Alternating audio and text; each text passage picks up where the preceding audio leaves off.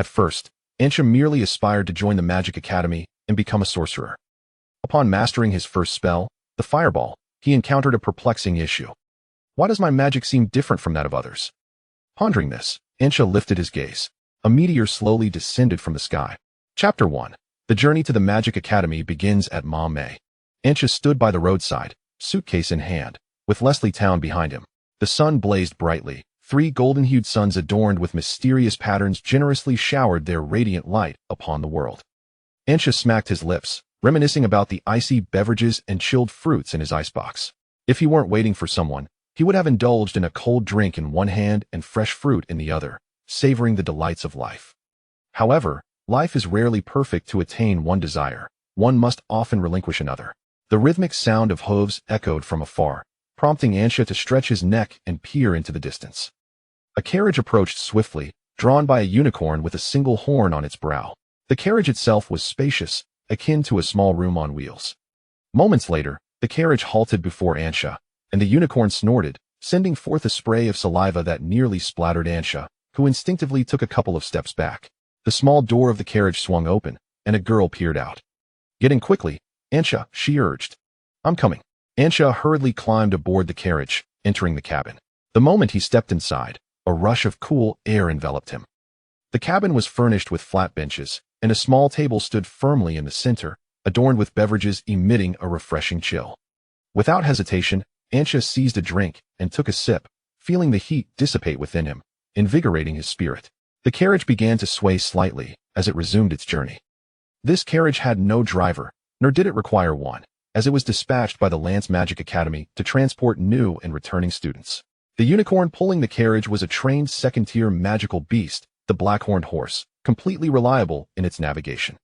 Considering the sweltering summer heat, the Academy had thoughtfully equipped each carriage with cooling enchantments, making the interior as comfortable as if air-conditioned. The girl in the carriage was named Melva, a fellow newcomer like Ansha, hailing from the nearby town of Rello. Their acquaintance stemmed from the recent magical aptitude test, where only she and Ansha were discovered to possess magical talent among their 2 towns. Their conversation naturally blossomed after the test, initiated by Ansha. Ansha was a transmigrator. His mother had passed away when he was 4, and his father drowned in sorrowful drunkenness 2 years later. Fortunately, a mature soul resided within his small frame, preventing him from succumbing to hunger. With the meager inheritance and the aid of townsfolk, Ansha successfully reached the age of 16. Upon discovering the existence of magic and martial skills in this world, he resolved to become a sorcerer, not merely because he had failed to achieve even an apprentice warrior status after years of training. The magical aptitude test was his first encounter with such extraordinary phenomena, making Melva, calm and composed, his confidant during that pivotal moment. "How much longer until we arrive?" Ansha inquired, boredom creeping in as 2 hours swiftly passed. Reclining in his seat, he felt the tedium settle in. Anticipating such a scenario, Melva had brought along a novel to read during the journey. The Lance Magic Academy was the closest to Leslie Town, well known to every resident, which was why Ansha chose to enroll there. Melva had familial ties to graduates of the academy. Having connections made things easier, and rather than venturing into unfamiliar territory, she preferred to follow the well-trodden path of her elders. The carriage halted once more, and Ansha craned his neck to see an unfamiliar small town. A boy of similar age was embraced by his family as they bid him farewell. As he climbed aboard the carriage, his relatives waved goodbye. "Hello," the boy greeted shyly upon entering the cabin, occasionally glancing at Melva while maintaining a respectful distance. Ansha observed this exchange with keen interest. A pure-hearted youth from another world. Melva was indeed strikingly beautiful. Her eyes resembled delicate amethyst gemstones, and her lavender hair cascaded to her shoulders, tied back in a low ponytail. A few strands framed her face, accentuating her smooth, porcelain-like skin. For Ansha, who had seen countless beautified and heavily made-up faces in short videos before his transmigration, Melva's allure was momentarily enchanting, though it quickly faded. To this boy, however, Melva was likely the most exquisite person he had ever encountered. Ansha understood the boy's bashfulness. "My name is Anders, from Feely Town, and I am also a new student at the Lance Magic Academy," the boy introduced himself. "I am Ansha, from Leslie Town, and this is Melva, from Rello Town," Ansha enthusiastically replied. "Hello," Melva acknowledged, lifting her gaze slightly and nodding. Anders was taken aback, unsure where to place his hands in response. "I know Leslie Town," he changed the subject, pondering for a moment before continuing. There's a local specialty that has been selling remarkably well in our area, though it's only available in a dark tint that only adults can enter. Is that so? Melva's interest was piqued as her lavender eyes shifted toward Ansha. Since you're from Leslie Town, you must know what this specialty is, right? Ansha scratched his head, a troubled expression crossing his face. He not only knew but was also the creator of this specialty, receiving a share of the profits each month deposited into his magic crystal card, rendering him a modestly affluent individual. Contemplating, Ansha chose to describe it with utmost elegance. It is a garment that enhances the joy of life and human legacy. Melva appeared contemplative. Garments, you say? Then do bring me a few next time. With that, she placed several gold coins before Ansha. This. Ansha grimaced. Receiving gold coins should be a joyous occasion, yet under these circumstances, it felt perilous. If he truly brought Melva a few, it would likely mark his eternal day of regret. Do bring me a few as well, Anders chimed in, offering his own coins. I'm curious too. Every time I wish to see what it is, I'm told not to enter. My father bought some, but won't let me take a look. Wait, why are you joining in? Ansha gazed at the coins, grappling with an internal conflict before ultimately deciding to accept them. What's the worst that could happen? I could always just give them normal clothing later. After another 2 hours of travel, Ansha sensed something amiss. Logically, the journey to the Lance Magic Academy should not take this long. He glanced at Melva, who had put away her novel and was adjusting her attire. Their eyes met, and they silently acknowledged their shared concern, while Anders remained obliviously seated in the corner. What do we do? Ansha inquired. Let's observe the situation for now, Melva suggested. Melva produced a spell scroll, a testament to the diligence of her elder mages who, for an entire month, meticulously crafted magical scrolls to fill her 10 cubic meters of storage ring, ensuring her safety before permitting her to venture outside. Among the 3 occupants of the carriage, Melva was the sole individual capable of momentarily wielding magic while posing as an ordinary person. At that moment, the carriage unexpectedly decelerated, causing the trio to be thrust against the walls of the compartment. As it came to a halt, the cacophony of the surroundings seeped into the carriage. Anxiao exchanged a glance with Melva before cautiously rising to open the small door of the carriage. Outside, a throng of pedestrians bustled about, surrounded by various stalls, indicating they had arrived at a marketplace. Anxia's eyes caught sight of a familiar black tent. Where are we? Melva inquired, standing behind Anxia, her gaze scanning the unfamiliar scene, her senses heightened with caution. Laos, a city approximately 3 days' journey from the Lance Magic Academy, Anxia replied, recalling a previous visit for business expansion. Melva furrowed her brow, perplexed as to why they had been brought to this place. There's a significant issue at hand. Anxia glanced ahead before turning to fixate on Melva and the bewildered Anders in the corner of the carriage.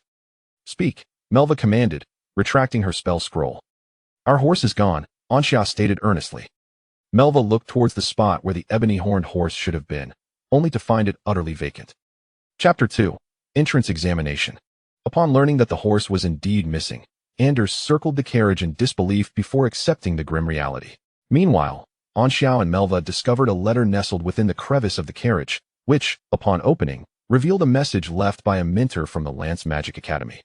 Congratulations on discovering this letter. It seems your horse has vanished. Your horse has vanished?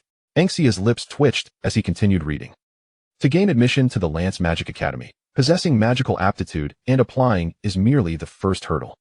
There are 2 additional challenges that must be surmounted. Failure to do so will result in the forfeiture of your new student status. Currently, you face the second challenge, the entrance examination. You must rely solely on your own resources, with a maximum of 50 silver coins, and reach the Lance Magic Academy within 3 days. Best of luck. Once Anxiao and Melva finished reading, the envelope and parchment spontaneously ignited into ashes. In the next instant, the coins from their pockets flew out, and Melva's storage ring vanished along with the gold. Anxiao patted his pocket, discovering only 50 silver coins remaining. Melva and Anders produced half a gold coin each from their pockets. Can we still use this? Melva inquired, perplexed by the notion of a half coin. Let me see, Anxiao replied, taking the half coin from Melva and then the other from Anders. The edges of the coins were exquisitely crafted, yet a dilemma presented itself. Both halves belonged to the same side, rendering them incapable of forming a complete coin. Furthermore, even if melted down, the yield would be minimal since, although termed gold coins, they were actually composed of a mineral known as magical copper, which shone with a golden hue. Not usable, Anxiao concluded, shaking his head. Melva pondered, so we are left with only your 50 silver coins? Anders' face fell in despair. It's over, we're surely going to be eliminated. Don't panic, Anxiao reassured Anders before turning to Melva. Are you familiar with this so-called entrance examination? Melva frowned. I've heard my elders mention it vaguely, but they didn't elaborate. I had assumed it would occur upon reaching the academy, not this early. It appears the Lance Magic Academy is not your average institution, Anxiao mused. Ordinary academies wouldn't orchestrate such a grand affair. Presumably, all new students faced a similar predicament. Upon hearing Anxia's musings, Melva and Anders suddenly regarded him with keen interest. You're unfamiliar with the Lance Academy? Melva's tone was peculiar. Anxiao scratched his head. What is there to know? Anders couldn't help but ask. Then why did you apply to the Lance Magic Academy, Anxiao? Because it's close to home? Anxiao answered cautiously, sensing a shift in Melva and Anders' demeanor, realizing something was amiss. The Lance Magic Academy seemed to hold considerable prestige. The Lance Magic Academy was established 32,000 years ago by the revered Saint Domain expert, Lord Lance, Melva informed Anxiao. Since its inception, the Academy has produced 136 Saint Domain experts, with 16 still active in the world today. Anders added, among all magic academies, Lance ranks third. Anxiao finally grasped the implications of his situation. It was akin to living next to Tsinghua or Peking University, yet lacking any knowledge of their significance. He had merely filled out his application due to proximity. Well, Anxiao covered his face. I had no idea the Lance Magic Academy was this formidable. Anders sighed, suddenly envious of Anxiao. He had diligently practiced meditation since childhood, finally meeting the mental strength requirements just before the Lance Magic Academy's enrollment period. Meanwhile, Anxiao, oblivious to all, had simply registered after being assessed for magical aptitude and was selected. This spoke volumes of Anxia's extraordinary talent. All right. Anxiao placed his hands on his hips. Now we must devise a plan to reach the Lance Magic Academy within 3 days, or else its prestige will bear no relevance to us. Do you have any ideas? Melva inquired. I only have a storage ring for clothing, and its capacity is limited. Same here, Anders echoed. Anxiao silently regarded the two, noticing they seemed rather inept in practical matters. Alas, Anxiao sighed. Let's start by selling this horseless carriage. Anders' eyes widened in disbelief. Isn't this the carriage from the Lance Magic Academy? Anxiao shot a glance at it. Did the Lance Magic Academy state we couldn't sell it? Anders hesitated, realizing perhaps they hadn't.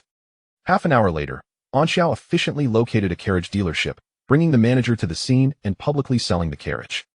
As a result, 300 gold coins were promptly acquired. The carriage itself was of average quality, but the magical inscriptions etched upon it were of excellent craftsmanship, created by a renowned artisan. Moreover, the Lance Magic Academy had left no markings on the carriage, allowing the dealership to refurbish it for use as a luxurious transport. All right, now we have funds. Anxiao tossed the coin pouch in the air, the delightful sound of clinking gold resonating. I've inquired, and if we hire a fourth-tier magical beast to pull a carriage, we can reach the Lance Academy in just 3 hours. In other words, we can spend 2 days in Liu, and then depart on the 3rd day. Is that truly advisable? Melva inquired hesitantly. Anders nodded in agreement from the side. Just decide whether or not you wish to journey to the Lance Academy of Magic. Perhaps not after all. At this moment, within the Lance Academy of Magic, the freshman department. Hey, Shiza, are you prepared for the entrance examination? A voice resonated through the amplification array. All set, replied Shiza, a mentor at the Lance Academy, reclining with his legs crossed. Director, do you still doubt my capabilities? This entrance test will undoubtedly leave a lasting impression on these little ones. You're not planning to intimidate the newcomers by revoking their status if they fail again, are you? You've caught me again, Director. Just don't go overboard. Sigh. Without a little stimulation, how could there be motivation? I eagerly anticipate the performances these newcomers will deliver. Unbeknownst to Shiza, a group of freshmen was racing towards an unpredictable fate. Chapter 3. Oh, you truly are my grandfather. Both Anxiao and Melva are adaptable to their circumstances, and Anders is no exception. The carriage has been sold and cannot be reclaimed, so Anxiao leads the two to a nearby inn, where they secure a double room and a single room. Once these arrangements are made, the trio begins to divide their spoils. The cost of lodging for 2 nights at the inn is 50 silver coins, and 100 silver coins can be exchanged for a gold coin. After deducting Anxiao's 50 silver coins, they still possess 300 gold coins. Consequently, each person receives 50 gold coins as spending money, while the remaining 150 gold coins are entrusted to Anxiao for booking a carriage to the Rand's Magic Academy in 2 days' time. An hour later, Anxia emerges from a carriage rental, having discovered that the price for renting a 4th-level magical beast is quite steep, amounting to 20 gold coins. This leaves them with 130 gold coins as reserve funds. Upon returning to the inn, Melva and Anders decide against venturing out. They believe it is wiser to stick together, primarily due to their unfamiliarity with the city, as only Anxia is well acquainted with the area. The storage ring filled with magical scrolls has been confiscated, leaving Melva feeling insecure, while Anders, in his innocence, is simply apprehensive. His trepidation stems from Anxia's audacious act of selling the Academy's carriage. Should he venture out alone and be caught by the Academy? His frail frame could not withstand the repercussions.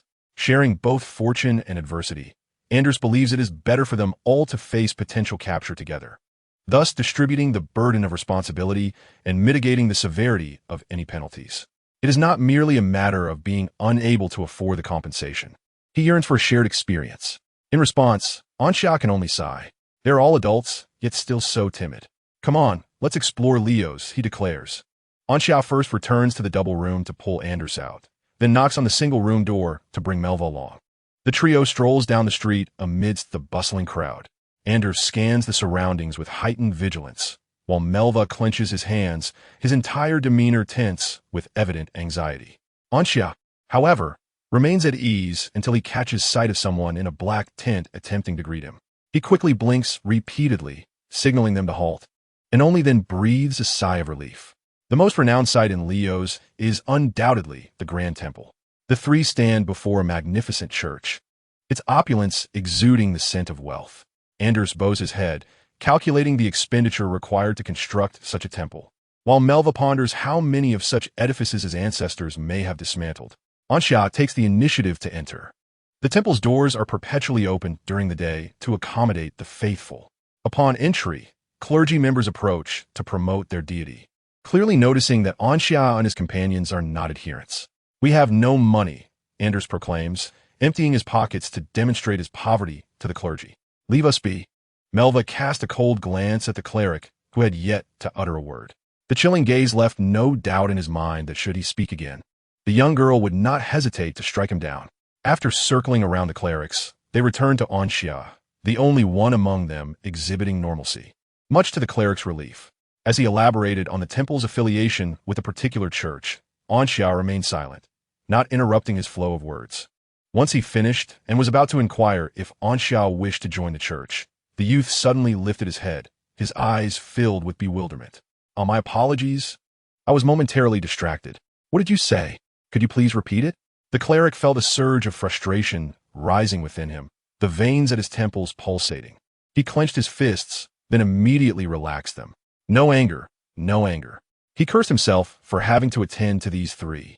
As he stormed away in a fit of rage, Anxia wore a perplexed expression. What is wrong with him? Anxia turned to Melva and Anders. Not sure. They both replied in unison. After wandering around the temple, the trio decided to leave. Without a guide, the intriguing architecture lost its charm after a single circuit. Where did you hide the gold coins? Melva inquired curiously, addressing Anders. Just moments ago, Anders had rummaged through all his pockets to prove he had no money, yet he had clearly received 50 gold coins earlier. Anders raised his right hand. Of course, they're in my storage ring. He was puzzled by Melva's question, but felt pleased to be cared about, chuckling softly. Melva raised an eyebrow, realizing she had forgotten that Anders also possessed a storage ring. The roasted meat from Rios is quite renowned, Anxia remarked. Perhaps it is due to its proximity to the Beast Mountain range, where there is an abundance of meat. Some creatures living at the edge of the mountain have been listed as endangered, and I suspect it is because the people of Rios have consumed them into that status. Melva nodded.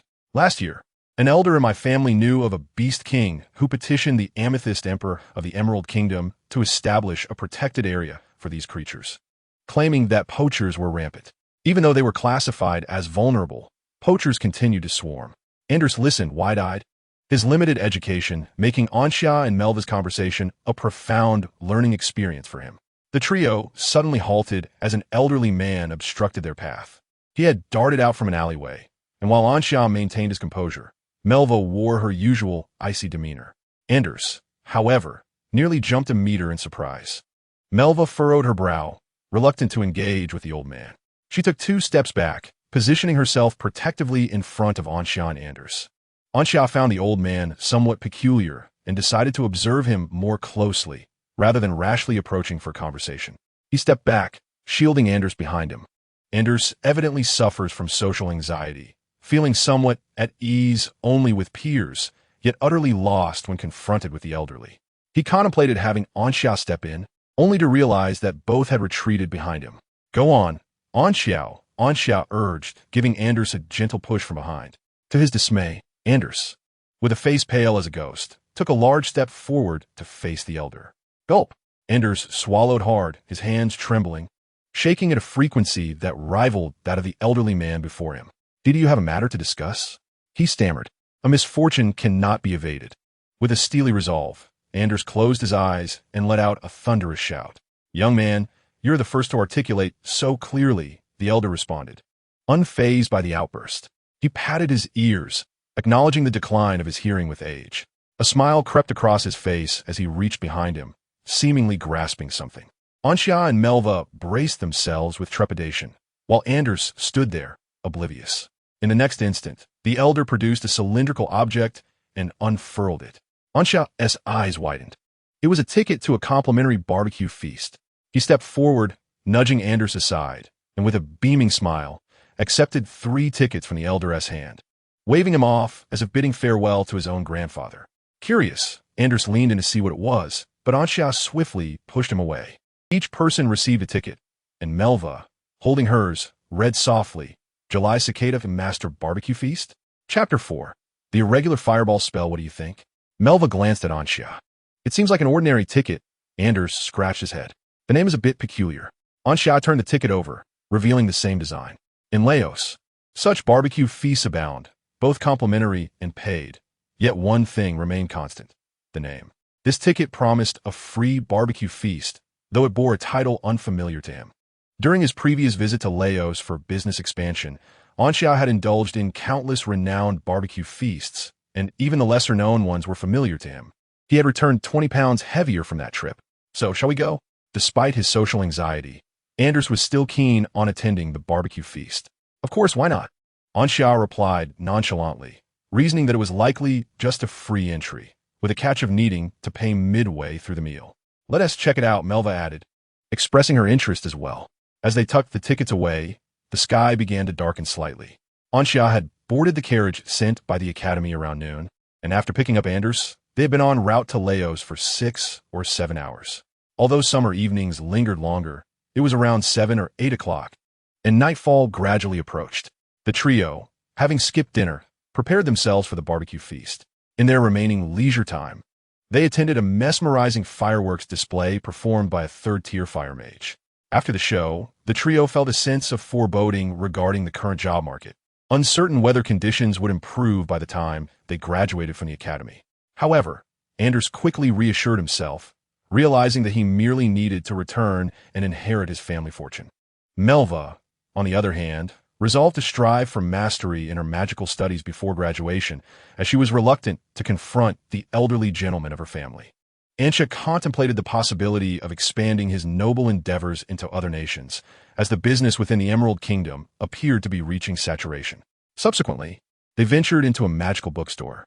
It was Anxia's first visit to such a place. Previously, he had refrained from self-studying magic due to his busy schedule and concerns about potential hazards from premature learning.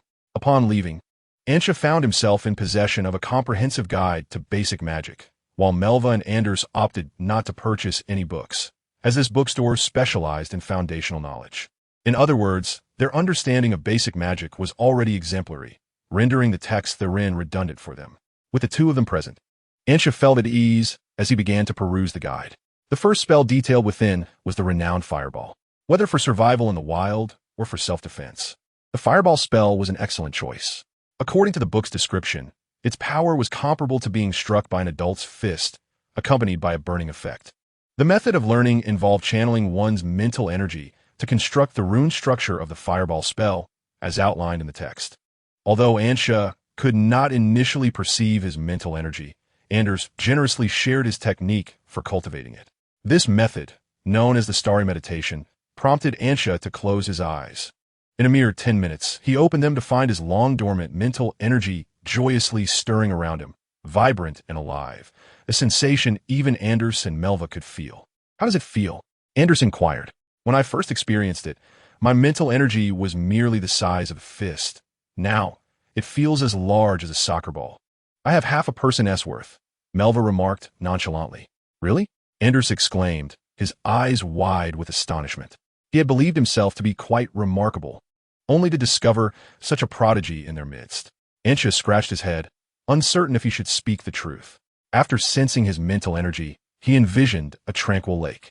After a moment's contemplation, he delicately stated, I saw myself. This was not untrue. Within the lake-like essence of his mental energy, he beheld his own reflection. You saw yourself?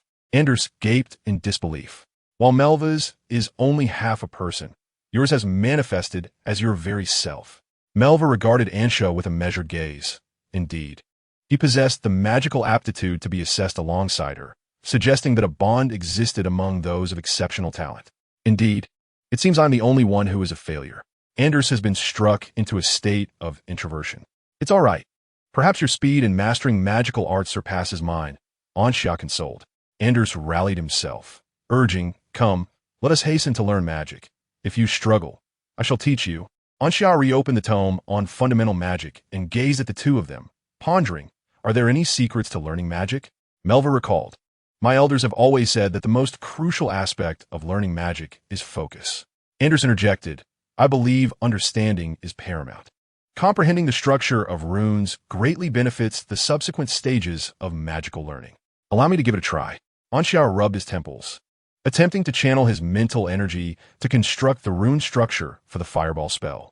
He concentrated intensely, striving to grasp the rune structure as Anders had suggested. The learning of rune structures either requires meticulous imitation, replicating every detail without deviation, or achieving a moment of enlightenment during the construction, allowing for instantaneous formation and casting of magic. Nevertheless, it all begins with careful imitation.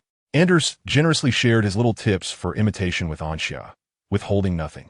Ansha's mental energy began to deplete rapidly as he faced repeated failures in his attempts to construct the spell. Fortunately, his reservoir of mental energy was vast. This level of depletion was but a mere trifle. Amidst numerous failures, Ansha began to perceive small nuances in the construction process, growing increasingly adept. An hour later, the sky was entirely shrouded in darkness, yet a flicker of firelight appeared in Ansha's hand. I've done it, he exclaimed, beaming at the fireball. While Anders applauded and Melva smiled faintly, a gust of wind swept by, extinguishing the fireball. This was due to the instability of the constructed rune structure. However, with practice, such occurrences could be avoided. Ansha took a deep breath, resolved to try once more. As he channeled his mental energy and reconstructed the rune structure, he suddenly felt a sense of awkwardness halfway through. Sensing the incomplete rune structure, an epiphany struck him, causing his mental energy to fluctuate uncontrollably, resulting in subtle alterations to the rune structure. Could this lead to any issues? Ansha was uncertain, but the rune structure remained intact, so perhaps there was nothing to worry about. With apprehension, he completed the rune structure, yet the fireball did not materialize in his hand. Have you finished constructing it? Melva inquired. Yes, Ansha replied, perplexed. But where's my fireball? Could it be that a slight change in the structure caused it to vanish? Is there some disturbance? Anders scanned the surroundings. The location was rather secluded, with only the three of them present. Yet, the sound of whistling continued to resonate, growing ever louder. Ansha instinctively looked up and was astonished to see a fireball descending from the heavens. Moreover, he felt a profound connection to this fireball. What on earth? How did the fireball I constructed end up in the sky? Chapter 5. Whose fireball spell is like this? It's about to fall. Anders shouted in terror. Run. Ansha was the first to take flight, with Anders hastily trailing behind him. Melva, who was the last to react, yelled furiously at Ansha. You idiot. The three fled to a point 30 meters away from where the fireball would land before halting and turning to look back. They witnessed the fireball crashing down upon the street. Boom! The sound of the explosion reverberated as smoke billowed forth. Ansha sidestepped just in time, narrowly avoiding a piece of debris that was hurled in their direction. We're done for, Anders said, his face ashen. Melva looked up and noticed a squad of guards in uniforms hastily approaching from the sky. You'll have to pay for this. Melva cast a resentful glance at Anxia. Before long, the city guards arrived at the scene. One guard wielded wind magic to disperse the dust, revealing the devastated street beneath. Fortunately, this area was largely uninhabited, and no casualties had occurred. The city guards, however, regarded the trio with grim expressions, fully aware of their identities. Prior to the enrollment tests at Lansing Magic Academy, the city's administrators have been informed of the new students, and the city guards have been briefed on their appearances as well. Can anyone tell me what transpired here? The dark gaze swept across the three of them. Melva and Anders took a step back, while Anxia stepped forward. To stick your neck out is just as risky as to hide it, Anxia proclaimed, standing tall. It was I who, while practicing the fireball spell, inadvertently caused this. The captain of the city guards chuckled, and the other guards joined in the laughter. You're telling me this noise was caused by a fireball spell? As if none of them have ever learned it. Even now, you're still being dishonest. The captain bellowed. Anxia recoiled slightly. It truly was a fireball spell. The captain, amused and exasperated, remarked, You've got quite the stubborn tongue. Haven to you? When was the last time I encountered someone so obstinate? A fireball spell, you say? Then show me one right here and now. Anxia tentatively asked, If I destroy this place, would I be held accountable? Quit your rambling and cast it already. Very well. You asked for it. With the captain's insistence, Anxia, without a care, began to construct the fireball spell. Remarkably, this uniquely modified version of the spell was etched firmly in his mind, akin to an innate ability. He had forgotten some of the fundamentals of the basic fireball spell. Yet this particular variant was indelibly clear. As his mental energy waned, the runic structure grew ever more complete. 1 minute later, the structure was finalized, and Anxia triggered the special fireball spell with his mental force. In the next moment, the runes vanished from his hands, and Anxia felt an intimate connection forming in the sky. It's coming. Anxia pointed skyward, alerting the others. As Melva and Anders observed from the sidelines, they lifted their heads alongside the city guards, all gazing skyward. There, suspended at an altitude of several dozen meters, a fireball had appeared, descending like a meteor from the heavens. The captain of the city guards remained unimpressed. To him, this fireball bore no distinction from any ordinary one, and he was eager to witness whether it could truly wreak havoc akin to what had transpired on the nearby street. Anxia, however, was acutely aware of the fireball's formidable power and prudently distanced herself. 3 seconds later, the fireball struck the ground. The captain's gaze was fixed on it, watching as it landed, expanded, and erupted. With a thunderous roar, a surge of energy radiated outward from the fireball, engulfing the area with a thick cloud of smoke. Water shield! Anxia heard a shout emerge from within the haze and fervently prayed for the captain's safety. She could hardly be blamed for her caution. She had spoken the truth, yet the captain remained skeptical. Are you certain this is your fireball spell? Melva stood beside Anxia, unable to suppress a smirk curling at the corner of her beautiful lips. What kind of fireball spell manifested in such a manner? Even her own elders could not conjure such a force. Anders shut his eyes, unable to bear witness to the unfolding disaster. It was over. Not only had the street been obliterated, but now the captain was caught in the blast. He could envision the academic authorities arriving to extract them from the dungeons of Laos. This is precisely what I learned in the compendium of basic magic. Anxia babbled nonsensically. After all, the truth was far too perilous for them to divulge. Otherwise, she would undoubtedly face dire consequences. A gust of wind swept through, courtesy of the city guard who had earlier employed wind magic, dispersing the smoke. The captain's silhouette emerged, slightly disheveled but unscathed. Naturally, how could the captain be harmed by a mere fireball, even one with a modicum of irregularity? I was speaking the truth, wasn't I? Anxia cautiously approached the captain, her voice tentative. Upon hearing this, the captain's expression darkened. Get lost. Very well. Anxia intended to flee once more, but a hand pressed her firmly in place. Wait. The captain insisted that she first compensate for the damage caused to the street by the initial explosion. All right. Anxia turned and swiftly settled the payment, at which point the captain finally allowed her to leave. The cost of obliterating a street was 40 gold coins. Oh, how it pained her. After Anxia and her companions departed, one of the city guards could no longer contain himself. Captain, what about the damage caused by the second fireball? I'll cover the costs. The captain's expression grew increasingly grim. Even an internal rate, repairing the damage from the second explosion would require at least 30 gold coins, whereas his monthly salary was a mere 35.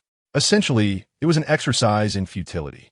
After the trio had walked a considerable distance, Anders finally exhaled in relief upon realizing that the city guards had not pursued them. Where next? Melva inquired. Until they reached the academy. They could not impart any magical knowledge to Ansha, nor could they allow him to self-study. Otherwise, with Ansha's extraordinary talent, it would not take long before the three of them would be left utterly exposed on their way to the academy after casting spells. Let me see, Ansha mused, just as his stomach growled audibly. A barbecue feast. He glanced at the time. It was nearly perfect for their arrival. Come, let us partake in the roast. Ansha led the way, being most familiar with Laos. Before long, the trio arrived at the venue of the barbecue feast, which had an oddly eerie atmosphere. They inquired upon arrival and entered a building, traversing a passage from study that led them underground to the feast. Why do I feel something is amiss? Anders murmured weakly. It's nothing to worry about, Ansha replied, observing the crowd adorned in elaborate costumes. He tore off a piece of roasted meat and began to chew. Confident and experienced. This is a performance of a barbecue feast. I once attended one hosted by a trading company. Chapter 6. Let us welcome them to the stage. To be honest, the meats at this barbecue feast were quite exquisite, ranging from 6th-level magical beasts to those of the 1st level. Ansha even sampled some roasted meat that appeared to be from an endangered species. Nonetheless, since they were already here, they should indulge in the food and drink. At most, he made a brief excursion under the pretext of needing the restroom, where he found the distress signal flares set up on every street, pulled one towards the sky, and returned to the feast looking perfectly composed. What'd you step out for? Melva, delicately nibbling on her roast, turned to Ansha and asked. Oh, nothing much, just a matter of doing the right thing, Ansha replied. Anders, who was voraciously devouring his meal, wore a puzzled expression but did not dwell on it, transforming back into a culinary powerhouse. Although he struggled with social anxiety, he could not resist the allure of food in the presence of others. Sometimes, Ansha wondered if Anders was overindulging due to his family's wish for him to enroll in a magic academy rather than continue to wreak havoc at home. As the banquet progressed, the pace of eating slowed considerably among the majority, as if they were waiting for something. In the adjacent room, an elder and a youth were present. The elder was the one who had distributed banquet tickets to Ansha and his companions. He was clad in a light brown robe with a cicada insignia on his forehead. The young man stood beside him, applying makeup that enhanced the elder's authoritative presence. As the makeup reached its final touches, the young man nodded and said, Sir, it is complete. What did you say? The elder turned, a look of confusion in his eyes. The young man sighed deeply, took a breath, filling his lungs with air, and shouted with all his might, I said, Sir, it is complete. At this moment, the elderly man merely nodded slightly, patting his ears, urging to speak louder, for who could hear him at such a feeble volume? The young man stood momentarily speechless. Just a few hours prior, the old man's hearing had been as acute as any normal person's. However, ever since he had suggested stepping outside to recruit a few new disciples before the banquet commenced, he had seemingly become deaf. It was uncertain which unscrupulous individual had committed such a heinous act, showing a blatant disregard for the elderly and the young by subjecting a venerable old man to such cruelty. Outside, Anders, having swallowed the last morsel of grilled meat, suddenly yawned and raised his head in confusion. Could it be that he had caught a cold from the chill of the carriage? Yet that made no sense. He had never heard of a constant temperature array causing someone to catch a cold. Was it possible that some infatuated maiden was pining for him? Ansha casually remarked from the side. Instantly, Anders' face flushed crimson. He stealthily glanced at Melva, then stole furtive glances at the more attractive women at the banquet. Ansha, observing this scene, raised an eyebrow. Ah, so it appears that your affection isn't confined to Melva's type. You are drawn to all who possess beauty. Just as Ansha was about to slice another piece of grilled meat, an abrupt stillness enveloped the gathering, as every attendee, save for the three of them, ceased their movements and solemnly turned to a singular direction.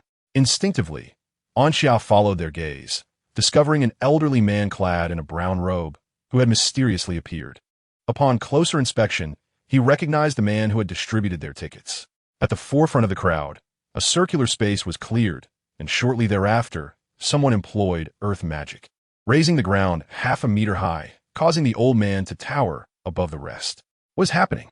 Melva prodded Anxia with her slender, pale fingers, to which Anxia, perplexed, shook his head. I am unaware. The barbecue feasts I have attended previously have not featured such occurrences. Suddenly, Anxia noticed a cicada insignia embossed on the elderly man's forehead, one that had been absent during their earlier encounter. Observing the other banquet attendees, he discovered that each bore a similar mark in varying locations on their faces. Melva clearly noted this as well, and even Anders did. Have we stumbled into a place we ought not to be? Anders spoke with a trembling voice. Then why are you still consuming so much? Anxia retorted. I was unaware until now. Before the two could continue their bickering, Melva interjected, lowering her head, prompting Anxia and Anders to do the same. This was necessitated by the elderly man's gaze, which had settled upon them, lingering for an extended moment before shifting away. Anxia then heard the creaking sound of the exit door being shut. Good evening, everyone, the old man said with a benevolent smile. The crowd erupted in fervent cheers. Good evening, sir. Today marks the annual feast of our July church, and I have made ample provisions, hoping that all of you enjoy your meal. The elder surveyed the assembly, nodding with satisfaction as the congregation had notably increased. It seemed that everyone had diligently engaged in their missionary work last year. Although the city guards relentlessly sought our whereabouts, we were akin to cicadas dwelling underground. How could the hyenas basking in the sunlight ever locate us? The crowd chorused. Only the cicada master lives forever. The elder's contentment deepened. Anders turned to Anxiao in terror, while Melva's eyes burned with fury. Anxiao scratched his head, offering an awkward smile. It was not his intention. Who could have known that this place was the headquarters of a secret cult?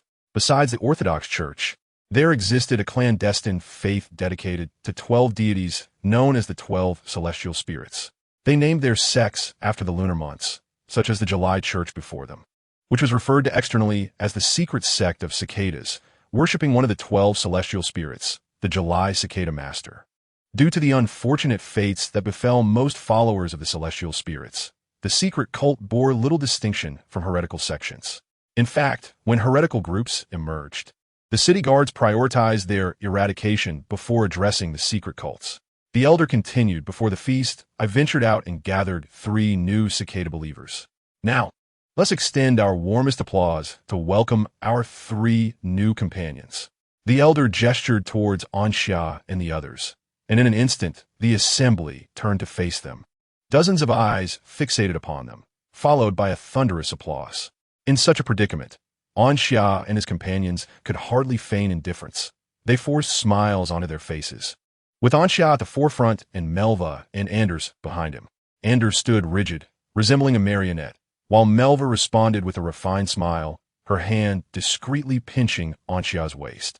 Cold sweat trickled down Anxia's forehead as he struggled to suppress the scream rising from the depths of his throat. Now, let us welcome them to the stage for their initiation speeches, the elder announced, stepping aside as a staircase connected the platform, allowing him to descend. What should we do? Anders whispered, his anxiety nearly suffocating him. You go first. Melva hissed into Anxia's ear, her teeth clenched. What else could be done? Anxia steeled himself and stepped onto the platform, facing the sea of secret cult followers. He could not help but swallow nervously, his heart pounding fiercely within his chest, almost leaping from his throat. Chapter 7.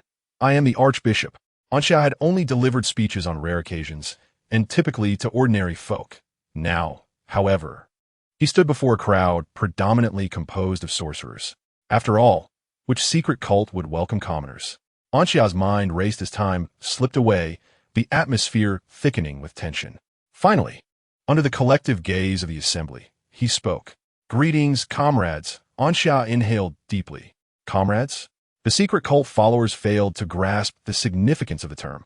I am deeply honored to join the July church. Anxia surveyed the surroundings, her gaze imbued with unwavering resolve. However, I soon realized that the church was not as I had envisioned. She lamented deeply. I once believed the church to be a tightly knit and orderly organization, a sovereign in the shadows, a paragon among other congregations. Yet, from my observations, the church has utterly fallen from grace. It is in dire need of salvation, transformation, and reform. Upon hearing this, the elders standing nearby appeared somewhat perturbed. The July church, founded by Laos, was being dismissed by Anxia's words, which undermined all he had accomplished. What do you propose we change? A cult follower immediately inquired. Anxia's voice rose with fervor. First, we must excise the church's internal bloat, commencing with the establishment of doctrines. Anxia's tone shifted. Do you possess any doctrines? His voice lowered, and the cult followers shook their heads. Aren't doctrines exclusive to the true God Church? Incorrect, utterly erroneous. Anxia waved his hand vigorously. Who told you that only the true God Church can possess doctrines? And who informed you that they are the true God Church? Are we a cult? Anxia retorted. No. Do we commit murder? No. Do we engage in theft, gambling, or debauchery? We never do. Would the true God Church partake in such deeds? They would not. Given that, Anxia pressed his left hand to his forehead, threading his fingers through his hair and sweeping it back. He closed his eyes, and when he reopened them, a solemn expression remained. Then are we not also the true God Church? This declaration reverberated like thunder, leaving all the cult followers momentarily speechless. Even the elder fell into contemplation. Although Anxia's argument bore a hint of fallacy, upon closer inspection, there seemed to be an element of truth to it. Are we the true God Church? A cult follower could no longer contain her curiosity, her voice trembling with excitement. Since joining the July Church, despite basking in the radiance of Master Chan, she had always feared the day of her capture. She envied the true God Church, for while all professed faith in the divine, they could walk boldly in the sunlight. What else? Anxia leaped down from the platform, approaching the follower and gently caressing her cheek. Beneath her makeup, she remained an alluring young woman. Will you believe you are? Anxia's enchanting voice echoed in the ears of the cult follower, stirring her emotions as she had never contemplated such notions. Ultimately, her legs weakened, and she knelt, sitting on the ground like a duck. Behind her, Melva and Anders exchanged glances, their expressions rife with complexity. Had they not known beforehand that Anxia was not a cult follower, his demeanor could easily lead one to believe he was an ambitious cult leader. Anxia raised his hand, the cult follower clinging to his leg to avoid collapsing entirely, as he surveyed the surroundings, slightly lifting his chin. Please share your thoughts. What do you believe you truly are? Each follower of the esoteric faith contemplates this. The atmosphere grew increasingly solemn until suddenly, one devotee exclaimed, "We are the Church of the True Deities." Once a leader emerged to vocalize this sentiment, more and more began to embrace this enlightened perception. We are the Church of the True Deities. We are the Church of the True Deities. The crowd erupted in cheers, with Anxia standing before them, arms raised, seemingly reveling in the ambience. The elder gazed at Anxia with a sense of gratification. The esoteric faith indeed has a promising future. Yet, a thought struck him. Wasn't he merely allowing this youth to deliver an introductory address, contemplating the coercion of the three individuals to forcibly join the church? But now, in this moment, the elder's mind raced. Why did he feel like an outsider? A sense of foreboding began to stir within him. Sure enough, as the atmosphere reached a fever pitch, Anxia ascended the platform once more, surveying the esoteric followers from a position of authority. Since we are the Church of the True Deities, it is imperative that we establish a strict hierarchy and promotion channels, signifying that our church shall proceed on the right path. Yes, the esoteric followers fervently echoed their agreement. The highest authority within the Church of the True Deities is the Archbishop. Thus, let us determine the candidate for this esteemed position. Anxia declared tonight, I have enlightened all of you regarding our church's true identity, and I propose that I assume the role of Archbishop. Is there any dissent? No, you are the Archbishop. We believe you will lead us to a glorious future. Excellent. Anxia nodded. Below the Archbishop lies the ordinary bishops. Whom do you elect as the ordinary bishop? The esoteric followers unanimously pointed to the elder. Him. This esteemed gentleman has continually guided us. We trust he can fulfill the role of ordinary bishop. Very well. Anxia waved his hand.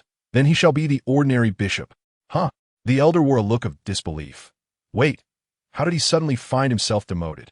From the back, Anders quietly inquired, does the Church of the True Deities have archbishops and ordinary bishops?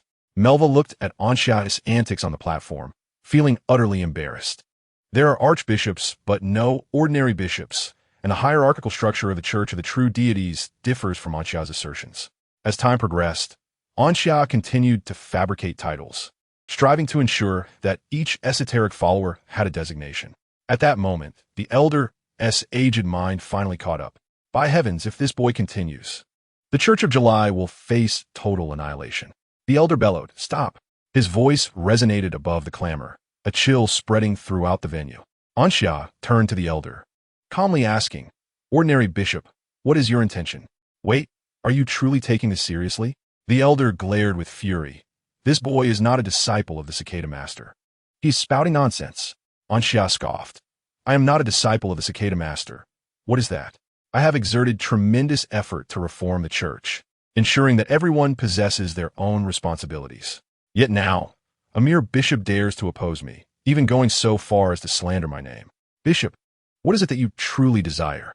With a thunderous voice, Anxia declared, embodying righteousness as though he were the archbishop himself. Under his leadership, the cult followers began to vocally denounce the elder. Hearing these words, the elder trembled with fury, sputtering, You. With a swift motion, he conjured an ice spear before him and hurled it at Anxia. Startled, Anxia ducked just in time to evade the attack. In a fit of anger, he pointed at the elder, proclaiming, "The bishop seeks to harm the archbishop. Such treachery is utterly unconscionable. He aims to sever our July church from becoming a legitimate divine church. My followers seize the bishop." Witnessing this scene, the cult followers shared Anxia's indignation, rallying to his command as they launched an assault against the elder. Spells erupted in a chaotic melee, transforming the area into a battleground.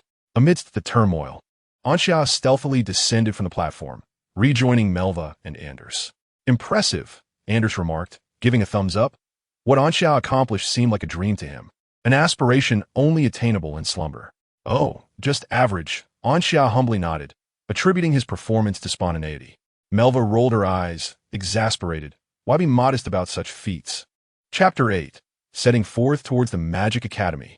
As the saying goes, 2 fists can hardly contend against 4 hands.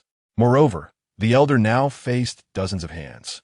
Even with his formidable strength, he was soon overwhelmed and defeated. The cult followers ensnared the elder with wooden magic, and then turned their attention to Anxia. Awaiting his next command, Anxia felt it inappropriate to remain alongside Melva and Anders, so he slowly approached the elder, his expression grave. "Bishop, do you not recognize your transgressions?" "Enough of your nonsense," the elder bellowed in rage. Clearly this cult was his. What wrong had he committed? With such audacity, you still dare to speak boldly. Anxia raised an eyebrow, gesturing grandly. "Bring forth the punishment." The nearby cult followers were puzzled. "Archbishop, it seems we have no punishment to administer." "Fools!" Anxia beckoned for the cult followers to lean in closer, speaking in hushed tones meant only for their ears.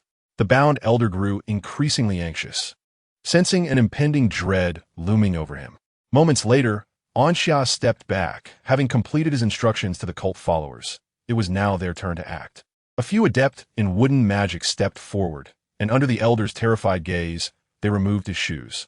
They then conjured magic, causing supple branches to sprout from the ground, resting upon the soles of the elder's feet. Finally, at Anxia's command, the branches began to move at an astonishing speed. The elderly man initially intended to endure. How could he succumb to such childish antics? However, mere seconds later, he faltered. Who could withstand such a spectacle? Melva and Anders shielded their eyes, unable to face the bizarre scene. An elderly man, caught in the center, erupted into uncontrollable laughter, while those around him wore solemn expressions. The absurdity of the moment was striking. Just as the old man was on the verge of laughter-induced breathlessness, a resounding bang echoed as the door to the banquet hall was forcefully breached. All eyes shifted towards the entrance, where a dozen fully armed city guards appeared.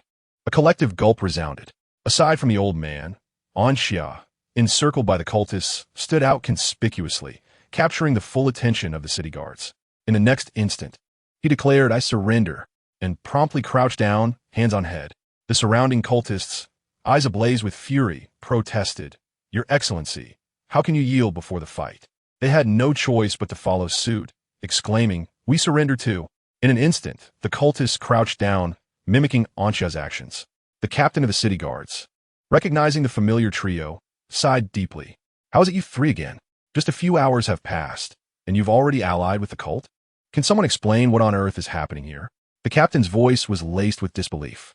The old man's manic laughter echoed throughout the space. 10 minutes later, the cultists were shackled with suppression cuffs and escorted outside. Anxia and his companions stood among the city guards. The captain rubbed his temples. Initially, they had spotted a distress signal flare and rushed to investigate, only to find no one. A guard had then detected traces of the cult and followed the clues to their gathering site, leading to an unexpected scene. It's all a misunderstanding. Anxia sheepishly scratched his head. The captain shot him a bemused glance. What sort of misunderstanding leads cultists to clash with their own organizers? It is merely an art of rhetoric. Anxia asserted earnestly. In fact, I believe you bear a striking resemblance to a cult leader. Why not join these cultists in prison and further expound upon the art of rhetoric? The captain retorted with a sarcastic tone. Anxia quickly shook his head. I'd rather not. Then do not create further trouble for me, the captain warned before departing with the other guards, escorting the cultist away. At this moment, Anders breathed a sigh of relief. He had feared imprisonment was imminent. By the way, when did you launch the distress flare? Melva inquired. I went out once after the banquet commenced. Anxia replied. That was when I released it. Melva, puzzled, asked, did you realize they were cultists at that time? No. Anxia shook his head, explaining that he had merely spotted an endangered magical beast among the roasted meat, which compelled him to signal for help. After all, if they were to remain silent about it, they would all find themselves languishing in a dungeon when the truth inevitably surfaced. Melva was at a loss for words. Let us just return to the inn, he sighed, reflecting on the multitude of events that had transpired within such a short span. Let us go. Anxia too felt fatigued. Delivering that speech had truly drained his energy, and under the gaze of so many, his legs still felt somewhat wobbly. Upon their return to the inn, Anxia and Anders collapsed into slumber. Melva, however, completed his evening routine, meditated for an hour, and only then did he allow himself to rest. The next day dawned anew. Anxia sprang from his bed, brimming with vitality. Anders, deeply immersed in dreams, was startled awake, casting a resentful glance at Anxia before attempting to return to slumber. Yet, as soon as he began to drift off, the tantalizing aroma of breakfast wafted through the air, swiftly dispelling any lingering drowsiness.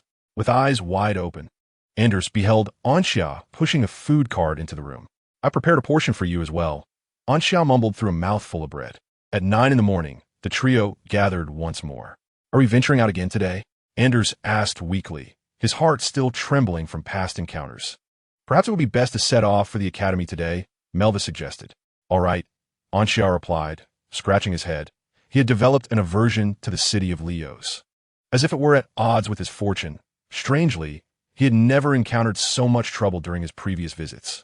I'll head to the rental office to adjust our reservation. Why don't you both explore a bit and pick up some souvenirs?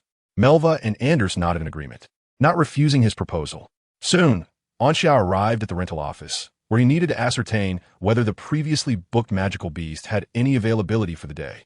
Fortunately, 4th-level magical beasts were seldom rented out, allowing Anxia to negotiate a new reservation for today at the cost of 1 gold coin. Upon returning to the inn, he found Melva and Anders just arriving. Melva had purchased some jewelry and plush toys, typical items for a girl, while Anders had acquired snacks intended for their journey to the academy. We shall depart for the academy at 2 in the afternoon, Anxia declared. Melva nodded gently, suggesting they should tidy up first to avoid leaving anything behind.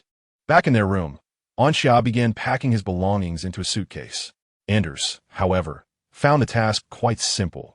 With a flick of his mental energy, he stored his items directly into his storage ring. Time passed swiftly, and the rental office punctually dispatched the 4th-level magical beast to the inn's entrance. As the three of them climbed aboard the carriage, they gazed at the scenery receding behind them, their hearts brimming with curiosity and a touch of trepidation regarding the Rand's Magic Academy. Damn it! Melva shot Anxia a fierce glare. If it weren't for this guy, we wouldn't even be afraid of the academy. Anxia, bewildered by the glare, could only stare back in confusion.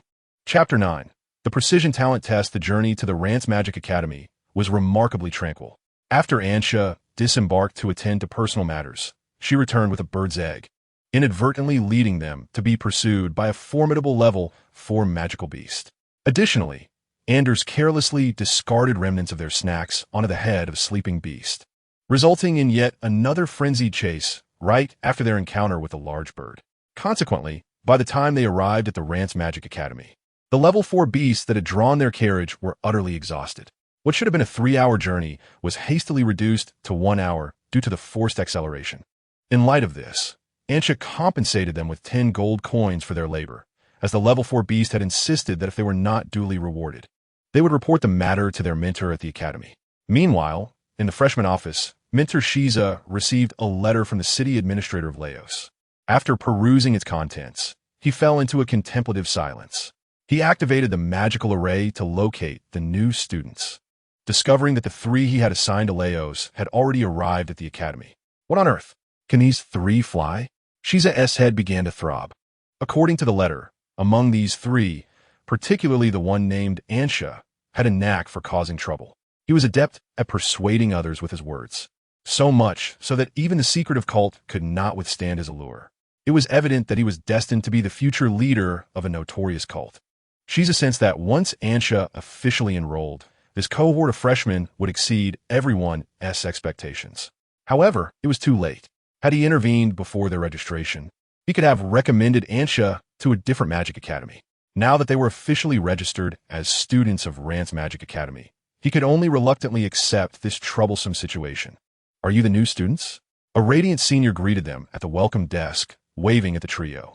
Ansha, leading the way, approached her, and each received an enrollment handbook. Now, follow the steps outlined in the handbook diligently, and upon completion, you shall be officially enrolled, the senior instructed.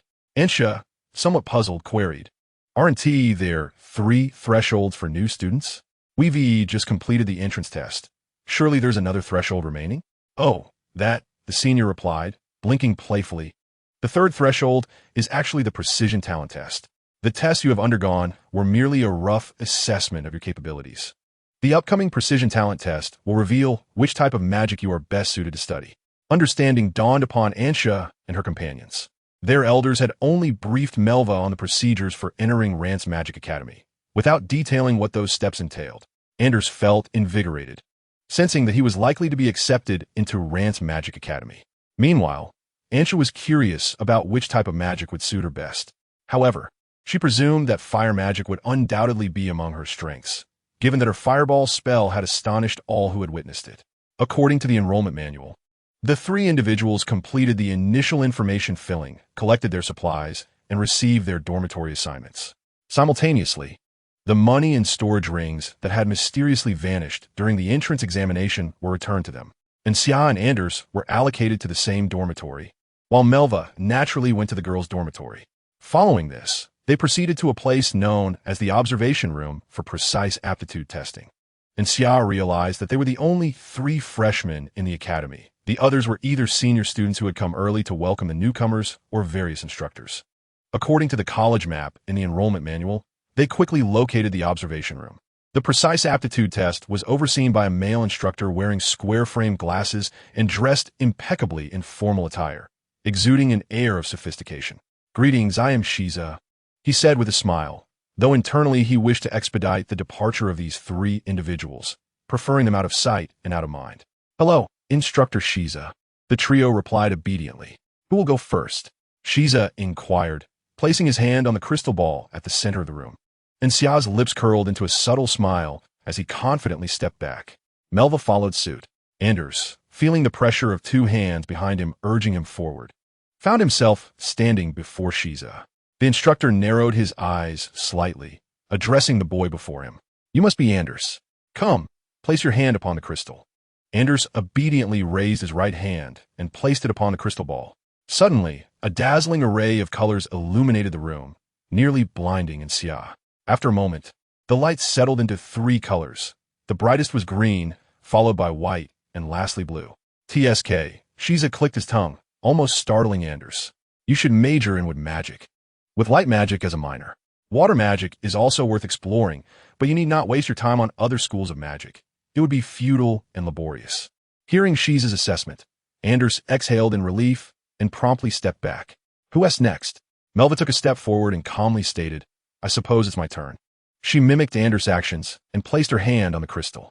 The same dazzling spectacle ensued, but this time Xia was prepared. He closed his eyes, bracing himself. The colors that remained for Melva were blue, red, and gray. Shiza expressed surprise. You are well suited to major in water magic, with fire magic as a minor. Space magic is quite rare. I can recommend a proficient instructor in that field to teach you. Thank you, Instructor Shiza, Melva replied politely. Shiza's mood lifted considerably. It seemed that among the three, only Xia was an unpredictable variable, while the other two resembled ordinary newcomers. However, it was now Xia's turn, and Shiza felt a wave of apprehension wash over him. Once Melva stepped back, and Xia took a deep breath and approached the crystal ball with a resolute expression. He placed his hand upon it, conveying a sense of impending fate. Shiza's mouth twitched. This boy was quite the dramatist. He then activated the crystal ball. This time, the observation chamber was enveloped in an unfathomable darkness. The external light was utterly consumed by this void. Within the shadows, Shiza felt a sharp pain in his teeth. This did not imply that Anxia was suited for the study of dark magic, for dark magic did not manifest such profound darkness. Such a scene had previously occurred when individuals devoid of magical aptitude were tested, but even then, it was not this dark. It resembled the twilight just after sunset. The darkness they now witnessed was akin to that which could only be observed in a realm devoid of light. Anxia undoubtedly possessed magical talent. Otherwise, he would not have successfully enrolled in the Lance Magic Academy. Moreover, the correspondence from the administrator of Leo City described Anxia's unconventional fireball technique, further indicating his capacity to learn magic. Yet, Shiza was perplexed as to why such a phenomenon was occurring now. He felt his mind teetering on the brink of overload. Chapter 10. All are inherently abstract holy bodies. Anxia withdrew his hand from the crystal ball, gazing expectantly at Shiza. Master Shiza, may I inquire which types of magic I am suited to learn? Shiza fell silent, unsure of how to respond. After some contemplation, he decided to speak candidly. You are quite the enigma. Anxia, adorned with a large question mark above his head, retorted, Why am I considered an enigma? This is the first time I have encountered such a scene. Shiza replied earnestly, I have only witnessed similar occurrences when individuals lacking magical aptitude tested the crystal ball. Anxia pondered, recalling his ability to master and slightly modify the fireball technique. It was inconceivable for someone without magical talent. Thus, I'm unable to offer any advice. Perhaps you are a prodigy, capable of mastering all forms of magic, for such profound darkness can devour all light. It is also possible that you are an unprecedented genius in dark magic, as there is no other explanation for the emergence of such a scene. Shiza suggested, I believe you should embark on your own exploration. Perhaps you could author a highly specialized tome based on your unique characteristics, guiding future generations. Anxia fell silent. After all that had been said, could it still alter the fact that he was indeed an enigma? Behind him, Melvis stifled a laugh, and Anders was also amused. Moments later, Shiza bid farewell to the three, finally exhaling a sigh of relief. Just as he was about to turn and depart, a faint sound reached his ears from behind. Shiza spun around to behold the crystal ball in the center of the observation chamber, now marred by cracks that radiated outward in all directions. His eyes widened in astonishment, and 2 seconds later, with a resounding crash, the crystal ball shattered into countless fragments. Oh, my ball! A heart-wrenching cry echoed throughout the observation chamber. Anxia and his companions, oblivious to the events that transpired after their departure, were now making their way toward the dormitory. On the way, Melva parted ways with them, heading towards the girls' dormitory. At Lance Magic Academy, the girls' and boys' dormitories were not situated together. Upon arriving at the boys' dormitory, they found it unoccupied, as they were the first new students to arrive. The dormitory was approximately 30 square meters, divided into 3 rooms, complete with a private bathroom. Anxia was thoroughly pleased, compared to the cramped quarters of her previous residence. This place felt nothing short of perfect. Anxia chose the left room, while Anders opted for the right. As for the middle room, it could be reserved for a future fortunate occupant. Expenditure on daily life at Lance Magic Academy was relatively minimal. The cafeteria was organized according to students' ranks. For instance, the first floor was designated for those with bronze badges, while the second floor catered to silver badge holders. As new students, Anxia and her peers all bore bronze badges. To elevate their badges, they could either accumulate credits or participate in various activities and tasks organized by the academy. However, Anxia did not find specific details in the enrollment handbook.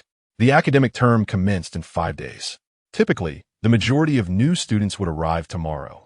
Nevertheless, Ansha and her companions had managed to arrive early, affording them an additional 2 days to familiarize themselves with the academy.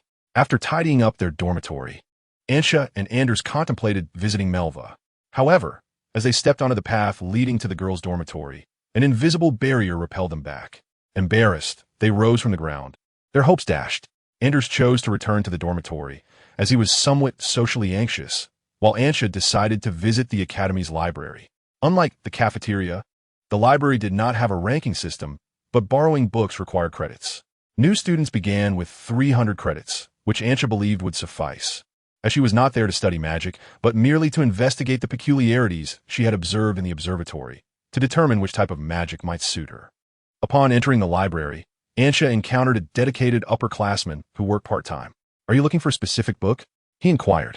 Ansha described the scene she had witnessed in the observatory. "Wow!" the upperclassman exclaimed, astonished by her account, as it was the first time he had encountered such a phenomenon. After pondering for a moment, he directed Ansha towards a certain area. Grateful, she proceeded in that direction. Upon arrival, she gazed at the labels on the shelves. Lost in thought, the compendium of geniuses. A cursory glance revealed that the shelves were filled with autobiographies of the prodigies who had once graced Lance Magic Academy. Was the upperclassman implying that she too was a genius? With hopeful anticipation, Ansha randomly selected an autobiography. January 3rd, played cards. January 4th, learned how to cook meat better using fire magic. January 24th, fought someone. February 4th, laid in the dormitory for 2 days. It was truly comfortable. Ansha quietly closed the autobiography. Immediately, he withdrew another book and opened it, only to close it again after 3 seconds. This cycle continued repeatedly until Ansha had perused all the autobiographies on the shelf. His eyes were vacant, overwhelmed by the abstract musings of the brilliant seniors who penned these memoirs. Why could they not include anything substantial related to cultivation? The entire shelf was filled with the esoteric narratives of the innate abstract sacred body, and they seemed delighted to share their thoughts. Returning to the librarian senior in a daze, the senior raised a hand and cast a concentration spell, snapping Ansha back to reality. A solemn expression settled on his face, and as Ansha met his gaze, a mutual understanding blossomed between them. It was evident that they had both read those autobiographies. Ansha inquired about his remaining credits, and, to his satisfaction, he discovered he still had 300 points left. Since those abstract autobiographies were looked down upon even by the Academy, perusal didn't consume any credits. "Have you found any answers, Junior?" the senior inquired with genuine concern. "I have a vague idea," Ansha sighed. "Do you know where I can test magic in the Academy?" The senior, eager to assist, directed him. "Just head this way and then turn there." Ansha waved goodbye and left the library. He first returned to his dormitory to retrieve the compendium of basic magic. Upon witnessing this scene, Anders recalled some unpleasant memories. Subsequently, Ansha made his way to the back mountain of the Academy. The area was in disarray, clearly a frequent site for magical testing. Ansha found a place to sit, opened his book, and focused on the second basic magic recorded within. Psychic Impact. This was a mental magic spell that involved constructing runes to materialize mental energy, amplifying its power to inflict disorienting damage upon an adversary, akin to the dazed state one experiences after receiving a punch to the chin, perhaps due to the vastness of his mental energy. Ansha mastered this spell in merely half an hour. Similar to the fireball spell, he fine-tuned the structure ever so slightly, a process he found utterly uncontrollable. Thus, Ansha decided to let go and embrace the chaos. After constructing the rune structure, he activated it with his mental energy. An unceasing flow of mental force surged from his mind. Ansha raised his hand, pointed forward, and shouted, "Psychic Impact." Chapter 11. The freshman competition, the target Ansha aimed at was a stone that had split in two. Upon activating the rune, a faceless, transparent, ghostly giant materialized behind the stone, wielding a large club. The giant approached the stone cautiously, ensuring it remained unresponsive, before suddenly raising the club high. Bang! The giant vanished, and the stone shattered from 2 pieces into 4. Ansha fell into silence. Where's my psychic impact? How did it turn into a blunt force strike? Most importantly, isn't this supposed to be a mental spell? What causes physical attacks? Is it true that striking someone unconscious with a stick is equivalent to incapacitating them with mental force, as long as the outcome is the same? Anxia truly suffers from a toothache. None of the magic she has learned seems to be ordinary. First, there was the fireball spell that descended from the heavens. And now this stealthy strike upon her head. Anyone who witnessed it would be utterly dumbfounded. There is no need for her to continue studying magic. Anxia suspects she could master each spell, yet they all manifest in peculiar ways. As Mentor Shiza remarked, it is akin to darkness that absorbs countless rays of light. However, Anxia believes a different phrasing is more apt.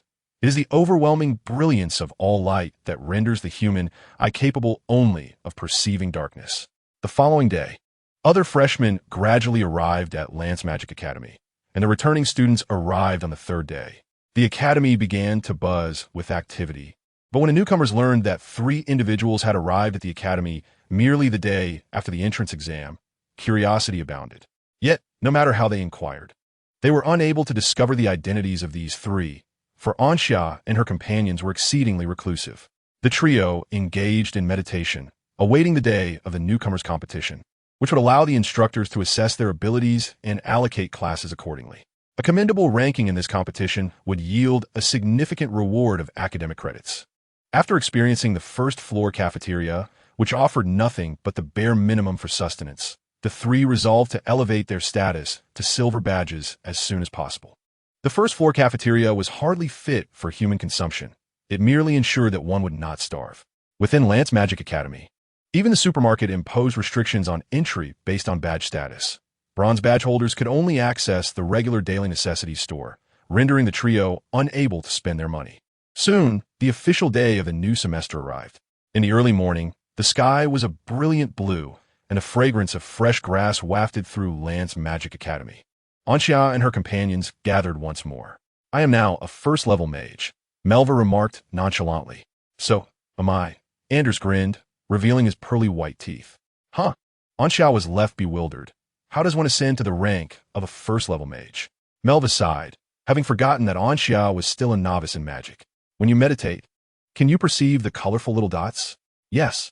Those are the elements that drift in the world around us. What you must do is use your mental force to draw these elements into your body, where they will be stored. The next time you cast a spell, once you have constructed the rune structure, you will not need to expend additional mental force to draw in elements. You can simply utilize those stored within you. However, the capacity of your body to store elements is limited and typically corresponds to your mental force limit.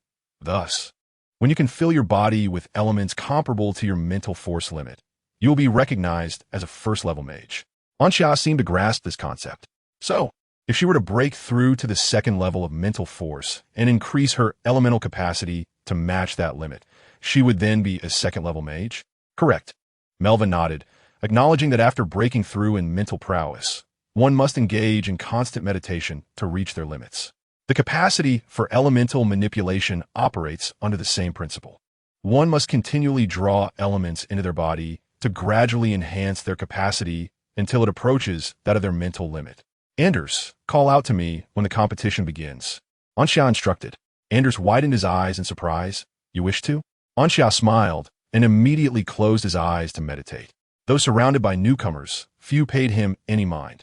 Those who did merely cast a fleeting glance before shifting their focus elsewhere. Before long, Anxia beheld a kaleidoscope of elements, summoning all his mental strength as images flooded his mind like a deluge. While others might gently coax elements with their mental faculties, Anxia forcefully ensnared them within his being. In an instant, a tumultuous upheaval of elements erupted around him. However, this chaos was swiftly quelled, coalescing into a swirling vortex. Countless elements vanished into the intangible whirlpool, leaving onlookers in a state of trepidation, utterly bewildered by the unfolding phenomenon. Sensing the precariousness of the situation, Anders hastily roused Anxia from his trance. The elements ceased their consumption, returning to a state of normalcy after a few seconds. Anxia, too, became acutely aware of the magnitude of the disturbance he had caused, feigning curiosity like the other newcomers as he sought the source of the commotion. Melva, momentarily taken aback, recognized a serious concern.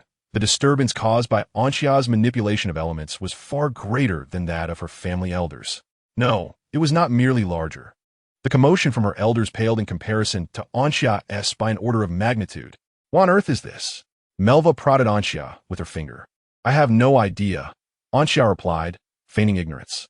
The ruckus had evidently drawn the attention of a mentor, yet they arrived belatedly, unable to ascertain the cause, attributing the occurrence to a natural elemental upheaval. For safety's sake, the mentor instructed the newcomers to relocate to a different venue for concentration. As time passed, the mentors assigned to instruct the newcomers gradually assembled. Shiza also arrived on the scene, remaining silent as he summoned a surge of mental energy and cast a mental marking spell. Instantly, each newcomer bore a unique number. Subsequently, a mentor proficient in earth magic stepped forward, raising both hands, causing the very ground beneath them to tremble as 3 colossal platforms emerged from the depths of the earth. The breathtaking spectacle rendered many newcomers flushed with excitement. Standing atop a sound amplification magic circle, Shiza announced from a list, the newcomer competition is about to commence. I urge each of you to unleash your full potential and strive for commendable results. A total of 121 newcomers participated. The top 3 would receive accolades ranging from 1,000 to 600 credits. The top 10 would earn 400 credits. The top 20 would be awarded 200 credits, and all remaining participants would receive 50 credits. Having spoken, Shiza gazed at the newcomers, and thus, the competition among the fresh entrants commenced. I invite the participants numbered from 1 to 6 to take the stage. Anxia glanced down at his own number, which was 67, and then turned to see Anders with 45 and Melva with 52. It appeared they would not encounter each other immediately. The 6 newcomers ascended to 3 platforms, some exuding arrogance, others appearing dejected, while a few maintained a calm demeanor. Each platform measured 50 meters in width and length, providing ample space for the newcomers to showcase their abilities. After all, regardless of their talent, at such a young age, they could at most be budding second-level mages. Even the prodigies barely reached the third-level mage status. Once they reached the 3rd level, they were collectively referred to as low-level mages. Chapter 12, what a thrilling battle this is. Once the newcomers were prepared on stage, at a command from Shiza, the contest began. Who do you think will emerge victorious? Anxia inquired, having already noticed some of the more astute newcomers placing bets, wagering their credits. It's hard to say, Melva replied thoughtfully. It depends on their proficiency with magic. Even if one is a second-level mage, they may not match a first-level mage who is adept in their craft. Anxia seemed to grasp this notion. Beside him, Anders began to tremble once more, thinking about standing on stage soon, under the watchful eyes of the crowd. He was already feeling an overwhelming sense of anxiety. The first platform's participants had commenced casting spells, while those on the second and third platforms were still hesitating. Anxia, puzzled, hesitated before asking Melva, why aren't they engaging directly? Melva did not fully comprehend Anxia's query. What do you mean? Why do they take so long to cast their spells? Why not strike while the opponent is preoccupied with their own magic? Melva's mouth, slightly agape, replied, isn't magical combat always conducted this way? Anxia quietly remarked, aren't we competing for a favorable ranking? Yes, Melva concurred. To secure a good ranking, one must defeat their opponent. Exactly. So, wouldn't it suffice to simply overpower them? Anxia observed the 2 newcomers on the first platform, still constructing their runic structures. If they had the time to build their spells, wouldn't the battle already be concluded if they just rushed in to strike? Melva felt an echo of the same sensation she had experienced with the elder from the cult. What Anxia said seemed to be a flawed logic at first, yet upon reflection, it held a considerable amount of truth. However, throughout history, have not the rules of competition always dictated battles through magic? To fight without it. Wasn't he the style of the Warriors' Academy? Anxia crossed his arms, declaring, rules are meant to be broken. Melva regarded him with a complex expression. She could hardly imagine what would transpire when Anxia finally stepped onto the platform. Contemplating this, she discreetly distanced herself from him, wishing to avoid being associated with Anxia should any bloodshed occur. After a 10-minute delay, the battles on the 3 platforms finally concluded. In Anxia's words, on Platform 1, Freshman A cast 3 spells, all of which were intercepted by Freshman B's magic. Upon casting another spell, Freshman be exhausted his mental energy and could no longer use magic, ultimately choosing to surrender. What a thrilling contest it was. Platforms 2 and 3 unfolded in a similar fashion. Anxia couldn't help but feel a sense of irony. They truly transformed the competition into a turn-based battle. It was a back-and-forth exchange, and those without mana opted for surrender. Yet the spectators found it utterly captivating. It was truly absurd. The victorious freshmen descended from the platforms amidst raucous applause and cheers, waving their hands as they stood in the designated area for winners, awaiting the conclusion of the first round to commence the second. Meanwhile, the defeated freshmen, heads hanging low, retreated to a corner to sulk. Shortly thereafter, the instructor, Shiza, called up the next 6 freshmen to the arena. Time passed slowly, and soon it would be noon. Anxia, feeling a pang of hunger, hoped the battles would conclude swiftly so he could demonstrate to these freshmen what a true contest entailed. Anders and Melva had already finished their matches, both emerging victorious. Though Anders felt anxious, his clever combination of spells left his opponent powerless. If this were a turn-based game, Anders would undoubtedly qualify as a strategic mastermind. Melva seemed to have absorbed some of Anxia's recent teachings. She multitasked effortlessly, dispatching her opponent with 2 spells. As the matches on the platforms came to an end again, it was Anxia's turn to compete. After so many rounds, the freshmen no longer required Shiza's reminders and instinctively made their way to the platforms. Anxia's opponent was an unremarkable-looking boy who, like the others before him, immediately began constructing runes. Anxia sighed as he stood still. The spectators were puzzled. They could not comprehend why Anxia was not constructing runes to cast spells. This boy had intentions akin to those of the instructor, and Shiza widened his eyes, realizing Anxia's intentions. In the next moment, Anxia leaped forward like a cheetah, moving with such speed that he seemed to leave afterimages in his wake. Although Anxia had not studied magic over the years, he had been diligently training his body. In a world populated by fighters, the benefits of physical training had exceeded his expectations, though he had yet to cultivate fighting spirit. The ordinary-looking boy's face was marked by fear the instant Anxia moved. He sensed something was amiss. However, with his runes only half constructed, he had no choice but to attempt to stop Anxia. In this dire situation, the ordinary-looking boy unleashed his astonishing potential, managing to multitask like Melva. He continued to construct the runes while simultaneously fleeing. A gasp of astonishment erupted from the audience below the platform. However, the ordinary youth clearly lacked any physical training and was swiftly overtaken by Anxia. No, the ordinary boy exclaimed, yet he could not shake Anxia's iron resolve. Anxia raised her fist and struck the boy squarely on the chin. Bang! The ordinary boy's incantation was interrupted, and he collapsed into a peaceful slumber. Anxia made a gesture, signaling that he would deliver a significant shock to the novice mages of this world. Those who could merely cast spells were nothing more than spellcasting machines. It was the combination of close combat and magic that defined a true magician. In the Mentor's camp, Shiza struggled to announce Anxia's victory. The other mentors fell into silence. I believe this newcomer is quite suitable for your class, suggested a tall, lean mentor, glancing at the burly mentor beside him. The burly mentor, visibly annoyed, retorted, "Get lost." The other mentors exchanged glances and collectively shook their heads, asserting that none of them were fit to take on this newcomer. Shiza sighed, "Let us draw lots. Wherever fate leads us, we shall go." As Anxia descended from the arena, the novices below remained in contemplation. One raised his head to ask a nearby companion, "Are we at a magic academy?" "Indeed," came the reply. "But why does this contest resemble a battle between mages and fighters so closely?" "Huh, look at him. His speed in running is hardly inferior to that of a level 2 fighter." The newcomers began to question their existence as they prayed fervently in the area designated for the victors, hoping not to face Anxia in the second round. Melva and Anders kept their distance, avoiding any association with Anxia lest they be recognized as acquaintances. Chapter 13. A Sudden Awakening. Since Anxia's match concluded, it had sparked numerous revelations among the newcomers. Consequently, during the subsequent matches, both sides stood upon the arena, cautiously probing the tactics of their opponents. Should one attempt to mimic Anxia's style, they would flee. If not, they would remain stationary, engaging in a turn-based exchange of magic spells. Under this influence, the matches became rife with cunning maneuvers. In Anxia's words, her performance had significantly enhanced the combat awareness of the novices. Melva and Anders chose to remain silent on the matter. As the first round of matches concluded, the mentors granted the novices a reprieve for lunch and several hours of rest, reconvening at 3 in the afternoon for the second round. Time passed swiftly, and before long, it was 3 o'clock.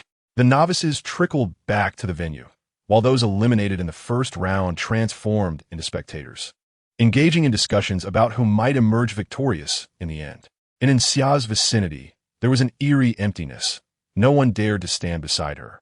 Each newcomer advancing to the second round regarded her with trepidation. And Xia, however, remained unfazed. Shiza reassigned the competitors' numbers for the second round, with Anxia being the last to take the stage. The participants before him breathed a sigh of relief, while the competitor just ahead of Anxia turned pale. Melva was the first among the trio to enter the arena. Her opponent was a petite girl skilled in natural magic.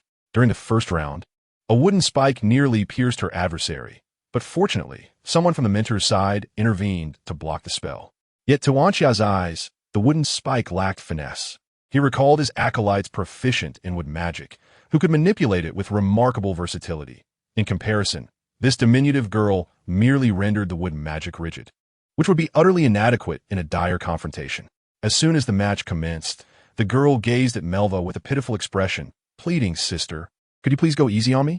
Melva's violet eyes fell upon the girl's right hand, which was conspicuously forming a runic structure.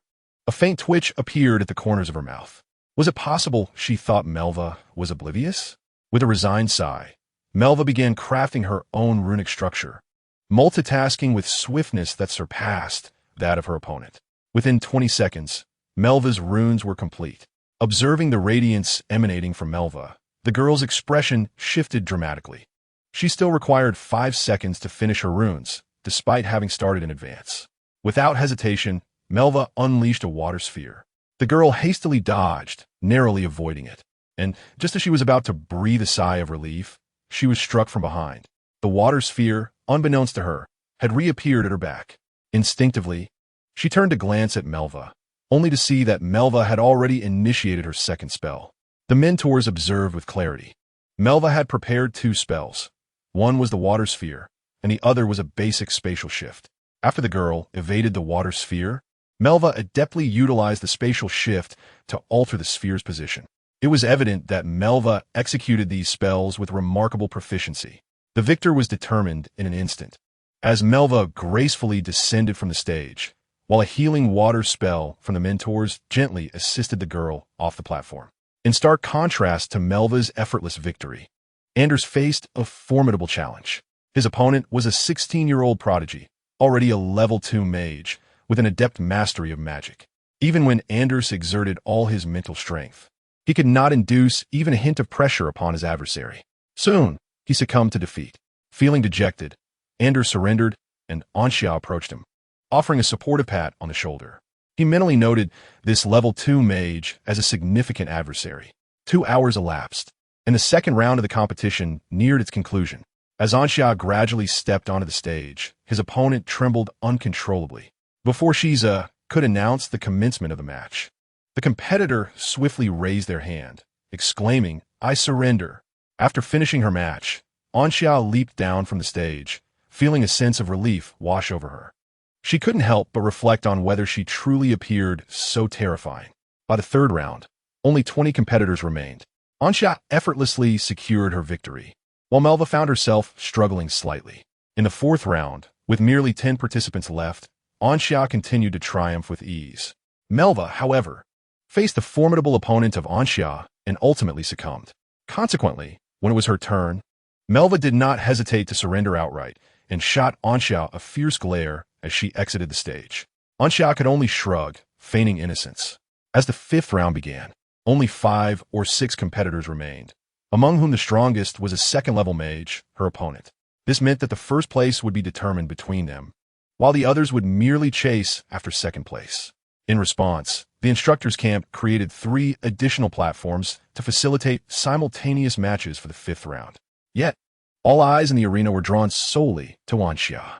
Stepping onto the stage once more, her opponent, the second-level mage, exuded politeness and introduced himself first.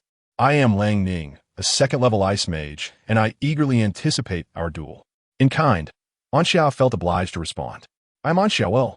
I am still a first-level mage, proficient in fireball and mental impact. Anxia candidly revealed her abilities. The new students watching from below fell silent. Who would have thought you knew magic? We were beginning to think you were just a brawler sent from the Warrior Academy to disrupt our matches.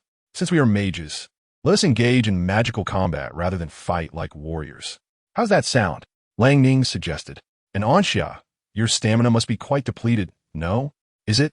Anxia contemplated her remaining energy, estimating she could still run about 10 kilometers without breaking sweat. However, intrigued by Lang Ning's proposal, she wished to ascertain the extent of the difference between herself and a second-level mage. I accept your request, Anxia nodded. Upon seeing their agreement, the instructor, Shiza, promptly announced, let the duel commence. Silently, he hoped that Lang Ning would be able to eliminate Anxia. I'm beginning to construct my runes, Lang Ning reminded her. I am starting as well. My magic is a bit peculiar, so do take heed. Anxia scratched her head as she spoke. Peculiar? Lang Ning scoffed. Both fireball and mental impact were fundamental spells. How strange could they possibly be? The construction time for mental impact took merely 20 seconds, allowing Anxia to complete her preparations ahead of schedule. As she activated her runes, she shouted, Lang Ning, please be cautious. Lang Ning paused momentarily. Then turned to see Anxia poised for defense, but after a long wait, he felt no sign of mental impact or fireball. Suddenly, he noticed the terror etched on the faces of the new students below. Each of them was staring intently behind him. What is behind me? Lang Ning swiftly turned around, only to behold a ghostly giant with an indistinct visage, floating in the air, brandishing a club. Upon witnessing Lang Ning turn around, the giant immediately dropped his club, which struck Lang Ning's forehead with a resounding clang. A look of sheer terror, akin to that of his fellow freshmen, spread across Lang Ning's face. An overwhelming dizziness followed, and in that moment, he seemed to hear the giant roaring. A sudden shock. Chapter 14. The aloof beauty men of the contest had yet to conclude. Since it was agreed to engage in battle through magic, and Xia naturally upheld her promise. After unleashing a mental shock, she began to conjure a fireball spell. Meanwhile, Lang Ning gradually emerged from the daze induced by the mental impact. The mental shock had left him disoriented for approximately 10 seconds, accompanied by a throbbing headache. At that moment, waves of pain surged from the depths of his mind, and he soon caught sight of Xia preparing her second spell. Gritting his teeth, Lang Ning thought, is it merely this headache? He commenced the construction of a level 2 ice shield spell. Compared to other offensive spells, the ice shield required only 15 seconds to complete its runic structure. Moreover, the ice shield boasted a significant advantage, a comprehensive 360-degree defense. And due to the transparency of ice, he could clearly observe the outside world, even while encased within it. Having completed his spell in advance, the ice shield enveloped him like a sphere. Noticing that Xia was still engaged in constructing her runic structure, he let out a sigh of relief. It appeared that the earlier strike from the giant was no longer a concern.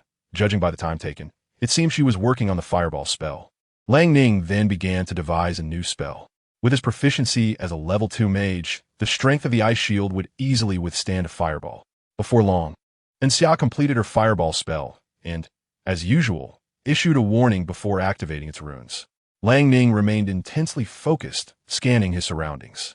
Although the ice shield was formidable, the earlier blow had cast a shadow over him, and he feared another fireball might emerge from an unexpected corner. However, he still failed to detect any trace of the fireball spell. In the mentor's camp, Shiza slowly lifted his gaze. He had developed an interest in Xia's peculiar fireball spell, as described in the letter from the city manager of Rios, and now he could witness it firsthand. A whistling sound filled the air, and it was the freshmen below the platform who reacted first, their many pairs of eyes turning skyward. With the experience from earlier, Lang Ning observed the freshman's movements and quickly followed suit. High above, a fireball plummeted towards him like a meteor. Upon seeing the fireball, Lang Ning finally felt reassured. As always, he had unwavering confidence in his ice shield. Calmly, he continued to construct his runic framework, while Xia prepared another mental shock. She intended to interrupt Lang Ning's rune construction with a sudden blow if the fireball did not defeat him. 3 seconds later, the fireball crashed down upon the ice shield. A faint smile curled at the corners of Lang Ning's mouth, but suddenly a piercing sound froze his expression. Before him, a fireball spun relentlessly against the ice shield, which gradually succumbed to the impact, fissures spreading like a spider's web in all directions. Although the force of the fireball was quickly mitigated, halting its rotation, the ice shield had become fragmented. However, the fireball spell was not merely a projectile akin to a baseball. Its most critical aspect lay in its capacity to explode. A surge of overwhelming energy radiated from within the fireball, akin to the sun's brilliance. Lang Ning sensed the immense fluctuations within the fireball, causing his countenance to change dramatically. In the next instant, the fireball detonated. Boom! The spectators, Melva and Anders, instinctively shut their eyes. Having witnessed two fireball explosions, they were acutely aware of the impending devastation. The ice shield shattered instantaneously under the explosion, and a cataclysmic cloud of flames erupted into the sky. And Xia ceased his mental assault, anxiety gnawing at him. Would this blast harm Lang Ning? As the flames receded, Lang Ning, shielded by a wind barrier, emerged before the crowd. A female instructor from the Meteor faction lowered the wind barrier, while Shiza proclaimed, "And Xia is victorious." In that moment, every newcomer felt a shiver of fear towards Xia. This fellow was truly cunning. What was touted as a mental assault had turned out to be a stunning blow. What was termed a fireball spell wielded a power that could rival the flames of a third-tier mage. Lang Ning was not one to shy away from defeat.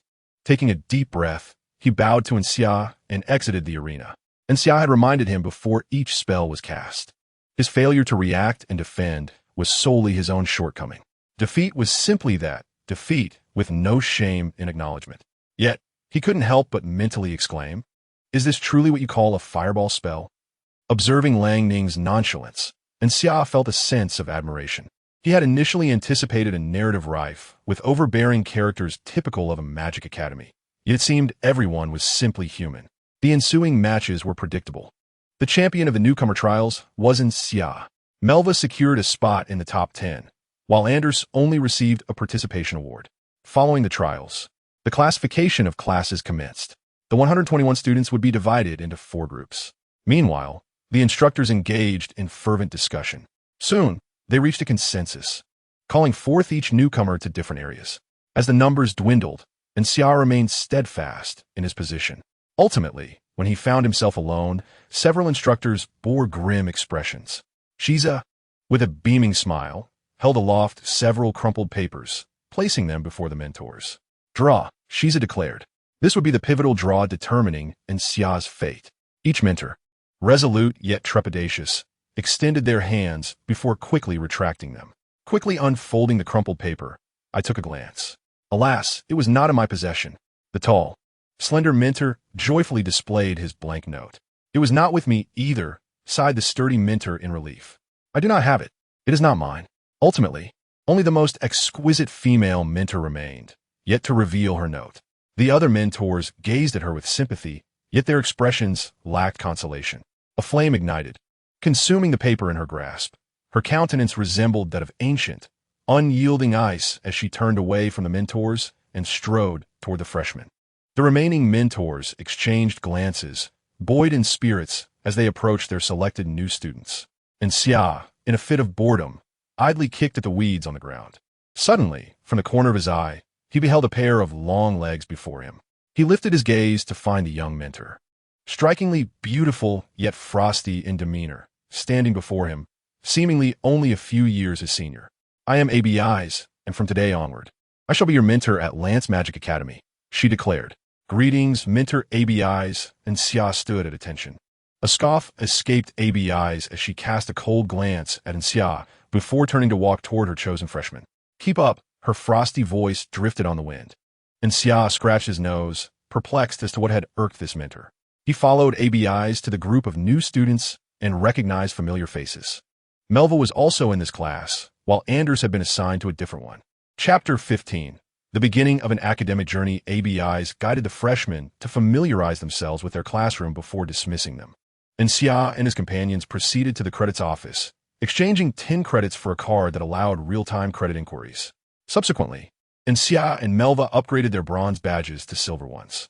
The upgrade required 800 credits, and, typically, freshmen in the academy maintained a balance of credits earned and spent, meaning most would only gather the requisite 800 credits by the end of the semester. This implied they would have to endure a semester of subsisting on the meager offerings of the cafeteria. As for why family members were not permitted to deliver food, it was because despite the cafeteria's less than palatable dishes, the quality of ingredients could not be compared to what any ordinary vendor might provide. Upon arriving at the academy, Xia discovered that the largest beast breeding facility in this world was a joint enterprise among these prestigious magical academies. They had conjured a breed of beasts devoid of intelligence, yielding high quantities of meat and capable of gaining strength even in slumber. These beasts were not recognized as peers by the Beast Union Association, allowing the magic academies to sell them without concern. The initial intent was to provide students with high-quality beast meat to enhance their strength. Thus, the finest beast meat from these breeding grounds could only be savored within the Magic Academy. Those claiming to offer the best meat from breeding facilities outside were largely deceiving. However, due to the preciousness of the beast meat provided by the Academy, and in order to prevent any students from engaging in reselling, the cafeteria has implemented a regulation that each student is allowed only 3 purchasing opportunities per day. In this context, although some students still buy food to sell for profit, the Academy is indifferent to such trivial matters. On the way back to the dormitory, Melva inquired curiously, Anxia, what is that magic of summoning giants? Anders was equally intrigued. Anxia shyly scratched his head and replied, it's actually just a mental shock. Melva recalled Anxia's fireball and uncertainly suggested, it hasn't mutated again, has it? Anders thought of how Longning had been caught off guard and instinctively shrank back. This magic truly operates silently. He had battled Longning and knew of his formidable strength. Yet, even someone as powerful as Longning had been unable to react. Hee, Anxia chuckled before asserting, what do you mean by mutation? It's called improvement.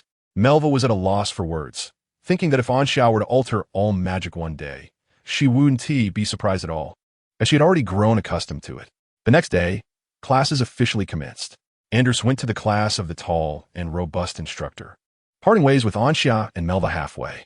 Upon arriving in the classroom, the freshmen were all quite excited, as, apart from a few individuals, most had little familial connection to graduates of prestigious magical academies. Thus, everything at Lance Magic Academy was novel to them. It was quite noisy. Melva slightly furrowed her brow. Despite only 7 or 8 people chatting, their combined voices buzzed like mosquitoes. Anxia contemplated for a moment and then joined the conversation among the freshmen.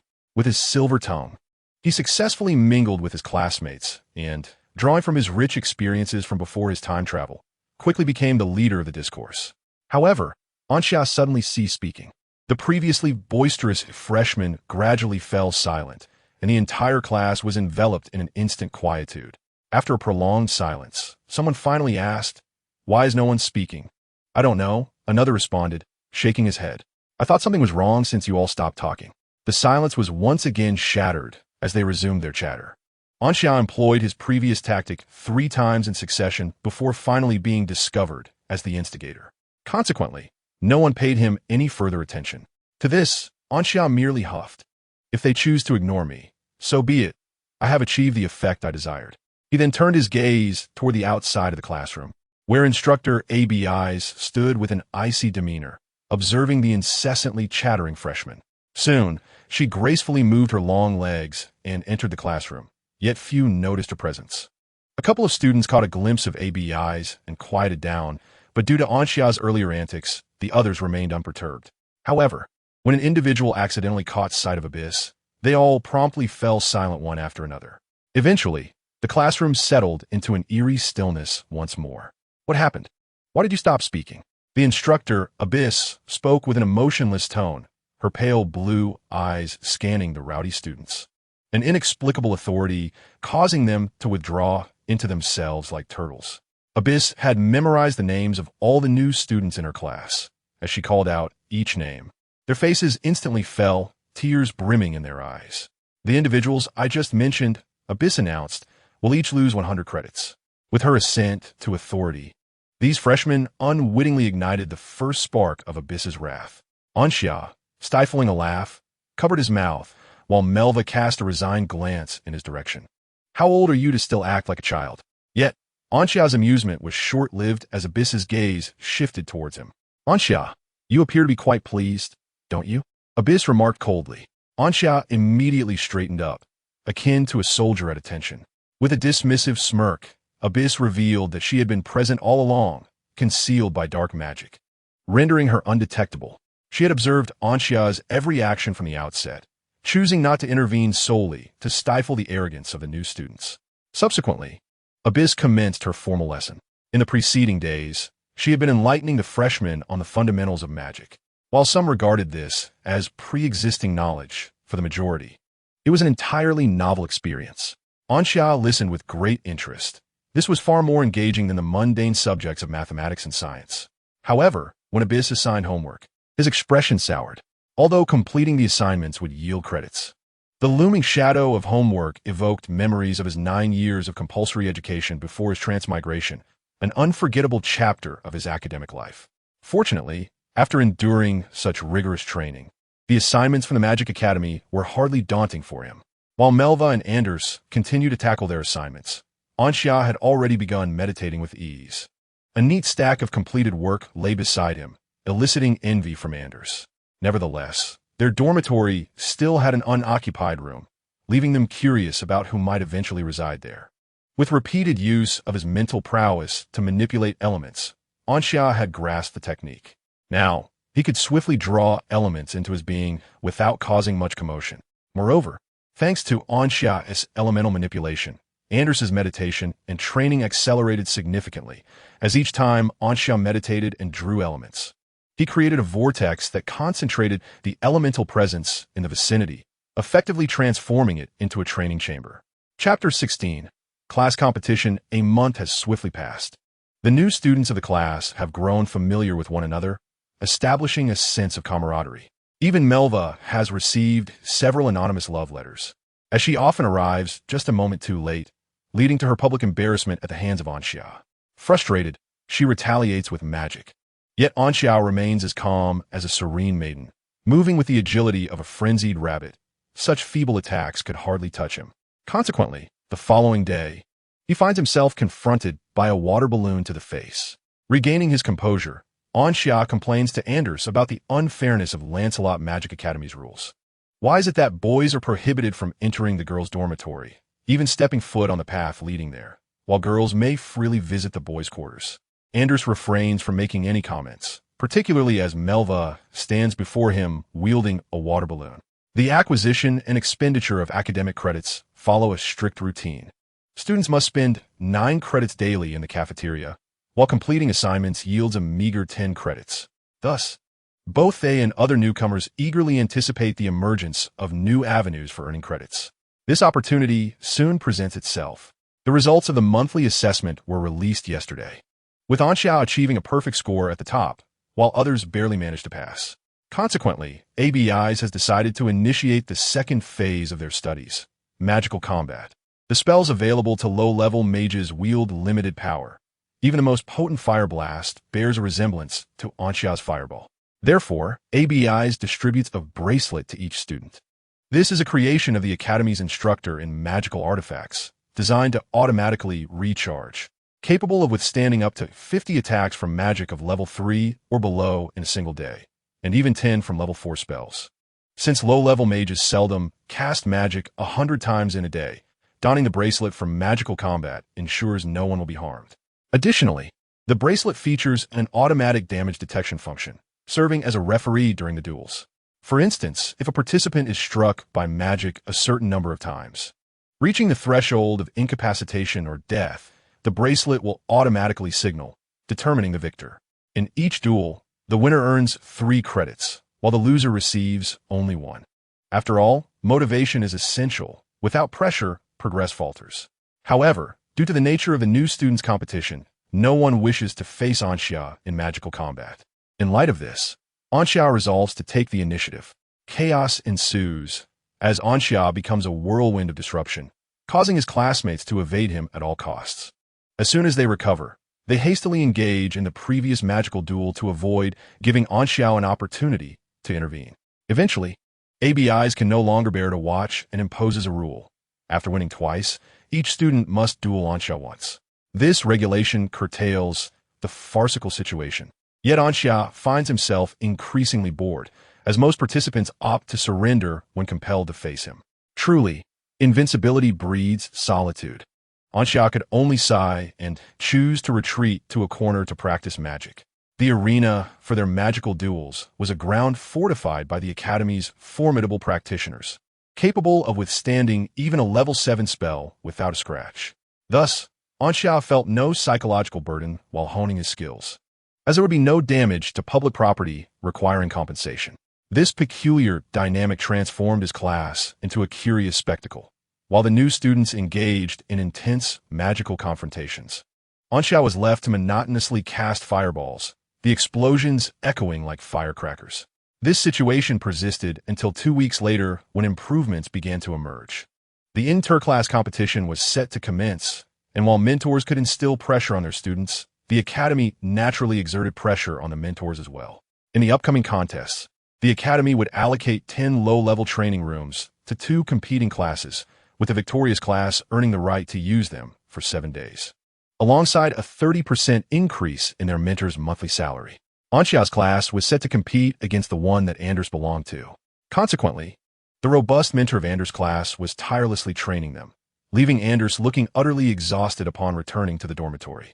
The first class competition was scheduled for 3 days hence.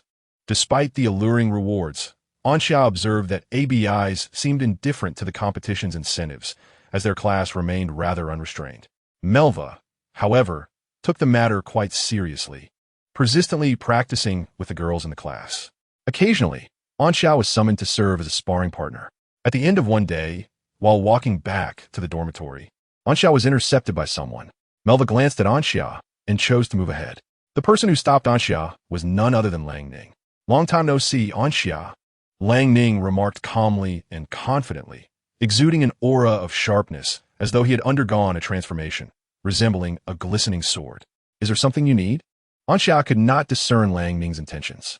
"I am no longer the person I was," Lang Ning stated with composure. "Over the past month, I have recognized my shortcomings and understood why I lost to you before. Therefore, I have set aside my pride, bowed my head, and humbly learned from Mr. Fin A.O. In the class competition 3 days from now, I will defeat you and reclaim the glory I have lost." With that, Lang Ning turned and departed, leaving Anxia with only his silhouette.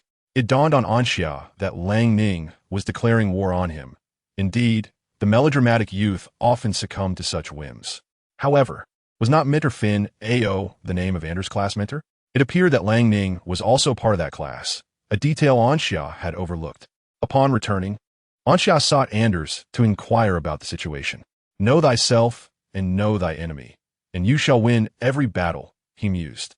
If Lang Ning's strength had surged dramatically, Anxia might have to consider the possibility of yielding without a fight. Upon entering the dormitory, he found Anders had indeed returned. "Anders, is Lang Ning in your class?" Anxia asked. "Yes," Anders replied. Upon mentioning Lang Ning, fear flickered in Anders' eyes. This individual seems to regard himself as beyond humanity. "How so?" Anxia was consumed by immense curiosity. "Isn't magical combat conducted among our peers?"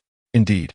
However, Lang Ning appears to be preoccupied with challenging us, always directing his attacks at Mentor Fin A.O. "Hiss," Anxia gasped, realizing the terror this young man embodies. No wonder Anders is fearful of him. To attain mentorship, one must possess formidable prowess. Is it true that Lang Ning is consistently subjected to severe beatings? Precisely. After every encounter with Mentor Fin A.O., Lang Ning's visage becomes so swollen that even his mother would struggle to recognize him. Fortunately, his family provides him with effective healing potions, allowing him to recover within half an hour after application. Anda sighed deeply, and Xia felt a weight settle in her heart. To have such a determined individual declare war upon oneself is indeed an immense pressure. Chapter 17, Breakthrough. First Level Mage. The following day, all the classmates who typically avoided Xia during magical duels gathered around her. Xia was somewhat taken aback by the attention. Unlike her, they were particularly well informed about the happenings in other classes, especially with the impending inter-class competition, leading them to gather intelligence on the formidable individuals in Anders' class. Among them, Lang Ning stood out prominently. Although he had suffered grievously at the hands of Mentor Fin A.O., his fellow classmates had to concede that Lang Ning was no longer on the same tier as them. Lang Ning had already achieved the status of a second-level mage during the freshman trials, and according to recent rumors, He had recently advanced to the rank of a third-level mage. This was already the strength expected of second-year students. Thus, upon Xia's arrival, her classmates were eager to inquire about her feelings and thoughts regarding Lang Ning's declaration of war. After all, it was gossip and not without merit. Is news spreading this swiftly? And Xia was astonished. It's all right, one classmate replied with a sheepish smile, secretly critiquing the situation in his mind. What do you expect? One is the highest ranked among the freshmen, and the other is an unorthodox victor of the freshman trials. Both are focal points of attention, indeed. As for my feelings, and Xia pondered for a moment, finding none to speak of. What about your thoughts? A classmate pulled out a notebook. Noting down, and Xia's assessment of Lang Ning is trivial. Her thought is simply a hope that Lang Ning can showcase his utmost strength. Good. The classmate continued writing, adding another line. And Xia finds Lang Ning too weak and believes he needs several more years of practice. Closing the notebook. This student beamed as he squeezed through the crowd, heading towards other classes to disseminate in Xia's thoughts and feelings. Before long, this news reached Lang Ning's ears. At that moment, he was applying a potion to his face after enduring a beating when a classmate approached with a message. Lang Ning, today Xia shared her feelings and thoughts regarding your declaration of war. Upon hearing this, Lang Ning, his face still bruised, lifted his head, intrigued. Oh, were her sentiments? Anxia remarked that you are no different from the green-skinned goblin, implying a lack of skill and an inclination to boast. This statement darkened Lang Ning's expression, though the application of a potion concealed his true feelings. What could such a thought signify? Anxia perceives you as an egg of a fireborn chocobo. What does that entail? The fireborn chocobo takes 18 years to emerge from its egg, suggesting that Anxia believes you require another 18 years of practice to be considered his rival. In a burst of frustration, Lang Ning slammed his fist against the table, unable to maintain his composure, while his classmates nearby jumped in surprise. The day after tomorrow, I shall teach him the meaning of there are always greater heights beyond the mortal realm. Lang Ning gritted his teeth, dismissing the potion's effects, determined to seek out Mentor and AO to grow stronger through combat. Did Anxia truly say that? Another classmate inquired quietly, observing Lang Ning's departure. The messenger student, feeling somewhat guilty, replied, I merely articulated Anxia's sentiments and thoughts in a more gentle manner. Anxia remained oblivious to the events concerning Lang Ning and was unaware of how exaggerated his feelings and thoughts had become. At that moment, he found himself at a pivotal juncture. After over a month of meditative practice to harness the elements, he was on the brink of breaking through to the rank of a level 1 mage.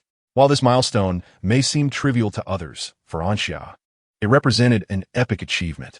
After all, absorbing elements as plentiful as a lake was a daunting task.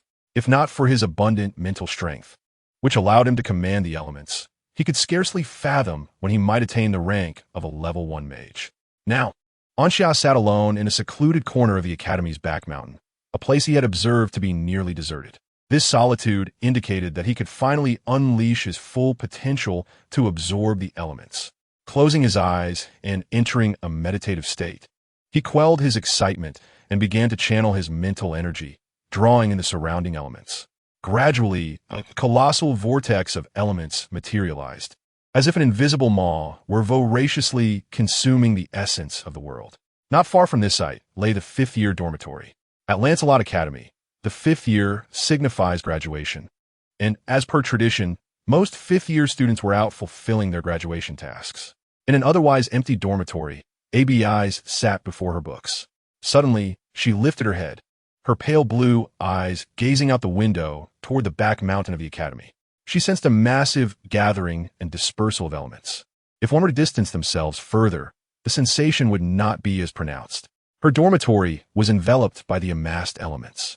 Setting her books aside, ABI's furrowed her brow and rose to the window to observe the source of the elemental convergence. However, the area was enveloped in lush greenery, leaving one utterly perplexed as to what had provoked such a reaction.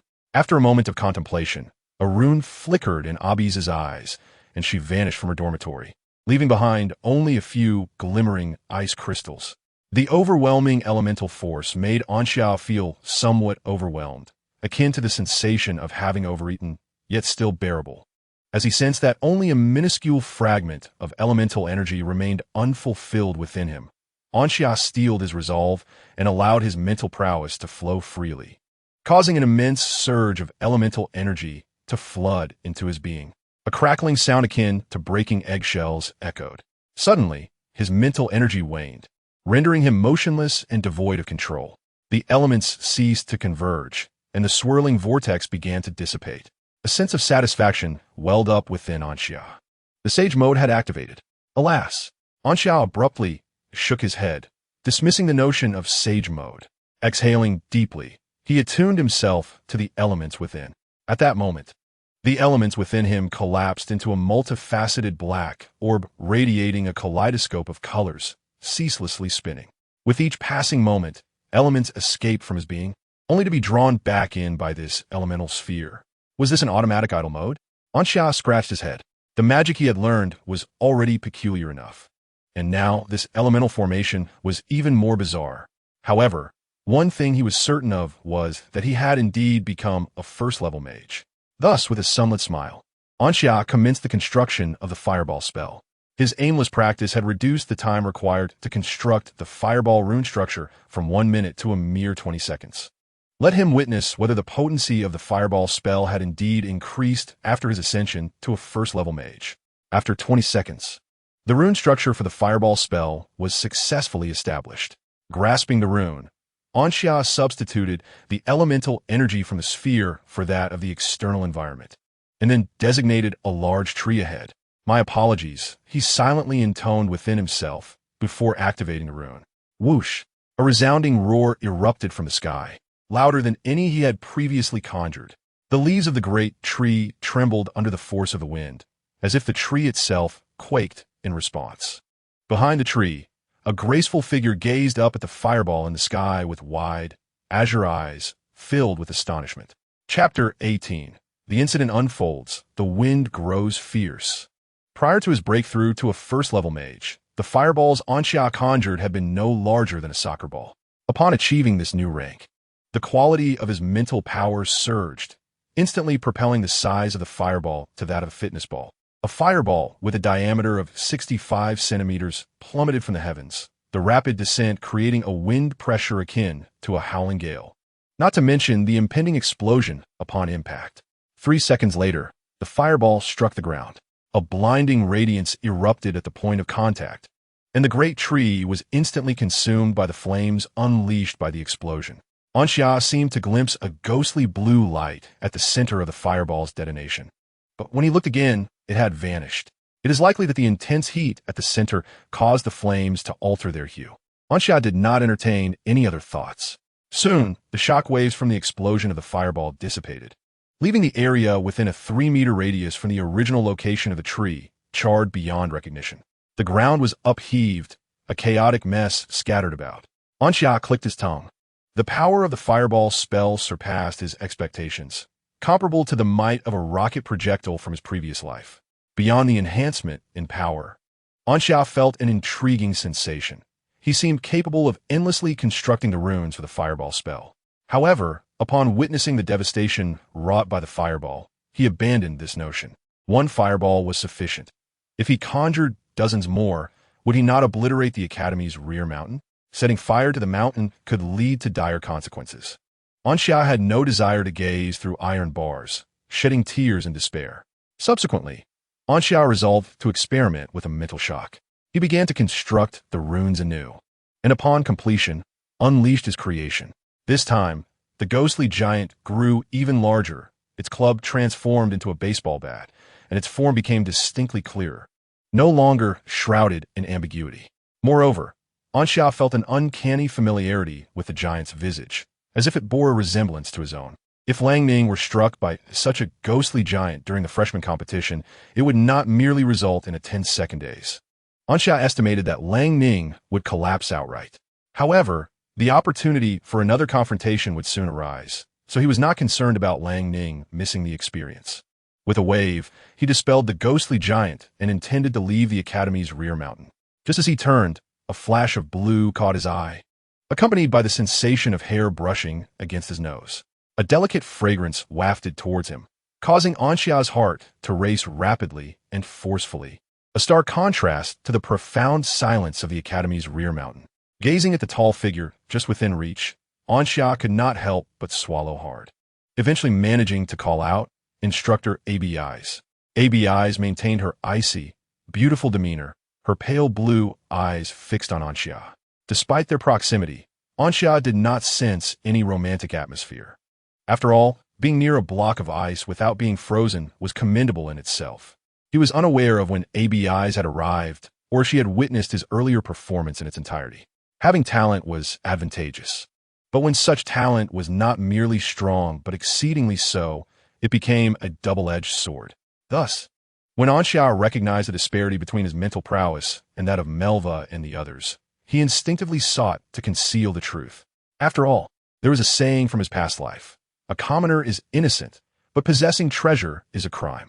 Anxia dared not gamble his life against the morals of others. Now, with a high probability of being discovered by ABIs and unable to discern her thoughts, Anxia's heart grew exceedingly heavy. "What are you afraid of?" ABIs suddenly inquired. Anxia opened his mouth, yet the words became lodged in his throat, unable to escape. "Was the recent convergence of elements instigated by you?" ABIs was forthright, her words devoid of any circumlocution. Yet, considering her disposition, it was indeed within her capabilities. Anxia, with a humble demeanor, lowered his head and inquired, "Is it something that mentor ABIs can keep from others?" His voice carried a hint of pleading, an act of feigned vulnerability. However, ABIs offered no response. After a prolonged silence, Anxia raised his gaze, only to find a glimmer of amusement flickering across her perpetually stern visage. "It appears you have misconstrued certain matters," ABIs remarked with a soft sigh, before turning to stride towards the Academy. "Come along." The scene bore a striking resemblance to one from over a month ago. Abiz's voice wafted through the air, compelling Anxia to silently follow. He was uncertain of her destination, yet her subtly revealing expression suggested that all would be well. The pair traversed the Academy, arriving before a grand edifice. Standing outside the building, Anxia felt as though he could hear sounds akin to wailing spirits. A shiver coursed through him, prompting ABIs to glance back momentarily. Yet Anxia gritted his teeth and continued in pursuit. Inside, the building was impeccably clean, not a speck of dust in sight.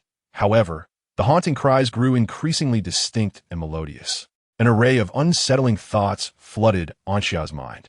Was this structure a prison for enemies of the Lance Magic Academy? Or perhaps a site for grotesque human experimentation? He had heard numerous rumors, including tales that each potion crafted by the potion masters was the culmination of countless trials involving myriad test subjects. Back in a small town, there was a similar story used to frighten children. Whenever a child misbehaved, elders would warn them that if they continued to cry, a potion master would come to abduct them for experiments. Following ABIs up the staircase, they approached the source of the eerie sounds. Upon reaching the 5th floor, ABIs halted before a grand door at the end of the corridor. Anxia stood behind her, the shrieks emanating from within sending chills down his spine. What terrifying scene awaited them inside? Anxia dared not contemplate. He watched as ABIs raised her hand and pushed open the door. In the blink of an eye, the scene beyond the threshold unfolded before Anxia's eyes. He had braced himself for a confrontation with horror, yet the moment he beheld the interior, he was momentarily taken aback. Behind the door lay a spacious office, where an elderly man slumped over a desk, while the robust mentor Finno relentlessly pounded the man's back, each strike eliciting a loud cry. "What the?" Anxia's apprehension dissipated in an instant, replaced by a wave of incredulity. Was it truly necessary to scream so dramatically over a mere back massage? Upon encountering ABIs and Anxia, mentor Finno paused his fist, offered a courteous nod, and then turned to the elder, reminding him to settle the payment before departing from the office. The elder straightened himself in his chair, cleared his throat a couple of times, and remarked, "I've recently strained my back. My spine feels a bit uncomfortable, so I sought Finno's assistance for some relief." ABIs nodded in apparent understanding, subsequently moving a chair beside her to sit opposite the elder while casting a glance at Anxia. Anxia, catching her eye, similarly shifted a chair to join her. The contemporary head of the Lance Magic Academy, Douglas, was introduced by ABIs to Anxia. Chapter 19. I can no longer keep up with the times. Douglas? Before laying eyes on the elder, Anxia had envisioned the headmaster of Lance Magic Academy as an enigmatic powerhouse, capable of turning the world upside down with a mere wave of his hand. As hinted in the school handbook, which briefly mentioned the academy's renowned figures, including the headmaster Douglas, a being of the holy domain, known as the Thunderous Conduit. However, this illusion shattered, leaving the image of a disheveled old man seared into Anxia's mind, accompanied by a cacophony of wailing. If possible, Anxia wished to seek compensation for his mental anguish. ABIs, what brings you to me? Douglas resumed a serious demeanor, momentarily embodying the essence of a headmaster. He is suffering from paranoid delusions, ABIs stated earnestly, gesturing towards Anxia. Me? Anxia mirrored her gesture, his eyes wide with surprise. Douglas glanced at Anxia, a knowing smile appearing on his face. It is quite normal. A 16-year-old boy with a hint of talent often behaves this way. Among your cohort, only ABIs seems relatively sane. Indeed, ABIs nodded, hoping the headmaster could help Anxia regain his composure. Of course, Douglas replied, stroking his short beard, then extending his hand to rest on Anxia's. Anxia dared not move, observing the complex expressions flitting across Douglas's face as his heart began to race anew. Suddenly, Douglas lifted his gaze slightly and stated gravely, "Your skin appears quite healthy. Headmaster, please regain your composure." Abby's previously frosty demeanor cracked momentarily. Had the headmaster not served as the academy's sole mental mentor, and had he not cured several of her eccentric peers, she would have hesitated to bring Anxia before him. Haha, I merely jest to lighten the atmosphere. Douglas chuckled awkwardly, yet under the cold scrutiny of Abby's pale blue eyes, he instinctively recoiled.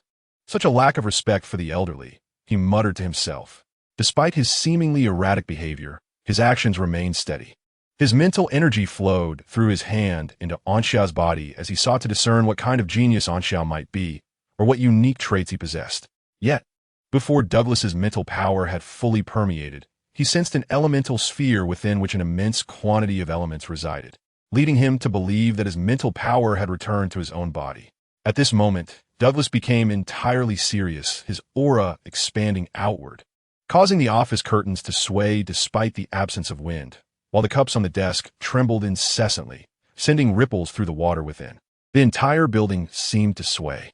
After a prolonged moment, Douglas released Anxia's hand and retracted his mental power back into his own being. ABIs, where did you find him? Douglas inquired. Anxia had only enrolled as a freshman a month prior. ABIs was puzzled by the dean's question. So he hasn't yet been accepted by any mentor? Douglas probed further. Indeed. Excellent. Douglas suddenly slammed his hand onto the table and instantaneously appeared beside Anxia, his overwhelming presence causing Anxia to feel a slight tightness in his chest. Gazing at Douglas, Anxia felt akin to a little rabbit being eyed by a big bad wolf, instinctively shrinking back into his chair. As he pondered Douglas's next move, in the blink of an eye, Douglas lunged at him. Dean, ABIs exclaimed in astonishment. Please, allow me to be your student, Douglas cried, clinging to Anxia's leg, tears streaming down his face, his plea pitiful. Anxia was left in a state of shock, having experienced multiple mental crashes since entering the office, and this moment rendered him utterly incapable of thought. Dean, Abby's expression darkened as she promptly cast a spell, summoning an ice chain to bind Douglas's legs, pulling him away from Anxia. Please, allow me to be your student. Douglas remained steadfast in his plea despite being forcibly removed. After 10 minutes of amicable conversation, Douglas regained his composure, the encounter having not involved any form of coercion. Returning to his desk, Douglas, with frost adorning his hair and brows, assured them in the name of Lance Magic Academy. So, Dean, what did you discover about Anxia? ABIs asked. First, share findings. Douglas replied. While meditating, Anxia can gather a substantial amount of elements and continuously absorb them, ABIs stated. Moreover, the magic he releases feels unlike any normal magic. It resembles a transcendent magic from the sacred domain, although its potency is rather weak. ABIs frowned slightly, noting that even the commotion she made while meditating and drawing elements was insignificant compared to Anxia's. A faint smile emerged on Douglas's wrinkled face. All of this is quite normal. If such phenomena were absent, that would be abnormal. What do you mean? Anxia asked. Anxia's innate mental power is thousands of times greater than that of an ordinary person. Even if your current mental power differs significantly from his, you possess a remarkable advantage when it comes to drawing elements and comprehending the structure of magical runes. Is that so? ABI's pondered for a moment, then lifted her gaze to Douglas, who appeared quite serious at that moment. Yet, why did she have a nagging suspicion that Douglas was merely pulling a fast one? Beside her, Anxia nodded vigorously, affirming her thoughts. As for the paranoia, I surmise that Anxia must hail from a remote location, correct? Douglas observed Anxia with a smile. I come from the town of Lilis, Anxia replied candidly. Ah, that's quite close to the academy, Douglas acknowledged, subsequently producing a book and placing it before Anxia. Peruse this. Once you finish, your paranoia shall dissipate. Douglas thoughtfully turned to a particular page, revealing a plethora of questions and answers. Anxia glanced at it for a moment before her composure began to waver. For instance, question, what should I do if my exceptional talent leads to me being captured for experimentation? Answer, do not believe the rumors that alchemists capture subjects for experiments. They typically conduct experiments on themselves. In recent years, some individuals did use magical beasts as subjects. But such practices have nearly ceased following strong condemnation from the Beast Rights Association. Even if such incidents occur, they would face substantial fines. Question, what if someone wishes to harm me due to my exceptional talent? Answer, in response to such concerns, nations led by the Emerald Kingdom have collectively established the Magic Network system. As long as you remain within a nation covered by the Magic Network, regardless of your talent, if anyone attempts to commit a crime endangering your life, the Magic Network will issue an audible warning and record the assailant's appearance while marking them for tracking. Only those of the Sacred Realm can remove this tracking mark. Thus, if the perpetrator continues their criminal activities, emergency services in each city will be dispatched to provide assistance, and a random teleportation spell will be cast on the victim via the Magic Network to ensure their safety. Anxia silently covered her face. She never anticipated that Douglas could fall behind the times. No wonder he found everyone so congenial during business dealings. Despite living in a world filled with magic and martial energy, this was the underlying reason. How embarrassing. Chapter 20. In books reside beauty and wealth. Upon witnessing Anxia's expression, ABI's felt a wave of relief. It seemed Anxia would no longer suffer from paranoia. ABI's recalled the headmaster's earlier remarks about Anxia's mental fortitude surpassing her own. Then, headmaster, does that not mean Anxia is now akin to a master-level mage? After all, his mental prowess has reached the requisite standard, ABI's inquired. Douglas shook his head, correcting her. That is not accurate. While Anxia's power may exceed that of a first-level mage, it is far from that of a master. His vast mental energy is innate, yet he has never attempted to harness it, resulting in a significant deficiency in his control over it.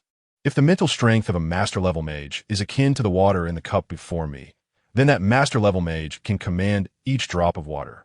However, Anxia is incapable of such mastery. He can only manipulate 1 or 2 drops from that vast pool.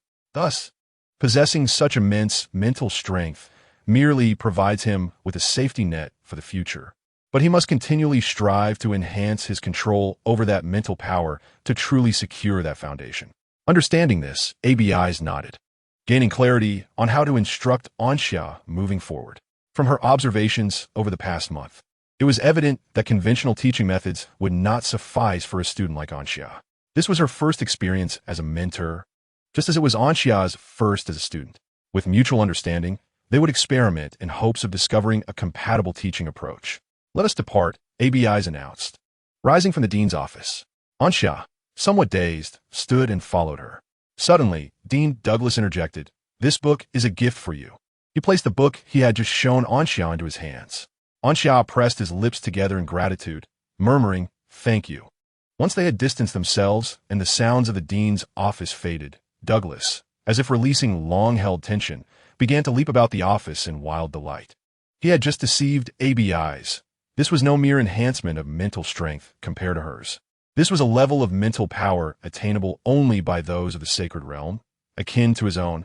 The current disparity lay solely in the quality of that power. Thus, Anxia's future safety net was the Sacred Realm, not merely the master level. Douglas refrained from disclosing this truth, fearing it would inflate Anxia's pride. Being born into the sacred realm was a feat achievable only by pure-blood descendants of divine beasts on the monster side. On the human front, Anxia would stand as the first recorded instance. Consequently, Douglas was apprehensive that other magical academies might catch wind of this revelation and attempt to poach him. In contrast, there were numerous examples of humans born as masters. ABIs herself had encountered a master-level opponent while representing Lance Magic Academy in an inter-academy competition just 2 years prior. On the way back, ABIs allowed Anxia to return to his dormitory. Before parting, she informed him that starting the next day, he would no longer need to attend regular classes, as she would personally arrange exclusive lessons for him. Anxia could only sigh in response. By the time he returned to the dormitory, night had fallen. Anders, curious about Anxia's late return, inquired about it. Anxia felt he could not bear the burden of disappointment alone, so he shared Douglas's book with Anders. Thus, yet another youthful dream was shattered, leading to a newfound maturity. "Why do you possess such a book?" Anders lamented, on the verge of tears. "I had just fantasized about enduring until the semester's end, returning home, only to be kidnapped by bandits who would demand a ransom for my family. After paying the ransom, the bandits would threaten to harm me in front of my family. Yet, I would use magic to retaliate and vanquish them. You have quite a vivid imagination, don't you?" Anxia chuckled softly, finding relief in the thought that suffering need not be borne alone. When pain is transferred to others, it significantly alleviates one's own anguish. The following day, Anxia abstained from attending class, awaiting the exclusive session with ABIs. It was not until the afternoon that he received her message to come to the 5th grade dormitory. 5th grade? Anxia pulled out the freshman handbook to consult the campus map, discovering that the 5th grade dormitory was situated adjacent to the academy's rear hillside. Since 5th grade students rarely inhabited the academy, there was no distinction between male and female dormitories. Considering Abis's age, a hypothesis arose in Anxia's mind. Could it be that the mentor ABIs was actually a senior from the 5th grade? In many universities before his time, there were often seniors who, nearing graduation, chose to remain on campus rather than seek employment elsewhere. Following the map to the 5th grade dormitory, Anxia looked up and noticed Abis's blue hair wafting from a window on the 4th floor, revealing the silhouette of her graceful form. Ascending the stairs, he found the door to her room ajar. Upon stepping inside, an instinctive urge to flee surged within him, for the room was inundated with books. This was a manifestation of his fear of academic rigor. Various tomes on magic occupied every corner, leaving scarcely 2 square meters for standing. It was no wonder ABIs stood by the window. Aside from a narrow passageway, barely wide enough to traverse, that was the only space available. Hearing footsteps, ABIs closed the tome in her hands and looked towards the door. Upon recognizing Anxia, she said, "From today onward, you'll rest here during lunchtime." "Ah," Anxia replied, puzzled. "It is the director's directive," ABIs stated, having effectively thrown Douglas under the bus. Even she did not comprehend why the director took such a keen interest in Anxia.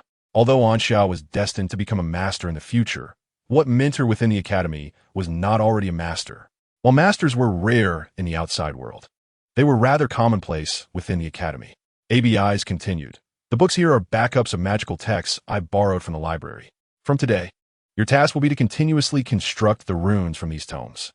By the way, here's this one." She handed a magic book to Anxia, who noticed the title on the cover, Detailed Explanation of Runes. "I will dedicate 2 hours each day at noon to teach you how to learn the structure of runes. This is typically a 3rd grade course, but your mental fortitude is sufficient for you to begin early," ABIs explained. Anxia questioned, "But isn't understanding runes reliant on intuition?" "That notion is an antiquated belief from millennia ago," ABIs replied, her expression growing stern as she furrowed her brow. "Where did you hear such outdated ideas?" "From Anders," he admitted. Anxia, without a moment's hesitation, sold the individual, casting aside all that had been said. The study of runes today is incomparably advanced compared to millennia past. ABIs cast a glance and opened the detailed explanation of runes, declaring that she would first impart some of the simplest rune structures. Chapter 21 I shall confront ten. Sunlight streamed into the room, casting a warm glow predominantly upon ABIs. Light and shadow created a striking dichotomy upon her form, her pale blue eyes shimmering like precious gems in the illumination. Her not-so-vibrant red lips parted slightly as she articulated the intricate details of rune construction. Nearby, on the edge of the bed, Anxia sat engrossed in his book, his head bowed as he diligently sketched and noted. The soft rustle of pen against paper resonated throughout the dormitory, accompanied by an inexplicable breeze that stirred the mountain of spellbooks, their pages fluttering in a delicate symphony with the sound of writing. Occasionally, as their eyes met, a fleeting connection sparked between the two, only to dissolve into nonchalance. It was a tranquil afternoon. The occasional chirp of cicadas from the trees outside did not disturb the serenity, but rather added to its richness.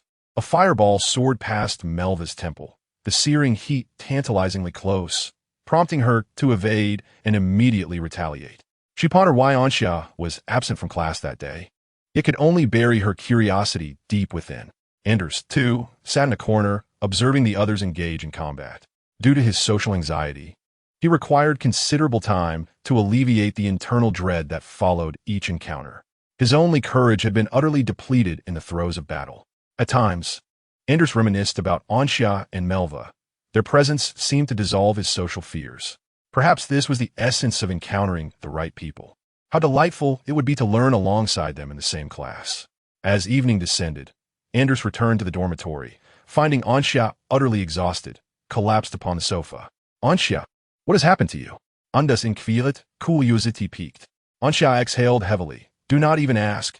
You would not wish to know.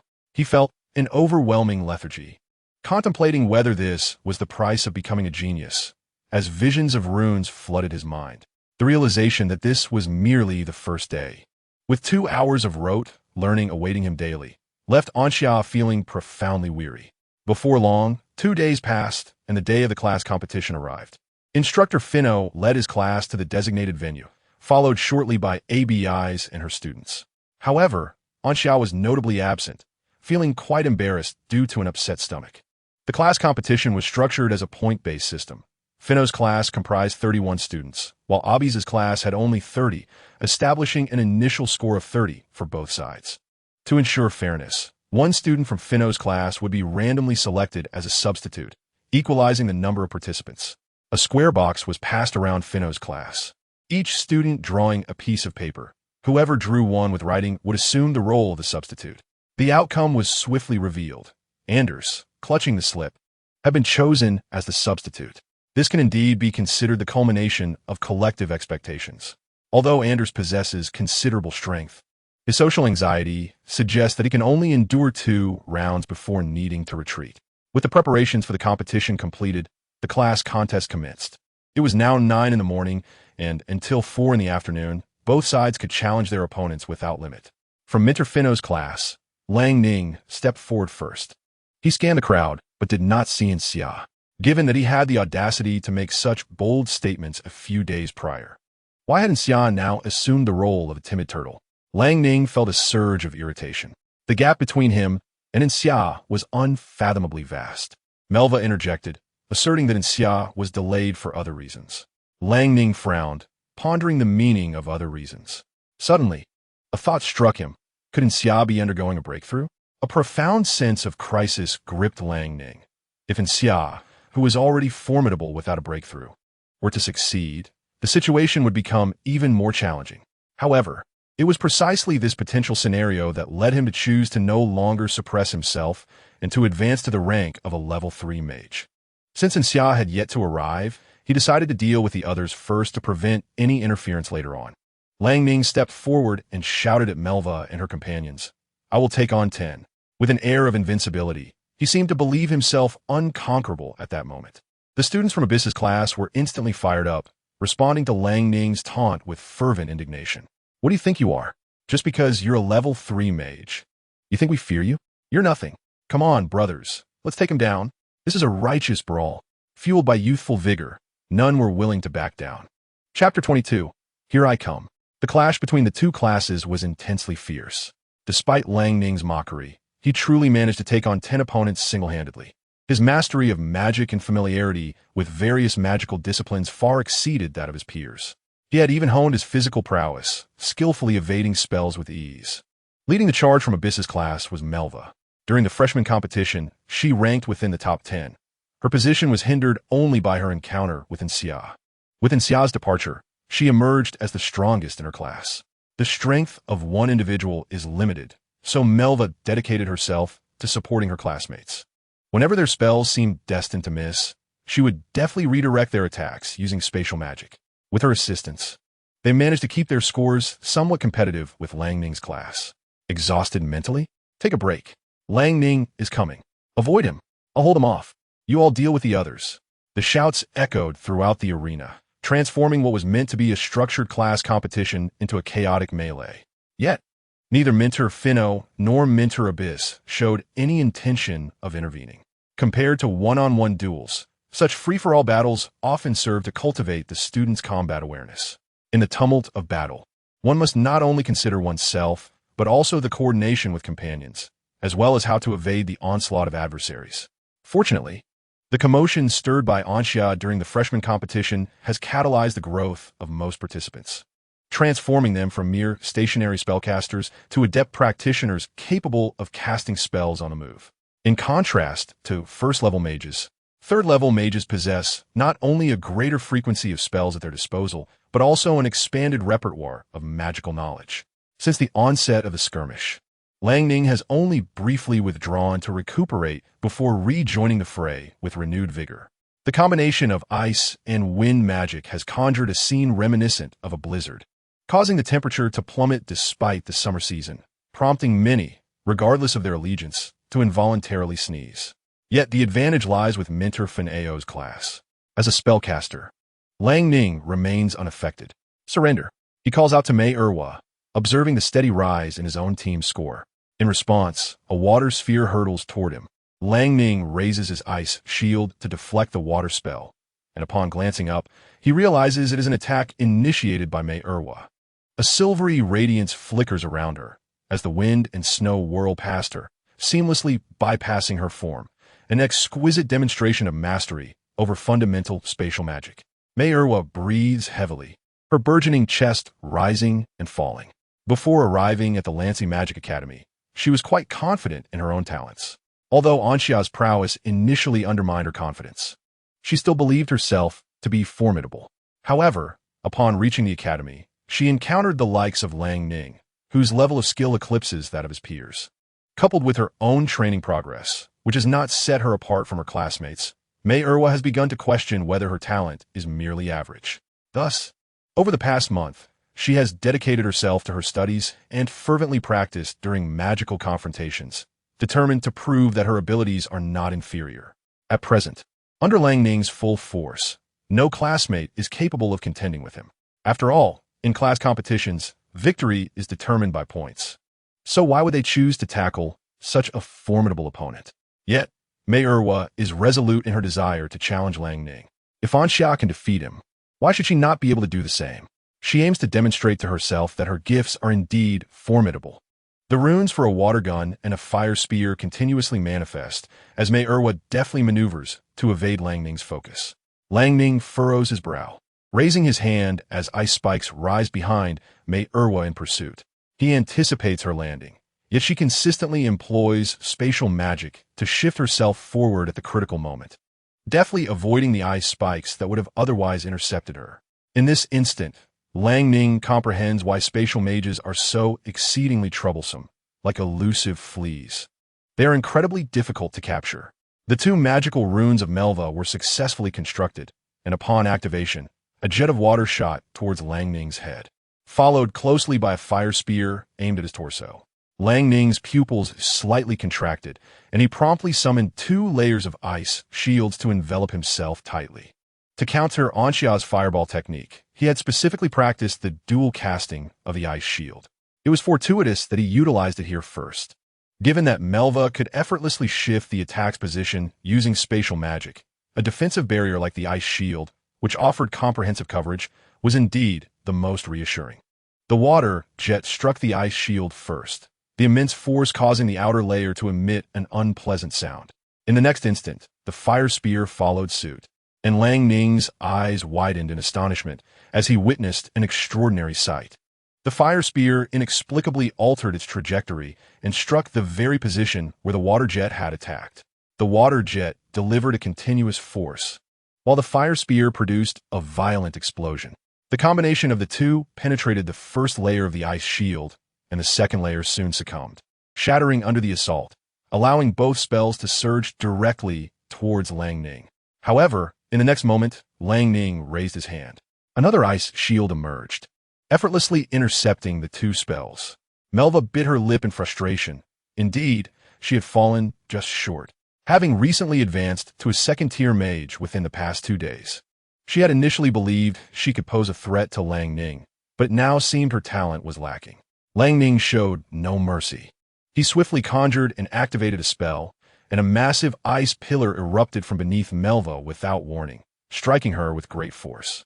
The impact was absorbed by the bracelets worn by every student, yet the sheer force still sent Melva soaring backwards, the azure sky rushing past her eyes, her hair dancing in the air. Just as she thought she would crash heavily to the ground, she suddenly found herself enveloped in a not-so-spacious embrace. Coughing, the boy nearly lost his breath. Although he had caught Melva, the tremendous impact still caused them both to tumble to the ground. Hey, don't just daze off. Get up. The boy helplessly extended his hand and waved it in front of the girl who was sprawled atop him. It was then that she quietly regained her senses.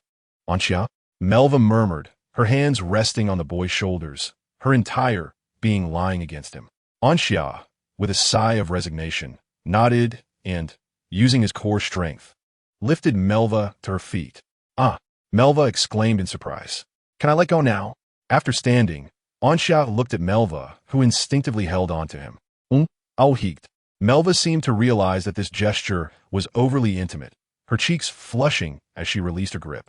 Chapter 23. You should not have come here. You came. I came. You should not have come. But I still did. Anxia slowly walked in front of Lang Ning, their gazes locking in a profound exchange. As the surrounding breaths softened, the newcomers witnessed the two individuals standing together once more, a silent cry emerging in their hearts. Fight! Fight! Under the eager gaze of the crowd, Lang Ning wore a serious expression, as if to deliver a grand battle proclamation. Shall I regain my strength? Very well. And Xia consented, for he too needed to recuperate. After a visit to the restroom, his legs had gone numb from squatting, and he rushed back, still feeling the lingering effects. The surrounding freshmen exchanged bewildered glances, thinking, wait, weren't you just brimming with the spirit to take on 10 opponents? Perhaps feeling a bit embarrassed, Lang Ning explained, my mental energy has been excessively depleted. I'm not in my prime. And Xia smiled. Yes, I understand. For reasons unknown, as he gazed at Xia's cheerful demeanor, Lang Ning felt an inexplicable discomfort. Never mind. Let us recover first, then embark on their extraordinary battle. Lang Ning, brimming with confidence, closed his eyes to meditate. At this moment, the scores from the two classes had become irrelevant. Everyone transformed into mere spectators. Who do you think will win? From a distance, Mentor Fin Ao observed the two. Anxia. AB eyes turned to leave. There was no need to watch any longer. Once Xia arrived, the outcome was already sealed. Such confidence? Mentor Fin Ao stroked his chin. Although Lang Ning had not been in Xia's match during the freshman competition over the past month, both had undoubtedly experienced significant growth. Before any confrontation, the outcome remained uncertain, did it not? Half an hour later, Lang Ning concluded his meditation, confidently gazing at Xia. I have awaited this day for a long time. Come forth, I shall redeem my failure. Such confidence? And Xia raised an eyebrow slightly. The freshman promptly cleared a spacious area for the two to engage in battle, as they wished to avoid being caught in the fray. Several individuals had already pulled out tissues to wipe their noses, having caught a cold from Lang Ning's gusts of wind and ice magic. This is not mere confidence, Lang Ning stated calmly. It is trust in one's own abilities, the finest testament to the rigorous training of the past month. With that, Lang Ning stepped back, creating distance between himself and Xia, simultaneously constructing runic structures in his hands. Observing this, Xia also began to form the fireball spell. Lang Ning was the first to complete his runic construction. He shouted, Ice Prison, and Xia swiftly darted to the left, and in the next moment, 10 ice spikes twisted and rose from where he had just stood, forming a cage. Seeing that Xia had evaded capture, Lang Ning immediately prepared his next spell. It was now Xia's turn to complete his runic construction, unleashing the fireball spell. A howling sound erupted from the sky, and everyone looked up, witnessing not one, but 3 fireballs. Each fireball was impressively large. This was the reason for Xia's slower construction speed. Guided by Xia, the 3 fireballs descended, surrounding Lang Ning. Before the fireball descended completely, Lang Ning prepared his second spell, which he unleashed without hesitation. "Ice Prism," he shouted, and a 5-meter mirror materialized above him, radiating brilliance. Swiftly, he dashed to the side, evading the blast radius of the fireball. 3 fireballs struck the ice prism, only to be thwarted by its reflective surface, causing the flames to distort and dissipate. In the next moment, the 3 fireballs erupted with a deafening roar. Boom! Chapter 24. The Rise of the Youth. The ice prism shattered instantly under the explosion of the fireballs, sending a ring of fire radiating outward in all directions. Each fireball possessed the power equivalent to a 3rd-level spell, and a simultaneous detonation affected even Lang Ning, who stood at a distance. And Xia remained steadfast, showing no signs of retreat from the force of the impact, while Lang Ning found himself in disarray. "Is this the trump card you prepared for me?" Lang Ning spat out some grit, gazing gravely at Xia. "Trump card?" And Xia was perplexed. He had been engrossed in studying rune structures for the past 2 days and had no time to devise any special tricks for Lang Ning. The 3 fireballs were merely the result of activating 3 fireball runes simultaneously. Otherwise, how could Lang Ning have launched his attack first? His greatest achievement in those 2 days was significantly increasing the casting speed of the fireball spell and learning a new magic that could synergize with mental impact. "Xia, I acknowledge you as my lifelong rival. Only you are worthy to be my opponent." Lang Ning proclaimed solemnly. And Xia replied, "So, did you consult me on this? How did I become your lifelong rival? And don't you find what you're saying a bit cringeworthy?" He regarded Lang Ning with pity. At such a mature age, still clinging to such juvenile notions, it was time for him to gain a proper understanding of himself. In just 15 seconds, Xia completed the construction of the mental impact rune. Instead of immediately unleashing it, he opted to construct a second spell, one that was entirely new. Meanwhile, Lang Ning began his incantation. His hair and eyebrows transformed into an icy blue, and countless snowflakes coalesced around him in a swirling dance. "This is the frozen bloodline." Some students from both classes recognized Lang Ning's actions and exclaimed in astonishment. "Lang Ning? No wonder that name sounds familiar. He hails from the royal family of the Winter Kingdom." Melva displayed concern, for it was said that the royal family of the Winter Kingdom descended from the god of winter. Although this had never been substantiated, their formidable prowess was indisputable. To activate the frozen bloodline as a 3rd-level mage marked Lang Ning as a prodigy among the royal lineage. As the frozen bloodline fully awakened, the surrounding temperature plummeted by over 20 degrees. Despite the sunlit weather, it felt as though winter had descended. The onlooking students retreated, and only when they had distanced themselves by 50 meters, escaping the influence of the frozen bloodline, did warmth return. "Hachu!" And Xia couldn't help but sneeze, then glared at Lang Ning. "Cheating. He has cheating. Where's the referee? Where's the referee?" In the midst of a fierce contest, with bloodlines invoked, one cannot blame themselves for being impolite. 2 completed runes surged with potential in Xia's mind. Taking a deep breath, he unleashed them. The first was a mental shock, conjuring a colossal, ghostly giant that materialized behind Lang Ning. Due to Xia's ascension to a level 1 mage, the apparition grew larger, its staff becoming more formidable. Lang Ning felt an instinctive jolt of fear. The shadow of dread loomed over him. In response, he utilized only half the usual time to conjure an icicle shield before the ghostly giant, restoring a semblance of security to his heart. However, Xia did not immediately assign a target for the giant's attack. Instead, he cast his second spell. Level 1 time magic, Fixation. The target, the ghostly giant. Few possess the innate talent for time magic, a rarity indeed. Yet, upon curiosity-driven experimentation, Xia discovered he could master it. After perusing the elementary, level 13, time magic, a spark of inspiration ignited in his mind as he contemplated one particular spell. This level 1 time magic Fixation could stabilize an object's current state for a duration of 2 minutes. Once he mastered the mental shock, it transformed into a formidable strike from the ghostly giant. However, the giant would vanish after executing its swing. If, before the giant struck, he could use the level 1 time magic to fix its state, might he not be able to deliver multiple mighty blows? Furthermore, If he cast several mental shocks, summoning multiple ghostly giants, and then used magic to stabilize them, could he not orchestrate a solo ambush? United we stand, Anxia mused, feeling diminutive on his own. Only amidst a throng could he find confidence. Thus, he embarked on this endeavor and confirmed the feasibility of his idea. Now, let this magical combination make its debut before all. 2 days of rune structure study did not elucidate why his magic had mutated in such a manner. However, it significantly enhanced his construction speed. A 15-second construction time for the mental shock was not his limit. Drawing upon his immense mental strength, Anxia exerted himself fully. In merely 12 seconds, a new mental shock rune materialized in his mind. Mental shock, fixation, mental shock, fixation. Just as Lang Ning completed a level 3 magic rune, he beheld 3 ghostly giants materializing beside him. Not far off, Anxia grinned with malevolence. Target designated, Lang Ning. In the next heartbeat, 4 ghostly giants swung their mighty staffs towards Lang Ning. Remaining composed, he deftly maneuvered the icicle shield to deflect the strikes of 3 giants, then unleashed a frigid spear to shatter one of the apparitions. He let out a light chuckle, dismissing the 4 spectral giants as mere trifles. However, his smile faltered when he turned to see familiar cracks appearing on the ice prism. Through the prism, the 3 spectral giants loomed like relentless pile-driving machines, mercilessly delivering blows. What the hell?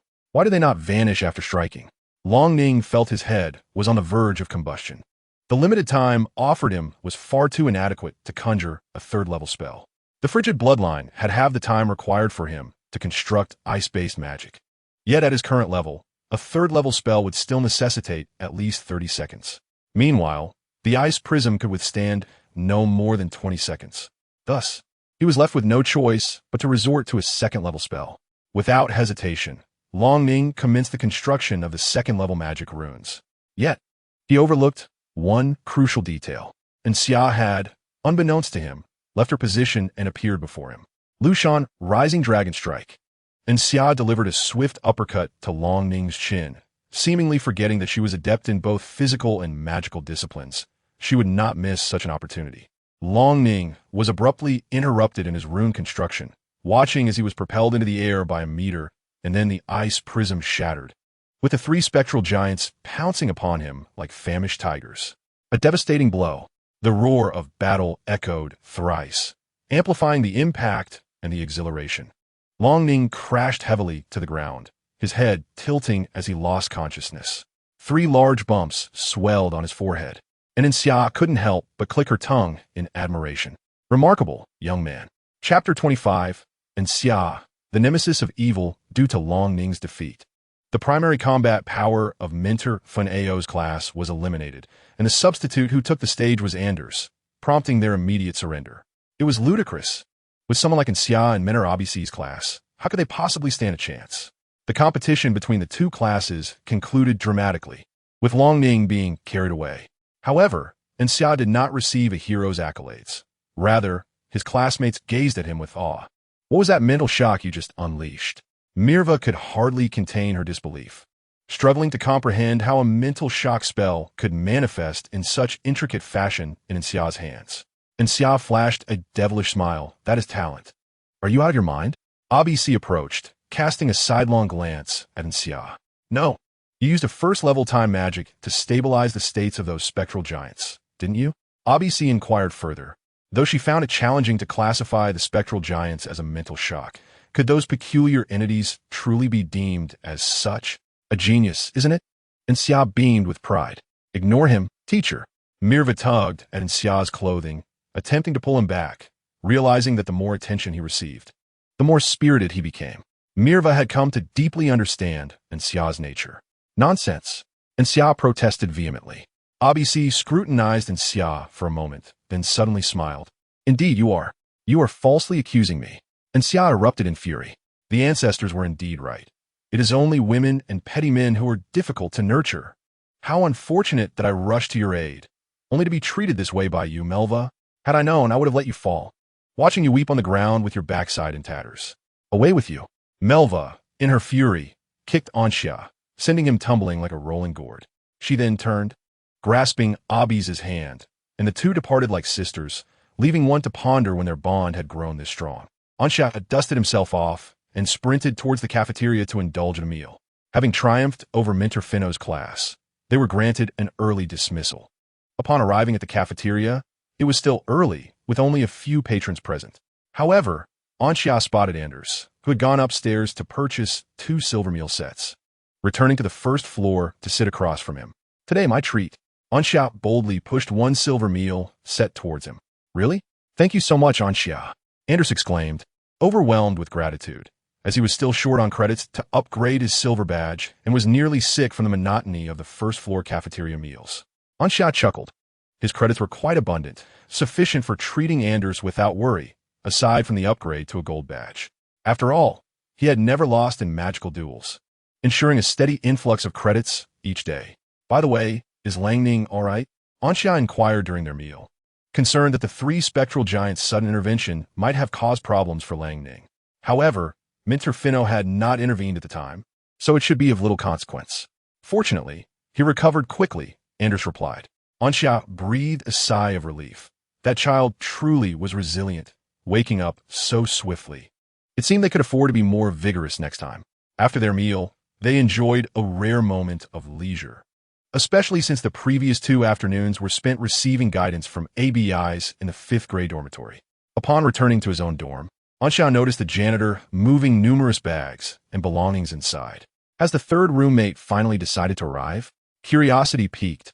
Ansha peeked into the long unoccupied room, only to be greeted by a familiar face. There stood Langning, with a determined expression, turning to look at Ansha. "Ansha, I will surely defeat you," he proclaimed loudly. Ansha felt a wave of nausea wash over him, akin to consuming a piece of durian. "Why is it that you've become so tenacious? There seems to be no shaking you off." He felt wearied. Had Langning been a beautiful maiden, he would have welcomed the challenge, but alas, this was a male. Suddenly, Ansha found that his earlier tutoring sessions with minor ABIs were not so burdensome after all. Time swiftly passed, and soon it was afternoon. Ansha, feeling somewhat lost, followed ABIs into the classroom. During the 2 hours of midday, ABIs had utilized 2 small balls, instructing Ansha to stack them using his mental prowess, striving to prevent them from toppling. This delicate manipulation undoubtedly required significant concentration. Though his mental energy had not yet been depleted, Ansha felt mentally exhausted beforehand. After taking attendance, ABIs began to arrange the allocation of 10 low-level training rooms as rewards for the class competition. With exactly 30 students in the class, the rotation would occur every 3 days. Subsequently, ABIs announced another important matter. In a month and a half, specifically in 45 days, the 2nd freshman competition would commence. This event, being official, promised magical equipment and a 7-day holiday for the top-performing students. ABIs stated this matter with a calm demeanor, and after a few seconds of silence in the classroom, a cacophony of voices erupted. A holiday. Many were on the verge of tears, most of them bearing bronze badges. Finding life in the academy overwhelmingly arduous, to have family send resources to the academy required the privilege of a silver badge. A 7-day holiday was enough to drive anyone to madness.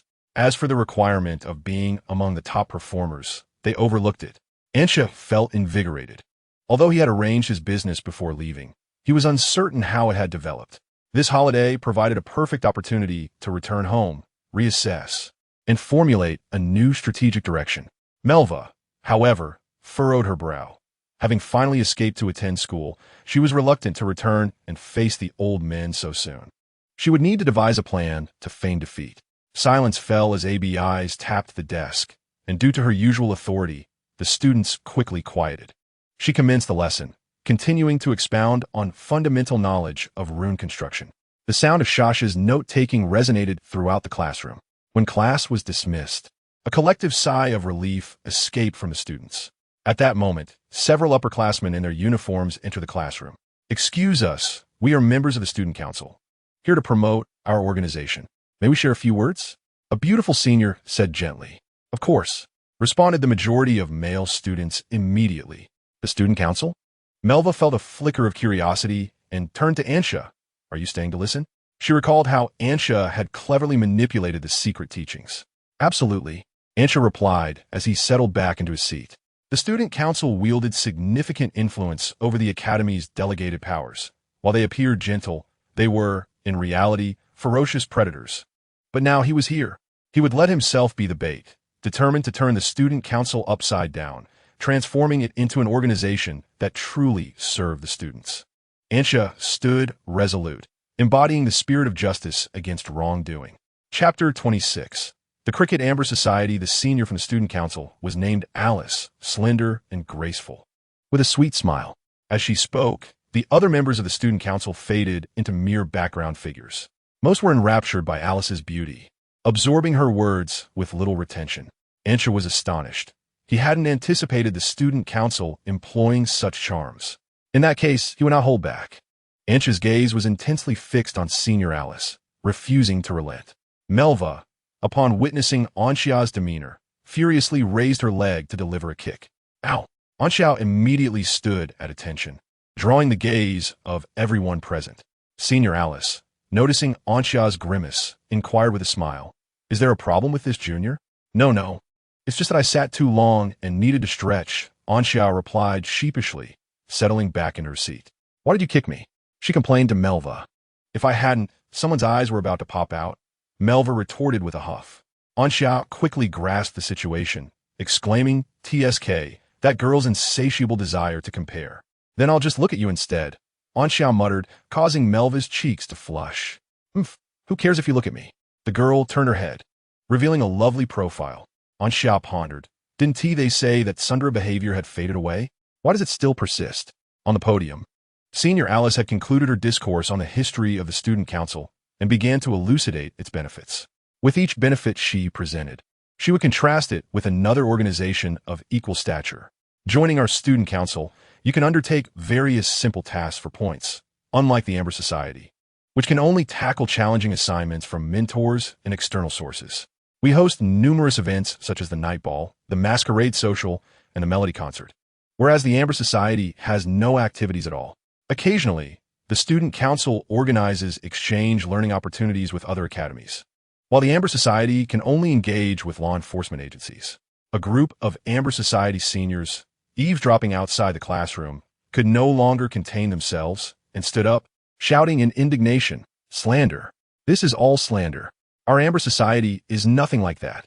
Senior Alice cast a cool glance their way. "Then please point out where I have erred." The shouts from the Amber Society seniors abruptly ceased, cold sweat trickling down their foreheads. Senior Alice scoffed. "Is that all? Is that truly all?" Everyone witnessed the truth in her words. The Amber Society paled in comparison to the Student Council. With her arms crossed and chin raised, she exuded confidence and pride. Students wishing to join the Student Council are invited to register in the Grand Hall number 3 before the day after tomorrow. Our seniors will be there during this period. Thank you all for your attention. The previously background Student Council seniors finally had the chance to speak, distributing registration forms to everyone before departing with Senior Alice to the next freshman class. "Are you going to join?" Melva asked Ansha, holding out a registration form. "I might consider it," Ansha mused, stroking her chin. Originally, she had intended to join the Student Council, but now, with the emergence of the Amber Society, she felt that joining them might not be such a bad idea after all. Despite Amber's teasing from Senior Alice, the continuous influx of new members suggests that the reality may not be as grim as it seems. Upon leaving the classroom, Ansha was quickly intercepted. "Ansha," Langning approached with a grave demeanor, "my lifelong rival." Behind him trailed a cadre of sycophants, surrounding him like celestial bodies orbiting a sun. "Aren't you embarrassed, mate?" Ansha merely listened, wishing she could excavate a 3-room apartment to bury herself in. She could scarcely fathom how Lang Ning could utter such words. "If you have something to say, please state it. If not, kindly step aside." Ansha felt utterly drained. "I have already joined the Student Council, and my next step is to compete for the position of director, followed by a bid for the presidency. I hope you can keep pace with me instead of being left behind," Lang Ning proclaimed with fervor.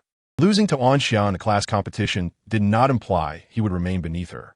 The motto of the Winter Royal family is, even in the face of a blizzard, we shall forge ahead.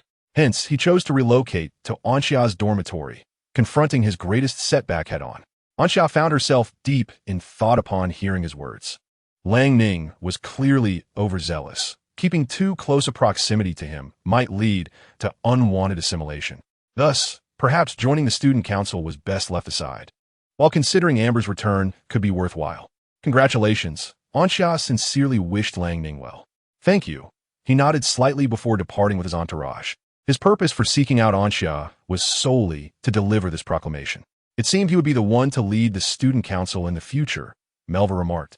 Observing Lang Ning's retreating figure, a sense of heaviness settled in her heart. Since arriving at Lance Magic Academy, she had encountered a plethora of prodigies, with Lang Ning standing out as a paragon among them. For the first time in her life, Melva felt the weight of pressure. Although her own talents were commendable, they paled in comparison to a genius like Lang Ning. The student council is merely trivial, Anxia stated. Let us investigate how to join Amber's group. Melva cast a sidelong glance at Anxia. You can go alone. Anxia halted, astonished. Huh? Melva, are you not joining the student council? Of course, after all. Lang Ning's lifelong rival is you, not me, Melva replied with a slight smirk. Traitor. Anxia's eyes glistened with unshed tears, feigning sorrow. Yet Melva remained unfazed. After a moment, Anxia, realizing no one was indulging her theatrics, decided to cease her performance. All right, fine. So it's settled. Melva, once you join the student council, please inform me of Lang Ning's whereabouts so I can avoid him. Anxia sighed. Didn't T. Anders mention that Lang Ning moved to your dormitory? Melva inquired. So you'll have to face him sooner or later. I'll avoid him for now. We shall see when this fellow returns to normal. Anxia harbored an intriguing notion to procure several recording crystals, intending to capture Lang Ning's melodramatic utterances. Once Lang Ning had outgrown his theatrical phase, she planned to unveil this collection of his less-than-glorious moments, potentially reaping a handsome reward in gold. After parting ways with Melva, Anxia searched for quite some time before finally locating the eavesdropping seniors of the Amber Society. Chapter 27. The Amber Triumvirate, do you know who we are? They proclaimed. Indeed, we are the illustrious Amber Triumvirate. Anton, Paige, CK, are you frightened? If so, you'd better flee quickly, for our Amber Society does not admit just anyone. The three seniors struck various poses, their antics having long ceased to astonish other students who passed by. Anxia, standing before them, could not help but cover her face in embarrassment. How could these three clowns be even more ridiculous than Lang Ning? While Lang Ning merely indulged in youthful folly, these three had reached an entirely new level of absurdity.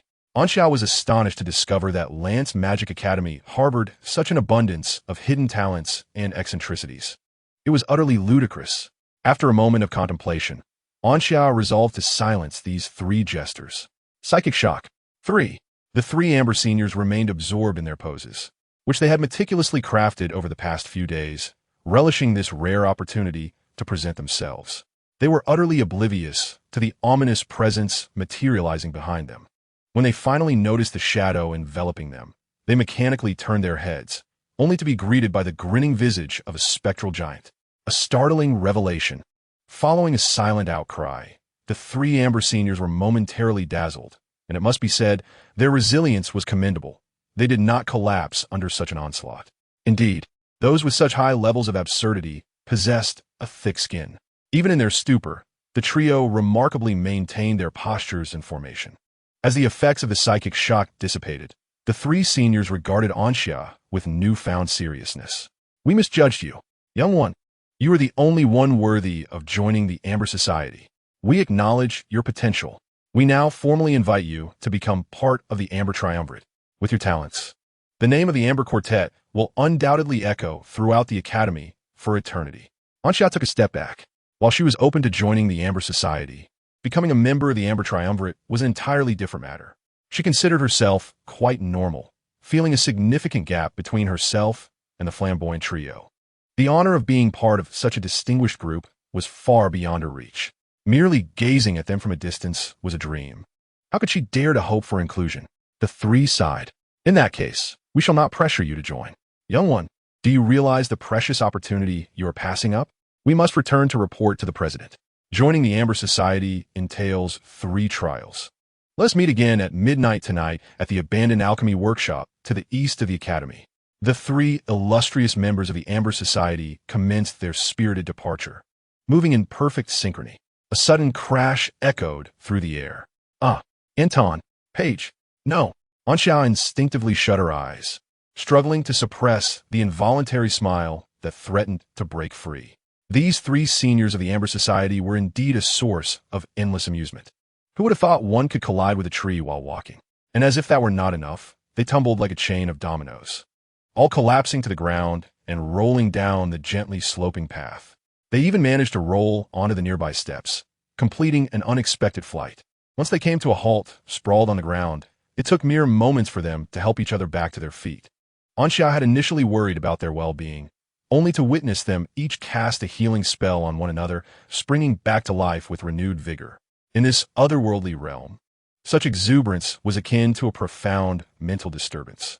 Anxia contemplated that when she eventually held the reins of the Amber Society, she would surely relegate these three sources of chaos to the far reaches of the land, lest they wreak havoc on more unsuspecting souls.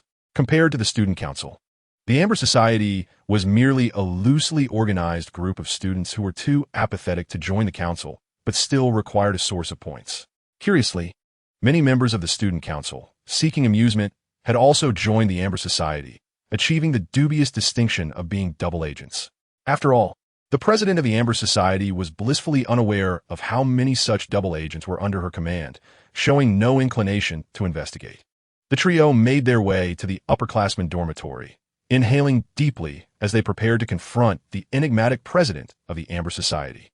Although it was still autumn, a chilling breeze permeated the upperclassmen's quarters, causing involuntary shivers. In the darkness, there was no light to be found. Even the moonlight had been absorbed by the magical barrier enveloping the Lance Magic Academy, converted into elemental energy reserves. The desolate upperclassmen dormitory exuded an eerie sense of dread.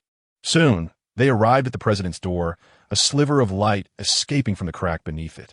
The Amber trio exchanged glances, swallowing hard before knocking on the door. In an instant, the door swung open, icy tendrils of frost spilling forth, enveloping the air in a palpable chill that obscured the interior of the room. The trio became gravely serious. Any lapse in their demeanor could invoke the president's formidable wrath. "What is it?" A cold voice emerged from the frigid atmosphere, revealing a figure seated in a chair, engrossed in a book. "Boss, a new student wishes to join our Amber Society," the trio announced. "A new student, you say?" "Yes. A freshman named Anxia. She is nothing short of a genius." The president fell silent for a moment, pondering the implications of being recognized as a genius by these three. "I cannot discern whether this is a compliment or an insult. Go speak with Kliss. She will arrange the entrance examination. I will be present as well. But do ensure that you do not frighten the newcomer away," the president instructed. "The Amber Trio, I believe you should convey this message to Chris. Our eccentricity does not extend to causing trouble for others."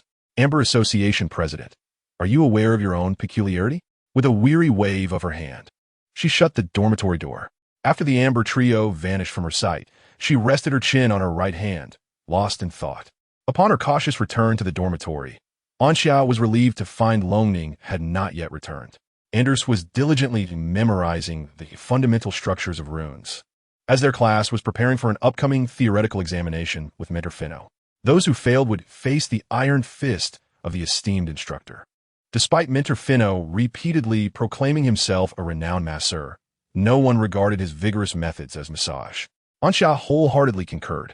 Even Dean Douglas would howl in agony under Finno's relentless ministrations.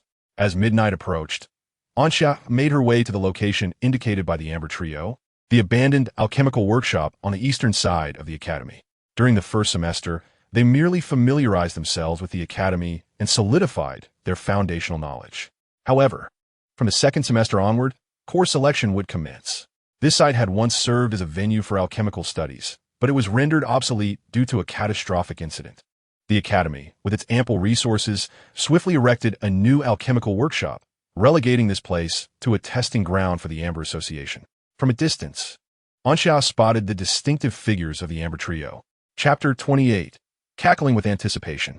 Are they not here yet? A petite girl perched on a branch, her light weight allowing her to perch without the aid of wind magic. Below her, the Amber Trio slumbered soundly, roused from their dreams by her voice. A yawn escaped Anton as he rubbed his eyes. "Our meeting with Anxia was scheduled for 12 o'clock. We have a few minutes to spare." "I believe the testing time should be adjusted," Pyre complained. It's always so late. I'm so tired. I concur. Sick raised his hand. I too agree. Anton followed suit. That made 3 votes. And you, Chris? Pyre looked up at the petite girl. I dissent. Chris huffed. Members of the Amber Association well understood that any suggestion from the Amber Trio was to be met with opposition. Yet, curse be it, how have you led the conversation astray again? Chris gritted her teeth, frustrated that her inquiry about the newcomers had been so easily diverted by the trio's banter. She contemplated suggesting to the president that these 3 should be sent to the student council. She was certain many members of the Amber Association would willingly raise the necessary funds for their transfer. What are we diverted from? The Amber Trio feigned innocence, insisting they had done nothing wrong. He is here. Suddenly, Anton exclaimed, spotting a figure approaching along the path to the abandoned alchemical workshop. Such an affinity for timing. Isn't it? Chris, with her fists primed and ready, had meticulously prepared the trials within the abandoned workshop, setting the difficulty to its utmost level. The frustration she endured this evening at the hands of the Amber Trio would soon be unleashed upon the newcomers. Shortly, a figure approached, revealing itself to be Anxia. Brother, you have finally arrived. The Amber Trio exclaimed, eager to embrace Anxia, only to be met with 3 swift reprimands to their heads. You 3, stop embarrassing me. Chris descended from the branches, leaping to deliver a reprimanding blow to each member of the Amber Trio before finally approaching Anxia, raising her chin. Are you the newcomer who wishes to join the Amber Society? Indeed, Anxia replied earnestly, though he struggled to suppress a chuckle within. Chris barely reached his waist, and the sight of her jumping to strike the Amber Trio was undeniably amusing. Had it not been for Anxia's professional restraint against laughter, he might have succumbed to it. What are you laughing at? Chris inquired, casting a skeptical glance at Anxia. Anxia cleared his throat twice. You must be mistaken, senior. He was unaware of Chris's true standing. But no one in the academy was lower in rank than a newcomer, so addressing her as senior seemed appropriate. Is that so? Indeed, Anxia affirmed, gazing sincerely at Chris and even blinking a few times. Very well, Chris dismissed the matter, continuing, they should have informed you that to join the Amber Society, one must undergo 3 trials. After all, we are not like the Student Council, which is a lackluster organization. We are the elite of the academy. Those of mediocre talent do not qualify for membership in the Amber Society, while the Student Council indiscriminately accepts anyone akin to orcs, who merely need to appear humanoid to claim their identity. The senior members of the Student Council often take the opportunity to belittle the Amber Society during their promotional efforts. Now, as Chris extols the virtues of the Amber Society, she too feels compelled to disparage the Student Council. It is as if they are destined rivals, engaged in a perpetual cycle of mutual disdain and affection. Anxia found himself intrigued by the stories behind this phenomenon, pondering the exploration of such dynamics throughout his forthcoming academy life. I'm the top newcomer, Anxia declared, puffing out his chest. Chris, who had intended to say more, was momentarily taken aback by this proclamation. Wait, isn't there a fellow named Lang Ning among the newcomers, who has already reached the level of a 3rd-tier mage and joined the Student Council, being earmarked as the next head of the department? How can you claim to be the top newcomer? Chris regarded Anxia with a dubious expression, sensing that his innate magical prowess still lingered at the 1st-tier mage level. This matter had caused her much frustration earlier in the day, as she had been ridiculed by her adversaries within the Student Council, nearly losing her appetite as a result. Anxia scratched his head. Perhaps it is because Lang Ning has never fought me. Although he is strong, I am stronger. He stood tall, dismissing Lang Ning as merely an upstart. Is that truly the case? Chris remained skeptical. Absolutely, Anxia assured her with a nod. Chris squinted her eyes. If this were indeed the case, then perhaps tonight's trial could be somewhat lenient, as she would certainly have to retort to the Student Council later. Are you prepared to face the challenge? Chris inquired. Always ready, Anxia exclaimed loudly. Excellent, quite the spirited response. All you need to do is step into this abandoned alchemical workshop to commence the trial. Chris moved aside and, noticing that the Amber Trio was still standing in a daze, she kicked them thrice in irritation, prompting them to finally clear the path. Shall we proceed inside? Anxia looked ahead, where 50 meters away, a dilapidated structure loomed ominously in the night. Moonlight illuminated its surface, revealing dark patches. Occasionally, a breeze would pass, causing eerie wails to echo from the forsaken alchemical workshop, instilling a sense of dread. Are you frightened? If so, speak now, and you may opt out of entering. Otherwise, if you faint inside, it will be quite troublesome, Chris remarked. Humph, how could I be afraid? Anxia muttered, discreetly lowering her sleeves to conceal her goosebumps. May I ask, if something were to accidentally break, would I be liable for compensation? Anxia hesitated to ask. Not at all, Chris replied with great generosity. This place was slated for demolition by the Academy, yet they had been too lethargic to act. Even if compensation were required, it would be the Amber Society that would cover it. Really? Truly, the Amber Trio chorused, thumping their chests with conviction. All right then. Anxia shrugged and strode toward the abandoned alchemical workshop. Before arriving here, she had discerned the peculiarities of a first-level time magic solidification.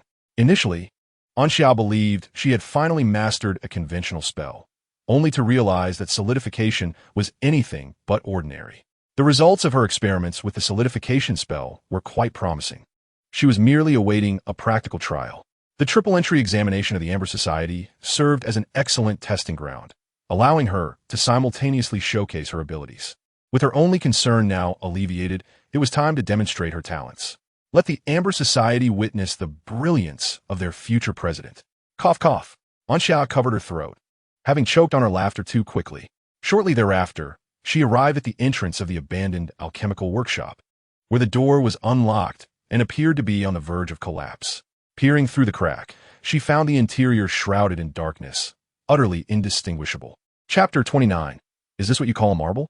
Cautiously stepping into the abandoned alchemical workshop, Anxia remained vigilant of her surroundings, while it appeared pitch black from the outside. Upon entering, she discovered moonlight cascading inside. The alchemical workshop was vast, evidently expanded through spatial magic. Thanks to the moonlight, she could see that the hall where she currently stood was 15 meters high and nearly 100 meters wide. Anxia smacked her lips, clearly impressed by the remarkable prowess of the architects in this world, who could create such extraordinary structures. Although now abandoned, one could still envision the alchemical workshop in its prime. But where would the triple trial of the Amber Society be located? As she pondered while advancing, a sudden click echoed through the silent hall. Lowering her gaze, Anxia felt a twitch at the corner of her mouth. She had evidently stepped on something akin to a landmine. Yet, this object appeared no different from the ordinary ground beneath her feet. Gazing at the milky white stone bricks beneath her, Anxia sighed, realizing the insidious nature of the Amber Society, which had cleverly disguised the bricks as traps. If she were to lift her foot now, the mechanism would surely activate. Thankfully, she had a method to counteract it. Anxia silently constructed a magical rune, completing it in a little over 10 seconds. She activated the rune, directing it towards the milky white brick beneath her foot. Level 1 time magic, solidification. Under the influence of the magic, the brick seemed unchanged. However, when Anxia shifted her foot, the mechanism did not trigger. Feeling a swell of pride, she thought to herself, "Is that all there is to it?" Just as she stepped forward, another click resonated. This time, it was not a delayed activation. She was immediately propelled into the air. In the next instant, a barrage of magic descended upon her. Life magic, wind magic, light magic, and mental magic. Anxia found herself utterly disoriented. Upon landing, she realized the world had grown significantly larger. A glance at herself revealed the truth. She had shrunk. At that moment, a pair of enormous, glossy black shoes appeared before her. Looking up, Anxia beheld the towering figure of Chris. Now, it was Chris's turn to revel in triumph. She had meticulously studied this set of procedures for half a semester, having pleaded and cajoled to prepare the necessary engraved spells. Once the trial participant arrived, they would be subtly guided by mental magic to the correct area, triggering the mechanism and entering the trial. Even if the participant evaded the first delayed trap, there would be a second and subsequent traps awaiting them. Chris had installed over 10 different mechanisms to ensure that the participant would inevitably follow her design into the trial. A 1-meter diameter disc was placed before Anxia, and without hesitation, Chris pinched Anxia between her fingers and set her upon the disc. Naturally, Anxia was most unwilling, but her diminutive form was no match for the giant that Chris had become. She would never admit to being small. "Anxia," Chris said, hands on her hips, "listen carefully. You are about to commence the first stage of the Amber Society's entrance trial, the agility test. Soon, a multitude of marbles will be shot towards you, and your task is to avoid being hit. The longer you withstand, the higher your final score will be. if you are struck 5 times. This segment of the trial will come to an end. Rest assured regarding your safety. A total of 30 radiant blessings have been bestowed upon you, rendering you impervious even to 100 third-tier spells. Now, is there anything else you wish to inquire about concerning this challenge? Anxia raised her hand. May I opt out? Certainly not. Chris waved her hand, and instantly 3 figures emerged, encircling the disc. I am a lone gunman, Anxia. I am a solitary marksman, Paige. I am the brave sharpshooter, Sheikah. The trio of amber donned black attire and masks, each striking a unique pose. They wielded specially crafted marbles guns, designed by Chris, capable of firing various elemental projectiles upon infusion with energy. Apologies, Anxia, the amber trio expressed regretfully, though their eyes sparkled with excitement. Anxia stared at the barrel, which was nearly half her size, her silence deafening. So this is how we shall play, is it? The first trial commenced. Chris issued her command, and the amber trio began to infuse their guns with elemental energy. Despite their impending disgrace, their prowess was not to be underestimated within the Amber Guild. Even Paige, the least skilled among them, had attained the level of a 5th-tier mage, alleviating any concerns of them exhausting their internal energy. As they pulled the triggers, the elements coalesced into projectiles, which were then launched forth. In unison, they infused their guns with differing elements, and Anxia found herself facing a fire marble, a wind marble, and a lightning marble hurtling towards her. With a disdainful snort, she maintained her composure, took a few steps back, and fled. Only a fool would remain stationary as a target. The 3 marbles landed harmlessly in the air, failing to strike Anxia. Just as she contemplated a smug smile, her expression faltered once more. The marbles did not dissipate. Instead, they began to swirl within the disc. The wind marble intensified the flames of the fire marble, while the electricity from the lightning marble was drawn towards the wind marble, igniting a tumultuous interaction. A cacophony of crackling erupted, prompting Anxia to leap to the right, narrowly avoiding a surge of electrified flames that landed beside her. Who on earth calls these things marbles? Anxia could scarcely contain her fury. With that, she resolved to abandon her concealment. Mental impact solidify. As Anxia evaded the onslaught from the Amber Trio, she meticulously constructed her magical runes. Upon completing the mental impact, she refrained from ordering her 3 spectral giants to attack anyone. Instead, she chose to continue her rune construction. Moments later, she sensed the fireball spell rune within her mind and let out a cold chuckle. Now is my turn to shine. Fireball spell, solidify. Typically, the solidify spell merely preserves an object's current form, yet remains susceptible to deformation or destruction upon receiving external force. However, Anxia discovered that his solidification magic produced effects strikingly similar to the advanced time magic known as time solidification, with the sole distinction likely being its range. During the duration of the solidification spell, regardless of how an object is damaged, it will revert to its original state. In other words, 3 fireballs imbued with solidification magic descended from the sky, targeting the Spectre Giant. Under Anxia's command, the Spectre Giant took a step back and raised its club. The size of the fireballs was expertly controlled by Anxia, roughly comparable to that of marbles. As the fireballs fell before the Spectre Giant, Anxia issued a command, and the 3 Spectre Giants simultaneously swung their clubs. Boom! The 3 fireballs were instantly struck, altering their trajectory, akin to baseballs, and directly blocked the muzzle of the marble gun. The Amber Trio attempted to pull the trigger, and upon firing the marbles, an explosion ensued upon contact with the fireballs.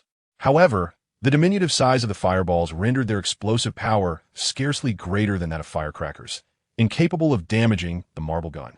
The Amber Trio contemplated pulling the trigger once more, but in the next moment, their expressions shifted to one of terror. The fireballs, which had seemingly exploded alongside the marbles, reformed within the barrel of the gun. Chapter 30. Serving the people witnessing this scene, Chris's eyes widened in astonishment. Although the fireballs were small, she could assert with absolute certainty that this was indeed fireball magic. There was no mistaking it. Yet, who could explain to her why the fireballs could return to their original state after an explosion? Chris felt her mind struggling to comprehend. In this era, magic had evolved into an endless ocean, with new spells being born every moment. A speculation arose in her heart.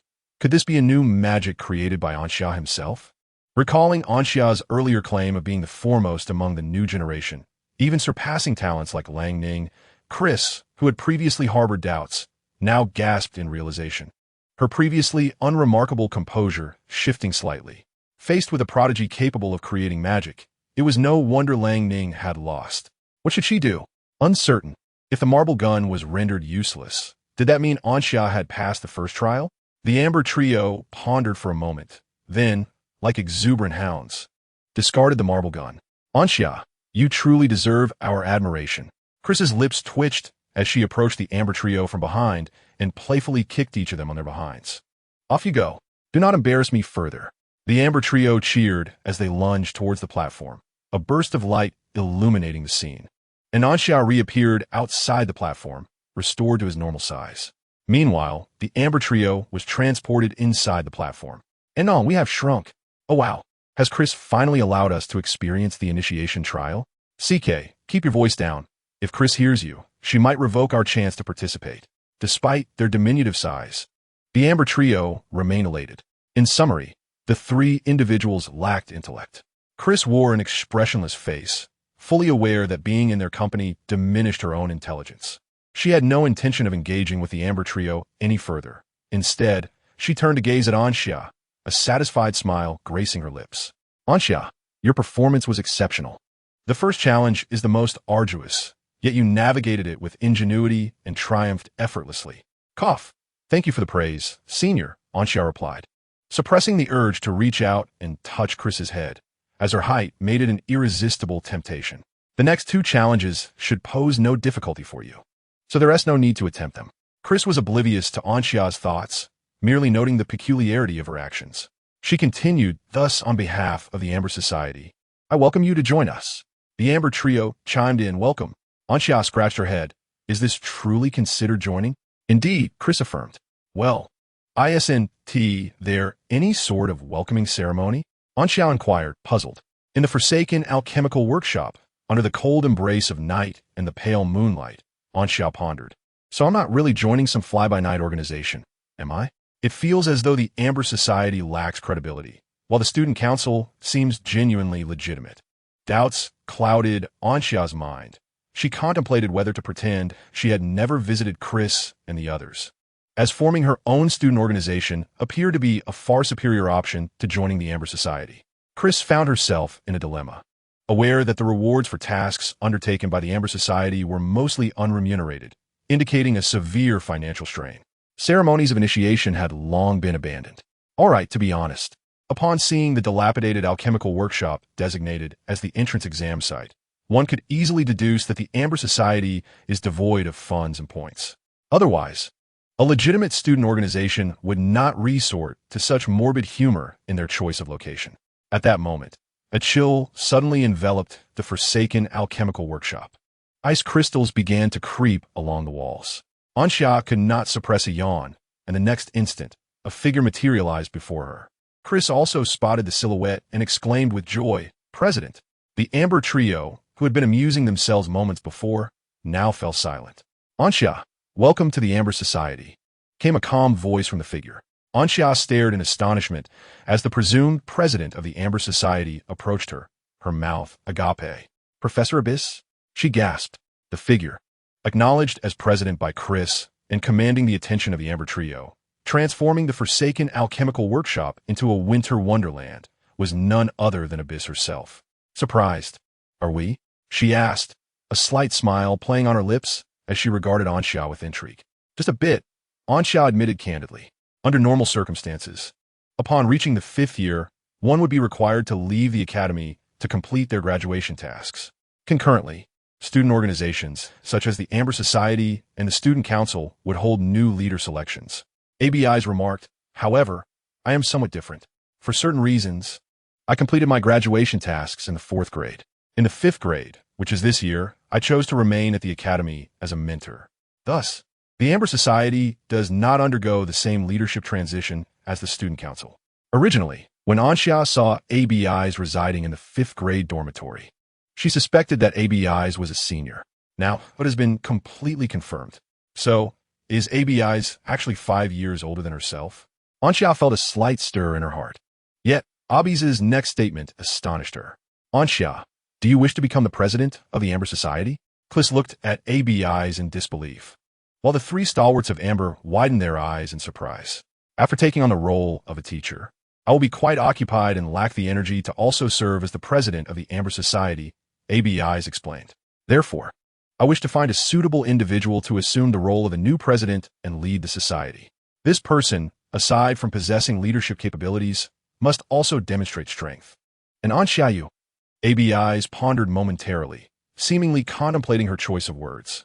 Your talent is exceptionally unique and makes you quite fitting for the position of president of the Amber Society. Lack of leadership experience is not a concern. Melva showcased admirable leadership abilities during class competitions and could easily be trained to serve as your deputy. Anxia rubbed her forehead, so mentor Abi's. What you're really looking for is a muscle, right? Abi's maintained her composure. Surely, it would not be appropriate for me to intervene should a conflict arise between the Amber Society and the Student Council. That would be an abuse of power. And if the other mentors joined in, it would be the Amber Society that suffers. So what do you think? Anxia fed Zolmavachtiet, what are the benefits of being the president of the Amber Society? You will have free access to a mid-level training room and 10 days of access to a high-level training room each month. Additionally, you will receive a monthly reward of 5,000 credits, and your badge will be upgraded to the highest tier, the Solar Badge. Kliss enumerated the benefits of being the Amber Society president. Although the Amber Society is quite impoverished, it still offers all the necessary privileges. I agree. Before she could finish, Anxiao interrupted her. Whether or not I become president is not of paramount importance. What matters most is my desire to serve the people, Anxia declared with conviction.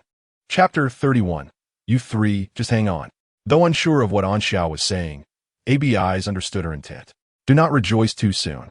While I wish to select you as president, the Amber Society is not solely my domain. This means you will need to compete with others.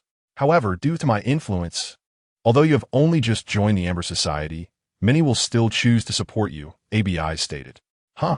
Anxia's spirits immediately sank. She had thought she could directly assume the presidency of the Amber Society. Abi's continued, stating, in the Amber Society, there is but one individual who can contend for the presidency, and that is Regizant, a third-year student, a 6th-level mage, holder of the Radiant Badge. And the top of his class, Anxia interjected. The Radiant Badge comes after the Golden Badge, and he is merely a silver badge at this point. Come on, how can I compete with that? If I could develop steadily until the 2nd year, I would certainly not shy away. However, I am only a first-year student, having enrolled just a few months ago. Quite impressive, isn't it? Abi's cast a sidelong glance at Anxia, a smirk playing at the corners of her mouth. Do not fret. Although Regizant is the best of his year, this particular third-year cohort is, in fact, the weakest in the Academy's history. Within the Moonlight Tower, Regizant ranks a staggering 13,700, indicating that there are numerous students recorded within the tower who surpass him in strength. Nevertheless, the Amber Society seeks a president of considerable power, and Regizant does not quite meet that standard, while the Amber Society can afford to wait. Anxia raised an eyebrow, so you're suggesting that I actually stand a chance? You need only to demonstrate your potential within the Moonlight Tower and to excel in your daily conduct at the Academy. Essentially, securing the position of president of the Amber Society will be almost assured. Abi's elaborated. Coincidentally, the Asicled Academy will be dispatching a group of new exchange students to our academy for a month-long study, arriving in approximately 2 weeks. Our academy and Asicled Academy have always been in a competitive stance, resulting in less than amicable relations among the students. If you can outshine the newcomers from Asicled Academy, it will greatly enhance your bid for the Amber Society presidency. Moreover, it will afford you the opportunity to study at Asicled Academy, where the credits earned could elevate your silver badge to a golden badge. No longer concealing your true intentions, I see. So, all this talk is merely to achieve that goal, is it? Anxia hesitated. He was a modest individual, unaccustomed to seeking the spotlight. However, reflecting on the benefits of the Amber Society presidency and the allure of upgrading his badge, he steeled himself to venture into the jaws of danger. Sacrificing my very flesh and bone for the peace of my fellow students, what harm could there be? Abi's mentor, Anxia declared in a deep voice. I am determined to claim the presidency of the Amber Society. Abi's was perplexed by Anxia's sudden, solemn demeanor. as though he were preparing to brave fire and water. However, with the Amber Triad preceding them, ABIs deduced a method to cope with the situation, to simply disregard him. Chris, ABIs instructed, tomorrow, nominate Ansha for the presidency candidate list and publicize it for 3 days. The nominator should be listed as myself. Understood, President, Chris exclaimed. Moments later. The trio departed the abandoned alchemy workshop. On their way, Chris felt as though she had forgotten something but could not recall what it was. So she decided to let it be. What can be forgotten by oneself must be trivial matters. In the circular chamber, the trio known as the Amber Trio observed the departure of 3 individuals, only to realize after a prolonged moment that they had been overlooked. Hi, what is your opinion? Anton, what do you think? CK, how do you feel? The Amber Trio narrowed their eyes slightly and swiftly dispelled the enchantments that had been cast upon them, returning to their original size. Let us venture forth to experience the 2 initiation trials that Chris has not activated. In the dead of night, the slumbering students were abruptly roused by a resounding noise. They turned their gaze towards the source of the commotion, where an extraordinary brightness illuminated the surroundings. The following day, Ansha solemnly addressed comrades Melva and Anders. Please refer to me as the future president of the Amber Society. What? Ansha, are you truly aspiring to become the president of the Amber Society? Anders exclaimed in astonishment. Do not heed his nonsense, Melva retorted, pinching Ansha's side with considerable force. What a wicked woman, Ansha cried, retreating with tears in his eyes, displaying an elegant finger gesture towards her. I possess even more wickedness. Would you care to test it? Melva replied with a hint of irritation, conjuring a spatial spell. Almost immediately, her hand appeared before Ansha, attempting to deliver a punch. Esteemed princess, please refrain from such rudeness. As a member of the nobility, one should adhere to the etiquette befitting your status.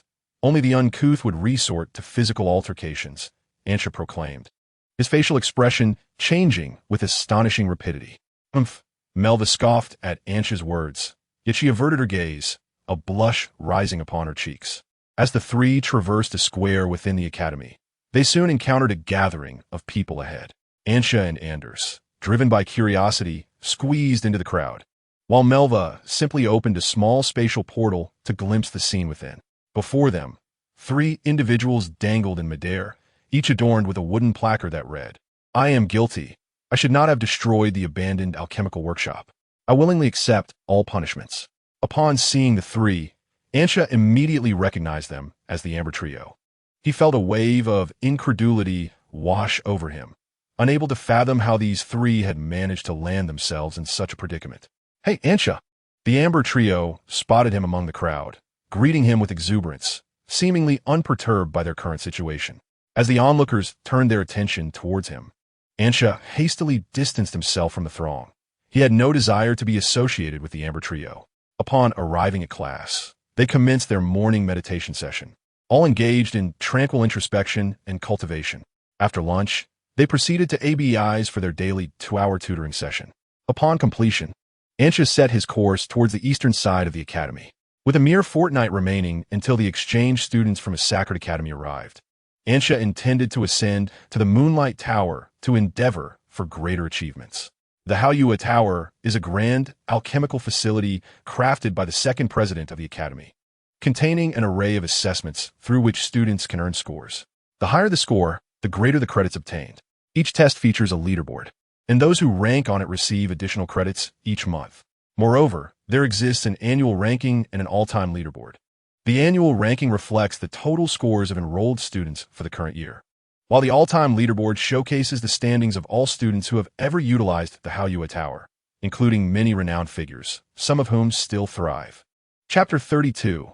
Could anyone truly score 0? Upon arriving at the Haoyue Tower, one can observe numerous upperclassmen bustling in and out. As the month draws to a close, many aspire to seize a fleeting advantage before the leaderboard is finalized. Yet, the standings show little variation. After all, while one progresses, so too do others. The Haoyue Tower rises to a height of 30 meters, crowned by a luminous white orb that emits a gentle glow.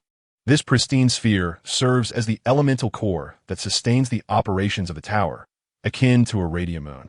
And Xia entered the Haoyue Tower, finding herself in a spacious hall dominated by a colossal leaderboard.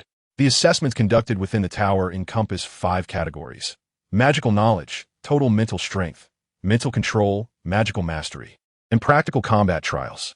The third-generation president imbued the Haoyue Tower with a blank soul, granting it wisdom. Thus, the tower adjusts the difficulty of assessments based on the student's grade level and capabilities. At the end of the term, the rankings on the leaderboard contribute to a portion of the final grades.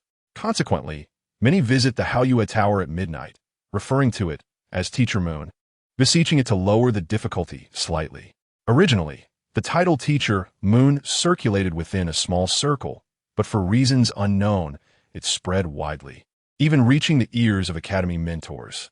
And Xia pondered which assessment to undertake first as she observed the surrounding signs.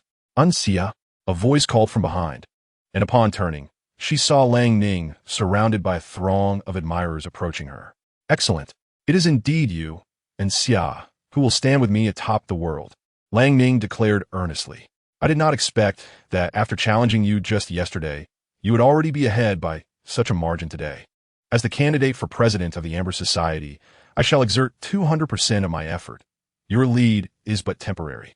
Let all witness whether you ascend to the presidency of the Amber Society first, or if I surpass you to claim the position of Student Council President. And Xia inhaled sharply, grappling with this relentless competitive spirit. Lang Ning continued, from the moment we entered this academy, we have heralded the rise of 2 brilliant stars. Under our radiance, all newcomers fade into obscurity, for the old stars shall ultimately be overshadowed by us. And Xia, this is our era. Yet every era necessitates a singular champion. I firmly believe that the ultimate victor will be none other than myself. Having arrived at the Celestial Moon Tower, you must also be eager to ascertain your standing on the leaderboard. Coincidentally, I find myself here as well. Yesterday I succumbed to you. Yet this does not signify the end. Today, let us engage in a contest once more, determined by our scores in the Celestial Moon Tower. With a toss of his head, Lang Ning strode purposefully towards the entrance of the mental capacity test. His followers cheered, rallying behind him. The commotion attracted the attention of others within the tower, drawing their gazes towards the unfolding scene. And Xia grinned. Was it not others who should feel awkward, rather than himself? However, how dare this mere defeated foe act so presumptuously? And Xia turned and entered the portal for the magical knowledge test. It was a challenge issued between men, and one could not refuse such a duel. Upon standing inside the testing chamber, and Xia suddenly recalled something and attempted to retreat, only to find the door had vanished. Despair washed over him. What a blunder! Despite 4 days of intensive tutoring from ABIs, catching up to someone like Lang Ning, who seemed to have been trained since childhood, appeared nearly impossible. At that moment, the surroundings shifted, and a series of examination papers materialized before him, all composed of multiple-choice questions, requiring merely a tick of his hand. The magical knowledge test commenced. The voice of Teacher Yu echoed throughout the space as Xia silently surveyed the papers, struggling to comprehend any of the questions. Alas, he found himself unable to understand a single one. Feeling overwhelmed, Xia resolved to revert to an old strategy. He would choose randomly, selecting answers for each question, confident that he might achieve at least a quarter correct. Faring poorly was preferable to scoring a 0. In less than 10 minutes, he completed all the papers. As the examination sheets vanished, he awaited the results. In a chamber within the Celestial Moon Tower, a teddy bear clad in dragon hide gazed at the completed papers before it, lost in contemplation. It could not find a single correct answer among them. The bear magically duplicated a blank examination paper and, with eyes closed, began to doodle aimlessly. Upon reopening its eyes to review the results, it discovered it had scored 42 points. Phew, it seemed the fault did not lie with it. The bear, at a loss for words, clicked its tongue and discarded the papers that had yielded no correct answers. And Xia watched as the graded papers reappeared before him, all marked. He scanned eagerly, only to be met with a sea of zeros surrounding him. Stroking his chin, he turned to reopen the reappeared testing door and return to the hall. This was surely a farce. How could it be possible that he had not guessed a single answer correctly? Approaching the magical knowledge leaderboard, and Xia skeptically checked his score, only to find himself at the very bottom. Ranked 1,962nd, and Xia's score stood at a disheartening 0. Just then, Lang Ning emerged, having completed the mental capacity test. On Xia, The total score for the mental power assessment is 3,000 points, and I currently have achieved 120 points, Langning remarked. 120 points? The seniors passing by displayed expressions of astonishment upon hearing such a score. Typically, a first-year student demonstrating a score of 80 points in the mental power assessment would be considered a prodigy. A total of 120 points in mental power usually indicates the level of a fourth-level magician, equivalent to that of a second-year student. I believe I just saw you enter the magical knowledge assessment room. What was your score? Long ninkinkuiret. Anxia cleared his throat. Well, one subject's score does not reveal anything significant. Some individuals tend to excel in one or two subjects, rather than comparing singular scores. It is more meaningful to assess the total score, as that reflects our true capabilities. Langning nodded in agreement, acknowledging that he had only recently broken through to the rank of a third-level magician and had yet to maximize his mental power. If he were to retake the assessment in due time, his score would undoubtedly surpass 120 points. Let us see whose total score is higher. Langning declared confidently, turning to enter the magical knowledge assessment room. Anxia exhaled in relief, having successfully navigated the conversation, and promptly proceeded into the magical control assessment room. As the two began their new assessments, curiosity arose among the onlookers regarding Anxia's actual score. They flocked to the magical knowledge score leaderboard to investigate, and upon seeing the glaring 0, they fell silent. Is it possible that the Haoyue Tower has encountered issues? Surely someone couldn't score 0, could they? Even randomly selecting options with eyes closed shouldn't yield such a result. Chapter 33. Explosion. The magical control assessment involved executing the 3 most proficient spells of the participant. Subsequently, the Haoyue Tower would evaluate the scores based on factors such as rune construction time, elemental manipulation speed, and spellcasting accuracy. Previously, some individuals contemplated achieving high scores by merely demonstrating 3 spells. However, they soon realized this was an impractical approach, as the year of the tester significantly influenced the score. For instance, in the first year, achieving mastery in first-level spells was already commendable. Yet, a fully mastered first-level spell would only yield 50 points. To attain a high score, one would need to demonstrate mastery in second and third-level spells. However, for novice magicians, first to third levels, it was challenging to fully master these spells in their first year. As for second-year students, achieving high scores necessitated proficiency in fourth-level spells. Coincidentally, Anxia was adept at only 3 spells. Please select the spells you are prepared to use. A line of text appeared before him. With unwavering confidence, Anxia proclaimed, Fireball, Mental Shock, and Solidification. The tools have been prepared. Please use Fireball to attack the wooden post. Please use Mental Shock to attack the illusionary dummy. Please apply Solidification to the glass cup. From left to right, the wooden post, illusionary dummy, and cup materialized before him. Anxia summoned her mental energy to commence the construction of a magical rune. After a mere 15 seconds, the Fireball rune was completed. Upon activating the rune, the elemental forces were stirred, and the magic was unleashed. A fireball descended from the heavens, exploding and reducing the wooden post to splinters. A score materialized from the spot where the post once stood. 35 points, base score 20, improvement score 15. Anxia felt a surge of elation. She had not anticipated that her fireball spell would be regarded by the Moonlit Tower as an enhanced magic, thereby earning her additional points. If only the mental shock and solidification could also yield extra points, she could potentially achieve a score of 105 in this test. Eagerly, Anxia began constructing the mental shock rune. 12 seconds later, she activated the rune. A spectral giant materialized behind the illusionary dummy, wielding a club and appearing somewhat at a loss. Anxia sensed impending failure. Her mental shock was merely inflicting physical damage, yet the illusionary dummy was intangible. With a sigh, she directed the spectral giant to strike down at the dummy, resulting in a resounding thud. Anxia's eyes widened in astonishment as the illusionary dummy was thoroughly obliterated by the spectral giant's blow. Stroking her chin thoughtfully, she realized for the first time that the spectral giant could indeed inflict mental damage. Wait, it seemed that it had always been mental damage. 25 points, base score 20. Improvement score 5. With only one magic test remaining, Anxia cast the time magic solidification onto a glass cup. A hammer subsequently appeared, crashing down upon the glass cup, which remained unscathed. 20 points, base score. Thus, Anxia's score in the magical control test totaled 80 points. The maximum score for the magical control test was 2,000 points. The more advanced the magic employed, the higher the score achieved. An 80-point score was already an unattainable mark for a first-year student. Exiting the testing chamber and returning to the hall, Anxia held her head high. Lang Ning also returned to the hall, his fighting spirit evident as he cast a glance at Anxia before silently proceeding to the next test. There still remained a deficit of 40 points. Reflecting on the gap between herself and Lang Ning, Anxia remained confident. For the third test, she chose mental control. This test had a total score of 1,000 points. As mental control was challenging to differentiate among students, scores across grades were typically very close. Benefiting from the guidance of ABIs over the past few days, Anxiao achieved a score of 150. For the fourth test, she opted for the total amount of mental energy. This test also had a total score of 3,000 points.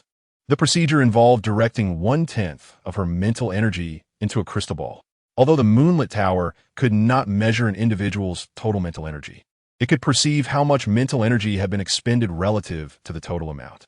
Consequently, no one could input more mental energy than permitted. Anxiao pondered deeply, feeling her mental energy akin to a vast lake, and gazed at the crystal ball, her mind filled with questions. Can this crystal ball truly withstand the pressure? Yet, considering that this testing space was crafted by the Lunar Tower, Anxiao felt reassured. Even if it were to explode, the consequences would be negligible. Since the inception of his perception to the utilization of mental energy, he had yet to exert more than a mere fraction of 1% of his mental capacity. The consumption of basic spells, such as the fireball technique, was so minimal that it could be disregarded. Often, the energy expended in one moment was replenished in the next. With a deep breath, Anxia placed his hand upon the crystal sphere, channeling his mental energy through his palm into the orb. As time progressed, the more energy he infused, the brighter the sphere became. A number began to manifest on its surface, indicating the score of this particular test. However, the digits continued to fluctuate, showing no signs of stabilization. Anxiao remained unfazed, his heart steady, and even found himself slightly bored, stifling yawn. Suddenly, the Lunar Tower trembled, the elemental core, at its apex, nearly losing control over the stored energies.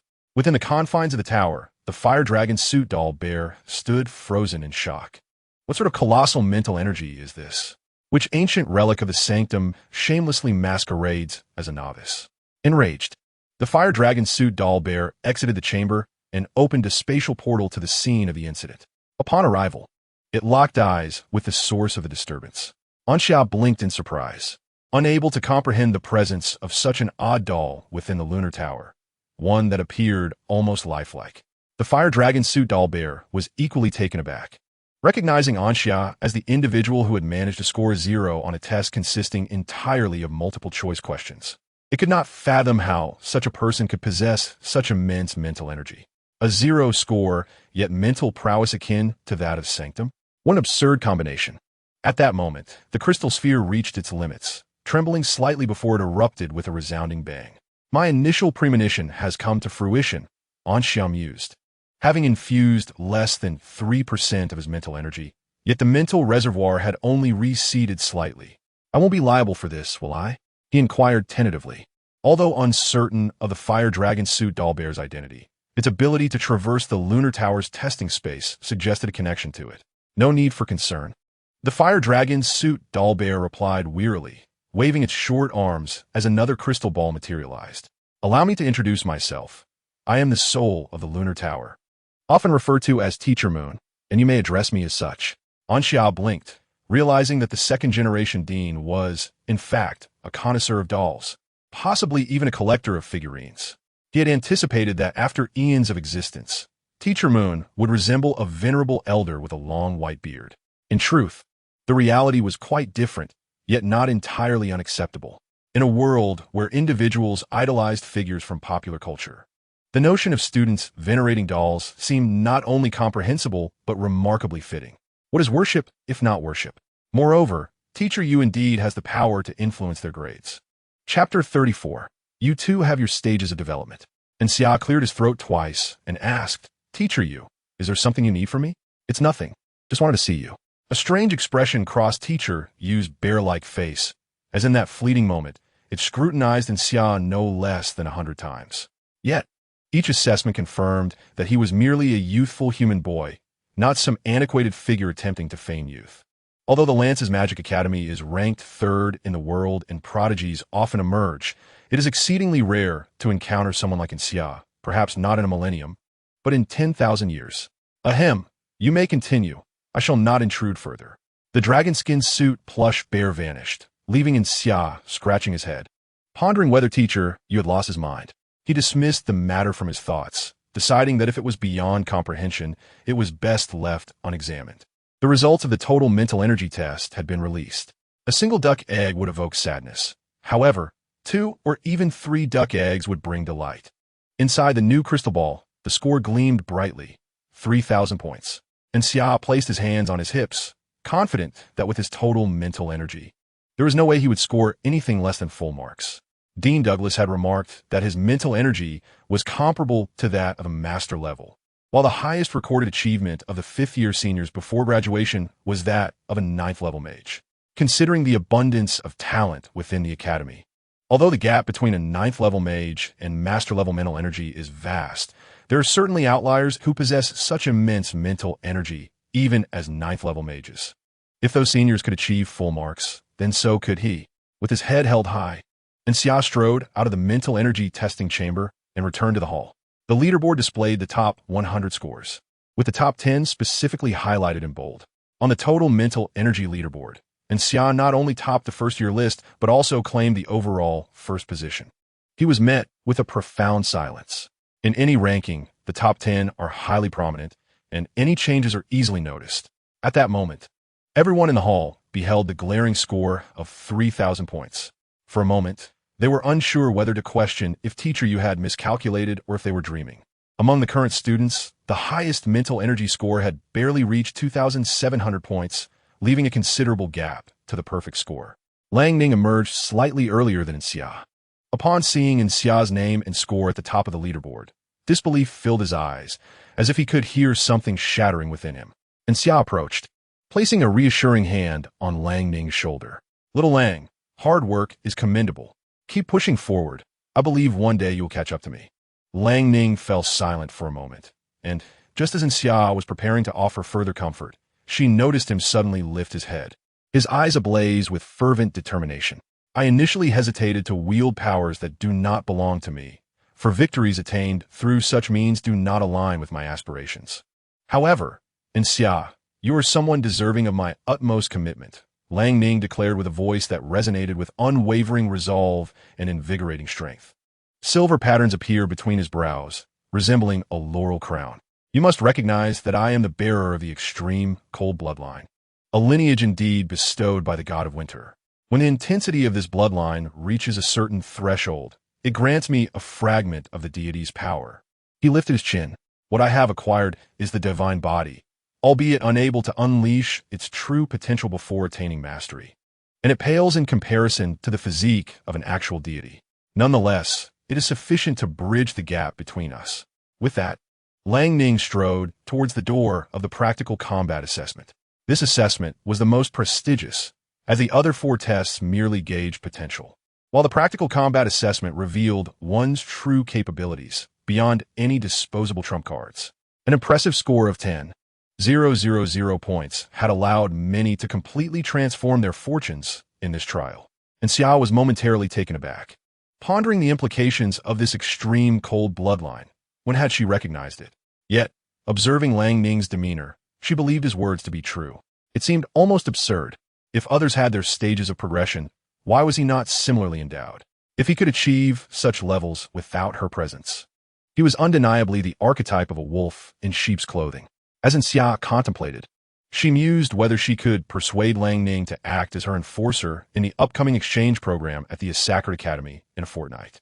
Rather than rushing to his own practical assessment, he chose to wait for Lang Ning to conclude his. And Xia remained curious about the so-called divine body. 20 minutes later, Lang Ning emerged from the testing door, sweat-soaked and visibly fatigued, yet a smile graced his lips. He had successfully claimed the top position on the first-year practical combat leaderboard, achieving a remarkable score of 4,200 points. Approaching Xia, he stated calmly, "Our disparity has diminished. and Xia exclaimed, "What miraculous elixir have you consumed?" 4. 200 points is utterly outrageous. I anticipate your performance, and Xia, I have complete faith that you will not fall short of my achievements. Considering your astonishing capacity for perfect scores in mental acuity is truly remarkable, Lang Ning replied earnestly before moving towards the final testing door. His followers erupted in cheers, with one girl fainting from excitement as they nearly organized a celebration, chanting praises of his divine status. In stark contrast, Xia found herself utterly alone, devoid of any companions. Alas, invincibility is accompanied by profound solitude. One can only find warmth within oneself in a world that is all too disheartening. Shaking his head, Xia proceeded towards the practical trial. What an absurd sight it was. The fire dragon skin suit plush bear perched upon a cloud, its short arms crossed, exuding an air of profound contemplation. It sensed that its awakening today had not been quite right. First encountering a being whose mental prowess was nearly on par with that of the sacred realm, and then stumbling upon another entity adorned with various enhancements. To put it succinctly, the recent arrival, known as Lang Ning Xian Sheng, had activated a capability referred to as the body of the gods. The following enhancements were granted: a temporary increase in mental capacity by 100-fold, a 10-fold acceleration in rune construction speed, 10-fold damage amplification for ice and wind magic, 10-fold physical strength, a 20-fold increase in elemental guidance speed, and a 3-tier elevation in realm. This combination propelled the entity from the rank of a 3rd-level mage to that of a 6th-level mage, rendering its combat prowess equivalent to that of an 8th-level mage. Were it not for the fact that the body of the gods had a mere 1-minute duration, Teacher Yu felt compelled to exert every effort and elevate the trial difficulty to its utmost level. Nonetheless, even during that fleeting minute, this entity managed to secure a score that would be deemed impressive for a 3rd-year student. The fire dragon skin suit plush bear lifted its head towards the testing gate, sensing yet another individual preparing for the practical assessment. Upon discerning the figure, it fell into a contemplative silence. "Oh, not you again," it mused, but dismissed the thought. Teacher Yu rose to his feet. After having witnessed one prodigious little creature, he was unfazed by another. Although the mental capacity was equivalent to that of the sacred realm, a 1st-level mage could not wield such immense power, merely qualifying as one capable of unleashing magic indefinitely. Chapter 35.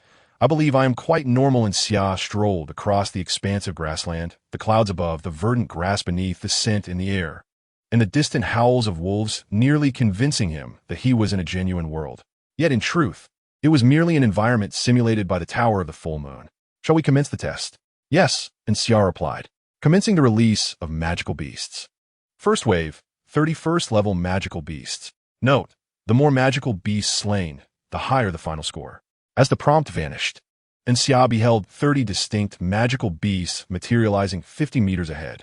They turned their heads, glaring intently, emitting roars, and began to gallop across the grassland.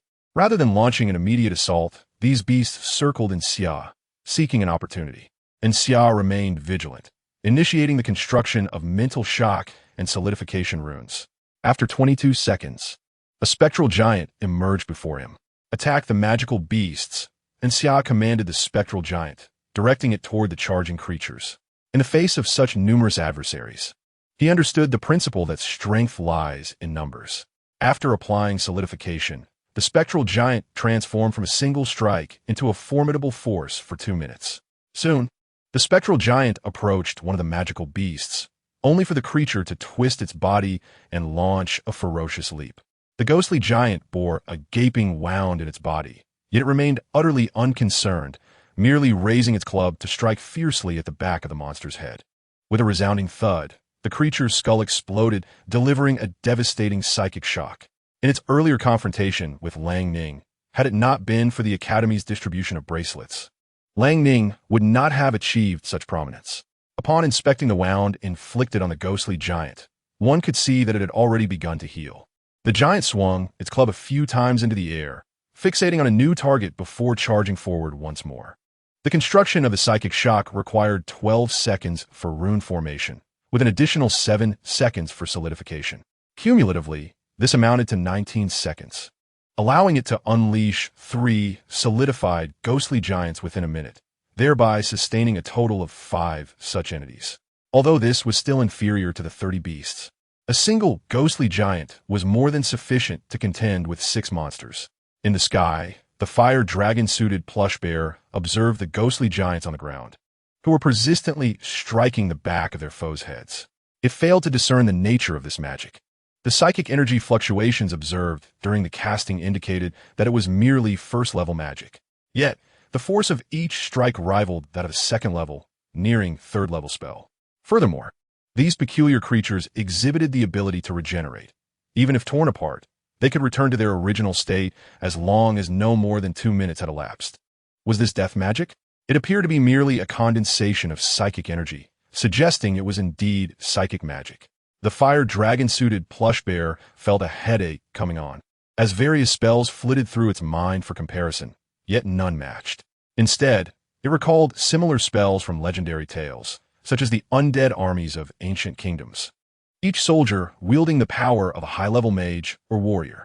Had this lad uncovered the knowledge of a lost kingdom? The fire dragon-suited plush bear wished to stroke its chin, but its short limbs were utterly inadequate. How vexing! After dispatching 3 successive waves of monsters, the 4th wave revealed an elite beast, a second-level Windfang Wolf King. In response, Anxia performed but one action. You shall be dealt with by fireball. As brilliance illuminated the heavens and a meteor streaked across the sky, a crimson star fell to the earth, heralding a cataclysmic scene. Anxia mimicked the tone of a bard, reciting hastily conjured verses, then turned away nonchalantly. At the very moment the words fell from their lips, the fireball struck the Crescent Wolf King, and with the sound of an explosion, a colossal wolf fang flew towards Anxia. The prairie ignited, and the Crescent Wolf King vanished. Anxia did not turn back, for one must not lower their gaze lest the crown fall. Do not turn back, for a true man never looks back at explosions. So too do I. With a playful whistle, Anxia continued to construct runes, akin to a factory assembly line, never pausing for a moment. After a brief interlude, the duration of the ghostly giants came to an end, and 2 vanished. 10 seconds later, the 5th wave of beasts charged forth. These beasts are all at least level 3, and it takes 2 strikes to vanquish a single soul giant, which is a considerable waste of time. However, the pressure is not overwhelming, allowing for perseverance. Soon, the 5th wave concludes, followed by the 6th and 7th waves. The 8th wave presents yet another elite monster, a level 4 Savage Bear King. Despite the encirclement by the soul giants, the level 4 bear succumbs to the fireball spell. As the 9th wave commences, the monsters escalate to level 5. Anxia observes 100 level 5 beasts before him, realizing not only has their level increased, but their numbers have swelled as well. He glances at his 5 soul giants, feeling their insignificance, their frailty, their pitiable state. Sighing, Anxia takes flight. He possesses a remarkable skill, casting spells while moving. Engaging head-on is unwise. Why not kite them instead? Only a fool would choose to clash directly. After years of rigorous training, it is finally proving beneficial. In the sky, the fire dragon suit plush bear stares wide-eyed, doubting its vision. How can this boy run faster than the beasts? One by one, the monsters pursue him frantically, yet they cannot catch up to his fleeting figure. Moreover, it senses no fighting spirit emanating from him. Occasionally, Anxia slows down a bit, otherwise the beast would fall behind. With a calm demeanor, he releases fireball spells, leading the monsters in circles. The reason for his confidence lies in the fact that he has imbued the fireball spell with a stabilization magic. This means that after the initial explosion, it returns to its original state. If it is not triggered by collision or his own activation, it will simply lie quietly on the ground, awaiting an unsuspecting step from either a person or a beast. So familiar is this function that Anxia has named this combination technique Fireball Mine. Consequently, explosions resound in rapid succession. Under normal circumstances, beasts would not be so foolish. Yet, these are merely the simulated creatures conjured by the Moonlight Tower, programmed with the directive to attack the tester. Thus, they do not flee. In such a scenario, even if they step on numerous mines, the simulated beasts will continue to tread the same path time and again.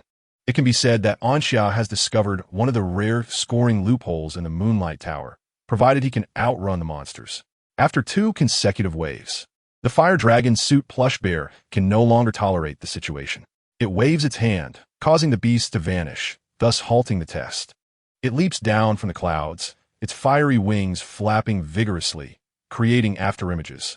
Anxia, perplexed by the sudden disappearance of the monsters, soon notices the figure descending from the sky. "Teacher you?" he exclaims in astonishment. The fire dragon suit plush bear, with a frown, retorts, "Can't you all act a little more normally? Do you have any idea how challenging it is for me to conjure so many monsters?" Anxia replies, "I believe I'm quite normal." The fire dragon suit plush bear, infuriated, exclaims, "Is this what you call normal? For many years, you're the first to achieve a remarkable score here. And Xia, I neither believe in nor propagate rumors. It is Lang Ning who is the true pioneer.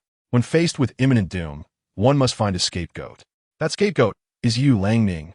Chapter 36. Treasures within the academy. After a cordial and intimate conversation, and Xia was unceremoniously tossed into the hall, dusting off her trousers as she stood. She found herself under the scrutiny of many gazes, yet she felt no inclination to vanish. As long as she remained unembarrassed, the awkwardness belonged to others. Not far away, on the leaderboard of the first-year practical trials, Lang Ning's name slipped down a position, and Xia replaced Lang Ning, achieving the dual leaderboard's pinnacle with a score of precisely 5,000 points. The consequence of this was that he would either engage in practical trials using conventional magic rather than resorting to the exhausting tactics employed today, or refrain from causing disruptions and simply accrue an additional 1,000 points each academic year atop the foundational 5,000. This essentially meant that the remaining 5,000 points could be paid in installments, culminating in a perfect score by the 5th year. Lang Ning, having exited earlier, wore a grave expression upon witnessing Xia's score. While he had anticipated this outcome, he was taken aback by the considerable gap between them. There was no need to further calculate the total. In the two most critical tests, Xia had outstripped him by a substantial margin, making it virtually impossible for him to catch up in the short term. Conversely, the subjects that Xia had missed could be swiftly mastered through effort. Thus, it could be said that he was merely a slow bird taking flight first. Approaching Xia, Lang Ning took a deep breath and declared, "You have triumphed, Xia. I shall forever remember this defeat. One day, I will catch up to you. Failure is not to be feared. What is truly daunting is the inability to confront failure. You shall not become the terror that resides in my heart." His followers regarded Xia with a sense of foreboding. They had initially believed Lang Ning to be invincible among the newcomers, only to discover that Xia was even stronger. Perhaps it was time to reconsider their allegiances. As Lang Ning departed, his followers remained undecided. To switch sides now would incur substantial sunk costs.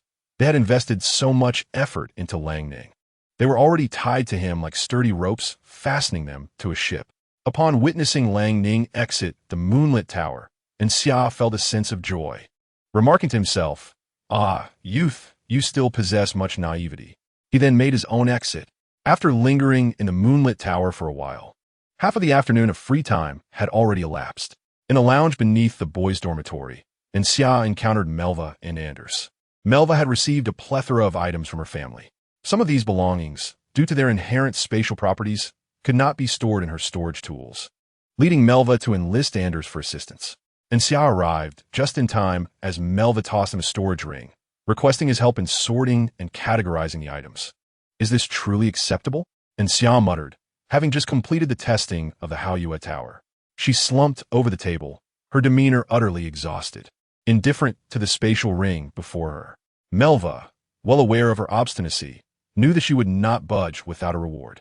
With a knowing smile, Melva retrieved a canister of cerulean beverage from the neatly organized supplies and placed it before Xia. "What is this?" Xia inquired. Her spirits instantly lifted as she opened the can and inhaled its aroma. "This is tranquil tree juice produced by the Elven Kingdom," Melva explained. "It can slightly enhance your mental fortitude, primarily ensuring a more restful slumber, while also being quite delectable." "I'm wholeheartedly on board," Xia declared with fervor. With her involvement, the pace of organizing the supplies quickened significantly. It became evident to Xia that Melva was indeed affluent. After years of conducting a clothing business for the townsfolk, the earnings scarcely covered half of the items available here. How infuriating! Xia harbored a profound disdain for two types of individuals: those who hindered her financial gain, and those wealthier than herself. However, should the affluent choose to share their riches, and Xia would gladly forge a friendship with them. Time swiftly passed, and in the blink of an eye, half an hour had elapsed. And Xia set aside a can of masterfully selected beast meat, and then retrieved a blind box from her storage ring. To her surprise, she held a letter instead. A twinge of eagerness surged within her, but upon lifting her gaze, she found Melva's eyes upon her, prompting her to relinquish the letter obediently. What does it say? And Xia asked, curiosity piqued. Melva unsealed the envelope and extracted the letter, glancing over its contents before responding. It is merely a note of concern for my elders. And Xia's interest waned. She had anticipated a secret. Nevertheless, Melva shifted the topic, revealing that the letter contained cryptic messages from her elders that required deciphering to uncover their meanings. Not only in Xia, but also Anders felt his curiosity awakened. Melva, do you know how to decode it? Anders inquirit. And Xia exchanged a glance with Anders, uncertain of what to say. Melva smiled slightly, of course. Minutes later, the deciphering was complete. Melva frowned. These are several addresses. My elders mentioned they left behind some intriguing items at the academy, which they forgot to take when they departed. If I'm interested, I could seek them out. Isn't it advantageous to have resourceful family members? And Xia mused. Melva shot her a glance. If you are capable, you may do so as well. And Xia replied, I am not. This task would require my ancestors' intervention. If I possessed the magic of resurrection, the first thing I would do is confront my forebears and demand to know why they did not strive harder, leaving me unable to relax. How cruel, Anders remarked. Melva, uninterested in further banter with Xia, administered equal measures of admonishment to both, finally silencing the incessant chatter in her ears.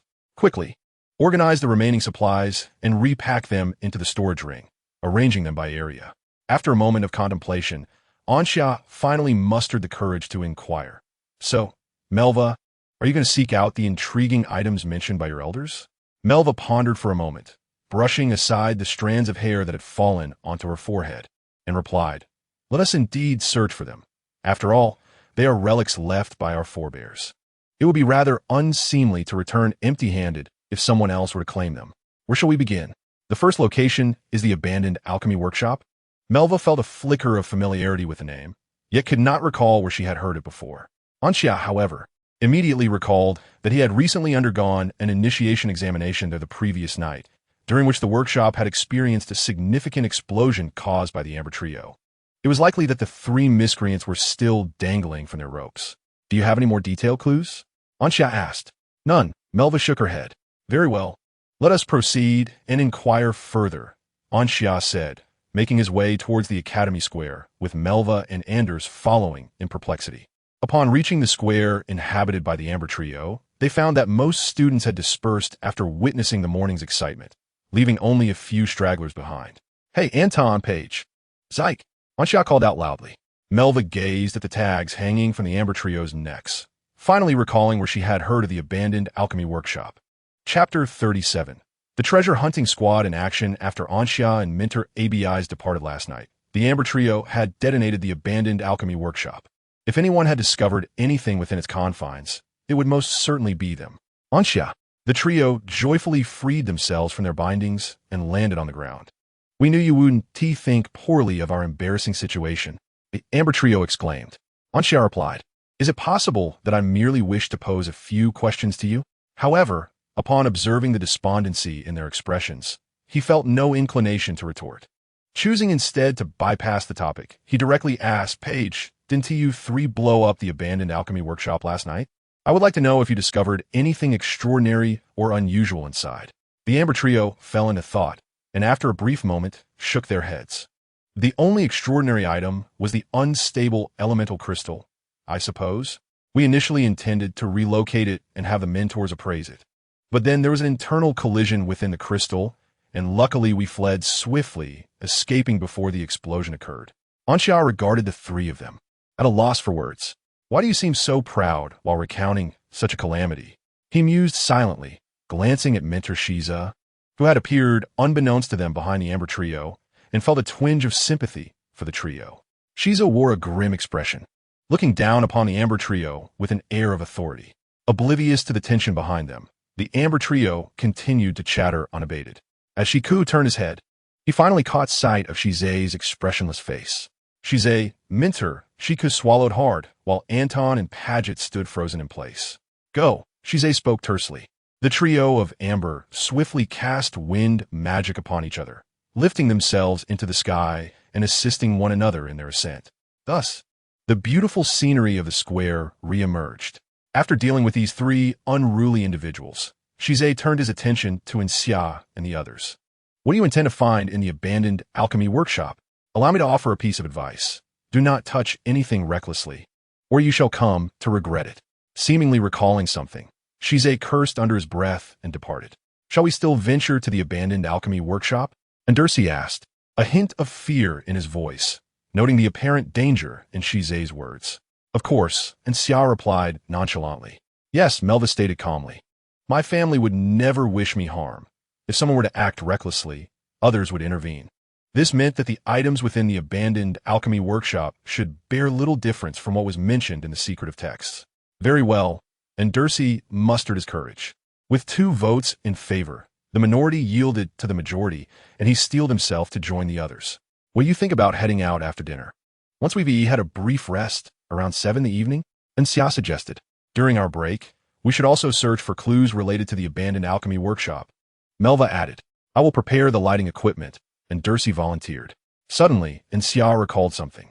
By the way, Melva, your family sends you supplies regularly, but what about yours?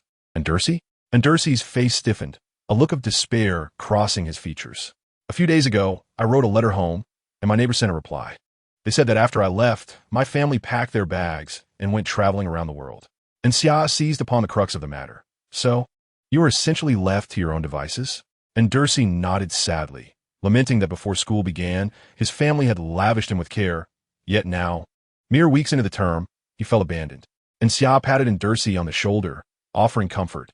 It's just a matter of being independent. When the holidays arrive, I'll take you along for business. Thank you so much, Xia. And Dercy exclaimed, nearly in tears. And Xia waved his hand grandly, declaring, no need for thanks. It's merely a small favor. The 3 then parted ways to prepare for their mission. As the evening approached, time passed quickly, and at 7 o'clock, darkness enveloped the surroundings. The trio reconvened in the common room beneath the boys' dormitory. Are we all ready? Melva inquired. Ready, and Dercy affirmed. Having purchased firestones from the bronze shop, these stones emitted light even in the absence of elemental forces, and when ignition was required, a simple clash of 2 firestones would produce a flurry of sparks. In addition, he procured some ropes and other essentials he deemed necessary. As these items did not pertain to magical artifacts, their prices were rather modest. Anders merely expended 100 credits for the purchase, and Anxia, being rather affluent and generous, promptly reimbursed him. Had it been left to this fellow, he would surely have been left scraping the bottom of the barrel for days to come. The Academy's records on the abandoned alchemy workshop were scarce, likely due to the abundance of similar structures, which often received little more than a passing mention. However, I managed to locate a manual on alchemy workshops, and, through a comparison of the map within, I could ascertain that its contents were indeed relevant to the specific abandoned workshop we intended to visit. Melvin retrieved a manual, no thicker than a pinky finger, and turned to Anxia. And what about you? Me? Anxia hesitated, momentarily puzzled, as he had thought he could simply be a slacker. After a moment's contemplation, he asserted with solemnity, I shall take the lead. Melvin shot him a skeptical glance, fully aware that this individual would likely prove of little assistance. Then let us embark. Melvin was the first to exit the lounge, with Anxia and Anders hastily following suit. Upon reaching the vicinity of the abandoned alchemy workshop, Anxia took the lead. As he gazed upon the distant structure shrouded in darkness, he found himself curious about what the Amber Trio had done to the workshop. 10 minutes later, they stood before the abandoned alchemy workshop, surprised to find it unchanged, though they had witnessed the commotion of the explosion the previous night. It was astonishing that the workshop had sustained no damage amidst such chaos. However, considering the building's former purpose, it was not entirely inexplicable. Explosions were a frequent occurrence in alchemy, so a structure that could withstand them could still be considered an alchemy workshop. Anxia, holding a flare stone, boldly entered through the main door. With a source of light illuminating their path, the interior of the workshop was laid bare before them. Perhaps due to the recent explosion and the absence of maintenance, many areas within were charred and blackened. Anxia spotted the circular platform used for the first trial of the Amber Society's initiation test firmly wedged in a crack in the ceiling. Surrounding it were scattered, peculiar remnants, and Anxia had already begun to deduce their nature. Indeed, the Amber Trio had utterly destroyed all 3 trials of the initiation. It seemed that after this occurrence in the square, he would likely have to endure another round of punishment at the hands of Chris. His family had devised a unique marking spell, often inscribing their belongings with a signature mark. "I shall attempt to use this magic to locate our items," Melvin said. Closing her eyes, she constructed a rune, and upon activation, a point of light appeared in her mind. "I found it," Melvin said, a slight smile gracing her lips. "Follow me." Chapter 38. The Eternal Phantom Mage Chess Puppet. Under the guidance of Melva, the trio advanced along the corridors of the abandoned alchemical workshop. Along the way, they encountered numerous emptied laboratories, most of which were pockmarked, and, from the traces left behind, it was evident that these were not the creations of the Amber Triad. Eventually, they halted before a circular door adorned with peculiar markings. According to Melva's perception, the very symbol they sought lay beyond this door. However, this design, as described in the alchemical manual, signified extreme danger. Typically, such patterns were only inscribed at locations where exceptionally perilous alchemical works were sealed away. Melva spoke calmly, prompting Anders to recoil in fright, retreating several steps to hide behind Anxia, fearing that opening the door might lead to his utter annihilation. Anxia, on the other hand, maintained a nonchalant smile, as though the ground beneath him could collapse without stirring a hint of concern. The mere notion of extreme danger was trivial to him, easily within his grasp to suppress. Yet, he suddenly recalled that Meteor had summoned him from magical tutoring that very evening, leaving him disheartened at the thought of not being able to accompany Melva on this adventure. With a sigh of resignation, Anxia clasped his hands in a gesture of farewell and turned to retrace his steps. Melva was perplexed by Anxia's odd way of speaking, as it seemed to occur with some frequency. Grasping the essence of his words, she seized his collar, halting his retreat. As Anxia took a few steps, he found himself unable to advance any further. "What an overwhelming force! It rendered me immobile. However, since I cannot attend my appointment, I shall delve into this den of peril." Anxia turned about, his expression unchanged, as if he had never intended to leave. "Behave yourself," Melva admonished, delivering a swift kick.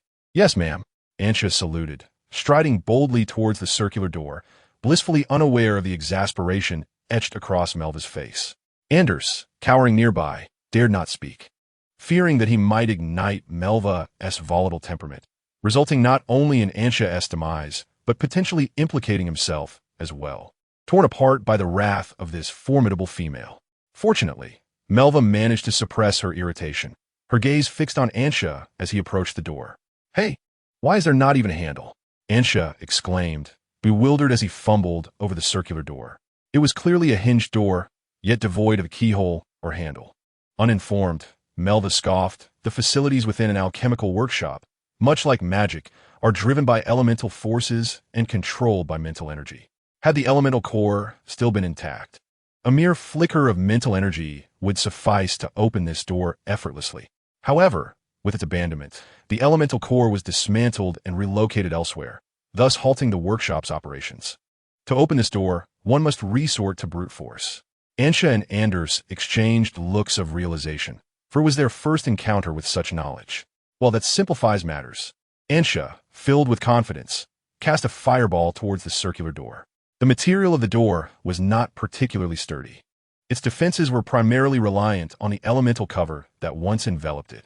With the elemental core dismantled and devoid of its protective essence, the door shattered under the explosion of the fireball. Numerous fragments of the circular door ignited upon the ground, and Anxia stepped boldly into the midst of them. The room was modest in size, approximately 30 square meters. Within, a figure bowed over a chessboard, where the pieces engaged in a relentless struggle, reminiscent of a miniature war. Upon hearing the destruction of the door, it raised its head, its gaze devoid of emotion, fixated ahead. "Shall we play chess?" it inquired of Anxia. Instinctively, Anxia responded. "Is there a reward?" "Indeed," came the reply. "Shall we play chess?" "What reward?" Anxia's curiosity piqued, yet the figure merely repeated, "Shall we play chess?" It seemed to possess no other response, no matter how many questions Anxia posed. "Are you a fool?" Melva pondered how to assess Ansha. The abandoned alchemical workshop had been deserted for an indeterminate time. How could anyone still inhabit such a place? Moreover, it was marked with ominous symbols of extreme danger. It was then that Ansha noticed the alchemical traces on the figure before her. It was evidently an alchemical construct. Melva regarded the construct with scrutiny, sensing the markings upon it. Was this the amusing entity that her elders had alluded to in hushed tones? Melva felt duped.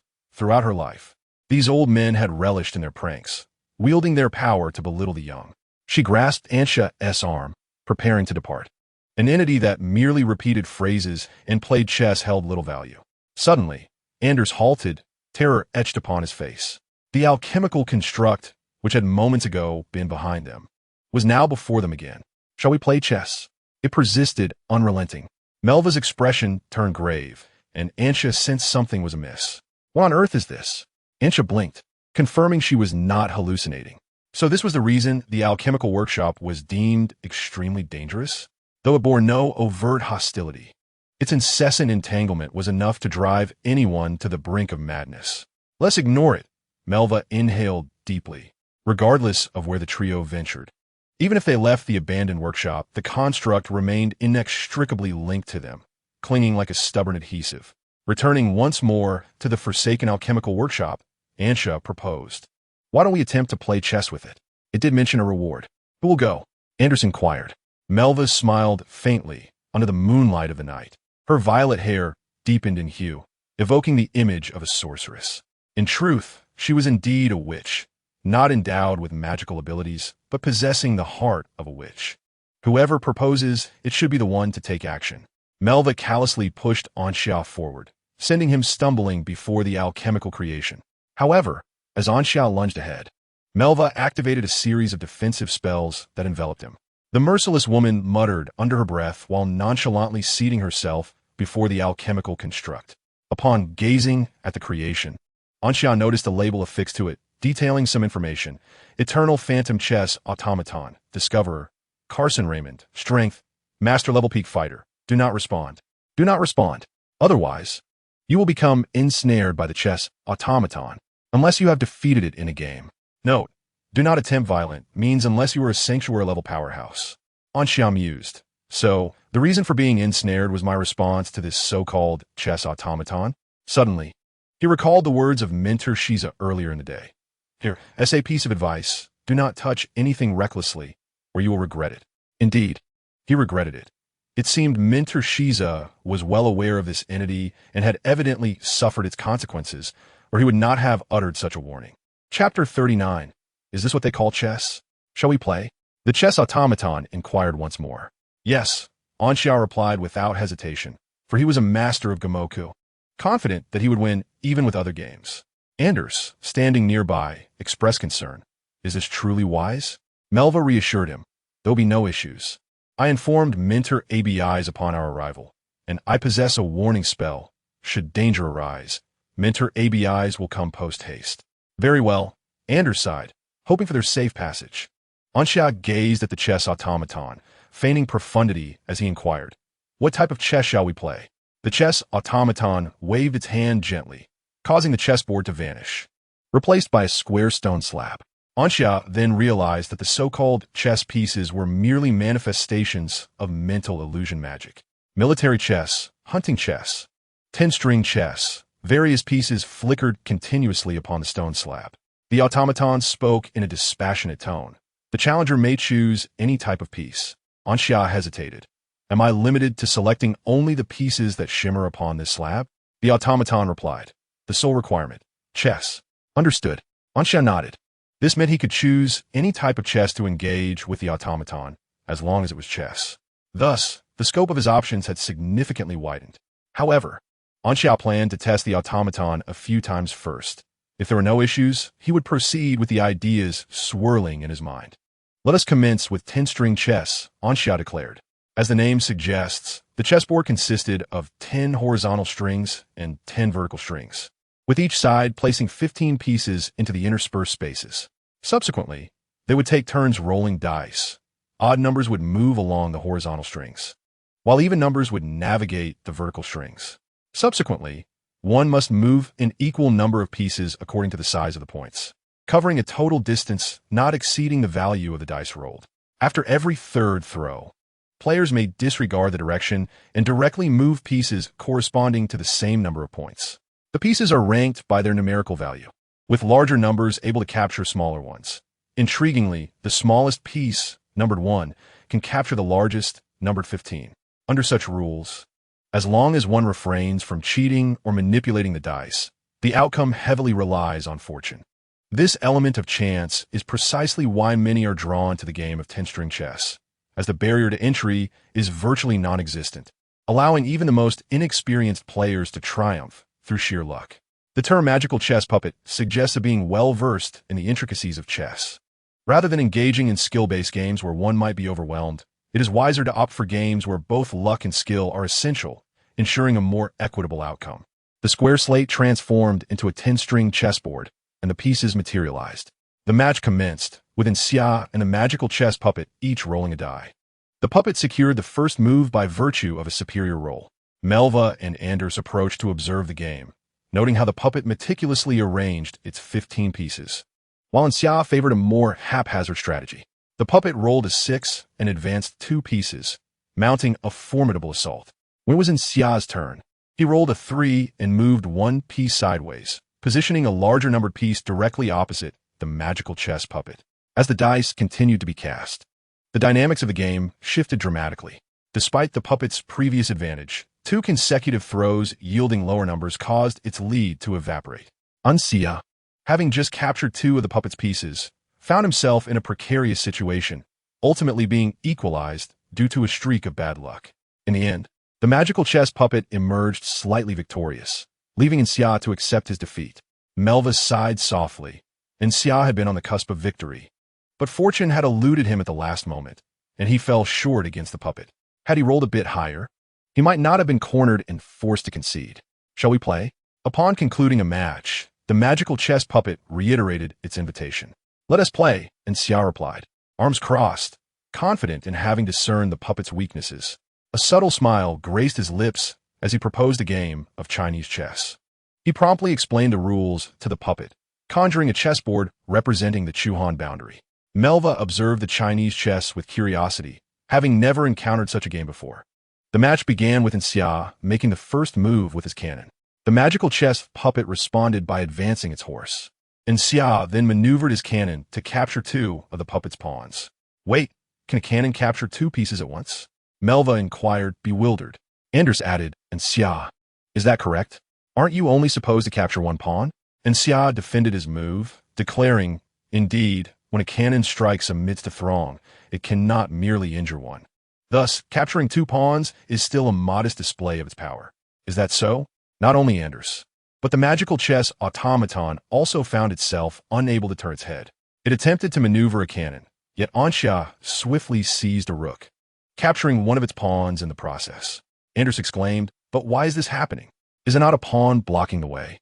Xia replied, this is a flying rook. It is perfectly normal to soar over the pawn.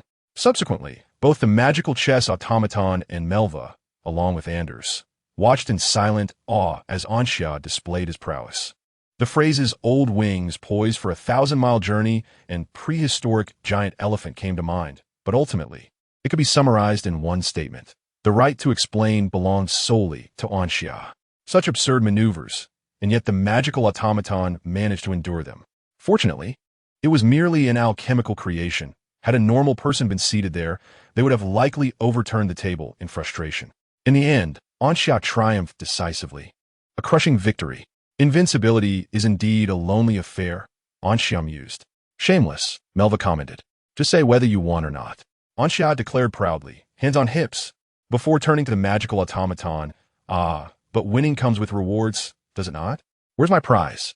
The automaton silently opened its chest, revealing a crystal. Melva noticed that the interior of the automaton housed a vast storage space, concealing an unknown number of treasures within. Xia picked up the crystal and, upon probing it with his mental energy, discovered it to be an ancient magic with a runic structure.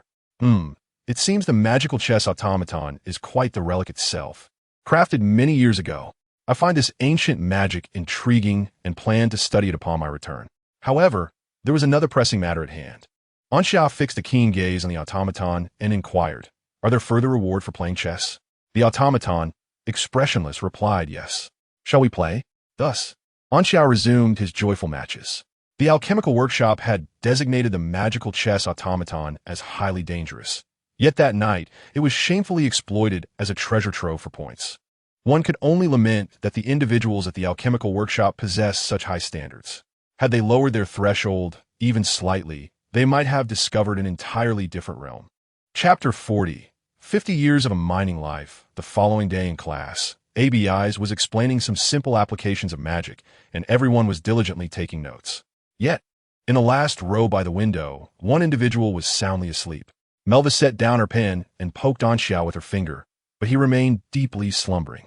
The magical chess automaton had been drained of gold by Anxia throughout the night, and it was only close to class time that Anxia reluctantly departed. During the interlude, Melva and Anders returned to the dormitory to rest, believing themselves to possess a higher moral standard than to bully even an alchemical creation. The magical chess automaton, with its rudimentary cognitive abilities, could engage in uncomplicated thought processes. Thus, as the game progressed, the automaton's moves became significantly slower, as it exerted all its intellect to predict Anxia's next move. However, as long as the ability to think outside the box does not keep pace with Anxia, defeat remains inevitable. After class, ABIs walked to the back, glanced at Anxia, and then inquired of Merwa, "How did your endeavors fare last night?" Merwa rested her chin on her hand and replied, "It was quite the tale. We found what we sought, and the outcome was favorable, albeit with some unexpected twists along the way." Merwa recounted the entire experience to ABIs. The magical chess automaton, ABIs muse, so it was this alchemical creation. During my year, it was borrowed for the hunting chess tournament and served as a formidable opponent in the finals, ultimately leading to the automaton's triumph as the champion of the tournament. I had not anticipated that defeating it would yield rewards. Ancient magic, perhaps I could donate it to the Academy's library for consideration. If the library has not previously cataloged it, I could earn a considerable number of credits. Merwa nodded. This was her first time learning that donating ancient magic could also accrue credits.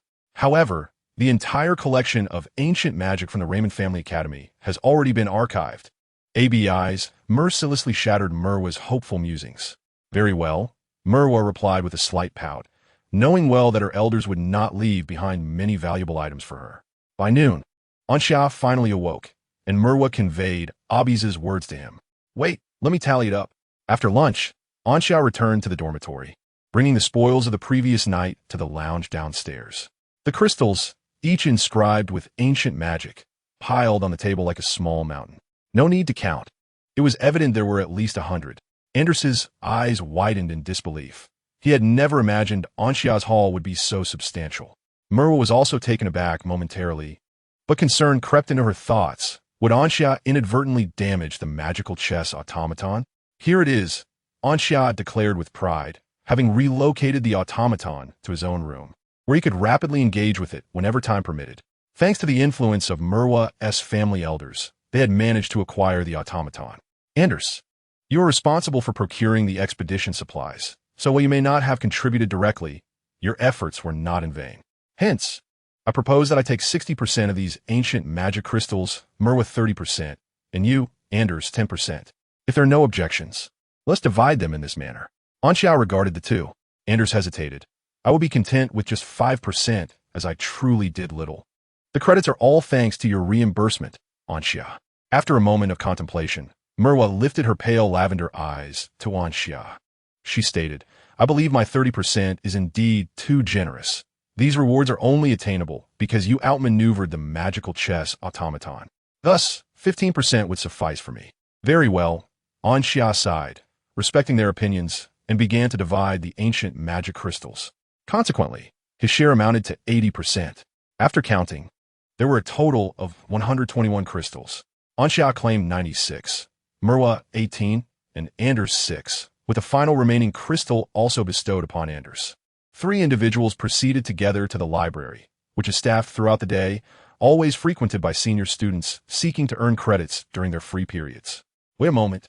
Let me check," one of the seniors said as he hurried to the storage room and retrieved a magical querying device. The library's collection of magical tomes is stored in two distinct ways, the first being openly displayed, and the second encapsulated within a large alchemical construct, safeguarded by spells of time and space. The magical querying apparatus connects to this grand alchemical creation, allowing one to place a medium of recorded magic onto the device, which autonomously retrieves and compares all magical runic structures. One senior lamented that if this large alchemical construct were to be imbued with a soul, the Academy would have yet another invincible entity beneath the sacred domain. After all, only the sacred domain possesses the capacity to harness such an immense volume of magic. The reason for the claim of invincibility beneath the sacred domain lies in the current alchemical technology's inability to surpass the threshold between master level and the sacred domain. Within mere seconds, the first result from the ancient magical crystal query emerged. Ah, it's a new form of ancient magic, the senior exclaimed, astonished. For new ancient magics are a rare find in this era. Ansha, intrigued, inquired why is that? The senior explained, most descendants of smaller ancient ruins are still alive, and those who dare to excavate will surely face repercussions. Only the long-forgotten large ruins can yield new ancient magics. However, such ruins are scarce and deeply concealed, often making it difficult to discern whether their existence is mere legend or a fragment of genuine history. 20 years prior, there had been a case of ruin fraud wherein several master-level practitioners colluded to fabricate an ancient ruin using their unique ancient magic and subsequently announced their discovery, forming an exploration team to deceive investors. Although they did indeed take individuals to develop this false ruin, these perpetrators auctioned off their unique ancient magic beforehand, reaping benefits from both ends. When investors, brimming with enthusiasm, departed from the false ruin with their newly acquired ancient magic, they discovered that identical ancient magic had already appeared on the trading platform.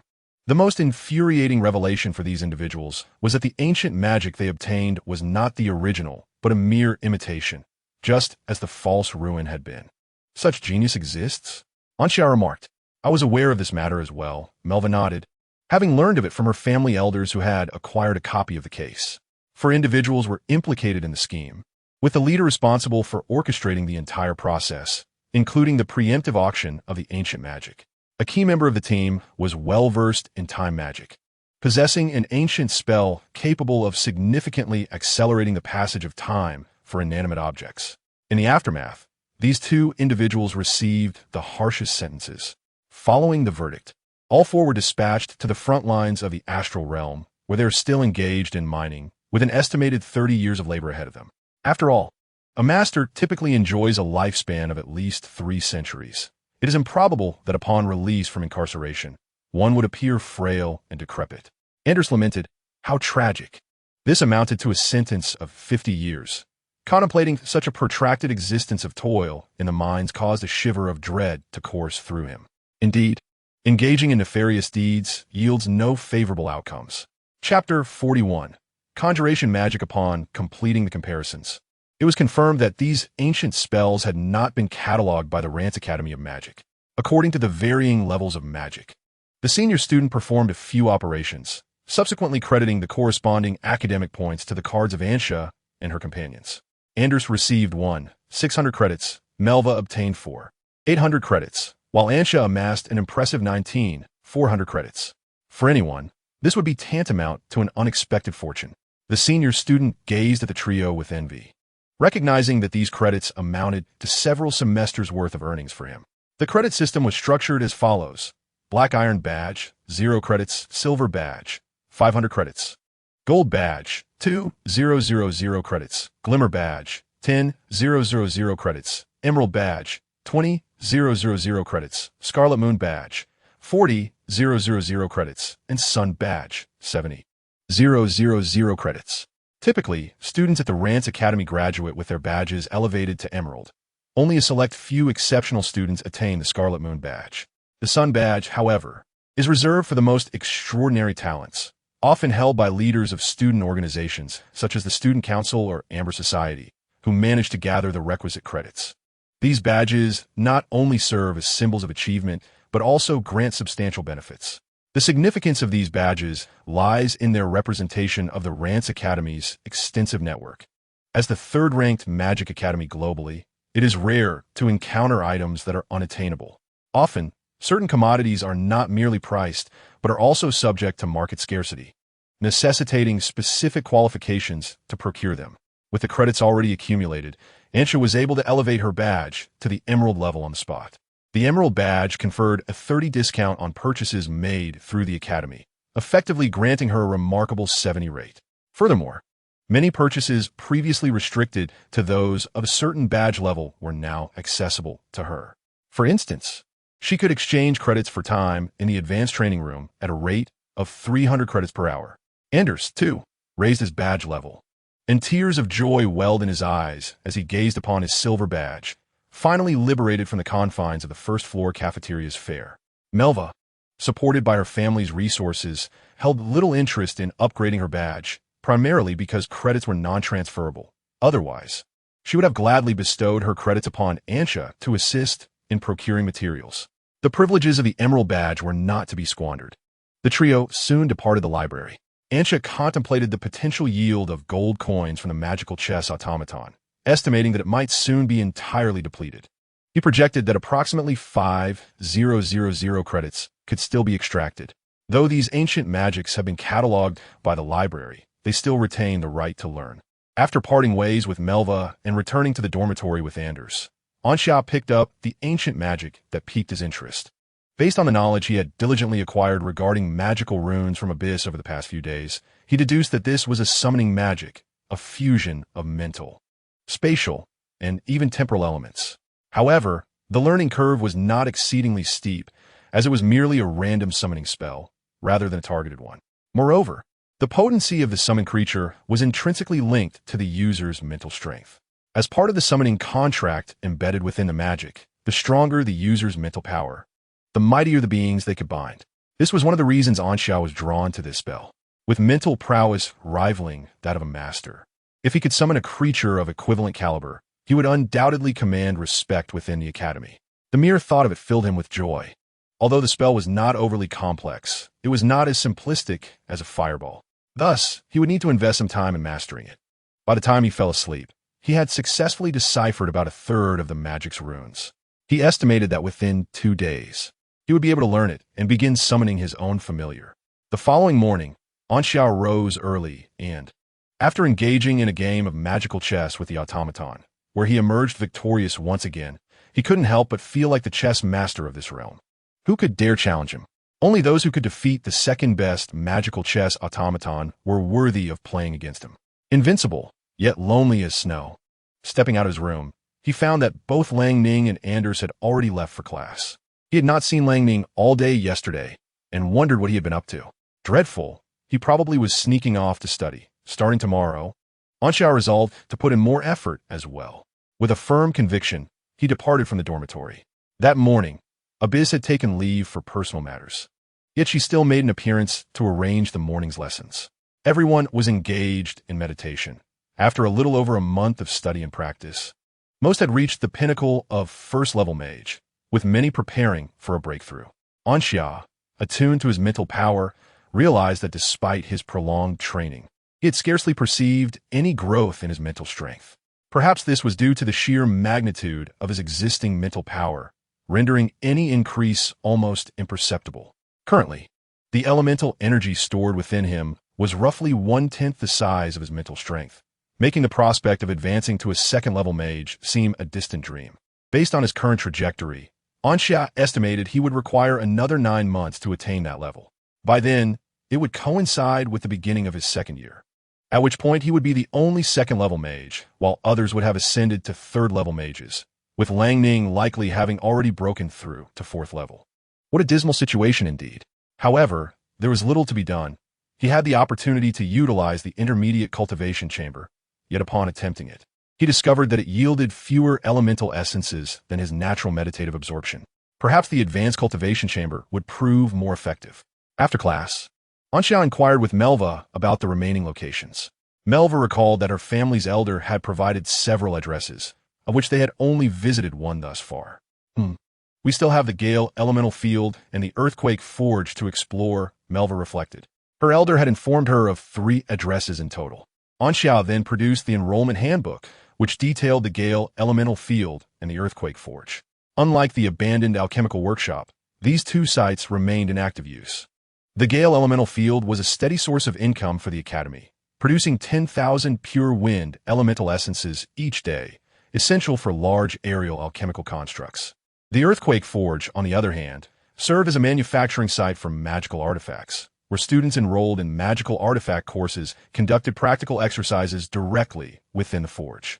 The Academy bore the costs associated with any failures in forging. The Earthquake Forge was quite busy, drawing attention if we were to visit, while the Gale elemental field offered only 3 positions for collecting wind elemental essences daily, which, although less demanding, yielded fewer credits compared to other tasks within the Academy. Melva, resting her chin on her hand, analyzed the situation, her silky purple hair cascading down her forehead. Therefore, we should first head to the Gale elemental field. Even if unexpected circumstances arise, the instructor on duty there can handle them. Having been disillusioned by the so-called enjoyable ventures mentioned by her elder after the incident at the abandoned alchemical workshop, Melva's interest waned. Anxiao voiced no objections. Very well. It's settled then. I will check how to accept the task. Chapter 42. Shadow, guess who I am? Slime. Due to Abi's absence, the afternoon tutoring session was naturally cancelled. Anxia hurried to clarify the internal process for accepting tasks at the Academy. First, there was a job bulletin board that displayed various tasks offering credit rewards from time to time. Secondly, one merely needed to connect with the desired task using their mental energy, which would mark them with a symbol indicating that they had accepted the job. Then, upon the designated work time, they would proceed to the specified location. Upon arrival, the mark would vanish, and credits would be automatically allocated upon completion of the task. Subsequently, Anxiao inquired with Anders, who, with tears in his eyes, lamented that he would not have the time to join them in the coming days. Under the competitive pressure from Lang Ning, Instructor Finno deemed others too relaxed and decided to increase the intensity. Anxiao could only silently wish Anders well. Good luck, young man. Thus, this venture would consist solely of herself and Melva. The task of collecting wind elemental essences at the Gale elemental field had already been claimed for the next 2 days, compelling Anxia and Melva to choose to accept the task scheduled for the day after tomorrow. During the 2 free days amidst his regular classes, Anxia immersed himself in the study of ancient summoning magic. The magical runes consist of various circuits. The Fireball spell comprises merely 7 circuits, allowing for rapid learning. In contrast, the runic circuits of ancient summoning magic total 121, presenting a significant increase in both quantity and structural complexity compared to the Fireball spell. After diligently dedicating 3 days to his studies, Anxia had successfully grasped the essence of this ancient magic. However, while constructing the runes, he felt a sense of discomfort and could not resist the urge to make improvements. To avoid any unforeseen mishaps, he meticulously constructed several iterations of the modified runes, ensuring their flawless execution. Only then did he stealthily venture to the secluded area behind the Academy, seeking a place devoid of onlookers, ready to commence the use of ancient summoning magic.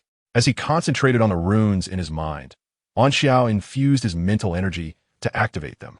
With the elements within him converging into the runes, a series of mysterious symbols began to materialize around him. A colossal blue gateway emerged before him, towering over 20 meters high, remarkably conspicuous even within the confines of Rand's Magic Academy. Fortunately, the abundance of trees in the rear of the mountain ensured that only those residing in higher floors could notice the commotion. Anxia gazed in astonishment at the immense blue gateway, feeling that such a summoning spectacle seemed excessively grand. If the gateway was this vast, then the creature he summoned was likely to be of considerable size as well. Although a larger size does not guarantee prowess, it certainly implies a higher minimum capability. This indicated that a summoned entity standing over 20 meters tall would possess at least an 8th level strength. With a creak, a narrow crack appeared in the blue gateway. Anxia held his breath, watching as the portal gradually opened wider. 10 minutes passed, and Anxia remained silent. The gap had barely expanded to half its size. Could it be that his summoned creature was stuck behind the door? Anxia hesitated, contemplating whether he should assist by pulling the door open. However, upon comparing his own size to that of the blue gateway, he dismissed the thought. Never mind, he decided he would wait patiently. The afternoon wore on. and Anxia returned to check on the gateway after each class. Yet, the rate at which the door opened remained dishearteningly slow. Melva also came to take a look, but her demeanor was notably unfazed. Any magic in Anxia's hands inevitably underwent some peculiar transformation. It would truly be astonishing when Anxia's spellcasting became ordinary. As evening approached, Anxia crouched beside the gateway, leaning in to glimpse what lay beyond. Unfortunately, all he could see was an abyss of darkness. Maintaining the existence of the door demanded a substantial amount of mental energy, but this was a concern for ordinary individuals. In comparison to the vast reservoir of his mental prowess, the energy expended was rather negligible, hardly worth mentioning. However, the operational hours of the elemental field were drawing to a close. Within this realm of elemental energy, it was imperative to don a magical artifact that concealed one's mental fluctuations. Otherwise, the high concentration of elemental forces could incite chaos and provoke an elemental upheaval. In such circumstances, it would be impossible to continue supplying mental energy to the existence behind the blue door, necessitating a forceful interruption of the maintenance.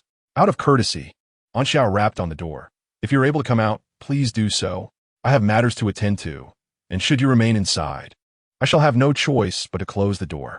From the dark crevice of the door, there seemed to be some commotion, yet did not reach Anxia's ears.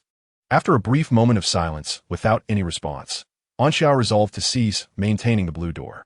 At that instant, he beheld a flash of sky-blue shadow darting forth from the door, charging headlong into his abdomen.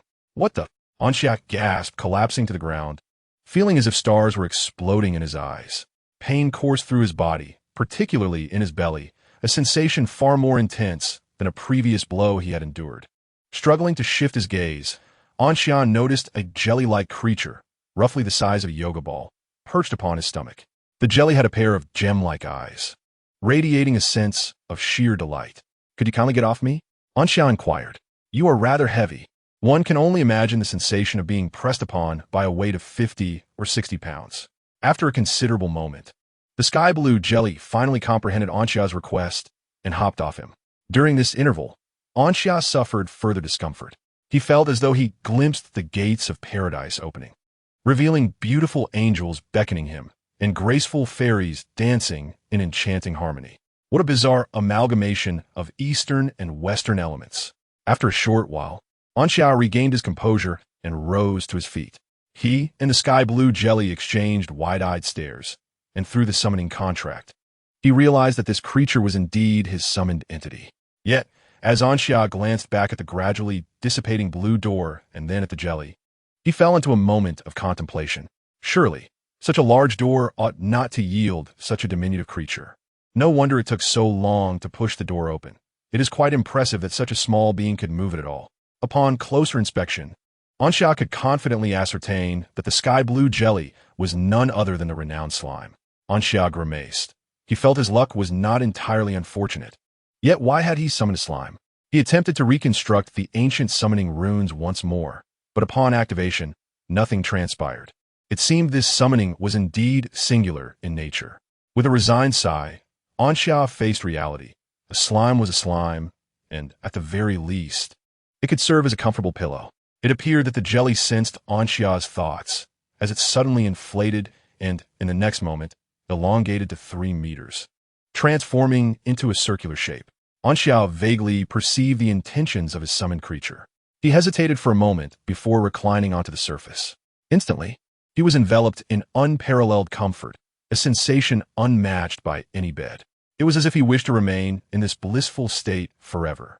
However, recalling the tasks that awaited him, Anxia broke free from the enchanting embrace of the slime bed and rose.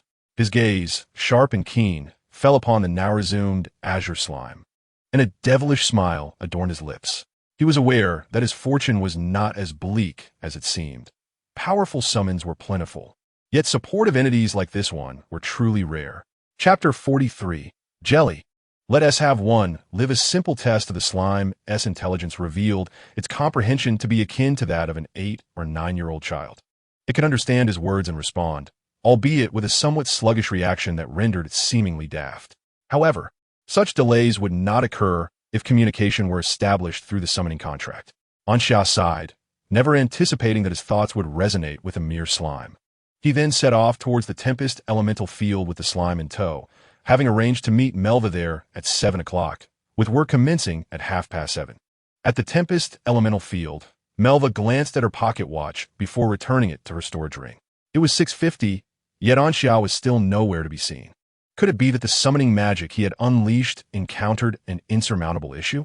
The young girl lowered her head, her lavender eyes concealed beneath her lashes, a slight bite of her lip betraying her unease. But in the next moment, a familiar figure appeared in her peripheral vision, dispelling her anxiety. "You're 3 minutes late," Melva remarked coldly as Anxia approached. Elders at home had often proclaimed that punctuality is a virtue one should uphold. Anxia stammered an incoherent response.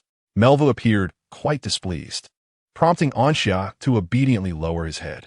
Observing his demeanor, Melva pursed her lips, unable to maintain her stern facade. She casually inquired, "How is your summoning magic coming along?" At the mention, Anxia's spirits soared. He lifted the slime from behind him, intending to surprise Melva. "Tada! Look, a slime." Melva stared at the half-person-sized azure slime, then fixed her gaze on Anxia. "Don't tell me this is the outcome of your summoning." Just then, a small slime passed by, blowing bubbles on the grass surrounding the Tempest elemental field. The slime had, in every sense, proven to be harmless, so much so that even within the Lance's Magic Academy, numerous slimes were commonplace, often overlooked by the students. Occasionally, those attending classes on magical item creation or alchemy would seize the opportunity to capture a slime for use as experimental material. Anxia set down the azure slime, which weighed a considerable amount, several dozen pounds heavy. He scratched his head, and the profound silence spoke volumes. Was there still a need to summon the slime? Melva's sarcastic remark pierced through Anxia's heart like a sharp dagger. "Hey, come on, don't be so heartless." Anxia clutched his chest. "This is no ordinary slime," he murmured. "What?" Melva did not catch that. Anxia snorted twice, raising an eyebrow at the sky-blue slime. "Jelly, come to life." This creature bore such a resemblance to Jelly that Anxia decided to name it Jelly for convenience. Through the summoning contract, Jelly understood Anxia's intention, tilted its head, and transformed into a large pancake. With an air of exasperation in his light purple eyes, Melva inquired, "Pray tell, Mr. Anxia, what is the utility of this?" Anxia replied, "It's quite comfortable to sleep on." And then, "Well, it's comfortable to sleep on. And what else?" It's comfortable to sleep on. Could you possibly utter something different?" Melva sighed. "That is indeed Jelly's merit," Anxia asserted confidently. "Look at all the formidable summoned creatures. Jelly stands out solely due to this one advantage. There are plenty of combat-ready summons, but few that can serve as a comfortable bed. But we are magicians."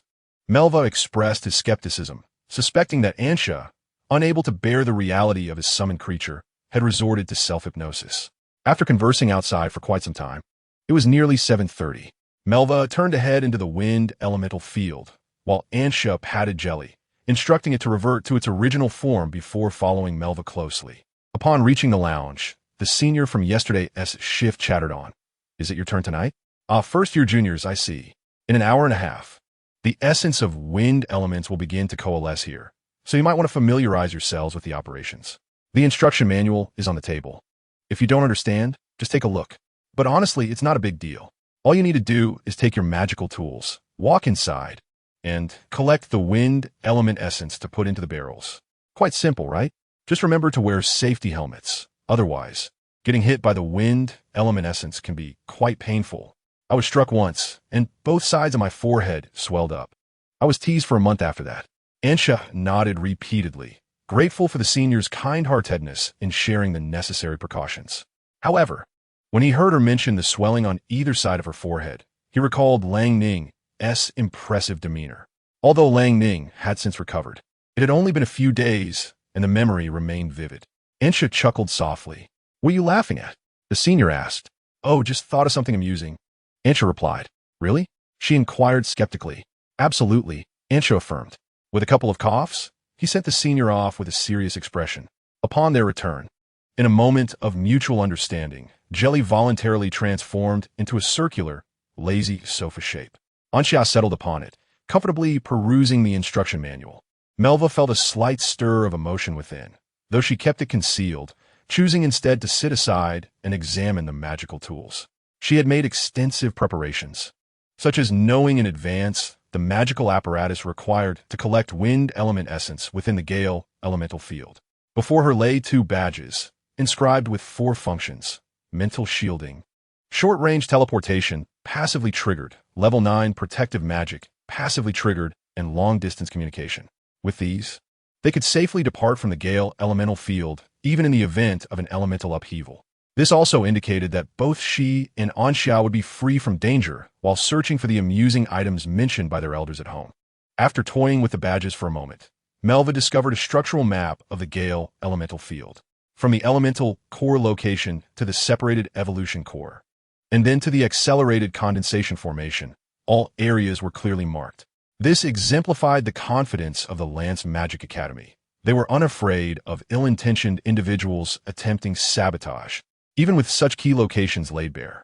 They were even less concerned about someone trying to learn and construct a new Gale elemental field, as the crucial technologies required could only be acquired by a force like the Lance Magic Academy. Let us explore before the condensation of wind element essence begins, Melva suggested as she rose. Anxia removed the instruction manual from her face and wiped away non-existent drool. Jelly was so comfortable that she nearly dozed off. Chapter 44.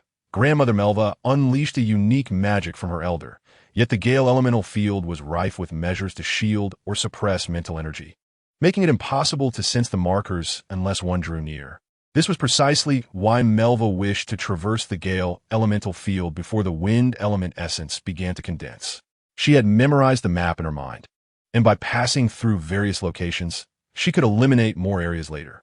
Anxia sat cross-legged atop Jelly's head, which was perfectly accommodating for one person and possessed considerable strength, making it effortless to bounce forward.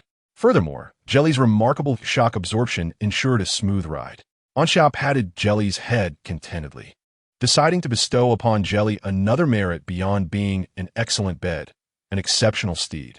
Riding a slime was undeniably cool. By the way, do you think we can truly find it among such vastness?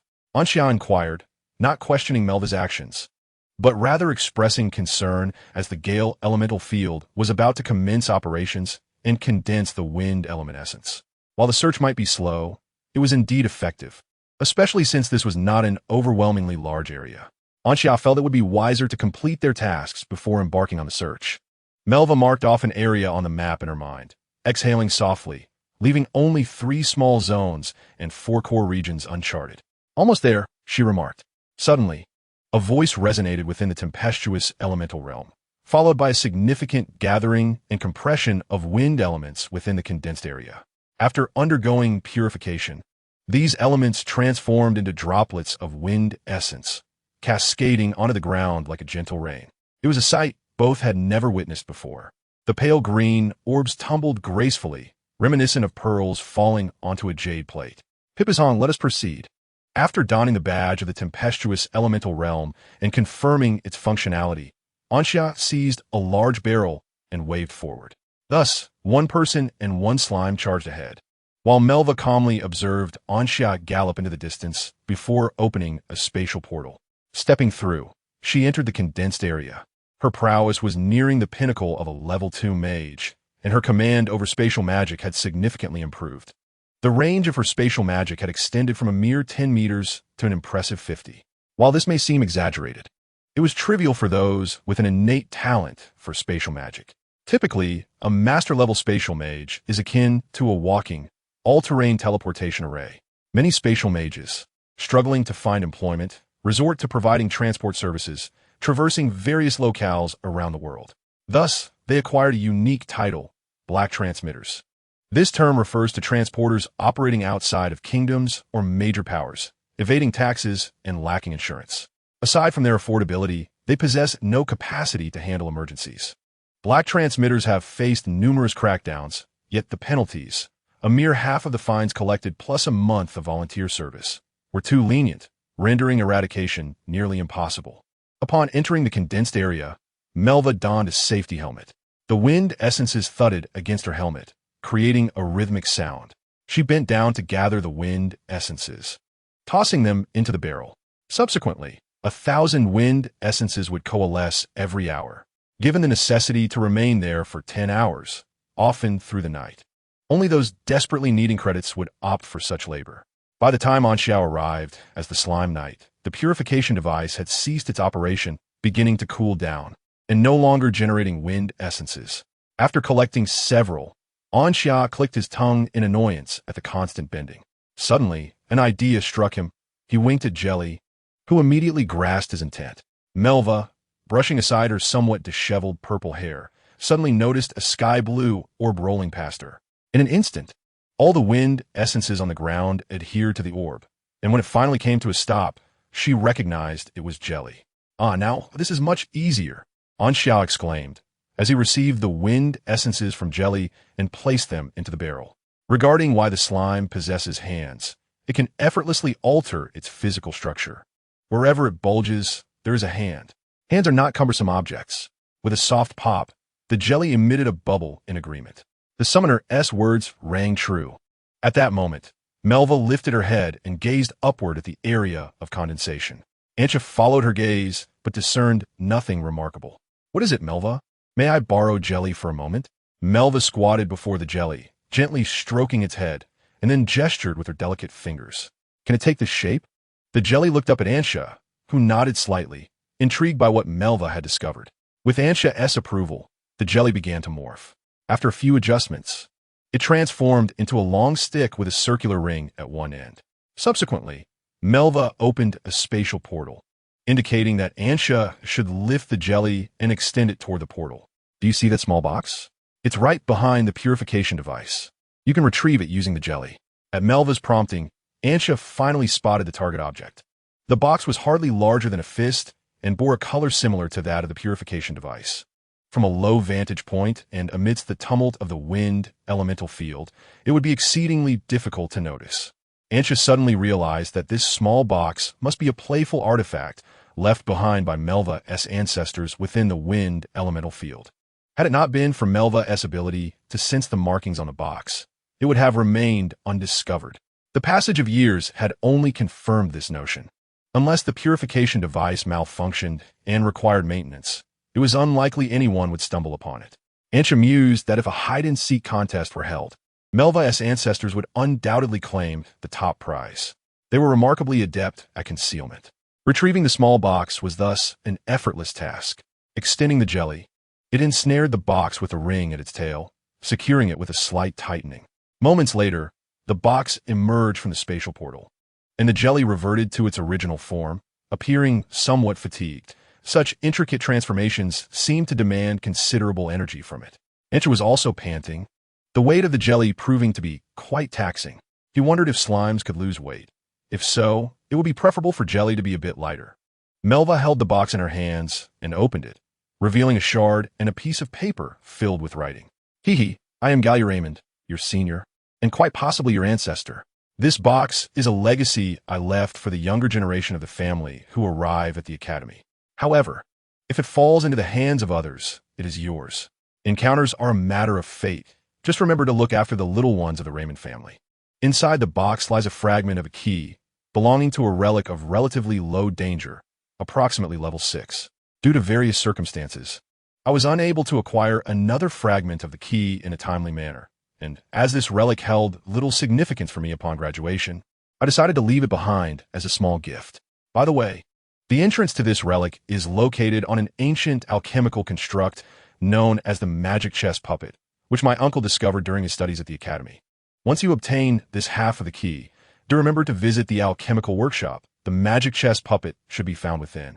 Anxia leaned in, and after reading the note, he was somewhat taken aback, realizing that the magic chest puppet possessed such functionality, even serving as the vessel for a relic. "Which elder is this Jelly senior to you, Melwa?" Anxia inquired, recalling that Melwa's surname was Raymond.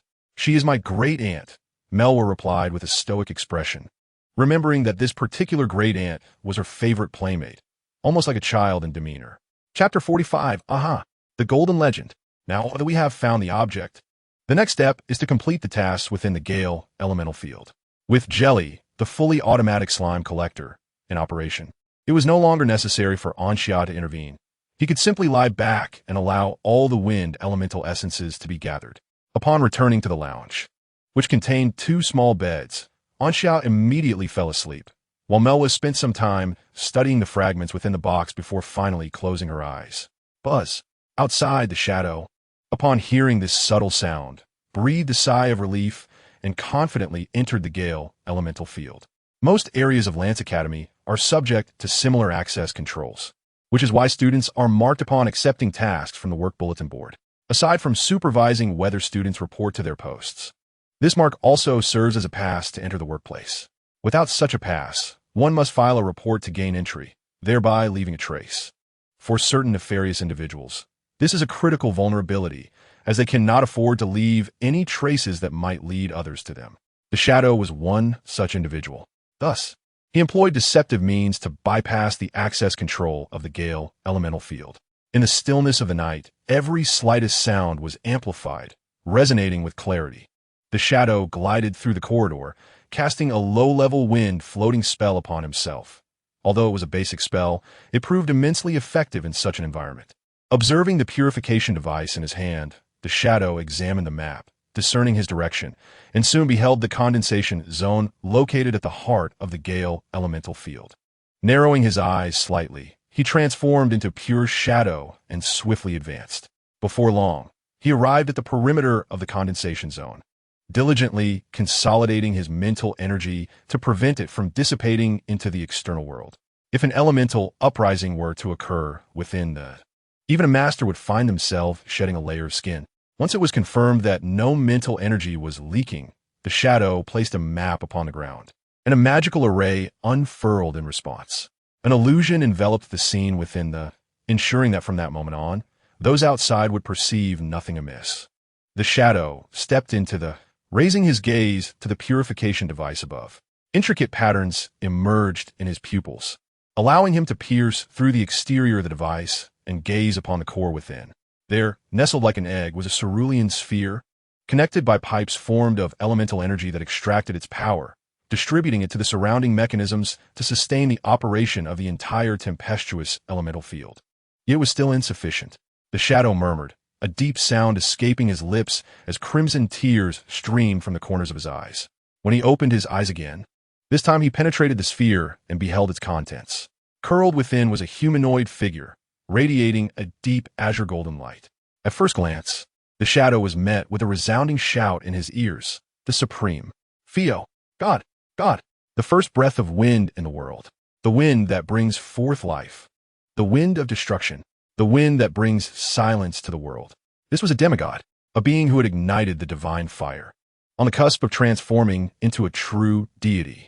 Yet, this entity was imprisoned by humanity, reduced to an infinite source of energy, a mere tool for producing essence of wind elements. The great deity sighed deeply, reflecting on how, for most, the triviality of freedom was but a fleeting thought, while for this demigod, it was an unattainable luxury. Yet, he had come here to liberate this being. This was a rare opportunity. All the sanctums of the Rand's Magic Academy had vacated, and with careful steps, no one would sense the stirrings here. The Shadow inhaled deeply. As he opened his mouth once more, he uttered cryptic incantations, despite having no control over any elements or mental energies. Each word he spoke sent ripples through the air's elements. The cerulean sphere within the purification device trembled violently, awakening the curled-up demigod, who opened their azure golden eyes. With a sudden gasp, Anxia lifted himself from his bed, propping himself up with his elbows, breathing heavily. The final scene of his dream remained vividly etched in his mind. It was a figure whose face was obscured, clad in azure garments, standing upon a vast meadow. Countless individuals knelt upon the ground, bowing in fear and awe. In his dream, Anxia approached this figure like a somnambulist. Then, those azure golden eyes were imprinted upon his heart. After a moment of scrutiny, the figure opened their mouth and spoke a single sentence. Yet, Anxia did not hear clearly, or rather, was compelled not to hear. As the individual spoke, a young man suddenly appeared behind him, smiling at Anxia, winking and placing his index finger before his lips. In the dream, Anxia instinctively nodded, for he noticed a cicada imprinted on the young man's brow. The youth opened his arms and embraced the person in front of him, and then delicate white threads emerged, enveloping both of them. Eventually, A brown sculpture of two figures in an embrace materialized in their stead, occasionally trembling, with fine cracks appearing on its surface, as if something were striving to break free. Just before the statue shattered, Anxiao awoke from his dream. For reasons unknown, a profound fear lingered within him. What was that? The memories of the dream began to blur, and Anxiao shook his head, glancing at the time. It was merely 4 in the morning. He yawned but did not return to sleep. Instead, he quietly left the lounge, careful not to disturb Melva, who lay like a sleeping beauty. He decided to check on Jelly. After such a dream, Anxiao found it difficult to feel drowsy. He wondered how well Jelly was faring in gathering the essence of wind elements. He cast a glance at the condensation area, noting no significant changes. Jelly remained quietly at the edge, alongside the barrel, awaiting the new wind element essence to coalesce. After taking a few steps, Anxiao suddenly looked back at the condensation area. Just moments ago, through the summoning contract, Jelly had conveyed a vague thought. There was someone within the condensation area. However, Anxiao could see no one. Plop! Jelly lifted its head, gazing at the shadow, and released a bubble. The shadow did not divert its attention to Jelly. After all, it was merely a slime, incapable of interfering with it. It must have inadvertently wandered into the tempestuous wind element field, or perhaps it had been born within it. Given the rich essence of wind and the mingling of divine power, anything could emerge. The shadow was utterly unprepared for the realization that a summoning entity could be a slime. Chapter 46. Honor above life. Anxiao arrived at the entrance of the condensation area. From the outside looking in, the scene within appeared unchanged. However, as he crossed the threshold, the scenery transformed instantly. A cerulean glow radiated around him. The wind elements were fiercely suppressed, rendering the atmosphere eerily silent. Jelly remained close to a shadow, which incessantly chanted obscure phrases, each incantation causing visible ripples to form in the air. Above the condensation area, the purification apparatus became translucent, revealing a spherical form within, where a curled-up humanoid figure could be discerned. Anxiao glanced at the time, confirming he had only slept for 3 or 4 hours. Exhaling, he felt a headache creeping in, pondering why he constantly found himself entangled in such matters. Noticing the shadow had not turned to regard him, Anxiao speculated whether the other party was immobile. It is evident that the other party is engaged in some form of ritual. Anxiao, feeling a surge of restlessness within, quickly quashed the notion upon sensing the formidable aura emanating from the shadowy figure. The circular orb within the purification device was already half exposed, indicating that it was indeed this orb that the shadow sought. After a brief moment of contemplation, Anxiao summoned Jelly and instructed it to find Melva. It was imperative that someone notified the Academy of the unfolding events and maintained vigilant observation over the area. Compared to Anxiao, Melva possessed the ability to wield spatial magic, making her the most suitable candidate to inform the Academy. As Anxiao stepped into the convergence zone, the shadow immediately sensed his presence. The map not only contained the magic array, illusion, but also featured a warning function. Initially, the shadow believed the young boy had merely stumbled upon this place by chance. However, upon seeing Jelly scampering joyfully towards the boy, the shadow was struck with realization. Damn! After a lifetime of toil, he nearly fell prey to a mere slime.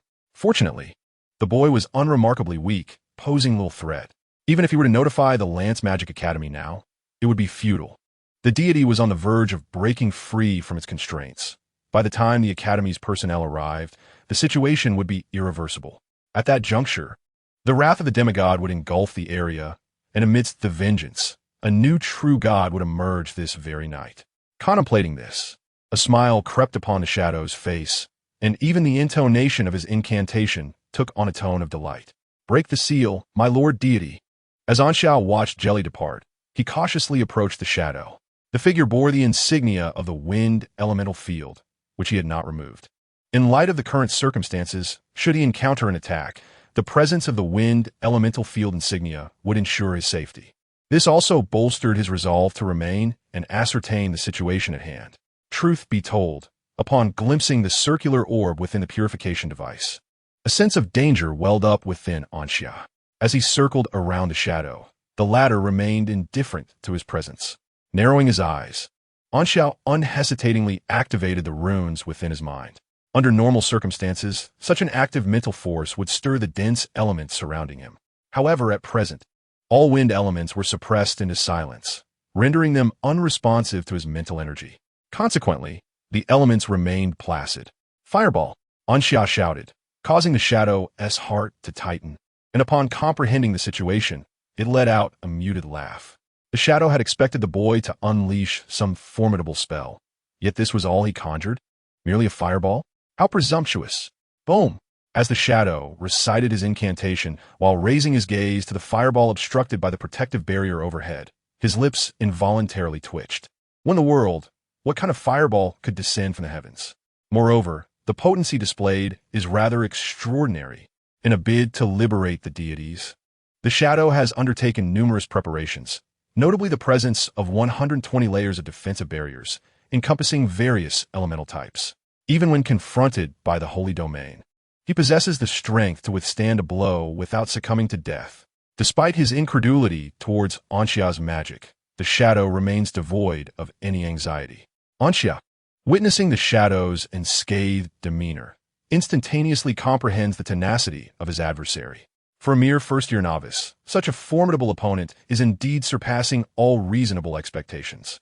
Yet, Anxia does not succumb to despair. Instead, he perseveres, constructing a mental impact rune to summon ghostly giants, sustaining them through solidification, and commanding them to deliver relentless blows. The shadow, thoroughly vexed, finds himself unable to cease his incantations, fearing the loss of his efforts.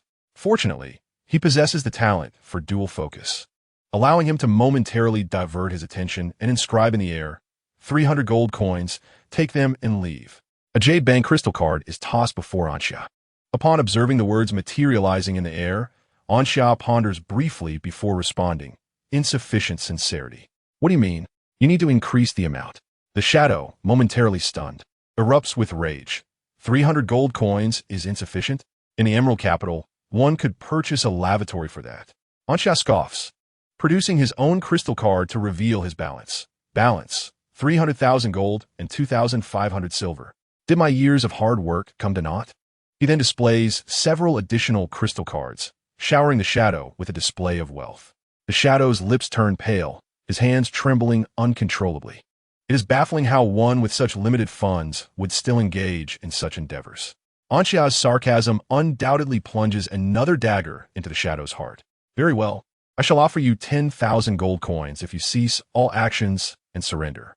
This crime can be halted, and with no severe consequences. You may only face 3 to 5 years of reformative labor before your release. 3 to 5 years for 10,000 gold coins is far more profitable than your current actions. Anxia unleashes his financial assault. The shadow hesitates, contemplating his response. To die is preferable to humiliation. My faith cannot be swayed by mere coins. The shadow resolutely writes. A visage of fearlessness adorns his countenance, and he feels a profound purity within himself. Very well, Anxia shrugs.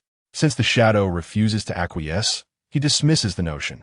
In truth, he never genuinely intended to proceed in such a manner. He merely sought to test whether he could deceive the shadow, especially since he could not breach the shadow's defenses. At this moment, Anxia squints, as an epiphany strikes him during their conversation. If he cannot best the shadow directly, perhaps he should consider an alternative approach. As the old adage states, when a door is more formidable than a wall, the door becomes a wall, and the wall transforms into a door. After several minutes of observation, Anxia begins to grasp that the shadow desires to detach the spherical object from the purification device. If the intention is merely to ensure that the spherical object remains docile within the purifying apparatus, perhaps there exists a method. The runes began to take shape. Completion achieved. The low-level time magic solidified. Activate. Chapter 47. Unsealing. In the Mentor's Lounge, 12 instructors on night duty encircled a roasting stove, with Shiza huffing as he skewered the meat. Is it truly acceptable for you all to be here idling about? Particularly you, Ryan. If anything were to go awry in the wind elemental field, the Dean would surely have you strung up upon his return, Shiza remarked, his hands never pausing in their work. Ryan, the instructor in question, held a cup of red tea, savoring it with elegance. Unfazed by Shiza's words, he replied, If need be, I shall intervene once more. Besides, The dean has taken the directors to Asichold Academy to deliberate on the upcoming exchange student program, returning with the exchange students in approximately 7 days. Should anything occur, I shall have ample time to rectify it. A female instructor chimed in. A little chaos would indeed be entertaining. This tranquility is rather disorienting. Ryan, one of my alchemical creations is missing a core. Would you assist me in capturing a nature spirit? In return, I shall grant you an alchemical opportunity. At this, Ryan felt exasperated. Do not speak of it. Those nature deities have applied for rare protective status, forsaking their influence over worshippers. The demigods igniting divine flames and the true gods are all well hidden, rendering any capture of a deity exceedingly rare. A collective sigh echoed among the instructors.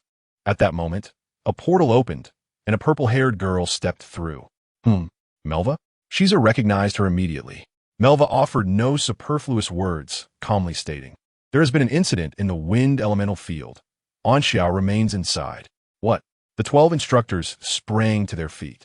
Ryan, in particular, was taken aback, realizing that his momentary lapse had led to a significant predicament. The solidifying magic had been cast upon the purifying apparatus, rendering the spherical object a component of it, thus ensnared by the same spell. Initially, the shadow had harbored concerns, but upon recognizing the magic employed by Anxia, it dismissed them. A low-level spell capable of thwarting a deity's unsealing? Such absurdity would not even be found in fairy tales. One more minute, merely a minute until complete unsealing. The shadow mused inwardly. Anxia focused intently on the purifying apparatus, uncertain of the shadow's motives for extracting the spherical object, yet resolute in her decision to thwart it. 1 minute later, the spherical object detached from the purifying apparatus, and the curled figure within unfurled its form. Boom! Anxia felt a momentary deafness, followed by the resounding chants that flooded her ears. Ah! The shadow laughed heartily as he beheld the circular sphere, its chains of runes severing one by one, fissures blossoming across its surface. Within, a humanoid figure merely waved its hand, and in the next instant, the sphere shattered into fragments. The shards cascaded like rain, transforming into luminous specks midair. The figure descended step by step, an invisible pressure emanating from it. The shadow's expression shifted, his eyes bloodshot.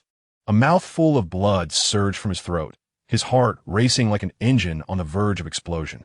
This was divine might, the igniter of sacred flames, a presence that commanded the submission of all creation.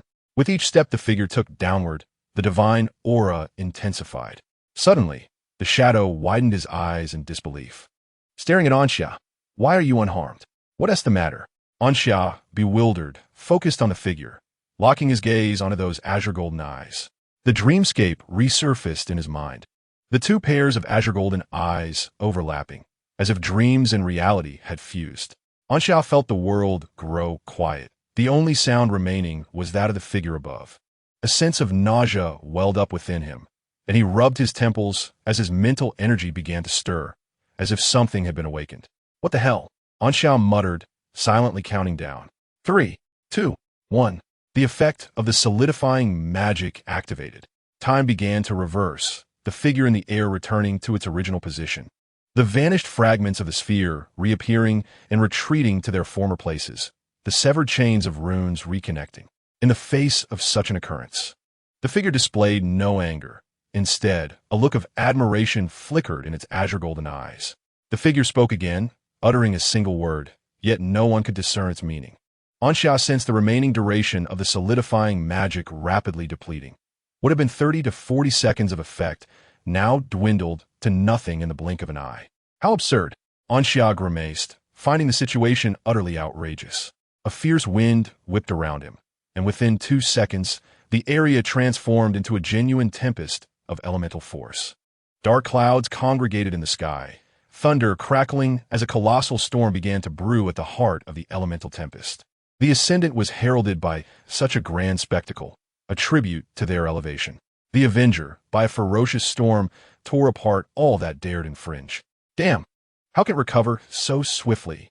The mentor Leo, hindered by an invisible barrier, peered through all obstacles to glimpse the humanoid figure within the tempest. Leo, just wait until the dean returns to string you up.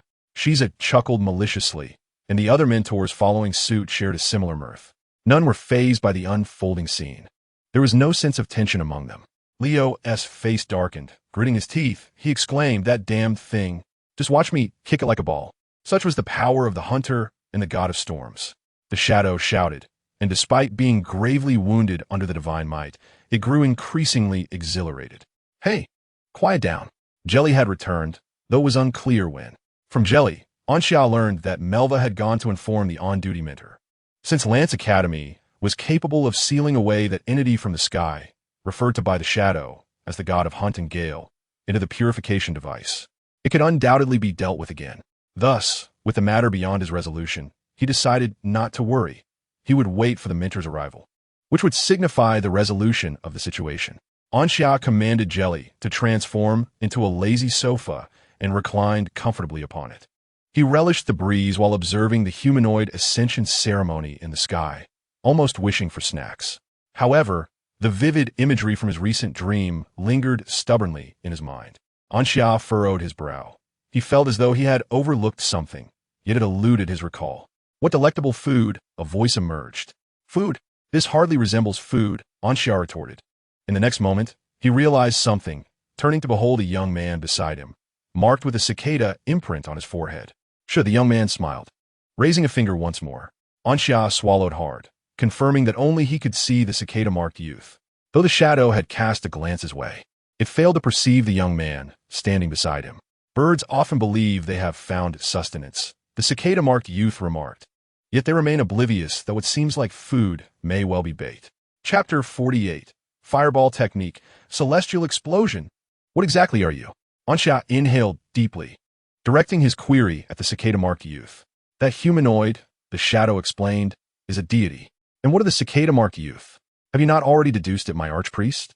The cicada-marked youth advanced towards the center of the storm, a colossal shadow trailing behind him, enveloping all in its path. The shadow bore an uncanny resemblance to an enormous cicada. July Church, July Cicada Master. Anxia was taken aback, realizing that his earlier whimsical fabrication had attracted the genuine article. Most astonishingly, this individual had indeed acknowledged his identity. It was quite possible that the Cicada Master had been observing him throughout the past month. Over the years, the secret cult worshipping the 12 celestial deities had managed to survive extermination, which attested to the formidable power of the 12. Judging by the Cicada Master's tone, he likely fed on deities. "Almost forgot. I cannot touch reality. So how about I borrow your body for a while?" The Cicada Master turned back with a radiant smile.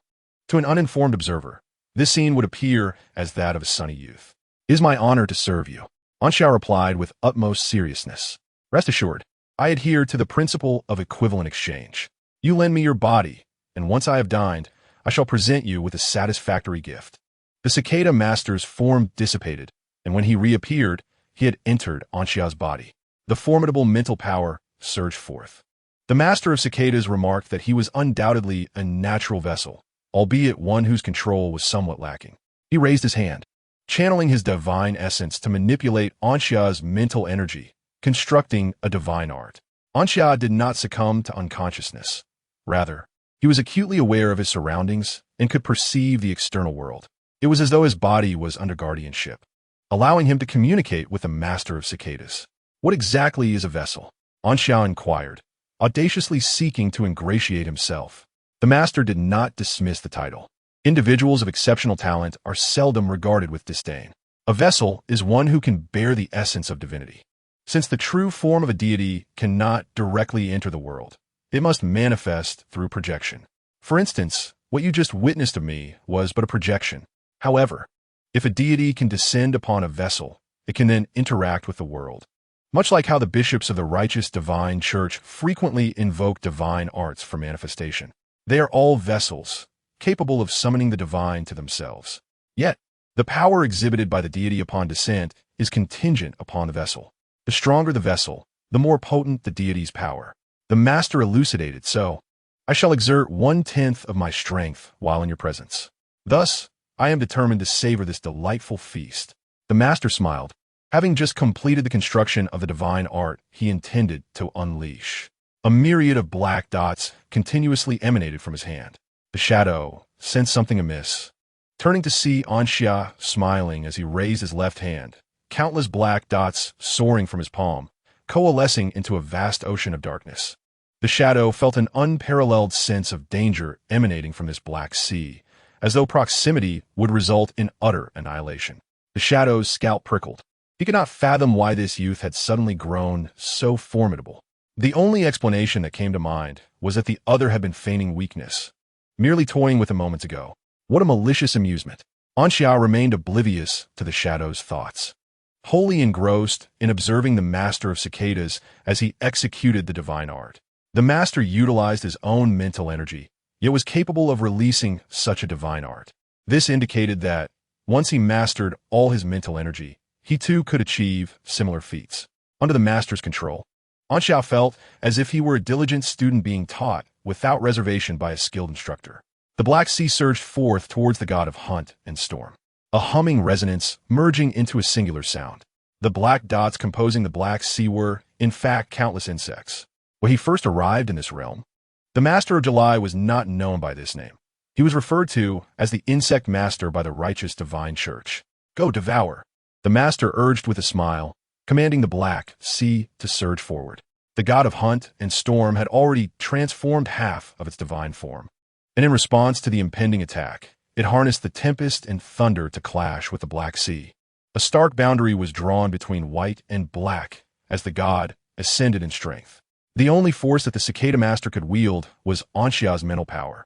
The Black Sea was gradually being suppressed, and even the Zen Master had not anticipated how quickly this entity could recover. This had become somewhat troublesome. The Zen Master, unexpectedly resting his chin on his hand, inquired of Anxia, "Archbishop, do you possess any formidable spells? Although you are an excellent vessel, the connection between us is rather tenuous. Under such circumstances, many divine arts remain inaccessible. I shall return your body to you. You may cast the spells while I assist you in temporarily controlling this mental energy." Before Anxia could respond, he felt his body regain its control. Just as the Cicada Master had asserted, he had temporarily enabled Anxia to command the lake of mental energy.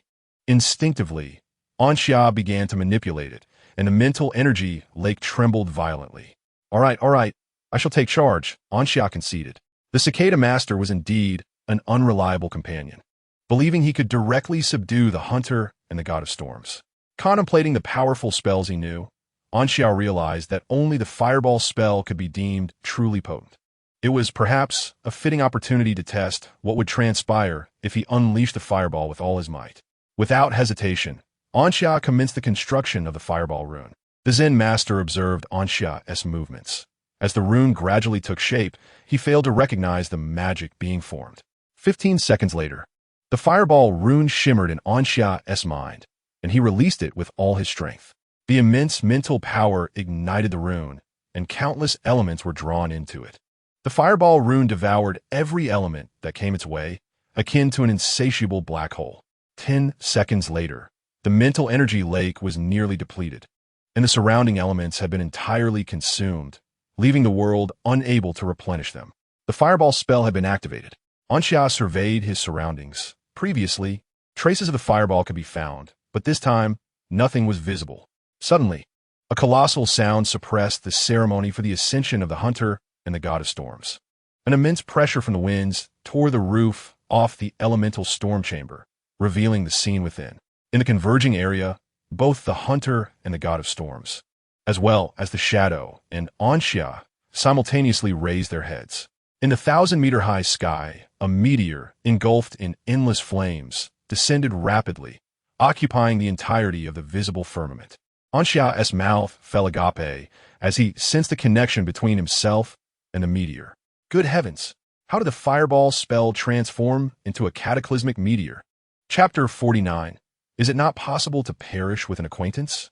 The Cicada Master had also not foreseen that Anxia would unleash such a formidable spell.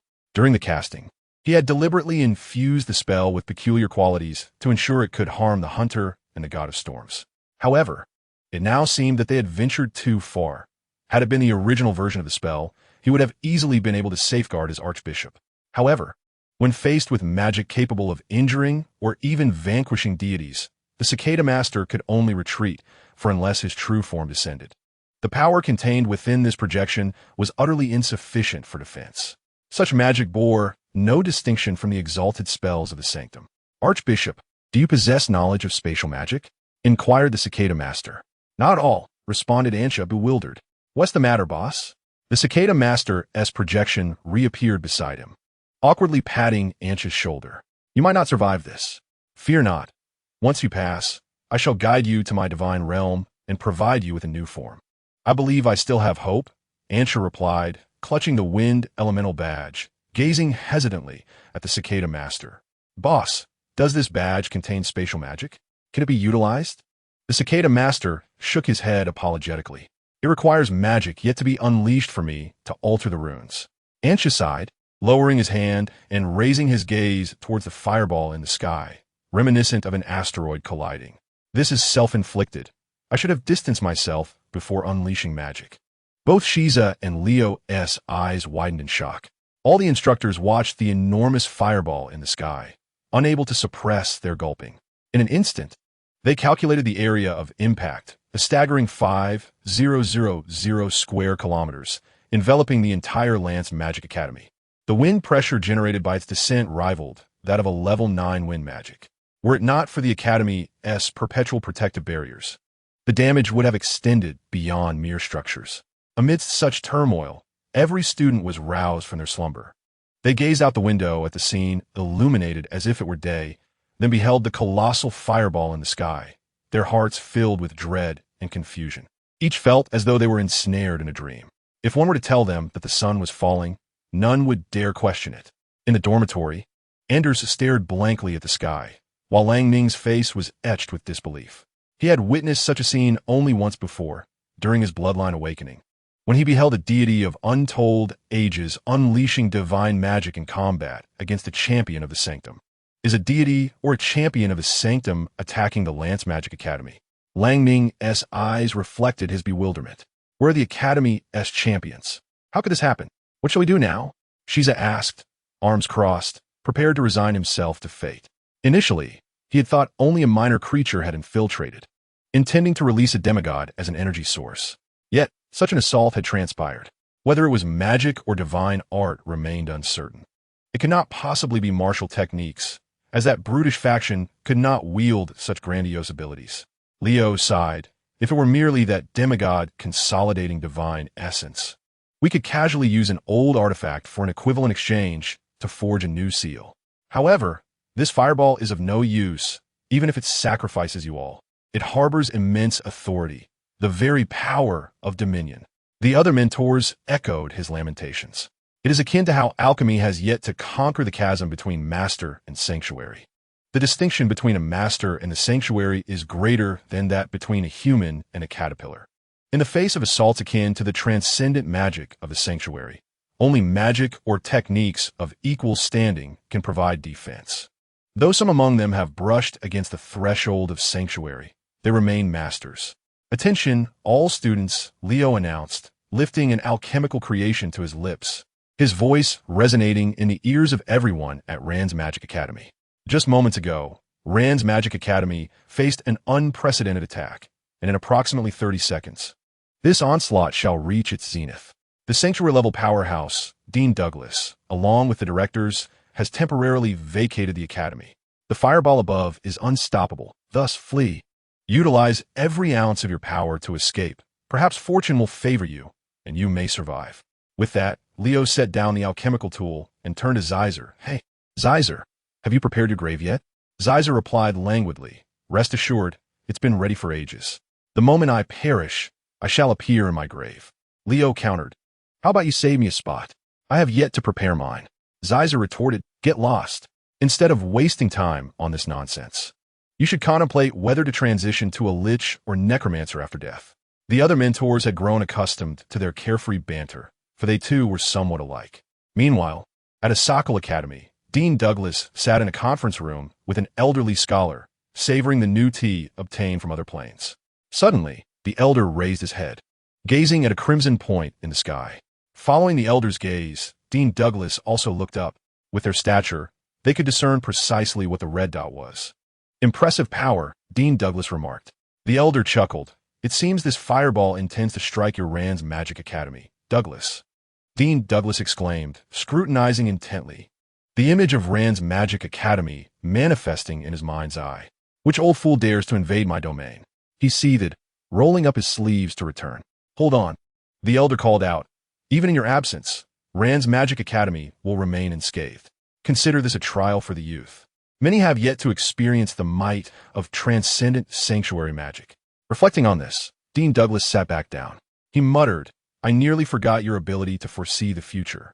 If there is no danger, it would be best to let a few more volleys rain down on that bunch of rascals. The elder leisurely remarked, though nothing will happen. The suffering that one must endure will not diminish in the slightest. There were still 20 seconds remaining. Master Chan leisurely counted down. Was there truly no way for the boss? And Xia gazed at him with tear-filled eyes. But I am your high priest. Can you really bear to let me perish?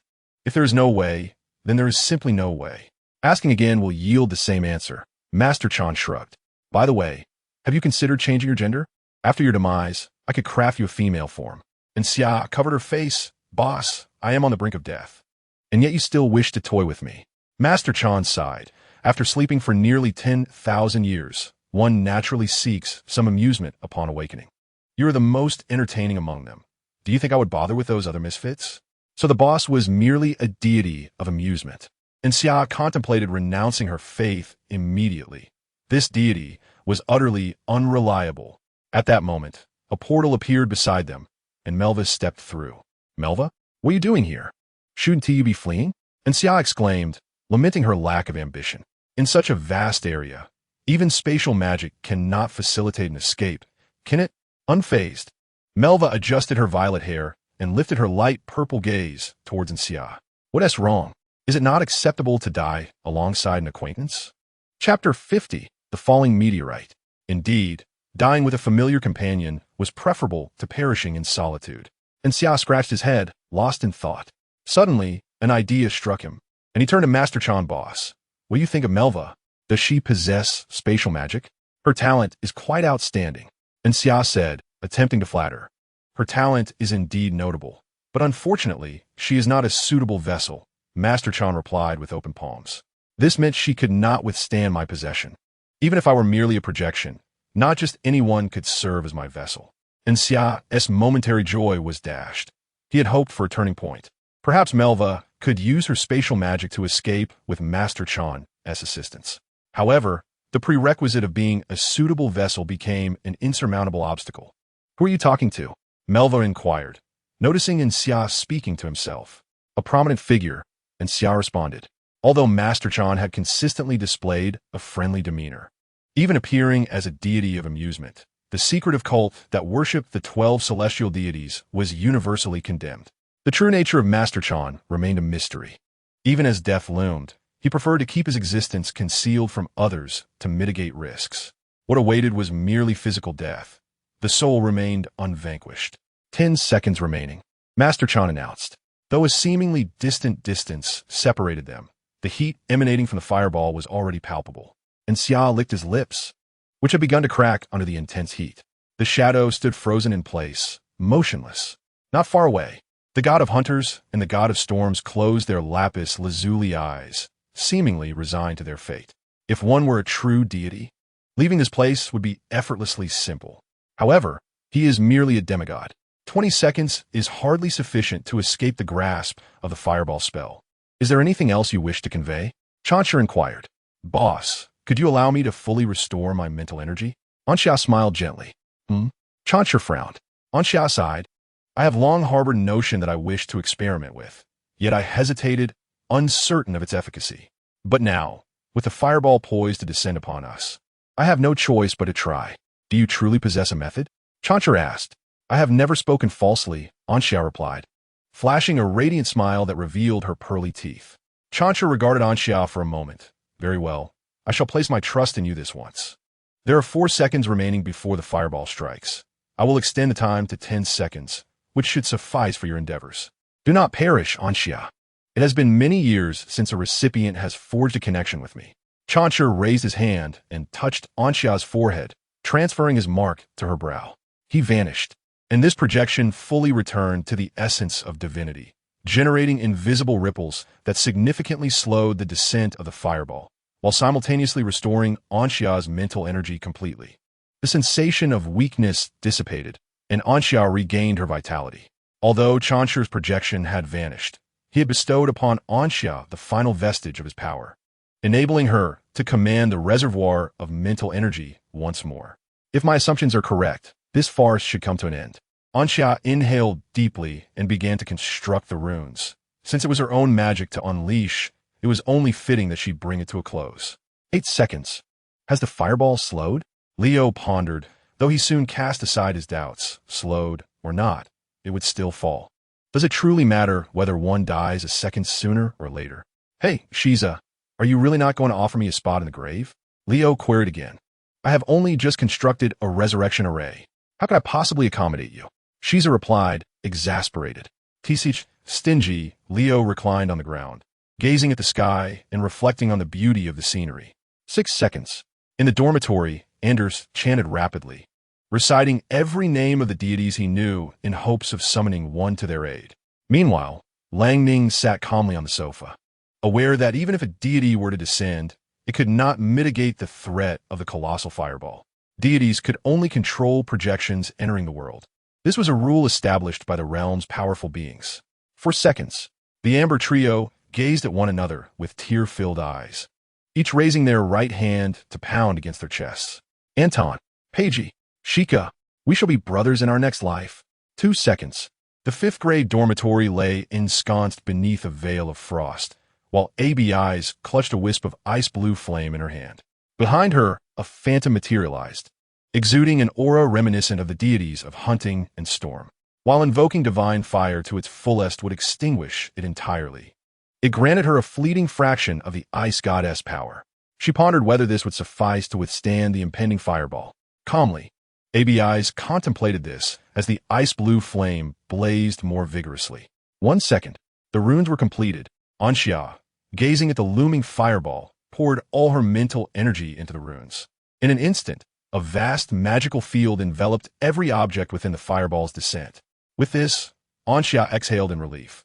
The outcome now lay beyond her control, life or death. Melva conjured a portal before her, through which a drifting flame entered. At such proximity, the fiery tongues could almost reach them, even if the fireball did not descend further. Maintaining its altitude would prove unbearable for most in the searing heat. The deity of hunting and storm raised a hand, attempting to touch the fireball. Yet, at the moment of contact, its arm shattered. In the upper dormitory area of the academy, a towering ice column ascended, surrounded by a swirling blizzard that climbed towards the fireball. However, before it could freeze the fireball within 1,000 meters, a torrent of flames surged forth, melting both the blizzard and ice column into mere water. 0 seconds. Boom! In that instant, the fireball plummeted to the earth with cataclysmic force. A colossal explosion erupted, sending shockwaves rippling outward as temperatures soared into the hundreds of thousands of degrees. Anxia beheld her own body evaporate, sharing the same fate as the deity of hunting and storm. None felt even a flicker of pain. They perished amidst the explosion of the fireball. Centered around the Rand's Magic Academy, a chasm spanning 5,000 square kilometers emerged, resembling an abyss. The atmosphere transformed, the skies above this region bereft of clouds, revealing a tapestry of twinkling stars. Assicled Academy. You fool, is this what you meant by no harm would come? Do you have any idea how much effort it takes to revive so many lives? Dean Douglas seized the elder's neck, shaking him fiercely. The elder struggled for breath, unable to utter a complete phrase. At that moment, a magical disturbance registered in their perceptions. Dean Douglas abruptly turned towards the direction of the academy, instinctively releasing his grip on the elder. Before their eyes, the 5,000 square kilometer chasm began to fill, as if time itself were reversing. No, this is time reversal. The chasm restored to solid ground, trees and mountains re-emerged, debris reassembled, and the Rand's Magic Academy gradually pieced itself back together. In the teaching building, dormitory, alchemy workshop, and the geomancy forge, as well as the Gale elemental domain, everyone experienced a surreal sensation of their bodies being evaporated, followed by an extraordinary encounter with time itself. an experience of death and rebirth. In the assembly area, Melva stared blankly at his restored body, then turned to gaze at Ansha. Although his friend possessed striking good looks, such scrutiny induced a sense of bashfulness. Ansha, with a cheerful grin, remarked, in the final moment, the magic I unleashed was solidification. Chapter 51. The sole casualty within the confines of the Lance Magic Academy, Leo, the mentor, raised his hand and pinched himself to affirm that he was not trapped in an illusion. Beside him, Shiza was on the brink of madness. Shiza's soul had just been transported to the graveyard when the resurrection array began to activate, preparing for revival. Yet in the next instant, he found himself drawn back to the academy. Although he was alive, the substantial resources he expended to set up the resurrection array had gone to waste. The time reversal only affected the objects within the vicinity of the falling fireball. The resurrection array, situated in a remote corner, was not granted such a privilege. If I discover which scoundrel is responsible for all this, I shall make them pay. Shiza murmured darkly. Leo turned to him. What if the adversary is a saint or a true god? You certainly stand no chance against them. Shiza, filled with rage, retorted, What business is it of yours? At worst, I'll just set off a few fireworks. With a yawn, Leo stretched and loosened his joints. Next, it was time to return the unruly entity from whence it came. He mimicked a running motion while discreetly activating an alchemical tool he carried. Spatial displacement, activate. In the blink of an eye, he materialized in the assembly area of the Gale elemental domain. Surveying his surroundings, he nodded upon spotting Melva and Ansha, relieved that the students were not in any mortal peril. His gaze then shifted to the shadowy figure, and after a moment's scrutiny, he focused intently on the god of pursuit and storm. Despite his earlier nonchalance, facing an entity that had partially coalesced into divine form instilled a sense of pressure within him. Leo clicked his tongue and produced a star core, initiating his alchemical craft. The principle of equivalent exchange remained an unchanging truth. As a brilliant white light enveloped the god of pursuit and storm, who offered no resistance, Leo mused that, as a demigod, the being was not a fool. The god understood that once Leo arrived, the possibility of ascension was extinguished, unless it could somehow break free from the law of equivalent exchange.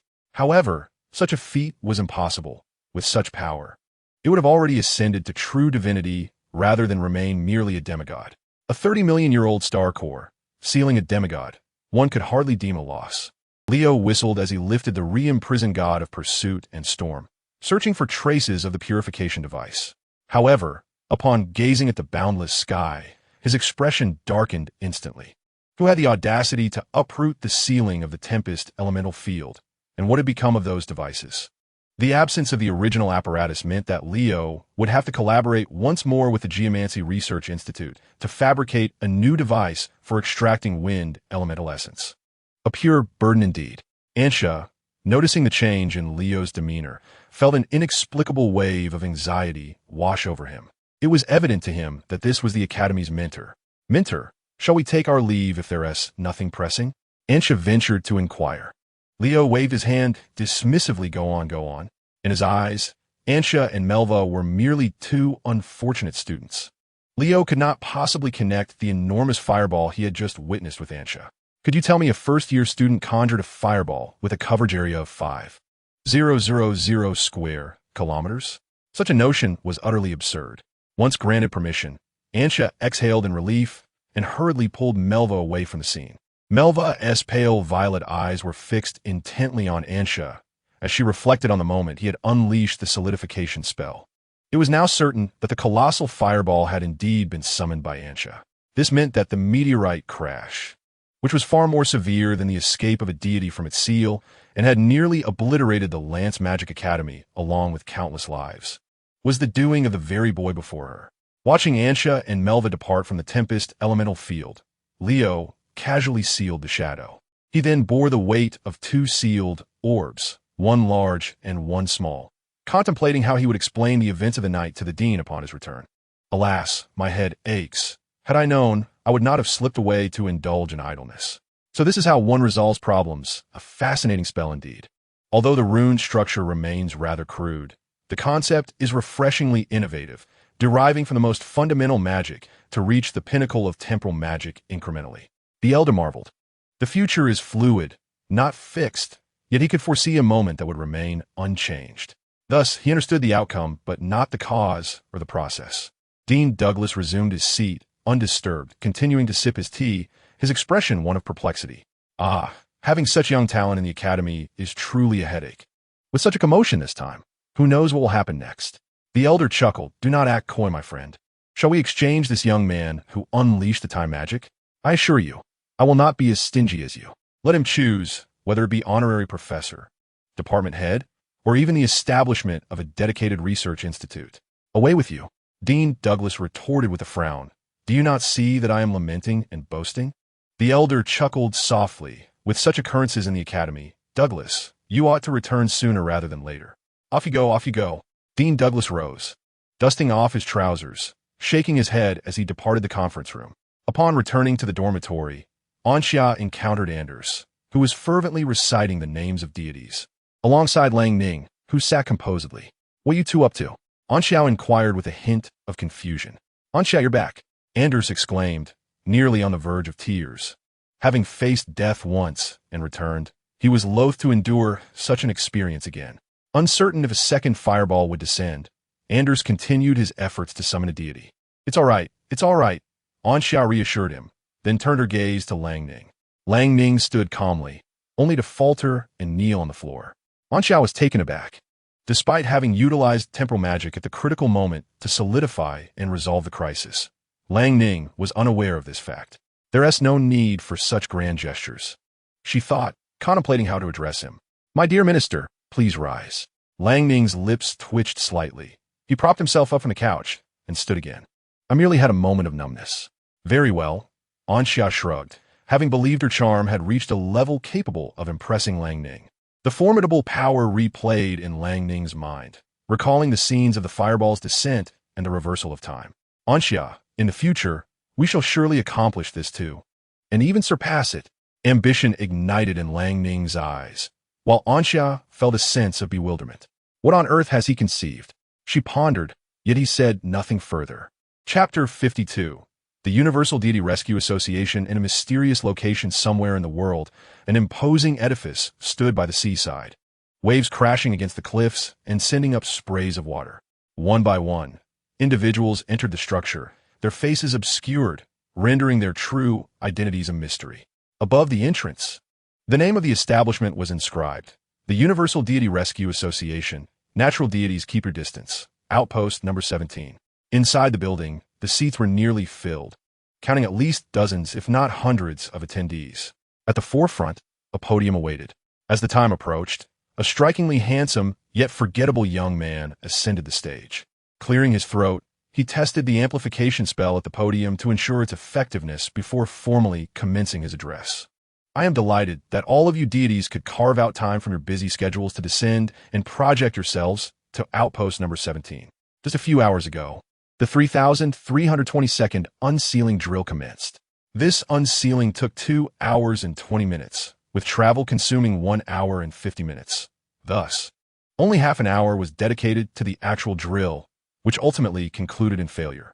Though unsuccessful, this drill has endowed us with invaluable experience regarding the seals of the Lance Magic Academy. Perhaps with another attempt, we may once again rescue a compatriot from confinement. The participants of this exercise, the Demigod Hunter and the Storm God, have exhibited remarkable prowess. Had it not been for unforeseen circumstances, they might have truly liberated themselves from the grasp of the Lancelot Academy of Magic. However, the unexpected did occur, and one cannot help but acknowledge the abundance of surprises in this world. Yet, we shall not be disheartened. Our rallying cry is to rescue the unfortunate deities and overthrow the dominion of the Holy Realm. A brighter tomorrow is destined for us. In an instant, every divine projection seated around erupted into fervent cheers, all chanting the slogan. Were their identities known, no god would dare utter such proclamations. The shame would be unbearable. Yet, cloaked in anonymity and bearing projections, the weight of their anxiety dissipated.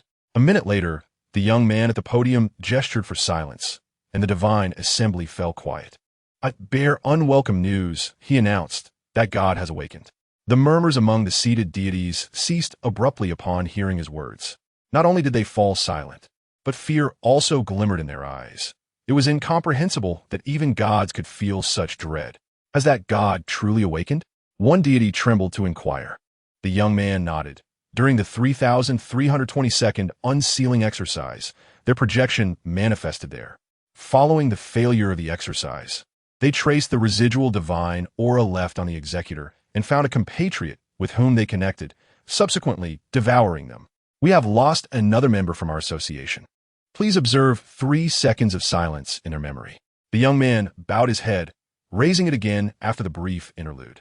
Due to the awakening of that god, every subsequent gathering will necessitate a change of base.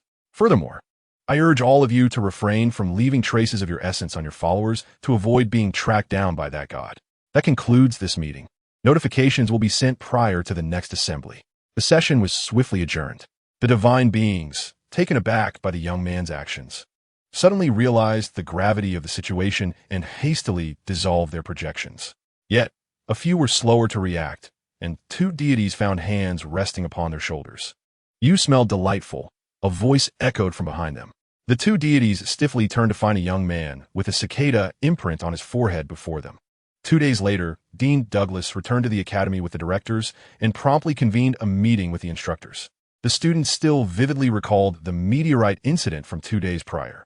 However, most regarded it as mere fodder for conversation. After all, surviving a meteorite strike unscathed was an extraordinary experience. Even the Amber Trio spearheaded the establishment of a Meteorite Remembrance Day, diligently recording various perspectives and sensations of the meteorite's descent using memory crystal copies. Subsequently, they sought the guidance of a mentor from the Earth Resonance Research Institute to create a dream experience device. By simply placing a memory copying crystal within and donning the apparatus, one could immerse themselves in the event of a meteorite's descent. Anxia, on the other hand, found tranquility as classes resumed their ordinary rhythm. Melva had witnessed the scene of Anxia casting solidification magic, and this became a secret shared between them. After all, no one yet knew that Anxia was the true instigator of the meteorite's fall. Then there was the matter concerning the cicada master. Anxiao instinctively touched his brow, where a cicada imprint was visible only to him. He sensed that the cicada master would inevitably resurface one day. In the afternoon, during a rather dull practical class, Anxiao meditated on the sidelines, awaiting challengers. At that moment, he received a notification. A senior, breathless and hurried, approached him, delivering an elegantly crafted letter. Upon opening the envelope, Anxia read, "To Student Anxia, please proceed immediately to the dean's office upon reading this letter for a cordial discussion regarding the recent tempestuous elemental incident 2 days prior." Douglas. It seemed the truth of the meteorite's descent had been uncovered. A chill ran down Anxia's spine as he turned to find ABIs standing there, seemingly having appeared from nowhere. "Professor ABIs, what brings you here?" Anxia inquired nonchalantly. "Nothing," ABIs replied, casting a fleeting glance at the letter in Anxia's hand before striding away with long strides. Anxia felt the weight of her gaze, laden with unspoken meaning. Yet he could not decipher it. "TSK women. Professor ABIs, I must visit the dean's office. He requires my presence," Anxia called out. 10 minutes later, Anxia stood before the familiar door, hesitating momentarily before gently pushing it open. Inside, Dean Douglas sat at his desk, fiddling with 2 small spheres. Professor Leo stood nearby, expressionless, resembling a statue. A heavy atmosphere enveloped the office as Anxia swallowed hard, cautiously approaching the desk. His gaze wandered, and upon glimpsing the 2 small spheres in Dean Douglas's hands, his body involuntarily trembled. Within those spheres were individuals and deities known to him. One contained a shadow, while the other housed the god of pursuit and storms. Dean Douglas fixed his gaze upon Anxia and spoke slowly. "Anxia, I have come to know everything." Before he could finish, Anxia felt something clinging to his thigh. "I did it. The fireball was my doing. Dean, please spare me." Anxia clung desperately to Douglas's leg, gazing up at him with pitiful eyes, as if vowing not to relent until forgiveness was granted. With a barely contained chuckle, Professor Leo regarded the flustered Douglas, nearly unable to suppress a laugh. Chapter 53. A touching moment. Dean Douglas fell silent for a moment, eyes wide. "Anxia, do you believe I could be coerced by you?" Anxia stared blankly. Is the dean particularly resolute today?" Before he could react, there was a sudden splash, and Anxiao found himself face to face with Dean Douglas. Such trivial skills, Douglas proclaimed, disdain evident on his weathered face. If you do not rise, then neither shall I. In the office, Leo observed the duo, a venerable elder and a youthful novice, kneeling on the floor, and he sighed deeply, rubbing his forehead. Anxiao internally nodded, realizing that Dean Douglas was indeed the one behind this encounter. He then patted his knees and stood up, shaking off the earlier display of anxiety. Initially, Anxiao had merely wished to test the waters, but now he had arrived at a conclusion. The dean's summons was not a harbinger of ill tidings. On the contrary, it might prove to be advantageous. The worst-case scenario would merely entail a few reprimands. A moment later, the three of them were seated around the office desk. Would you care for a drink? Dean Douglas inquired. A bottle of your finest vintage, Dean, Leo eagerly suggested. Scram. Douglas shot him a glare. Those few coveted bottles were always on his mind, and it was no easy task for him to keep them secure. With a grand gesture, he summoned bottled fruit beverages to appear before them. He uncapped one and took a hearty swig, relishing the refreshing sensation. He then turned his gaze towards Anxiao. Do you have anything to explain regarding the events of 2 days prior? Anxiao replied earnestly, Dean, it was an accident. Leo tapped the table, interjecting, I'm all ears. You may deceive the dean, but you cannot fool me, especially with the two eyewitnesses encapsulated within the ceiling sphere. Douglas scratched his head while Leo, I believe Anxiao makes a valid point. It was merely an accident. Leo's expression darkened. Whose side are you truly on, Dean? Douglas muttered under his breath. With Anxiao's remarkable talent at such a tender age, how could he possibly commit such an act? Besides, I merely intended to give you a mild reprimand. Who told you to let this demigod run amok? Once I had administered a scolding, the matter would have been resolved. Yet you insisted on dragging me into a conversation with Anxiao. Isn't my stance quite clear then? If not in favor of Anxiao, must I side with you? Even if that fireball was conjured by Anxiao, it ultimately resulted in no harm, did it? Moreover, this experience is invaluable for everyone involved. After all, how many institutions allow their students to safely witness a demonstration of magic at the realm of the sanctum's pinnacle? Leo's expression grew increasingly grim. Dean, do you truly believe it wise to display such blatant favoritism? Anxiao, having overheard Douglas's mutterings, scratched his head and grinned. I shall always hold you in the highest regard, Dean. Leo, dismissing Douglas entirely, regarded Anxiao with a serious demeanor. Anxiao, may I inquire how you managed to unleash such a formidable spell? Well, on my way to enrollment, I reported a cult, Anxiao replied. What does that have to do with your spellcasting? Their leader came looking for me. Leader? In recent days, while interrogating the Hunt and the God of Storms, every mention of topics related to Anxiao elicited responses solely about that deity awakening, that deity desiring to consume him, and that deity being connected to that youth. Leo found himself utterly exhausted, exclaiming, Brother, could you at least mention a name? Which deity are you referring to? At last, Leo was on the verge of discovering which deity it was.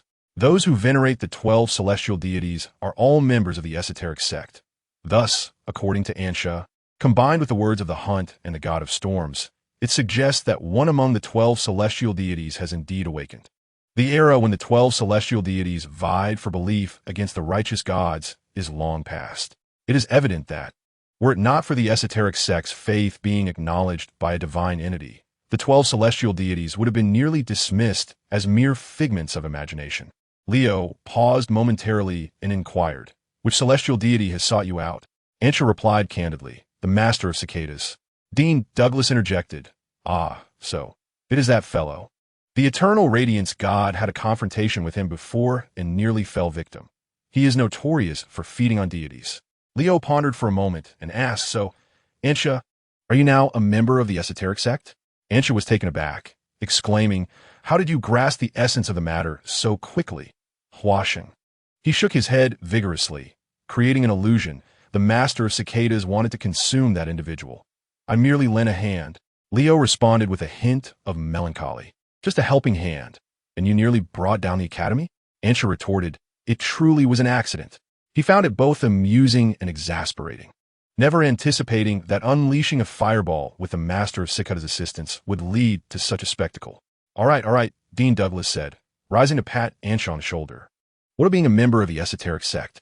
Compared to the cult of malevolent deities, this sect, which only inflicts harm upon itself, is far more benign.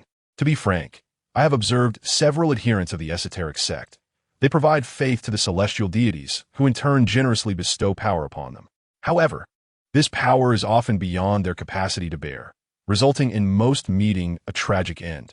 Yet, there are fortunate individuals who can withstand such power. Leo, do you recall the city of sin in the astral realm? The lord of that city is one such fortunate soul, who ascended from an ordinary individual to a master-level powerhouse, ultimately breaking through to the sacred domain by clever means.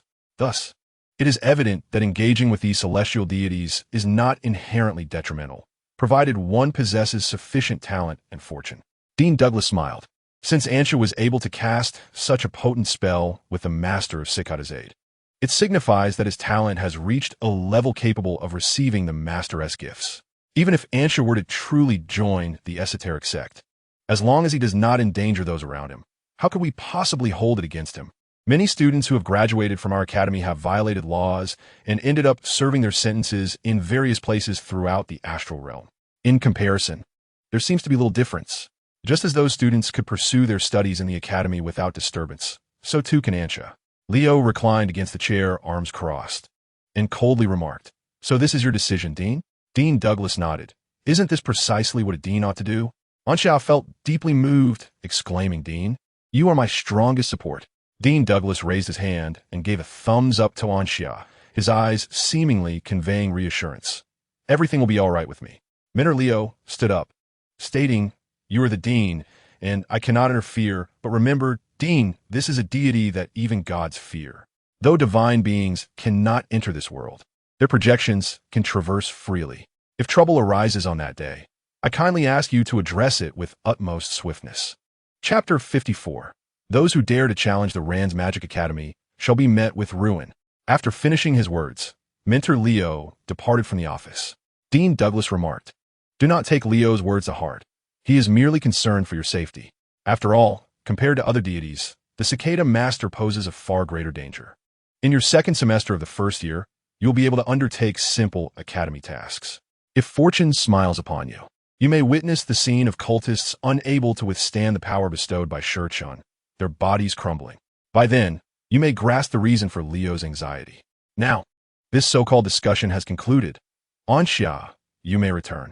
Dean Douglas handed her a ring, leaving Ansha perplexed. "Dean, what is this ring?" "I have inscribed upon it a master-level magic that closely approaches transcendent magic. It will aid you in resisting the control of deities, including the Cicada Master. We must always maintain a degree of caution towards divine beings. No fool who is not a believer would place their complete trust in them, would they?"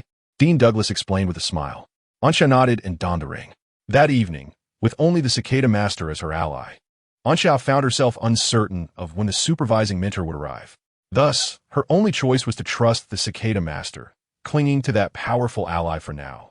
Later, the Cicada Master, without her consent, borrowed her body, which left Ansha feeling a bit anxious. If it was so effortless to borrow her body, would it not be even easier to seize it altogether? It was only due to the projection of the Cicada Master being ineffective against the god of hunting and the god of storms that this deity did not appear malevolent. Speaking of the Cicada Master borrowing her body, the promised benefits of equivalent exchange had yet to be delivered, with the ring given by Dean Douglas. Should she encounter the Cicada Master one day, Ansha would possess the confidence to inquire about it. She would not relinquish what rightfully belonged to her so easily. "Then, Dean, I shall take my leave. Oh, by the way," Dean Douglas suddenly remembered, "the exchange students from Assicle Academy will arrive in 2 days. If you have the time, perhaps you could organize your classmates to welcome them. After all, they are newcomers like you, and they will spend the next half semester with us." So soon? Ansha thought she would have to wait another 5 or 6 days for these exchange students to arrive, but unexpectedly, only 2 days remained. "Rest assured, Dean, I will take care of it," Ansha confidently declared, thumping her chest. "Dare to challenge the Great Wu? Bah! Dare to confront the land's Magic Academy? Summer shall break them." Leaving the office, Ansha returned to the practical combat arena of her class. At that moment, class was nearing its end, and everyone was resting. After such an intense session, their mental energy was nearly depleted. "Where have you been?" Melva approached curiously. Ansha recounted the recent events to her. "Assicle Academy?" Melva pondered. It seems to be ranked slightly lower than us, at 7th in the world. Then, Melva, are you familiar with their academy? Anxia inquired. Knowing oneself and the enemy ensures victory in 100 battles. Since Dean Douglas entrusted this significant task to her, Anxia felt it imperative to orchestrate a unique and unforgettable welcoming ceremony for the newcomers. Well, I don't know much, but Asicol Academy is a comprehensive institution for magic and warriors, renowned for its magic swordsmen and melee mages. Every student there learns the spell of foresight and the combat skill of danger perception. The higher the mastery of these two abilities, the stronger one becomes, Melva recalled. Anxia identified a blind spot. Every student can learn foresight and danger perception. Melva nodded. Asicol Academy has a time secret realm, where even those without any aptitude for time-related magic can acquire such spells. For those with inherent time-related talents, there is a chance for their learned spells to become even more potent. The learning of danger perception is relatively straightforward. Asicol Academy usually places students directly into the territories of magical beasts. They maintain good relations with certain beast kings, who allow their subordinates to launch non-lethal attacks on students until they master danger perception. Have these newcomers begun their studies in these two areas? Anxia asked. This is a mandatory aspect of enrollment at Asicol Academy. Anyone aspiring to become a magic swordsman or melee mage must undergo it. Anxia mused. Compared to Asicol Academy, the students of Land's Magic Academy feel like delicate flowers in a greenhouse. I thought they were innocent little rabbits. Little did I know they are actually formidable wolves. My fate is sealed. Anxia began to reconsider her commitment, thinking, Dean, are you really asking me to organize a welcome for them? Aren't you worried we might embarrass the academy? If given another chance, Anxia would undoubtedly let the esteemed seniors handle such displays of the academy's prestige. What's wrong? Melva noticed the change in Anxia's expression. Nothing. Anxia sighed. Life is not easy. It is of no consequence whether one extends their neck or withdraws it. The outcome remains the same. Let him sacrifice his life for righteousness, and may the academy remember his valor. Otherwise, he shall crawl to the office of Dean Douglas, clutching his legs, and inscribe the word tragic in blood upon the floor. How do you intend to greet them? Melva observed Anxia with keen interest. Anxia pondered for a moment. I do not know, but I believe someone will have the answer. After class, Anxia hurried to Professor Fenno's classroom, seeking Lang Ning. Asicol Academy? Lang Ning gasped, engaged in weight training while simultaneously conjuring magic. His ability to multitask in such a manner was astonishing. I have heard of them. They are worthy adversaries indeed. Anxia, only individuals of our caliber can compete with such opponents. Do you recall that fireball from not long ago? Our future will undoubtedly surpass that fireball. Anyone we encounter will merely be a scenic view along our path. We shall emerge victorious. As they approach, let them know who the brightest star in the sky truly is. Amidst a sea of stars, only you and I shall illuminate the night. Lang Ning unleashed the completed magic, conjuring a swirling tempest of snow and wind around him. His eyes sparkled with unwavering confidence, without a doubt. He had forged an indomitable belief. Anxia remained silent, suddenly realizing that facing the exchange students from Asicol Academy could be quite exhilarating. Seeking out Lang Ning had perhaps been a misstep. Primarily, this fellow was excessively dramatic. Did he not feel embarrassed uttering such words? Chapter 55, number 998, number 888. Only 648. As the headmaster's appointed organizer of the welcome event, Anxia waved his hand, delegating authority to Lang Ning. With such a trusted ally, what concern was there regarding the exchange students from Asicol Academy? Lang Ning eagerly took on the task of organizing personnel. As the vice minister of the Student Council's executive department, he wielded considerable influence and boasted a substantial following among both new and returning students. Some admired him, some envied him, some sought to curry favor with him, and some were drawn to his charm. Clearly, Anxia lacked the capacity to rally such a crowd before fulfilling the empty promises made by ABIs.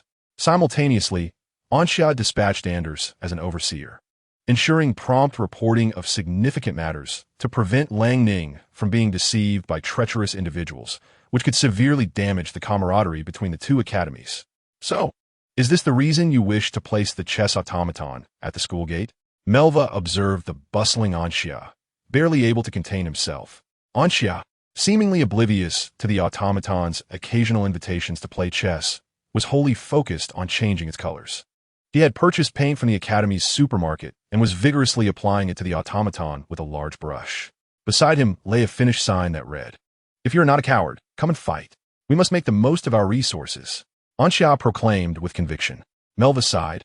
If only the elders at home could see you, they would undoubtedly admire your spirit. Anxia tossed her head, allowing her hair to cascade to one side. I never imagined I had become so remarkable. Melva scoffed. Who has bestowed upon you the audacity to make such claims? Anxia replied, Liang Jingru. Melva was at a loss. Who is Liang Jingru? Anxia shook her head solemnly. You wouldn't understand, Melva. Melva retorted, I see you as nothing more than a cunning little schemer. Anxia lamented, Is this truly how I am perceived in your eyes?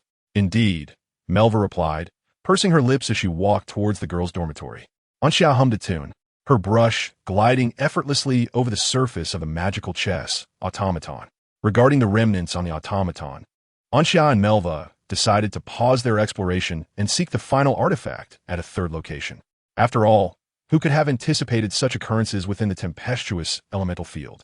Melva feared encountering unforeseen circumstances that might once again lead Anxia to unleash chaos upon the Academy. Based on her previous experiences, this final artifact was likely another fragment of the relic key. It was evident that Melva's elders were deeply committed to unlocking the secrets contained within the automaton. Their efforts spanning 3 generations, ultimately passing this opportunity to their 4th descendant. Anxia could not help but sigh deeply, pondering why she lacked such supportive elders. The afternoon was reserved for meditation class, but upon observing her own elemental limitations, Anxia chose to forego attendance. Ahem, it wasn't exactly skipping class. She merely informed ABIs and then ventured off to study magic. After upgrading her badge, Anxia found herself with 3,000 credits remaining.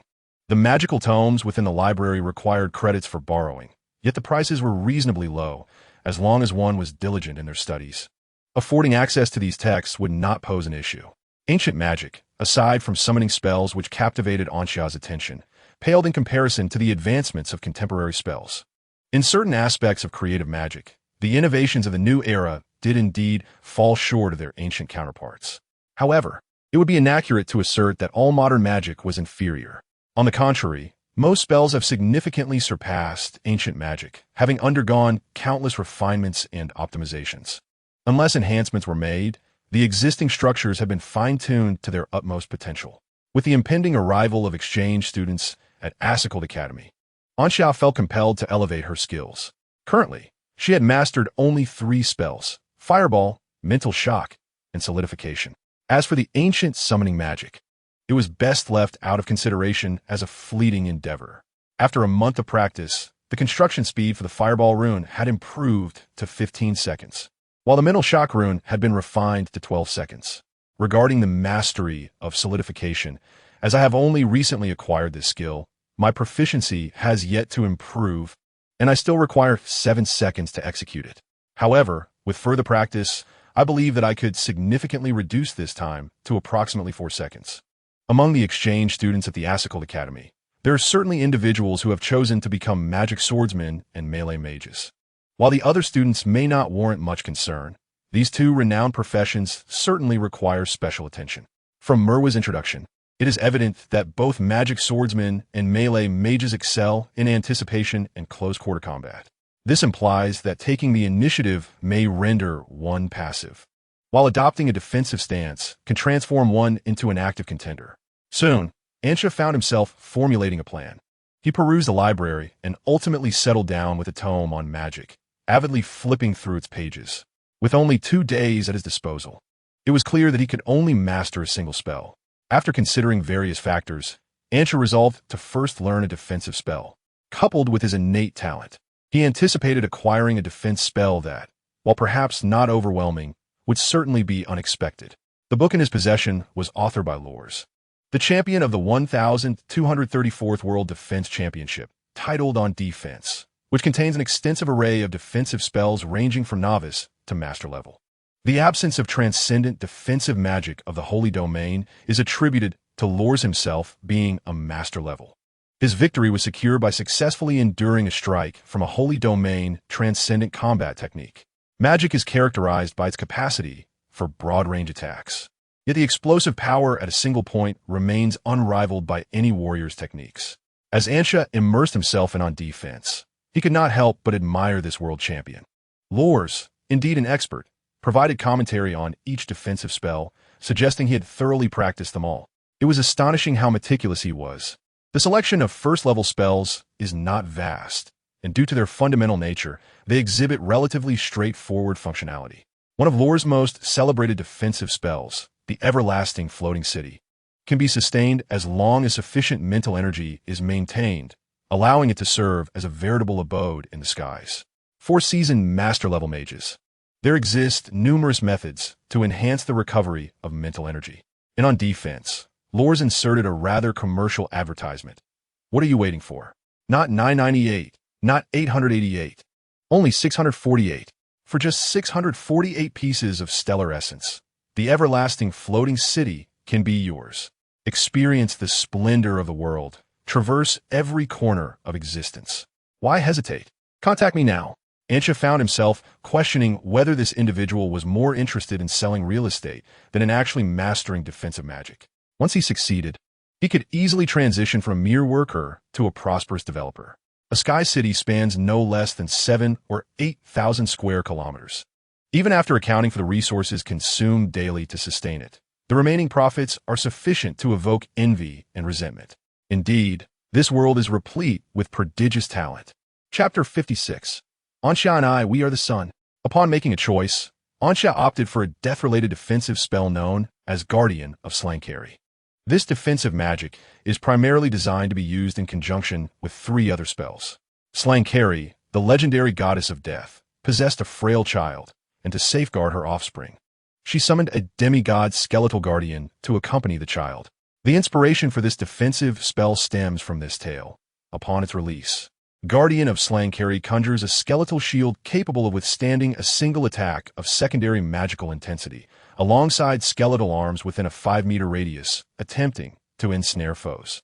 Both its defensive prowess and the additional binding effect render it a rarity among first-level spells, elevating the difficulty of its runic construction to that of second-level magic. However, for Ansha, mastering it proved not overly challenging.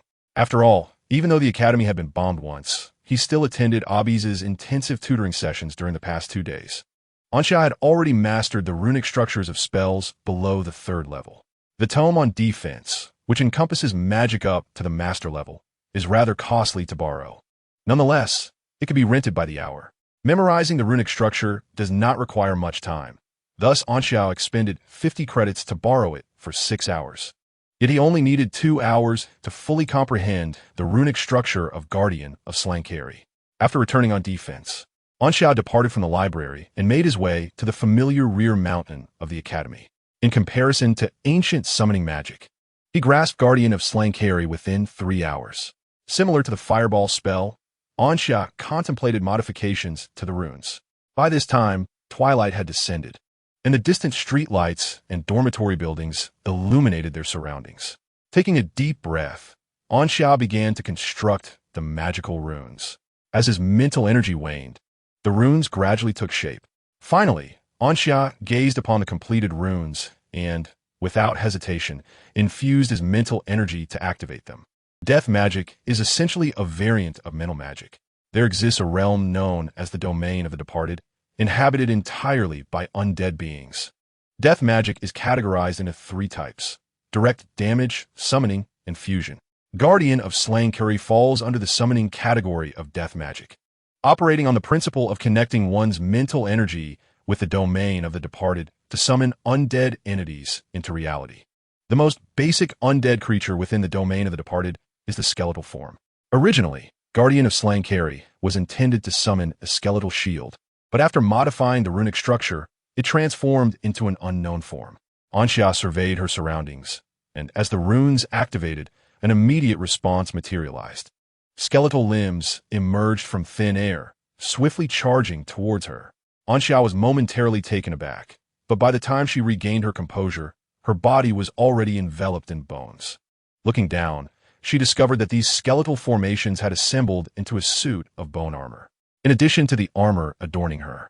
4 more skeletal suits stood at attention nearby, Despite the absence of any occupant, they exhibited autonomous movement. They encircled Anxia, vigilantly scanning their surroundings, resembling a quartet of sentinels. Remarkably, had she summoned a protective entourage? The armor enveloping her could disassemble at will, and the 4 skeletal suits beside her could do the same. With a mere wave of her hand, they collapsed to the ground, reverting to individual bones. Another gesture saw them reassemble with astonishing speed, akin to magnets drawn together. Anxia was instantly delighted, envisioning a multitude of playful maneuvers. However, she first needed to assess the defensive capabilities of this bone armor. Stand firm and do not move. Anxia commanded 1 skeletal suit to take position at a distance before unleashing a fireball spell. The potency of the fireball was on par with a 3rd-tier spell. Even the esteemed exchange students from a sacred academy could hardly be deemed so formidable, as it could easily surpass Tier 3. A meteor-like blaze streaked across the sky, and Anxia observed the fireball striking its target, initially dislodging the skeletal suit's head before erupting in an explosion. Boom! A flicker of flame landed before her, prompting Anxia to raise her foot and extinguish it. Upon looking up, she witnessed the skeletal suit shattered into fragments, despite the multitude of cracks adorning the bones. It appeared to still endure.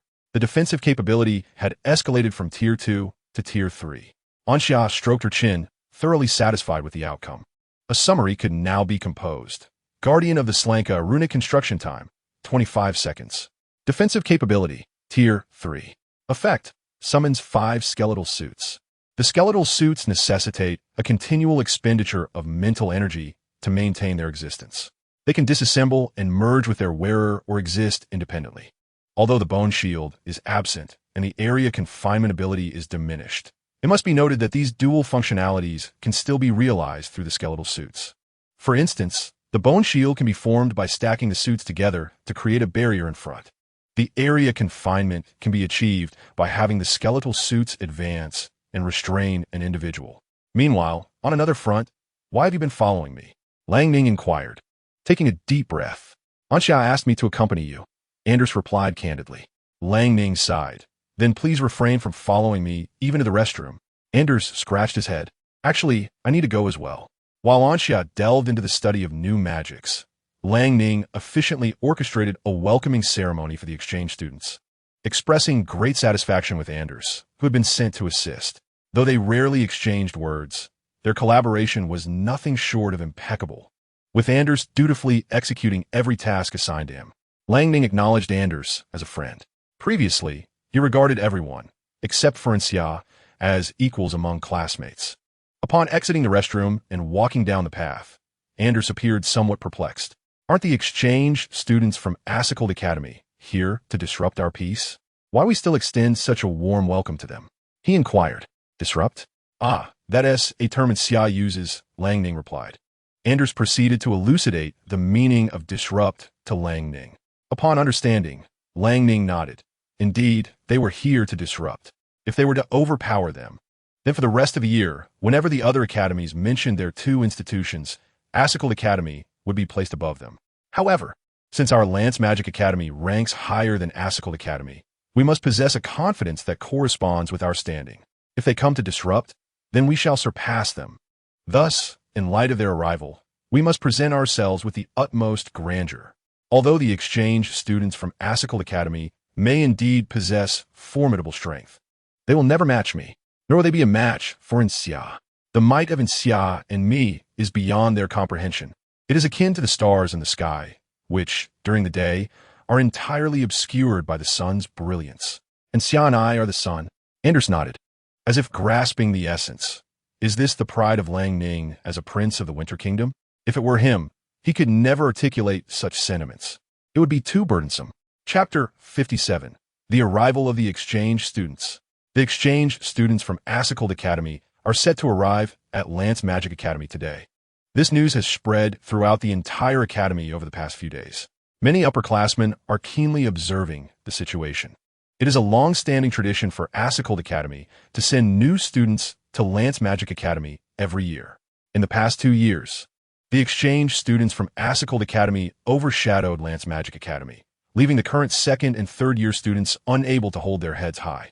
Now, A new round of competition is about to commence, and it remains uncertain whether the exchange students from Assicle Academy will continue their streak of victories or if the new students from Lance Magic Academy will turn the tide and finally shed the crown of defeat that has clung to them for 2 consecutive years.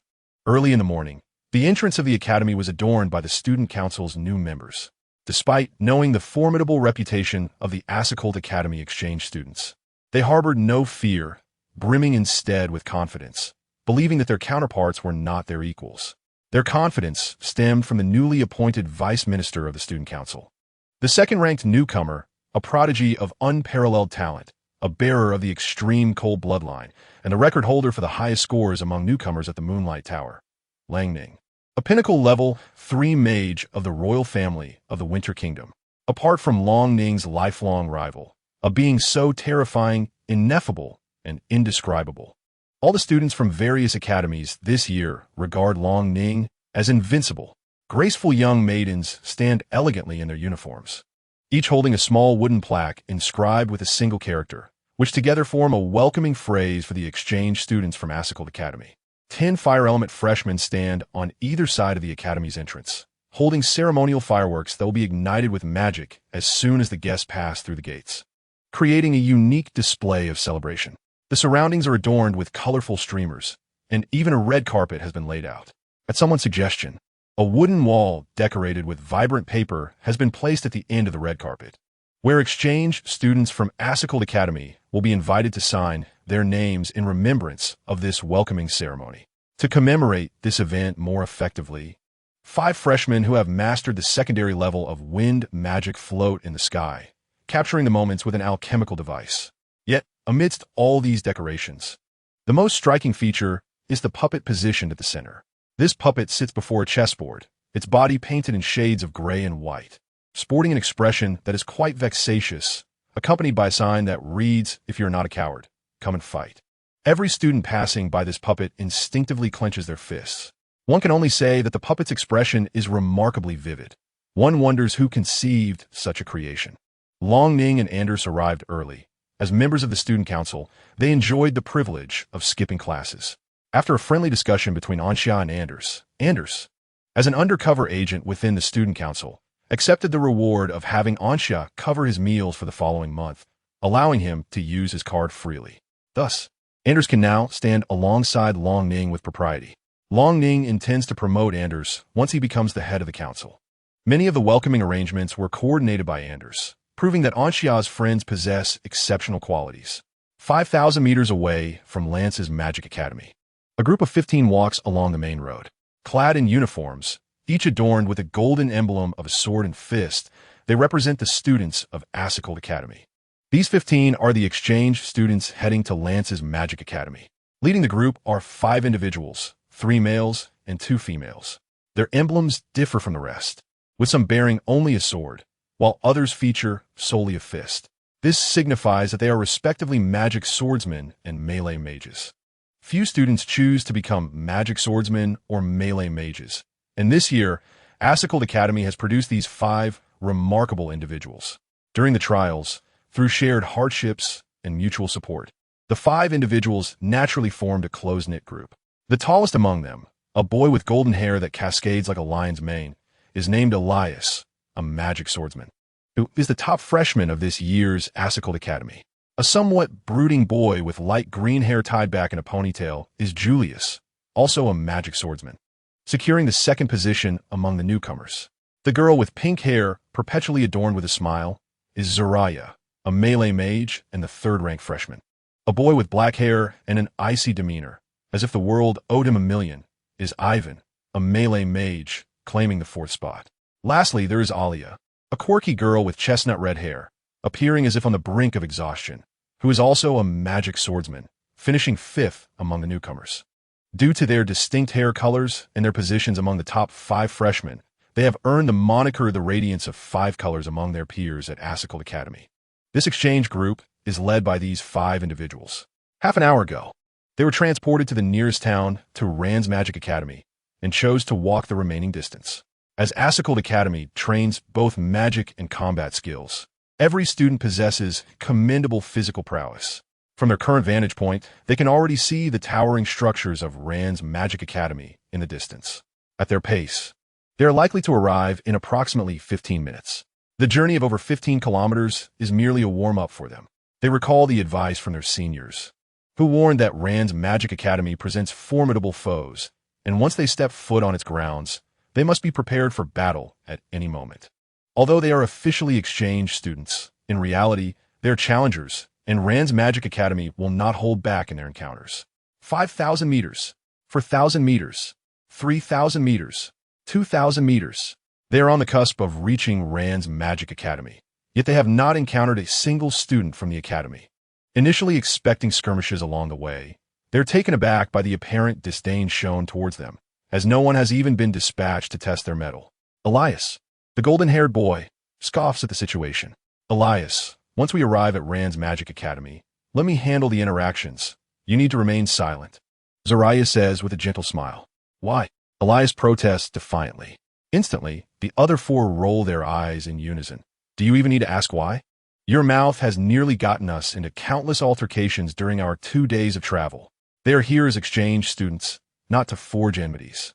Under the scrutiny of 4 disapproving gazes, Elias reluctantly concedes to the majority's wishes. 2 minutes later, the grand gates of Rand's Magic Academy loom before them. Chapter 58, truly a ceremony of awards. They have arrived. Upon noticing a group of individuals approaching the entrance of the academy, Lang Ning rose to his feet. Meanwhile, Anders surveyed his surroundings in search of Xia. Xia had mentioned his intention to attend the welcoming ceremony for exchange students, yet he had yet to appear. What could possibly be the reason for his absence? Elias stared at the crimson carpet beneath his feet, momentarily frozen in place. The other 4 were equally bewildered. They had anticipated a perilous situation, yet what lay before them was a perplexing scenario. What should they do? Alia inquired of Zariah. We can only proceed step by step, Zariah replied, her smile beginning to waver. The 5 of them took a collective deep breath and advanced, stepping onto the red carpet, feeling as though they were partaking in some grand award ceremony. At the entrance of the Lance Magic Academy, several students stood at either side, holding slender objects in their hands. Elias pondered whether these were some form of alchemical devices that would spring to life as they passed by, catching them off guard. Although the other 4 did not share this suspicion, they nonetheless remained on high alert. As they approached the gates of the Lance Magic Academy, the students on either side unleashed their magic. Alert! Elias shouted, swiftly drawing a great sword from his spatial ring and positioning it defensively before him. The exchange students immediately brandished their weapons or staffs, huddling together. However, moments later, as the thunderous sound resonated, confusion appeared in their eyes. The 10 Fire Element freshmen had ignited the ceremonial cannons and were puzzled by the peculiar behavior of the exchange students. Was this some sort of ritual from the Sacred Academy? As the fuses of the cannons burned down, a series of booming sounds erupted in succession. Streams of colorful ribbons were launched into the air, bursting above the heads of the exchange students, cascading down like feathers in a vibrant display. Alia plucked a ribbon from her head, suddenly enlightened. It was not an attack after all. Zariah shot Elias an exasperated glare, having previously stated that once they arrived at the Lance Magic Academy, silence was to be observed. Yet here he was, issuing commands and creating an awkward atmosphere. Elias remained unfazed, his skin thick as a fortress, oblivious to the concept of embarrassment. Since it was not an assault, Elias instructed the exchange students to sheath their weapons. Once the 10 Fire Element freshmen had completed their display, they retreated from the scene. Their responsibilities concluded. Let's continue, Julia suggested. The exchange students walked upon the carpet strewn with ribbons, crossing through the gates of the Lance Magic Academy, where they were greeted by a line of girls clad in the Academy's uniforms, holding small wooden signs. Welcome, welcome, welcome, students of a Sacred Academy. The girls shouted in unison, shaking their signs in a synchronized motion, their voices melodious and bright. The exchange students instinctively straightened their backs as Elias, running his fingers through his golden hair, chuckled heartily. Thank you all for the warm welcome. I assure you, I will go easy on you and one tea make your defeat too embarrassing. Elias, Zariah called out sharply, prompting him to fall silent. Turning her head back, Zariah's expression turned serious. Let us proceed and see what tricks the students of Lance Magic Academy have up their sleeves. I find this rather entertaining, Alia remarked. In the next moment, she cried out in pain. Ivan, seemingly unfazed, withdrew his hand after having given her a light tap on the head. Alia, we are not here to play, Julius said as he walked past her. Got it. You two are really annoying, Alia pouted as she caught up with him. Following the red carpet to its end, a colorful wall came into view. A group of people stood beside it, smiling at them. Someone handed over a pen and quietly directed, "Sign here." Elias fell silent while holding the pen, and Zoraya could no longer contain herself. This truly resembled an awards ceremony. All that was missing was a trophy. They had anticipated fierce competition upon arriving at Lance Magic Academy, but instead, they were met with such a scene. It was akin to being told to lead a team to slay the Demon King, and upon arriving at the castle, finding the gates flung open, with the Demon King and his minions dancing and singing like lunatics. Where was the prestige befitting the world's third-ranked Lance Magic Academy? What kind of outlandish school leadership would orchestrate such a welcome ceremony? The exchange students sighed as they took turns passing the pen from Elias, signing their names on the colorful wall. Alia signed with great enthusiasm, while Ivan maintained an icy demeanor. Julius wore an exceedingly grim expression, and Elias executed a grand and flamboyant signature. Zoraya chose an inconspicuous corner to write her name, which was scarcely larger than a bean. Her expression conveyed her thoughts perfectly. Zoraya, I wonder if there is anyone serious at Lance Magic Academy. This is not at all how the senior students described it. Are they lying, or has something significant changed at the academy? Just as Zoraya pondered, a young man approached amidst a crowd. Welcome to Lance Magic Academy. I am Lang Ning, the Vice Minister of the Student Council. I'm also a first-year student, having enrolled just over a month ago like you. With an elegant gesture, he extended his hand, but Elias was quicker, seizing the opportunity to shake it. I'm Elias, the exchange student leader from Asicled Academy here for further studies at Lance Magic Academy. It's a pleasure to meet you. Lang Ning's gaze fell upon Elias' badge. So, you're a magic swordsman, Elias? Elias chuckled. Indeed, I am a sword mage. Who among the esteemed new students of the Lance Academy is the strongest? Shall we have a contest? You have lost to our Asicled Academy for 2 consecutive years. I wonder if this year's cohort has made any progress. Lang Ning's expression immediately turned cold. He was not one to offer warmth to a chilling presence. Zoraya admonished softly, Elias. This fellow clearly lacks the finesse of speech. He merely wishes to challenge the students of a Lance Academy, yet his words bear the weight of provocation. My apologies, Elias did not mean it that way. He is simply inept with words. Zoraya offered an apology. Not all, Lang Ning shook his head. Since our classmate Elias wishes to challenge the strongest among the new students of the Lance Academy, let him first contend with that automaton over there. That automaton is the finest creation of our freshman cohort. When Ansha brought the automaton to this location, she informed Lang Ning that anyone wishing to challenge him should first face this automaton. Lang Ning naturally agreed with enthusiasm. Following Lang Ning's indication, Elias gazed toward the center of the nearby arena, where stood a grayish-white automaton, its expression rather insufferable, almost inviting a confrontation. They had previously rushed past this automaton while traversing the red carpet, neglecting its presence. Chapter 59. I have just learned the 7-layer flame fist. Elias clenches fists. That automaton was indeed infuriating. Zoraya scrutinized the grayish-white automaton carefully, sensing no aura of danger emanating from it. I shall take it on. It is merely an automaton, Ivan stated coldly, donning a pair of boxing gloves as he approached the automaton. Be cautious, Ivan, Alia cautioned him. Upon reaching the grayish-white automaton, Ivan noticed a wooden sign beside it that read, Only the brave shall battle. Ivan narrowed his eyes slightly, his previously expressionless face now imbued with an icy demeanor. Shall we play a game? The magic chess automaton raised its head and inquired of Ivan. I do not wish to play. I am here to challenge you, Ivan replied. Shall we play a game? The magic chess automaton continued, seemingly oblivious to Ivan's intent. Ivan furrowed his brow and looked back at Lang Ning. Could it be malfunctioning? Lang Ning, unfamiliar with the magic chess automaton, speculated that since Ansha had placed it here and instructed him thus, the automaton must possess considerable strength. Yet, its lack of response now suggested it might be broken. Zoraya was at a loss for words. Since entering the Lance Academy, she had yet to encounter a reliable individual. After observing the magic chess automaton for a few seconds, Ivan turned and walked back. Since it cannot engage, then so be it. Anders, standing behind Lang Ning, gazed at the grayish-white automaton, growing increasingly familiar with its appearance, until suddenly he slapped his forehead in realization. ISNT, this simply a color-swapped magic chess automaton. Anders recalled the label affixed to the magic chess automaton. Faced with the enchanted chess automaton, one must not respond. Otherwise, the four individuals awaiting Iwan's return suddenly widened their eyes in alarm. Iwan, sensing something amiss, swiftly turned his head to the side. Shall we play a game? The gray-white automaton closely followed, its expression increasingly smug. No.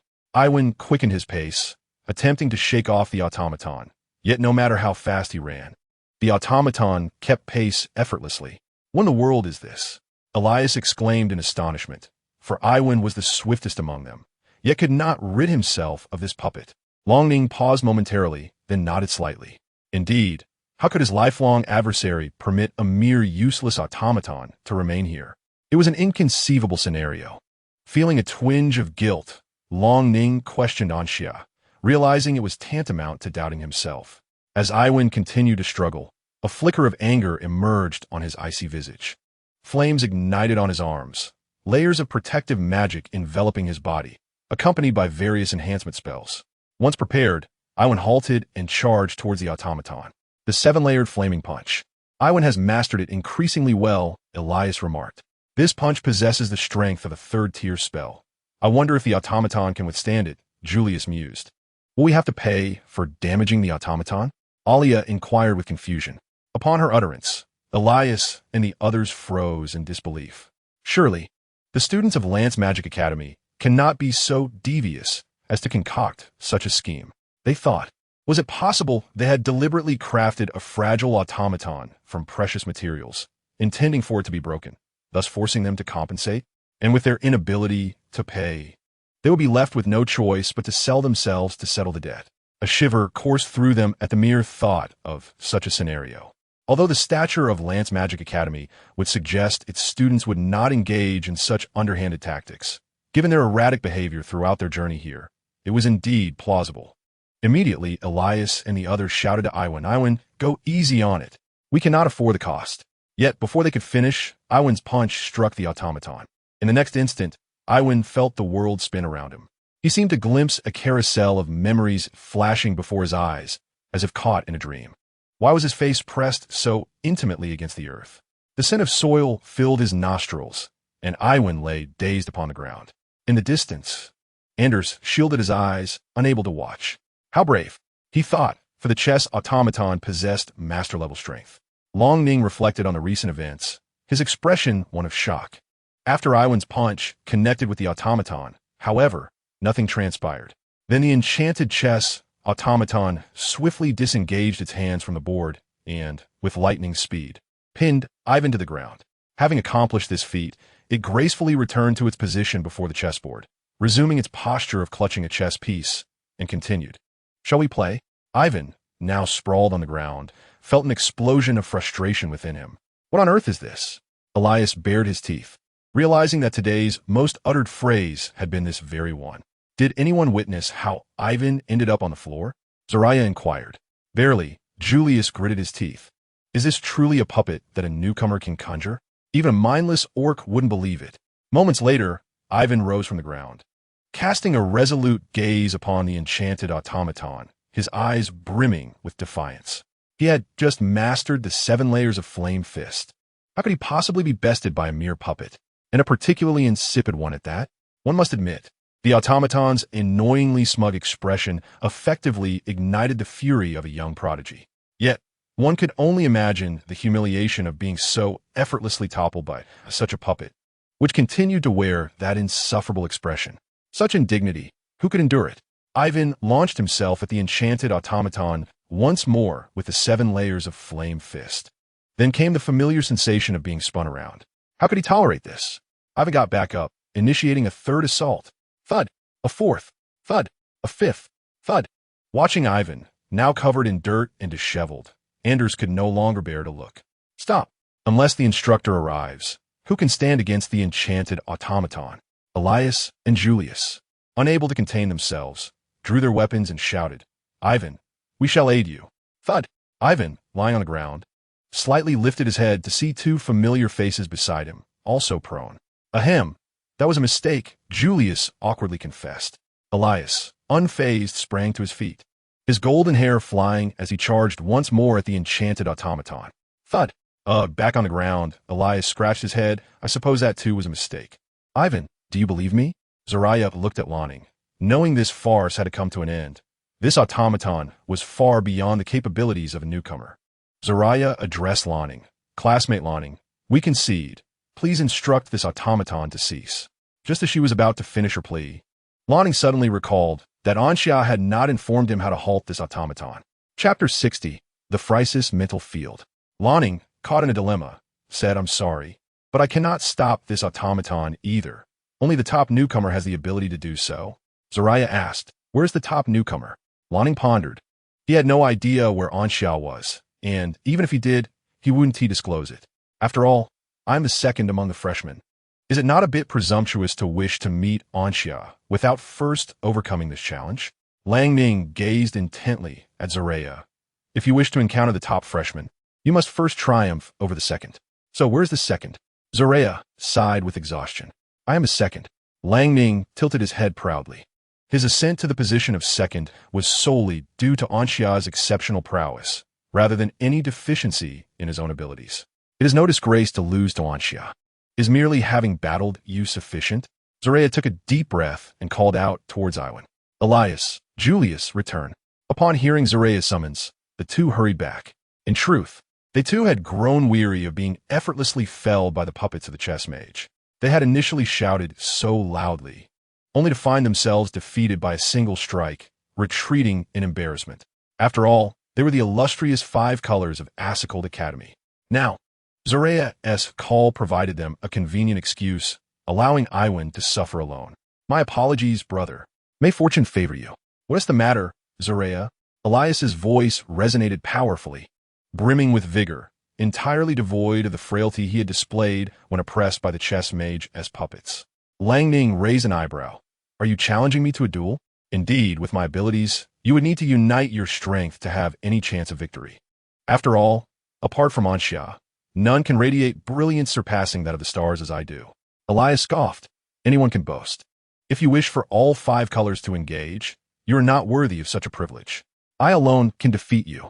Lang Ning chuckled lightly, dismissing Elias's words. Follow me. He then led Elias to the combat platform at Lance Magic Academy. This arena was specially constructed for practical combat, capable of accommodating any battle below the master level. Even a master would require considerable effort to damage this place. Surrounding the combat platform were numerous seats for students to observe, alongside defensive measures crafted in collaboration with the Earthquake Forge and the Alchemy Workshop, ensuring that spectators would not be affected by the magical duels occurring within. Some went to notify the student council, while others shared the news with their friends. As a result, many students free from classes hurried to witness the event. Those with classes devised various excuses to skip, presenting their instructors with myriad reasons for absence. This was a matter of great honor for Lance Magic Academy. It was a battle between the strongest exchange student from Assicled Academy and Lang Ning, the second strongest freshman. They had little contact with the top freshman, Anxia, ranked first, and thus knew little about him. However, Lang Ning had recently chosen to reveal his challenge footage at the Moonlight Tower. Even the senior students in the 4th grade were astonished by Lang Ning's combat test, marveling at his ability to unleash such formidable power. While it was understood that this was not his normal level of strength, the capability to erupt like this when needed was truly remarkable. Some instructors, including Shiza and Leo, gathered around out of curiosity. These two were notorious for their idleness among the faculty. One had few students qualified to attend his alchemy class, while the other had very few capable of mastering his magic. Leo, at least, had to oversee the whirlwind elemental arena, though he had suffered repeated explosions over the past 2 days, resulting in a reprimand from Dean Douglas. Shiza, merely a logistical aide, flitted from place to place, often mingling with freshmen during their initial assessments of talent. As Elias and Lang Ning took their positions on the combat platform, The members of the student council in the surrounding stands began to cheer loudly. Go, Vice President. Long Ning, you can do it. Defeat the exchange student from a sacred academy. If you win, Long Ning, you can do anything you want with me. Long Ning, even if you lose, I'll still support you. Listening to these shouts, especially the last few, Anders snorted in disdain. They were all vying for Long Ning's attention, hoping to ascend to the status of a princess in the Winter Kingdom. Yet, he couldn't help but feel envious. Anders gazed longingly at the battle platform, wishing for a day when he could be in such a position. On the platform, Elias grinned widely. It seems you have quite the popularity. Long Ning gestured for silence, his gaze fixed on Elias. There was no need for unnecessary words. Let me witness your strength, swordsman of a sacred academy. Elias drew forth his great sword, as you wish. A golden light coalesced around the blade, reminiscent of Elias's golden hair. Without granting Long Ning an opportunity to cast a spell, Elias let out a low growl and charged forward. Golden flames flickered across his body, forming streaks that ignited the ground beneath him into a burning path of golden fire. Sword of Radiance. Path of Glory. Elias roared, swinging his great sword down upon Long Ning with overwhelming force. The fierce wind lashed against Long Ning's face as he watched the golden blade descend upon him. Yet he remained utterly composed. A slight smile graced his lips. Ever since his 2 defeats at the hands of Xia, he had pondered deeply and devised a strategy for countering such close-range assaults. This technique, typically taught in the 2nd semester of the 1st year, he had mastered on his own. It was not a form of magic, but rather an application of mental energy. It is well known that once a magical rune is constructed, it can only maintain its form for half an hour before dissipating, due to the stability issues of its singular internal structure. However, if one continually channels a portion of their mental energy to create a structure known as the Phrysis mental energy field and sustains it, in such a psychic field, magical runes can exist for a maximum of 3 days. The sole drawback is that the Phrysis psychic field can only sustain a limit of 5 magical runes. This limitation tests a magician's ability to strategically combine spells. Most magicians opt to maintain 3 defensive spells, 1 auxiliary spell, and 1 life-saving spell. Although mastering the Phrysis psychic field is no trivial endeavor, after several days of study, Ronning has successfully acquired a style of magic that belongs solely to him. With a calm demeanor, Ronning declared, 3rd tier spatial magic, repulsion impact. He instantly unleashed this spell. While his proficiency lay primarily in ice magic, he regarded spatial magic as merely average in comparison. A formidable force materialized out of thin air, colliding with the golden sword, causing it to veer aside and disrupting Elias's momentum, forcing him to stagger back a few steps before regaining his footing on the radiant path. Simultaneously, Ronning utilized the recoil to create a 20-meter gap between them. Phrysis psychic field? Elias inquired. As a magic swordsman, adept in both martial and magical arts, he was well aware of the renown of the Phrysis psychic field. He had initially intended to learn it himself, but the myriad core skills required for his profession had delayed his studies. Indeed, Ronning affirmed, choosing not to cast another spell from the Phrysis psychic field, but instead commence the construction of new magical runes. Meanwhile, on the other side of Lancelot Magic Academy, the projection of a powerful deity descended. Boss, won't your presence here be detected? Our dean has returned, Ansha cautiously asked the cicada-marked youth beside her. Undoubtedly, I will be discovered, the cicada master replied nonchalantly. However, I am merely a projection here. Should it be destroyed, the loss would be negligible. Furthermore, even if they realize my presence, they cannot pinpoint my exact location. Though I have slumbered for many years, my strength has not diminished. If I truly wish to act, no one could impede me. I recall when I first entered this world, a fellow called the God of Eternal Radiance attempted to bar my passage. After giving him a thorough thrashing, he managed to flee, but had he not, I would have traced his divine essence back to his true form in the astral realm. Subsequently, I learned that the God of Eternal Radiance is one of the deities worshipped by your world's righteous church, and a notably powerful one at that. So, if even the God of Eternal Radiance cannot withstand me, how many others do you think can? Deities can descend into this world, but most cannot withstand the world's innate backlash. Fortunately, I am capable of disregarding such constraints. The cicada master smiled, while Ansha swallowed hard. I knew you were the strongest. My leader, Ansha asserted his identity as the archbishop with unwavering conviction. He then inquired, "By the way, where did you go during the 2 days after your projection vanished?" Cicada Master stroked his chin thoughtfully. "Well, I followed some residual divine energy and located the true forms of these deities within the astral realm, then consumed them. It took me a day to digest, and then I returned to find you." Just as Anxiao was about to nod in understanding, he suddenly realized something. Wait a moment. What did he just hear? Cicada Master consumed several deities? Does that imply that several gods worshipped by various churches have already perished? What is the matter? Cicada Master observed Anxia's astonished expression with mild curiosity, though he shrugged it off, producing a red crystal core and tossing it to Anxia. Snapping back to reality, Anxia caught the red core, feeling a warm sensation radiate from it in his palm. "Didn't we agree on an equitable exchange when I borrowed your body?" Cicada Master remarked. "This is your reward." "What is this?" Anxia inquired. "It's a divine core from a deity known as the God of the Furnace. I've consumed the divine fire, and this shell is too hard for my teeth, but it will be beneficial for you, so I kept it." Upon hearing this, Anxia nearly dropped the divine core in shock. The thigh he had temporarily clung to seemed rather substantial. With a bold face, Anxia asked, "So, my leader, how do I use this divine core?" "Just press it against your forehead," Cicada Master yawned. Anxia pressed the core of the God of the Furnace against his forehead, and in the next moment, the core merged into him, appearing within the lake of his mental energy. "Your mastery over mental energy is too low. If you could control 30% of it, that demigod from 2 days ago wouldn't have been able to defeat you," Cicada Master stated.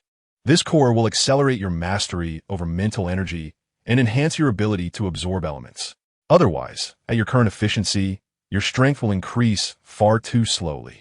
When this core turns white, it will signify that you have fully mastered your mental energy." As Anxia contemplated the divine core, an idea struck him, which he shared with Cicada Master. It was merely a trivial matter for Cicada Master, who effortlessly made the adjustments for Anxia. Once again, Anxia examined the core within the lake of his mental energy, where a few words were inscribed. "Mental Energy Mastery, 310,000. Anxia nodded in satisfaction, feeling much clearer about the situation. After a hearty meal, one longs for slumber. "I shall take my leave now. You know how to reach me if anything arises. By the way, please manage the churches that worship me in this world. Instruct them not to sacrifice everything to me. I'm not a refuse-bin." Cicada Master frowned, dispersing his projection. It was evident that he was quite annoyed with the July church that revered him. Anxia, however, confidently patted his chest in agreement. What does it mean to infiltrate enemy lines? Anxia recalled that the Amber Society had established cooperation with the external law enforcement agencies. Soon, the cultists would be sending reports to the enforcement agency, and he would earn credits in return. What does it mean when my brothers suffer while I prosper? After infiltrating the secretive cult, I have become a rising star within the enforcement agency. I could almost pen my own autobiography. Anxia, in a delightful mood, summoned Jelly back through the contract. When the projection of the Cicada Master descended, Jelly was so startled that it hid far away. Soon, Jelly appeared before Anxia. Sitting atop Jelly's head, Anxia pointed towards the academy's entrance, recalling that today marked the arrival of exchange students from Asicled Academy. Had it not been for the Cicada Master's sudden appearance, he would have already been present at the scene. It remains uncertain whether the chess puppets were of any use, given that the two academies do not harbor a deep-seated animosity, with the students merely engaging in a competitive relationship. Thus, Anxia refrained from overexerting the chess puppets. Before long, he arrived at the academy's entrance, only to find no sign of the Asicled exchange students or Lang Ning. From the traces on the ground, it was evident that the welcoming ceremony had already concluded. Scratching his head, Anxia decided to let Jelly roam about the academy aimlessly. As they passed near the battle platform, Anxia heard commotion and instructed Jelly to change direction. Lang Ning constructed an exceptionally intricate rune in just 5 seconds. Upon activation, a layer of frost enveloped the battle platform, rendering it exceedingly slippery. Nevertheless, this did little to hinder Elias's speed as he continued to charge forward recklessly. Seeing that the icy surface had failed to impede him, Lang Ning swiftly cast a defensive spell, Ice Prism. A mirror formed from solid ice materialized before Lang Ning, curving slightly to provide him protection. Elias attempted to change his approach, yet the ice prism rotated in sync with him. Truly, the second-year student from Lance Magic Academy, was impressive. Elias marveled. Both the Freeze's mental field and the defensive spell Lang Ning had conjured were not easily mastered. He regarded Lang Ning with admiration. For only the strong could earn his praise. It was time for me to unleash my true power. Elias exhaled, and the golden greatsword shimmered even more brilliantly. Faced with such an opponent, only by giving his all could he show respect. Sacred sword dance of the demon blade. Flame of the heavens. As golden light erupted from the greatsword, flames ignited. In an instant, Elias's speed surged, and he arrived before the ice prism, swinging his greatsword with immense velocity. He transformed into an afterimage, leaving only a flickering golden glow in the eyes of onlookers. The ice prism reflected the light, with golden flames lingering upon the icy surface. Unable to withstand such intense slashes, the ice prism developed numerous cracks, and many sections melted into streams of water. Within 5 seconds, the ice prism shattered.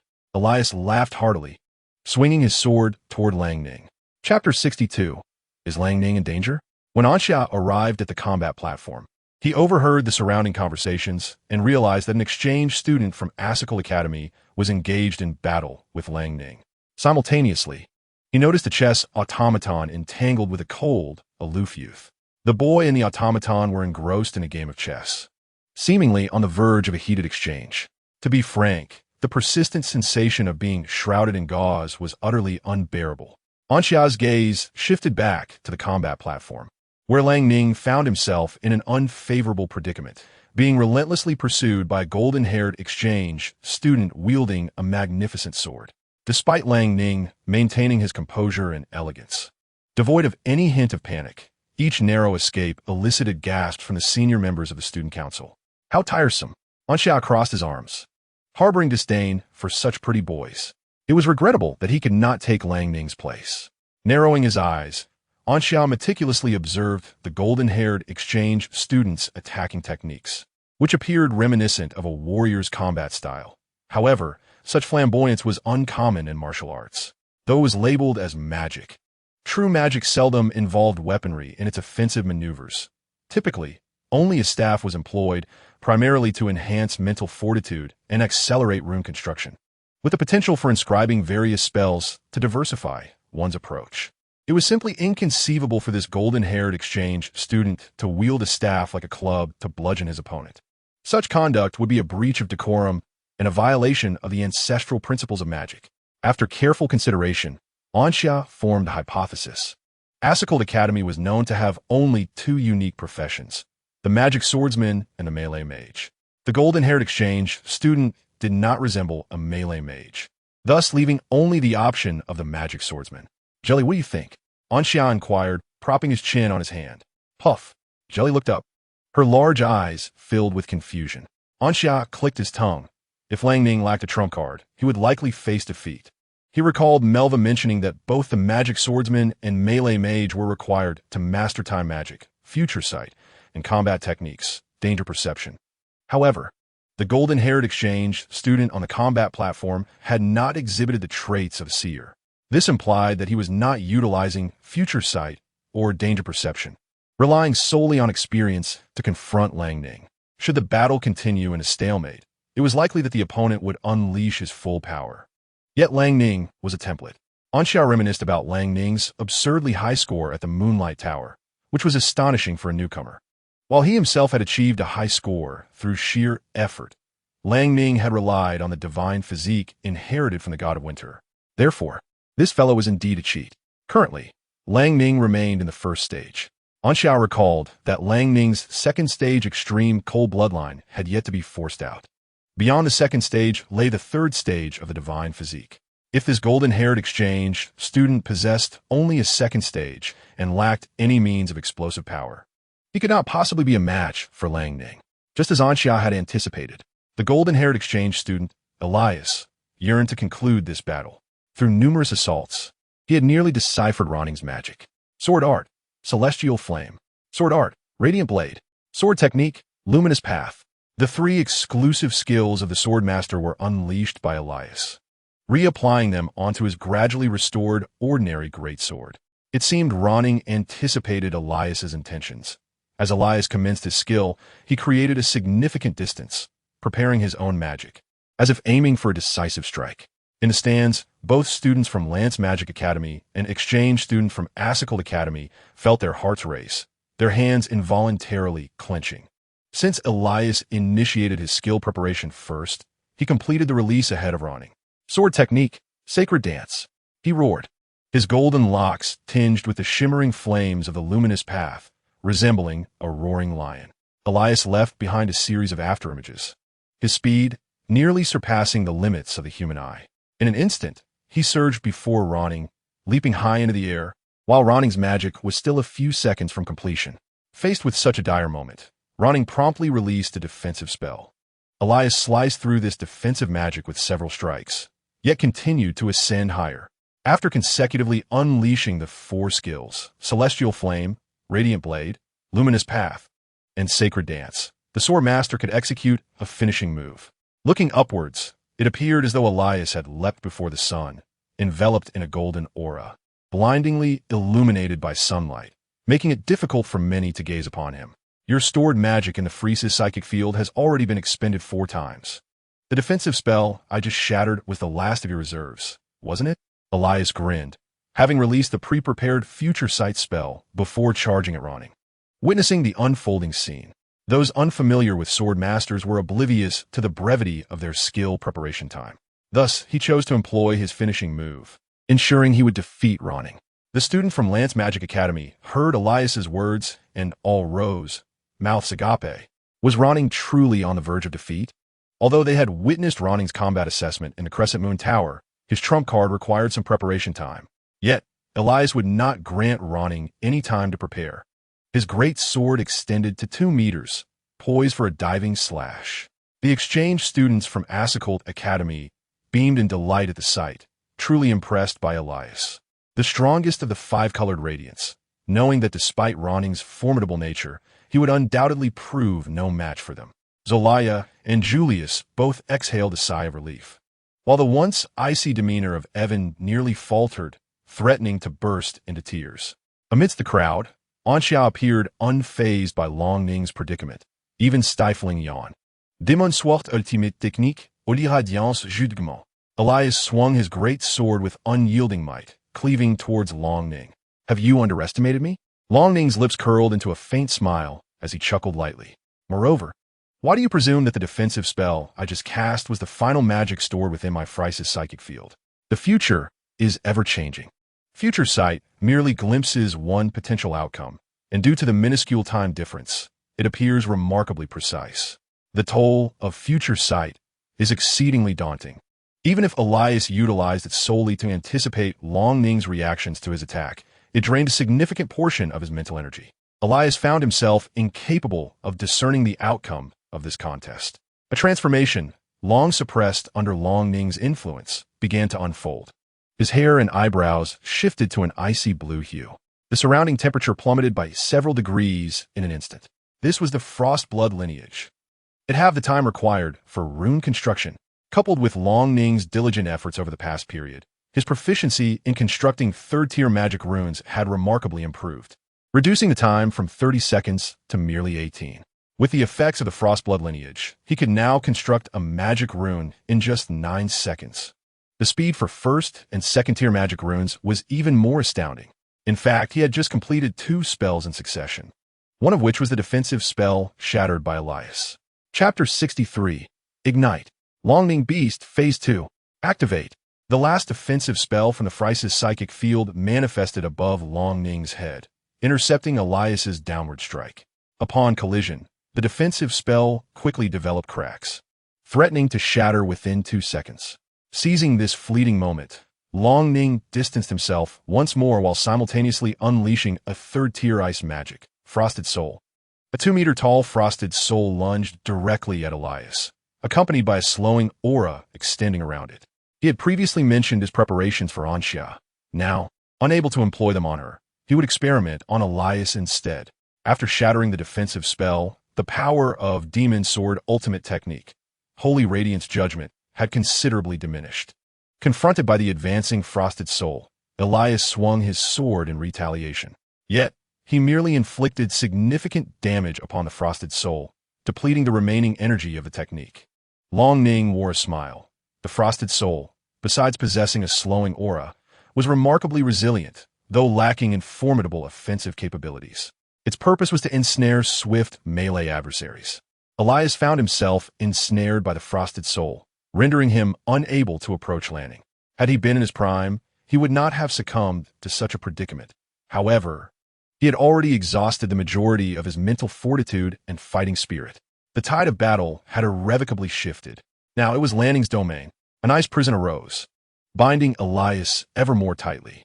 Soon after, formidable icicles erupted from the ground, deliberately avoiding the space beneath Elias's feet. "You have lost," Lanning remarked coolly, as Elias clenched his teeth, filled with resentment. His sense of danger continually alerted him. Elias knew he had indeed been defeated. Had he not underestimated Lanning, attempting to end the battle with a single strike, the outcome may have remained uncertain. The Icicle Academy could afford to lose. As Lanning dissolved the ice prison, Elias turned and departed the combat platform. The audience fell into a profound silence, which was soon shattered by a thunderous eruption of cheers. "Well done, Junior Lanning. Exchange student from Icicle Academy. Put on your act again. Vice President Lanning, I'm yours." Amidst the applause, Lanning addressed the exchange students from Icicle Academy. "Do you wish to challenge me again? If your strength is merely this, I could permit all of you to come at me together." "No need, I shall go." Julius's expression darkened further as he ascended the battle platform. Ansha, brushing off the jelly beneath him, reflected that he was responsible for the welcome ceremony for the exchange students from Icicle Academy, and it was high time he made his appearance after such a lengthy absence. Through the summoning contract, Jelly understood Ansha's intentions and, bouncing joyfully, accompanied him to the battle platform. Upon seeing Ansha arrive on the combat platform, Julius turned his gaze back to Lanning. "What is this? Did you not say that even if we came together it would suffice? Now it's just me. Do you still need to summon more?" Lanning replied calmly. "Do you not wish to meet the top freshman from Rand's Magic Academy?" "He is the top freshman." Julius paused, re-examining the peculiar boy riding a slime. "Hello, I am Ansha," he greeted with a smile. "I organized this welcome ceremony for you. How do you find it?" Julius cast a glance at Ivan, who was still being ruthlessly tormented by the magical chess puppet, unsure of what to say. "Are you a devil? Do you not comprehend the setup you have arranged?" Julius took a deep breath. "Ansha, could you release us from that puppet's grasp?" Ansha scratched his head. "Well, as long as you win the chess game, you can free yourselves from that puppet." Julius exclaimed, "You want us to win a chess game against that puppet?" Ansha replied, "It's quite simple." Julius felt a tightening in his chest. They had indeed considered winning against the puppet in chess, but even when combining their strengths, they had been utterly defeated. "Do not toy with us. Since Ansha does not wish to intervene, let us compete in a match similar to the previous one. If I win, you must take that puppet back with you," Julius declared. Ansha shrugged. "Since you wish to compete, let us engage." It just so happened that he was feeling a bit restless, having recently learned new magic in preparation for the arrival of exchange students from Icicle Academy. It was only fitting that he showcase his skills. Upon witnessing Ansha accept Julius's challenge, Lang Ning departed the battlefield, leaving the arena to Ansha. However, as he exited, he addressed the representatives of Icicle Academy, stating, "Though you may be formidable, it is merely in comparison to the average Academy students. Ansha and I have transcended your expectations. You are no match for me, and to think you could defeat Ansha is rather presumptuous. If I am the moon, then Ansha is the sun. You cannot even withstand the moonlight, so how could you endure the brilliance of the sun?" Ahem. Ansha coughed twice, urging Jelly to vacate the battlefield. Lang Ning's words had caused him to blush slightly. "But very well, Lang Ning, you have won my favor." It must be said, after hearing Lang Ning's melodramatic rhetoric repeatedly, Ansha had grown rather accustomed to it. It was not that he too had succumbed to such theatrics. Suddenly, Ansha's expression turned serious. Oh no, he nearly fell into Lang Ning's trap. Just as a fool can drag his interlocutor into folly, as only on the same level can one hope to conquer the other, Lang Ning sought to draw him into the realm of youthful exuberance, only to then best him in this arena. Such underhanded schemes. Fortunately, he was astute enough to see through it. "I shall not fall into your snare, Lang Ning." Julius observed the change in Ansha's demeanor, perplexed by the sudden shift in his expression. Nonetheless, he was determined to approach the upcoming battle with Anxia with utmost seriousness. Elias was the strongest among them, the foremost of the five-color radiants, and the top freshman of Asicold Academy. Yet he had been defeated by Lang Ning, who was merely the second-ranked freshman of Lance Magic Academy. Adding to Lang Ning's words about Anxia, Julius could only imagine how terrifying the top freshman of Lance Magic Academy Anxia might be. He realized this could be the most challenging battle he had encountered since his enrollment. However, for the sake of his friend, he would never concede easily. He must liberate Ivan from that puppet's grasp. Victory was imperative. Even if he could not win, he would strive to exhaust Anxia's mental energy for the sake of Zaraya and Alia. Let the flames ignite. Chapter 64. The Bow and Armor. Many students from Lance Magic Academy recognized Lang Ning, yet knew nothing of Anxia. This was primarily due to Lang Ning's election as Vice Minister of the Student Council, a position he uniquely attained in less than 2 months since his enrollment. Lang Ning did not conceal his identity as a member of the royal family of the Winter Kingdom, which, under various circumstances, meant that even the upperclassmen in their 4th year had heard his name. In contrast, Anxia was simply known as the top freshman. When Anxia's name was mentioned among the students of Lance Magic Academy, they could only respond with, "Ah, the top freshman." Now that Anxia had made a formal appearance before them, many students eagerly anticipated seeing this newcomer who had surpassed Lang Ning to claim the title of top freshman. Earlier, Anxia had arrived at the battle platform riding a slime, which had astonished many. Although peculiar mounts or pets were not uncommon at Lance Magic Academy, riding a slime was unprecedented. Many nodded in silent approval, recognizing that the top freshman indeed had a distinctive mount, while the slime possessed no combat prowess. It certainly appeared quite comfortable to ride. On the battle platform, Julius felt immense pressure as he gazed at the youth across from him. Despite the boy's apparent nonchalance and the numerous flaws in his stance, an inexplicable sense of danger emanated from him. Julius's sense of danger was heightened to its maximum, relentlessly stimulating his mind. He perceived Anxia as a gaping abyss, a void from which neither the world nor the divine could escape its devouring grasp. One astonishing aura, Anxia, radiating such an imposing presence, was undoubtedly the strongest opponent Julius had ever faced in his life. Due to his familial background, he had encountered many heinous individuals, yet the malevolence they exuded paled in comparison to a mere fraction of Anxia's essence. If someone were to close their eyes and inform Julius that an evil deity stood before him, he would not doubt it for a moment. Exhaling deeply, Julius forced himself to regain composure. He reassured himself that the figure before him was merely a boy of similar age, and no matter how formidable, he could not possibly be a master or a being of the sacred realm. Furthermore, although he too was a magic swordsman, he differed entirely from Elias. Elias was an aggressive type, while Julius had chosen a defensive path. Julius was aware that his gloomy aura was quite apparent, so he deliberately opted for a defensive route upon transitioning to a magic swordsman. In battle, opponents might perceive his dark presence and assume he was an assassin, only to be astonished when he revealed his true role as a protector of his teammates. While he could not exploit such a disparity against Anxia alone, it still played to his advantage.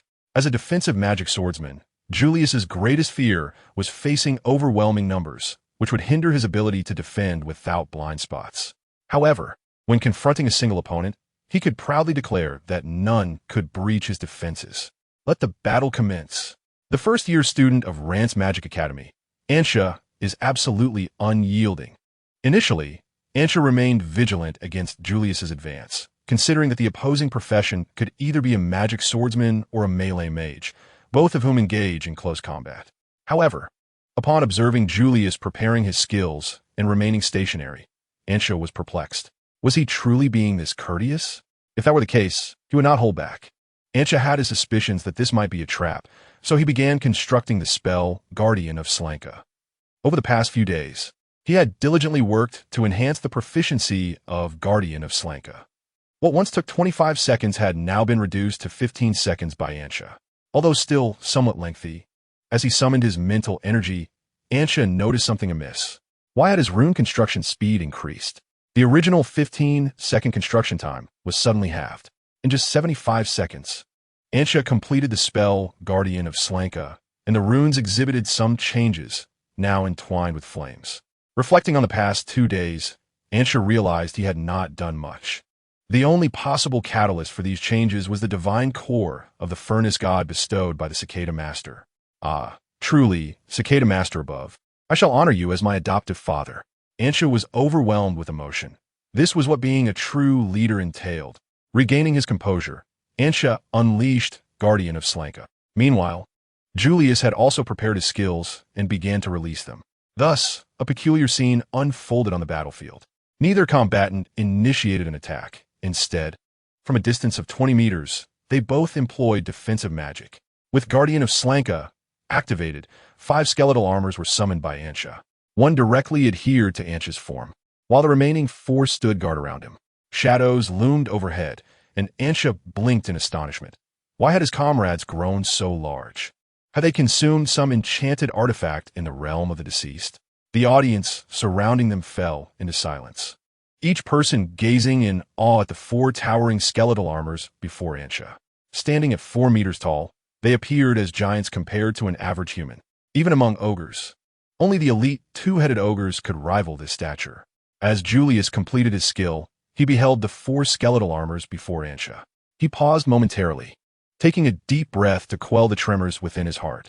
Indeed, as he had sensed, those emanating such a terrifying aura were even more fearsome themselves. Such necromantic armors could only be summoned by a 4th-level death mage, could they not? Yet, he remained undaunted.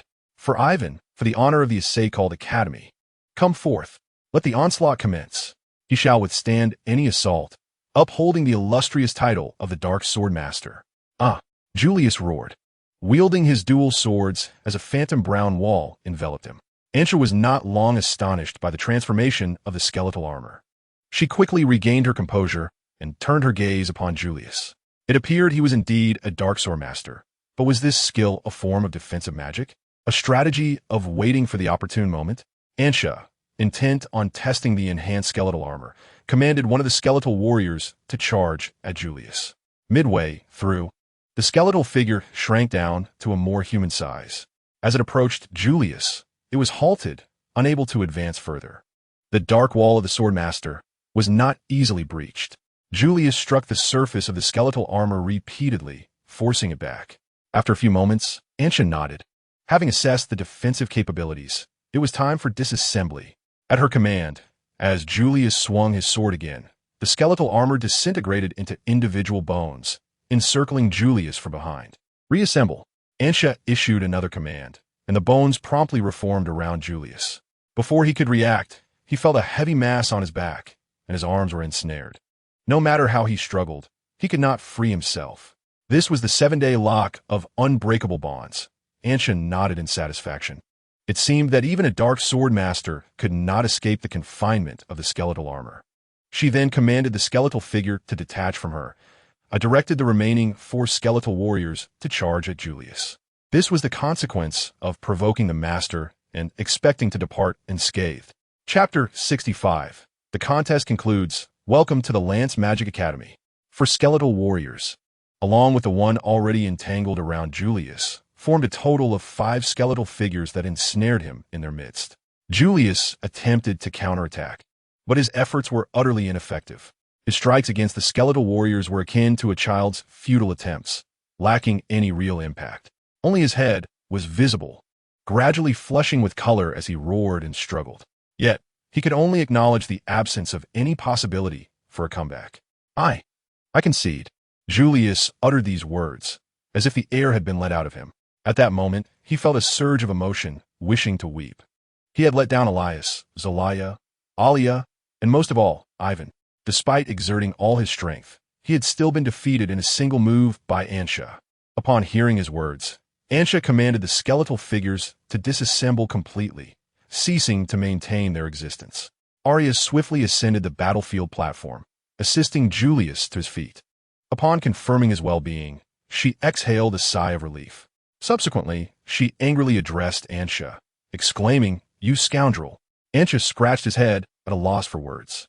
Zaraya approached, joining Arya in carrying the weakened Julius, who had suffered from asphyxiation, away from the scene.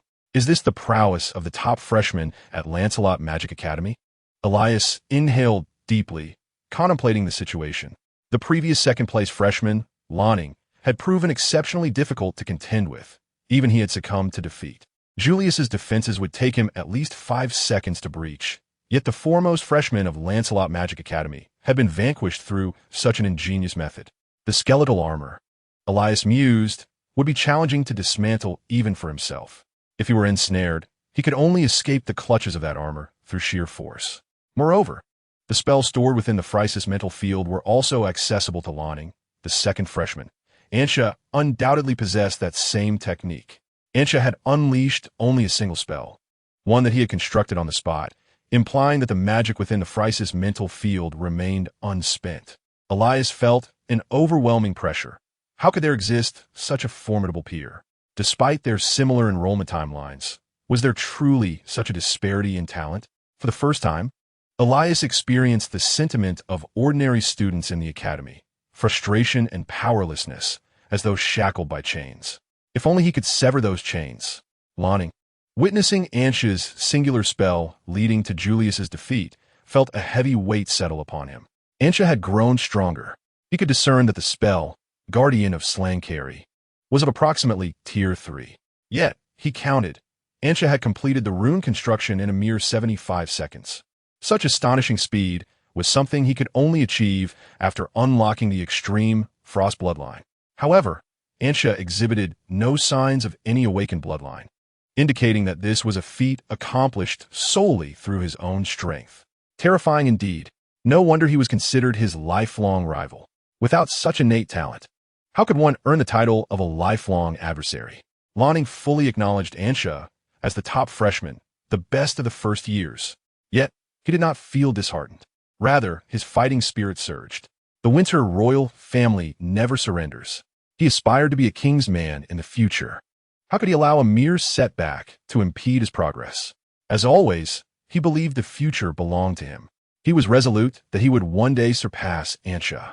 Zaraya and Arya returned with Julius to the exchange students of Asicald Academy, their brows furrowed in concern. Even Julius was no match for Ansha, so their presence would not significantly alter the situation. Elias, however, could contend with Ansha, albeit his mental and physical energies had yet to recover following his battle with Lang Ning. Thus, it seemed that Ivan Jun was left at the mercy of this puppet. At that moment, the exchange student from Asicald Academy appeared to witness something extraordinary. Zaraya turned around and saw Ansha approaching them. "What do you intend to do?" Elias asked, apprehensively. Ansha merely pointed to the magical chess puppet, indicating her desire to take it away. It was all in good humor, she stated candidly. The two academies held no animosity toward one another. The earlier encounter was merely a standard exhibition match, devoid of any grudges.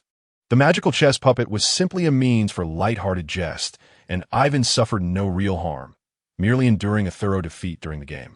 With the contest concluded, the first-year students of Lance Magic Academy had triumphed over their Asicald counterparts, redeeming the disgrace of the past 2 years, and it was time to celebrate with champagne.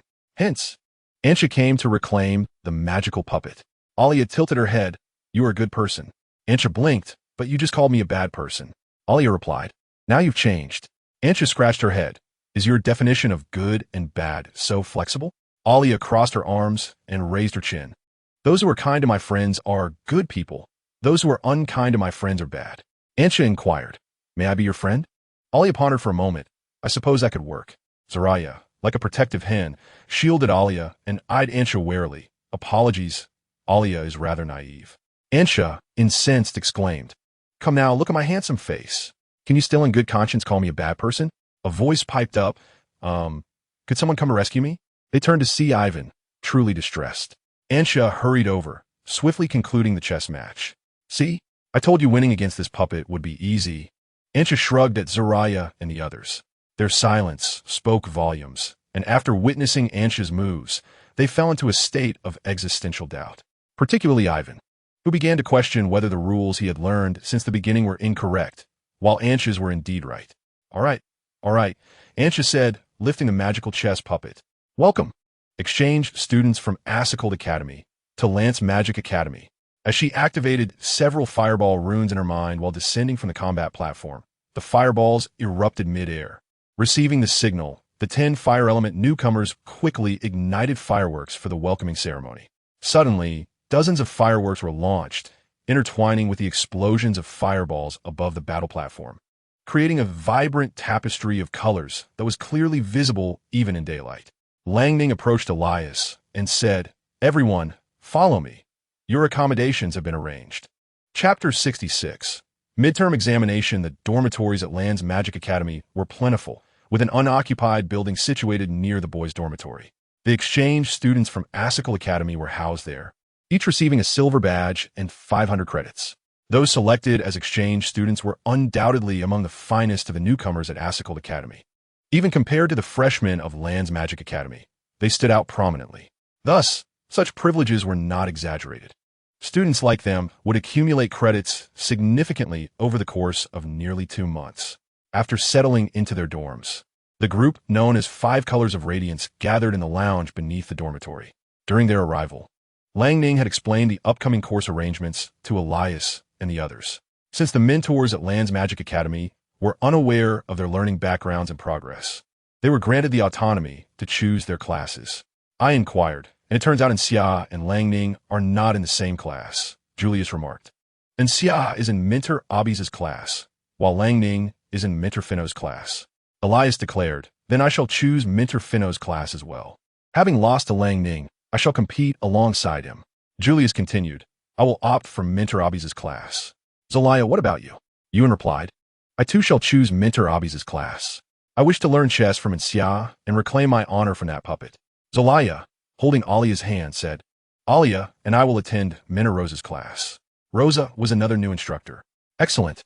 It is settled then," Elias proclaimed, raising his fist. "Let us, the 5 Colors of Radiance, make our mark at Land's Magic Academy from this day forth." 3 days swiftly passed. During this time, the exchange students quickly adapted to their studies.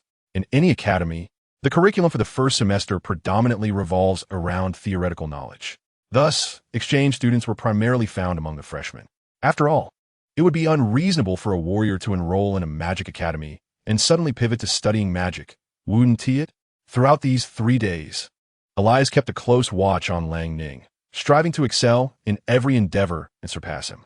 Naturally, Lang Ning would not tolerate anyone, aside from Xia, surpassing him, thus prompting him to exert even greater effort. Under Lang Ning's influence, Mentor Finno's class had already become exceedingly competitive. Anders found himself unable to complete his assignments daily, often toiling until 11 or midnight before he could sleep. The peculiar rivalry that developed between Lang Ning and Elias exacerbated the situation, leaving many freshmen exclaiming their inability to cope. However, they were unable to switch classes, thus they could only endure, suffer, and strive. During the past few nights, Anxiao would rise in the middle of the night to use the restroom, and he often glimpsed the bright light emanating from Anders's room. He couldn't help but exclaim, "What a diligent effort!" Yet, compared to Lang Ning, he was not in a significantly better position. For the past 3 days, he had been followed by 2 little companions. Julius and Ivan were constantly at his heels. One sought to uncover the reason behind Anxia's formidable strength, while the other clung to Anxia, eager for him to impart his chess expertise, even offering a staggering tutoring fee of 100 gold coins per hour. Faced with such a monumental temptation, Anxia reluctantly declined. It was not due to a lack of funds, but rather Ivan's lack of talent.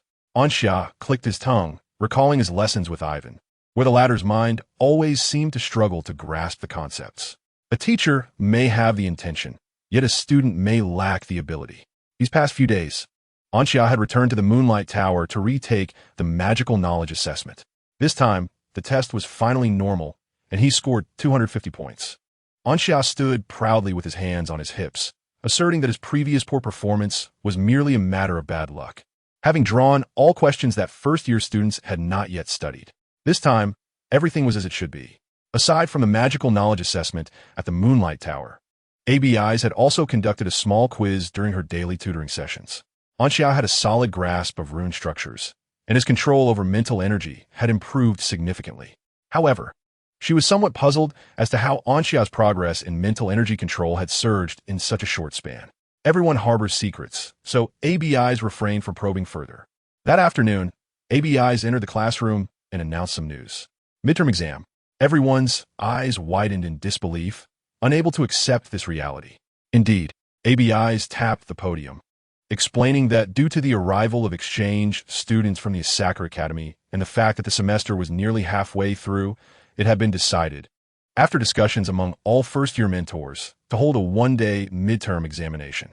This exam would not only assess your academic progress, but also determine whether the remaining half of the semester would necessitate an accelerated learning pace.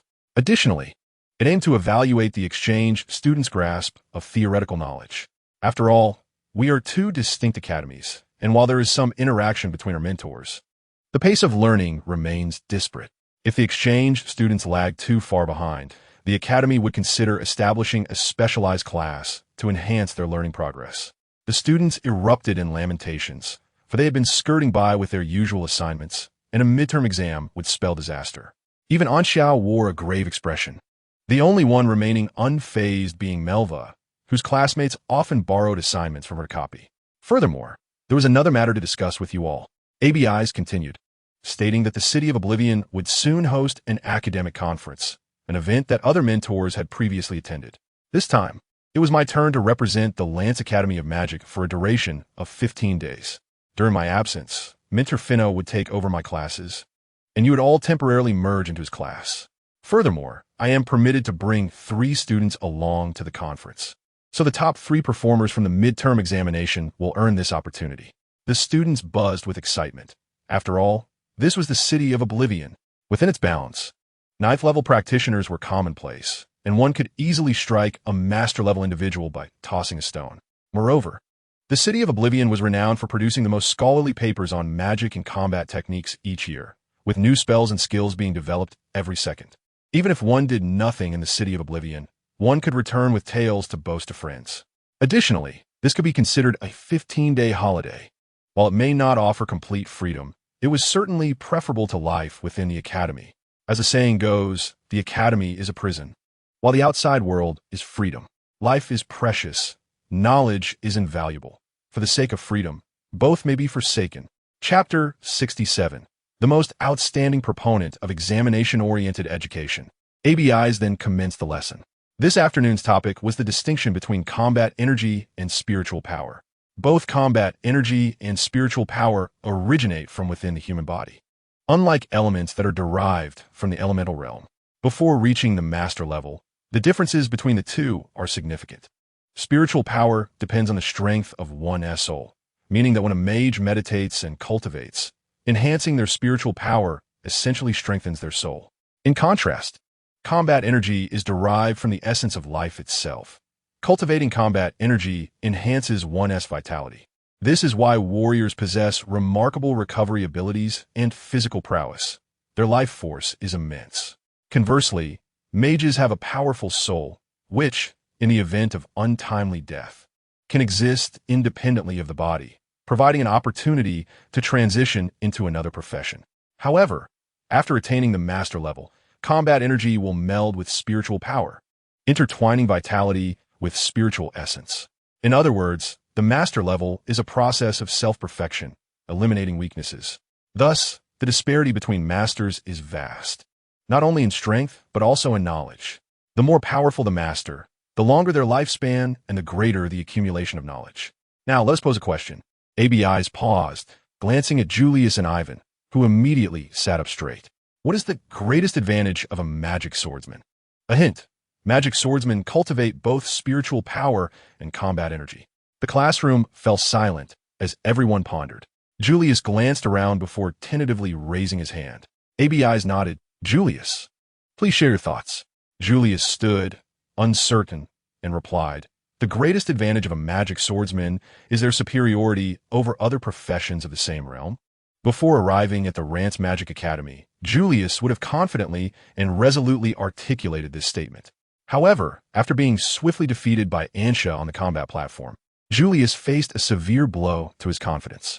Abyss nodded, stating, this is indeed an advantage, yet does not represent the greatest strength of a magic swordsman. Julius, taking a seat with humility, began to ponder. As a magic swordsman himself, he wondered what other virtues they might possess. Suddenly, Ansha raised his hand and stood. The foremost advantage of a magic swordsman is their ability to ascend to the master level more readily than those of other professions, Ansha declared. Abyss concurred precisely. That is the greatest asset of a magic swordsman. Their strength is merely relative below the master level. Once one attains that status, the disparities among them become exceedingly minimal. Provided that they encounter no significant obstacles, the students here generally have a considerable chance of breaking through to the master level, though there may be a difference in timing.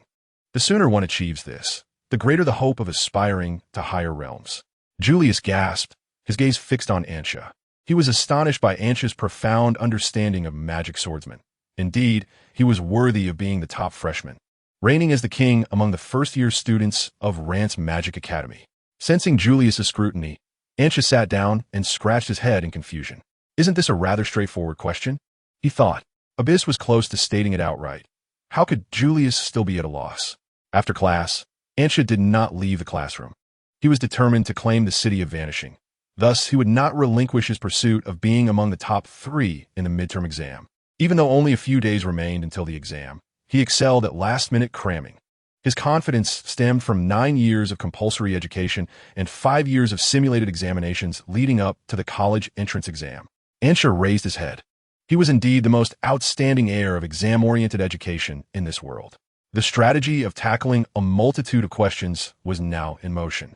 Melva, seated beside Ansha, regarded his behavior with curiosity. She was not particularly anxious about the midterm exam. In this class, there should be no one who could outperform her. Would you like me to help you study? Melva inquired, resting her chin on her hand. Ansha grinned mischievously. Oh, woman, do not underestimate me. Melva, turning away, rose to leave the classroom, thinking Ansha had lost his mind. Should she summon a mental specialist to assess him? Yet, as she departed, Melva left her notes behind for Ansha. He grinned once more. Humph. Woman, your hard exterior belies a soft heart, which piques my interest.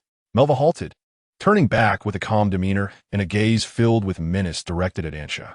Can you speak properly? A water ring encircled Ansha's neck, and he scoffed, turning away. Woman, you may possess my body, but my heart remains unattainable. A forced fruit is never sweet. Abandon your pursuit. The air crackled with tension. As Anders approached the classroom door, intending to seek out Ansha, he was startled by the scene before him and promptly turned to flee. Melva coldly remarked, If you wish to perish, I shall grant your desire. Water ring constrict. I shall not yield. A second later, she relaxed her grip slightly. It was becoming difficult to breathe. 3 seconds later, I was wrong. The water ring dissipated, and Ansha inhaled the fresh air, reveling in the beauty of the world. Just joking, he muttered. Melva, with a look of exasperation, thought how Ansha still resembled a child who had yet to mature. She turned to leave, realizing that if she didn't head to the cafeteria soon, she would miss dinner. By the way, Melva, please pack me a dinner. Ansha tossed his credit card away. Also, use my card to treat Anders. I'll cover his meal this month. The credit card soared in a perfect parabola before landing atop Melva's head. Ansha. He quickly rose and bowed in apology. I'm sorry. It was unintentional. Melva flicked her long purple hair, leaving Ansha with nothing but her back as she stormed out of the classroom, gritting her teeth. I want to fetch you dinner. Let you starve. Though such thoughts crossed her mind, Melva returned with the dinner in hand. She stayed with Ansha to study until 8 o'clock before they returned to their dormitory. After bidding Melva farewell, Ansha yawned. It had been ages since he had engaged in such intense studying. His desk was cluttered with books, nearly obscuring him from view. The reference materials piled high on either side stood like vigilant guardians. Ansha wrote furiously, driven by the desire to have opportunities for adventure and broaden his horizons. He was truly invested. Outside the teaching building, Julius had left some books in the classroom, prompting the 5-color group to unite and accompany him to retrieve them. The allure of all that the Lance Magic Academy had to offer was simply too enticing, and they merely sought to explore. The 5 of them chatted and laughed as they approached the classroom, only to raise their heads and see Ansha immersed in his studies. Tenaciously focused. Arya paused, glancing at the time, puzzled. ISNT class over? It's nearly 9 in the evening. Why is he still studying? Julius inhaled deeply. Indeed, behind every powerful individual lies an effort unimaginable to ordinary people. Such diligence in study was something Julius admitted he could never emulate. Elias marveled. No wonder he is the top freshman, surpassing Lang Ning.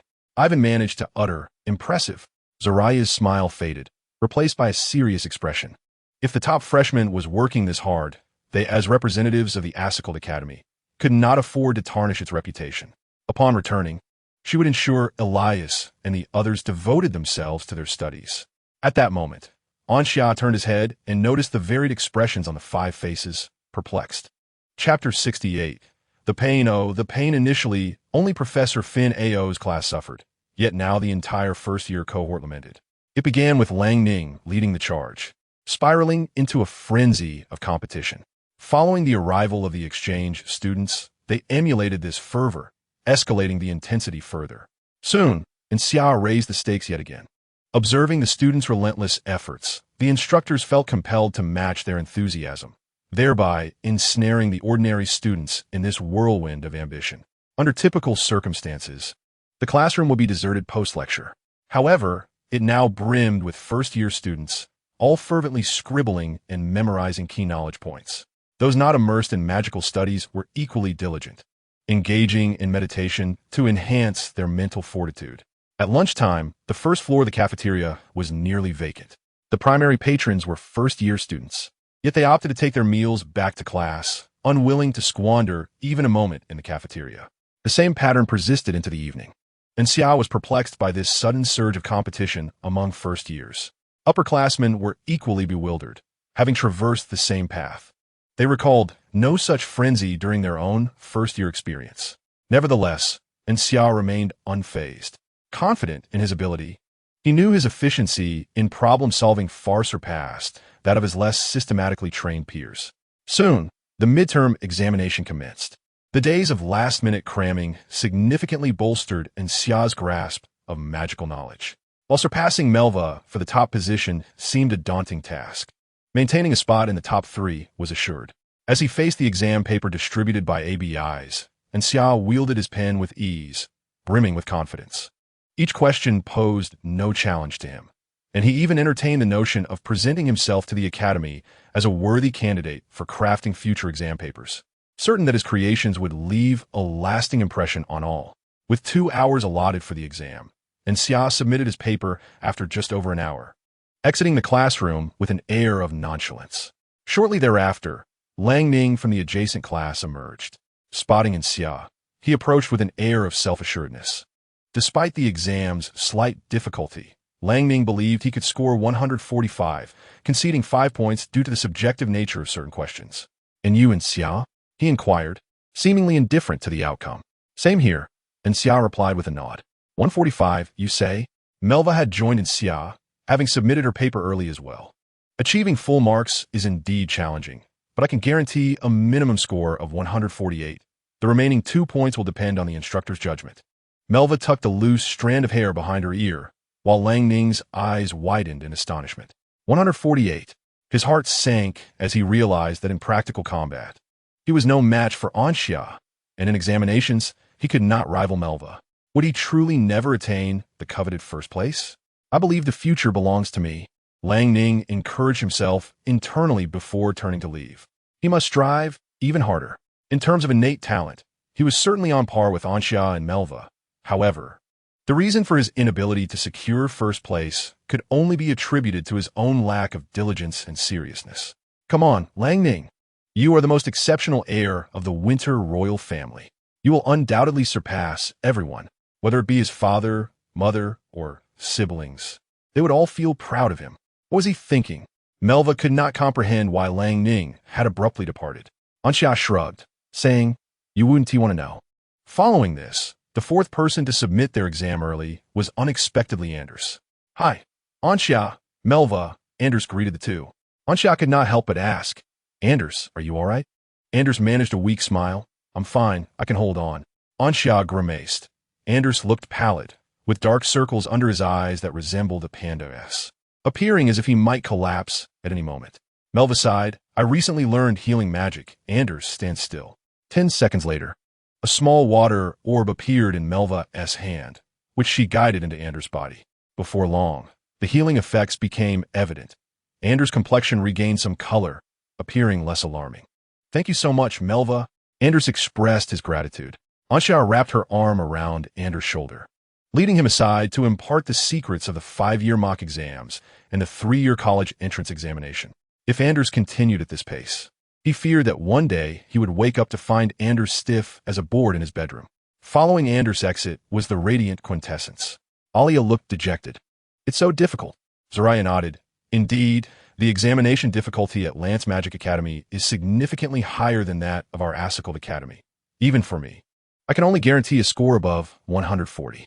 None of the 5 of them came from common backgrounds.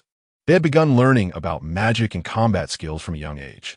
However, the first-year examination merely covered foundational knowledge, making it impossible to create a substantial gap.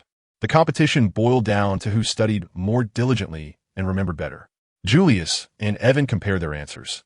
Their scores could not match those of Zaraya and Alia, and only by checking answers could they feel somewhat reassured. But as the saying goes, 2 poor students comparing answers will end up with all incorrect responses. Elias stood tall, determined that the first step to surpassing Lang Ming would begin with examination results. The moment the test papers were distributed, Elias glanced over and felt confident. Every question on the paper seemed exceedingly simple to him. It was as if destiny favored him. During the examination, Elias hardly paused to think, swiftly scribbling his answers with fervor. After the mentors collected the students' examinations, they all uniformly delivered them to the Haoyue Tower for Teacher Yu to grade. Teacher Yu demonstrated remarkable efficiency, completing the review of over 100 papers in less than an hour. In the afternoon, the mentors returned to their classrooms with the graded papers. I announced the top 3 students of the class. Abisi gazed at the eagerly awaiting students and calmly proclaimed, "The first place goes to Melva, with a score of 149. Upon hearing this score, nearly everyone widened their eyes in astonishment. Just 1 point shy of perfection. What an academic prodigy. Under the watchful gaze of many, Melva remained remarkably composed. For her, this was merely an anticipated outcome. The second place is Anxia, with a score of 147. Abisi continued. He, Anxia, upon hearing her score, sat up straight, unable to suppress the smile at the corners of her mouth. The third place is Zeluna, with a score of 143. The mention of this name left most in a momentary daze. Who was Zeluna? Many had no recollection of the name. Following a BCS gaze, Anxia spotted a quiet girl with black-rimmed round glasses. Her brown hair cascaded down to her waist, and upon realizing that her classmates were staring at her, she finally lifted her head. Whenever Anxia diverted her gaze, she felt an involuntary urge to overlook Zeluna. What an enigmatic talent, almost invisible. Meanwhile, in Mr. Fano's class, no rankings were announced. They simply distributed the papers. Lang Ning frowned at his score of 146. Elias, staring incredulously at his score of 95, could hardly believe it. The questions had seemed so simple. How could he have made so many mistakes? No. Elias clutched his head, unwilling to confront this harsh reality.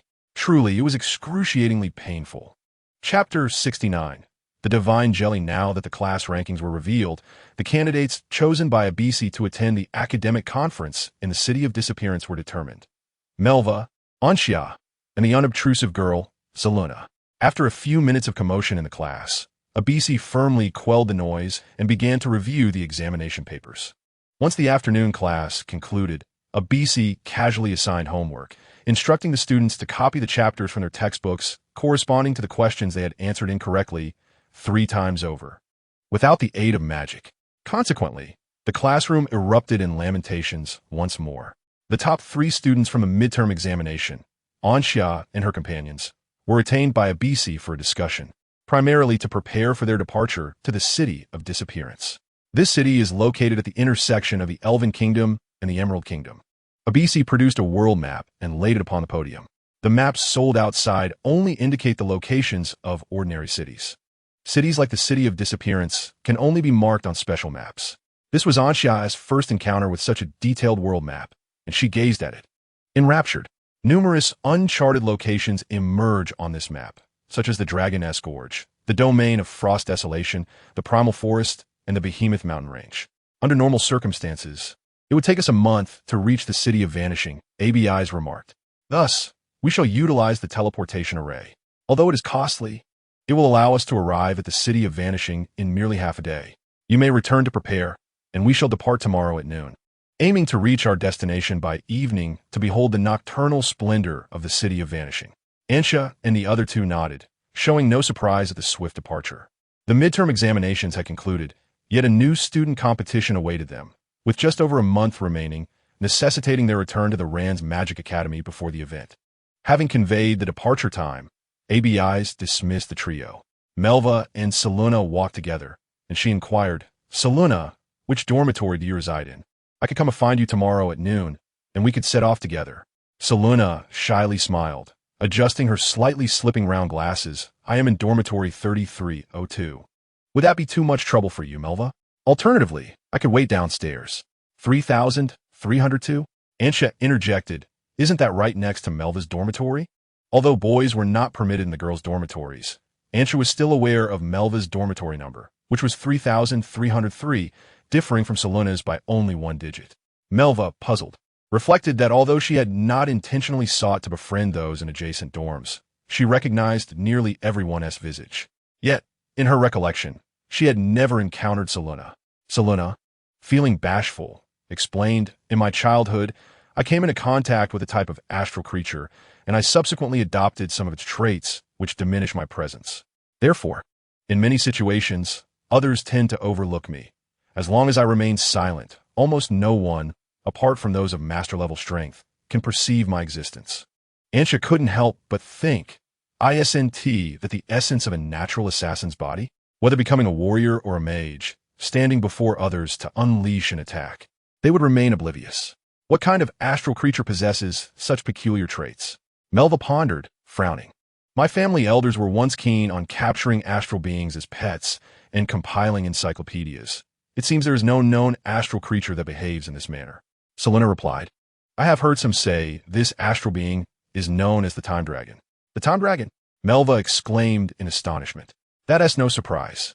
The Time Dragon is one of the most extraordinary entities among the astral dragons, yet few have laid eyes upon it.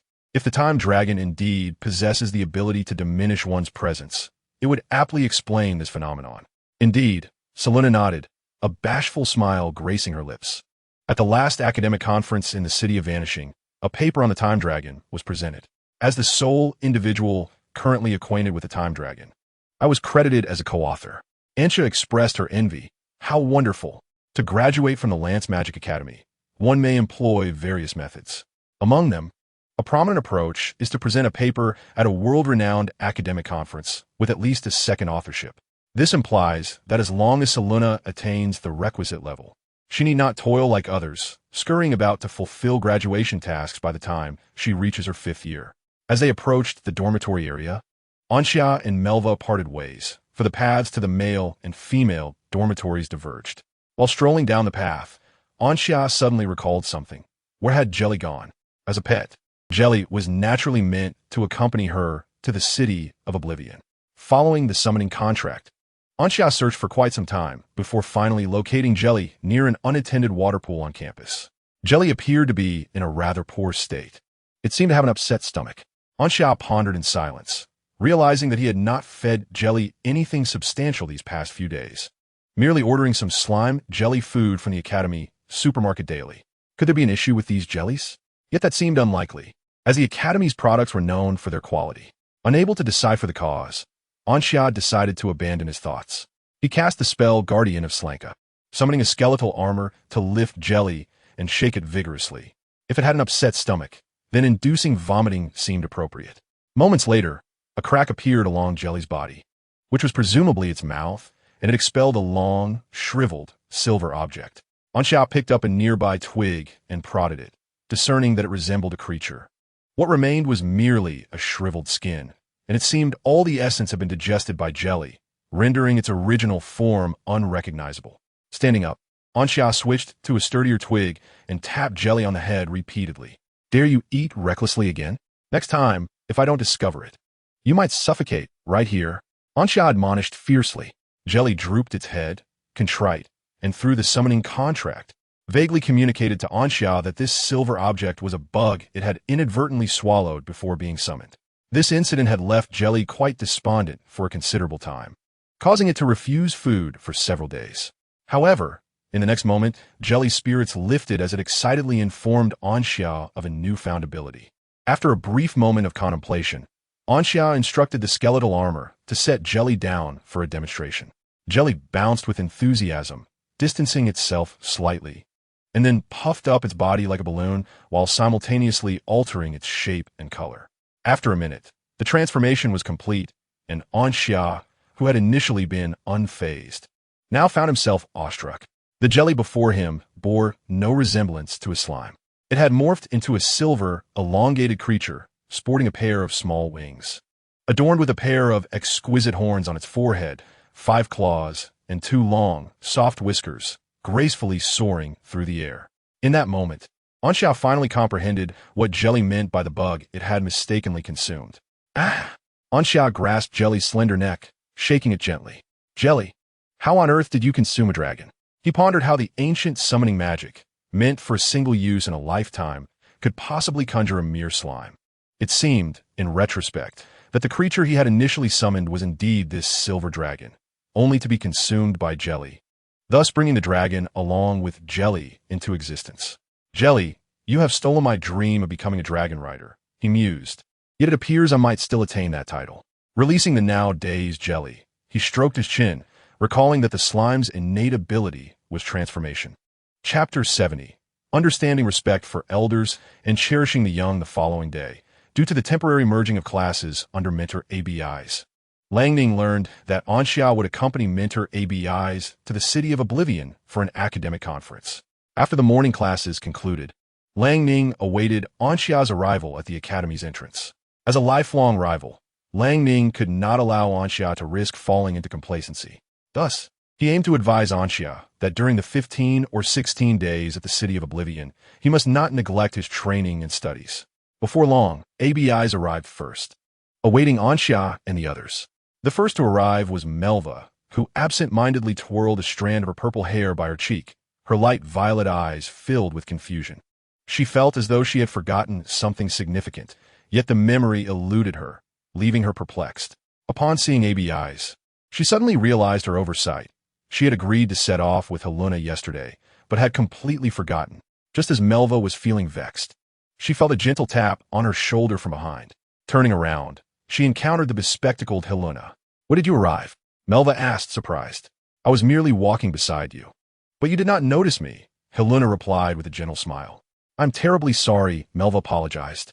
Heluna shook her head, saying, No need for such concern, Melva. This is my own issue. After many years, I've grown accustomed to it. By the way, you are the first to recall my presence so quickly, at a slight distance. Langning, who was waiting for Anxia, was startled when Heluna spoke, realizing there was another person standing there. How infuriating! When did such a remarkable individual emerge among the first-year students, and how did I fail to notice? He thought. The peculiar talent she possessed struck him. If he were to engage in combat with Heluna, in a scenario akin to the earlier one, he was certain that he would be the one to lose. Langning sighed inwardly, recognizing that his arrogance had blinded him to the capabilities of others, dismissing all students except Anxia. This arrogance had transcended mere pride, becoming sheer hubris. Fortunately, I had the foresight to awaken early to my own reality. I have come to recognize my true self, and had I waited until the next semester to realize this, many would have already surpassed me by leaps and bounds. Langning clenched his fists tightly, the slight pain from his nails digging into his flesh sharpening his awareness. This is the Lance Magic Academy. Every student possesses the potential to become a master in the future. They may appear ordinary now, but it is merely the brilliance of myself and Anxia that has overshadowed them. A tiger remains a tiger even when it falls to the plains. One cannot pretend to be a pig and still expect to outsmart a tiger. The term underestimate must never be applied to them, for even if they seem inconspicuous, I must treat them with utmost seriousness. Taking a deep breath, Langning reaffirmed his conviction. As time passed, however, Anxia was still nowhere to be seen, which caused Merwa some concern. He wondered if Anxia had encountered an unforeseen mishap, though logically, there should be no such occurrences within the academy. Principal, do you recognize what kind of dragon this is? Anxia tossed a slender, silver, shriveled object onto Principal Douglas's desk. He had intended to inquire about it the previous night, but Douglas was not in his office, and Anxia was unaware of his residence. With classes in the morning, he had no time until now to approach Douglas. Initially, Principal Douglas merely glanced at the silver object without giving it much thought, but upon hearing Anxia's words, He abruptly spewed the drink he had yet to swallow. Wait, and Xia, what did you say? This is a dragon? Principal Douglas gazed incredulously at the silver object on the desk. It was desiccated, nothing but skin remained. There was no flesh or even bones left. Douglas pondered whether he should utilize a wind spell to lift the skin and examine it further. It is indeed a dragon, and Xia said with an apologetic smile. Jelly, transform. At his command, Jelly complied splendidly, swiftly undergoing a metamorphosis. In no time, the form that had been showcased before in Xia the previous day manifested itself within the office. And Xia pointed at Jelly and remarked, Principal, this is what the dragon will look like when it matures. Principal Douglas, tugging at his beard, fell into a profound silence that was deafening. As the head of Lance Magic Academy and a formidable being of the Holy Domain, known as the Thunderous Celestial, Douglas, aged 362, had never witnessed such a phenomenon. Slimes are exceedingly common in the world, even more so than goblins. Their most renowned ability is their mimicry. However, due to their inherent weakness, they can hardly best even a chick.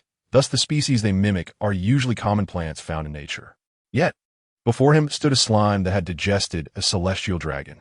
If only he could be told that this was merely a dream. A slime had consumed a dragon. Ha! Ha ha! Is this truly a reversal of the heavens? Where did you capture such a slime? Upon hearing this, he immediately proceeded to spatially slice the location, taking even the very ground with him. This just is hardly amusing. Ansha, Dean Douglas said solemnly. This is neuest, Gin. You have yet to answer my question. Ansha reminded the forgetful elder with all her might. Ansha, you still need to attend the academic conference in the city of Oblivion with ABIs. Dean Douglas replied with a gentle smile. So, if you could provide me with an answer sooner, I will be able to seek out mentor ABIs without delay, Ansha responded. The corners of Dean Douglas's mouth twitched as he lamented. Ansha, do you truly wish to harm a nearly 400-year-old man? Ansha, bewildered, retorted, Please, Dean. I could never be your rival. This is completely off topic. Dean Douglas sighed, not wishing to see Ansha any longer. He opened a spatial portal and gave both Ansha and Jelly a gentle push. Off you go. With that, he bid farewell to the pair, promptly closing the portal and returning to his seat. The youth of today have no respect for their elders. I detest those fortunate individuals, Dean Douglas mused, recalling slimes and time dragons, which could certainly yield more than 3 scholarly papers. Ansha and Jelly found themselves outside the office building, nearly tumbling over. Ansha grimaced as she stood up, rubbing her backside while checking the time, realizing it was getting late. From her pocket, she retrieved a note that Dean Douglas had casually slipped to her. The note bore 3 words, Time Dragon. The coincidence was indeed quite remarkable. Chapter 71, Departure at 12:30. With merely 10 minutes remaining until departure, Ansha was still nowhere to be seen. Should I go look for her? Melva suggested to ABIs. After a moment's contemplation, ABIs slowly nodded. If they did not depart within 40 minutes, they would miss the activation time for a teleportation array, thus delaying their arrival at the city of Oblivion. I will accompany you, Helena offered. It's all right, Helena. You can wait here for me, Melva replied, shaking her head. As she prepared to leave, she suddenly noticed a dark spot approaching from a distance. The 3 present turned their gazes toward it, and beneath the clear azure sky, the spot grew larger, accompanied by the sound of rushing wind. Within 2 seconds, they discerned its true form. It was a slender, silver-white dragon with 5 claws and a pair of modest wings. Distinctly different from the typical dragons, yet possessing an odd beauty. Seated upon the dragon's back was a young boy, who waved at them with a smile. Before long, the silver dragon descended before them, and the boy jumped to the ground, grinning. Hey, I'm not late, am I? Melva cast a sidelong glance at him. What do you think? Ansha crossed her arms, declaring, Please call me the master of timing. While the two conversed, ABIs, Sherluna, and Lang Ning directed their attention toward Jelly. Lang Ning found it peculiar. Whenever his gaze strayed from the unusual dragon creature, his memories of it grew hazy. ABIs discerned something, but found it even more enigmatic. Sherluna covered her lips in sheer astonishment. Upon noticing the expressions of the 3, Ansha snapped her fingers triumphantly. Jelly revert. At the command, Jelly transformed back into a slime instantly. Lang Ning was taken aback. He knew Ansha possessed such a summon, but he had always presumed she treated it as a mere pet. Now, He was astonished to learn it could transform into a dragon creature. After all, how could a summon favored by Anxia be so ordinary? Indeed, his previous arrogance had blinded him. Lang Ning reflected once more, relieved to have awakened from his foolishness. Arrogance must be eradicated. ABI's inquired with keen interest, Anxia, where did you acquire this slime? Rather than the dragon. She was more curious about Jelly's origin and the environment that could give rise to such a remarkable slime. It was summoned randomly. I have no idea where Jelly originally came from, Anxia replied. At that moment, Sherluna took a deep breath and approached Anxia, asking, was that a time dragon? Anxia shrugged. Yes, Jelly consumed a time dragon and then acquired the ability to shapeshift. But don't ask me why a time dragon was devoured by a slime. I have no idea. Jelly had already eaten it when I summoned it. Sherluna chuckled softly. Anxia, you need not be so tense. I'm merely a little shocked. After all, the time dragon I encountered in my childhood was immensely powerful, akin to a deity, making it difficult to associate such a dragon with a mere slime. She seemed lost in thought. In her eyes, there should be no life more powerful than a time dragon. The mere possibility of possessing the ability to traverse time rendered the time dragon nearly invincible. Thus, it was hard to imagine that this potentially mightiest of beings could be consumed and digested by the weakest. Anxia, however, could not grasp Sherluna's sentiments. After all, he was holding onto a rather robust leg. Even if an adult time dragon were to appear, he wondered if it would be devoured by the gluttonous master as if it were a snack. This fellow had been starved for millennia. Upon awakening, wouldn't he indulge in a grand feast? It's time, ABI's announced. Prepare yourselves, we must set forth. Anxia stood at attention, declaring, always ready. Ignore him. He is having another brain lapse, Melva remarked, holding Sherluna's hand.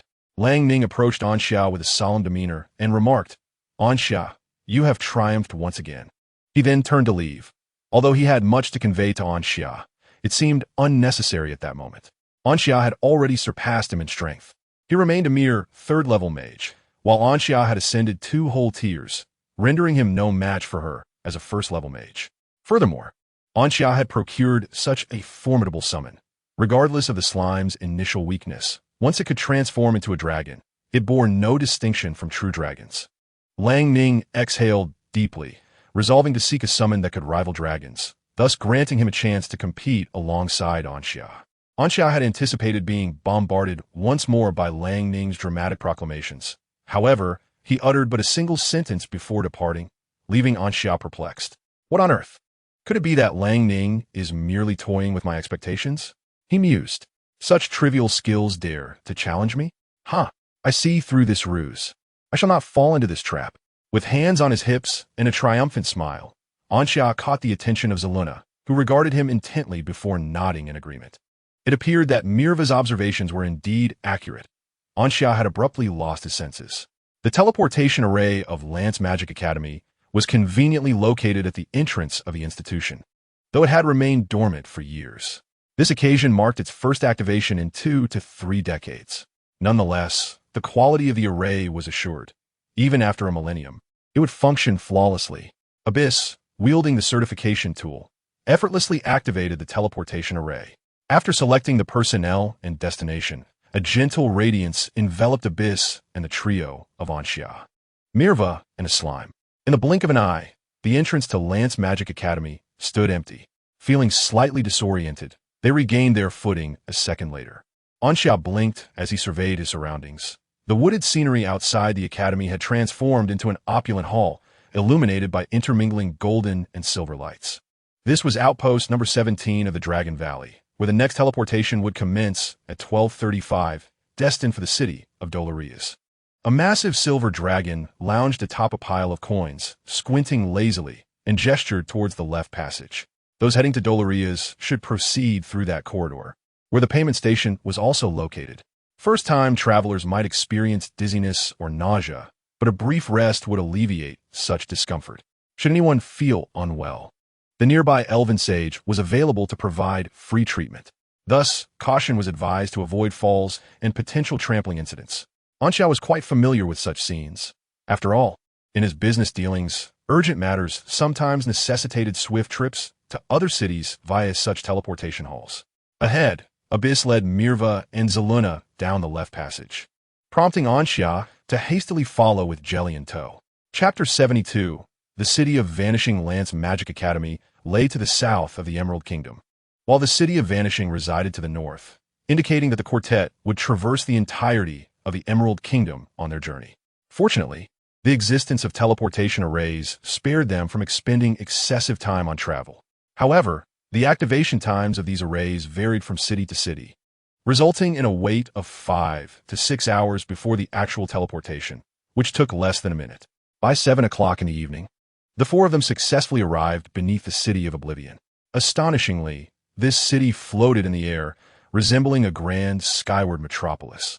The entire expanse of the sky was unobstructed, allowing the stars to reveal themselves unreservedly to every gaze.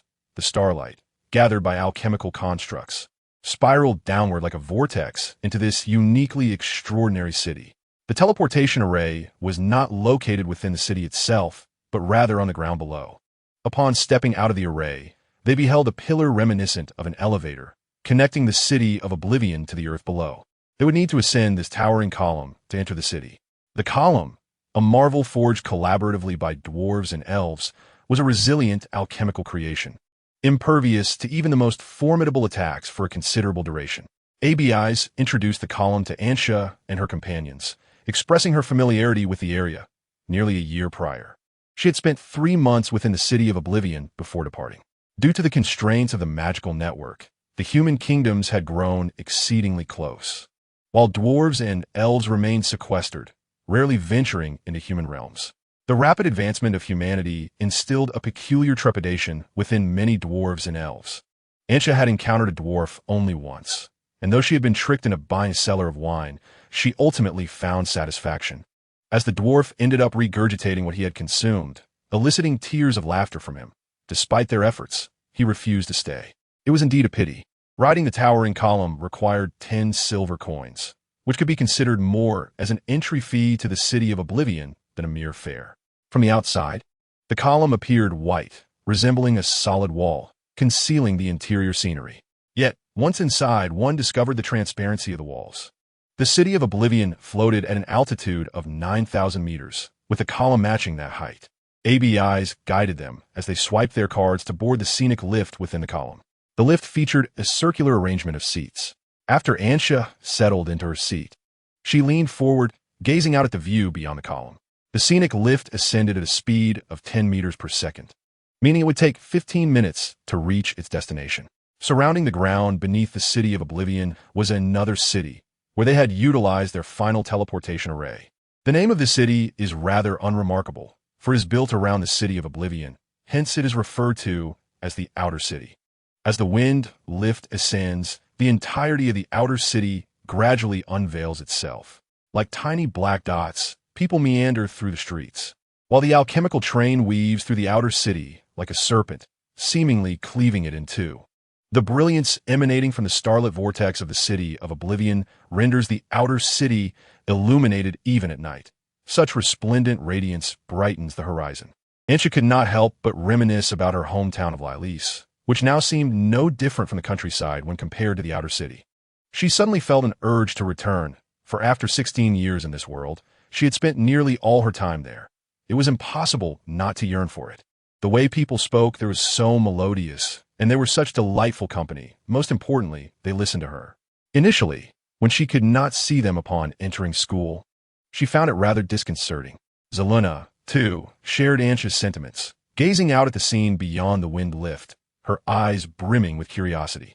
Although she had encountered the Time Dragon and even co-authored a paper, she could not escape the truth of her humble origins. Had she been required to ride the viewing lift alone, the ticket price alone would have deterred her. Her sole purpose for applying to the Lance's Magic Academy was to provide a better life for her family. However, her lack of remarkable talent often led her family to overlook her. At first, Zeluna felt a pang of sadness, but she gradually adapted. She felt an intense desire to capture this rare sight and bring it back to share with her family, yet she had never purchased a recording orb, rendering her unable to document it. ABIs and Melva remained indifferent to such scenery. Having witnessed countless breathtaking sights, the mere appearance of the Outer City failed to pique their interest, leaving them unperturbed. However, upon observing Ansha's earnest gaze directed outside, Melva hesitated and decided to lean out as well. The wind element array beneath the lift stirred a fierce gale. But by the time it reached the base of the lift, its intensity had diminished considerably. Melva's violet hair was lifted by the wind, fluttering gracefully. One hand clutched her collar while the other attempted to tame her hair. Her light purple eyes reflected the starlight, mirroring the outer city's visage along with the silhouette of the boy to her left. Abby's eyes, who remained unmoved by the outer city's landscape, felt a faint smile emerge on her otherwise icy countenance upon witnessing the scene before her. The corners of her mouth subtly lifted as she closed her eyes, listening to the roar emanating from the core of the array below. What theme should she choose for her upcoming paper? Abby's had yet to reach a decision. Numerous options lay before her, such as the relationship between slimes and the time dragon. Plop! In the center of the wind lift, a jelly-like creature curled up cautiously surveyed its surroundings, sensing that someone was murmuring about it. Despite jelly transforming into the time dragon and soaring freely through the skies, a disconcerting fear of heights gripped it as it ascended the viewing platform, rendering it immobile and reluctant even to glance outward. Suddenly, Jelly lifted its head, unnoticed by anyone, its gaze piercing through the platform to fixate upon the vanished city. There, a pair of golden eyes met its own, alongside the ruins of the outer city, a fleeting glimpse of a moment in the future. Chapter 73. The projection of 100,000 deities at last. They had arrived. Ansha, seated atop Jelly, commanded it to lead the way from the observation platform. The viewing platform was but one of many.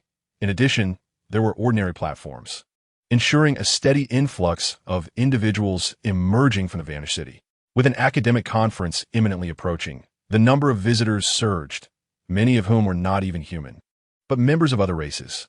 From the perspective of the vanished city, it was not beholden to any nation or faction. It existed merely as a neutral city. Its status as a bastion of neutrality was upheld by the presence of a powerful being of the sanctuary level. Upon departing the observation platform, Ansha was nearly swept away by the throng, initially intending to wait for Abby's and her companions. However, upon witnessing the overwhelming tide of people, he wisely retreated a step, allowing Jelly to navigate through the crowd, reuniting with Abby's and the others. "Why are you in such a hurry?" Melva inquired, exasperated. Ansha pondered for a moment. "Shall we grab some fries at the dock?" In truth, he struggled to articulate a reason, primarily feeling a surge of excitement upon finally reaching the vanished city. "Excuse me, could you please make way?" A voice called from behind. Turning, Ansha saw a polite, middle-aged man blocked from advancing by the crowd. Oh, he stepped aside, permitting the man to pass. "Thank you." The middle-aged gentleman expressed his gratitude as he was carried away by the throng. Feeling a sense of satisfaction from having performed a good deed, Ansha's spirits lifted. Half an hour later, Abby's led Ansha and the others to a luxurious hotel named Sirsa, designated for participants traveling from afar to attend the academic conference. Regardless of their status, all guests were accommodated in VIP rooms. Glancing at the time, Abby's addressed the group before entering her room. "Tomorrow marks the inauguration of the academic conference at 9 o'clock.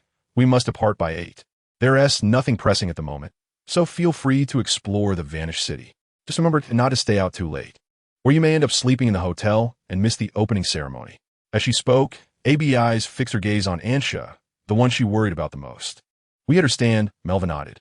Helena gazed helplessly at the trio, sighing inwardly as she transformed into a mere specter, overlooked by all. In the western district of the vanishing city, on Street 345, there stood a tavern known as the Karen Tavern. The libations served therein were far from exquisite. It remained the sole establishment of its kind on Street 345, thus attracting a steady stream of patrons. This evening, an unexpected guest graced the tavern with his presence. The tavern doors swung open, revealing a pair of white shoes that stepped into the dimly lit interior. The owner of these shoes was an unremarkable middle-aged man, whose complaints had not ceased since his entrance. "What a filthy place I've wandered into. What kind of lottery is this? I can tell you've all conspired beforehand. It's utterly terrifying outside. I want to go home. So many old folks have recently passed, yet none have left me any inheritance. Just a bunch of paupers." He continued his tirade until he finally reached the bar, where he fell silent. Behind the bar stood a handsome young bartender, diligently polishing a glass. his gaze unwavering and devoid of caution towards a middle-aged man standing so close. Ding! A golden coin was tossed into the air by the middle-aged man, spinning gracefully before landing on the bar top. If the coin were to come to rest, the inscription upon it would be revealed. Universal Divine Rescue Association. The coin showed no signs of ceasing its rotation.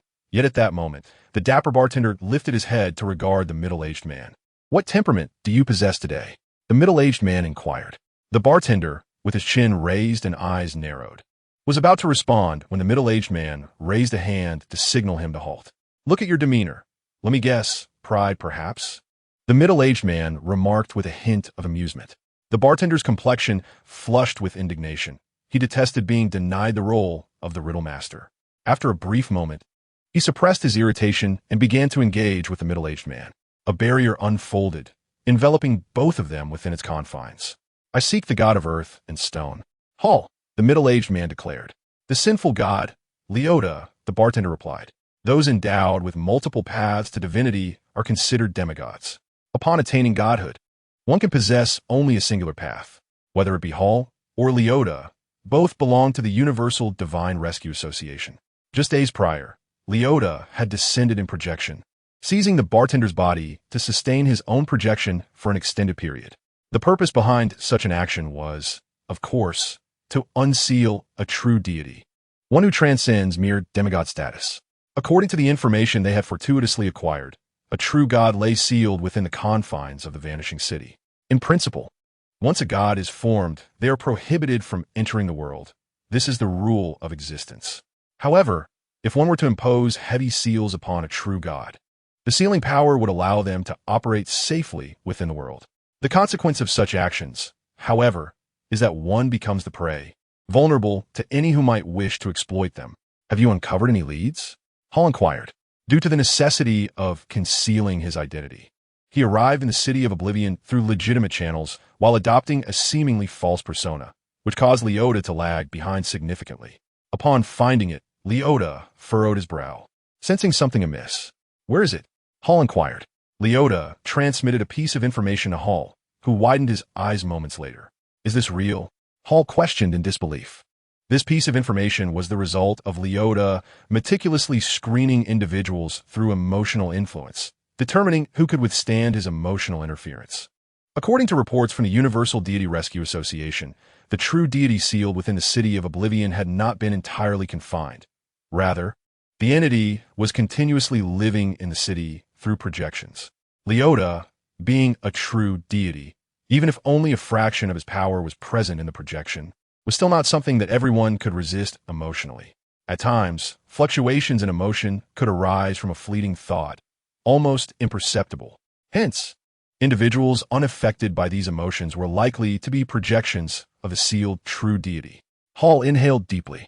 Within this information, more than 100,000 residents of the city of Oblivion, including the outer city, were immune to Leota's influence. The permanent population of the city of Oblivion and its outer city was just over 1 million, with 900,000 residing in the outer city. Considering the recent influx of transient residents, the total population might reach 2 million.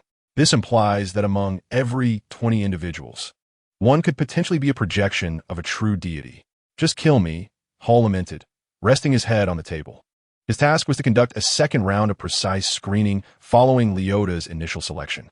However, with 100,000 individuals to sift through, this endeavor seemed to stretch into the distant future. Chapter 74, Old Acquaintances 4,000 combined. After ABI's finished speaking, Anxia and Melva parted ways. Primarily, he wished to avoid accompanying Melva on her excursion through the city of Oblivion. Anxia, having experienced it firsthand, understood the exhausting nature of shopping with a girl. Whether being utilized as a bag carrier or merely engaging in a stroll punctuated by stops, both scenarios were daunting.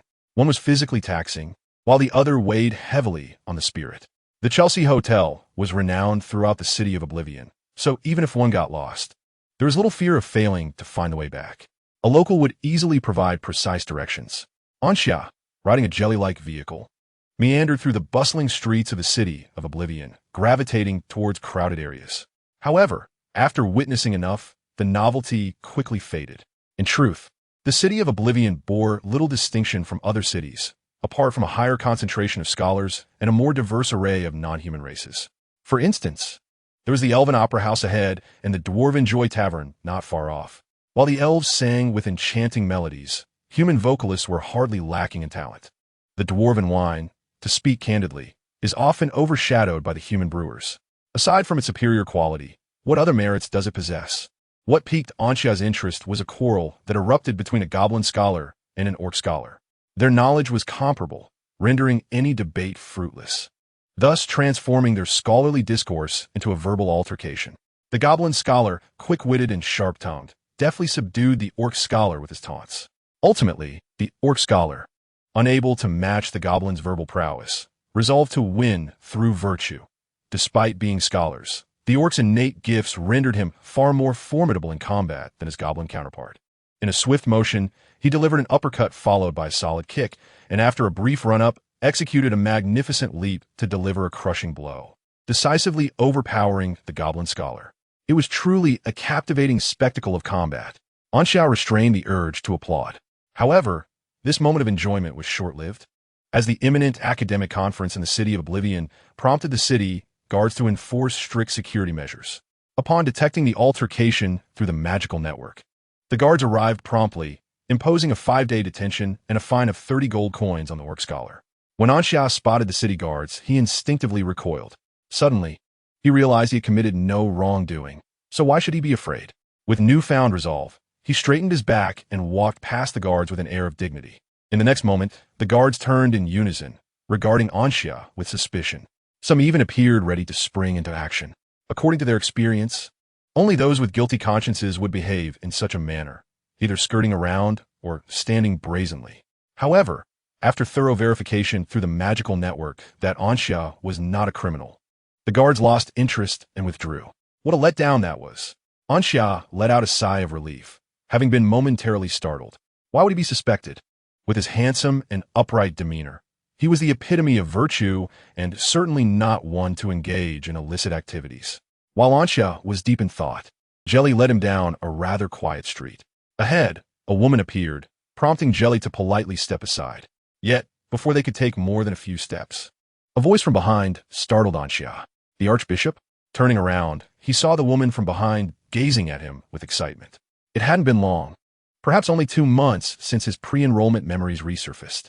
Ansha had a good memory, and he still vividly recalled every individual from the July church that he had reported. The woman before him, appearing to be in her early 30s, was a captivating matron. Ansha remembered how he had stirred her emotions to the point of having her sit down in excitement, passionately denouncing the former archbishop of the July church, making her quite the valuable ally. What struck Ansha as peculiar was that, although the other party had been captured in Laos, they should still be there even after their release. How had they arrived at the city of Oblivion? It is you, Judge Wright, Ansha acknowledged, realizing that pretense was no longer an option now that they had recognized her. She smiled at the woman, whose title of Right Judge had been bestowed upon her during that time. Is it truly you, Your Grace? The woman exclaimed, approaching with fervor. The brethren and sisters of the church had only been detained for a month before their release. None had seen the archbishop, and they had presumed that she would face a longer sentence, never anticipating the swift opportunity to behold her visage once more. Your choice of words is rather odd, Ansha mused internally, forcing a smile as she contemplated how to deceive the woman. From her words, it was clear that the congregation of the July church was oblivious to the fact that she was unharmed, even unaware that it was she who had alerted the authorities. Soon, Ansha conceived how to navigate the situation. Indeed, I, too, once believed I would be sentenced for several years. However, the city guards merely detained me for a month and a half before my release. During the most challenging times, I feared I would be sent to the astral realm to mine. Ansha reflected wistfully. The woman responded with indignation. How despicable. I wonder which scoundrel reported us.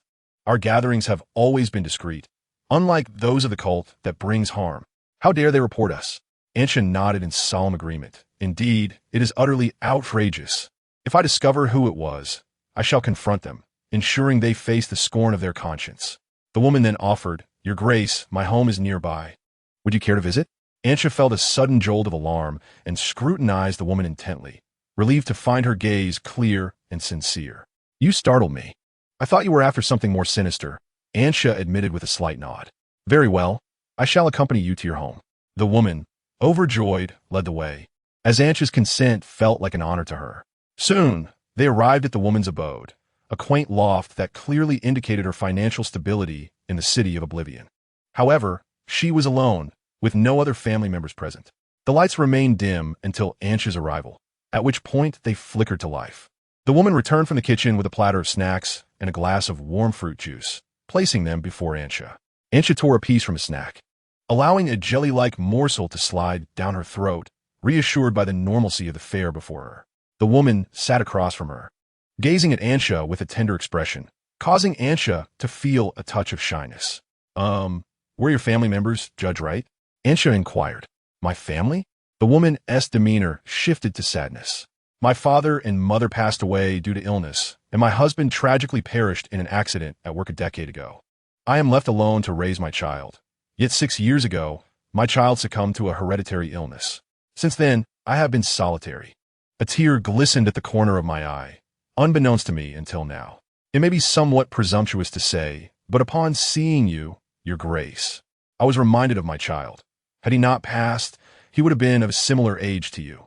May I inquire, esteemed presiding judge, what is your name? I am Dahlia Chambers, Your Honor. Very well, Ms. Dahlia. I sincerely apologize for evoking such sorrowful memories. It is quite all right.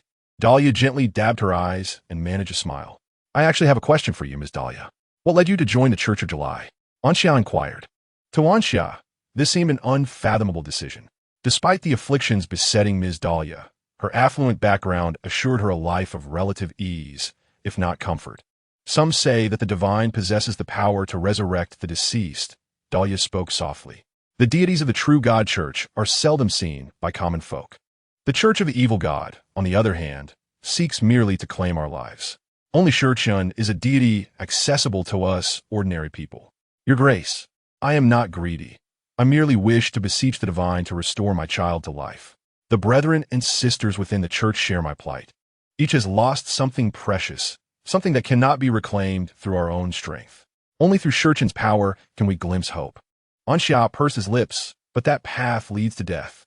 The power bestowed by Shurchun is nearly insurmountable for most. Over the years, only the Lord of Sinful City has managed to endure it. Indeed, the Master of Cicadas possesses the ability to resurrect the dead. When he shattered the seal alongside the storm god, he mentioned that should he perish, he could gather souls and fashion a body within the divine realm of the astral plane to be reborn. Yet, how many can truly engage with the Master of Cicadas face to face? Dahlia smiled. Yet, is it not a glimmer of hope? Compared to other deities, this is already a considerable blessing. Anxia scratched his head, unsure of how to respond. Should he dissuade her? But this was the conviction of someone like Dahlia. They live in pursuit of reclaiming what they have lost. Should he assist them? Truth be told, his relationship with the Master of Cicadas was not particularly strong. Had he encountered him before completing the equivalent exchange, he might have dared to inquire if he could aid in resurrecting this lady's child. But now, the Master had fulfilled the equivalent exchange and granted him the divine core of the God of the Forge. Furthermore, it was likely that the Master had fallen asleep again. He had mentioned wanting to sleep after satisfying his hunger. Anxia asked, Ms. Dahlia, apart from yourself, are others still enlist? Anxia sought to divert the conversation. Madame Dahlia, she remarked, they're no longer in Rios. Once we were liberated, we understood that Rios was not a place where we could continue to linger. The magical network there constantly scrutinizes our movements, making it exceedingly difficult for us to convene again. Thus, after much deliberation, we resolved to relocate to the outskirts of the city of disappearance. Conveniently, my abode resides within the city, allowing me to receive any news regarding the city guards in advance, thus informing everyone. Your Grace, would you like to meet everyone? We have a weekly gathering tonight, and your presence would surely bring joy to all. Well, I suppose I shall meet them, Anxia replied, reminiscing about Master Chan's request for assistance in managing the Church of July. Adhering to the principle of equivalent exchange that Master Chan upheld, perhaps after successfully overseeing the Church of July, he could beseech him for a request concerning the resurrection of the deceased. There was ample time this evening, and a journey to the outskirts would not consume much of it, meaning he could return in due course. After finishing his juice and clearing the snacks, Anxia followed Madame Dahlia taking the wind lift down the towering column to the ground. Near the column, there was a dedicated magical train leading to the outskirts. As Anxious sat in the scenic lift, he observed the train that bisected the outskirts. It must be said that the prices in the outskirts bore little difference from those in the City of Disappearance, both being rather exorbitant, as evidenced by the cost of the magical train ticket. While Ansha and Madame Daria boarded the magical train, a figure awaited outside the venue of the Church of July's weekly gathering. Hall stood before the door, his mind drifting to a particular woman.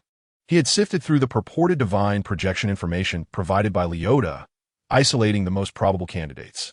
Thus far, he had tested the first individual and ascertained that she was not a divine projection. She merely possessed an incidental trace of the aura of a sealed true god. The woman currently occupying his thoughts was the second suspect. Leota had thoroughly investigated her name and background.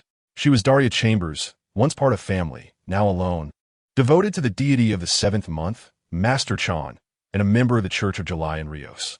However, the Church of July had recently relocated to the outskirts of the City of Disappearance, merging with the local Church of July.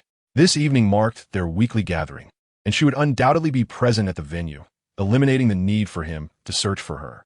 Another reason for selecting Daria as the second candidate for his inquiry was the prospect of enjoying a meal and drink among them. After all, gatherings should not be devoid of festivity. As Hall pondered, he pushed open the door, greeted by the cheerful smiles of his fellow congregants from the Church of July. Hall had donned a disguise, a craft in which he excelled. Those weaker than him would never see through it. This evening, in the eyes of all congregants of the July Church, he was undeniably one of their own. As anticipated, the gathering of the July Church was exceedingly opulent, replete with various delicacies derived from protected magical beasts. Hall swallowed hard, having not tasted such sumptuous fare in years, all to conceal his demigod identity. Naturally, the deities had long since registered themselves as treasured protected entities. Perhaps he too could apply for the same status as a cherished demigod? Just as he was about to indulge heartily, two individuals entered the gathering space. Hall glanced over and recognized a young man and a woman. The woman was the very person he intended to test, while the young man was someone he had encountered merely an hour prior. Chapter 75. Quotations from the Archbishop. "This is our gathering venue," Lady Dahlia announced as she pushed open an unassuming wooden door, revealing a grand hall before them. Ansha surveyed the space, noting that this singular hall exceeded 300 square meters, not to mention the additional hall connected by a corridor on the opposite side. "Quite spacious," Ansha remarked in awe. Lady Dahlia smiled. "The July Church also has a presence in the outer city.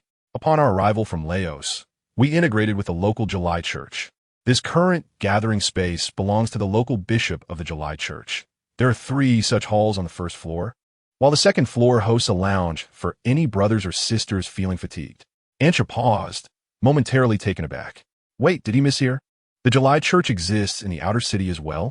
Instinctively, he considered alerting the authorities, but after taking a step back, he hesitated. He slapped his forehead, nearly forgetting that he was now the archbishop, appointed by the esteemed Master Chansher, standing above all others. Thus, even if the locals were discourteous, he could still raise the banner of orthodoxy to confront them. With this thought, Ansha regained his composure. As he proceeded further, Ansha encountered many familiar faces. These individuals were once congregants of the July Church in Laos. "Archbishop, Archbishop, Archbishop," many called out to Ansha, and despite the 2-month gap, most retained vivid memories of him as their archbishop. Ansha smiled and waved, akin to a star traversing a red carpet at an award ceremony. The local July Church congregants observed curiously. Upon the arrival of the Laos congregants, they had heard numerous quotations attributed to Archbishop Ansha. For instance, the church needed salvation. It required transformation. It demanded reform. Moreover, they would assert, "We're not a cult. We do not kill, nor do we engage in immoral activities. Thus, we are no different from the true God Church. We are indeed the true God Church." Their fascination with these proclamations was palpable, and they yearned to meet the individual capable of uttering such words. At long last, they beheld the archbishop, a figure who had previously existed solely in discourse. To their astonishment, they had not anticipated that the archbishop would appear so youthful, merely in his 16 or 17 years. Perhaps it is the young who are more readily favored by the divine. Only the young possess such discerning eyes that penetrate the essence of matters. The local congregation of the July Church began to emulate the followers of the July Church of Laos, calling out to Ansia. Regardless of whether they were known to her or not, Ansia responded with a smile. Yet, a sense of perplexity arose within her. How could there be so many unfamiliar faces? Were they also followers of the July Church of Laos? Could they be the newly recruited disciples of Ms. Dahlia, who had joined during their relocation to the outer city? When the local congregation received a response, their faces instantly flushed with pride, feeling immensely honored. This was the Archbishop. After all, he had deigned to respond to them. Unlike the aloof archbishops of the True God Church, many were moved to tears. How are you faring here? Ansia casually inquired of a member from Laos. Archbishop, we are doing splendidly. The congregant replied fervently, nodding vigorously. The bishop of the July Church here has treated us exceptionally well. When we first arrived, none of us had work, and he helped us find jobs and arranged our accommodations. Oh, Ansia felt a twinge of surprise, a sense of caution rising within her. Could it be that the local bishop of the outer city's July Church, like the ordinary bishops of Laos, harbored ulterior motives? The congregants of Laos were all mages, and mages required the ability to cast spells to wield any combat prowess. Thus, there was little need to fear sudden assault from below. Furthermore, mages had more avenues for earning than warriors, leading the ordinary bishops of Laos to recruit among those of greater means. Consequently, these bishops could maintain control over their congregants, possessing ample wealth to fulfill their desires. This was also the reason behind his establishment of the church. Ansia observed the local congregation in the hall, easily distinguishing between mages and warriors by their attire and physique. In contrast to mages, warriors typically possessed model-like physiques. The men were tall and robust, embodying the archetype of masculinity, while the women were curvaceous and graceful, each exuding an air of elegance. Mages, on the other hand, bore an appearance indistinguishable from that of ordinary individuals, regardless of gender. Ansia noted that while the ratio of mages to warriors among the local congregants was not precisely 50-50, it was quite comparable. At the same time, disparities in wealth were evident. Some donned luxurious garments, while others wore simple tunics. This observation led Ansia to conclude that the local bishop was not one driven by avarice. She glanced around, pondering that even this level of purchasing power would require no less than 200,000 or 300,000 gold coins. However, a disinterest in wealth might suggest something even more troubling. Beyond the pursuit of riches lies the thirst for power. Anxia has already sensed the impending storm of bloodshed. If the local bishop is driven by a lust for power, he will undoubtedly challenge her upon learning of her arrival. Standing tall, Anxia braced herself for the confrontation. Whether faced with gales or torrential rain, she welcomed the challenge. After all, she had the formidable Chan master backing her. If necessary, she could play the role of a cunning rogue, for the child who weeps is sure to receive milk. As anticipated, a captivating woman soon approached, surrounded by a throng of followers. Bishop, the local congregation called out. The enchanting figure halted before Anxia, and the surrounding crowd instinctively parted to create space for the two. This was Lady Meredith, the bishop of the July Church of the outer city. Lady Dahlia introduced her to Anxia. Lady Dahlia intended to introduce Anxia to Lady Meredith as well, but was interrupted before she could speak. Lady Meredith raised her hand, signaling that no introduction was necessary. With a bemused expression, she gazed at Anxia and inquired, "Are you the Grand Bishop of the July Church of Laos?" Anxia cleared her throat and nodded, responding, "Yes." The July Church of the outer city was established by Lady Meredith, correct? Lady Meredith shook her head. "It was founded by my mentor. I merely inherited the church. In truth, I only provide assistance to the brothers and sisters within the church as much as I can, for those who stand here are not bad people." Lady Meredith then shifted her discourse. "I initially thought the Grand Bishop was merely a silver-tongued charlatan, but it appears I was mistaken."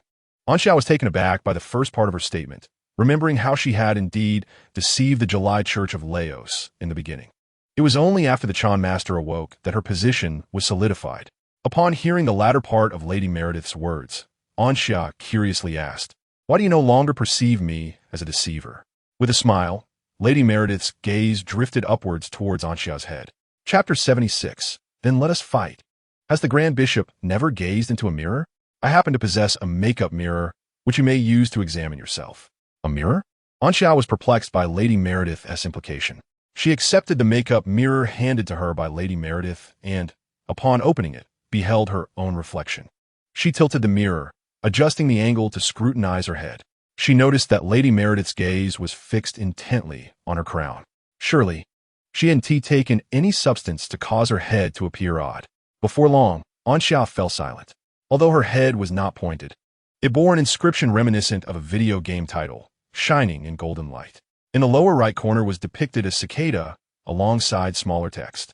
Grand Bishop, Cicada, All-Heater. Anxiao felt an overwhelming sense of embarrassment. The thought of having been so engrossed in that glaring inscription made her wish to bury herself alive. Miss Meredith chuckled softly. Do not worry, Your Grace. These few words can only be perceived by us, the disciples of the Cicada Master. After all, they're the marks left by the divine, are they not? Anxious sighed in relief, feeling as though he had narrowly escaped a complete social demise. It appeared he would only face embarrassment in front of the Cicada followers, which was far more manageable. Such a scenario, he believed, was within his capacity to endure. Upon their initial encounter, Anxious found Miss Meredith to be quite amiable, and she did not strike him as one who craved power. As the gathering commenced, everyone relished the delectable fare while Anxious engaged in light conversation with Miss Meredith. The mark left by the Cicada Master above Anxious' head served as a clear testament to his identity, prompting Miss Meredith to consider entrusting the management of the local church to him.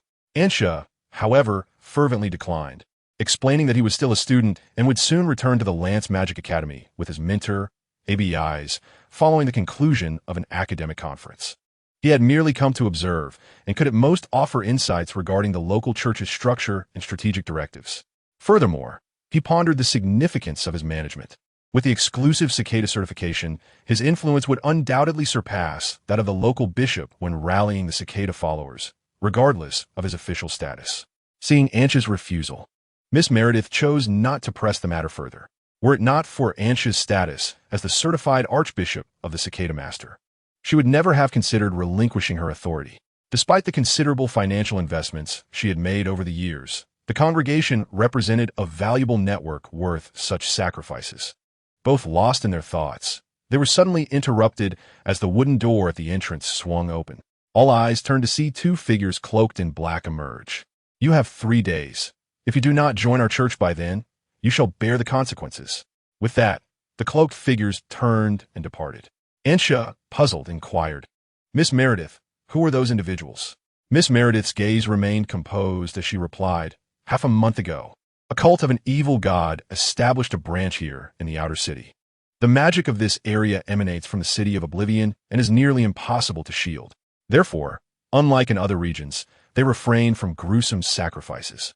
They masquerade as merchants while aggressively expanding their territory, attempting to transform the outer city into a resource hub for themselves. Recently, we encountered them. To prevent any injuries among our brethren, I led our retreat. Yet, they have become increasingly audacious, and despite ceding all our territory, they continue to pursue us relentlessly. Miss Meredith spoke through clenched teeth. Anxious felt a sense of unease. It was curious that the cult had also arrived just as he did. He regarded Miss Meredith with a look of skepticism, but her expression remained unchanged. Do you wonder why this timing is so fortuitous? Ms. Meredith appeared to have discerned the thoughts swirling within Anxious' mind. Do you know my identity? Anxious shook his head. Observing the surroundings, he only knew that Ms. Meredith was quite affluent. Are you aware that the highest decision-makers of the city of Oblivion are 3 individuals, widely recognized as the Triumvirate? Among them, Commissioner Cal Reyes oversees the outer city, while Simon Herrera governs the inner city, which is the city of Oblivion itself. The final member of the Triumvirate is Magnus Brick, the sole sanctum powerhouse of the city of Oblivion, who is solely devoted to scholarly pursuits. And I am the daughter of Magnus. Ms. Meredith smiled softly. My father is so engrossed in his research that he did not even visit my mother during her grave illness. After her passing, I implored him to bring her back, but he insisted that life and death are governed by the laws of the astral realm. Following this incident, I relocated to the outer city, refusing to remain in his presence. Nevertheless, he still fulfills his duties as a father. Anything I desire, as long as I lower my head, he grants me. Yet over the years, I have only bowed my head twice, once to seek his aid in freeing my teacher from his enemies, and the second time to request that the July Church ensure no city guards would investigate the outer city. Resolving the matter with the cult of the Eldritch God would be remarkably simple for me. It merely requires lowering my head to my father once more. Ansha was taken aback by the magnitude of Ms. Meredith's background. She was the daughter of Sanctum Powerhouse. However, her experiences revealed a life fraught with hardship. Ms. Meredith's devotion to the Cicada Master was likely a desperate attempt to resurrect her mother. Ansha exhaled deeply, given this context. The sudden appearance of the cult members was indeed unexpected. In that case, there is no need for further discussion. Ms. Meredith, Ansha said, looking at her. I wish to pose a few questions. Please, go ahead, Ms. Meredith nodded. In this place, the cult of the Eldritch God does not dare to kill, correct? Indeed. Should a death occur, the city guards would swiftly seal off the surrounding area, and without master-level strength, escape would be impossible. What is the disparity in strength between the July Church and the cult of the Eldritch God? The cult has yet to establish a firm foothold here, meaning we are currently stronger than they. Understood. With those two inquiries, Ansha had already formed a resolution. The cult of the Eldritch God did not dare to kill, and the July Church was superior to the cult. Taking a deep breath, Ansha declared, "Then let us strike." Ms. Meredith, you are far too gentle. We cannot continue to retreat in the face of such an enemy. Turning to survey the congregation around him, he proclaimed loudly, "Brothers and sisters, the cult of the Eldritch God has breached our gates. We can no longer afford to back down. Though our goal is merely to reclaim what we have lost, we are being oppressed by the cult to such an extent that the only thing we have lost thus far is our gathering place. What we may lose next could very well be our lives. The perils of the cult of the Dark God are well understood by all. So let us ponder. Must we continue to cower like turtles?" The congregation of the July Church fell into a contemplative silence. As time passed, suddenly a voice rang out. "We do not want to." Ansha turned her gaze towards the source of the exclamation, her heart swelling with joy. The speaker was none other than Lady Daria. "A round of applause for you, madam." Chapter 77, Breaking News. The cult of the Dark God has been disrupted. With Lady Daria's proclamation, more congregants began to echo her sentiment. "We do not want to." Indeed, we do not. Initially, these voices were faint like flickering flames. Yet, as the sound grew louder, the flickers spread, ignited by a catalyst, blending together in a symphony that could stir the soul, like flames converging into an infinite sea of fire. Many who wavered began to feel the crumbling of their defenses. Ultimately, they too joined in, their fervor intensifying as they immersed themselves in the atmosphere. Seizing the moment, Ansha shouted, "The cult of the Dark God is a scourge, a pack of wolves. They ravage lives, willing to slay their own kin without hesitation. Each time we retreat, we grant them strength. Brothers and sisters, reflect on why we chose to believe in the Cicada Master. The stronger the cult, the more lives it will destroy, leading to countless souls becoming like us. Dear brethren, consider our plight. I believe that those of you yearning to reclaim what you have lost and cherish are not devoid of emotion, hearts as cold as ice. Thus, even if it is solely to prevent more souls from becoming yesterday's victims, we must not retreat. We shall strike back. We will defeat the cult of the Dark God, shatter their schemes, and make them aware that the outer city of the vanished city is our territory. When all is said and done, I shall beseech the divine, the Cicada Master, to bestow blessings upon you." Ansha raised her clenched fist, her spirit aflame. "For the Cicada Master, so that no one else becomes yesterday's us." Leading the charge, Ansha shouted fervently, and the congregation of the July Church, having had a prior experience, quickly followed suit. "For the Cicada Master, so that no one else becomes yesterday's us." This fervor swiftly spread to the local congregants of the July Church, many of whom, moved by Ansha's words, recalled those they wished to reclaim and burst into tears. Thus, amidst their tears, these individuals raised their right hands and shouted hoarsely. Lady Meredith stared blankly at the impassioned congregation, while Hall, engrossed in his meal, looked up in confusion. How could the surroundings have changed so dramatically while he merely focused on his food? The title of Archbishop atop Ansha's head seemed to shine ever more brilliantly. Observing that the emotions were nearly in place, he raised his arm with flair and turned gracefully. "Brothers and sisters, follow in my wake. Time waits for no one." There was no more time for hesitation or contemplation. We must strike with the speed of thunder and vanquish the cult of the malevolent deity. Follow me, my kin. I shall lead the charge. The crowd parted to make way, and Ansha walked solemnly through, the voices of the congregation booming like thunder. When he neared the entrance, he cast a glance at the wooden door beneath him and momentarily paused. Suddenly, Ansha realized a dire predicament. He did not know the whereabouts of the malevolent cult. This was troublesome. How would he extricate himself from the situation? Casually, he stole a glance over his shoulder, only to find that both Lady Meredith and Lady Dahlia were at a considerable distance from him, rendering it impossible for them to appear by his side in an instant. Ansha gritted his teeth. Moving forward was not an option, nor was retreating.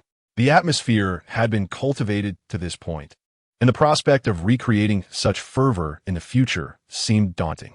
In desperation, Ansha resorted to asking the nearest congregant, "Brother, do you know the location of the malevolent cult?" The individual addressed, Hall, shifted from a look of confusion to one of bewilderment.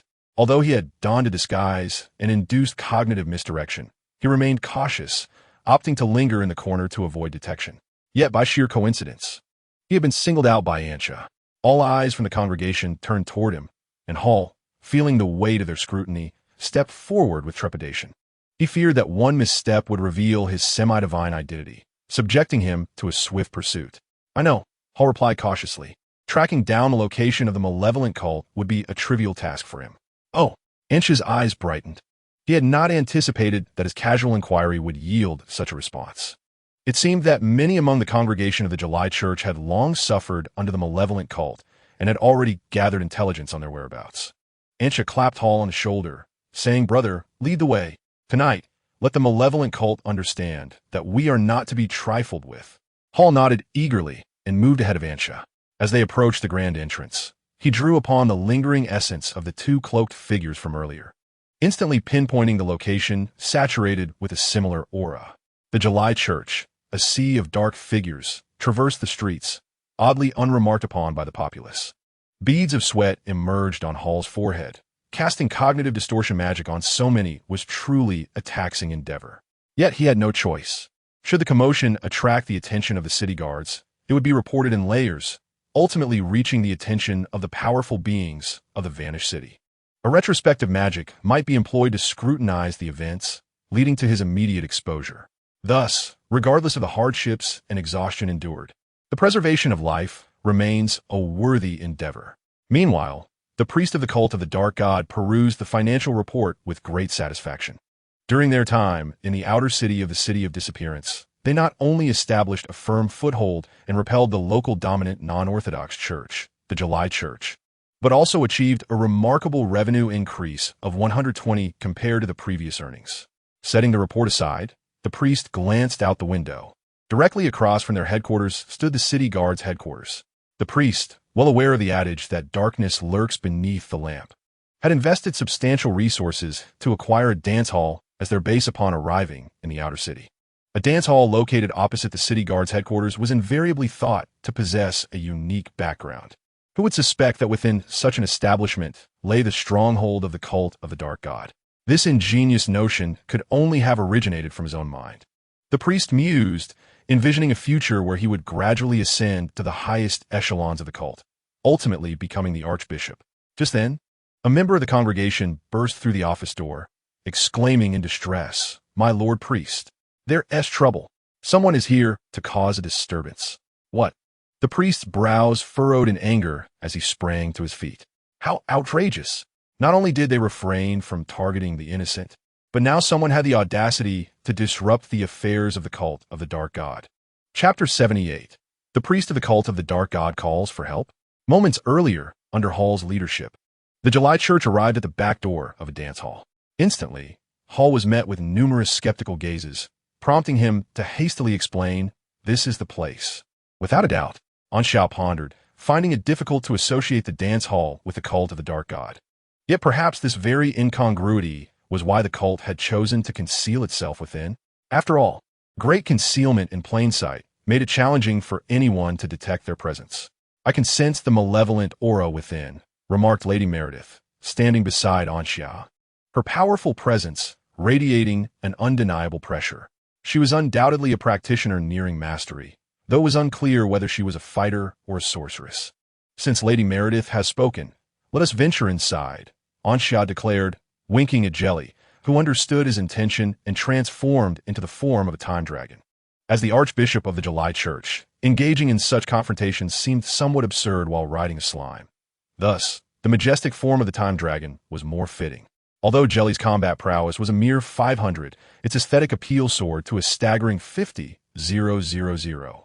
In the cover of night, beneath the glow of streetlights, Anxia rode Jelly, directing the congregation to form ranks.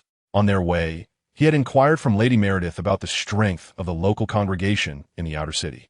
Compared to the members of the Leo Church, who generally possessed levels 3 or 4, the local congregation exhibited slightly superior abilities, ranging from levels 5 to 6. The warriors stood at the forefront, while the mage first bestowed a protective shield and enhancement spells upon him. Weapons were not to be used. Instead, they relied solely on weaker spells and martial techniques. Heeding Anxia's commands, a formation for the assault was swiftly established. "Prepare the fireball spell." Anxia raised her hand and cleaved it downward towards the front. "Release." Dozens of fireballs soared forth, colliding with the back door of the dance hall. Having previously detected that the area behind the door was unoccupied, there was no concern about anyone being struck by the barrage of fireballs. The back door of the dance hall could not withstand even a moment, shattering instantly. Anxia then commanded the warriors to advance in an orderly manner into the hall. The sound of music filled the air, a rousing melody that ignited the fervor within each person, as if they were eager for the appearance of the cultists of the evil deity, yearning for a grand contest of righteousness amidst overwhelming numbers. The clientele within the dance hall was quite diverse, particularly among the singers and dancers present. For instance, several girls stood petrified in place, their races being fairy, half-orc, and sea nymph. Goodness, how could there be a sea nymph here? Are they not afraid of having their souls ensnared? Anxia silently scoffed, noting that indeed, the wealthy indulged in extravagant pursuits. "The cult's business requires the presence of the uninitiated to be swiftly vacated," Anxia proclaimed, revealing her affiliation with the cult. Thanks to the publicity from the righteous church, the cult was often equated with the evil deity's followers. Anxia pondered whether this was a consequence of the eternal radiance god being bested by the cicada master. It seemed rather petty. Upon hearing the words "the cult," the expressions of the dance hall's patrons, as well as the singers and dancers, shifted dramatically, and they fled with the swiftness of startled rabbits. At one private booth door, a rabbit girl was pushed further away from the entrance, on the verge of tears. "Be cautious," advised Lady Meredith. Suddenly, 6 cloaked figures emerged from an unknown origin. Advancing toward them, Anxia, initially worried about having miscalculated her target, now realized they had indeed stumbled upon the lair of the evil deity's cult. Yet, had the cult dispatched only 6 individuals, viewing them with disdain? To underestimate them was to underestimate the Church of July. And to belittle the Church of July was to disrespect the cicada master. How audacious! To dare to profane the supreme deity. Anxia seethed, pointing at the 6 cloaked figures. "Brothers and sisters, apprehend these disrespectful scoundrels." The followers of the Church of July were momentarily taken aback, but soon shared in Anxia's fury. Although the cloaked figures had uttered not a single word, the Archbishop's declaration of their disrespect towards the deity was irrefutable. After all, the Archbishop would not make baseless accusations. The foremost warrior charged at the cloaked figures, with a 20-6 advantage in their favor. The expansive area of the dance hall could easily accommodate 100 individuals without feeling cramped, allowing the warriors to showcase their formidable combat prowess. Before long, 5 of the 6 cloaked figures from the evil deity's cult were vanquished, with only one fleeing in terror, escaping their grasp. 5 captured cloaked individuals hung their heads in despair, bound together and utterly bewildered as to what actions had led them to offend the deities of the July Church. Soon, the first floor of the dance hall was thoroughly searched, and all members of the cult encountered were apprehended. Just as Anxia prepared to lead the congregation in an assault on the second floor of the dance hall, a bald man in his 40s descended, accompanied by over 10 cloaked figures. Ms. Meredith's expression turned grave as she remarked, "That bald man is a priest of the evil god church." Anxia became alert. To achieve the rank of priest in the evil god church implied a person of considerable malevolence. Upon hearing Ms. Meredith's words, the priest seethed with anger, exclaiming, What do you mean by bald? I merely have a sparse amount of hair. Can't you see, there's still a tuft. Unable to contain himself, Hall chuckled. But when the priest's icy gaze fell upon him, he quickly cleared his throat and adopted a serious demeanor. Ms. Meredith, what is the strength of the evil god church priest? Anxia inquired quietly. Slightly stronger than me, but not yet at the master level, Ms. Meredith replied. Anxia breathed a sigh of relief. Given Ms. Meredith's expression, he had feared the priest was some formidable adversary. With a feigned authority, Anxia declared, "You members of the evil god church are universally condemned. Today we, the July Church, as the rightful followers of the divine, shall judge you in the name of justice. Surrender at once." The priest paused, bewildered. Wasn't the July Church a cult?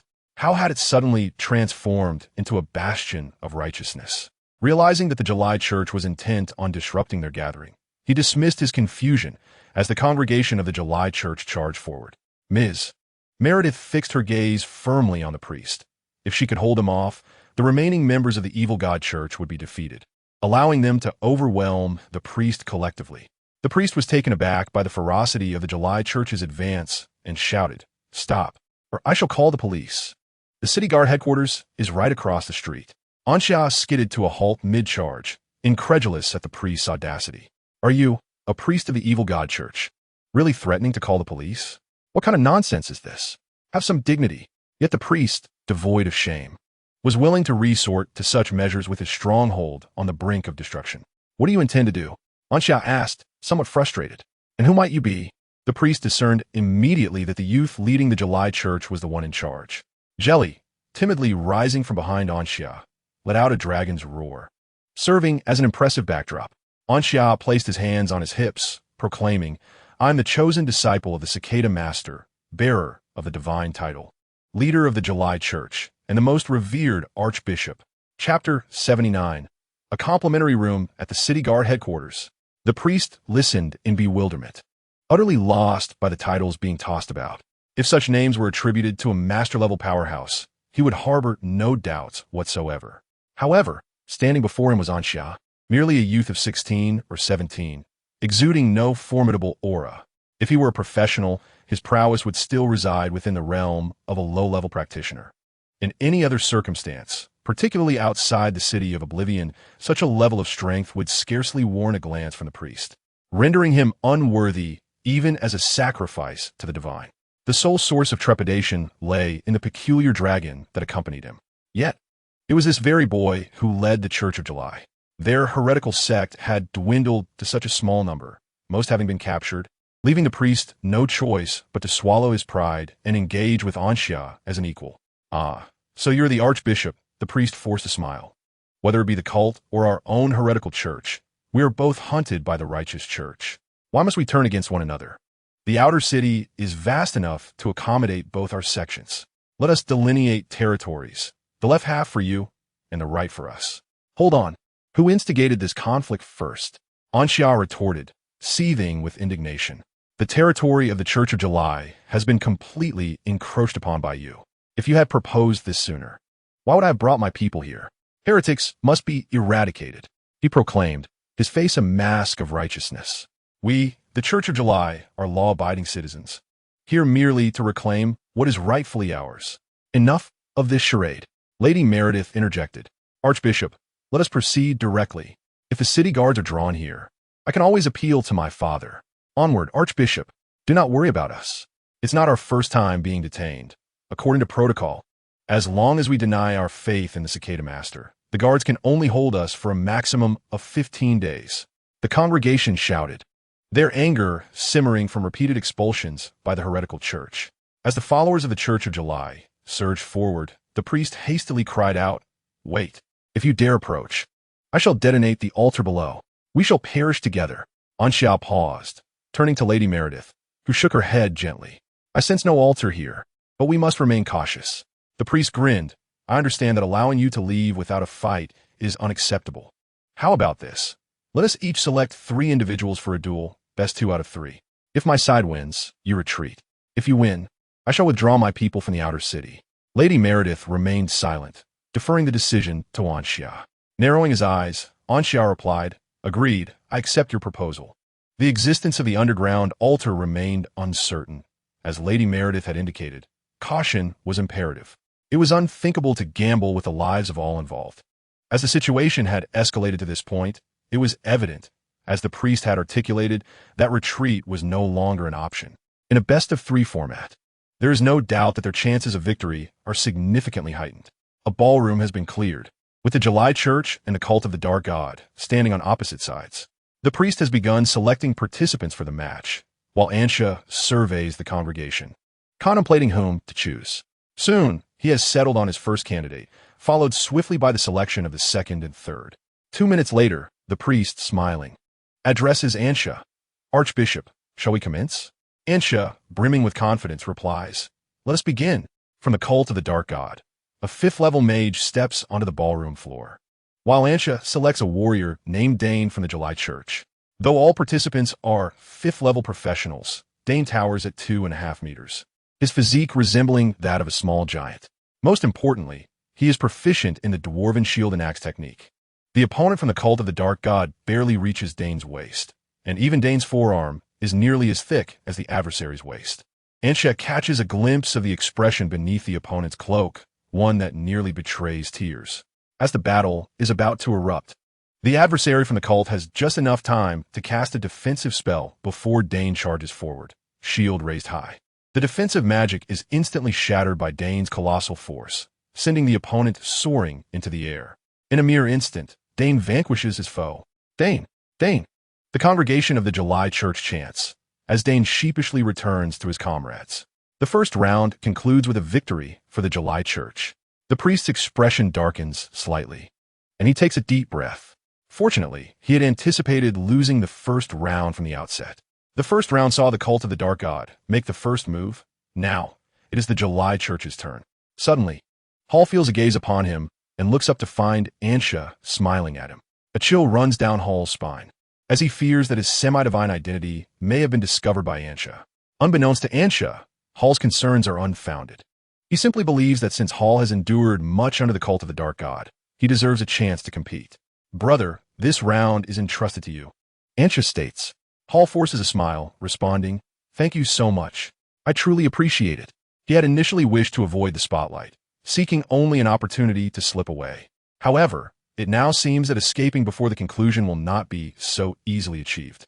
Under the watchful eyes of the crowd, Hall steels himself and steps onto the ballroom floor. To be honest, after so many years as a semi-divine being, this is the first time he has been compelled to take the stage.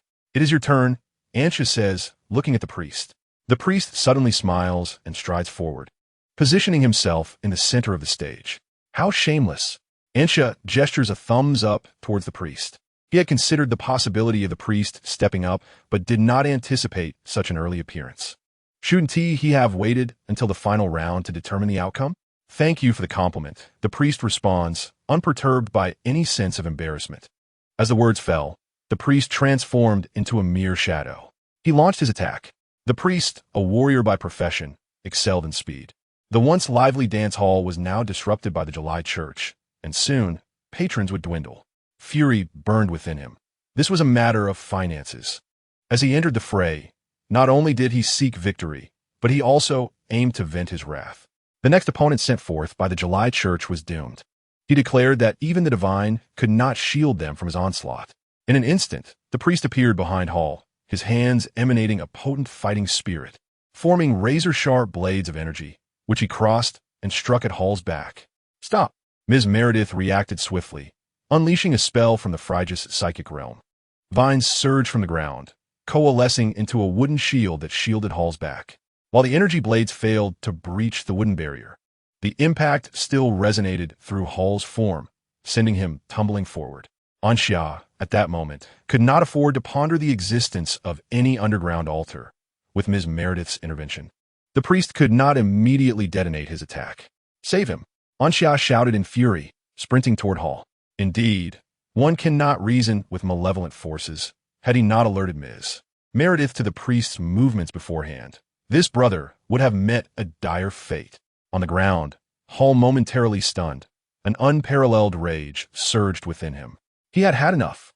He was a demigod, yet a mere underling dared to threaten his life. How dare he? The dragon would not remain silent.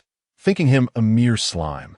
Hall rose from the ground, his eyes transforming to a deep ochre. With a powerful grip of his left hand, a rumbling sound echoed from beneath the dance hall. And in the next moment, a colossal hand of rock burst through the floor. The priest, still basking in his arrogance, taunted Meredith. "What can you do to stop me now?" Though the energy blades did not strike true, the force they carried would surely leave one of your church's followers gravely injured. How dare the July Church oppose their malevolent deity? The priest's thoughts shattered as a massive rocky hand grasped him, breaking through the dance hall's ceiling. Ascending to 50 meters in height, the hand finally halted its ascent. The priest's mind went blank. Such power, even at the master level, paled in comparison. Yet, who wielded such mastery? Why was he targeted? Confusion clouded the priest's mind until he looked down and locked eyes with Hall, who watched him with those ochre orbs. In that moment of clarity, the priest suddenly comprehended. "You are," he bellowed, desperate to reveal Hall's true identity. He knew he would not survive, but he was determined to drag someone down with him. Yet, merely uttering 2 words, the colossal rock hand abruptly tightened once more, shattering the body of the 9th-level pinnacle warrior priest like fragile tofu, devoid of any resistance. With a resounding crunch, the rock hand disintegrated, transforming into myriad falling stones. Anxia, witnessing this scene, widened her eyes in astonishment. What had just transpired? Was the July Church truly so brimming with hidden talents? She had merely selected someone at random, and the result was such overwhelming strength, single-handedly vanquishing the priest of the evil god Church. Upon dispelling the Titan's hand spell, Hall immediately inhaled deeply and commenced his escape. The stakes had escalated tremendously. If he did not flee promptly, he would be captured and transformed into a tool of the divine. Moreover, he sensed a seemingly insurmountable aura descending upon the vicinity. In the face of such power, he harbored no thoughts of resistance, akin to encountering a natural predator. At that moment, the commotion within the dance hall finally drew the attention of the city guards. Considering the presence of an individual capable of casting the Titan's hand spell, the city guards dispatched a team led by 5 master-level warriors. Anxia intended to eradicate the remaining members of the evil god Church, when suddenly, the doors of the dance hall were kicked open, and the city guards surged in, surrounding them entirely. "Do not move," gazing at the city guards encircling them. A familiar sense of déjà vu washed over Anxia, prompting a sigh of resignation. Recognizing the wisdom in yielding, she crouched down obediently. "I surrender." Upon seeing Anxia crouch, Lady Dahlia swiftly followed suit, taking cover with the followers of the July Church. A sense of pride stirred within them. After all, they had experienced such a scenario before and had become seasoned. A captain of the city guards, wielding an activated alchemical artifact, directed it towards Anxia. Suddenly, he appeared momentarily dazed, then widened his eyes in disbelief. "How can it be you again?" Anxia regarded the captain with a sense of familiarity, quickly recalling his face.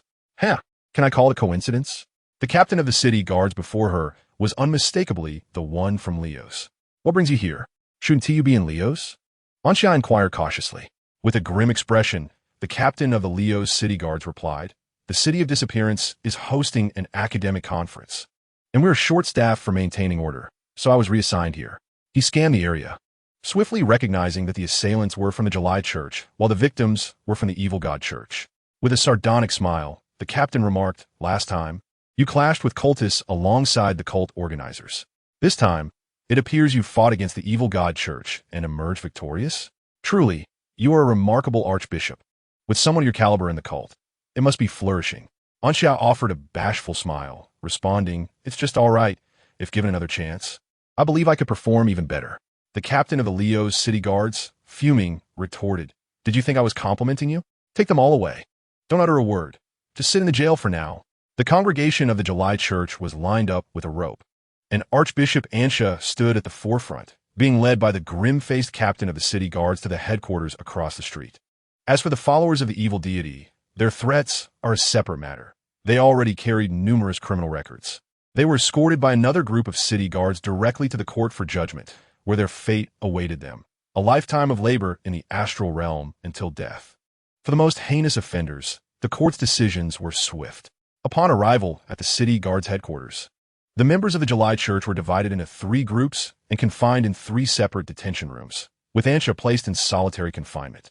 As for Ms. Meredis, she remained unharmed. Although everyone pretended to be unaware of Ms. Meredis's background, it was clear in private that she truly was a young lady of considerable fortune. Half an hour later, in the city of disappearance, at the Celsa Hotel, Abyss had just finished her bath, clad in a robe, reviewing her prepared thesis outline for necessary revisions. Suddenly, there was a knock at the door. Abyss set down her outline and approached to open the door. "Seluna?" Abyss exclaimed in surprise. "Abyss, something has happened to Ansha," Seluna said hurriedly. Due to her inconspicuous nature, she had been overlooked by both Ansha and Melva. Fascinated by the jelly-like, shape-shifting dragon, she had followed Ansha all the way, silently acting as a war correspondent. Upon witnessing the city guards take Ansha away, she rushed back to the city of disappearance to inform Abyss, as only she could rescue Ansha. At the mention of the first part of Seluna's news, Abyss did not perceive any grave danger befalling Ansha. Is it merely a prank? She mused, considering that Ansha was the fourth member favored by the Amber Trio. Or perhaps she had been trying to charm someone again. Abyss once learned that chess could be played in such a manner when she passed by while Ansha was teaching Ivan. It could be nothing more than another incident involving the semi-divine breaking seals, and that would be the extent of it. However, upon hearing the latter part of Seluna's message, Abyss fell silent. Captured by the city guards? What on earth is happening? Chapter 80, Echoes of History, TikTok. Melva sidestepped a falling droplet, lifting her head to see many similar water beads clinging to the mottled surface of the rock wall. The trickling water on the ground was the result of these droplets converging from above. She now found herself approximately 1,000 meters below the outer city of the City of Disappearance, a depth rarely ventured to even by drow elves. Moreover, the City of Disappearance did not possess any underground races. The reason she had come here was that she had discovered a mark left by her ancestors. Unlike in the Academy, her ancestors had not left much information in this place. They seemed to have failed to ascertain where this passage ultimately led. However, one thing was certain: this place was safe. Melva continued her advance. The sound of her silver boots striking the water echoed throughout the passage, resonating further and further, as if it sought to reach the very ends of the world. When the sound reverberated back, it transformed into an ethereal whisper, reminiscent of a soul's murmur or a light-hearted laughter. At a certain distance, the rocky walls surrounding the passage subtly altered, not only widening the corridor, but also rendering it remarkably smooth.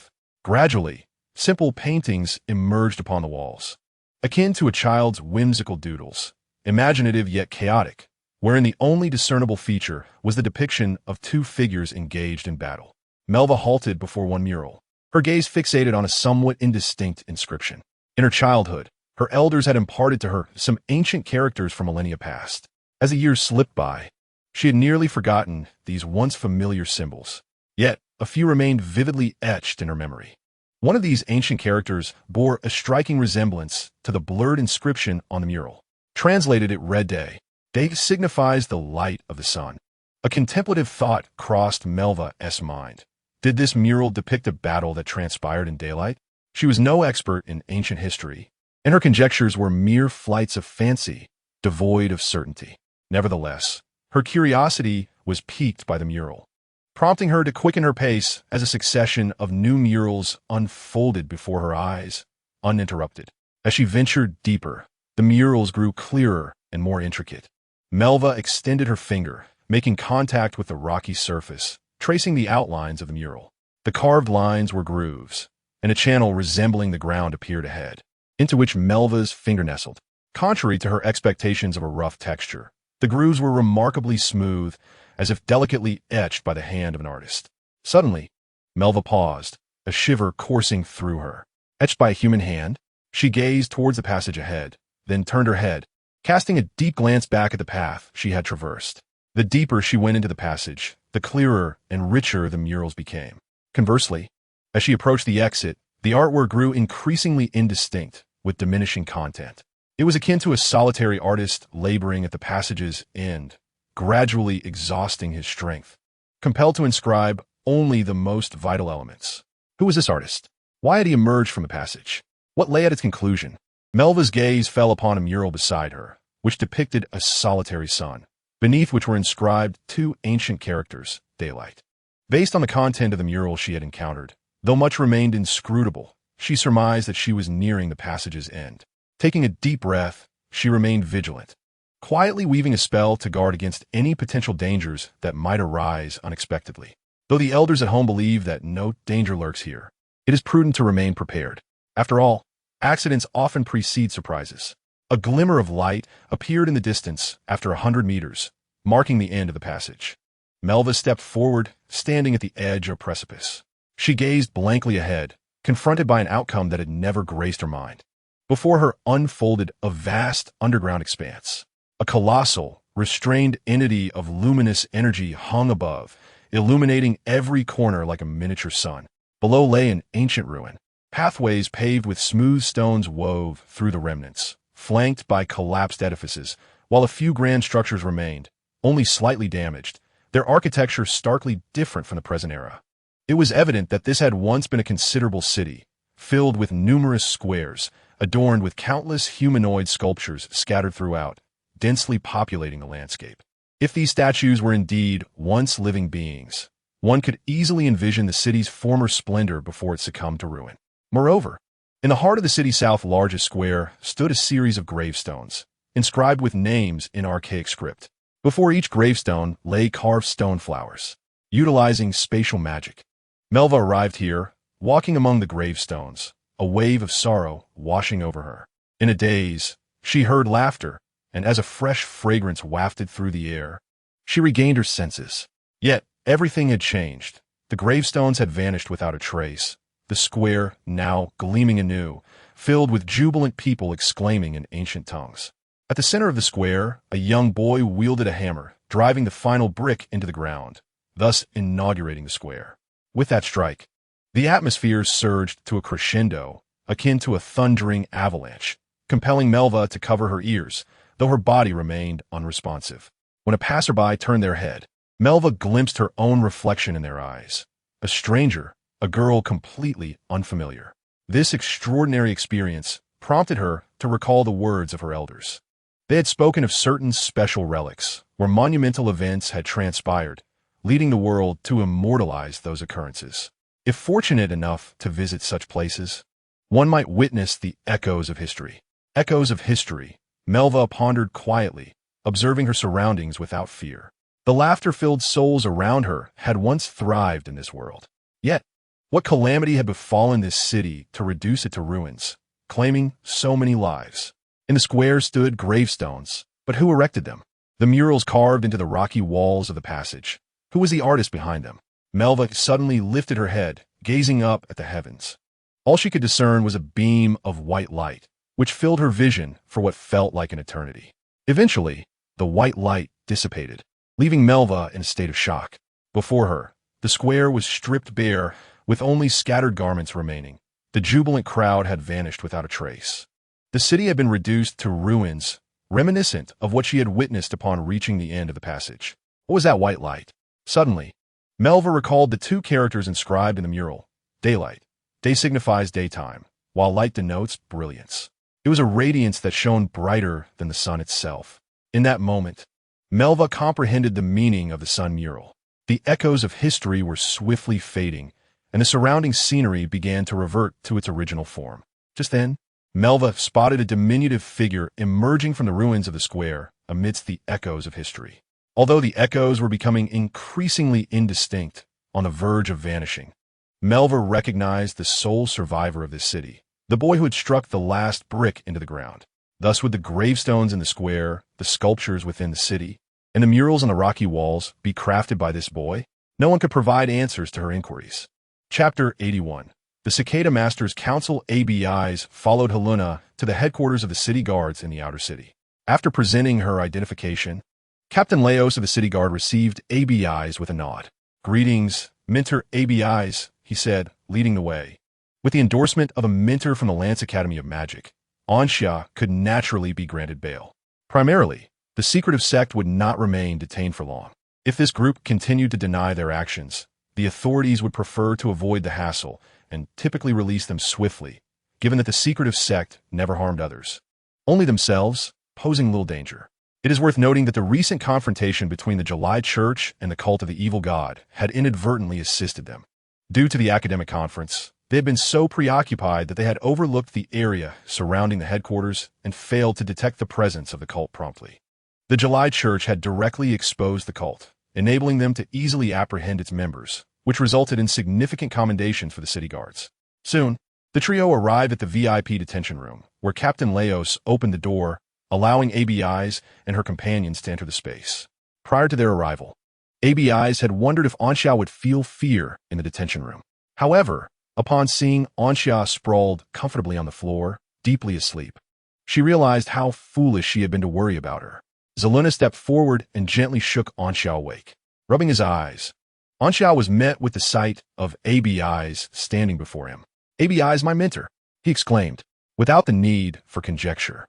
He understood that ABIs had come to bail him out. "Anxia, you are quite exceptional," ABIs remarked coldly, gazing at him. "Is it possible that the assignments given to you were insufficient?"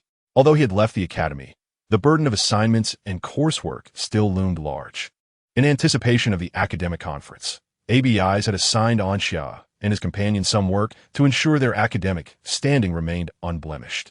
Anxia chuckled nervously. It was not his intention to land in such a predicament, but alas, escape was no longer an option. He obediently followed ABIs out, choosing silence to avoid provoking her ire further, which could exacerbate his already dire situation. Meanwhile, Zeluna was cradling Jelly, who still maintained his time dragon form.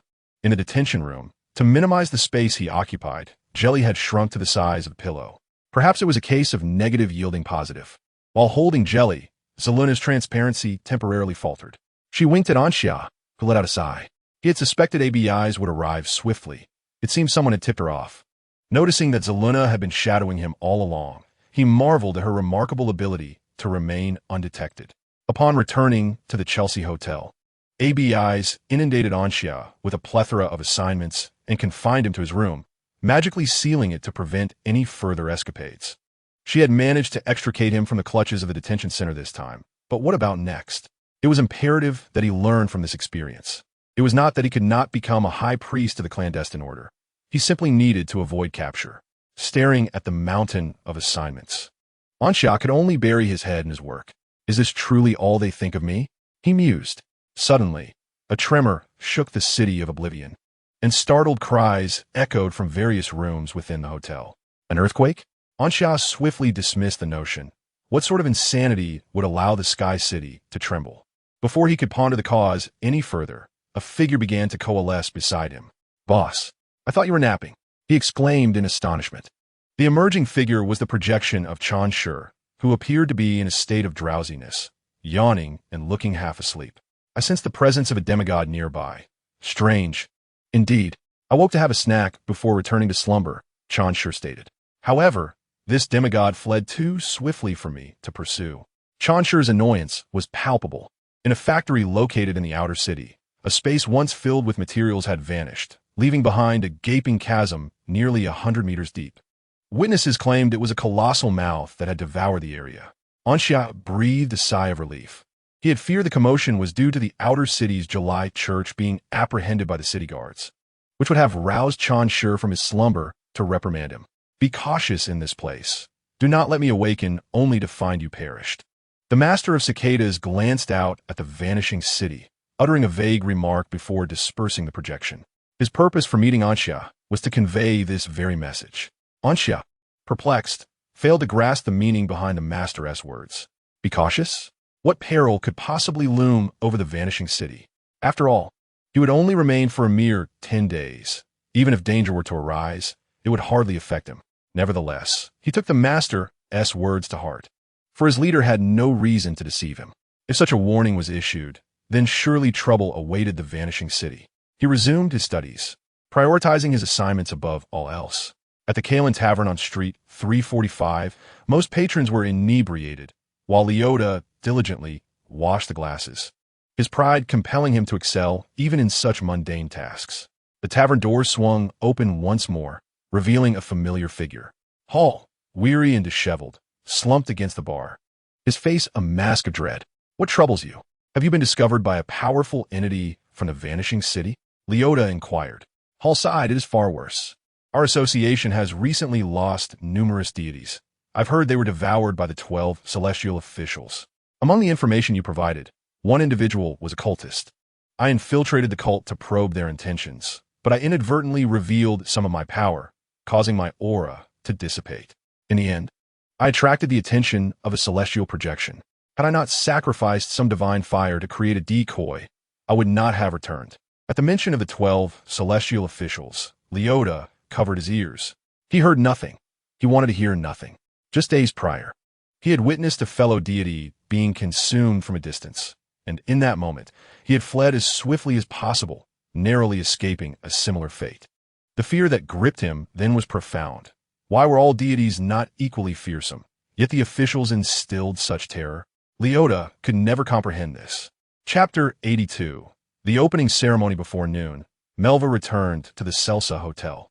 The remnants of the city beneath the outer walls held no valuable treasures after the echoes of history faded. Melva searched in vain before departing. The following morning, Abyss summoned all three of them.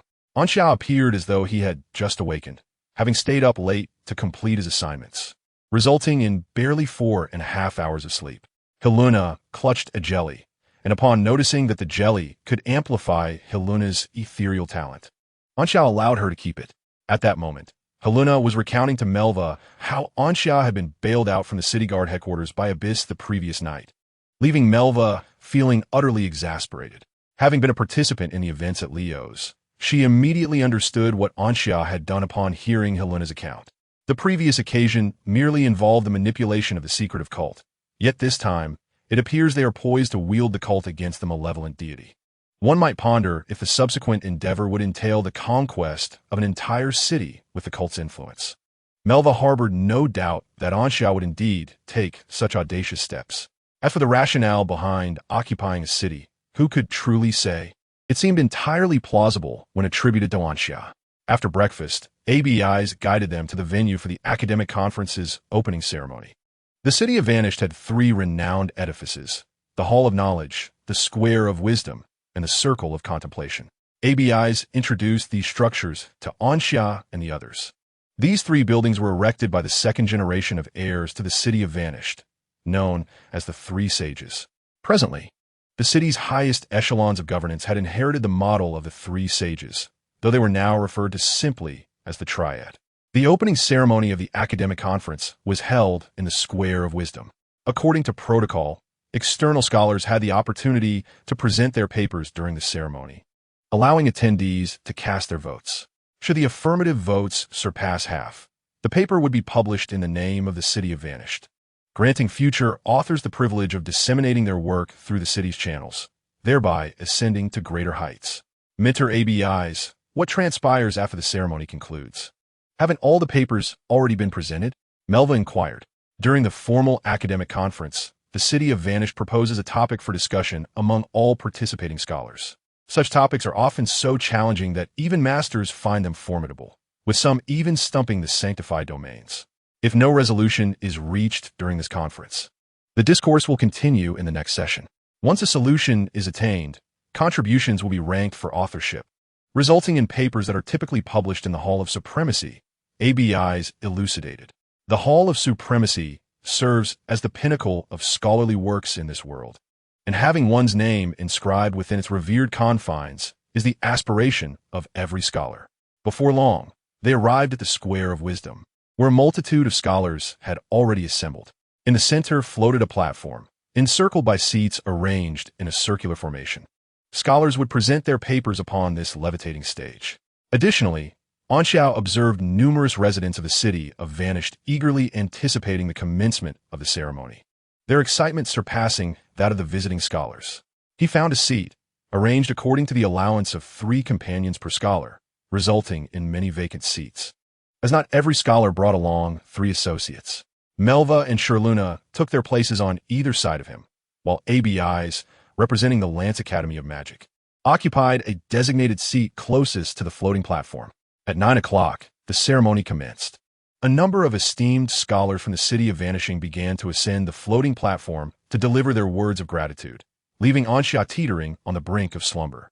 Her already waning energy was further depleted by the proceedings. Subsequently, one scholar after another took to the platform to present their papers. utilizing a specialized projection magic that cast their work before each attendee. However, for Anxia and her companions, the contents were as inscrutable as an ancient tome, their knowledge not yet reaching such heights. As ABIs had previously remarked, they were merely brought here to witness the spectacle. Some scholars analyzed various natural phenomena, while others expounded upon the practicality and potential of newly developed combat techniques or magic. As noon approached, ABIs gradually made her way to the platform. Anxia, on the verge of drooling in her slumber, was roused by Melva and Seluna. While the earlier presentations could be disregarded, Abiz's dissertation warranted their full support. Having stood before an audience before, ABIs felt no trepidation. She retrieved her paper from her storage space and presented it to all in attendance.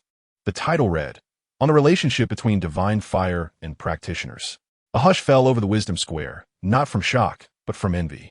In this era, divine entities were meticulously safeguarded, and demigods achieved through alternative means were shrouded in secrecy. True deities were confined to the astral realm, unable to manifest in the world. To produce such a paper signified that ABIs had undoubtedly acquired the divine fire or core of a deity, or even stripped a divine essence. It was widely acknowledged that the core of a deity resembled an altar, with the divine core as its base, upon which the divine fire blazed, elevating the divine essence. To slay a deity, one need only dismantle the core and extinguish the fire, causing the essence to fall away naturally. After the scholars had perused the paper, ABIs commenced her elucidation of its key points and conclusions, offering a perspective seldom seen in academic discourse. As she concluded her presentation, a thunderous applause erupted, particularly from Anxia, whose clapping was notably fervent. The scholars regarded ABIs with admiration, recognizing how long it had been since such a remarkable intellect had graced their midst. They did not look down upon her due to her youth. Rather, each individual raised their left hand in approval. The right hand signified opposition, while the left represented agreement. Abiz's paper received unanimous approval. After a brief intermission of 2 hours, the opening ceremony resumed at 2 o'clock.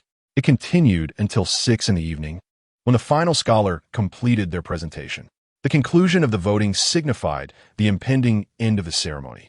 A young man clad in azure garments ascended the floating platform, earning the solemn respect of all the scholars present. "Greetings, everyone. I'm Simon Irregular. Many young scholars attending their first academic conference may not be familiar with me, so allow me to provide a brief introduction. I am one of the trio overseeing the City of Vanishing." Chapter 83. This is the distinction. Simon chuckled, appearing far from his 4th-century age, exuding the vitality characteristic of youth. The inaugural ceremony showcased numerous outstanding papers, including a remarkable work by Miss ABIs from the Rant Academy of Magic, discussing the relationship between divine fire and practitioners. Even I, on matters concerning deities, find it difficult to rival Miss Abiz's profound understanding. The City of Vanishing holds annual academic conferences to provide a platform for ordinary scholars, as many previously lacked avenues to publish their work. Initially, there were detractors of the City of Vanishing's endeavors. However, they have since fallen silent. We have demonstrated that the world is not devoid of genius. Rather, it merely lacks opportunities for these talents to shine. Welcome to the City of Vanishing. Over the next 15 days, let us engage in a collision of ideas. Regardless of the challenges we face, I am confident that in the presence of so many brilliant minds, they shall seem trivial. All that is unknown will ultimately be conquered by us. Simon's voice possessed a certain enchantment that stirred the hearts of all scholars present, igniting a fervor among them, young and old alike. Half an hour later, the scholars gradually departed from the Wisdom Square. However, ABIs remained with Anxia and the others. "Are we waiting for someone?" Anxia yawned, inquiring. "If you're too sleepy, you may leave and rest. I will take you to the Hall of Knowledge another time," ABIs remarked, casting a glance at Anxia. "The Hall of Knowledge?" Upon hearing this, Anxia felt invigorated. At that moment, Simon approached them. "Little ABIs," Simon beamed as he stood before her, lifting his hand to gesture towards their heights. "You are nearly as tall as I am." "Uncle Simon," ABIs called out. "Is he still in the Hall of Knowledge?" Simon shrugged. "Are you not familiar with that rascal?" "Kaleo, come, I shall escort you to open the door." "Thank you, Uncle Simon," ABIs replied. The Hall of Knowledge preserves the records of every academic conference, making it immensely valuable. Only the inheritors of the three sages possess the keys to enter, which includes the trio. Who are these three young ones? Simon inquired, glancing at Ansha and her companions. They are my students from the Rance Academy of Magic, ABIs explained. Hello, I'm Melva Raymond. Melva introduced herself. Simon slapped his forehead. Ah, the Raymond family. Which elder do you belong to, Jelu? Melva responded, Jelu is my great-aunt. Simon reminisced, I was in the same cohort as Jelu. I even pursued her at one time. Alas, due to unforeseen circumstances, she could not accept my affections. Reflecting on it now, I wish I had been more decisive back then. Melva was taken aback to discover the unexpected connection between her great-aunt and Mr. Simoni, and could only nod in confusion. Pretending to be in the know, I am Sylvana Schultz, Mr. Simoni, Sylvana said, cradling the jelly-like creature. Mr. Simoni laughed heartily. Little Sylvana, I remember you well. What papers is Professor Quinn writing now? Sylvana replied, after I enrolled, Professor Quinn seemed to have vanished. That fellow always lets his students roam free. Simoni shook his head. Suddenly his gaze landed on the jelly-like creature. Wait, what is it that you're holding? Under Mr. Simoni's scrutinizing stare, the creature was visibly startled. Breaking free from Sylvana's embrace and darting behind Ansha, peeking cautiously out from behind. A time dragon? Is it a time dragon? Mr. Simoni's eyes sparkled with excitement, as if he had stumbled upon a rare treasure. Young one, is this time dragon your pet? Ansha scratched his head. Mr. Simoni, the jelly is likely a summoned being, and it is not actually a time dragon. Simoni chuckled. If it is not a time dragon, then what could it possibly be? My judgment has never failed me. Could it be a slime? Ansha gave a thumbs up. You guessed correctly, it is indeed a slime. With a snap of his fingers, the jelly transformed back into its original form through the summoning contract, connecting with Ansha's thoughts. Shrinking in size was a capability of the time dragon's mimicry, and upon reverting, the jelly returned to its true size. Ansha sat atop the jelly, patting it gently. See? A 100 purebred slime. Simoni fell silent, his mind momentarily paralyzed. A slime. A time dragon. Had someone told him such an absurd tale before witnessing it firsthand, he would have turned and walked away. What nonsense! A slime can become a time dragon? Now, he truly wished he were dreaming.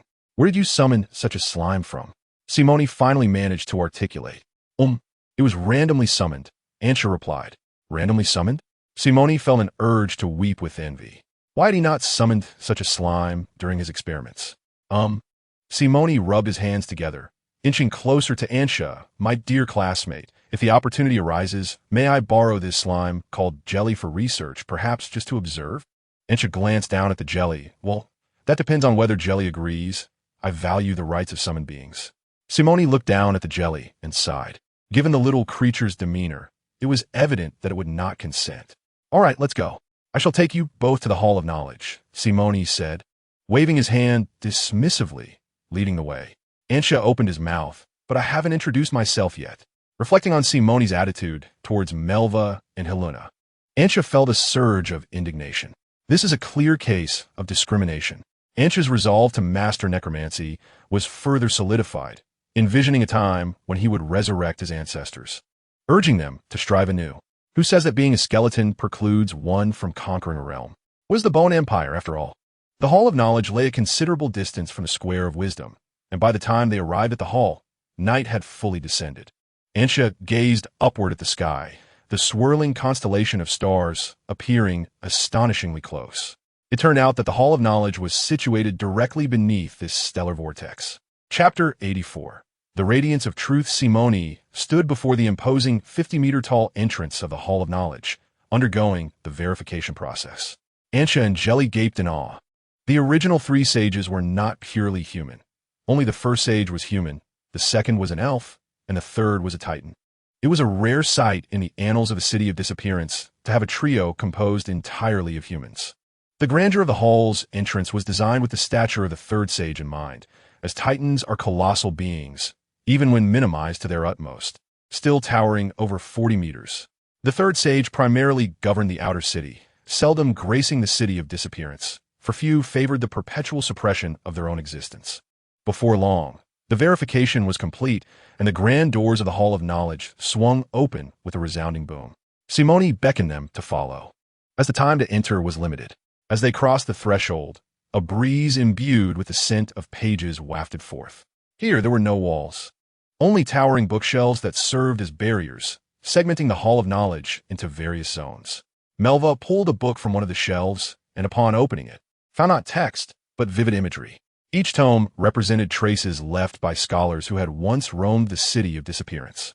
ABI's remarked that the starry essence collected in this city daily was immense. The harvest of just 7 days could sustain the city for an entire year.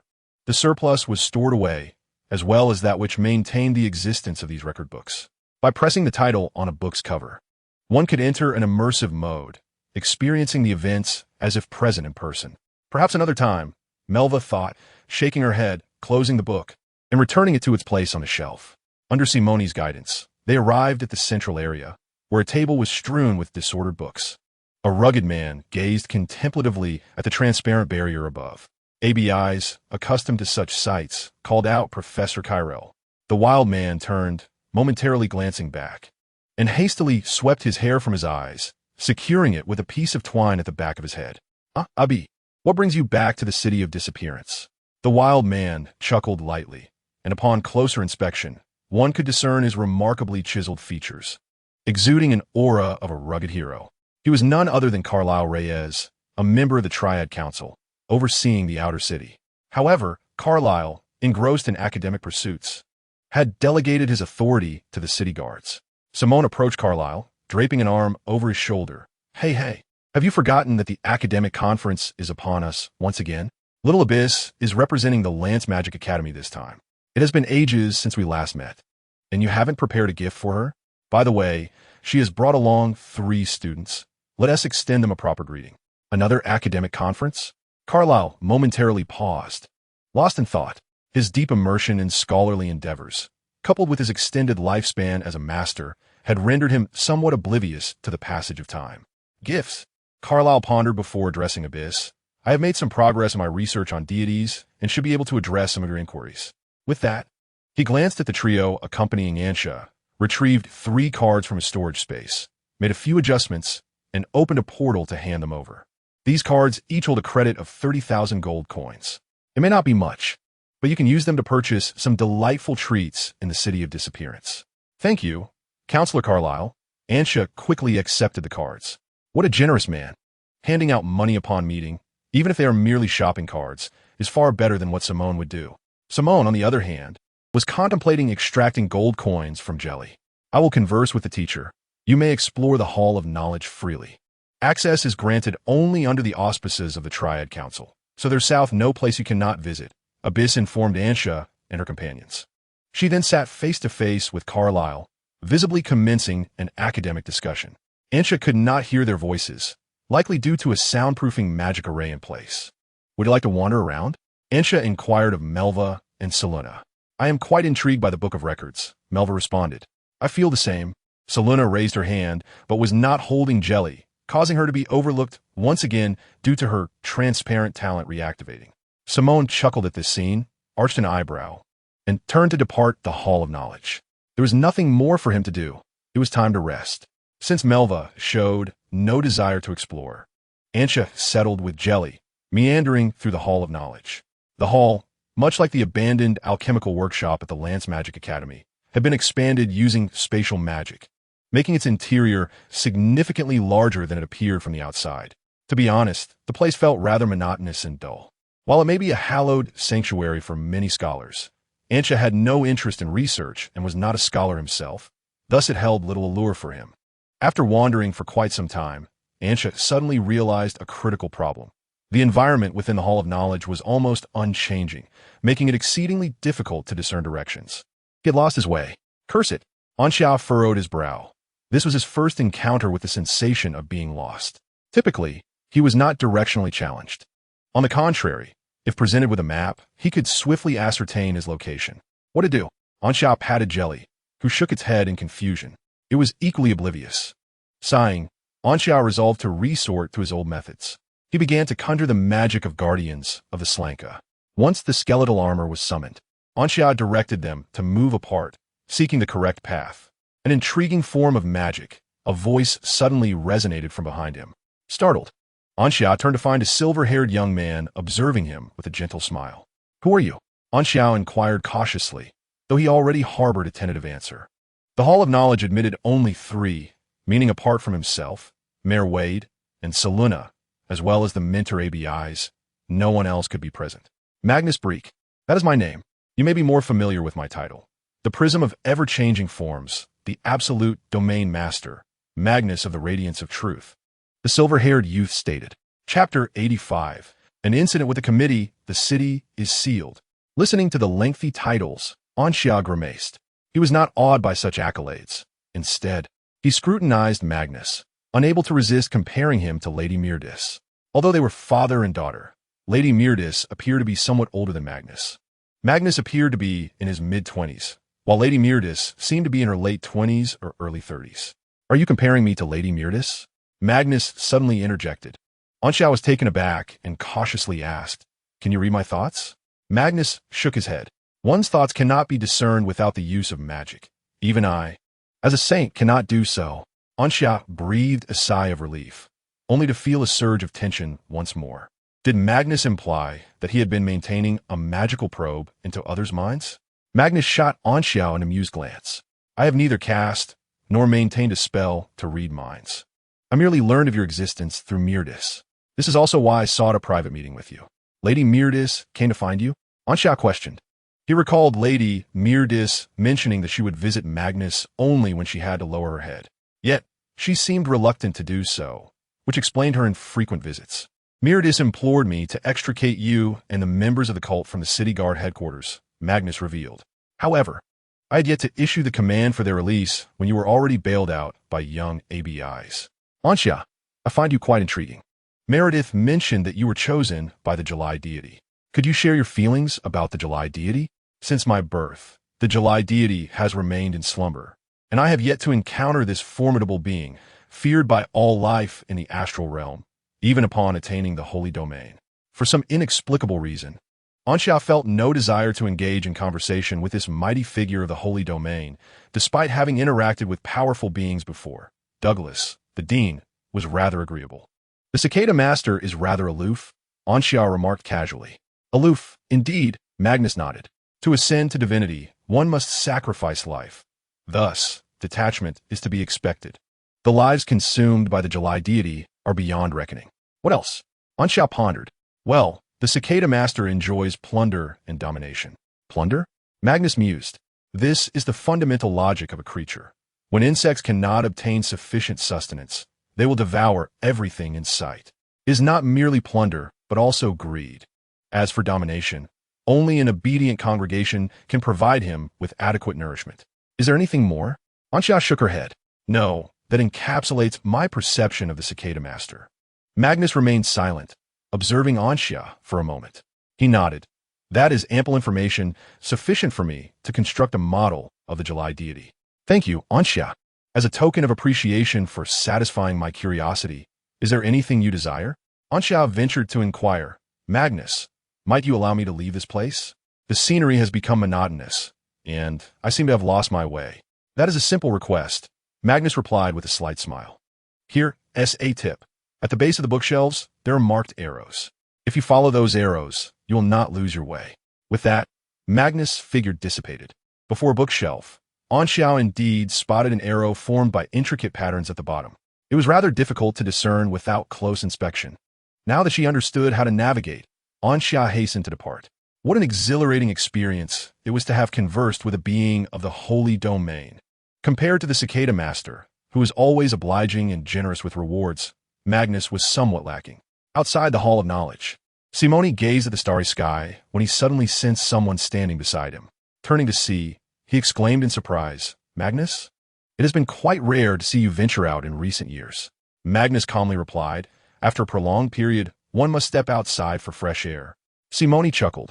Is that what you call stepping out for fresh air after such a lengthy time? Does the perception of time in the holy domain differ so vastly from ours? You will understand once you reach the holy domain, Magnus replied. Simone shrugged. Then I apologize. In this lifetime, I have no hope of reaching the holy domain. Just as Magnus was about to continue speaking, his expression suddenly changed, and he pressed his right hand tightly against his chest. Simone was momentarily taken aback, but swiftly regained his composure, shouting, Magnus? Magnus, unable to respond, faltered and sank to his knees, gripping Simone tightly, his face contorted in agony as he cried out, "Anxia!" Before he could finish his words, he collapsed to the ground, unconscious. "Magnus!" Simone roared in fury. Anxious and desperate, he bent down to inspect him, casting detection spells one after another. Yet no matter how hard he tried, he could not discern Magnus' condition. A wave of unprecedented rage surged within him. He abruptly stood up and bellowed with all his might, "Seal off the entire city. Not a single soul is to be allowed to leave." Simone's voice echoed like thunder, instantly reverberating through every corner of the vanishing city. In that instant, magical formations within the city blazed with radiant light, weaving together a dense net that enveloped the entire metropolis. Anxia, guided by the arrows, circled back to the area she had departed from. Melva was engrossed in the tome of records, quietly leaning against the edge of the bookshelf with the book in hand. Mr. ABI's appeared pensive, seemingly inspired by certain remarks from Commissioner Kyle. Anxia noticed a frost emanating from ABI's, spreading outward as white chill continuously arose. She touched her arm, feeling goosebumps rise. And Seluna. Anxia finally recalled this overlooked individual, turning around to see Seluna crouched on the ground, engrossed in a record book with keen interest. Anxia clicked her tongue and had jelly morph into a time dragon, then dart into Seluna's embrace. At least this would draw some attention to her. With nothing else to do, Anxia picked up a record book and began to peruse it. A few minutes later, Melva emerged from her immersion in the tome, noticing Anxia had circled back, and asked, "Did you find anything?" Anxia lifted her head and grinned. "Guess who I ran into?" Melva squinted slightly, her eyes narrowing and taking on a sultry allure reminiscent of a fox's gaze. "Commissioner Magnus?" Melva inquired. Anxia whispered playfully, "You must be cheating." Melva suddenly smiled, feigning a nonchalant demeanor. "This is a sanctuary of knowledge. Aside from us, the pool of potential individuals is quite limited." Anxia nodded in agreement. Great minds think alike. That was precisely what he had surmised. "What did Commissioner Magnus want with you?" Melva asked. "Nothing much," Anxia replied, shaking her head. "He just inquired about Sikhen." "I see," Melva said, slotting the tome back into place. Suddenly, the sound of hurried footsteps echoed. The two turned to see Simone, his face a mask of fury, as dark as storm clouds. Without hesitation, Simone strode directly toward Anxia. The previously engaged ABI's was drawn by the commotion and directed her gaze toward them. "Did you just meet with Magnus?" Simone asked coldly. Anxia was perplexed, yet nodded in acknowledgement. "Yes, Commissioner Magnus just came to ask me a few questions." Simonet produced a document, stating, "Very well, from this moment forth, you are under arrest, Anxia. For the time being, you are to remain in the designated room, where we will ensure your safety and rights until the truth behind Magnus' fainting is uncovered." "What?" Not only was Anxia taken aback, her eyes widening in shock, but Melva and Zeluna also stood in stunned silence. Anxia's mind was a whirlwind. She simply could not comprehend how she had been inexplicably detained. What could her connection be to Commissioner Magnus' collapse? How could that possibly be? She exclaimed, "I lack the power to cause Magnus fainting." Simonet replied coolly, before losing consciousness. "Magnus called your name." Anxia was momentarily speechless, her mouth opening in disbelief. A sense of ominous dread settled heavily upon her heart. She sensed something was amiss, yet could not articulate it. Now branded as a suspect, she found herself at a loss for how to prove her innocence. "Uncle Simonet, could there be a mistake?" ABI's interjected, interrupting her conversation with Commissioner Carliel to inquire.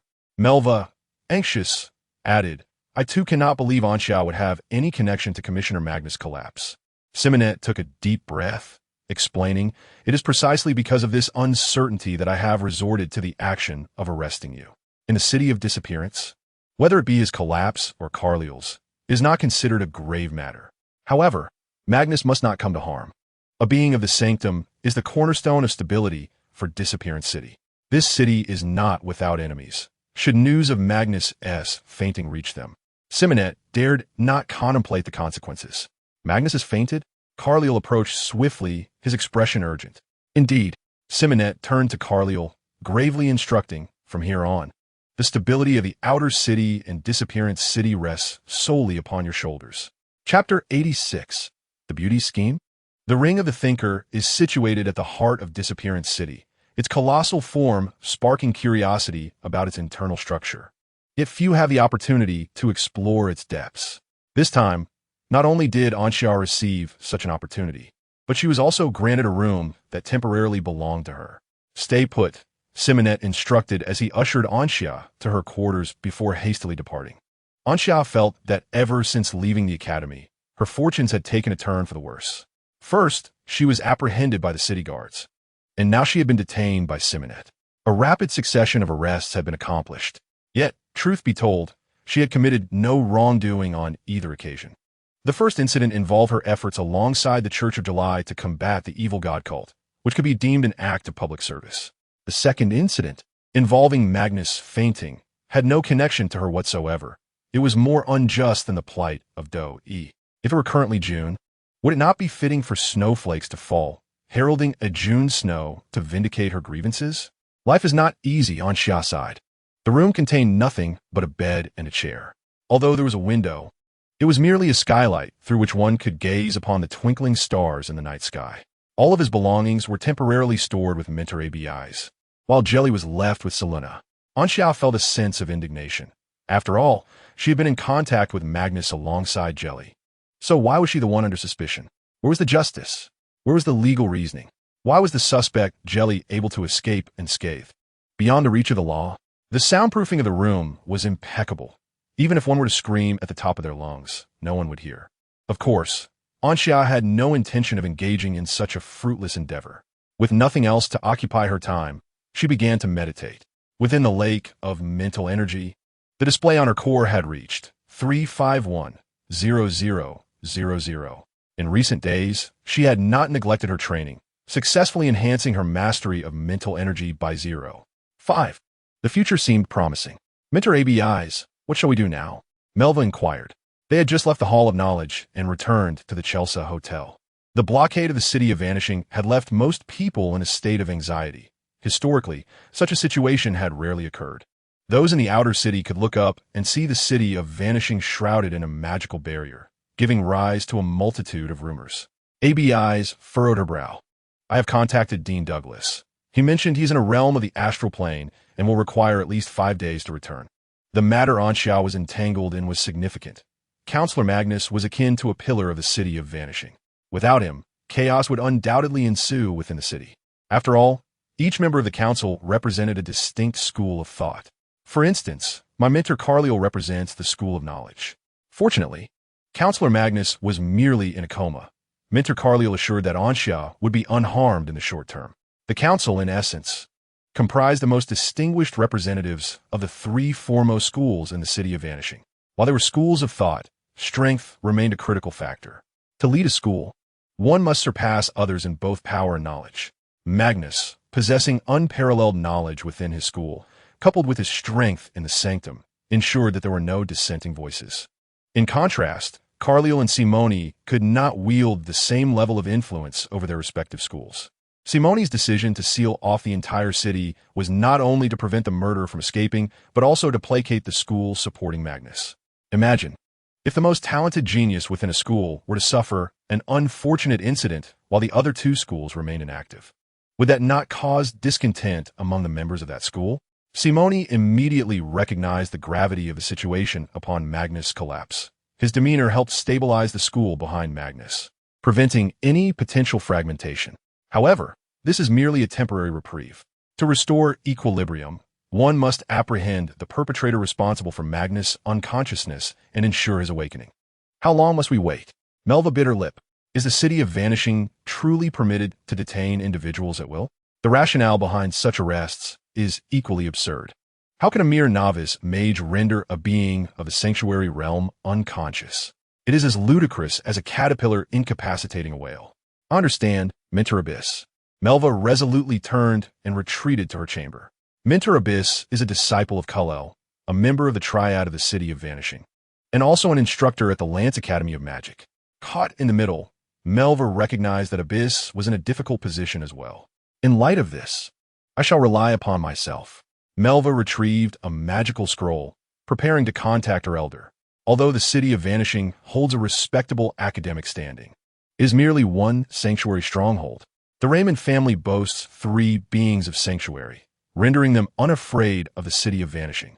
After casting the communication spell inscribed on the scroll, it was not long before someone answered. Melva, what is it? Have you missed me? A languid female voice resonated from afar through the magical link. Grandma, are you home? Melva inquired. Of course, I am at home. I returned from the astral realm a few days ago, discovered a dimension, and after neutralizing the dangers, sold it to the Augur Empire, making quite a fortune. If you are short on funds, do not hesitate to ask. Your grandma has an abundance of pocket money. Thank you, Grandma, but I currently do not lack for funds. Then what is the matter? The voice on the other end grew curious. I wish to request your assistance in rescuing someone. A friend of mine has been imprisoned by the City of Vanishing, Melva explained. She then recounted the entire sequence of events, prompting the sound of a table being struck from the other side of the scroll. Outrageous. Melva, wait for me. The City of Vanishing, you say? Your grandma shall arrive by tomorrow afternoon. Time passed gradually. In the deep of night, when silence should reign supreme, the entire city was instead embroiled in an investigation due to Magnus' fainting incident. Within the ring of contemplation, amidst a multitude of magical formations, a figure effortlessly navigated through them. No barrier could impede him, for he moved like a specter. Let me see where the individual is. The figure arrived at a corridor, illuminated by light, revealing her to be a young maiden of 18 or 19 years. Her eyes transformed, a white radiance enveloping her pupils. The wall before her became ethereal, and the scene beyond it unfolded in her vision. Soon, she located her target, a young man deep in meditation. Found you. The maiden disregarded the wall in front of her, passing through it with ease. Moments later, she stood within the boy's chamber. Anxia, come with me, the maiden urged. The meditative youth sensed the stirrings of the outside world and, bewildered, opened his eyes. Upon beholding the girl before him, his confusion deepened. Could the City of Vanishing truly be so grand, employing such beguilement without a hint of scrutiny? Chapter 87. Escape. May I inquire who you are? Xia ventured to ask. The very audacity with which she appeared here suggested that her identity was anything but ordinary. Nancy, she replied, tilting her head. As I am but a commoner, I do not possess a surname. You may simply call me Nancy. Her loosely bound, light golden hair cascaded down her shoulder in a manner reminiscent of a waterfall, reaching her waist. Someone has commissioned me to rescue you, she continued. They stated that you are in grave danger and must depart from this place before 3 o'clock in the morning. Otherwise, unimaginable events will transpire. And Xia instinctively reacted with disbelief. You must be jesting. This is the City of Vanishing. Even if the esteemed Commissioner Magnus lies in a coma, the number of masters here is not to be underestimated. Furthermore, I do not believe I have incurred the wrath of any enemies. If there is danger, it should be directed toward the City of Vanishing, not me. The individual who commissioned me claimed that someone from the Triad Council intends to harm you, Nancy asserted earnestly. You possess something that has caught their interest. And Xia responded with a puzzled what? The absurdity of the situation escalated. As an ordinary student at the Lance Academy of Magic, what could he possibly possess that would warrant such attention? Suddenly, he recalled that there was indeed one thing of significance he carried. Jelly. The time dragon is a rare celestial being, but a slime capable of mimicking time itself is an exceedingly rare phenomenon. Within the Triad Council, Magnus merely remarked upon Jelly's intrigue, while Carliel barely acknowledged its presence. Only Simon's eyes betrayed an unmasked desire. Moreover, it was Simon who discovered Magnus as comatose state and issued the lockdown order, even orchestrating the attempt to capture him. Suspicion loomed large over this individual. A wave of realization washed over Xia. Why had he not deduced this earlier? Had he voiced his doubts sooner? He might not be confined here. It's Simon. Isn't it? And Xia asked Nancy, his gaze steady. I cannot say for certain, Nancy replied, settling onto a nearby chair. Her posture relaxed as she supported her chin with her left hand. Will you accompany me? Or would you prefer to wait for danger to arrive and witness it firsthand before leaving with me? At that point, I can guarantee only a 90% chance of your safe escape. And Xia was plagued by uncertainty. He feared that this golden-haired girl named Nancy might be deceiving him. Yet he found her words to ring with an unsettling truth. Before he could deliberate further, Nancy abruptly lowered her hand. We have been discovered. Danger is imminent. And Xia froze momentarily as he felt his wrist seized. It was Nancy. She pulled him towards the wall, her icy palm startling him. And as he regained his composure, he nearly let out a yelp. Wait, hold on, and Xia exclaimed in surprise, yet Nancy quickened her pace. And the two of them passed through the wall as if it were nothing. Huh? Is everything all right? And Xia asked, his right hand feeling over his body. Discovering no injuries, he turned to glance back at the wall, which appeared as if nothing had obstructed their path. Is this some form of wall-passing technique?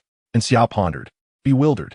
Suddenly, Nancy came to a halt, prompting Xia to instinctively look back, only to find a throng of puppets blocking their way. This way, Nancy instructed, guiding Xia downwards through the floorboards directly to the next level. This space resembles a labyrinth. We must find the right location to escape, Nancy explained. Were those creatures the dangers you mentioned earlier? And Xia swallowed hard, realizing that each puppet possessed the strength of a high-ranking practitioner, and even newly promoted masters risked succumbing to them. Not at all. Nancy shook her head. Those are merely defensive measures of this place, a form of alchemical puppetry. And Xia felt a chill. If those were not dangers, what could the real threats be? Could it be that true masters were sent to eliminate him? His life was not worth that much. Suddenly, he recalled the words of his mentor, Master Chan, who had warned him to be cautious and not to perish. At that moment, Xia understood the gravity of Master Chan's warning. It seemed he had long foreseen the perils lurking within the city of vanishing. Boss, I miss you. Don't sleep, please. If you don't come to rescue your loyal underling soon, the next time I awaken, I may only see my spirit. And Xia lamented, tears nearly spilling from his eyes. Had he known to distance himself immediately after Master Chan's warning, he would have returned to the Lance Magic Academy, seeking refuge from any potential threats. The walls began to crack, and a multitude of puppets emerged. How irritating, Nancy remarked, her brow furrowing as she seized Xia and charged towards a swarm of puppets. Wait, life is so beautiful, and existence so precious. We shouldn't be reckless. And Xia protested, utterly powerless to resist. Ignoring his pleas, Nancy drew near the puppets, and time around them suddenly froze. The puppets stood motionless as Nancy gracefully leaped, landing atop one of their heads, moving with the elegance of a dragonfly skimming water. Meanwhile, Xia bore the brunt of the ordeal. It hurts, take it easy. Ouch, my waist, my face. As they navigated past the puppets, Nancy appeared untouched, while Xia resembled a ragged doll dragged along the ground. Nancy crouched before Xia, gazing down at him, her slender fingers gently tapping his cheek. Still alive? She inquired. Xia's lips moved, ready to respond, tears brimming. Of course I'm still alive. Then let us proceed. These creatures will take another 15 seconds to thaw, Nancy said, helping Xia to his feet and playfully patting his head. It feels as though you are comforting a pet, Xia thought, struck by a strong sense of DJVU, recalling how he often patted Jelly in just the same way. Is that so? Nancy tilted her head once more. I have a little cat. Whenever my cat feels unhappy, a gentle pat brings it joy again. I assumed you were the same. Xia felt a slight tug at her heartstrings. And what of your little cat now? Nancy turned away. It died, crushed by those who bullied me before it even had the chance to grow. Xia's mouth fell agape, momentarily at a loss for words. I'm sorry, he uttered. It's nothing. Later, I cut my hair short to prevent anyone from grabbing it during fights, and I ended up thrashing them all. Now, I've grown it long again. Isn't it beautiful? Though Nancy did not turn back, the sound of her voice betrayed a self-satisfied smile. It truly is quite lovely, Xia replied, as he was drawn into a light run beside her. The gentle golden strands of hair danced in the wind behind him, maintaining a certain distance between them. The soft locks brushed teasingly against his nose, inciting a sneeze. He suppressed the inappropriate impulse, wrinkling his nose as he gazed down the seemingly endless corridor, contemplating the labyrinthine nature of it all. No wonder Simone had abandoned any pretense of oversight after placing him here. If he wished to escape, who knew how long it would take to extricate himself from the circle of thinkers? Approaching the exit, pay attention, we must leave, Nancy suddenly declared. Xia snapped back to attention as Nancy led him in a brisk dash toward the window. Through the glass, the city of the vanishing night was laid bare before them, still aglow with lights. Chapter 88. Run with all your might. The girl and the boy leapt from the window together. The circle of thinkers soared 462 meters high, and they were departing from a point 400 meters down. From this vantage, the entire city appeared diminutive, resembling a model town, as if one could simply wave a hand and topple all its structures. The descent brought a fierce wind that whipped past their bodies, akin to someone repeatedly slapping their faces. Upon leaping, a spell to slow their fall was cast upon them, barring unforeseen circumstances. They would likely touch the ground in about 40 seconds. Yet, Xia felt no fear as he observed the golden-haired girl ahead. From the sequence of her actions, it seemed Nancy was thoroughly prepared.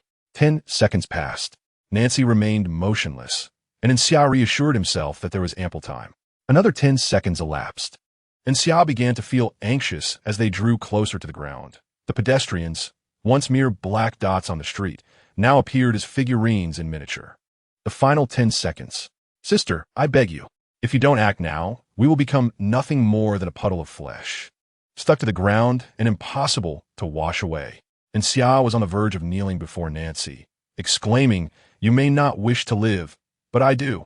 Nancy did not respond, instead lifting her chin to gaze ahead. With merely 5 meters remaining to the ground, she uttered an ancient and solemn incantation. In the next moment, she and Xia made intimate contact with the earth below. Xia had already closed her eyes, her heart cold as ash. Yet a moment later, she did not encounter the gruesome scene she anticipated. Xia was propelled high into the air, only to fall and be launched upwards once more. The ground beneath her transformed into a remarkably soft and elastic surface, akin to a trampoline, absorbing all the potential energy of her descent. Nashi stood firm at the side, gazing up at Xia. Soon, a vine sprouted from the ground, pulling Xia back as she prepared to leap again. "Thank you." Xia suppressed the nausea in her stomach. She had no desire to endure the uncontrollable trampoline experience again, which nearly scrambled her brain. "No need for thanks," Nashi replied. "Where shall we go next?" Xia inquired. "How about we seek my mentor?" Just then, Nashi suddenly declared, "Danger is approaching." Xia was taken aback, scanning the surroundings, but only spotting distant passers-by. "Danger? Where?" At that moment, one pedestrian suddenly began to act erratically, clutching their head and striking nearby objects, before abruptly raising their gaze towards them. Xia was startled, and Nashi once again grasped his wrist. "This is the danger." No sooner had she spoken than she propelled Xia forward. At some point, a quaint crossbow appeared in Nashi's right hand, shimmering with a dark golden hue. From 50 meters away, she aimed the crossbow at the peculiar pedestrian and pulled the trigger. A silver-white arrow coalesced on the crossbow, and, upon release, shot forth like a streak of light, striking the pedestrian's heart and pinning them against a nearby wall. However, the pedestrian did not perish. Instead, they silently extracted the arrow from their chest, a radiant glow enveloping them like a gossamer veil. "They don't die," Xia exclaimed, wide-eyed. It was at that moment he comprehended the true nature of what Nashi had deemed dangerous. Even if a high-ranking fighter's heart were to be pierced, they should at least weaken, yet this pedestrian appeared more vigorous than ever. The emergence of that radiant glow was akin to bestowing them with some formidable power, like an indestructible cockroach. Nonetheless, a slight sense of relief washed over Xia. Having only one such individual was manageable. If it did not engage him, they could simply part ways on this vast expanse of the vanishing city. Surely there must be a path for him to tread. Before Xia could revel in this thought, figures began to converge from all directions. Some were within 70 to 80 meters, while others lingered 200 or 300 meters away. Yet, remarkably, they all bore that same radiant glow. Xia swallowed hard, inching closer to Nashi. A sense of despair washed over him. Could it be that his fate was sealed? In that moment, Xia reflected on all that had transpired since his arrival in this world up to this point. Aside from certain occasions when the townsfolk inflated prices for goods, he had committed no grievous acts, let alone provoked anyone. Xia gazed at the individuals enveloped in a radiant glow, observing the diversity of their identities. Among them were scholars, chefs, children, and drunks. Although the population of the vanishing city was not comparable to that of the outer city, indeed, it was even less than 1/10 of the outer city's numbers. Its actual scale was akin to that of a small town. Thus, despite its diminutive size, the vanishing city was complete in its essence, possessing all the components found in the outer city. These people appeared as if they had been engaged in various activities only moments before, abruptly summoned by some command, arriving without having changed their attire. "What should we do now?" Xia inched closer to Nashi, nearly pressing against her. The aura exuded by the approaching individuals was palpably formidable, with the weakest being intermediate practitioners and the strongest emanating a master-level pressure that Anxia felt from a distance. This could pose a problem. Nashi handed her the crossbow, suggesting that a shot to the head would incapacitate them momentarily. Anxia nodded eagerly, confidence swelling within her as she grasped the weapon. Not to mention, headshots were her forte. She was a true expert in that regard, once referred to as a formidable opponent in her past. Nashi's free right hand shimmered with golden light as a longbow gradually materialized before her. "Are you strong?" Nashi suddenly inquired. "Huh?" Anxia scratched her head. "I suppose I am quite strong." She struck a pose reminiscent of a mighty warrior, brimming with self-assurance. "You'll carry me while running," Nashi instructed.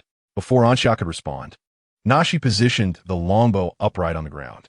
This bow towered over her, making it hard to fathom how one could draw it. In the next moment, Nashi lifted her right leg, resting it against the middle of the bow, her right hand gripping the string, and with her left leg as the pivot, she astonishingly drew the bow to its full extent.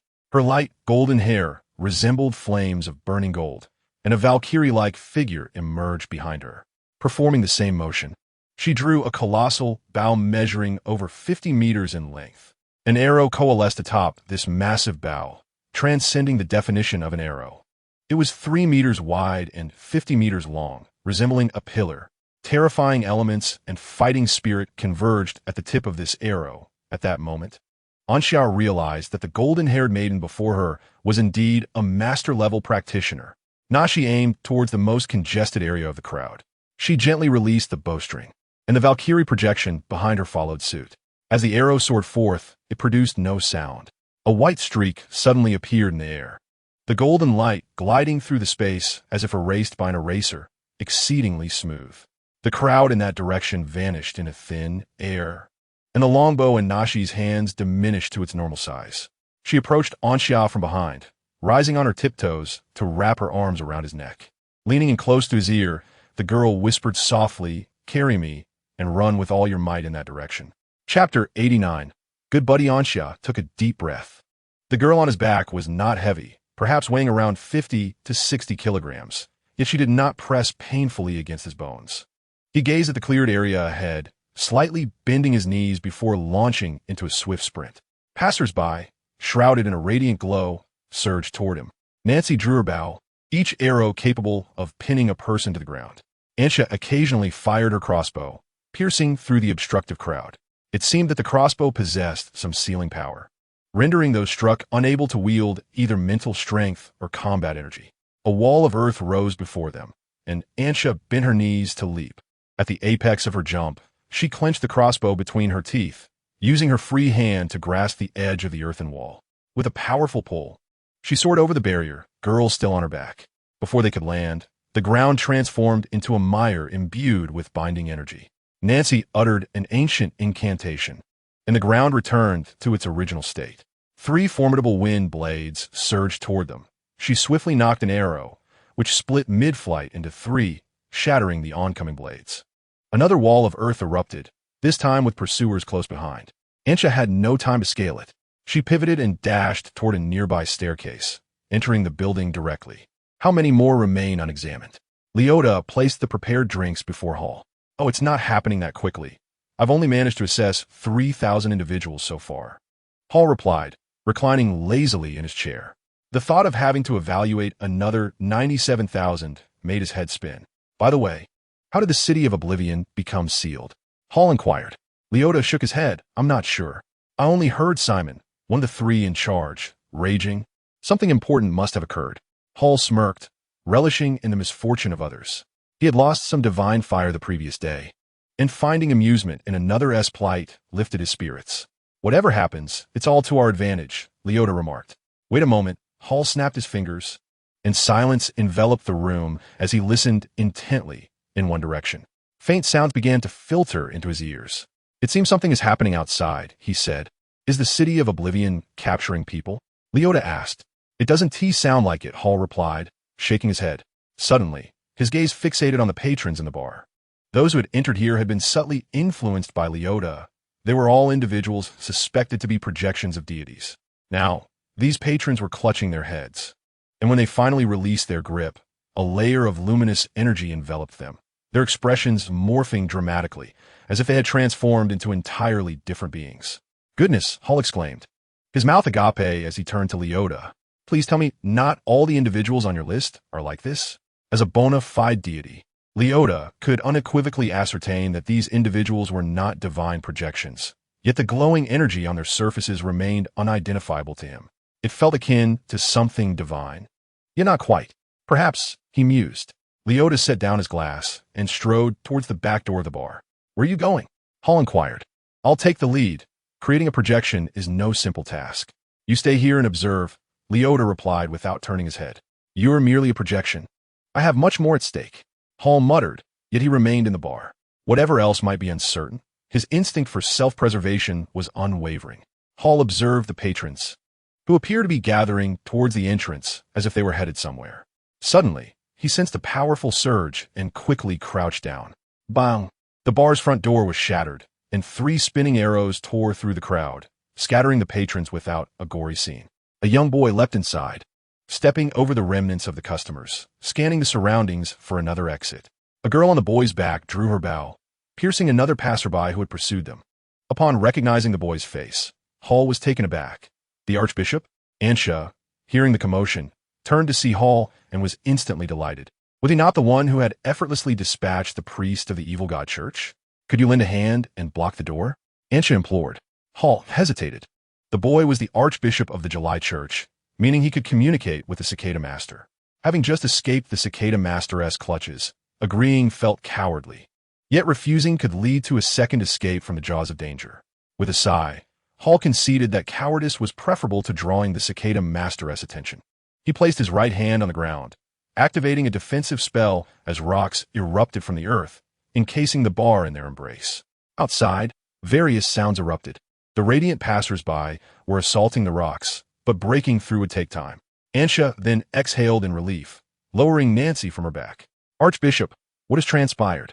Hall noted that those pursuing Ansha were not dissimilar from the patrons in the bar, piquing his curiosity about her actions. Casually glancing at Nancy, he found her gaze unsettlingly fixed upon him, as if she had discerned something profound. A slight shock coursed through Hall, but he reassured himself that it was merely an illusion. How could a mere girl see through his disguise? After all, he had managed to deceive the Cicada Master, albeit briefly. "I too wish to understand what has occurred," Ansha sighed. As the two conversed, the patrons who had been disrupted began to regenerate their limbs, while Nancy pulled back her bow, shooting arrows to pin them down once more. "Are they not dead?" Hall exclaimed, his eyes widening. "They can die, but the method of killing is incorrect," Nancy replied. She turned to Ansha and said, "Let us go. We cannot linger here for too long, or we shall truly be unable to escape." "All right." Ansha nodded and inquired of Hall, "My friend, where is the back door?" Hall gestured towards the direction in which Leota had departed, watching as Ansha shouldered Nancy once more and exited the bar. After their departure, he remained seated at the bar, lost in contemplation. The stony defenses had been breached, allowing a throng of radiant onlookers to surge in. "Get lost," Hall barked, as the bar's floor transformed into tumultuous waves, crashing against the intruders and expelling them from the establishment. "What in the world?" Hall muttered, sinking into despondence. He too decided to leave. Truth be told, he longed to slip away from it all. The city of vanishing felt so peculiar that he feared for his very existence if he lingered too long. Chapter 90. Escape from danger. Upon leaving the bar, the number of radiant onlookers diminished significantly. Ansha no longer needed to clear a path. He simply focused on running, leaving the rest to Nancy. After a brief span of minutes, he arrived at the outskirts of the city of vanishing. Ordinarily, the perimeter of the city was devoid of walls, marked only by railings, serving as a scenic viewpoint from which one could gaze upon the outer city or behold the distant sunrise. But now, various magical formations had coalesced into a thick barrier resembling a fortress wall. Ansha nearly collided with it in his haste. Setting Nancy down, he felt a pang of guilt at taking advantage of her, and turned to see hundreds of expressionless onlookers pursuing them. "What do we do now?" "There is nowhere left to run," Ansha asked. The longbow vanished from Nancy's grasp, yet her countenance bore no trace of anxiety. "Hold me." She stepped closer to Ansha, opening her arms to beckon him to embrace her waist. Isn't that a bit inappropriate?" Ansha fidgeted, feeling conflicted. Isn't there a certain decorum between men and women?" Nancy tilted her head, a puzzled expression gracing her features. What is wrong with that? Hurry and hold me tight, or you won't be able to pass through the recognition of these magical formations. Oh, I see. Anxia felt an inexplicable sense of disappointment as he stepped forward, encircling Nancy's waist with his arms. Her waist was slender, fitting comfortably within his grasp. She exuded a fragrant scent, the source unknown, causing his nose to tingle. Nancy felt soft, akin to a large plush pillow, inviting and difficult to resist. While Anxia's thoughts meandered, Nancy guided him toward the magical formation. As they approached, Nancy raised her palm and gently pressed it against the formation. In an instant, she passed through without hindrance, Anxia following closely behind. The onlookers had caught up, unleashing spells and engaging in duels against the formation. Yet how could they hope to breach such barriers? Even a being of sanctity would find it arduous to dismantle these formations in a short span of time. After all, this represents the culmination of wisdom amassed by scholars over millennia from the City of Oblivion. They have expanded and enhanced the sanctified level formations originally established by the three sages, rendering these formations as integral components of a sanctified level array. The singular sanctified level formation left by the three sages can only be activated when the City of Oblivion reaches its moment of existential peril. However, these formations can be activated at any time. The reason the City of Oblivion gathers such a plethora of starlight daily is to fuel these arrays. Once again, a sensation of weightlessness enveloped him. Previously, he had merely leaped from a height of 400 meters, but this time, the increase in elevation was unfathomable. And Xia felt his heart racing, accompanied by a visceral fear of heights. If he possessed the ability to fly, he would be free from acrophobia, reassured by the knowledge that he would not plummet to his demise. Yet, he was not flying now. It was an instinctual fear ingrained within the human psyche.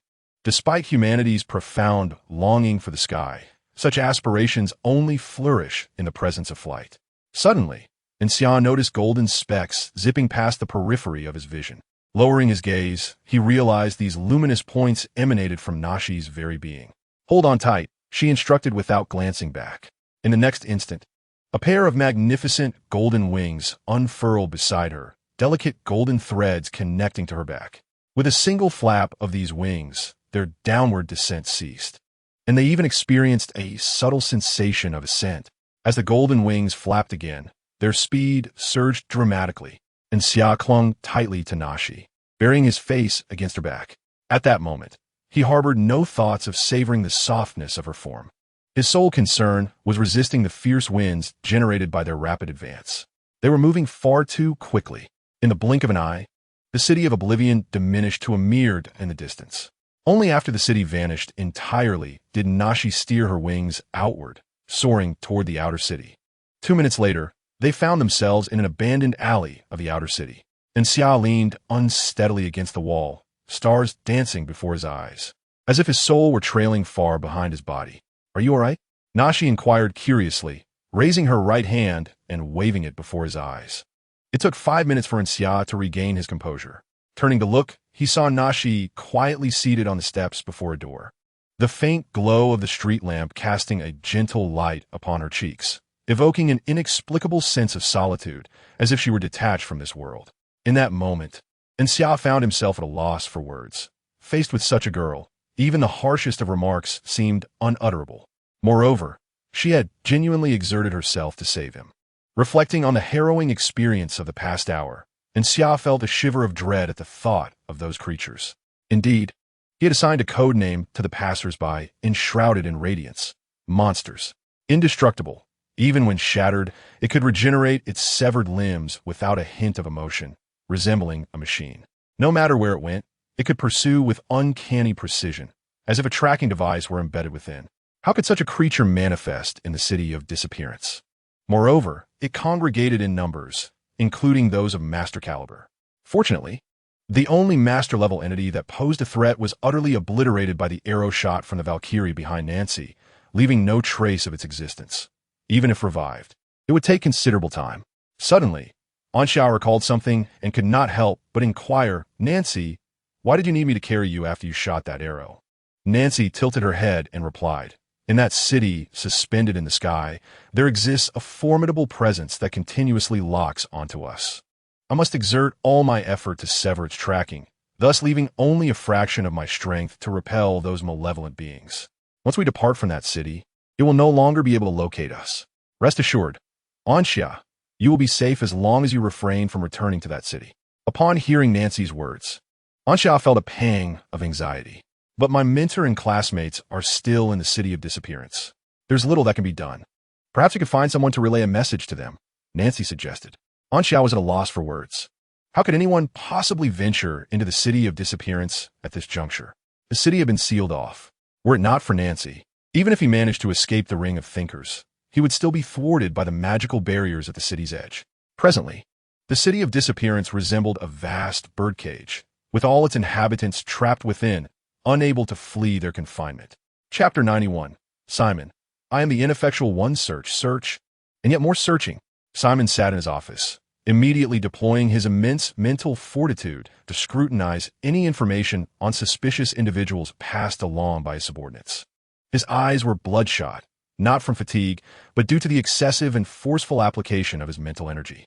The human body, akin to a machine, can be likened to an ordinary carriage for the common man, while a master-level individual resembles a magical locomotive. After hours of relentless investigation, he uncovered numerous cases of academic plagiarism, yet not a single suspect connected to Magnus' unconscious state. Since the outset, the sole individual he had apprehended was Anxia. At times, Simon questioned whether he was being overly suspicious. Perhaps Magnus had fainted due to his own issues? Yet, this thought flitted through his mind only momentarily before being dismissed. It was ludicrous to think that a being of such sanctity could collapse due to personal reasons, much like a whale perishing from tumor. Suddenly, frantic footsteps echoed from outside the office, and soon a subordinate burst through the door in a state of panic. "What is it?" Simon asked, rubbing his temples. "Commissioner Simon, there has been an incident with the Ring of Thinkers." The subordinate struggled to suppress his rising panic. "What?" Simon leaped from his chair, disbelief etched across his face. How could this be possible? How could the Thinker's Ring possibly encounter trouble? Setting aside other considerations, the very environment within the Thinker's Ring ensures that, without a key, one will be trapped inside, unable to escape. Furthermore, from the outset, his mental energy had been divided into three parts. One was focused on the Thinker's Ring, another was persistently sweeping through the city of oblivion, and the last was probing for suspicious individuals. In his perception, the Thinker's Ring exhibited no signs of activity. Serene as still waters, Simone paused, suddenly aware that something was amiss.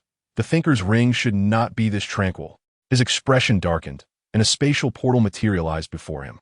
As he stepped through, he found himself above the Thinker's Ring, buoyed by the elemental winds that prevented him from plummeting. Gazing down at the Thinker's Ring, he sensed that all defensive measures within had been activated through the key. Taking another step, he entered the inner sanctum of the Thinker's Ring. Before him stood a cadre of puppets.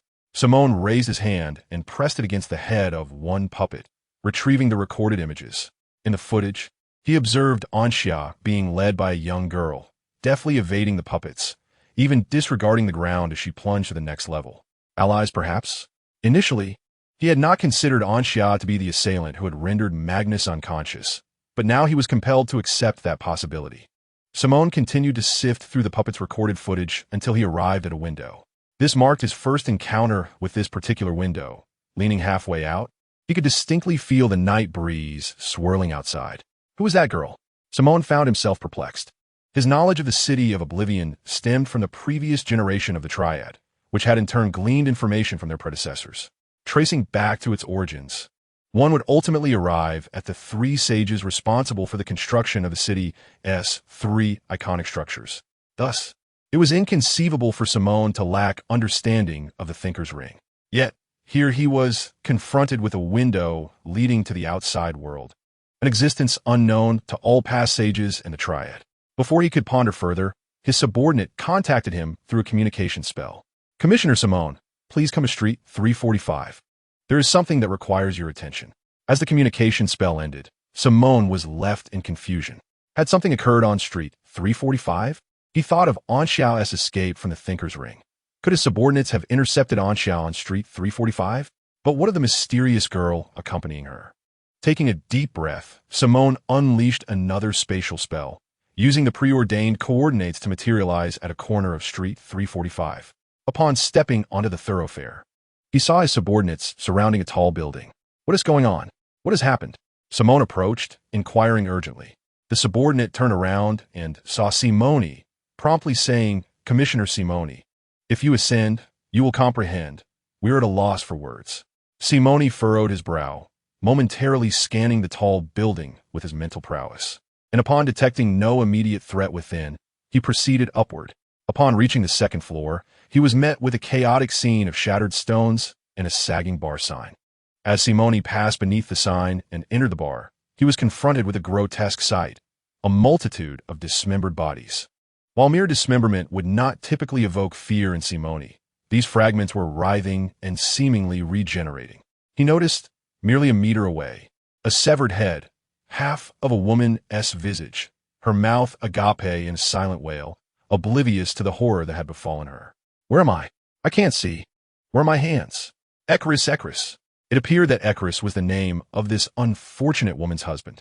A chill crept into Simone's heart as he unleashed a surge of combat energy, transforming it into a razor-sharp blade that severed the dismembered hand into countless pieces. Yet, astonishingly, the hand continued to grow, seemingly unaffected by his command of death. After a moment of silence, Simone summoned all his subordinates. They swiftly employed their spatial cages to collect the fragmented remains, confining them within the ring of the thinker. Yes, the subordinates promptly activated their spatial cages to commence their grim task. Unable to resist, Simone retrieved a cigarette from his storage space and lit it. It had been ages since he had indulged in smoking. He had initially taken it up after hearing that smoking made men appear more dashing.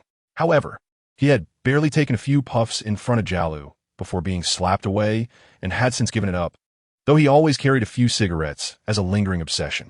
Now, however, he sought solace in the haze of smoke amid his confusion. Crouching at the bar entrance, he awaited his subordinates to clear the fragments from within. As he exhaled smoke, his fingers grazed the nearby shards of rock. Within these remnants, he sensed the presence of divine power, albeit tainted. Was it possible that a demigod had lingered in this bar mere hours, or even half an hour, ago? A wave of inadequacy washed over Simone. He had failed to perceive the stirrings of the ring of the thinker or the commotion on Street 345. It felt as if a force far beyond his comprehension had crafted a facade of tranquility, ensnaring him within its grasp. But could this be true? The only sanctuary in the city of vanishing, Magnus, was already unconscious. Suddenly, a terrifying thought struck Simone, causing him to tremble. He extinguished the cigarette, opened a spatial door, and hastily departed from the scene. Chapter 92. Divine Abomination. Nancy's residence lay within the alley where they had descended. This is a two-story building, approximately 60 square meters on the first floor, impeccably clean, with each piece of furniture meticulously arranged. However, some items are positioned in places that seem out of context. It is as if Nancy is preserving the arrangement of these furnishings, perhaps to honor the habits of certain individuals. Anxia spots a photograph above a wooden cabinet, depicting a man and a woman embracing a girl, whose resemblance to Nancy is striking. "Would you like some water?" Nancy inquires, glancing up. "Oh, no, thank you." Anxia politely declines. "Actually, there's no water to offer you," Nancy replies with a playful smile, lifting the empty kettle for Anxia to see. "Hey, that's a bit much. I senti it." Anxia keeps. "Should I apologize?" Nancy winks. "No, that won't be necessary," Anxia responds, settling onto the sofa, contemplating his next course of action. Nancy mentioned that someone within the triad poses a threat to him. Thus, it would be prudent to distance himself from the city of vanishing to ensure his safety. However, his mentors, ABIs and Melva, along with Zeluna, are all situated in that very city, making it impossible for him to leave them behind. He must devise a means to inform them. Additionally, he is determined to clear his name regarding Magnus's unconsciousness. After all these years, it is the first time Anxia has been regarded as a suspect. He has never endured such indignity. It is utterly absurd that after merely exchanging a few words with Magnus, he has become a suspect, an unwarranted calamity indeed. If he were to discover the true culprit, he would not hesitate to summon the Cicada Master to deliver a thorough reprimand, teaching the perpetrator the meaning of tough love. Suddenly, Anxiao recalls that when Nancy first appeared, she claimed to have been entrusted with his rescue. He calls out to the girl, who is busy pouring water. Nancy, may I inquire who tasked you with saving me? Nancy shakes her head. I don't know. Someone left a map and a fee at the door yesterday. Well, that's unfortunate. Anxiao muses, feeling a tinge of regret. If he could locate the person who commissioned Nancy, perhaps the truth of the matter would be revealed.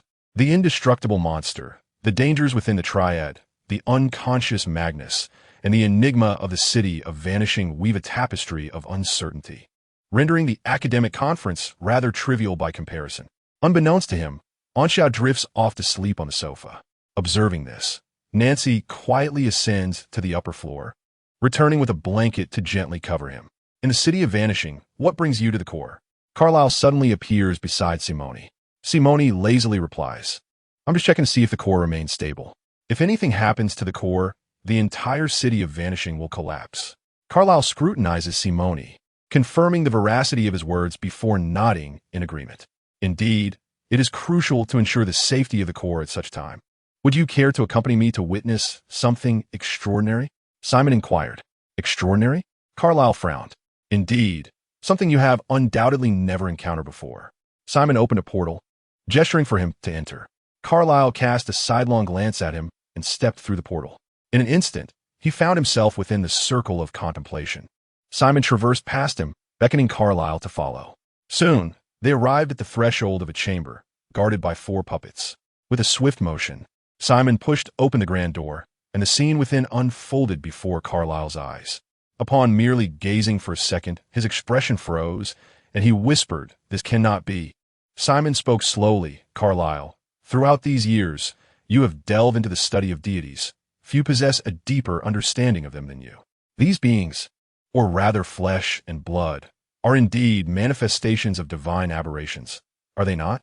Carlyle nodded gravely, yes. A divine aberration is a creature of immortality, born from a deity's essence, imbued with divine power, merged within a biological entity. Only by annihilating the deity's essence can one bring about the complete demise of the aberration. Otherwise, no matter how many times the aberration's body is damaged, it will resurrect anew. However, extinguishing a deity's essence is an arduous task. Countless individuals aspire to become deities precisely for their near-immortal attributes. While the champions of the sacred domain may defeat a deity, they cannot truly slay it, for they cannot touch the deity's core, let alone its divine flame. Thus, the conventional method of dealing with deities is through sealing, allowing endless time to erode the deity's selfhood.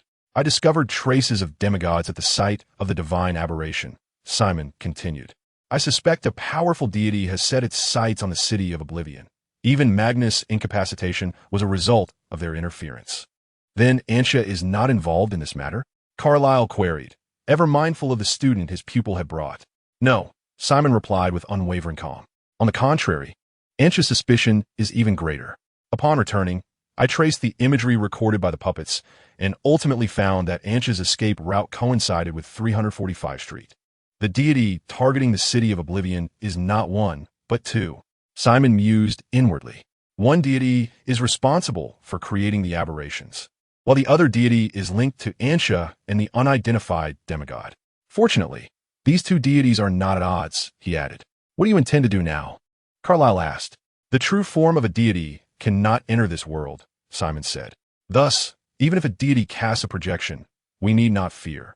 We are merely in the light while they lurk in the shadows, executing their covert maneuvers unbeknownst to us. However, as time unfolds, all truth shall be revealed. We need only to maintain our current course and not allow ourselves to falter. Suit yourself, Carlyle replied, turning to depart. The city of oblivion is a domain managed by Simone, who oversees the outer city and thus holds no authority to critique Simone's methods. Simone watched as Carlyle departed, then turned and unleashed a gust of wind magic within the room. Countless blades of wind shot forth, slicing the severed limbs into smaller fragments. Subsequently, he commanded a puppet to gather these pieces of flesh and blood and remove them from the chamber. Curiously, where had Leota gone? Hall halted at the end of a street, tracking the lingering scent left by Leota, yet found no trace of him. Suddenly, from a late-night cake shop, the proprietor waved at Hall. The face beneath the chef's hat was none other than Leota. Chapter 93. The bold march towards the abyss of death. How did you acquire this establishment? Hall inquired, momentarily taken aback by the sight of the cake shop. Casting a suspicious glance at Leota. Is it not exceedingly simple for us to procure a desired object? Leota replied, I merely lightly stirred the original owner's emotions, and he willingly bestowed this shop upon me. Very well, Hall conceded, left speechless, yet his heart brimmed with anticipation for the day he ascended to true divinity. How splendid it would be to become a genuine deity, free to act at will. Even if one's identity were discovered, it would merely entail the loss of a projection. Unlike him, who must perpetually hide. What transpired in the bar after I departed? Leota inquired. Hall picked up a piece of cake, speaking as he ate, and soon recounted the entire affair. What were those things? I couldn't even kill them, Hall frowned. Leota, enveloped in a radiant glow, pondered for a moment before lifting his head to declare, I understand now. Those creatures must be divine aberrations. Divine aberrations? Hall echoed. Indeed, divine aberrations. As a demigod, it is only natural that you are unaware. Divine aberrations are created by true gods, who infuse a fragment of their will and spirit into these entities. Such creations are typically made by true gods who have recently ascended from demigod status and are eager to establish their divine realms. Otherwise, a standard true god would refrain from creating divine aberrations, for excessive loss of will and spirit would destabilize or even diminish our divine fire, Leota elucidated. Now I see, Hall realized, yet he soon found himself ensnared in a greater quandary. These so-called divine aberrations appeared entirely normal in their daily lives and were all listed among those provided by Leota.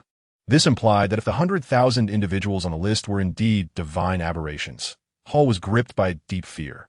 Such a vast number, even as a demigod, could easily overwhelm him with a mere spit. Impossible, Leota promptly refuted. A single deity can produce a maximum of 100 divine aberrations. No god could ever create 10,000. Even if one were to ignite their entire being with divine fire, it would be unfeasible. What if it is true? Hall gazed intently at Leota, a growing unease festering within him. In the city of vanishing, only Magnus posed a genuine threat to him. He could navigate freely amongst others. Yet now anxiety gnawed at him. I sensed something amiss in this place. He swallowed the last morsel of cake. Leota, I accepted this task for the sake of the 300 pure souls, but now, circumstances have exceeded my expectations. I wish to abandon it. Abandoning it? No, I am not like you. Even in the gravest of situations, I would merely lose a projection. Leota fell silent. Do you know why I left the bar so hastily? Why? Was it not due to the difficulty of creating projections? Hall chuckled lightly. Are you aware of the news regarding the awakening of the 12 celestial bodies? Leota inquired. I do indeed. Just yesterday, I inadvertently encountered the projection of the July Celestial and nearly became its meal, Hall replied, still shaken. Several true gods perished within the association. All devoured by the July Celestial, Leota murmured. I watched from a distance, and upon realizing I had been detected, I quickly fled. I thought I had escaped unscathed, but upon returning to the divine realm, I discovered that my divine flame was nearly extinguished. The July Celestial had caught up with me without my awareness, yet only consumed what piqued its interest.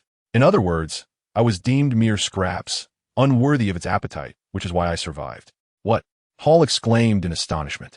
The association possesses means to restore my divine flame, yet the cost is exorbitant. In my current state, I cannot endure for long. Hence I accepted this mission to rescue the unknown deity. It is imperative that I succeed. Only then can I evade death. The figure you see before you is, in truth, the real me. I have invested all that remains into this projection. The being in the astral realm is but an empty shell. Should this projection perish, I, too, shall truly vanish. Leota spoke calmly. Hall, you likely have but a few years left to live. The lifespan of a master-level being is 1,000 years, and a demigod's is 3 times that, equating to 3,000 years. If I am not mistaken, you have less than 10 years remaining. 10 years is lengthy, yet fleeting. Are you certain you can gather 300 pure souls within this time? Hall shook his head. I cannot. Then why not take a gamble? Leota proposed. Let us 2 dying souls wager once more. We either lose or win. Those who tread towards the abyss of death should not know fear or trepidation. We stand at the precipice of an empty chasm, teetering on the brink. One step forward is life, one step back is death. Life and death are merely contingent upon our courage to take that step forward. The atmosphere grew hushed as the clouds drifted through the night, obscuring the starlight. The glow from the cake shop illuminated the two figures, casting a soft light that spilled into the adjacent alley, providing a faint illumination. Hall interlaced his fingers before his lips, his gaze becoming profound, as if lost in recollection. Leota, he suddenly spoke. Do you know how I became a demigod? Leota shook his head. Hall smiled faintly. Before I ascended to demigod status, I was a king of a modest realm. Though my kingdom was not vast, I governed it with great efficacy, establishing diplomatic ties with major kingdoms such as the Emerald Kingdom and the Winter Kingdom. Yet one fateful day, a demigod descended upon my land. In the face of this masterful being, I appeared as a mere child, easily defeated. This entity stood at the brink of divinity, opting for the path of terror. My subjects endured relentless torment before my eyes, their anguished cries lingering in my ears even to this day. However, despite the suffering, my people did not yield to fear. As the mightiest of the realm, my court sorcerers and subjects resolved to take action. Rather than be tormented, we would willingly offer a sacrifice, allowing me to become a demigod. Thus, even if we could not triumph, at least I could escape. Severely wounded, I was carried to the center of the transformation array, where the court sorcerer connected with all my citizens through magic. In that very moment, they sacrificed themselves, and I became a demigod. Regrettably, the architect of this calamity, that demigod, departed upon witnessing my ascension. For all these years, I have been in search of his trace, which is why my initial pursuit as a demigod has been one of seeking. Hall inhaled deeply. You are right, Leota. We have no retreat. Why not wager everything on this? That wretch who destroyed my kingdom has yet to pay the price he owes. I cannot simply perish. I will not allow it, nor will my people. By the end of his words, Hall was roaring, akin to an enraged dragon, determined to incinerate all his resentment with the flames of fury. Leota remained silent, merely placing a reassuring hand on Hall's shoulder. Chapter 94. Farewell, Ms. Meredith. Would you care for a glass of milk? Could you add a bit of sugar? I prefer sweetened milk. Certainly. On the balcony of the manor's second floor, the lady placed a glass of milk before the young man and added a sugar cube. She seated herself across from him, pouring herself a glass of red wine, elegantly swirling the glass. Ansha took a sip of the milk. Its flavor was rich, yet not overpowering, and blended with the sugar. It was delightfully sweet, the origin of which remained a mystery, perhaps from some extraordinary beast. In any case, it was certainly not inexpensive. After spending a night at Nancy's home, Ansha awoke to find Nancy informing him of the existence of similar immortal creatures, shrouded in an aura, lurking in the outer city. However, unlike in the city of disappearance, one's location would not be compromised, as long as one did not encounter these monsters, who disguised themselves as ordinary people, face to face. There was essentially no threat to life. A gentleman cannot remain beneath others for long, not even a woman. After a restful slumber, Ansha felt invigorated, realizing he could not forever rely on Nancy's protection. In the city of disappearance, he was a stranger, but in the outer city, he considered himself a high priest. Should he find himself in dire circumstances, he would promptly conduct a sacrificial rite, casually tossing some refuse to establish contact with the master of cicadas. The previous day, Ms. Meredith had not been captured.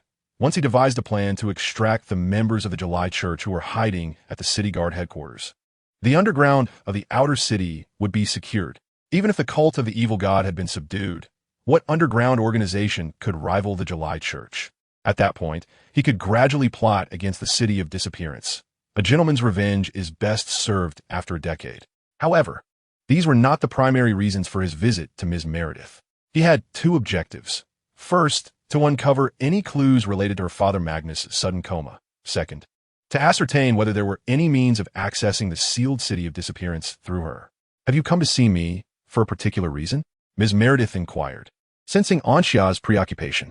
After carefully considering his words, Ansha asked, Ms. Meredith, you must be aware that the city of disappearance was suddenly sealed last night? Ms. Meredith nodded. This morning, my caravan could not deliver supplies to the city of disappearance. I attempted to contact friends within the city, but they too were unaware of the specifics, only knowing that it was Commissioner Simoni who ordered the lockdown. Anxia cautiously replied. I have some troubling news, Ms. Meredith. You should prepare yourself mentally. Troubling news? Ms.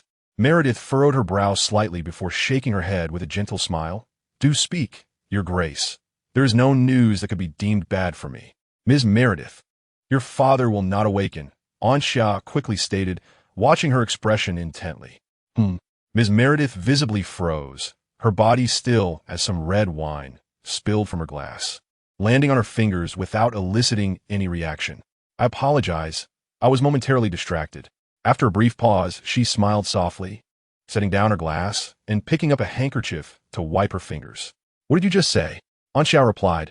Ms. Meredith, is this not what you meant when you said there is no news that could be unfavorable for you?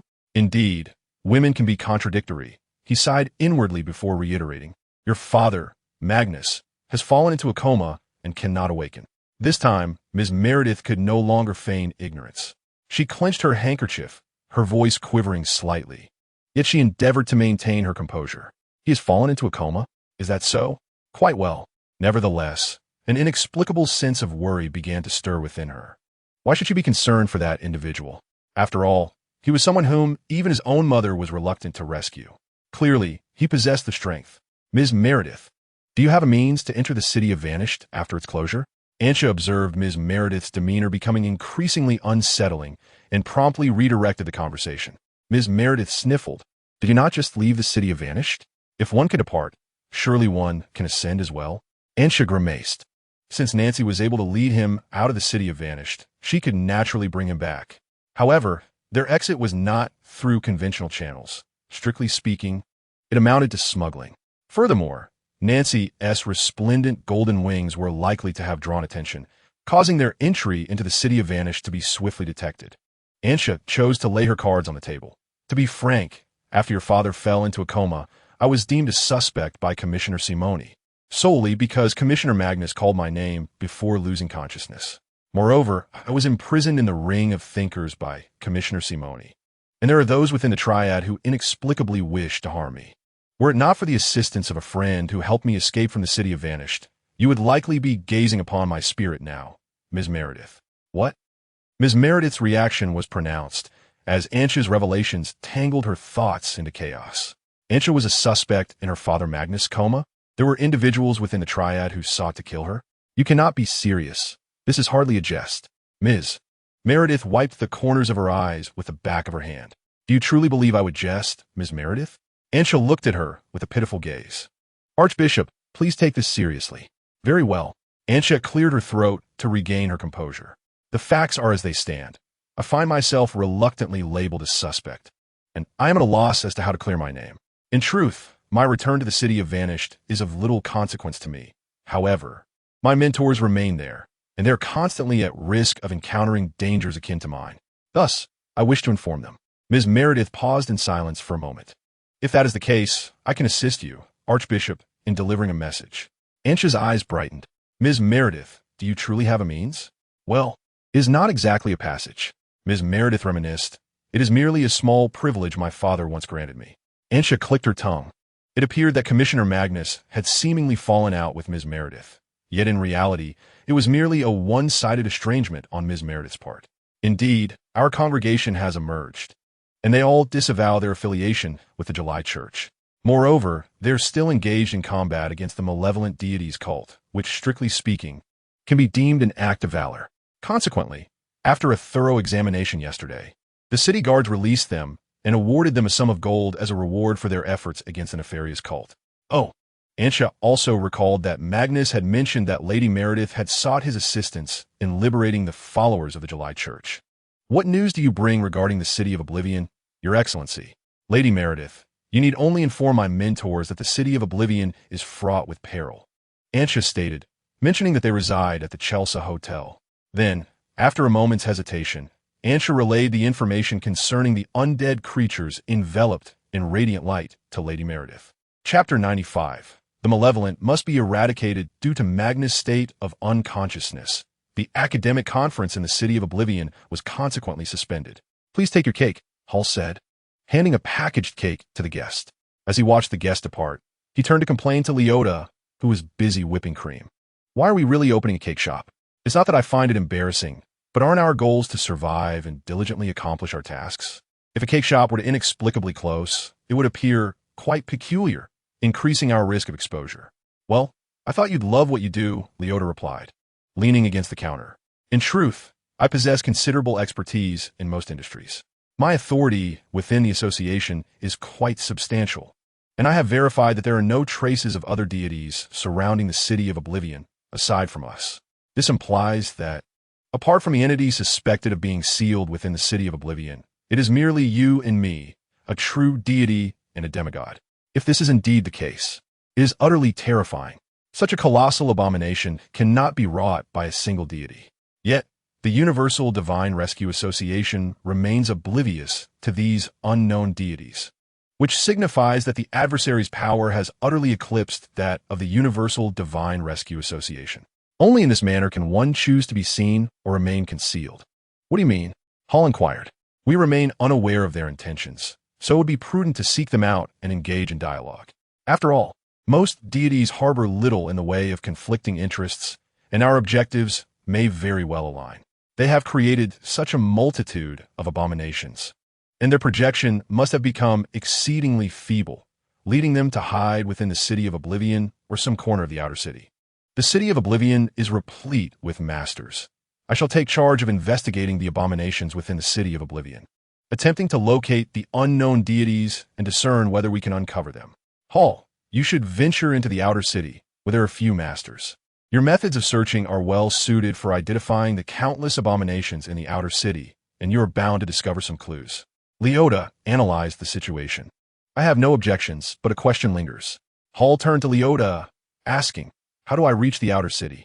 The city of disappearance is heavily shrouded by intricate magical barriers, and even if you, Leota, were uninjured, your true form could not breach these defenses in a short span of time. I discovered the solution to this problem long ago. Leota set down the cream in his hand, saying, follow me. Hall raised an eyebrow, secured the bakery's door, and hung up a closed sign before catching up with Leota. Under the veil of invisibility, the two arrived at the outskirts of the city of disappearance. Leota shared his vision with Hall. Hall, astonished, pointed to a corner of the formidable magical barrier. Is that a door? Indeed, a door, one that requires validation, Leota confirmed with a nod. Upon arriving in the city of disappearance, I conducted an investigation. The outcome revealed this door within the city's defensive array. I do not know who left it, but it is certain that only 3 individuals possess the authority to modify this barrier. Thus, this is an obscure entrance left by an unknown generation of the Triad. How do I open this secret door?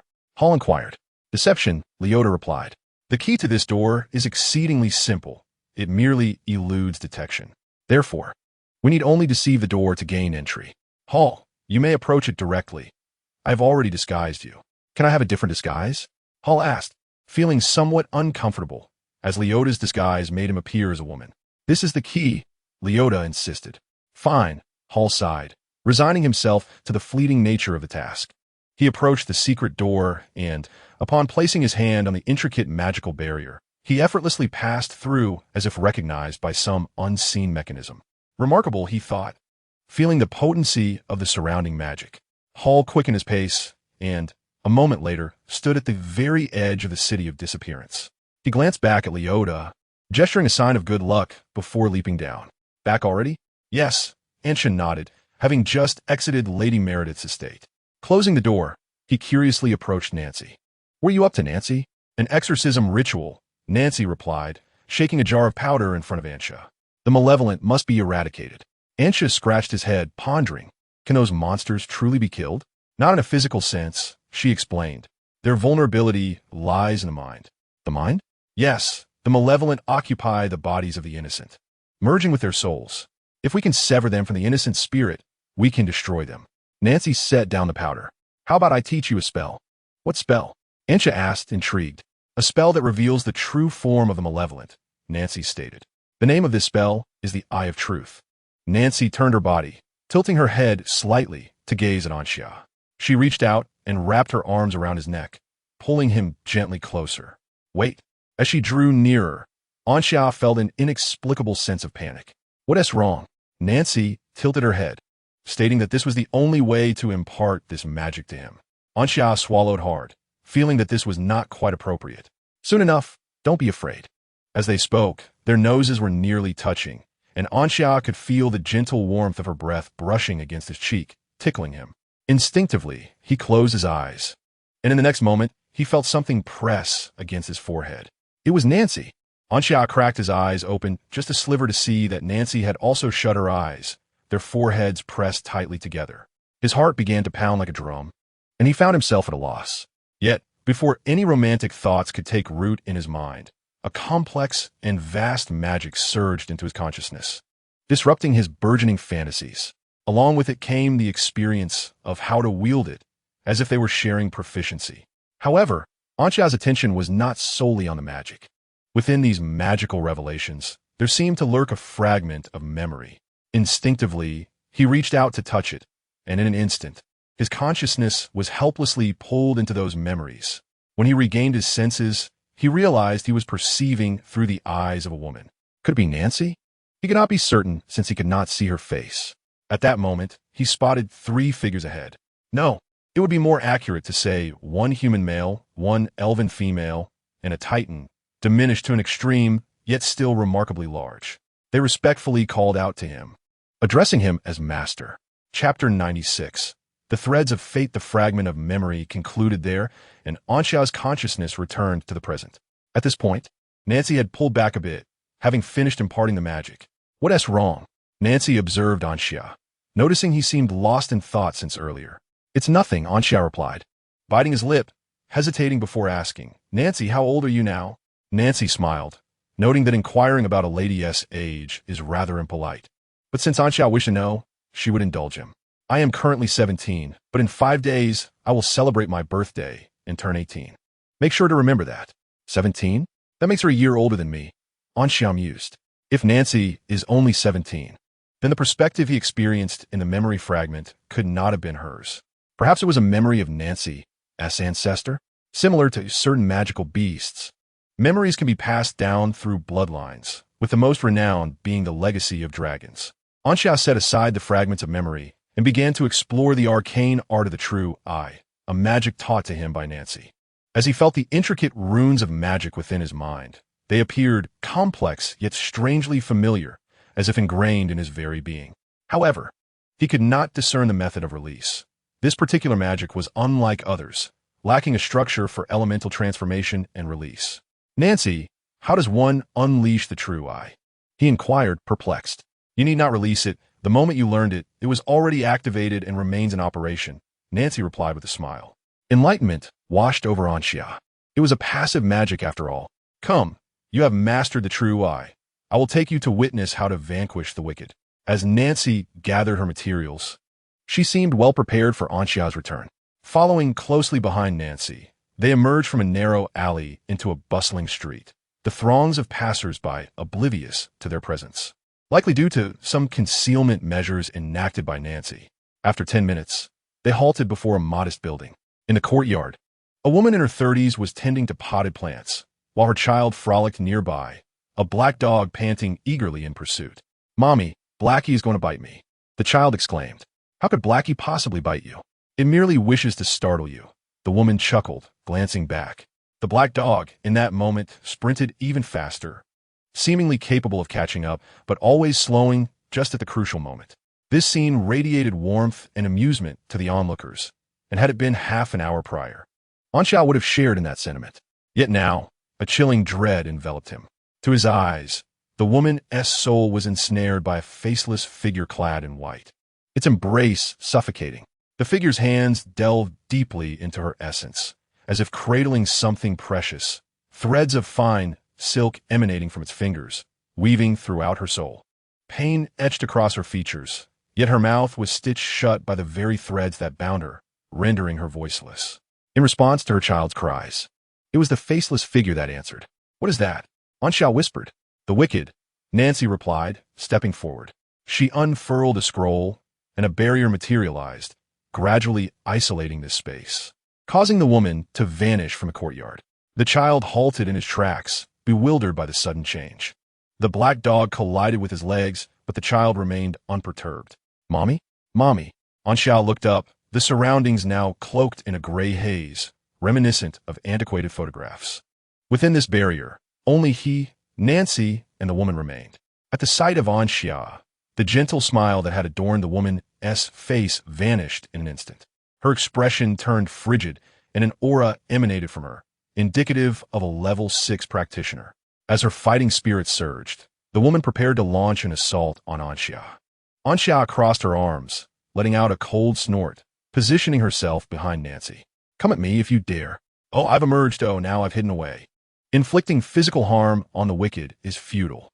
Nancy found Anxia's antics amusing, a smirk playing at the corners of her mouth as she drew forth a hand crossbow and fired a bolt that pierced the woman's shoulder. "Do you see? The evildoer is siphoning elements, regenerating flesh and blood." With the aid of the true eye, Anxia observed the arrow wound on the woman's shoulder, continuously drawing in elements. Curiously, Anxia inquired, "If we sever her access to elements, will she be unable to regenerate?" Nancy shook her head. "Not quite. The reason the wicked choose to absorb elements is due to their inexhaustibility. If we cut off the elements, they will simply draw upon other substances. The corporeal form is merely a vessel. When faced with an insurmountable inability to regenerate, the evildoer will abandon the body and seek a new host. Ultimately, it is the innocent, possessed who suffer. What must we do to eradicate the evildoer completely?" Anxia asked, astonished. She had not anticipated that this entity could act like a parasitic seed, able to usurp bodies at will. The soul of life is the most enigmatic of existences. Nancy did not respond directly. Instead, she stepped closer to the woman, an unseen force binding her in place. Even among the divine, only a select few can grasp even a fragment of the secrets of the soul. Nancy retrieved all the materials that she had prepared, arranging them beside the woman to form a rudimentary magical array. "Pay attention, Anxia," Nancy instructed. "Do not lose focus." In the next moment, a shimmering light emerged from the array, enveloping the woman. Within the vision of the true eye, the woman's soul appeared exceedingly thin. Yet this transparency allowed certain elements to surface. They manifested as forked threads. Within the soul of life lies the thread of fate. When one can gaze directly at this thread, the ability to interact with it becomes attainable, until the thread of fate reaches the end of life. It serves as the sharpest, most piercing weapon in existence, capable of penetrating all things both tangible and intangible. For fate is omnipresent. At that moment, Nancy seemed transformed. Her demeanor exuded an unparalleled calmness, radiating an aura of icy authority. She extended her finger, gently grasping the thread of fate, and slowly drew it towards the faceless white figure. The figure appeared to sense impending danger, its hands desperately straining to escape from the woman's soul. However, having embedded itself too deeply, it found itself unable to break free in this life-threatening moment. Originally regarded as a parasite, the woman has now transformed into the very cage that confines it. The threads of fate, akin to sharp blades, effortlessly pierce through the form of the faceless white figure. In an instant, the white silhouette ceases its struggles, remaining utterly still. Just a second later, it begins to disintegrate rapidly, like smoke scattered by the wind. The piercing of fate's thread completely dismantles the spiritual structure that comprises it. In the face of destiny's might, no matter how formidable the spirit, it remains exceedingly fragile until it breaks free from the shackles of fate. Anxia gasps in shock, her mouth agape. No, has it been vanquished so effortlessly? Chapter 97. The majestic Jialu arrives. The city of Oblivion welcomes an uninvited guest. Due to the potential targeting of the city of Oblivion by two deities, Simone has not closed his eyes for rest until nearly noon the following day. Although for a master-level individual, sleep is not a pressing necessity. Such habits allow them to retain their humanity throughout their prolonged existence. Furthermore, the heart is not as resilient as the body. In moments of intense concentration, it is always the heart that tires first. Just as he finished attending to all matters, a bombardment erupted outside the city of Oblivion, shaking the defensive magic array. Alarmed, Simone snapped to attention, initially believing that a deity had brazenly launched an assault on the city of Oblivion. However, upon reaching the area under attack, he looked up to see a familiar figure in the sky. "Simone, hurry and open this turtle shell, or I shall shatter it, and you will have no cause to weep," the figure in the sky shouted fiercely. Instinctively, Simone flinched, a reflex left over from his school days. He couldn't help but murmur to himself, pondering why he had ever been drawn to this violent girl during his youth. Indeed, a girl. Even after 2 or 3 centuries, she remains in his eyes that lively girl. As it turns out, this remains true. With a sigh, Simone opened a breach in the formidable magic array, allowing the figure from a sky entry. This was not from his heart. It was merely because she was a being of the sacred domain, and indeed, as she stated, failure to open it would result in destruction. The figure swiftly flew into the city of oblivion, not sparing a glance at Simone, and headed in a specific direction. Is that how it is? Very well, I understand. At the Chelsea Hotel, ABI's concluded her communication spell with Carlyle. A weight settled in her heart. She had not anticipated so many events occurring the previous night. ABI's reconstructed an ultra-long-range communication spell to contact Dean Douglas in the astral realm. Moments later, she exited her room and knocked on the doors of Melva and Sherluna. The first to emerge was Melva, who had scarcely slept through the night, consumed with worry for Anshia's safety. Soon after, Sherluna stepped out of the room, rubbing her eyes, while Jelly continued to slumber peacefully. Through the summoning contract, it was evident that Ansha was in no mortal danger. In fact, she seemed quite lively, which led Jelly to dismiss the gravity of the situation. What is it, Mr. ABI's? Melva inquired with a hint of fatigue in her voice. I have received some news regarding Ansha from my teacher, ABI's replied softly. Both Melva and Sherluna were aware that Abiz's mentor was Counselor Kyle from the Triad of the Vanished City. Upon hearing this, even Sherluna became alert. Mentor ABI's, does this mean Ansha is unharmed? Melva quickly asked, or have we uncovered the true perpetrator? Neither. ABI's took a deep breath. Ansha has escaped from prison. What? Sherluna exclaimed in shock. Ansha managed to break out of the Vanished City?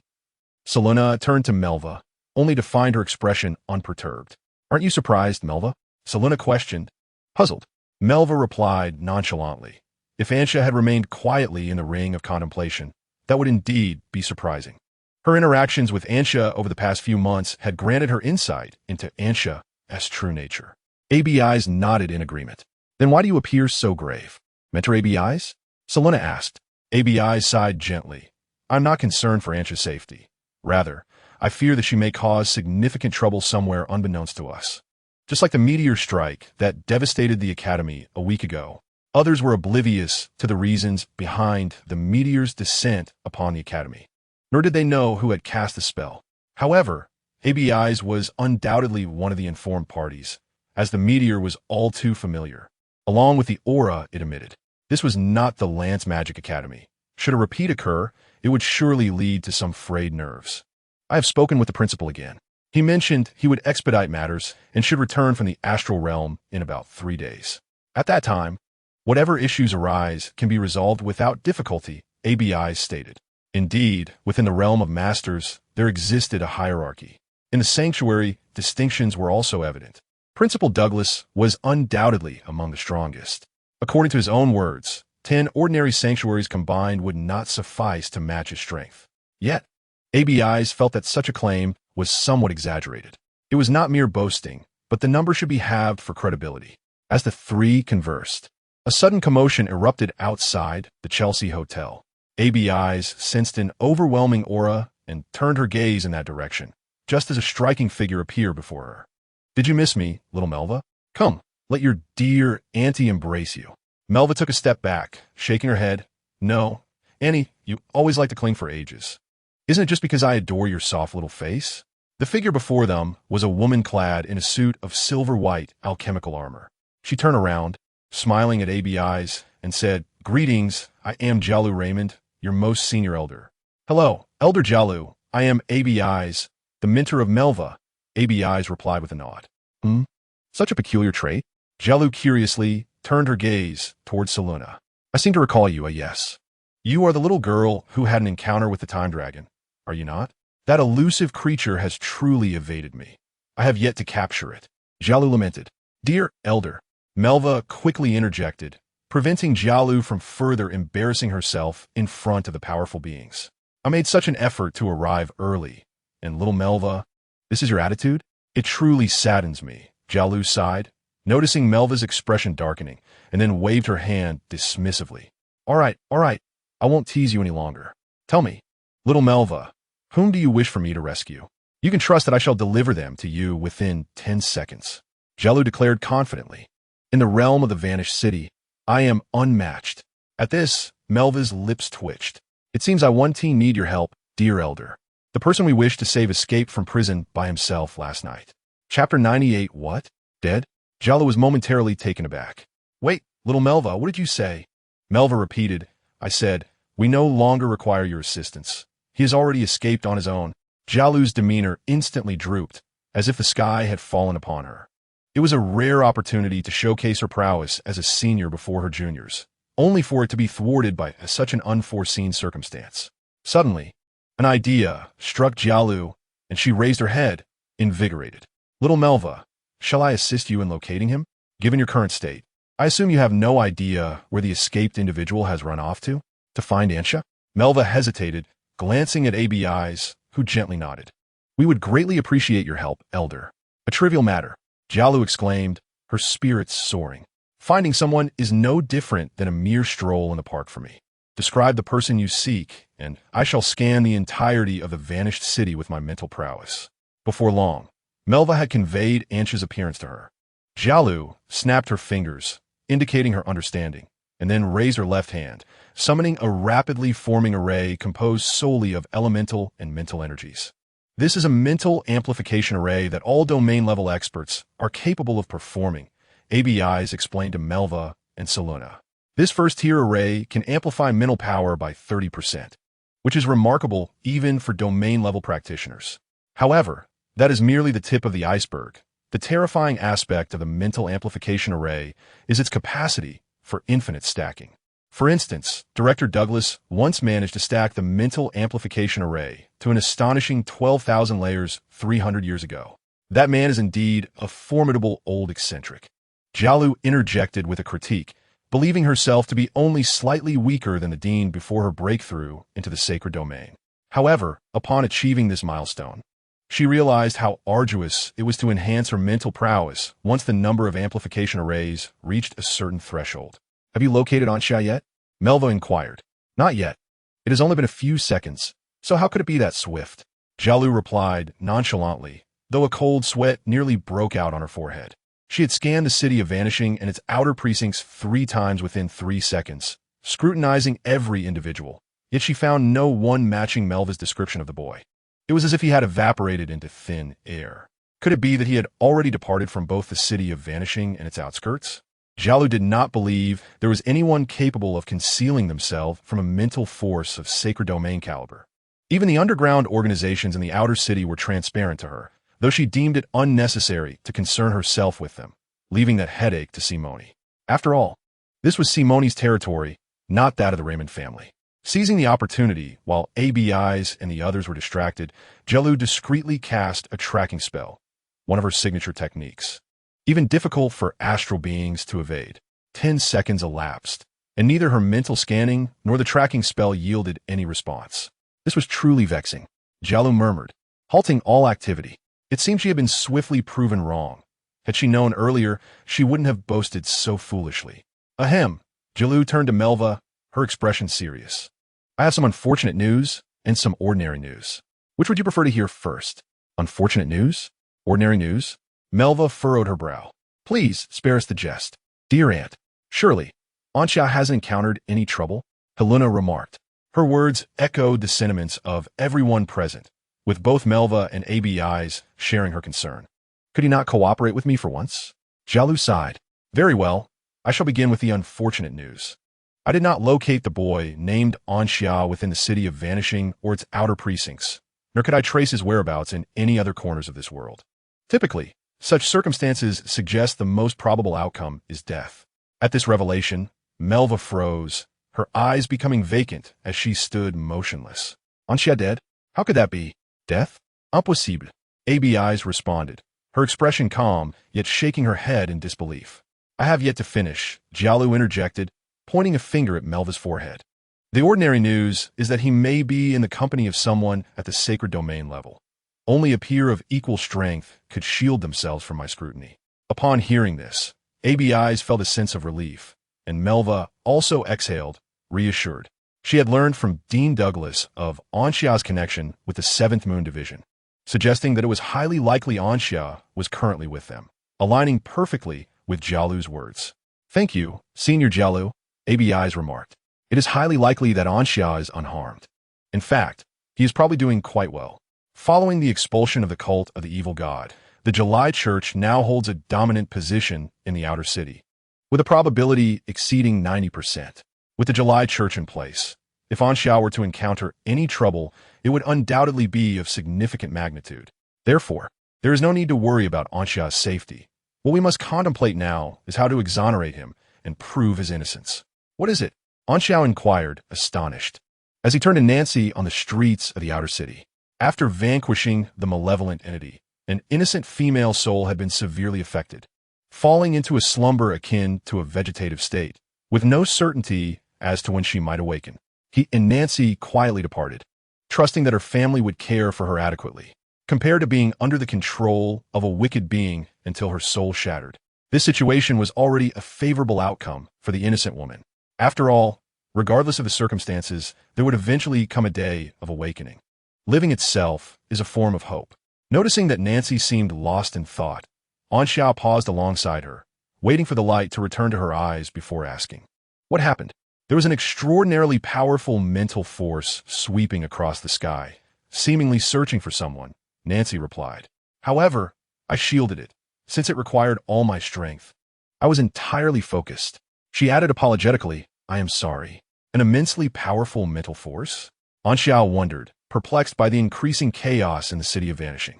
It appeared that all manner of monstrous beings were emerging. Had he not been unable to inform Mentor ABIs and the others, he would have left this place long ago to avoid becoming mired in the turmoil. "This is not related to us, is it?" Anxia asked. It should be, I suppose," Nancy replied uncertainly, as she was not omniscient. Chapter 99, Fragments of Memory. After lunch, Anxia parted ways with Nancy. Her usual duties involved eliminating malevolent beings. And within the outer city, there were countless evildoers, at least tens of thousands possessed by wicked entities. Anxia then arrived at the estate of Lady Meredith, ringing the heavy brass bell attached to the imposing iron gate. Before long, a maid emerged from within. "May I inquire if Lady Meredith is present?" Anxia asked, hoping to ascertain whether she had relayed any messages to Mentor ABIs and the others. "Apologies, but the lady has not yet returned," the maid replied. "Very well," Anxia said, scratching his head. Given the circumstances, he saw no reason to linger there any longer. He promptly turned to leave, intending to seek out the followers of the July Church. Anxia wished to ascertain whether any evildoers had infiltrated among the congregants. Alone, he certainly could not confront the wicked beings, despite Nancy making it appear effortless. Engaging them was no small feat yet. He possessed a simpler solution. No matter how formidable the evildoers were, he could always bring down the cicada master. As he walked along the sidewalk, the outer city revealed a scarcity of sanitation workers, resulting in a weekly cleaning that relied solely on the residents' conscientiousness. The trees lining either side stood tall, yet their leaves had turned a desolate yellow, carpeting the ground with fallen foliage.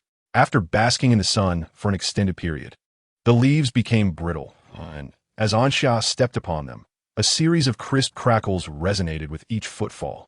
The fullness of his stomach induced a languorous drowsiness, an ever-looming fatigue weighing heavily upon him. While rescuing a neglected area, Anxia abruptly halted, as if sensing something amiss. Between two four-story buildings lay a narrow gap, barely deserving the title of an alley. Yet within, Anxia's gaze fell upon a fragment of white, reminiscent of a shard of memory. But how could a fragment of memory manifest here? More perplexing was the notion that such memories could possess physical form. Confounded, he rubbed his eyes, ensuring he was not merely hallucinating due to fatigue. After a moment's hesitation, he resolved to approach the enigmatic fragment, first casting a solidification spell upon himself to safeguard against potential danger. Next, he unleashed the protective enchantment of Guardian of Slanka, enveloping himself in a shroud of skeletal armor. Having prepared adequately, Anxia stepped into the narrow space, drawing closer to the suspected memory fragment. Upon closer inspection, it bore a striking resemblance to the memory shards he had witnessed through Professor Nancy's true eye. Yet one resided within the confines of his mind, while the other appeared in the realm of reality.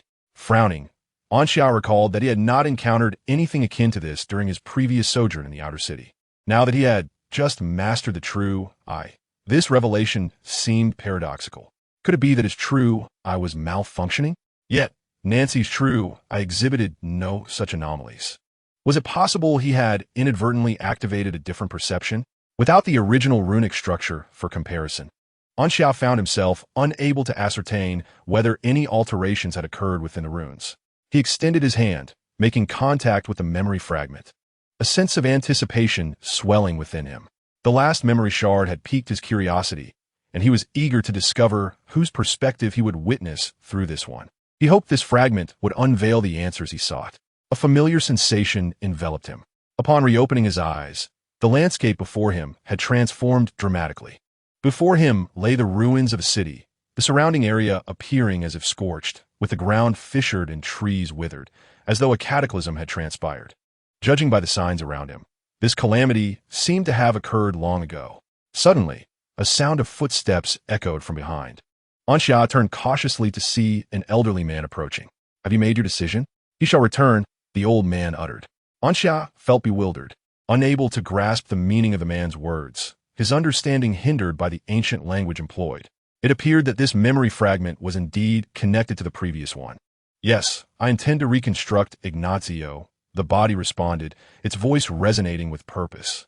The voice bore a striking resemblance to Nancy's, yet it lacked the depth of emotion, sounding considerably more mature. "Since you have made your decision, I, as your mentor, shall wholeheartedly support you." The elder spoke of the city's ruins, claiming they were imbued with a lingering essence that rendered them uninhabitable for humankind, even the very earth itself. It was at this moment that Anxiao recognized the elder's staff as a wand, having previously mistaken it for a cane. With a calm demeanor, the elder raised his wand and struck it against the ground. The distant ruins, along with the surrounding terrain, began to sink into an abyss of unknown depth. Minutes later, the site of the former city had transformed into a vast chasm. Yet, with a mere flick of his wand, the soil surged forth like ocean tides, inexorably burying the gaping void. Anxiao gazed in astonishment at the elder's display of magic, a scale that rivaled the meteorite fall he had once conjured. "Such is my limit," the elder remarked, turning to Anxiao. "But it is sufficient. For years, only he had bestowed punishment upon the faithful. You are the first to seek vengeance against him," the elder added. Anxiao, feeling perplexed, recognized the importance of learning. It seemed imperative to journey to Melva to master the ancient language, lest he miss vital information due to misunderstanding. "The path ahead is yours to traverse. I can accompany you no further. His might is formidable, and without certainty, it is best to focus on survival, for life itself holds promise," the elder concluded before dissipating like dust, carried away by the gentle breeze. Anxiao opened his mouth in confusion, unable to comprehend the elder's sudden disappearance. "Thank you, teacher, for your years of guidance." Ms.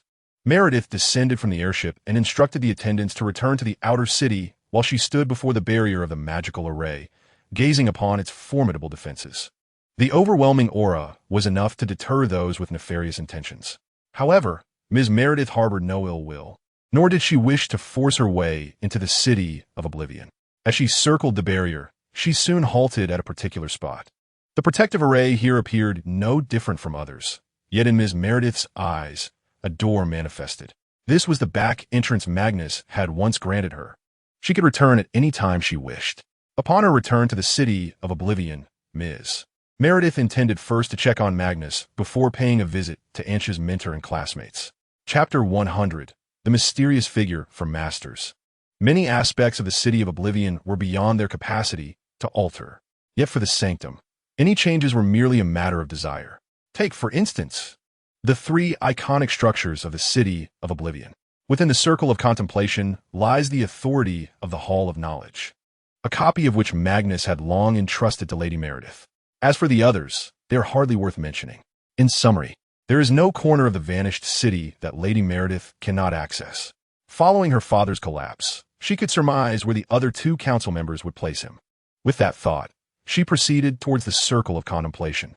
Though the circle serves as a prison for criminals and adversaries, its capacity to safeguard an individual is second only to the protection offered by a being of divine might. The most perilous locales often provide the greatest security, a principle aptly illustrated by the circle. Upon her arrival, Lady Meredith paused momentarily, yet faced no obstruction as she entered. From a young age, she had memorized the map of this place meticulously. To outsiders, the circle appears devoid of logic, with its surroundings perpetually shifting. In truth, one merely needs to recall the timing of each environmental change and a spatial assembly pattern to navigate the circle with ease. However, for those with authority, such considerations are unnecessary. As the authorized individual passes, the environment reverts to its original state, relieving the mind of the burden of predicting subsequent alterations. Much like ascending a staircase, Lady Meredith swiftly reached the uppermost level of the circle, where only 4 rooms reside. This had once been the dwelling of the 3 sages, while the purpose of the remaining room remains a mystery after all these years. Before her, 3 doors stood wide open, while the room directly ahead was firmly shut. Approaching, she gently knocked, yet received no response. Placing her right hand upon the doorknob, she applied a slight force downward, and the door swung open. Lady Meredith steeled herself. Regardless of the circumstances, Magnus was her father, and his unconsciousness stirred within her a tumult of emotions, far from the calm exterior she projected. The next moment, she parted her lips slightly, her gaze clouded with confusion. This room was empty, yet the bed bore unmistakable signs of occupancy, the creases telling an undeniable tale. But where had the occupant gone? With Ansha nowhere to be found, Jalu ceased his pursuit. Having failed to locate anyone moments ago, it seemed even less likely now. After a century-long absence from the vanished city, Jalu guided Melva through the streets, recounting tales of what this place once was.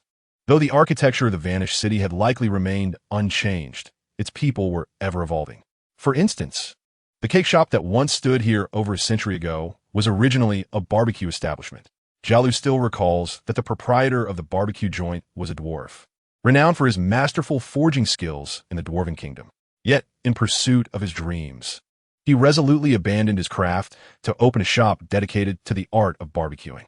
Meanwhile, Melva felt a lack of spirit, until she knew whether Ansha was truly safe. An unsettling restlessness plagued her. As she meandered, her hands became laden with various items, edibles, beverages, and garments of all sorts.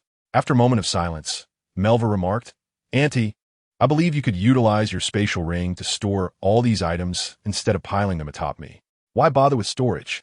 "The joy of shopping lies in savoring the ambience," Jalu retorted, devoid of any shame in burdening her junior. Melva sighed. She ought to have kept her jelly companion close, as it could have borne all the items for her. "What color do you prefer, Melva?" Jalu asked, darting into a jewelry shop, where she compared various ornaments. "White," Melva replied, clad in a white shirt and fluffy black trousers, the hems tucked into high-heeled shoes. Adorning her shirt was a decorative bow tie, complemented by a golden brooch at her chest. Jalu gazed at her niece, who bridged generations, nodding in approval. The interplay of white and black made the purple hues even more striking. Indeed, her descendant mirrored her beauty. "Then let us procure the white one," Jalu declared, completing the purchase with a flourish. Coincidentally, her own hair was also purple, and Melva committed her ensemble to memory, intending to acquire a similar outfit upon returning. "Auntie, shall we head back?" Melva said weakly, feeling her outing was a mistake. "Just a bit longer," Jalu replied, still yearning to explore if possible. She would even consider purchasing the entire city of vanished souls. At that moment, a malevolent aura suddenly flared and then swiftly dissipated. Jalu's gaze fixed upon a particular direction. This presence was at least of the sacred realm caliber. When did the sacred realm become so numerous, and why did they lurk in the shadows? Jalu detested such concealers of identity, especially with the murderous intent that had just surfaced, and she was determined not to let the source of that aura escape. Melva was still present, and she felt compelled to portray a reliable and admirable image of her aunt. "Melva, wait here for me," Jalu instructed swiftly before her figure vanished, reappearing 100 meters away. This was a spell she had learned from an astral creature, which she named Transdimensional Stroll. Now, in pursuit of an individual, she minimized its power. Otherwise, if fully unleashed, her teleportation range would increase by at least 200 times, this being the lower limit, not the upper. "Found you," Jalu mused with a gentle smile, 2 seconds later materializing in a largely deserted area. However, before she could firmly establish her footing, she noticed mysterious patterns emerging from all directions. It was a teleportation array. Gallo was taken aback. She had not anticipated that such arrays would be prevalent within the City of Oblivion. Was Simone truly so incompetent? The City of Oblivion had been inscribed with an enormous array, and he had failed to notice it at all. A shadowy figure appeared, its face indistinguishable, raising a hand to snap their fingers, causing the teleportation array to fully materialize and expand. With a whoosh, Gallo vanished from her spot, unaware of how far she had distanced herself from the City of Oblivion. Chapter 101. Sudden incident. Melva waited patiently, but after half an hour had passed, there was still no sign of Gallo's return. Just then, a voice suddenly echoed in her ear. "Hello? Can you hear me?" "I can hear you," Melva promptly responded. This was a long-distance communication spell, and the identity of the sender was beyond doubt. It was Gallo. "It's good that you can hear me. I just went after a mouse, and didn't expect it had already set up a teleportation array to await my arrival. I believe I have arrived in the astral realm. I calculated the distance, and I should be able to return from the astral realm in about 2 days. Little Melva, you should take Abyss and the others and leave the City of Oblivion first. The waters here run deep," Gallo said, her voice laced with urgency. Although Magnus had fallen into a coma, Gallo did not perceive any imminent danger within the City of Oblivion. To those outside the Sacred Realm, the fainting of a Sacred Realm powerhouse was a significant affair. However, for those within the Sacred Realm, it was merely an ordinary occurrence. It was not uncommon for one to experiment with new spells or combat techniques, resulting in mental impairment that could necessitate a decade or more of recovery to mend the damage. Thus, Gallo's vigilance had notably diminished. Furthermore, this enigmatic Sacred Realm individual appeared to be rather cowardly, resorting to teleportation as if aware they could not contend with Gallo. Gallo was perplexed. There were only a handful of Sacred Realm powerhouses, and she enjoyed exploring the astral realm, which meant she had hardly interacted with others of that caliber. She could not recall having fought anyone who had ascended to the Sacred Realm. Why was her opponent so timid? Had the esteemed lady been transported to the astral realm? Melva felt astonished, but did not hesitate to heed Gallo's words, immediately heading towards the Celsa Hotel to inform Mentor Abyss and Sherluna. Given the gravity of the situation as articulated by Gallo, along with her personal experience, it was indeed prudent not to linger any longer. Academic conferences occurred annually, and this year was not an exception. Upon returning to the Celsa Hotel, Melva recounted Gallo's ordeal and her instructions to Abyss. "Gallo has been teleported to the astral realm." Abyss's brow furrowed in concern. The ability to teleport a Sacred Realm powerhouse indicated that the opponent was at least of the same caliber. With Magnus, the chairperson of their gathering, in a comatose state, it cannot possibly be him. In the City of Oblivion, an unknown powerhouse from the Sacred Domain has emerged.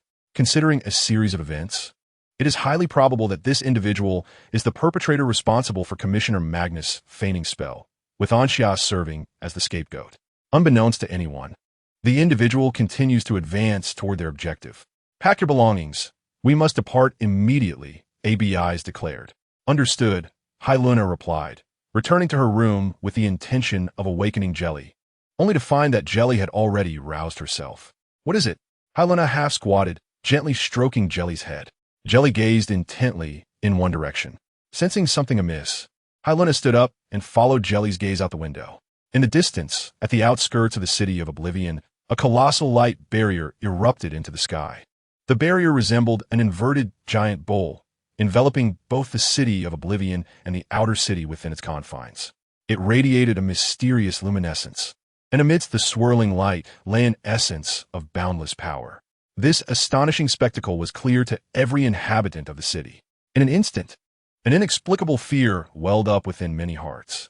Some instinctively unleashed spells or combat techniques in an attempt to breach the barrier. However, it remained utterly unyielding, impervious to any impact. The spells and techniques merely created faint ripples upon contact, dissipating rapidly. "What is this?"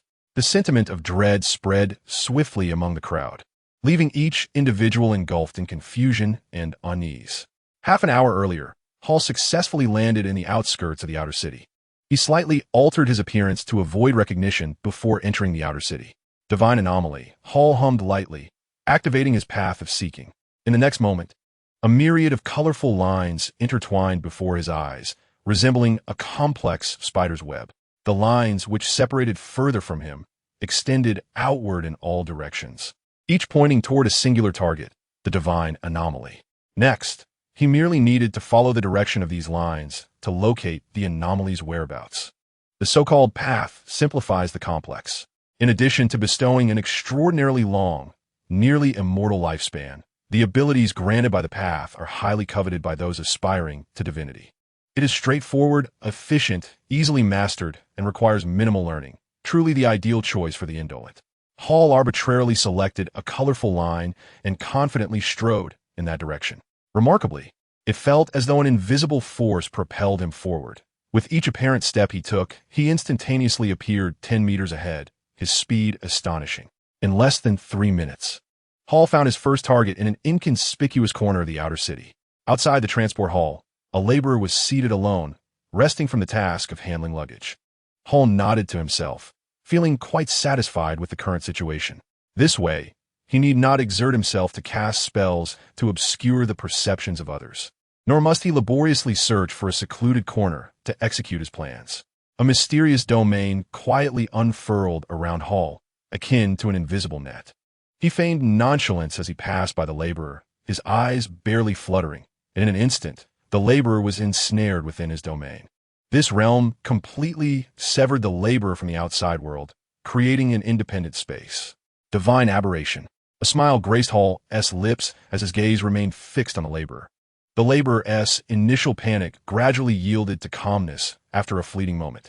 Just the previous night, Leota had imparted to him the methods for dealing with these so-called divine aberrations. In the understanding of ordinary individuals, the core of a divine aberration is an ethereal, intangible entity steeped in mystery and dread.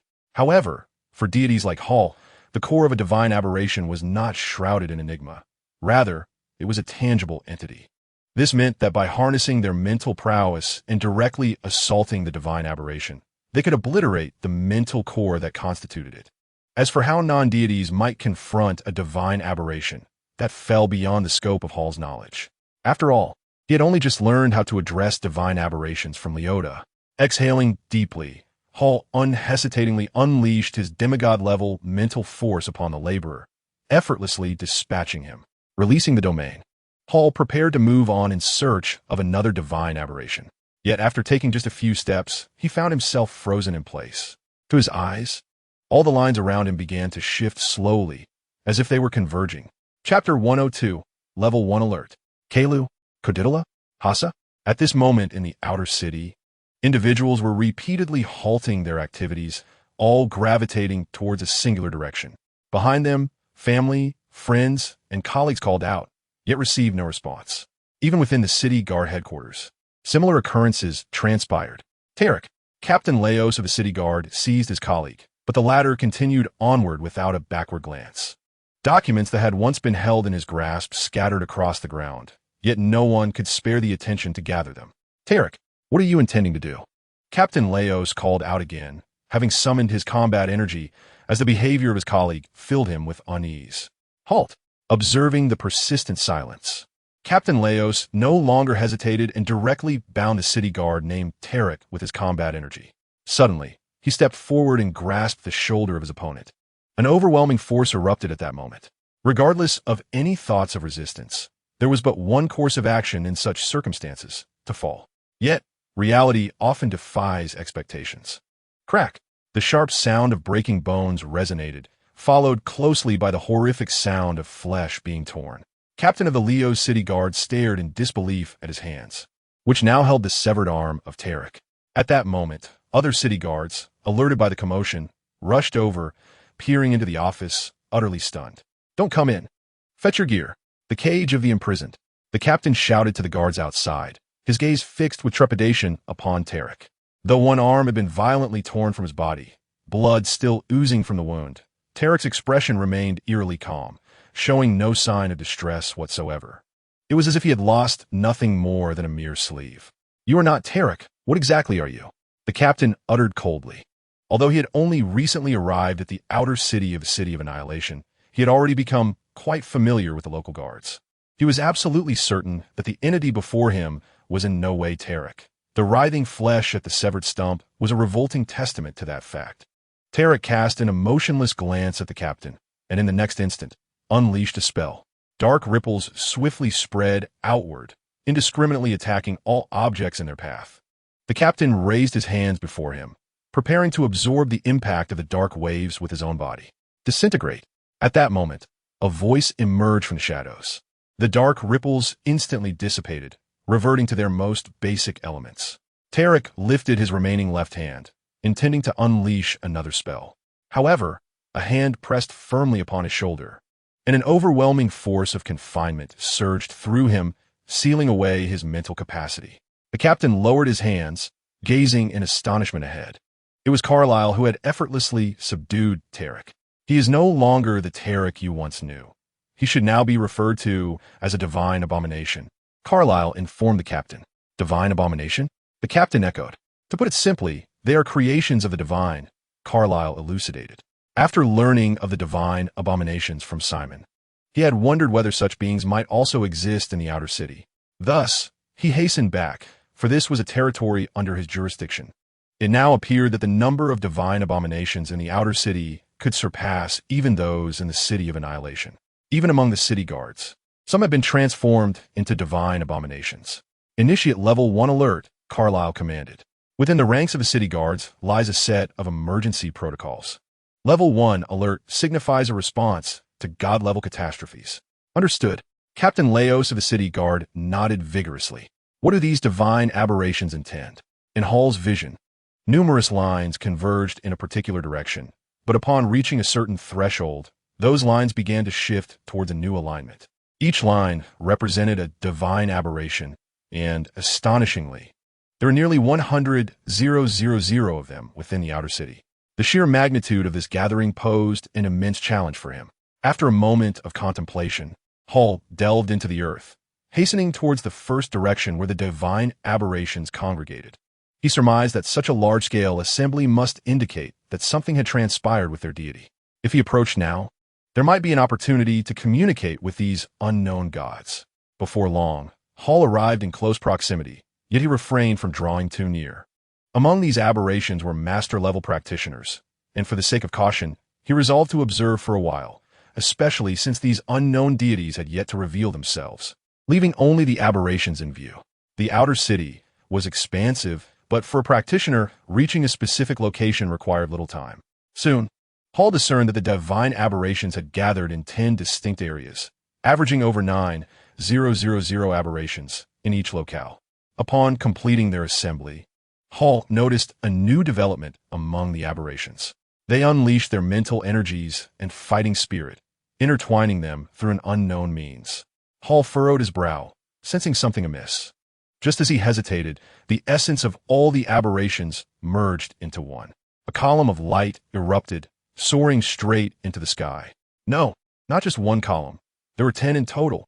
Hall's expression turned to one of astonishment as he beheld not only the rising columns of light, but also the shimmering barrier that extended from them, enveloping the outer city. Were these unknown deities intent on sacrificing this city? Hall found it hard to believe, if it were not for the purpose of sacrifice. Why would they seal off this space? He had not anticipated such madness from deities in this era. Such brazen acts were not reminiscent of millennia past. Should the city of demise and the outer city be sacrificed, it would usher in the relentless pursuit of all those of the sacred domain. Cursing under his breath, Hall lamented that these were indeed lunatics. He sought survival, not demise. The terrifying aberrations among the sacred domain were beyond comprehension. No, he must depart swiftly to avoid being implicated when the powers of the sacred domain sought retribution. As Hall turned to flee, he had yet to make a move when suddenly the ground trembled. What? He was forced to emerge from the earth, raising his gaze towards the source of the tremor, only to witness a master-level aberration stepping forth from the colossal column of light. How did he detect my presence? Hall was perplexed, yet he realized that this was not the time for contemplation. He sensed the aura of the divine aberration intensifying around him. 3 seconds later, the overwhelming pressure of a master-level presence surged forth. If this had been before the divine fire suffered damage, Hall would not have feared such a master-level entity. However, In his desperate bid to escape the clutches of the Cicada Master, he had sacrificed a significant portion of his divine fire, leaving him without peak strength. Hall's expression darkened as he pondered why he had been discovered. A mere aberration should not have been capable of such detection. Exhaling deeply, Hall had no intention of engaging the aberration in combat. Instead, he surveyed his surroundings, seeking a viable route for escape. Yet the unfolding situation compelled him to abandon that thought. Master-level aberrations emerged from all directions, and before Hall could even register it, he found himself completely encircled. No matter which way he turned, a figure of an aberration loomed nearby, and the tremors beneath his feet rendered any escape through the ground impossible. The sky was shrouded by a luminous barrier, ensuring that no matter how he attempted to flee, he remained within its confines. Raising his hands in a gesture of surrender, Hall languidly proclaimed, "I yield. We are all deities here. Our objectives may indeed align. How about we discuss this face to face?" What transpired next? Within the confines of the Chelsea Hotel, Melva witnessed the emergence of the barrier with a sense of astonishment. Such a display, even for a master level, seemed a formidable feat.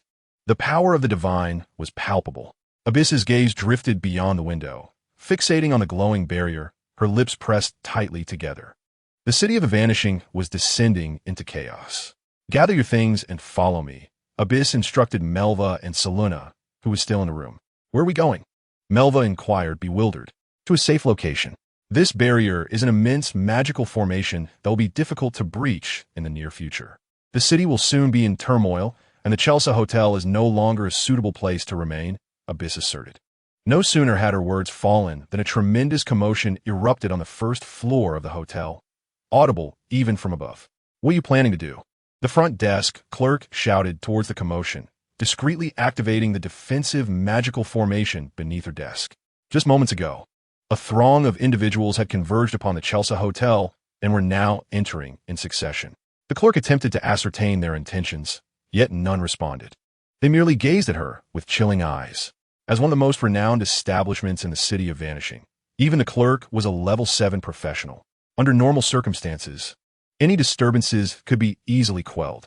However, this time was different. The clerk could distinctly sense the overwhelming pressure emanating from the group before her. She could not determine their level, but it was certain they were stronger than she, due to the activation of the defensive magical formation. The hotel's security personnel were alerted to the crisis at hand.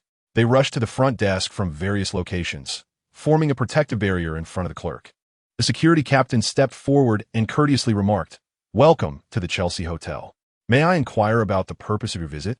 If you are merely here to check in, we are delighted to have you. However, if your intentions lie elsewhere, I urge you to consider your actions carefully." The captain emanated the aura of a 9th-tier professional. Reaching the mastery level was no trivial feat, and within the hotel, only the proprietor held such esteemed strength. Yet the owner was in another city, and the Chelsea Hotel was merely one of his many properties. He awaited a response, but suddenly, squelch. The captain looked down, his eyes wide with disbelief as a crooked mark began to materialize upon his chest. The assailants, without uttering a word, launched their attack with a calmness that belied their intentions. The captain was cleaved in two, starting from his torso. At the same time, shards of metal were whipped into a frenzy by the gale, swirling around the first floor of the hotel at an incomprehensible speed.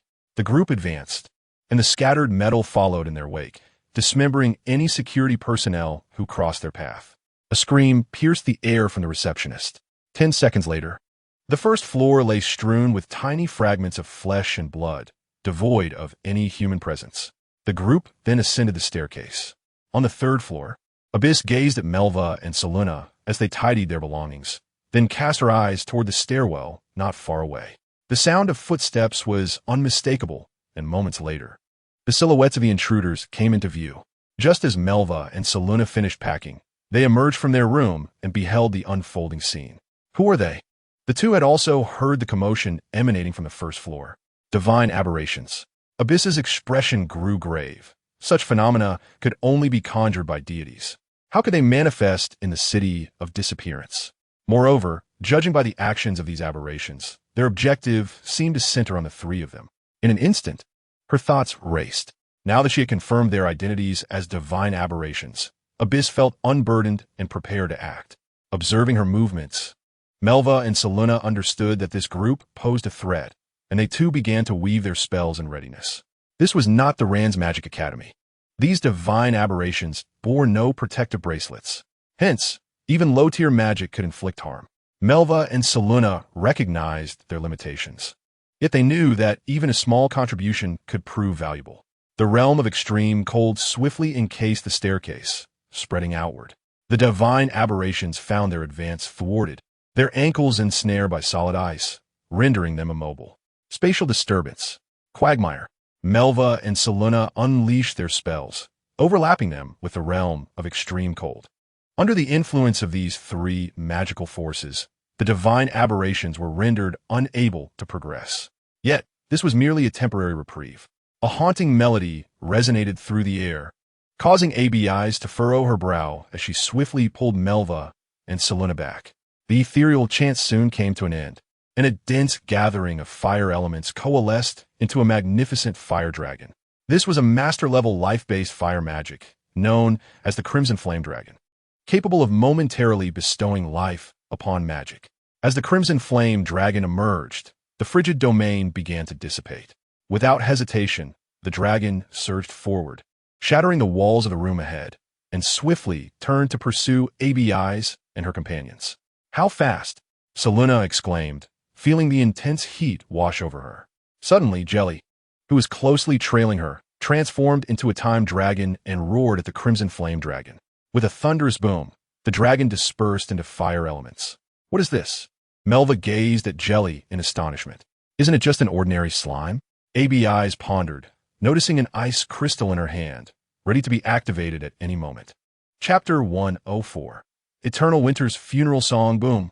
The Celsa Hotel was reduced to ruins amidst the raging flames, and the violent explosion sent shattered pieces of the structure flying like bullets, piercing through several buildings.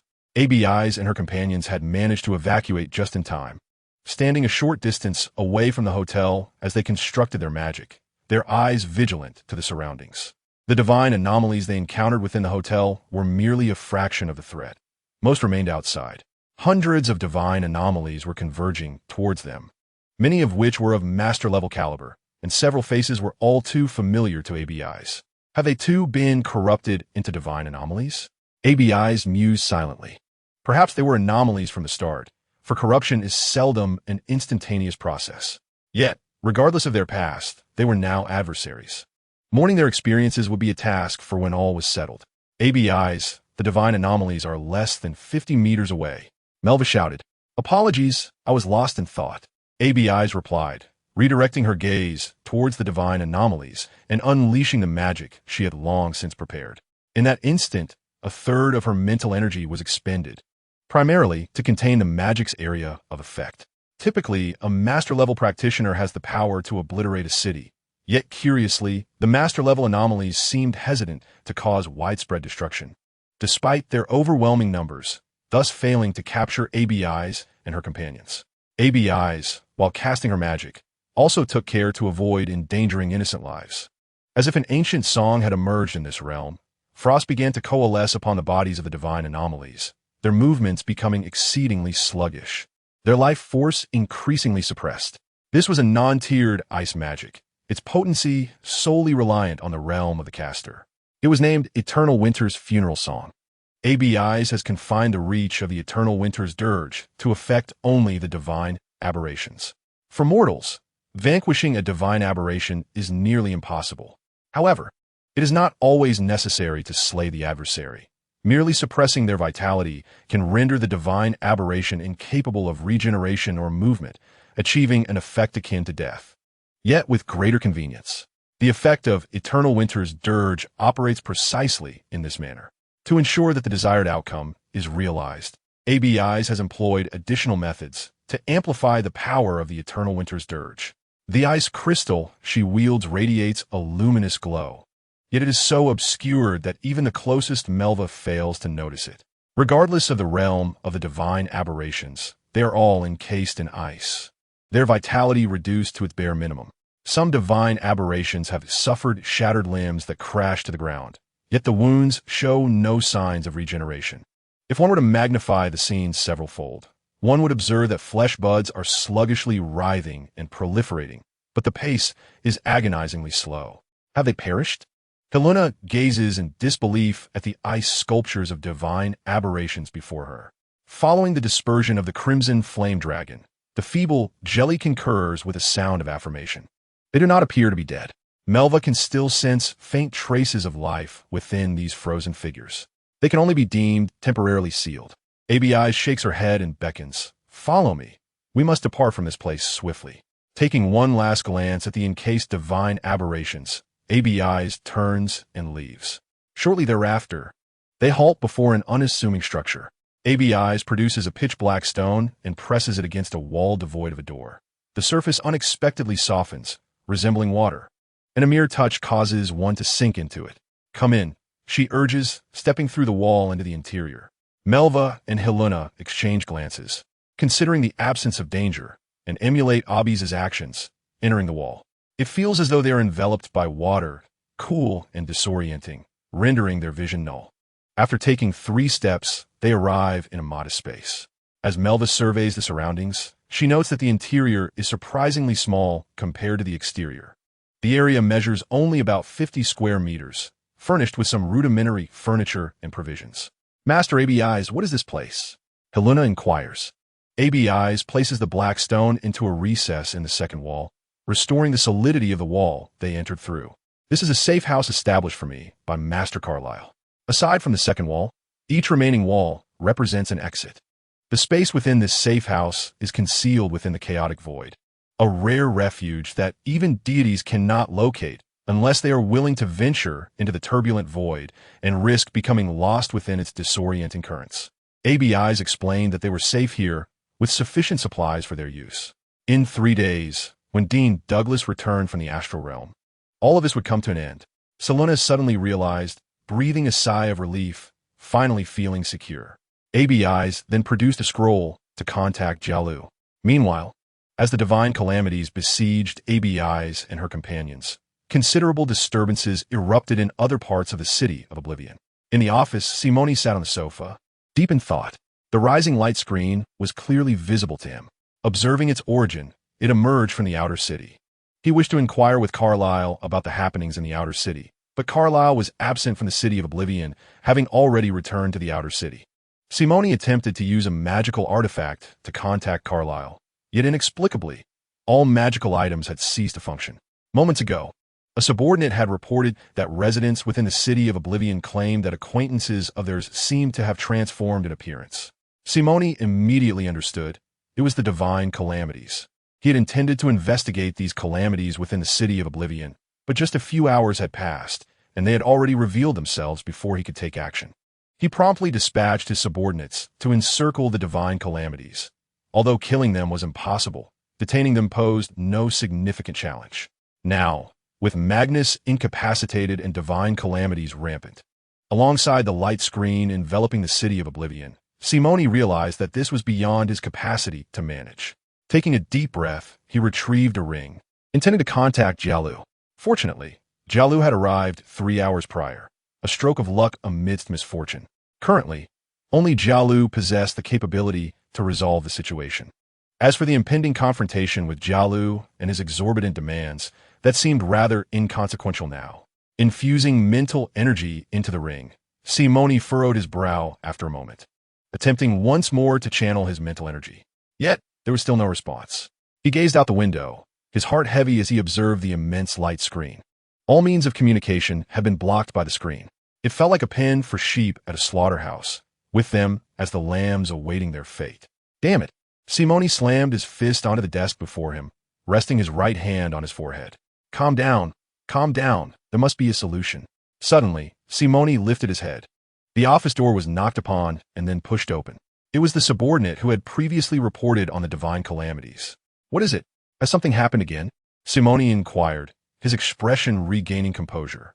My lord, I have discovered something, the subordinate replied as he approached. Stop. Simone sensed something amiss and shouted sharply. However, the subordinate continued forward with a smile. Just as Simone was about to take action, he suddenly found himself unable to control his body, helplessly watching as the subordinate reached him. No one was captured, the subordinate said to him. After much toil, a familiar voice echoed, urging a return. In Simone's gaze, there was no sign of third party. Could it be that his own body was speaking? Simone found it hard to believe, yet felt powerless to act. His subordinate nodded, and in the next moment collapsed limply onto the ground. An incorporeal white figure emerged from within him, merging seamlessly into Simone's own form. Chapter 105. The true culprit. Lady Meredith stepped out of the circle of contemplation. After failing to locate her father, Magnus, on the top floor, she meticulously searched each room within the circle. Yet, her efforts yielded no discoveries. Lady Meredith also observed the sudden luminous barrier enveloping both the vanished city and its outer precincts. However, she merely experienced a fleeting distraction, dismissing it as inconsequential. The paramount concern was finding her father. As long as he was safe, whatever transpired in the vanished city would be resolvable. Determined, Lady Meredith resolved to inquire directly with Commissioner Simone. As the sole eyewitness to her father's unconscious state, and given that he governed the vanished city, only Simone could provide the details regarding her father's condition and whereabouts. Before long, she arrived at the office of the commissioner, familiar with the route. The door was ajar. Unlatched. Gently, she rapped twice upon the door, then pushed it open. Upon entering the commissioner's office, she beheld Simone bent over, concealing his face. His expression one of profound anguish. Lady Meredith paused, momentarily taken aback by Simone's distress. Just as she was about to inquire about his condition, he straightened, the agony evaporating from his visage as if it had never existed. Meredith? Simone seemed to recall her name, his icy gaze now fixed upon her. The vanished city is under lockdown. How did you gain access? Faced with his inquiry, Lady Meredith hesitated briefly before recounting how her father, Magnus, had replicated all permissions of the vanished city and entrusted a copy to her. As she mentioned the copied permissions, Simone's expression deepened with intensity. Uncle Simone, why is my father in a state of unconsciousness? Where is he now? I have already searched the circle of contemplation, and he was not there. She implored urgently. You visited the circle of contemplation? Simone inquired calmly. Lady Meredith nodded earnestly. Yes, I beseech you, Uncle Simone, please answer my questions. In response to your questions, Simone replied coolly, I will. Seeing that Simone was about to speak, Lady Meredith felt her anxiety begin to dissipate. Yet in that very moment, an unexpected turn of events unfolded. Bang!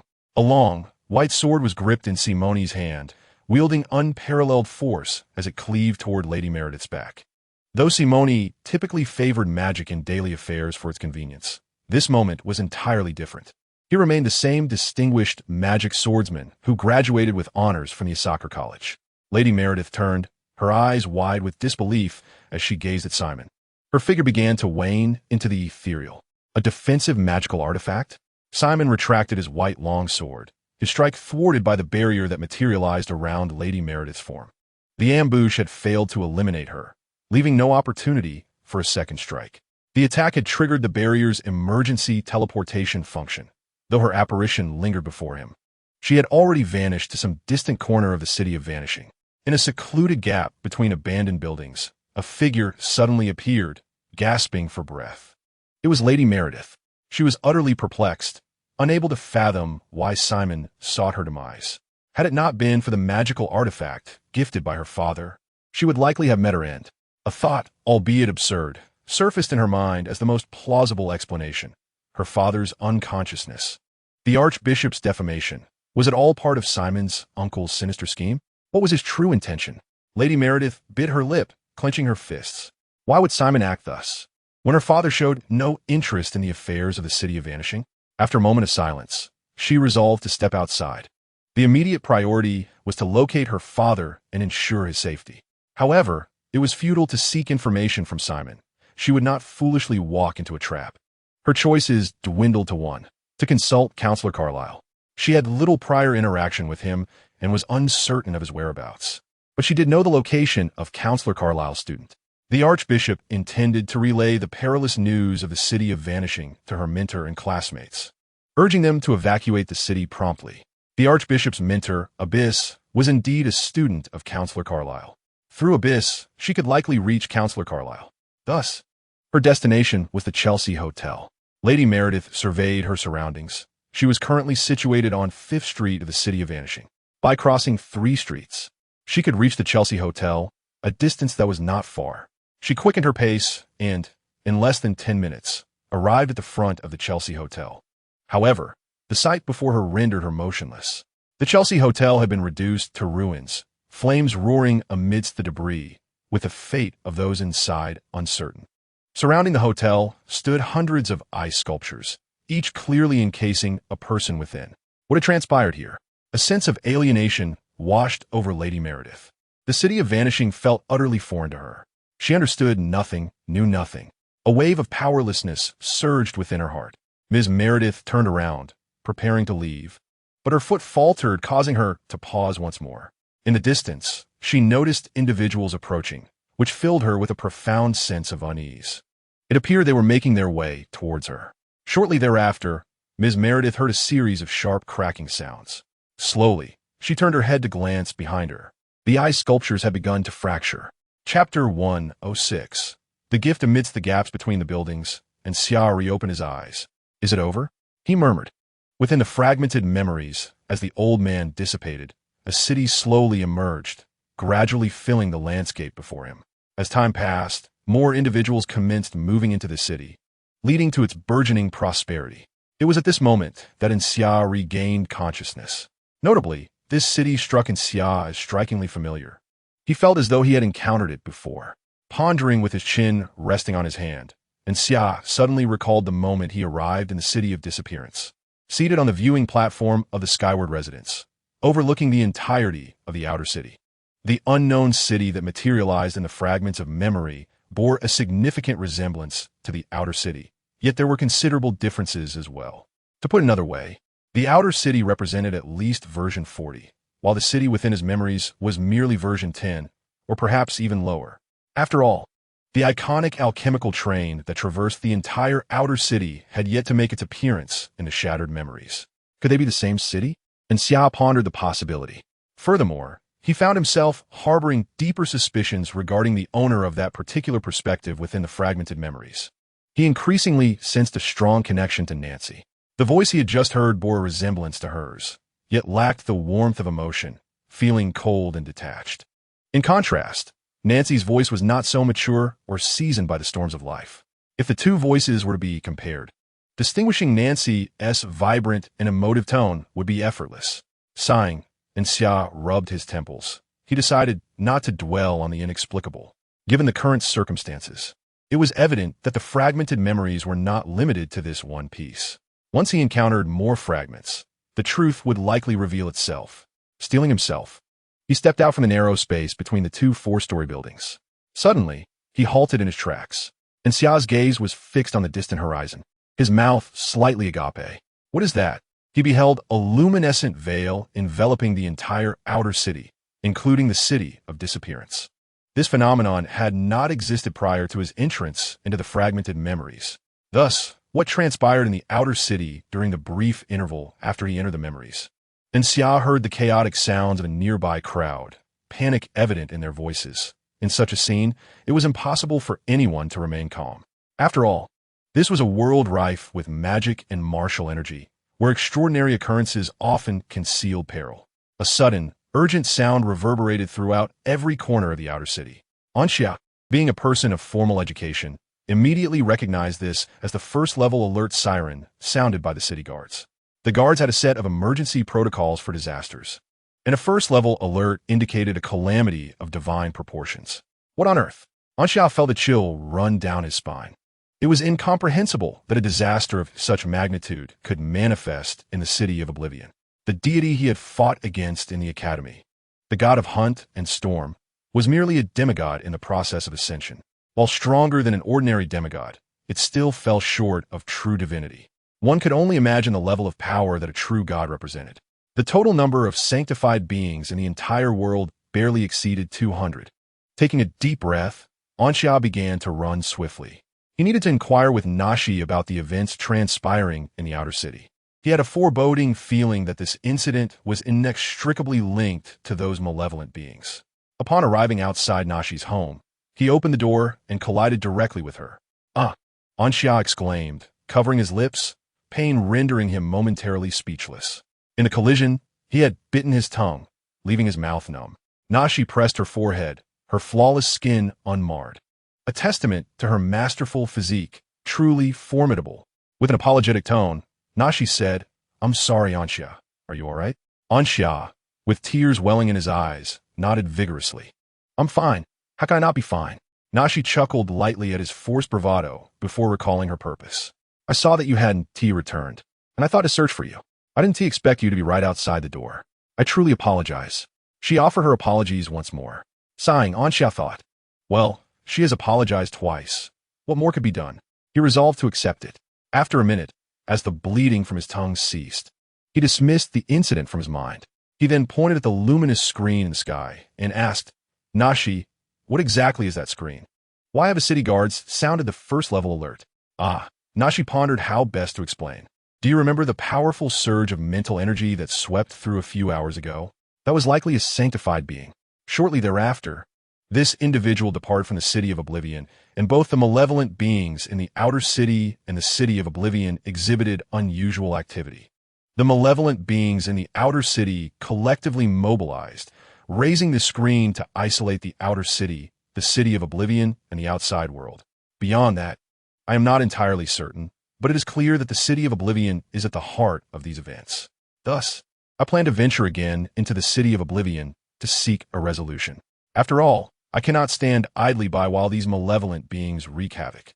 "I see," Anxia replied. Anxia had roughly grasped the situation. It seemed that the mastermind behind everything feared the arrival of another powerful being from the sacred domain in the City of Disappearance. Thus, immediately after this sacred domain expert departed, he sealed off both the outer city and the City of Disappearance. Given that both the outer city and the City of Disappearance were now in peril, Anxia felt a surge of concern for Mentor ABIs and the others, uncertain of their current state.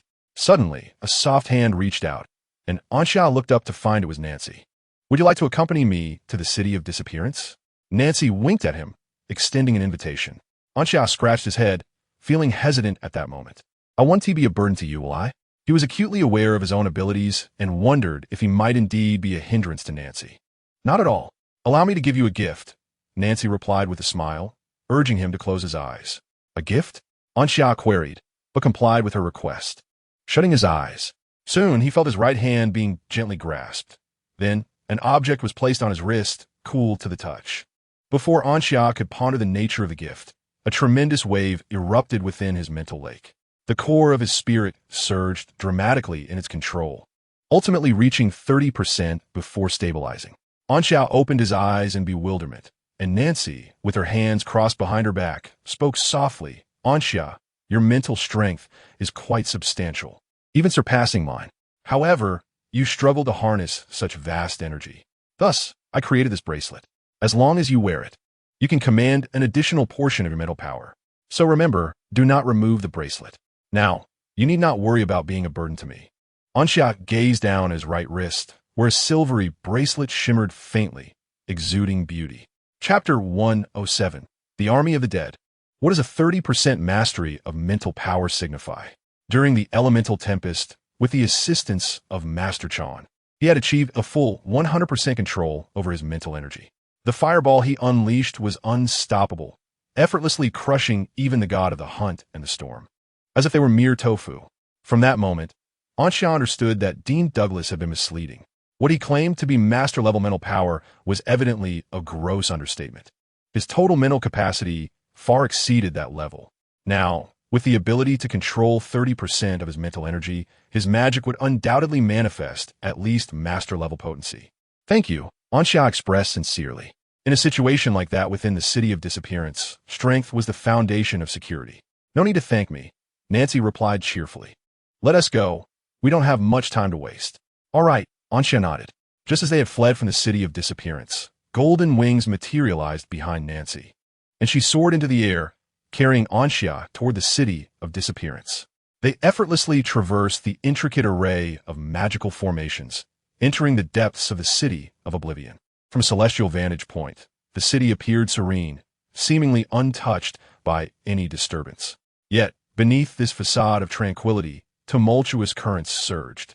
Nancy, maintaining a low profile, descended to an uninhabited locale with Ansha after entering the city of Oblivion. Nancy, where shall we seek a resolution to confront the malevolent beings? Ansha inquired. Actually, I have yet to determine a plan. My initial intention was to wander aimlessly and see where fortune might lead us. Ansha, where would you like to go? Ansha pursed his lips. I would like to first notify Mentor ABIs and the others. Then I shall accompany you, Nancy replied. Is that so? Ansha nodded and proceeded ahead toward the Celsa Hotel, with Nancy trailing closely behind, keenly observing their surroundings. The location she chose for their descent was not arbitrary. Beyond being secluded and uninhabited, it also held a critical significance. Numerous concealed presences lingered nearby, strikingly reminiscent of the malevolent entities. Nancy, she suddenly called out. What is it? Ansha turned back. A gentle breeze swept through as Nancy positioned herself beside him, a hand crossbow resting against his shoulder, aimed towards the left, and loosed a bolt. Thud! Beware, the malevolent beings have gathered, Nancy warned as she relentlessly pulled the trigger. One after another, the emerging foes from the shadows were pinned against the wall. Her golden hair billowed, evoking the image of a Valkyrie, exuding grace and valor. Only then did Ansha realize they had been encircled with malevolent beings continuously materializing around them. Fortunately, their strength was not formidable. None possessed the mastery of a true master. Given this, Ansha reflected on the spells at his disposal. The solidification spell was unsuitable for offense. The mental shock attack was too singular in focus, and the fireball spell's power was excessive, posing a risk of collateral damage to himself. Thus, only one spell remained that fit the requirements. Ansha began to inscribe runes, channeling his mental energy to ignite the symbols. Arise, Guardian of Slanka, he called out, filled with anticipation. If the fireball could be unleashed with the force of a meteor, what might the Guardian of Slanka conjure? An abundance of elemental and mental energy surged into the runes, and in the next moment, the environment shifted dramatically. Illusions of skeletal architecture materialized. A chilling aura enveloped the surroundings, and a mournful dragon's roar reverberated as countless skeletal protrusions erupted from the earth, straining to free themselves from the ground. One by one, the undead entities emerged to encircle Ansha, charging forth towards the malevolent beings. Both sides were undying, rendering them impervious to destruction. Thus, an army of the undead was summoned by Ansha, predominantly composed of ordinary skeleton soldiers, followed closely by the spectral knights. Amidst the loathsome entities, they dragged their hooks, their gaping maws oozing with viscous saliva, occasionally casting their hooks to ensnare evildoers or skeletal warriors, then voraciously devouring them. The necromancer waved his staff, striving to gather souls. Yet he found himself unable to extract them from the wicked. The burning blue soul flames in their eye sockets betrayed a look of bewilderment, steeped in confusion. The wraithbone griffins soared through the sky, emitting piercing cries with each glide, leaving trails of infernal fire in their wake. Is this your summoning, Ansha? Nancy halted her assault, gazing in astonishment at the legion of the dead. Well, it seems so, Ansha replied, equally surprised by the spectacle that unfolded from the full manifestation of the Guardian of Slanka. He had initially anticipated merely the enlargement of a few skeletal armors. Shall we proceed? Ansha beckoned two skeletal steeds to his side, mounting one while the other awaited Nancy. Let us go. Nancy deftly swung onto the horse's back. With the undead army in their midst, there was no need for them to confront the evildoers any longer. Thus, they continued their advance towards the Celsa Hotel. Chant of the Tides. Tide of Destruction. Two more spells were unleashed, and Lady Meredith gasped, her mental energy severely depleted. A circle of divine aberrations around her had been vanquished, yet those she had just felled began to recuperate, launching renewed assaults against her, with no avenues for escape. As the magic and combat techniques of the divine aberrations neared their mark, she inexplicably vanished. The divine aberrations that had cast those attacks suddenly found themselves crushed into a pulp. Meredith had grown accustomed to such occurrences. A mysterious protector was constantly shielding her, never striking first, yet any who sought to harm her were reduced to mere remnants, their attacks vanishing into oblivion. Now, her sole concern was how to extricate herself from the encirclement of divine aberrations, untroubled by her own safety. After repelling yet another divine aberration, her mental reserves were nearly depleted. Is it truly impossible to break free? Lady Meredith pondered in silence when suddenly she felt the ground tremble beneath her. Accompanying it was the sound of colossal footsteps. She lifted her gaze through the gaps between the divine aberrations towards the source of the tremors, and upon seeing it, her eyes widened in astonishment. A tide of white specters surged forth, overwhelming the divine aberrations with ease. Some master-level aberrations attempted to retaliate, but in the blink of an eye, an intense golden light flashed, leaving only 2 solitary feet behind. Lady Meredith recognized the figure that emitted the golden light, a young girl. The imposing silhouette of a Valkyrie dissipating behind her. Beside the girl stood a familiar figure. The tide of the undead parted, forming a pathway, their bodies serving as a barrier to prevent the divine aberrations from reaching Ansha. Ansha, astride his skeletal steed, traversed this pathway to stand before Lady Meredith, then dismounted. Lady Meredith? What brings you here? What has become of the Celsa Hotel? Faced with the inquiry, Ms. Meredith merely stared vacantly at him. Indeed, were the archbishops merely feigning weakness?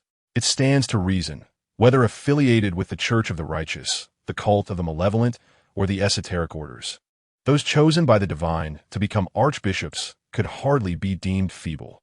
Recalling the image of Ansha serenely approaching from the tide of the undead, a shiver coursed through Ms. Meredith. This was their archbishop. Chapter 108.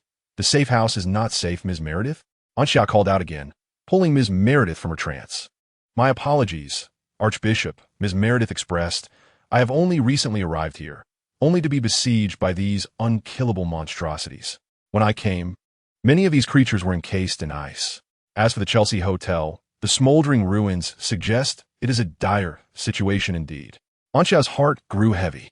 The Chelsea Hotel had been reduced to rubble, and with malevolent beings in the vicinity, what fate awaited Mentor Abyss and the others?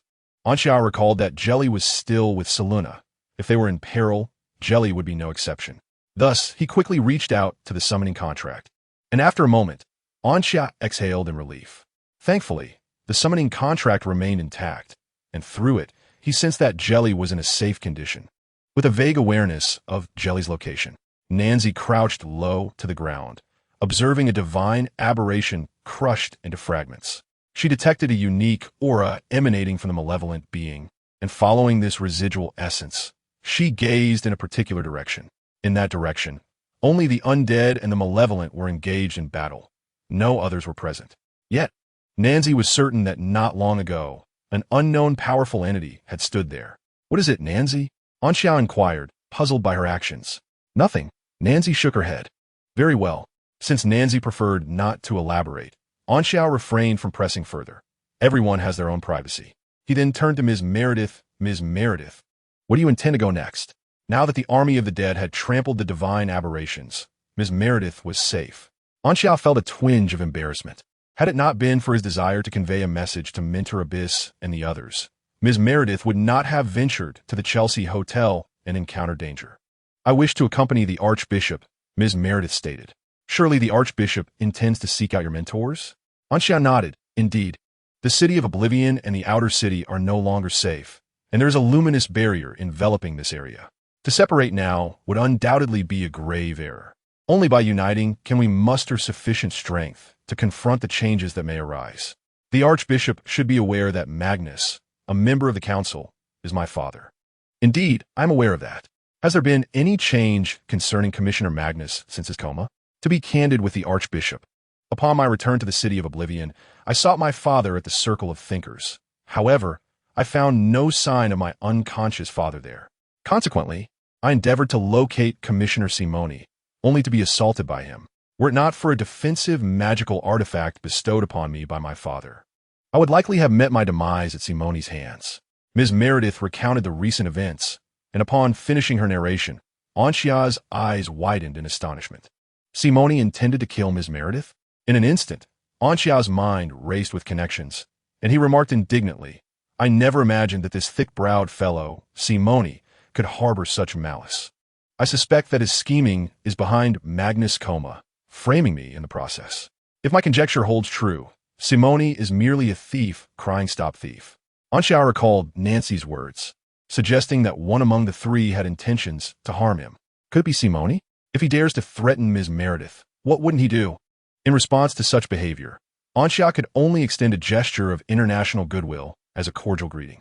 It was his first experience of being wronged in such a manner. Now, with his father missing, Simone would undoubtedly withhold any information regarding his whereabouts. Only Commissioner Carlyle might possess knowledge of that. Ms. Meredith stated thus, "One of my purposes for coming to the Chelsea Hotel is to contact Commissioner Carlyle through your mentor, Archbishop." "I see," Anxiao nodded. "Then, Ms. Meredith, let's proceed together. I have a means to locate Mentor ABIs and her associates." "Thank you very much," Ms. Meredith expressed her gratitude. Anxiao once again assessed the position of the jelly and prepared to set forth. Meanwhile, Nancy remained lost in thought, sensing something amiss, yet the information at hand seemed impeccable. Outside the safe house, all the residents in the vicinity had succumbed to unconsciousness, followed by a procession of divine beings appearing from all directions, encircling the safe house. Suddenly, a figure materialized before the safe house, calmly observing it, as the first arriving divine being stood silently behind him. This figure was Simone. Meredith's escape had greatly perturbed him. However, he had no intentions of pursuing her, as she was, in essence, an inconsequential figure. The motive behind her assassination lay solely in the fact that Meredith held authority over all locations within the city of Oblivion. Therefore, to ensure his plans remained intact, eliminating Meredith was the most prudent choice. Yet, Meredith had been magically teleported away, and even she was unaware of her destination. Moreover, with her privileges, no place could hinder her. Thus, locating her would require a considerable investment of time. Such an endeavor seemed futile. At this moment, he appeared here for the sake of Carlyle's student and that peculiar slime. The student held great significance for him, while the slime was a delightful surprise. Although Carlyle's student had sought refuge in the safe house, one must question its true safety. When Carlyle constructed the safe house, he had sought his assistance, which meant that this sanctuary was a collaborative effort between them. The interior of the safe house, nestled within the rifts of the void's turbulence, was a space he had discovered. The coordinates of this rift were indelibly etched in Simon's memory. By merely breaching the safe house's exterior, he could effortlessly capture Carlyle's student. With a flourish, Simon drew a white longsword from his storage space and launched an attack against the safe house with a magical sword technique, Artisali Slash. The safe house possessed only a single key, which was not in his possession. Thus, the only recourse to gain access was through forceful assault. Boom! What has transpired? The tremors from the attack reverberated through the void rift, causing Heluna, cradling her jelly, to exclaim in concern. Someone was assaulting the safe house. Abyss immediately grasped the situation. Was it those monsters? Melva inquired. No, Abyss replied, furrowing her brow as she pressed her hand against the black stone of the second wall. Sensing the situation outside the safe house, the assailant's visage materialized in her mind. Simon? Chapter 109. Mentor Abyss. You are mistaken. Abyss had not anticipated that the one attacking the safe house would be Simon. She recalled that Carlyle had mentioned the safe house was a joint creation with Simon, and without Simon's input, he would not have discovered the suitable rift in the void's turbulence. However, beyond this revelation, Abyss also noticed the gathering of divine aberrations behind Simon. These entities had joined in the assault on the safe house, some of which possessed master-level prowess. Though these masters could not be compared to Simon, they were nonetheless formidable. Could the safe house withstand such an onslaught? The answer was unequivocally no.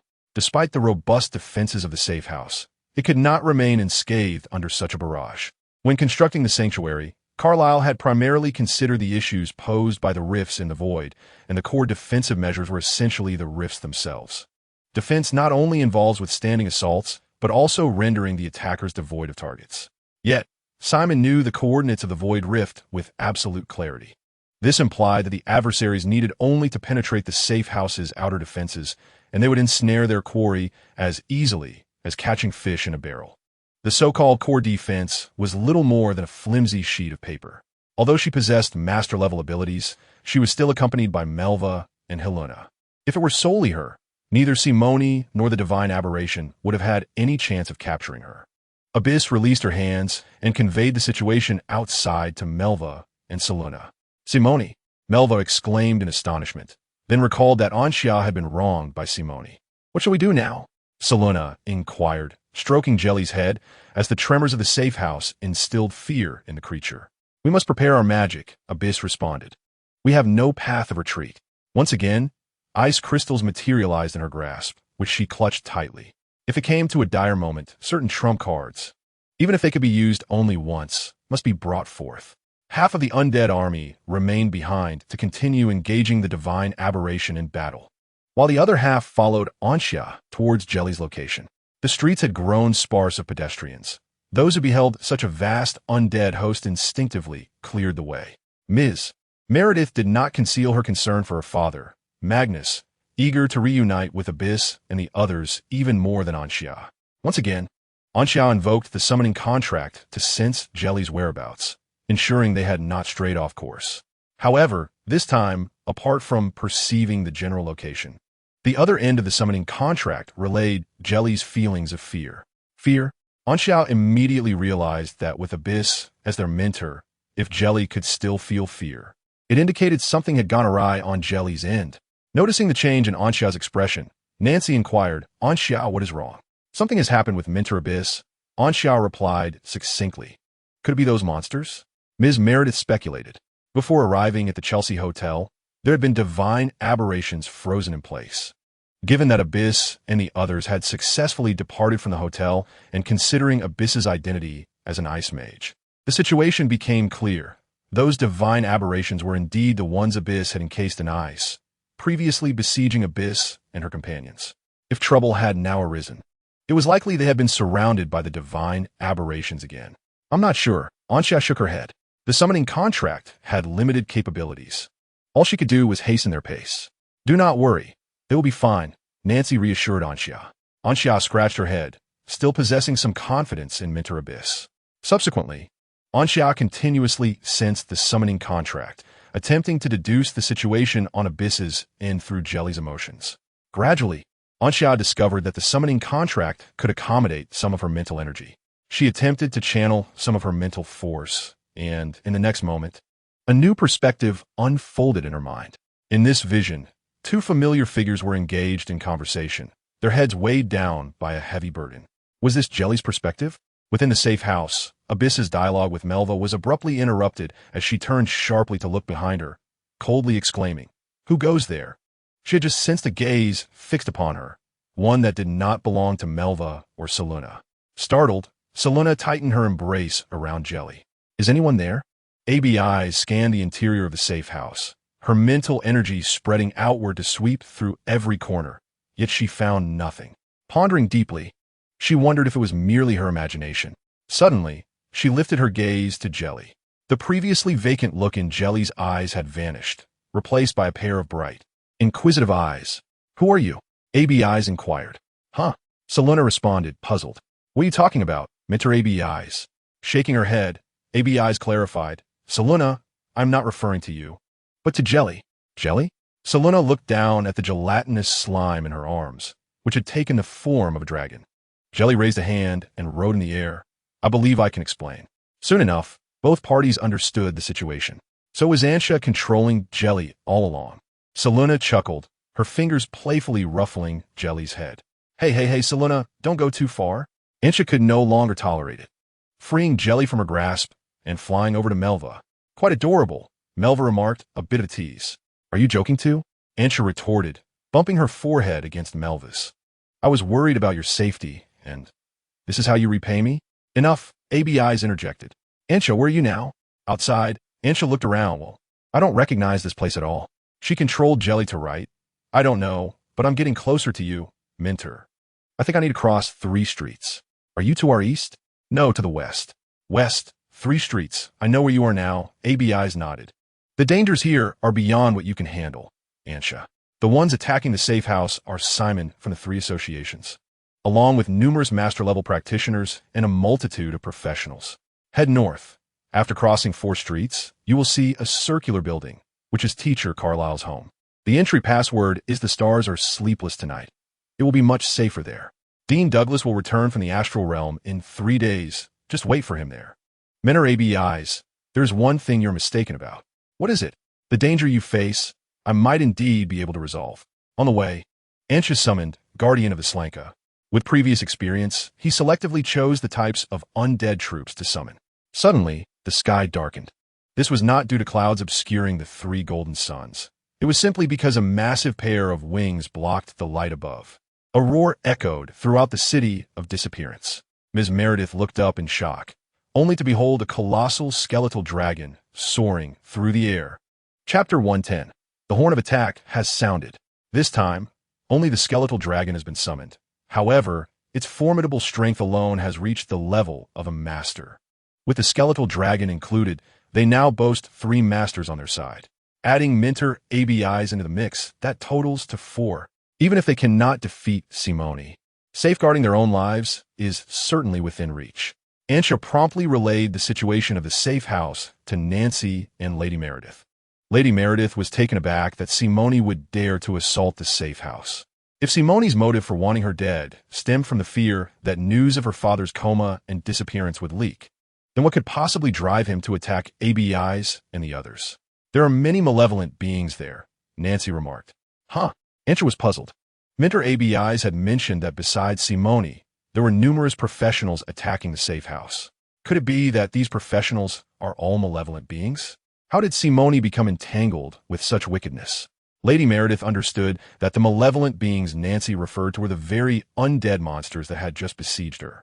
Initially, she thought it was merely her misfortune to be targeted by these creatures. However, it was likely that they were under Simone's control.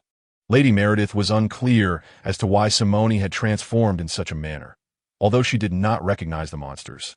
Their insignias indicated that they were scholars from the City of Oblivion. Malevolent beings must be eradicated, and those who control and create such malevolence must also face judgment. Nancy's voice, gentle yet imbued with unwavering conviction, resonated. Innocent souls should not suffer such torment. If the sins of the malevolent are quantified as 1, then those who control them amount to 4, and those who create them are 10. They possess no right to transform the innocent into mere tools, nor to shatter families. The birth of each malevolent being signifies the fracturing of a household. Just like the woman possessed by malevolence a few hours prior. She had a devoted husband who loved her dearly, as evidenced by the environment they lived in. He had been striving to provide the best life for her and their daughter. She also had a charming child, somewhat mischievous, but mischief is inherent to childhood. Furthermore, she even had a pet. Although the intelligence of ordinary animals may be limited, they too experience their own joys and sorrows. Yet, the malevolent being callously seized control of her body. From that moment forth, the woman's soul was plunged into endless agony, while the malevolent being masqueraded as her, continuing to live with her family. Initially, when Nancy endeavored to purge the malevolent beings, she too had hesitated, before their true nature was revealed. Should she not refrain from shattering this fade? After all, the families of these innocent individuals remained oblivious to the fact that their loved ones had been possessed. By not breaking the disguise, they could continue to maintain an illusion of normalcy. However, once that illusion was shattered and the malevolent beings annihilated, it would only force them to confront the misfortunes of their kin, thereby exacerbating their suffering. However, she soon solidified her resolve to eradicate the evildoers. The counterfeit is ultimately false, and the beauty before her is merely an illusory bubble. When the malevolent reveal their fearsome fangs, the harm inflicted is not confined to a single individual. Rather than allow more innocents to fall victim to the wicked, it is far better to take decisive action and eliminate the evildoers entirely. A brief pain is preferable to prolonged suffering. As humans, accepting reality is an inevitable part of life. No matter how skillfully the evildoers disguise themselves, the innocent will ultimately suffer harm. When a nondescript building came into view, Xia recognized it as the safe house. Surrounding the safe house were numerous evildoers, encircling it and relentlessly casting spells or engaging in combat. The safe house teetered on the brink of collapse. Among them was Simon, unmistakably conspicuous, transformed to such a degree that he bore no resemblance to his former self. He now resembled a wolf, the most powerful of wolf kings, commanding the pack of evildoers to assault every target. Inside the safe house, Xia controlled the jelly to right in the air. Mentor ABIs, I have arrived near the safe house. Are you certain? ABI's voice carried a note of concern and caution. Her inquiry stemmed not from distrust, but from a desire for final confirmation. No problem, and Xia quickly wrote back. I will launch an attack on Simon shortly, and chaos will ensue outside. Mentor ABIs, please lead Melva and Seluna out of the safe house. We will regroup and confront Simon together. Understood. ABIs nodded decisively, pressing her hand against the black stone of the second wall. Fully focused and prepared to open the door of the safe house. Stay safe. Melva gently reached out to tug at the jelly's face. At that moment, Xia, controlling the jelly, felt the action acutely. Hey, and Xia swatted Melva's hand away, rubbing her cheek. Though this is Jelly's body, you needn't be so rough. Melva crossed her arms and remained silent, adopting a cool demeanor. Seluna raised her fist toward Xia, then brought it down, her eyes brimming with expectation and trust. And Xia, you can do it. Our safety depends on you. And Xia struck a heroic pose with the jelly. Grinning, a piece of cake. Watch me conquer all. Turning her attention back from the safe house, and Xia gazed at Simon and the others in the corner, taking a deep breath, and commanded the army of the undead trailing behind to charge forward. Previously, to avoid detection by Simon, the army had maintained a certain distance from him, but now there was no need for concealment. The horn of attack had already sounded from hundreds of meters away. The shadow cast by the enormous wings of the bone dragon soaring toward them enveloped the area. Nancy brandished her familiar longbow, raising her gaze towards him. Are we to strike? Indeed. And Xia nodded thoughtfully, suggesting that the army of the deceased should be sent forth to expend their strength. Our primary objective remains those master-level foes. And Xia counted, noting that there were 4 masters among the evil ones, and with Simone, that amounted to 5. Very well. I shall heed your command this time, she said, as Nancy unhesitatingly relinquished control to Xia. Meanwhile, Lady Meredith stood ready for battle, having prepared her magic and poised to unleash it at any moment. A minute later, the army of the deceased surged forth like a relentless tide, the ground trembling violently beneath their steps, producing a deep, resounding echo. The divine beings were drawn to the commotion, turning their attention towards the source. Simone ceased his assault on the safe house, slowly turning around to behold the overwhelming wave of undead rushing towards them like a tumultuous black and white sea. The scene clearly took him by surprise. However, Simone displayed no signs of panic, his expression calm as he methodically issued commands, directing the surrounding divine beings to confront the onslaught. At that moment, a golden beam of light streaked through the air like a bolt of lightning, so swift that it left little time for reaction. This golden light brought with it an intense sense of impending danger for Simone. Yet, the target of this light was not he. Simone quickly glanced to his right, only to find a master-level divine being who had previously stood there, now vanished without a trace, leaving only the twitching remnants of flesh upon the ground. This master-level divine being had been struck down by a single arrow, and any hope of recovery would not be realized in the near future. Excellent. Simone's gaze darkened significantly, fixated on the direction from which the golden light had emanated. And Xia, sensing Simone's scrutiny, offered him a smile. The bowstring of Nancy's longbow still quivered slightly in her grasp, as if recounting the thrilling moment of the previous strike. Long time no see, Counselor Simone, and Xia called out to him. In the next instant, a skeletal dragon, propelled by a tempest, descended from the clouds with thunderous force. Its 10-meter-long claws resembled massive blades, descending upon Simone with ferocity, while a shadowy aura spread outward, leaving Simone with no avenue of escape. Chapter 111. The New Ensemble. Boom. A tremendous sound erupted, the ground fracturing as fissures radiated outward, resembling a colossal spider's web. A dense cloud of dust billowed upwards, and shattered stones flew several meters. Landing at Xia's feet, the skeletal dragon landed amidst the dust, while Simone became a mere phantom. Did I hit? Lady Meredith pondered, her mind racing. The scene within the dust remained obscured to her. However, through Xia and Nancy's eyes, the reality was crystal clear. Under the influence of the true eye, it became evident that nothing lay beneath the skeletal dragon's claws, an empty void. Is this the source of your confidence? Simone emerged and scathed from the right, raising his white longsword to swiftly dispel the haze before him. The 3 master-level deities surrounding Anxia stared at him and his companions with impassive expressions. Two of them darted past the skeletal dragon like lightning, propelled by a surge of fierce, fighting spirit. The remaining one remained stationary, constructing runes in preparation to unleash magic. Observing this spectacle, Anxia calmly activated a pre-prepared rune. Mental shock release. The air fell silent for a moment before a terrifying force surged forth. Anxia turned back, curious about the transformation of the mental shock under a 30% mastery of spiritual power when fully unleashed. Suddenly, complete spectral giants emerged one after another from the void, adjusting their positions before rummaging for something in the emptiness. Upon seeing the objects they procured, Anxia couldn't help but cover his face. The spectral giants exhibited no sense of shame, nodding in satisfaction, with the tallest among them standing at the forefront, waving its hands. The sound of the saxophone burst forth, infused with a flamboyant energy, as the melody of magic resonated in everyone's ears. Soon, other instruments joined in, and it became unmistakably clear.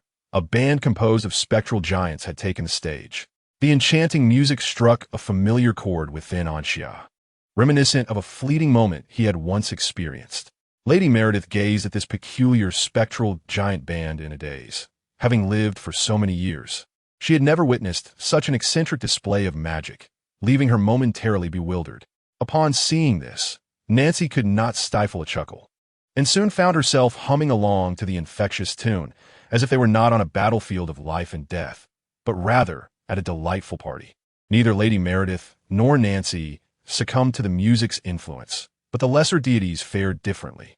They became physically weakened, suffering internal injuries, as this collective mental assault was beyond their capacity to endure. The three master-level deities halted their magical constructs and combat techniques, their faces paling as the backlash of mental energy and fighting spirit took its toll on them. Simone reacted swiftly, sealing off his auditory senses. However, the entrancing music seemed to possess a life of its own, infiltrating his defenses and invading his mind, plunging it into chaos and igniting a flicker of rage in his previously calm gaze. Witnessing this, Anxia's eyes sparkled with excitement. The effect of the mental shock was astonishingly effective.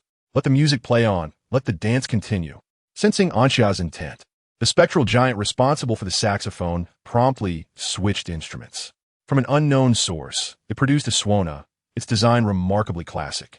As the sound of the suona rang out, it instantly drowned out all other sounds, its unique and penetrating tone resonating throughout the area. The ordinary deities, who had managed to hold on until now, collapsed under the overwhelming sound. The undead, witnessing their foes stripped of the will to resist, lunged forward, ravenously feasting upon them. They speak not of morality. An enemy is simply an adversary, a prime opportunity. Anxia commanded the skeletal dragon, launching an assault on the three master-level deities. The skeletal dragon roared, unleashing a torrent of magic, soul chains, bone storms, decaying curses, life siphons, and hellfire breaths, overwhelming the master-level deities and perfectly showcasing the innate magical prowess of the dragonkin, undiminished even in death. Meanwhile, Nancy swiftly loosed an arrow and advanced towards Simone, her longbow transforming into two curved blades with a sharp edge. Lastly, Lady Meredith took charge of dealing with the minor deities alongside the undead. Given that all present were undead, there was no concern about collateral damage from spells. The scene descended into utter chaos, morphing into three distinct battle zones, each too engrossed to heed the others. Inside the safe house, Abyss sensed the commotion outside and realized the moment had arrived. Without hesitation, she opened the safe house door. The well-prepared Melva and Seluna followed closely behind her as they swiftly exited. Upon their return to the city of the vanished, the sight before them left them momentarily stunned. Ordinary deities stood no chance against the undead, being devoured on sight. There was no better sustenance for the undead, as the flesh consumed grew faster than their own. The three master-level deities, battered by the skeletal dragon, were left scurrying in fear, utterly defenseless, their bodies adorned with fresh scars. They faced a relentless combo from the skeletal dragon. Their survival was solely due to their divine nature. Had they been mere ordinary masters, they would have been long defeated. One could only commend the dragons, as Anxia reveled in the chaos. Simone, pressured by Nancy, retreated step by step, appearing quite disheveled, as flashes of blades followed closely. In close combat, Nancy held her ground. Though the intensity of her blade work could not match the arrows, her speed was undeniable. Abyss fell into contemplation.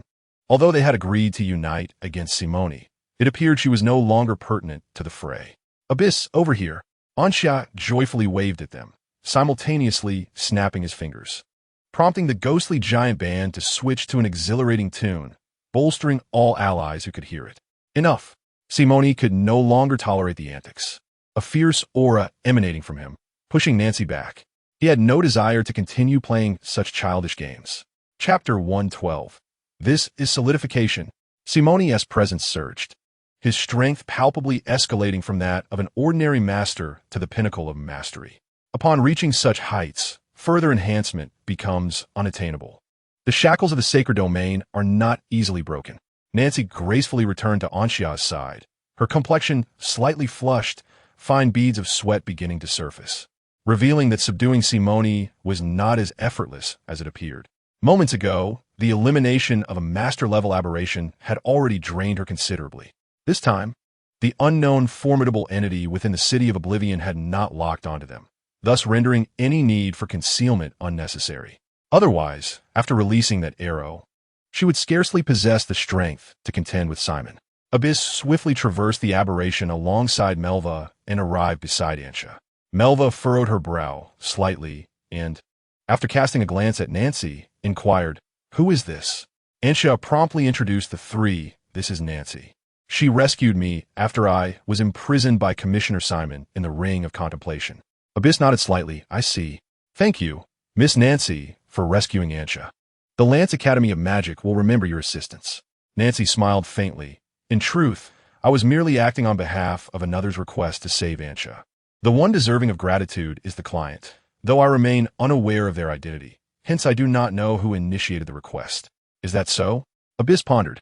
"Everyone, we should first address Commissioner Simon," Helena advised. "Have you all finished your chatter?" Simon's cold, mocking voice echoed. A layer of radiant light coalesced into a transparent armor that enveloped his form as he hovered in midair, his white longsword extending to 2 meters. Multiple luminous rings manifesting behind him. How does one achieve such a transformation with effects? Anxia gazed enviously at Simon, yearning for such an enhancement. However, Simon's appearance struck her as eerily familiar, as if she had encountered it before. A glimpse of an aberration fell within her peripheral vision, and Anxia turned her gaze. Suddenly enlightened, this radiant armor bore an almost indistinguishable resemblance to the aura cloaking the malevolent beings. Yet, if Commissioner Simon were indeed parasitized by an evil entity, why had her true sight revealed none? Anxia scrutinized Simon's face, and, in the periphery of her vision, she seemed to glimpse a visage of anguish, only for it to vanish with a blink. Was it merely an illusion? Before she could ponder further, Commissioner Simon launched his attack. The arcane sword techniques surged relentlessly, rending the very fabric of space, cleaving all that stood in their path asunder. "Leave Simon to me," Abyss declared, stepping forward.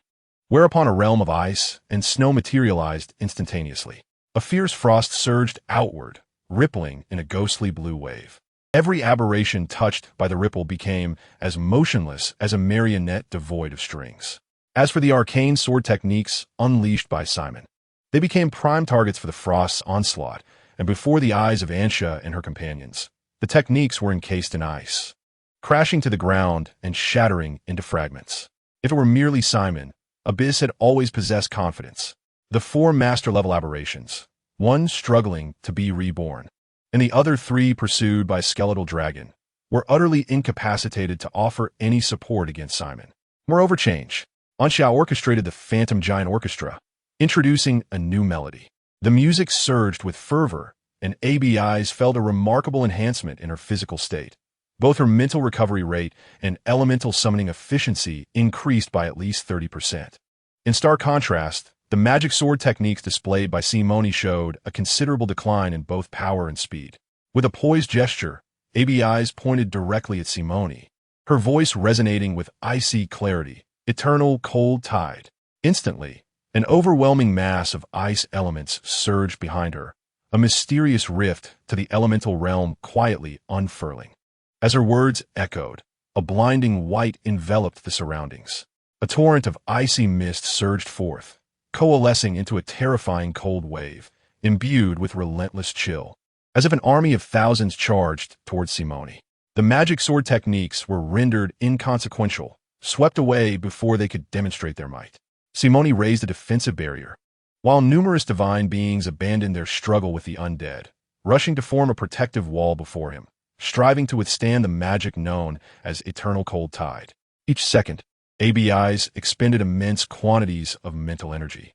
Concurrently, divine beings were mercilessly transformed into ice blocks, only to be shattered moments later by the onslaught. This harrowing scene persisted for 10 seconds before ABIs ceased her magical maintenance. The aftermath revealed Simone's predicament. The divine beings shielding him had been reduced to powder, and his defense wavered yet held firm. However, he was cloaked in frost, clearly bearing the brunt of the cold wave's ferocity and suffering significant repercussions. Yet, compared to the obliterated divine beings, his condition was considerably more favorable. Had he managed to withstand it? ABIs sighed internally, realizing she had underestimated Simone. His position as a committee member of the Triad attested to his formidable prowess. To resolve this confrontation in a single blow was indeed a fanciful notion. Simone shook off the white frost, raising his white longsword, which snapped with a crisp sound.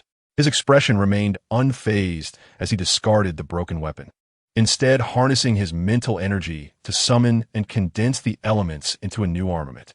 As ABIs prepared to strike again, she was halted by another. "Allow me to handle this, Mentor ABIs." Anxia smiled at her, recognizing that every grievance has its rightful source. Observing the wounds on Simone, ravaged by the eternal cold tide, swiftly healing before her eyes, Anxia understood that, while he may not be malevolent, he possessed the regenerative capabilities akin to one. Anxia harbored a persistent thought that had eluded practical application until now. Prior constraints had hindered her strength, and opportunities had been scarce. Now, however, the stars aligned perfectly, an auspicious convergence of time, place, and circumstance. With renewed determination, Anxia fixed her gaze upon Simone, evoking an inexplicable sense of malice within him. He looked back at her, puzzled, uncertain of her intentions. However, it certainly bodes no good. Anxia inhaled deeply and unleashed the magic she had just meticulously crafted. "Solidify. Target, Simone. Since you possess the ability to recover swiftly, I shall ensure you remain at a certain level of injury. What then is the purpose of your recuperative prowess?" 2 seconds later, Simone's wounds had entirely healed, and he executed another sword technique. Phased thrust. In the blink of an eye, Simone appeared beside her, weapon poised to strike. Yet Anxia harbored no intention of defense. In the next moment, Simone returned to his original position, his mental and martial energies restored to their pre-phase thrust levels, and the injuries inflicted by ancient cold tide re-emerged. "Simone, what is this situation?" Ms. Meredith was unable to comprehend, while Helena felt a sense of familiarity with the experience, silently directing her gaze towards Anxia. Abyss rested her chin in contemplation, pondering if this was indeed the solution. It certainly presented itself as a viable approach. Melva shot a furious glare at Anxia, admonishing her for neglecting defense with the enemy so close, wondering what would happen if an unexpected event occurred. Anxia chuckled, showing no signs of being intimidated by Melva's fierce stare. This was simply confidence. Simone, undeterred, attempted several more times, only to encounter the same outcome. Moreover, Nancy seized the opportunity to inflict additional wounds upon him. Anxia refreshed the solidification, re-establishing Simone's condition. Simone, his injuries had worsened significantly, and just as he recovered, he was reset to a prior state. If this continued, he would succumb to severe injuries, rendered incapable of recovery, ultimately becoming easy prey. This could not persist. Simone made a swift decision and turned to flee. Yet mere seconds later, a spatial distortion returned him into Anxia's line of sight. Attempting to flee after offending someone, Anxia declared with righteous indignation. Simone could not fathom the peculiar magic at play, unable to strike or escape. Very well. Simone's expression darkened, as if he had resolved upon something. Suddenly, all his aura receded. Abyss and Nancy recognized what he intended, and layers of defensive magic were immediately cast, shielding everyone. In the next instant, an explosion erupted, a shock wave surging forth, chaotic elements and mental energies crashing against all in their path. Both the undead and divine beings were reduced to dust under such an onslaught. The creaking of the defensive magic raised concerns about its endurance, prompting Abyss to reinforce it with additional layers. A few moments later, all sounds ceased. What manner of magic is this? Ansha marveled at its formidable power. Nancy shook her head. This is not magic. It is merely the compression of internal elements and mental energies, followed by self-detonation. Hiss! Anxiao inhaled sharply, taken aback by Simone's audacity to self-destruct. With the aftermath of the explosion dissipated, the protective enchantments were lifted. The scene in the area re-emerged, revealing the vanquished undead army alongside the divine aberrations. However, their disappearance was but temporary. The divine beings had already begun to regenerate from dust into flesh upon the ground. The undead army, in a more dire state, required Anxia's resummoning. Aside from this, the bone dragon remained but was gravely injured. Recovering would take time. The three master-level divine beings lay prostrate on the ground, initially battered by the bone dragon, now further afflicted by the indiscriminate self-detonation of their own ranks. It was fortunate they remained intact. Simone's figure had vanished, yet Anxia could still sense the solidified magic. However, Nancy shook her head, placing her hand on his, preventing him from activating it once more. Let him go, she urged. Although your magic has restrained his state, it has rendered him capable of infinite self-detonations, thereby nullifying our advantage. ABIs nodded in agreement. The power of Simone's self-detonation is substantial. Enduring a few more would be insufferable. Anxia shrugged. Very well. How shall we deal with these malevolent beings? Leave it to me, Nancy replied as she stepped forward. Malevolent beings?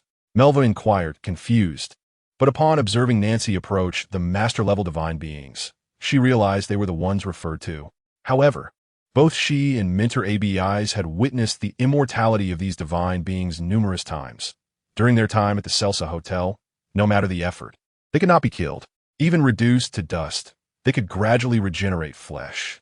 What then was Nancy's intention? As Nancy stood before the master-level divine beings, under the watchful gaze of all, she extended her hand, extracting a thread from within the body of one divine being. Then, she pierced the thread back into it.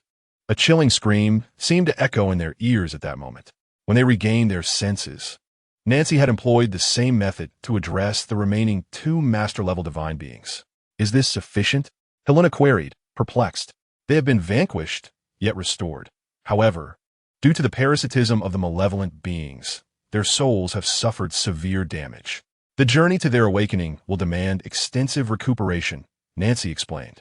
Melva's gaze fell upon the wounds of the three master-level beings, noting how the rapid recovery had ceased, stripping them of their divine, regenerative capabilities. Anxia interjected. Now that matters are nearly resolved, let us depart from the city of Oblivion. We can devise further plans once we return to the outer city. It remains perilous here. Although the outer city is rife with malevolent beings, their strength poses no threat to us. Indeed, let us proceed as you suggest. Anxia, ABIs concurred with her proposal. Melva and Helena offered no dissent. Upon arriving at the edge of the city of Oblivion, where intricate magical formations lay, two authority figures, Ms. Meredith and Nancy, effortlessly disregarded the enchantments. Once back in the outer city, Abyss, under the expectant gaze of Ms. Meredith, began to contact Commissioner Carlyle. Hello, are we not there yet? Hall's vision was obscured, accompanied by two master-level deities, as they ventured into the unknown. The deities remained silent, offering no response to his inquiries. After what felt like an eternity, Hall sensed a halt, and his visual barrier was lifted.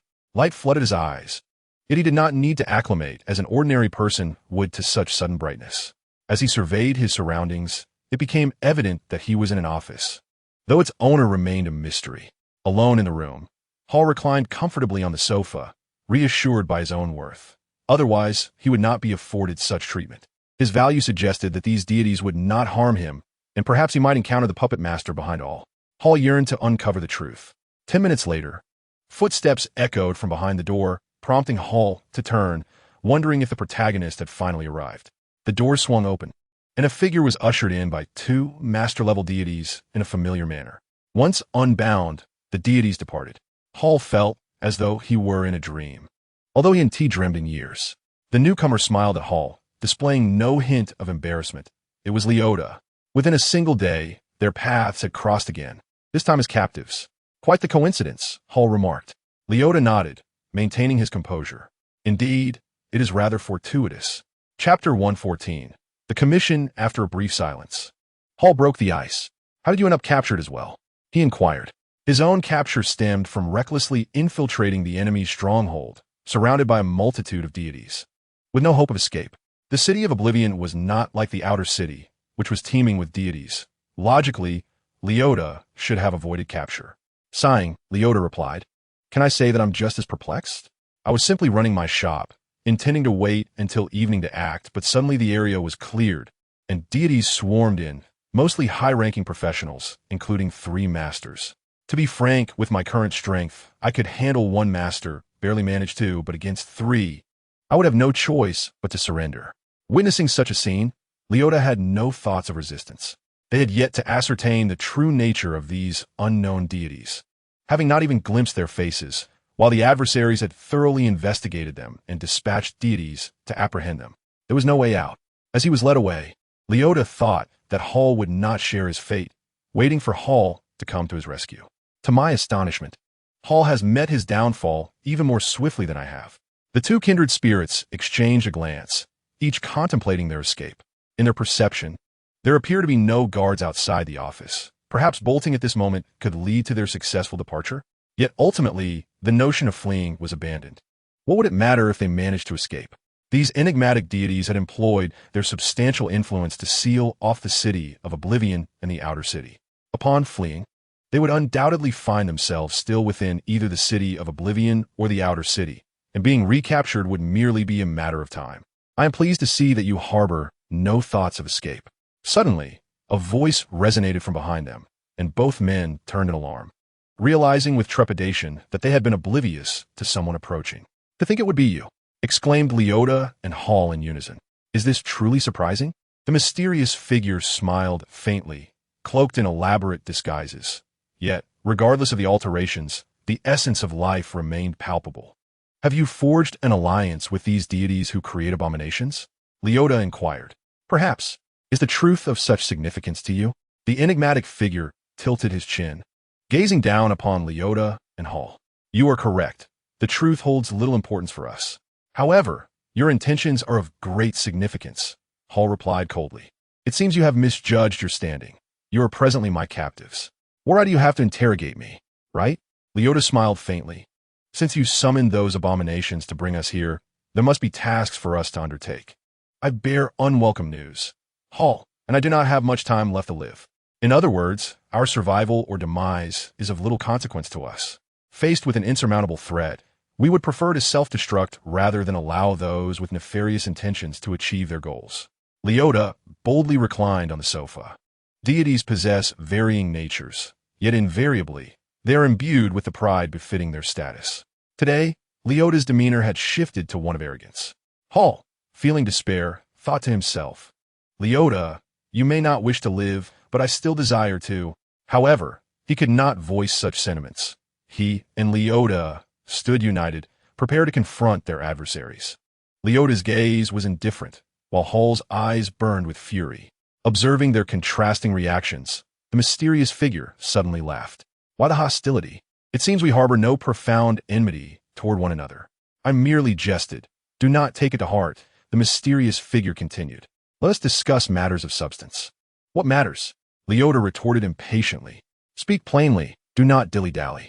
Unfazed, the mysterious figure replied, "I wish to enlist your help in capturing a few individuals. In return, I can extend your lifespans by 500 years and offer immediate compensation." 500 years of life? Whether it is Leota or Hall, their hearts are ignited with fervor. However, Hall cautiously inquires, "Who are we to apprehend?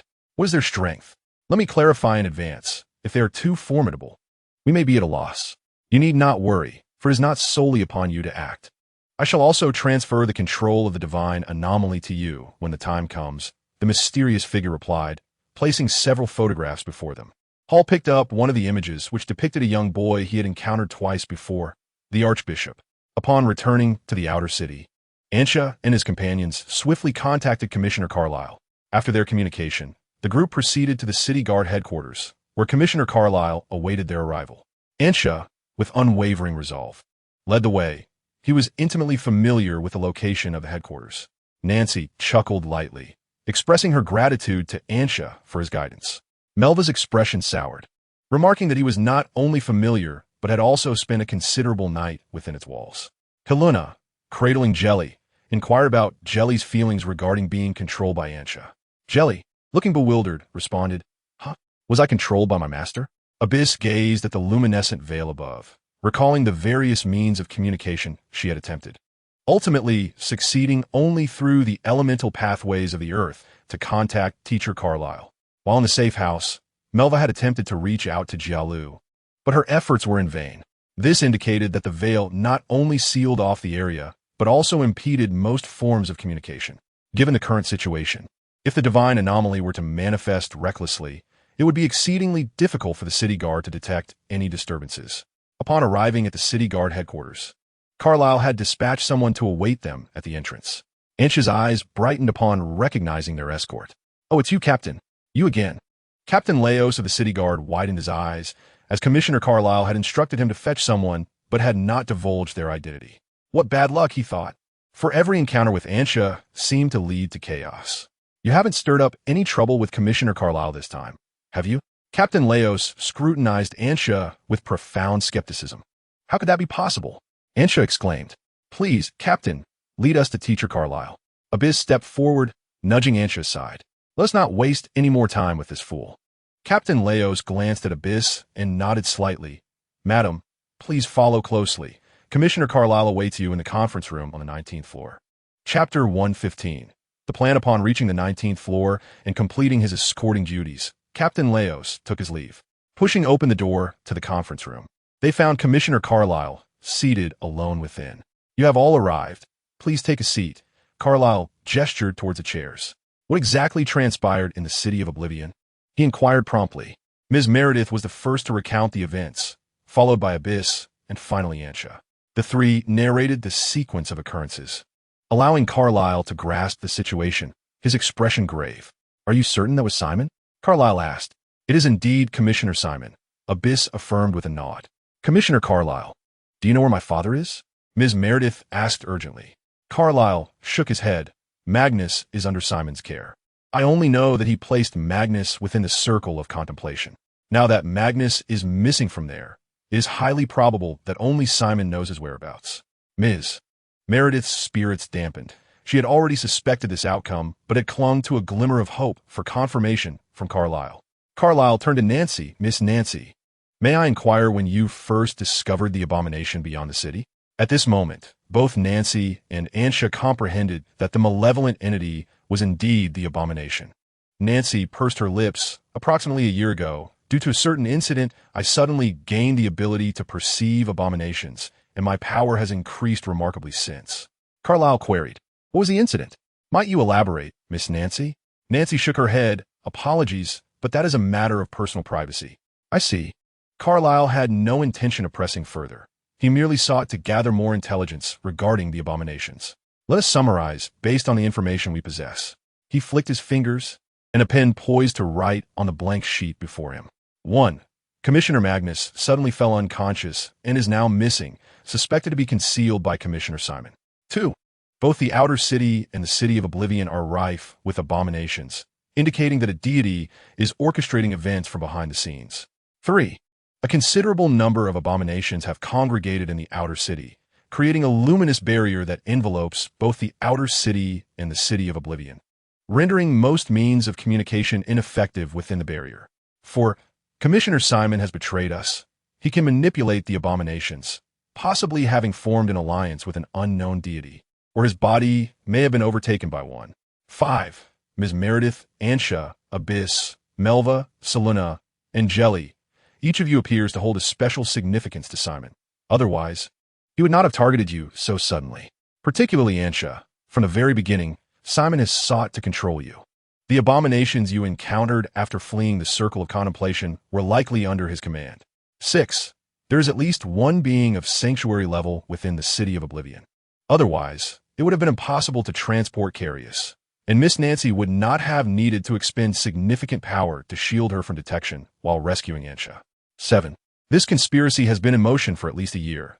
We remain uncertain how many among us are truly allies as danger surrounds us. Listening to Carlyle's summary, the group nodded slightly in agreement. Anxia felt profoundly moved. At last, there was a dependable ally to lean on. The events that transpired in merely a few days were overwhelmingly numerous. So what shall we do next? A BC posed a question. We must locate my father, Ms. Meredith declared with unwavering confidence, believing that once they found her father and revived him, all their issues would be effortlessly resolved. However, we currently have no leverage over Commissioner Simone. To ascertain the whereabouts of Commissioner Magnus, we must extract the information from Simone. Anxia interjected. Shall we first devise a plan to bring down Commissioner Simone? Selena suggested timidly. If we can defeat Commissioner Simone, what need do we have for Commissioner Magnus? Anxia retorted. First, we must eliminate the abominations. Nancy asserted solemnly, her objective remaining steadfast as ever. There are over 80,000 abominations in the outer city. A BC noted, given the current circumstances, the city guards are utterly incapable of handling the abominations, as their numbers are merely 1/5 of that of the abominations. She held in her hand an emergency report hastily compiled by the city guards, detailing the latest statistics on the abominations. Let's activate the barrier. Commissioner Carlyle decisively stated, for the most pressing issue at present is our inability to communicate with the outside world. Every year, 3 powerful beings of the sanctuary remain in this realm to address unforeseen incidents. Due to the barrier, these 3 Haven T detected the anomalies in the city of disappearance. Moreover, as an academic conference is currently underway, they are likely to assume that this is merely a demonstration of scholarly achievements if no one contacts them. After all, everything has transpired so swiftly that it has yet to be a full day since the unknown began. But how do we open the barrier? Melva inquired. Carlyle tapped lightly, causing the long table in the conference room to transform, revealing that it was an alchemical device. A scaled-down projection of the outer city appeared above the table, enveloped by a similar barrier. This was the result of the city guards utilizing alchemical tools for reconnaissance, with updates occurring every second. Carlyle explained. He used his mental energy to manipulate the outer city projection, magnifying a particular street. The barrier is maintained by 10 nodes, each harboring nearly 10,000 abominations, predominantly mid-level practitioners. We need only destroy 5 nodes to deactivate the barrier. Can we contend with so many abominations? Selena clutched her jelly nervously. The city guards must retain half of their forces to maintain order. 3,000 can be mobilized. Carlyle stated, currently, it is known that there are 13 master-level abominations, while the city guards possess only 2 master-level fighters, alongside us, totaling 6 master-level practitioners. The master-level abominations do not congregate, making the task of breaching the nodes trivial for us. Abisi remarked, we could even split into 2 teams to simultaneously breach 2 nodes. In that case, the plan to dismantle the barrier becomes entirely feasible. Anxia felt invigorated. Indeed, Carlyle nodded. But to prevent Simone from departing the city of Oblivion to assist the outer city's light node, I shall remain at the headquarters of the city guards to impede Simone's progress. How shall we allocate our personnel? Abyss inquired. Nancy raised her hand. I shall accompany Anxia. She can summon the army of the deceased, and together we can manage 1 node. Recalling the image of the skeletal dragon pursuing 3 master-level demigods, Abyss nodded in agreement. Thus, I shall lead 3,000 city guard along with 2 master-level guards to address another node. Chapter 116, Node 1 Destruction. After deliberation, action was not taken immediately. During their time in the city of Oblivion, everyone had expended considerable mental energy and required some time to recuperate. The impending tasks, truth be told, bore significant risks, and one must confront them in peak condition. Of course, this did not apply to Anxia. The vast mental energy she possessed facilitated an exceptionally rapid recovery. The previous depletions were restored by the time she arrived at the city guard's headquarters.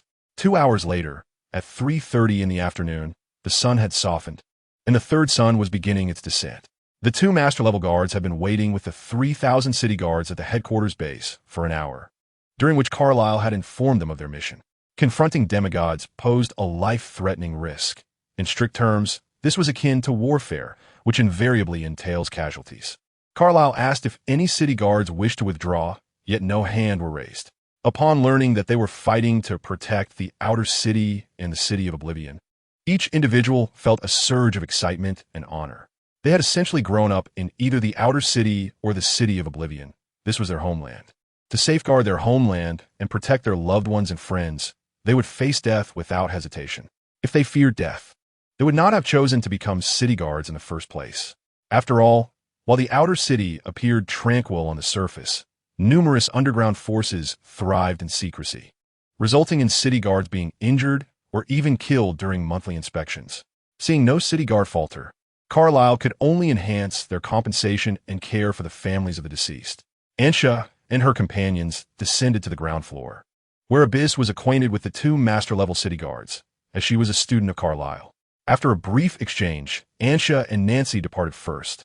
The light node they were set to assault had been randomly chosen, and Carlyle had only just provided them with a location upon their departure. This approach ensured their actions would remain unpredictable to the demigods, thereby significantly increasing their chances of successfully destroying the node. En route, Ansha unleashed Guardian of the Slanka, summoning the army of the deceased. Due to the presence of the light barrier, the inhabitants of the outer city were filled with trepidation, resulting in few daring to wander the streets. Consequently, the commotion caused by the army of the deceased went largely unnoticed, with only a handful catching sight of this spectral battalion swiftly passing through the thoroughfares. Half an hour later, they drew near their target, the node of the light barrier. A colossal beam of light stood erect, marking this node situated in the southern part of the outer city, guarded by a solitary master-level deity. However, mid-tier deities were not in short supply, and given their immortality, while they may not pose a significant threat to a master, they could easily hinder one through mere entanglement. As of now, they remained oblivious to the true nature of the node sustaining the light barrier. Enclosed within by the deities, the city guards who ventured to investigate could only ascertain that this was a node lacking the capability to document its appearance. Thus, Ansha and his companions faced a daunting challenge to identify the node. What's wrong? Nancy suddenly turned to Ansha, sensing his heartbeat quickening. Ansha, somewhat embarrassed, confessed, "I'm a bit nervous."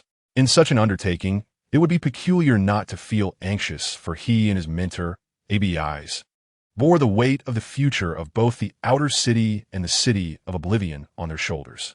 Any misstep on either side could lead to significant upheaval in the future. Being targeted by a deity was hardly a favorable prospect. Anyone with a modicum of education understood the nature of most deities. Those who had encountered deities would never deceitfully claim that a deity fixated on the city of oblivion was benevolent. If they were benevolent, they would not create such numerous deities. The emergence of each deity signified that at least one innocent soul had been parasitized. The ultimate fate of such parasitism was death, after which the deity would seek another vessel to inhabit. After a moment of contemplation, Nancy clenched her fist and encouraged him. "You can do it." Ansha took a deep breath and replied, "Let's do this." "Feeling any better?" Nancy smiled and inquired. "Well, can I say I'm even more nervous?" Ansha jested. "Would you like a hug?" Nancy opened her arms. They were perched upon the back of a skeletal dragon, the howling winds swirling around them, parting as they met the dragon's wings. Below, the army of the deceased thundered through the buildings, akin to an earthquake. Ansha felt a flutter of excitement. Who could refuse the embrace of a beautiful girl? Yet he ultimately shook his head. Although beauty was alluring, he was currently engaged in an act of heroism. How could mere allure distract him from his noble purpose? "Don't be tense," Nancy encouraged, moving in for a hug. "We will prevail." Ansha dared not move. His face flushed. 1 minute later, the light barrier node lay a mere 100 meters ahead, and the serene guardian deity of the node was now visible. As the skeletal dragon descended to the ground, Ansha's face turned crimson, and he hastily leapt down. Nancy, with her hands clasped behind her back and a slight smile gracing her lips, stepped gracefully along the wings of the bone dragon until she reached the ground. Was she truly shy? The movements of the undead army were not concealed, prompting the divine beings guarding the luminescent node to swiftly detect their arrival. The divine beings were far from simple-minded. Their presence at this moment, in such formidable numbers, rendered their identity unmistakable. Enemies. For the humans, the divine beings, even in their unmasked state, deemed it beneath them to speak. They remained silent, preparing their magic or combat skills in anticipation of the impending assault. Ansha exhaled, recognizing that the divine beings stood firm, leaving no opportunity for a sneak attack. What lay ahead would be a direct confrontation. He raised his right hand, directing the undead army with a commanding shout. Everyone, seize the moment. The bone dragon soared into the air first, its masterful presence radiating power. As various effects and auras cascaded toward the node, the skeleton soldiers charged at the forefront, wielding weapons fashioned from the very bones of their comrades. The abominations lumbered forward, their weight causing tremors beneath them. A few of these grotesque figures stumbled and transformed into rolling masses of flesh, careening towards the divine beings with surprising speed, inadvertently trampling several skeleton allies before closing in on their target. The necromancers seized this opportunity to unleash their full might, summoning ethereal souls from the earth to become soul guardians, relentlessly firing soul flames capable of incinerating spirits. In response to the assault of the undead army, a powerful spell was unleashed by the divine beings. Even though the bone dragon countered much of its force with draconic magic, the spell still sent several undead tumbling to the ground. However, like the divine beings, the undead were also immortal, rising once more with vengeful glances directed at their foes. Nancy discerned that the wielder of this formidable spell was the sole master-level divine being at the node.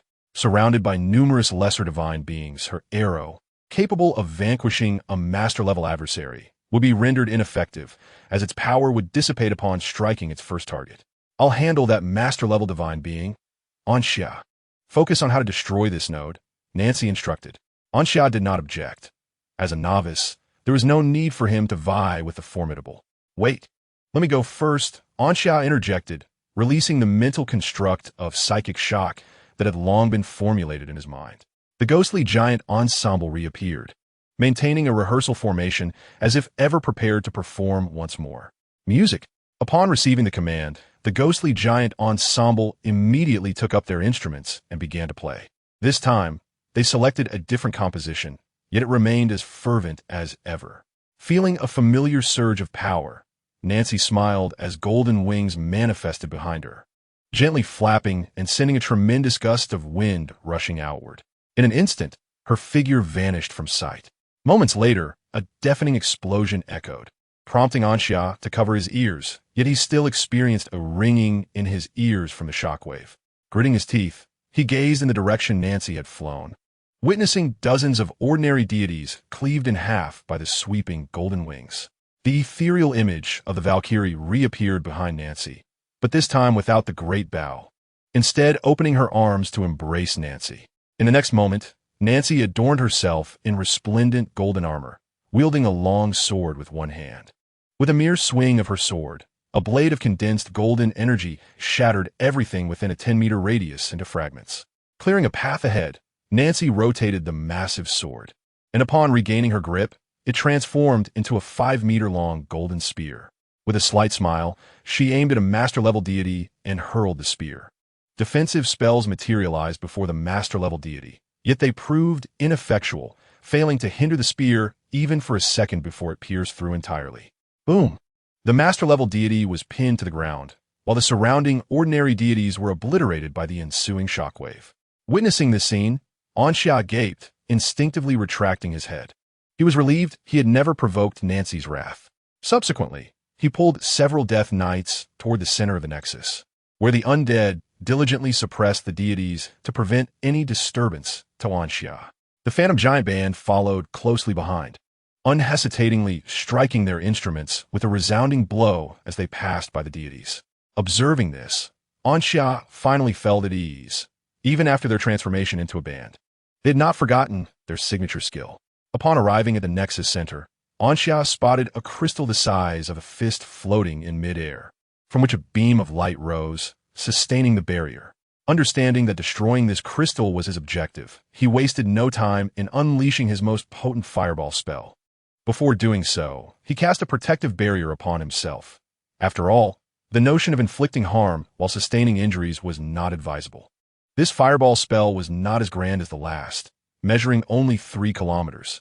Through diligent mental concentration, Anxia compressed it from 3 kilometers to 30 meters. Such a 100-fold compression was possible solely due to the vastness of his mental power. However, the cost was that the fireball became as volatile as an erupting volcano, teetering on the brink of instability. Nancy, Ansha called out loudly. Without needing further prompting, Nancy, sensing the fluctuations of the fireball spell, ceased her battle with the master-level deity and created distance. Looking up at the 30-meter fireball, a flicker of emotion crossed her eyes. Could this truly be a fireball spell? Boom! A second later, the fireball spell struck the ground. Ansha did not remain in place to endure the explosion alongside the crystal.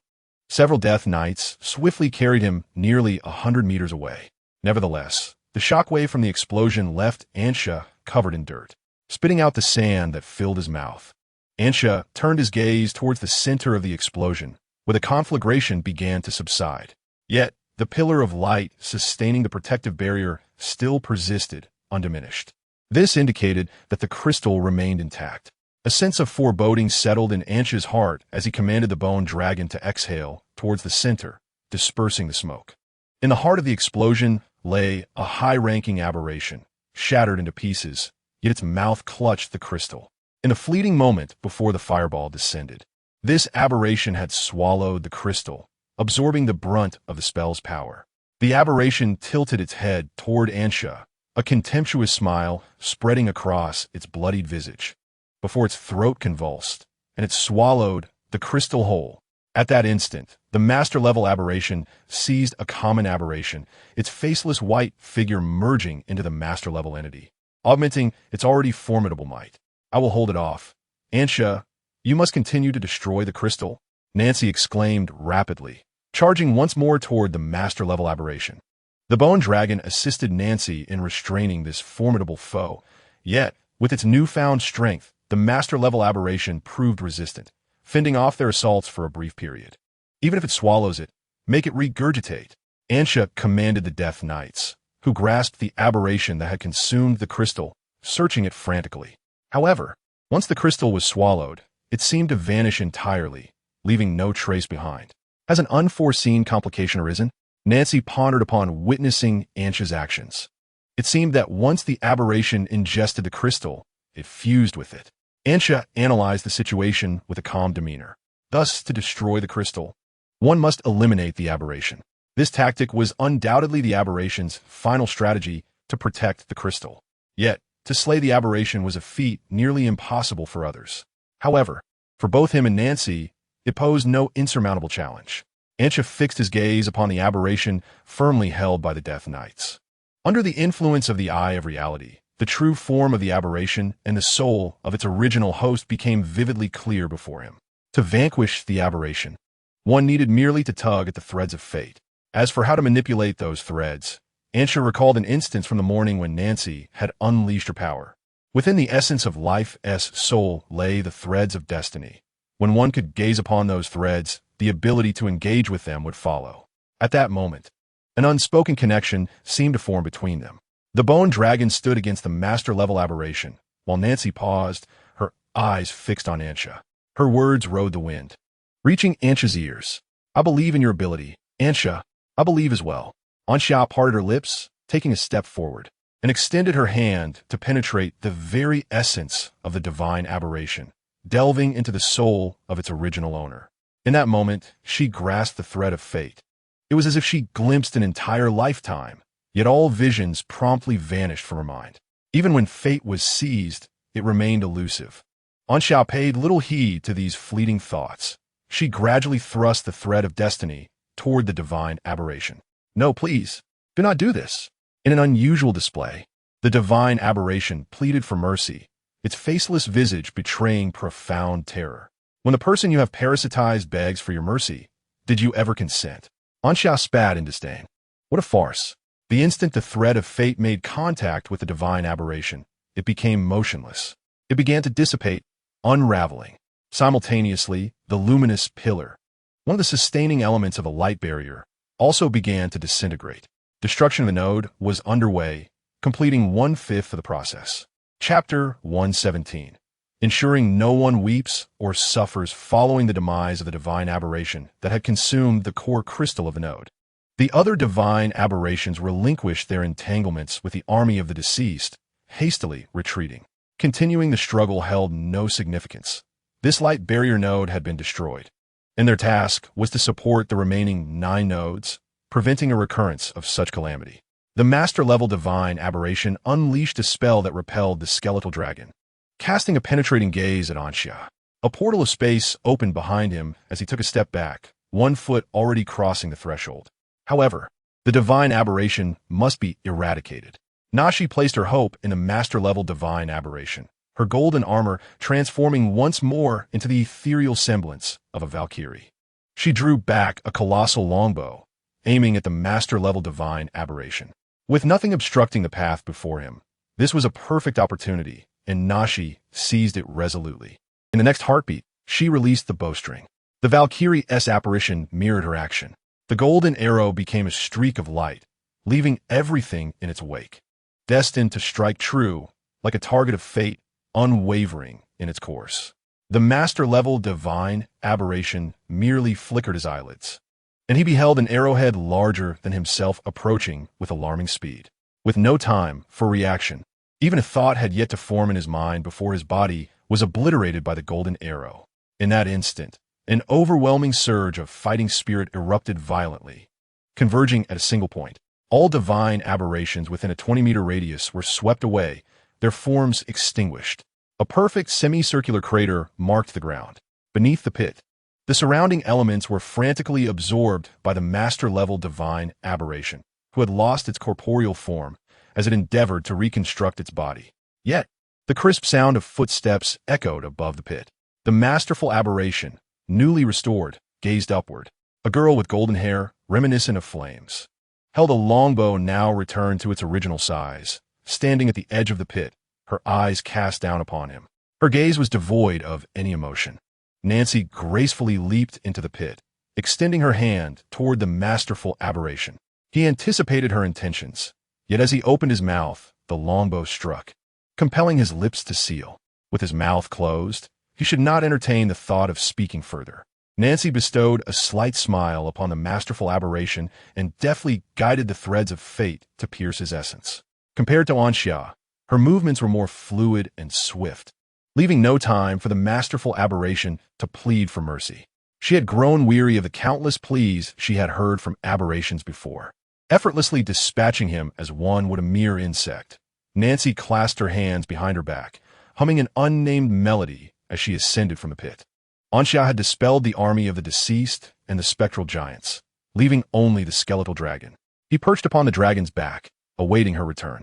Though the battlefield lay in ruins due to the conflict between the deceased and the aberrations, Anxia found it far more palatable than before. That blinding pillar of light, still present, was bothersome. How was it to be? The first slaying of an aberration. Nancy settled beside Anxia, her legs elegantly crossed, unexpectedly elongated. Propping her chin on her right hand, her fiery golden hair gradually dimmed as she tilted her head to regard Anxia. Anxia reflected. Yes, it was quite simple. Indeed, it was simple, for the most challenging aspect was perceiving the threads of fate, a task he had already accomplished. Henceforth, it was merely a matter of piercing the essence of the aberration with the threads. He subsequently shared with Nancy the sensations he experienced while grasping the threads of fate.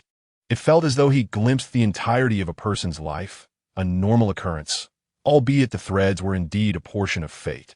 After witnessing the fates of others, Anxia, you should understand why aberrations must be eradicated. They were meant to possess destinies of their own, yet those destinies were severed upon being parasitized by aberrations. No one should dictate another's fate, not even a deity.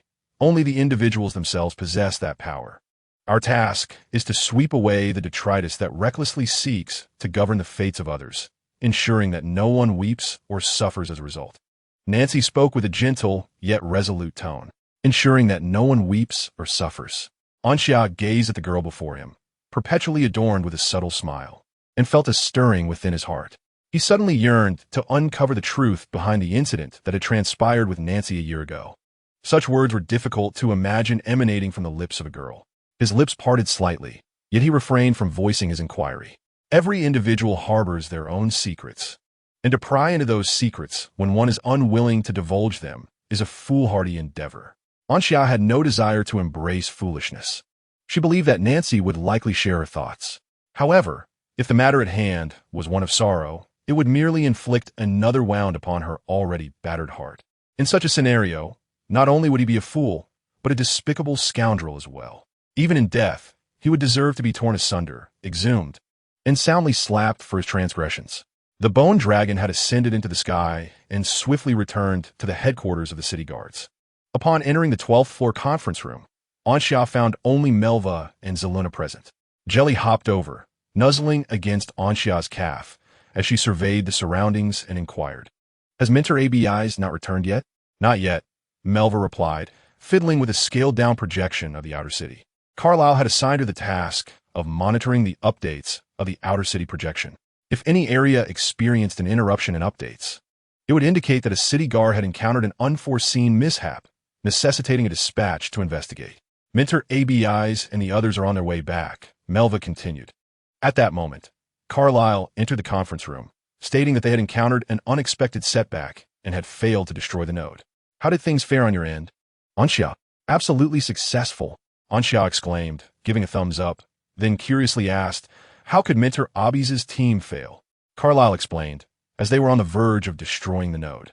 A divine aberration fused with the core of the node, rendering it impossible to destroy without eliminating the aberration first.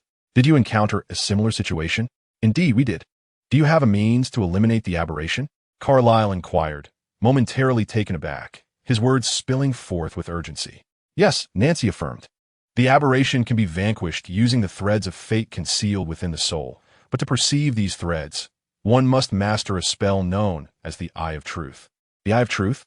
Carlyle was unfamiliar with this spell and asked, "What are the prerequisites for learning it?" "Any magic intertwined with destiny is never ordinary," Nancy responded. "This spell cannot be documented. It can only be imparted through the soul, and at most, only 2 individuals may learn it." "Is that so?" Carlyle was not surprised. Unique spells possessing singularity were not uncommon. "So, Miss Nancy, do both you and Anxia possess the Eye of Truth?" he queried. "Indeed," Nancy replied. "I understand," Carlyle said. "In that case, the plan to destroy the node will require some adjustment, though not significantly." The worries that had surfaced in Carlyle's mind upon learning that the node could not be destroyed dissipated like leaves in the wind. Chapter 118. Perseverance. A few minutes later, ABIs and 2 master-level city guards returned to the headquarters. In this operation, 3,000 city guards suffered over 300 injuries, with dozens perishing. A suffocating atmosphere enveloped everyone. Yet none entertained thoughts of retreat. An impromptu meeting convened, primarily to deliberate on the forthcoming actions. "We require a method to vanquish the abomination," stated ABIs with pursed lips. "A solution is at hand," replied Carlyle, revealing to ABIs and 2 master-level city guards the existence of the thread of fate capable of slaying the monstrosity. The subsequent plan involves simultaneous assaults on the luminescent nodes from both sides. However, ABIs, your objective is not to destroy the nodes, but to disrupt the abomination's judgment, facilitating the successful destruction of the nodes by Anxia and Miss Nancy. One master-level city guard could not restrain his curiosity, inquiring, "Why not separate and simultaneously obliterate the nodes?" To avert further unforeseen incidents, Carlyle explained, "If Anxia and Miss Nancy act in unison, even if one is intercepted and unable to approach the node, the other will still be able to proceed." The master-level city guard nodded in understanding. "Do you require a respite?" Carlyle's gaze fell upon Anxia and Nancy. Both shook their heads, asserting that the earlier exertion was not significant. "Then we shall resume in half an hour," Carlyle decreed, allowing for a brief period of rest. While Anxia and her companions could endure, the ordinary city guards needed recovery, if only to alleviate the mental strain following combat. Facing such a battle for the first time, witnessing familiar comrades injured or even slain, the fear transformed into a fierce courage. Yet, once that courage waned, it was uncertain how many could muster the resolve to re-enter the fray, undeterred by the specter of death. Half an hour swiftly elapsed. Before departing, Melva called out to Anxia, tossing her storage ring. "Be careful," Melva cautioned. Anxia peered within the ring using her mental acuity and discovered it was filled with an abundance of magical scrolls. "Rest assured," she proclaimed, patting her chest. "This mere abomination is trifling." Outside, the skeletal dragon rose, its form surpassing even the city guard headquarters in size. The gust from its wings rendered many city guards unsteady. Gazing at such a colossal creature, they could scarcely fathom anything that could rival the skeletal dragon. Even Carlyle, they mused, would struggle to defeat it. They watched as a young boy and girl ascended onto the dragon's back, suddenly raising their hands in vigorous salutation. The boy, witnessing this, reciprocated the gesture. The city guards understood that the potential to resolve the crisis of the vanished city lay in the hands of these two young individuals. Only they could obliterate the luminescent nodes. As the skeletal dragon took flight, swiftly vanishing into the horizon, the master-level city guards retracted their gazes and approached the city guards. Assemble. Form ranks. 2 minutes later, an additional 3,000 city guards, led by 2 master-level individuals, proceeded in the opposite direction. ABIs brought up the rear. We have departed and expect to arrive at the southwestern light barrier node 10 minutes ahead of you. ABIs conveyed through the magical network to Anxia. Received, Anxia replied. Upon the light barrier's ascent, the magical network was likewise severed. However, Kalier modified the magical network to ensure it continued to function within the outer city, albeit without a connection to the network beyond the light barrier. The city guards headed towards the southwestern light barrier node, while Anxia and Nancy made their way to the northeastern side. Just as Anxia spotted the northeastern light barrier node, ABIs had already engaged in combat. Half of the divine entities from the 2 light barrier nodes diverged to provide support to mentor ABIs. Reinforcements are on the way, Melva's voice echoed through the magical network. Each city guard assigned to watch over the light barrier nodes promptly reported any unusual movements of the divine beings, updating the projection in the headquarters conference room. Are reinforcements coming? ABIs conjured towering ice walls around her, the chilling temperature ensuring that anyone attempting to scale them would suffer frostbite. This should hold them off for a while, ABIs contemplated. Anxia took a deep breath, urging the bone dragon to hasten its pace. He needed to conclude the battle swiftly to minimize the losses among the city guards. It could be said that saving even a second might mean the difference between life and death for a city guard in their clash with the divine entities. 20 seconds later, the bone dragon soared above the northeastern node. Anxia unleashed Guardian of Slanka directly beneath the feet of the divine entities, while Nancy drew her longbow, aiming at the core of the divine beings. A furious arrow shot straight down. Boom! Hundreds of divine entities were blasted away by the arrow, and the skeletons from the army of the dead dragged the divine beings into the earth for their main battle. The bone dragon dove towards the core of the node, landing and spinning, causing the guardians of the node's core to be thrown aside. One fortunate divine entity, narrowly avoiding the impact, swiftly seized a crystal and swallowed it whole. Alas, it was a moment too late. Anxia muttered as he leaped down from the bone dragon. Its breath transformed the surroundings into a sea of flames, preventing any divine being from approaching. Nancy, perched atop the dragon's head, continued to rain arrows upon the master-level divine entities guarding the node. Anxia unleashed mental shock, summoning a ghostly giant orchestra. Upon witnessing them brandishing their instruments, Anxia realized they had not transformed into musicians. Other matters were unnecessary to discuss. It was either surrender or be compelled to submit. With arms crossed, Anxia regarded the divine entity that had swallowed the crystal. While a cadre of ghostly giants brandished instruments instead of clubs, their expressions grotesquely fierce. They resembled a band of ruffians. Unfortunately, the divine entity showed no gratitude, compelling Anxia to send the ghostly giants to impart some wisdom to it. 10 seconds later, the ghostly giant had shattered several instruments, leaving the divine being powerless on the ground, bruised and battered. As Anxia approached, she clicked her tongue in dismay. It was truly a pitiful sight. Fortunately, she had encountered such a benevolent soul, and thus she would grant him a swift passage to the afterlife, sparing him from further suffering. The divine being remained silent, and Anxia took this as tacit consent. Rolling up her sleeves, she grasped the thread of fate and, as per usual, plunged it into the essence of the divine being. A perfect resolution. As night descended, 3 light curtain nodes had been destroyed, leaving only 2 remaining to achieve the goal of dismantling the light barrier. Chapter 119. Invincible beneath the sacred domain, everyone returned to the city guard headquarters, where a celebratory banquet awaited. No one could endure incessant fighting. Holding a feast at such a time seemed unwise, yet provided a moment for the city guards to relax their taut nerves. Having destroyed 3 nodes, the casualties among the city guards had already exceeded 13. Under normal circumstances, a loss of over 30 would lead to a collapse of the team. Yet the city guards showed no signs of faltering, bolstered by their conviction to protect their homeland. Upon the destruction of the third node, the divine beings had begun to react swiftly, providing support. Throughout this battle, the city guards faced attacks from 5 master-level adversaries. It could be said that had it not been for Anxia and Nancy swiftly dismantling the nodes on the other side, the casualties among the city guards would have been far more severe. At the banquet, some city guards, overwhelmed by drink, wept bitterly, mourning their fallen comrades, many of whom had either succumbed to death or sustained grave injuries. In this moment, they found an outlet for their pent-up emotions. Anxia devoured a plate of roasted meat, knowing that only by filling her belly could she muster the strength to destroy the nodes. At that moment, Carlyle approached, a glass of red wine in hand. Ordinary drinks could no longer intoxicate master-level practitioners. He merely sought to use alcohol to sharpen his focus. While some found their minds muddled by drink, others became increasingly lucid. There should be no issues with destroying the nodes, Carlyle remarked, taking a sip of his wine. Anxia, chewing on her roasted meat, mumbled, "It's going smoothly, though the number of divine beings is increasing. Approaching the core crystal of the nodes is becoming troublesome. Perhaps if we leave the remaining 2 nodes alone, the city guards 1T need to provide cover. The greatest obstacle to destroying the nodes lies with the master-level divine beings, with Nancy and the Mentor ABIs alongside us. Even if all the master-level divine beings gather, we should still be able to dismantle the light curtain nodes." Carlyle shook his head. "The risk is too great.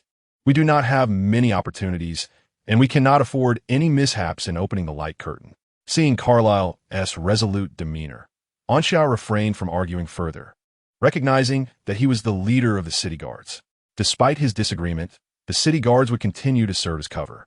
Anxia gazed upon the city guards, who were drunkenly weeping, a sense of unease stirring within him. He sighed and resumed his focus on the roasted meat.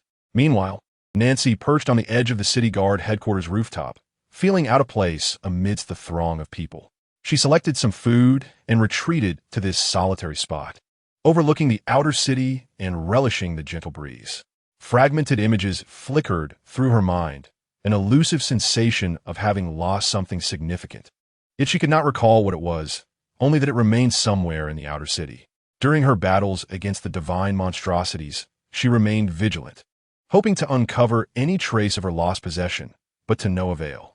Nancy lifted her gaze to the vanishing city, where the formidable defensive array still held strong, connecting the pillars of heaven and earth.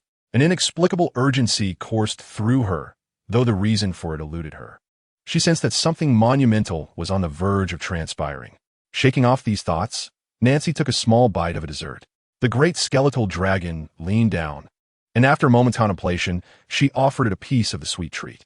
The dragon, using elemental magic, ensnared the confection and brought it to the flame of its soul, which consumed the dessert entirely. It let out a satisfied, low growl. Witnessing this, Nancy smiled faintly, her thoughts drifting to Anxia. Although their acquaintance was brief, from the very first moment she laid eyes on him, she felt an irresistible urge to tease him. Many things in life require no justification. Sometimes, it is merely a fleeting spark within one's heart. As it turned out, teasing Anxia proved to be quite entertaining. The spells he cast, the creatures he summoned, were all equally delightful. The gelatinous slime was adorable, while the image of the ghostly giant striking a comical pose with its instrument was endearingly silly. Even the imposing skeletal dragon, despite its fearsome presence, exhibited a kitten-like demeanor after indulging in a treat. Of course, it could simply be that the dessert was exceptionally delectable. Around 8 o'clock in the evening, the banquet concluded. The city guards dispersed, returning to their quarters to rest, while 2 strategic points were scheduled for destruction the following morning. Preparation is key, and whether it was Abyss or Nancy, their mental and physical energies were nearly depleted after 3 consecutive battles, requiring 5 to 6 hours for full recovery. Carlyle activated the headquarters' inherent defensive array, capable of withstanding 10 minutes of master-level assaults. Even if the divine monstrosities chose to attack under the cover of night, they would have ample time to react. He then retreated to his office, monitoring the entirety of the outer city. Someone had to remain vigilant. Both Anxia and Abyss were utterly exhausted, and since he had not exerted himself much, the duty of the night watch fell to him. Time passed gradually. Within the vanishing city, the divine monstrosities began to gather, The total number of master-level monstrosities within the city amounted to 42, a figure that was neither insignificant nor overly abundant. Hall, in a fit of boredom, meticulously arranged the divine aberrations, having gained control over them. For someone who was once a king, this skill was undoubtedly one of his specialties. After all, as the mightiest of the kingdom, he had always led his troops into battle himself. His lifespan had been extended to 500 years, a promise fulfilled by the mysterious figure who had advanced his reward. However, he sensed that this 500 years was not entirely his own. In other words, it was borrowed in some manner, and the original owner of that lifespan could reclaim it at will. Unlike Hall, who was a demigod, Leota, being a true god, found the extension of life to be far more complicated. For the past few hours, the mysterious figure had continued to prolong his life, with no indication of when it might cease. Lost in thought, he was suddenly startled by approaching footsteps. Turning, he saw Leota approaching slowly, with a 7-layered halo floating behind him, symbolizing his 7 distinct personalities. The pressure emanating from the true god was palpable. Even the mere act of raising his hand felt laborious for Hall. "How goes it? Has your lifespan been restored?" Hall inquired. Leota nodded.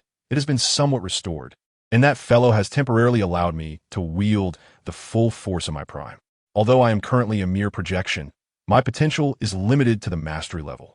Nevertheless, due to the divine fire and divinity contained within this projection, I can exert a bit more power. In essence, beneath the holy domain, I am invincible." Leota's words were neither heavy nor light, yet they brought a smile to Hall's face. With this newfound strength, even if they encountered the projection of the 7th lunar decree during their upcoming capture operation, there was no need to fear. Leota was more than capable of handling a projection of the decree. Chapter 120, The Assault. With that, the two departed the city of Oblivion, accompanied by 3,500 divine aberrations. Meanwhile, in the outer city, Corel promptly detected the arrival of these beings from the city of Oblivion. Such a formidable presence could not be easily concealed, nor did they seem to wish to hide it. To his dismay, Corel recognized many of these individuals through his alchemical tools. Most were scholars from the 3 academies of the city of Oblivion, once men he had guided, friends he had collaborated with, now parasitized by the divine aberrations. Damn it!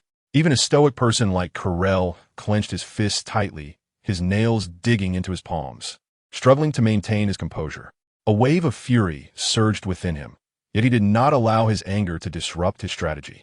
Corel immediately activated the alarms within the headquarters, remotely triggering the city's defensive measures to impede the advance of the thousands of divine aberrations, buying precious time. The shrill alarm bells rang out, jolting everyone from their slumber. The city guardians promptly assembled on the first floor according to their usual emergency protocols. For the professionals, the effects of inebriation could be effortlessly dispelled through mental prowess or combat spirit. Anxiao awoke, his gaze vacant. He was unaware of the unfolding events, yet his body instinctively moved toward the conference room. Surely, someone would have the knowledge. Upon arriving at the conference room, he found Mentor ABIs, Melva, Selena, and 2 master-level city guardians already present. Nancy arrived shortly thereafter. "How did you sleep, Anxiao?" Nancy inquired, offering him a smile. "Not too bad," Anxiao replied, scratching his head. "If only I hadn't been awakened by the alarm." Carlyle was the last to arrive, his countenance grave. "Teacher, what has transpired?" ABIs asked. "The City of Vanishment has dispatched a significant number of formidable divine aberrations to support the outer city," Carlyle announced, projecting an image of the outer city. He had already updated the information regarding this group of divine aberrations on the display. On the periphery of the outer city projection, a ring of red dots appeared, varying in shades. In front of these red dots were 2 colored light points, one bright and one dim. These red dots signify the divine aberrations, including 42 master-level aberrations. Carlyle explained. Upon hearing his words, the gravity of the situation dawned on everyone. The outer city had only a handful of master-level aberrations, which they needed to overcome strategically. Now, with 42 master-level aberrations arriving from the City of Vanishment, it was an insurmountable challenge. "What do the 2 colored light points represent?" Anxiao queried. Carlyle replied solemnly. "They represent deities." "Deities?" Anxiao exclaimed, nearly leaping from his seat. Although he was aware that divine aberrations were creations of the deities, The direct involvement of the deities themselves was far too flattering. Moreover, were deities not prohibited from entering the world in their true forms? Did they not fear the righteous iron fists of the sacred domain's champions? To be precise, it is a deity projection and a demigod, Carlyle clarified. A projection, then? Anxia sighed in relief. It had frightened him. Had it been a true deity in person, surrender would have been the only option. Are they here to assist with the barrier nodes? Nancy asked. That is likely, ABIs responded, or perhaps they're specifically targeting us. Regardless of which hypothesis was accurate, neither outcome boded well. Let us first attempt to prevent their entry into the outer city, Carlyle suggested. At that moment, numerous barriers appeared on the outer city projection. Anxia quietly inquired, "What are these?" "They are the defensive measures of the outer city," explained a master-level city guardian. Due to its vast expanse, the outer city cannot employ a single defensive array to encompass the entirety as the City of Vanishment does. Therefore, we have arranged defensive arrays by region, each capable of withstanding half an hour of master-level assaults. Even against dozens of masters, collectively, all regions can hold for at least half an hour. Anxia nodded, understanding now. Yet, why did the barrier closest to these divine beings shatter amidst their discourse? The master of the city guards was left utterly astounded. He was acutely aware of the formidable strength of the defensive array, which could not possibly be breached so swiftly. How vexing! Under the shroud of night, Leota hovered at the forefront, his divine halo illuminating a substantial portion of the sky. Gazing at the defensive array ahead, he unleashed a divine spell that, after a moment of contention, caused the array to erupt into fragments. Was it a considerable drain? Hall inquired. It was merely a master-level defensive array. The expenditure was minimal. Leota replied with a light chuckle. Let us proceed. These arrays will not hinder us for long. At this pace, the city guards remarked in unison. We have at most 5 minutes remaining. Yet, this was not the primary concern. Carlyle observed the direction of the red dots advancing towards them. The headquarters of the city guards lay directly in their path. Their speculation about providing support to the shield nodes could now be dismissed. These divine beings were clearly targeting them. Warren Claude, you are to lead the city guards and impede these divine beings, Carlyle calmly commanded the two master-level guards. Isn't that tantamount to sending them to their doom? Melva interjected, unable to contain herself. There are 42 masters. How could the city guards possibly stand a chance? Indeed, it may be a death sentence. Carlyle shot her a pointed glance. But someone must undertake this task to buy us time for escape. With that, Carlyle began distributing various items among the group. Only Anxia and Miss Nancy possessed the capability to slay these divine beings. Thus, it was imperative that they remain unharmed. In your possession are a magical artifact with a random teleportation function and a breath assimilation alchemical badge. Your task is to teleport one by one from this location and then don the breath assimilation badge.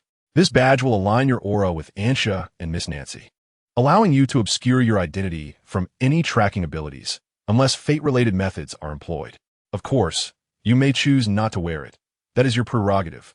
Melva grasped the badge and, without hesitation, affixed it to her collar. You display no fear of self-sacrifice, nor do the city guards, Carlyle said coolly. I merely wish to activate the shield and summon my great aunt to thoroughly vanquish these deities. Melva exclaimed. Anxia raised her hand. Hey. Did anyone bother to ask for my opinion? Melva retorted briskly. Your opinion is irrelevant. At that moment, the two master-level guards had descended to the ground floor, informing the city guards of their mission. Despite the foreboding of death, not a soul quailed. Onward, with the aid of the magical artifacts, the city guards soared into the air, charging towards the throng of divine beings. Before Leota, the fifth defensive array crumbled beneath the divine spell. As he lifted his gaze, he beheld the city guards soaring towards him. Among them, only two exuded the aura of masters. Ha! Leota sneered. Were these individuals seeking their own demise? With so few masters among them, they dared to impede his progress? In his fury, let them engage in mutual slaughter. A surge of crimson energy radiated from Leota. Upon reaching the city guards, each of their eyes became tainted with a dark red hue. In the next moment, they suddenly turned their aggression upon their comrades beside them. Ha! Leota laughed maniacally. This was the exhilarating sensation of regaining power. Beside him, Hall's lips parted slightly, yearning to speak, yet words eluded him as he gazed at Leota.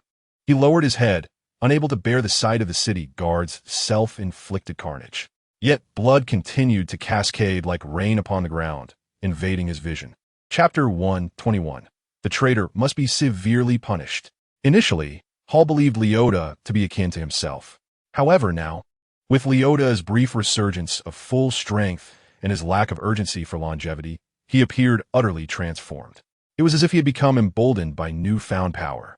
When plunged into despair, he would suppress all desires, but upon regaining strength, those repressed desires would erupt forth. What Leota was inflicting upon these city guards bore a striking resemblance to the actions of the demigod who had annihilated his kingdom. Though their objectives differed, their behaviors were scarcely dissimilar. Reflecting on Leota's chosen divine path, Hall offered a self-deprecating smile. The 7 sinful gods, the 7 deadly sins. How could a deity who chose such a path be benevolent? At the city guard headquarters, the luminous points representing the city guards rapidly vanished from the outer city projection. This signified their demise. Yet, from the moment of departure to the encounter with the abomination, less than 2 minutes had elapsed. There was no time for them to linger. The fate of the outer city and the city of oblivion now rested in your hands. Carlyle solemnly addressed the assembly. Presently, whether in the city of oblivion or the outer city, the pinnacle of combat power had essentially been entirely usurped by the abomination. Those capable of resistance were all gathered here. Carlyle was uncertain when the abomination's parasitic influence had begun. However, it had certainly been a considerable duration. Had Abyss not brought Ansha and the others to attend the academic conference, there would have been little hope for salvation for either the city of oblivion or the outer city. Without Ansha, he would have never interacted with Nancy, nor would he have learned that someone could slay the abomination. The random teleportation magical artifact had activated automatically, and by the time Abyss noticed, it was too late. "Teacher, will you not accompany us?" Abyss inquired eagerly. Someone must remain behind to cover the retreat, just as someone must always be ready to make a sacrifice. The city guards may strive for time, so why can't I remain behind as a safeguard? Carlyle spoke candidly. However, Abyss caught a glimpse of the resolute determination in Carlyle's eyes, a look she was all too familiar with. Whenever a teacher exhibited such a demeanor, it signified that a firm decision had been made, one that no one could alter. Abyss, as the random teleportation magical artifact was about to activate, Carlyle tossed an object to Abyss. It was a scroll. "I have resolved all your questions, and the solutions are inscribed within this scroll. Live well." A silver light erupted from the random teleportation artifact, and within a second, only Carlyle remained in the conference room. Next, he would have to face his old friends. Carlyle thought to himself, his gaze drifting to the distance, where 500 divine beings were rapidly approaching. Suddenly, a figure appeared outside the headquarters of the city guards. "You cannot escape." Sensing the immense spatial fluctuations around him, Leota expended a considerable amount of divine power to cast a time spell. Time within a 100-meter radius was forcibly reversed, and the figures of Ansha and the others reappeared in the conference room. Shock coursed through Carlyle's eyes as he recognized Leota as the divine projection. But this was impossible.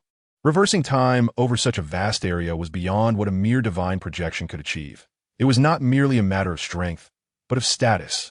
No matter how powerful a divine projection may be, it remains just that, a projection, ephemeral and without foundation.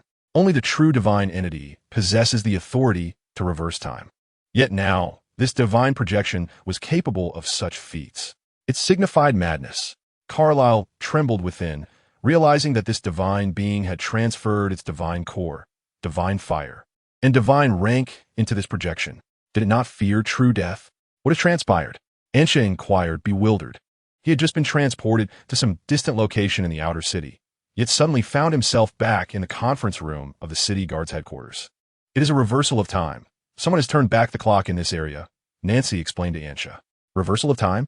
Ansha recalled his own solidification magic. How could such a formidable general reverse time without first saving a record? Yet, someone had managed to do so effortlessly. "It appears we are not going to escape," Melva remarked, gazing at the 500 divine beings behind Leota.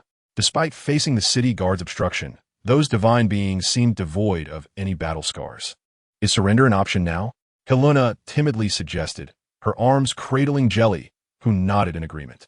Feeling the overwhelming aura emanating from outside, Had they still been in the wilderness, Jelly would have buried itself in the earth, attempting to elude detection.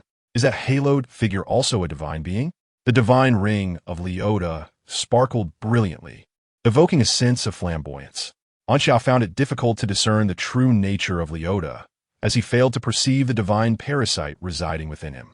The sight of such a pristine adversary was truly unexpected. No, Abisi shook her head.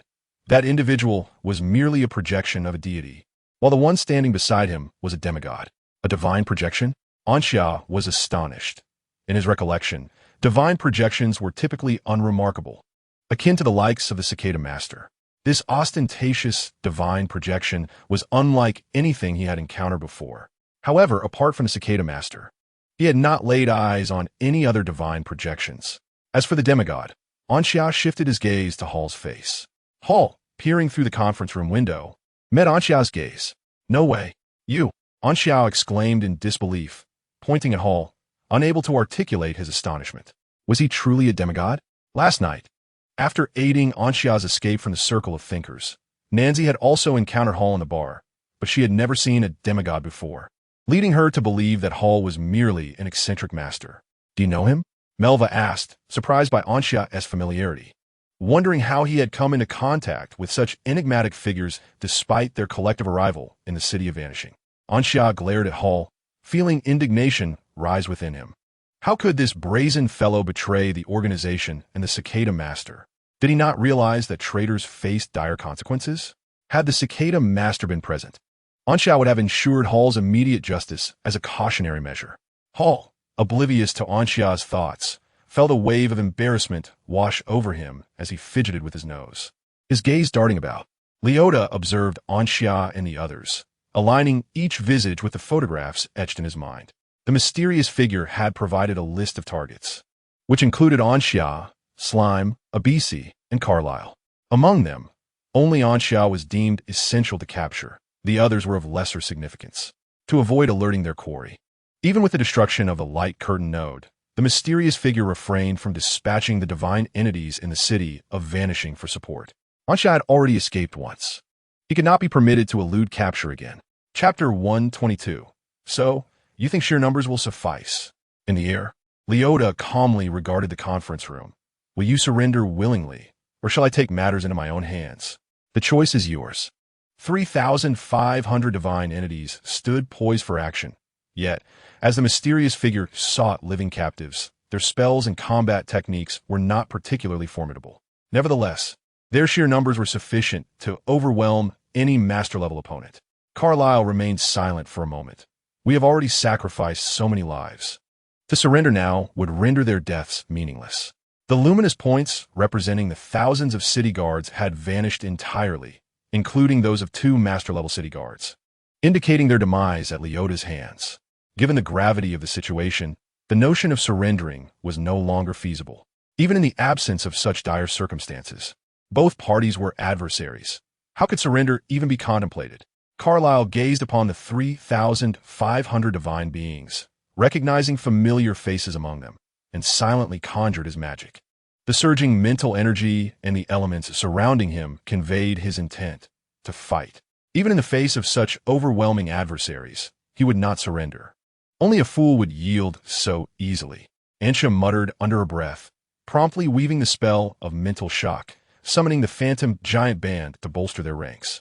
Nancy readied her longbow, while Abyss shielded Melva and Saluna behind her.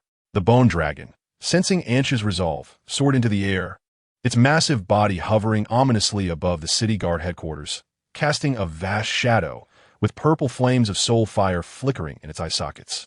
Stubborn and unyielding, Leota snorted disdainfully, refraining from immediate action, instead commanding the 3,500 divine beings to launch their assault.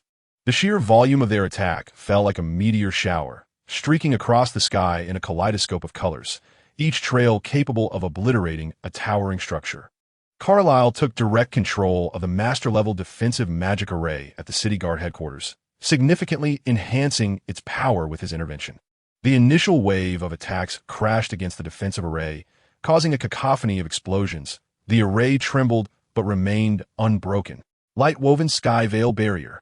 Nancy drew back her longbow, conjuring arrows of pure light element behind her. Upon releasing the string, the arrows flew forth, intertwining to form chains of sacred light that wove a vast net over the defensive array. Domain of winter, eternal frost canopy. At that moment, Abyss completed her spell, a translucent dome of ice crystals enveloping the entire building, mysterious runes swirling across its surface. 12 spiraling ice pillars erupted defiantly, each bearing terrifying phantoms, constantly radiating a binding force in all directions. With the threefold defenses combined, the magic array ceased its trembling, and all attacks dissipated as if sinking into the ocean, leaving only bursts of fireworks in their wake. Not without some skill, Leota scoffed, but now he would not hold back. A divine spell brewed in his hands, and moments later, he raised his hand towards the front. Devourer of the Seven Sins. An invisible maw suddenly materialized, its gnawing sound echoing against both the light-woven sky veil and the eternal frost canopy. In the next instant, enormous bite marks appeared on both defenses, and significant portions were lost. The sacred light chains shattered, leaving only 4 of the 12 spiraling ice pillars intact, and the frost canopy collapsed by more than half. The 3,500 divine beings launched another assault, causing the defensive array to tremble once more. Carlyle's complexion grew increasingly pale as his mental energy waned while he sustained the magic array. Previously, he had reactivated the random magical teleportation devices entrusted to Ansha and the others. The reversal of time restored their usage as well. The random teleportation magical artifacts necessitate a certain activation time, as teleportation is merely one of their primary functions. These magical implements boast a multitude of capabilities, such as concealing one's presence, cloaking perception, and clearing designated spatial points. Before Ansha and his companions are once again whisked away, they must withstand these onslaughts. The numbers are indeed formidable. Ansha inhaled deeply. Apart from the time he exerted himself to cast a fireball spell at the academy, he had yet to attempt depleting his mental energy again. Now it was a matter of seeing whose forces were greater. Guardians of the Slanka, heed my summons. Gaping rifts leading to the realm of the deceased emerged around the city guard headquarters. A dense aura of death permeated the air, eliciting a contented roar from the skeletal dragon perched atop the building. Subsequently, one by one, the undead emerged from the fissures. Without exception, these entities were all of master level. The commotion reverberated throughout the outer city, rousing all those who had been slumbering from their dreams. They turned their gaze towards the source of the tremendous noise, only to behold towering figures, each several meters high, encircling the city guard headquarters. The thousands floating in the air, relentlessly assaulting the stronghold, resembled an army daring to challenge a demon lord. Kaliel was equally astonished by the spectacle. Abiz's eyes reflected a hint of surprise. Selena's mouth fell agape. Melva gazed at Ansha. Although he had previously displayed remarkable prowess, she still found it hard to believe that such a scene could be conjured by a boy of her own age. 30, barely sufficient. The terrifying mental energy was continuously expended, yet it swiftly replenished. With a 30% mastery over his mental energy, Ansha could summon at most 30 master-level beings, barely maintaining their existence. However, the consequence was that he had drained himself of any strength, reduced to a mere human battery, utterly devoid of the energy to move. Nashi caught Ansha, allowing him to lean against her. Although his number of masters paled in comparison to the deity S, it was adequate to match them. The majority of the deity S masters were scholars, their combat abilities ranking low among their peers. In contrast, those master-level undead who had dwelled in the realm of the deceased had each survived countless battles. Every master-level undead had devoured the flames of countless souls of the spirit beings. Taken together, even with the deity boasting 42 masters and over 3,000 high-level professionals, they would merely be on par with these master-level undead, if not at a disadvantage. Witnessing this scene, Leota's expression darkened. He coldly regarded Ansha. No wonder the enigmatic figure insisted that Ansha must be captured. Such power is akin to a one-man army. Ansha laboriously tilted his head back, boldly returning Leota's gaze. Then, he gently waved his right hand. 30 master-level undead, accompanied by a skeletal dragon, unleashed a roar that reverberated through the heavens. In an instant, they advanced with earth-shattering might. launching an assault on the 3,500 divine beings. Chapter 123. Divine Might Indeed. One must push oneself to discover their true potential. Had someone told Anxia previously that he could summon 30 master-level undead in one go, he would have scoffed at the notion. How could that possibly be? Unless the master of cicadas lent him aid once more. But now, how splendid is my talent. The distance between the divine beings and these master-level undead was minimal, and given the formidable size of the undead, they merely needed to take 3 or 4 strides to cover hundreds of meters, bringing them within reach of the divine beings. In the sky, flowers woven from eerie white bones began to bloom silently, reminiscent of a feast of death, slowly descending upon the 3,500 divine beings. This was the innate skill of the master-level undead, the white soul mandala, blossoming on the other shore. The skeletal dragon was not to be outdone. A vast aura of fear first enveloped the divine beings, followed by various other effects rippling outward. The divine beings, not made of wood, naturally would not remain idle. They began to prepare spells and combat techniques for a counterattack. In an instant, both the master-level undead and the divine beings displayed their extraordinary abilities, transforming the area into a battleground of fierce conflict. Buildings crumbled, and the inhabitants of the outer city fled in panic toward the distance. The ground trembled with thunderous roars, and the devastation caused was comparable to that of an earthquake. Is this your confidence? Leota observed the gathered individuals in the conference room with indifference. The divine beings were indeed obstructed by these master-level undead, but he had never considered relying on them. When I possess great power, the heavens and earth shall emit. Leota slowly raised his hand, his divine power depleting as the divine halo behind him shone like the sun, the starry night sky blanketed in 7 colors, transformed into a vibrant celestial canopy.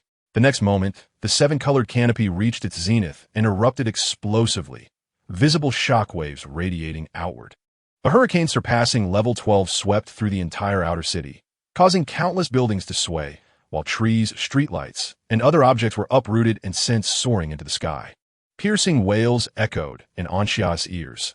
These sounds, akin to ghostly howls, were produced only when wind speeds reached a certain threshold. Yet even in this world of magic and combat, such wind speeds could be deemed a small-scale natural disaster. The defensive array of the city guard headquarters faced the explosion of the 7-colored canopy head-on, sustaining only for a brief moment before shattering into fine particles. The mental fortitude of Carlyle, who supported the defensive array, was severely impacted, leaving him pale and tasting the metallic tang of blood in his mouth. Do mere ants dare to gaze upon the majesty of a true god?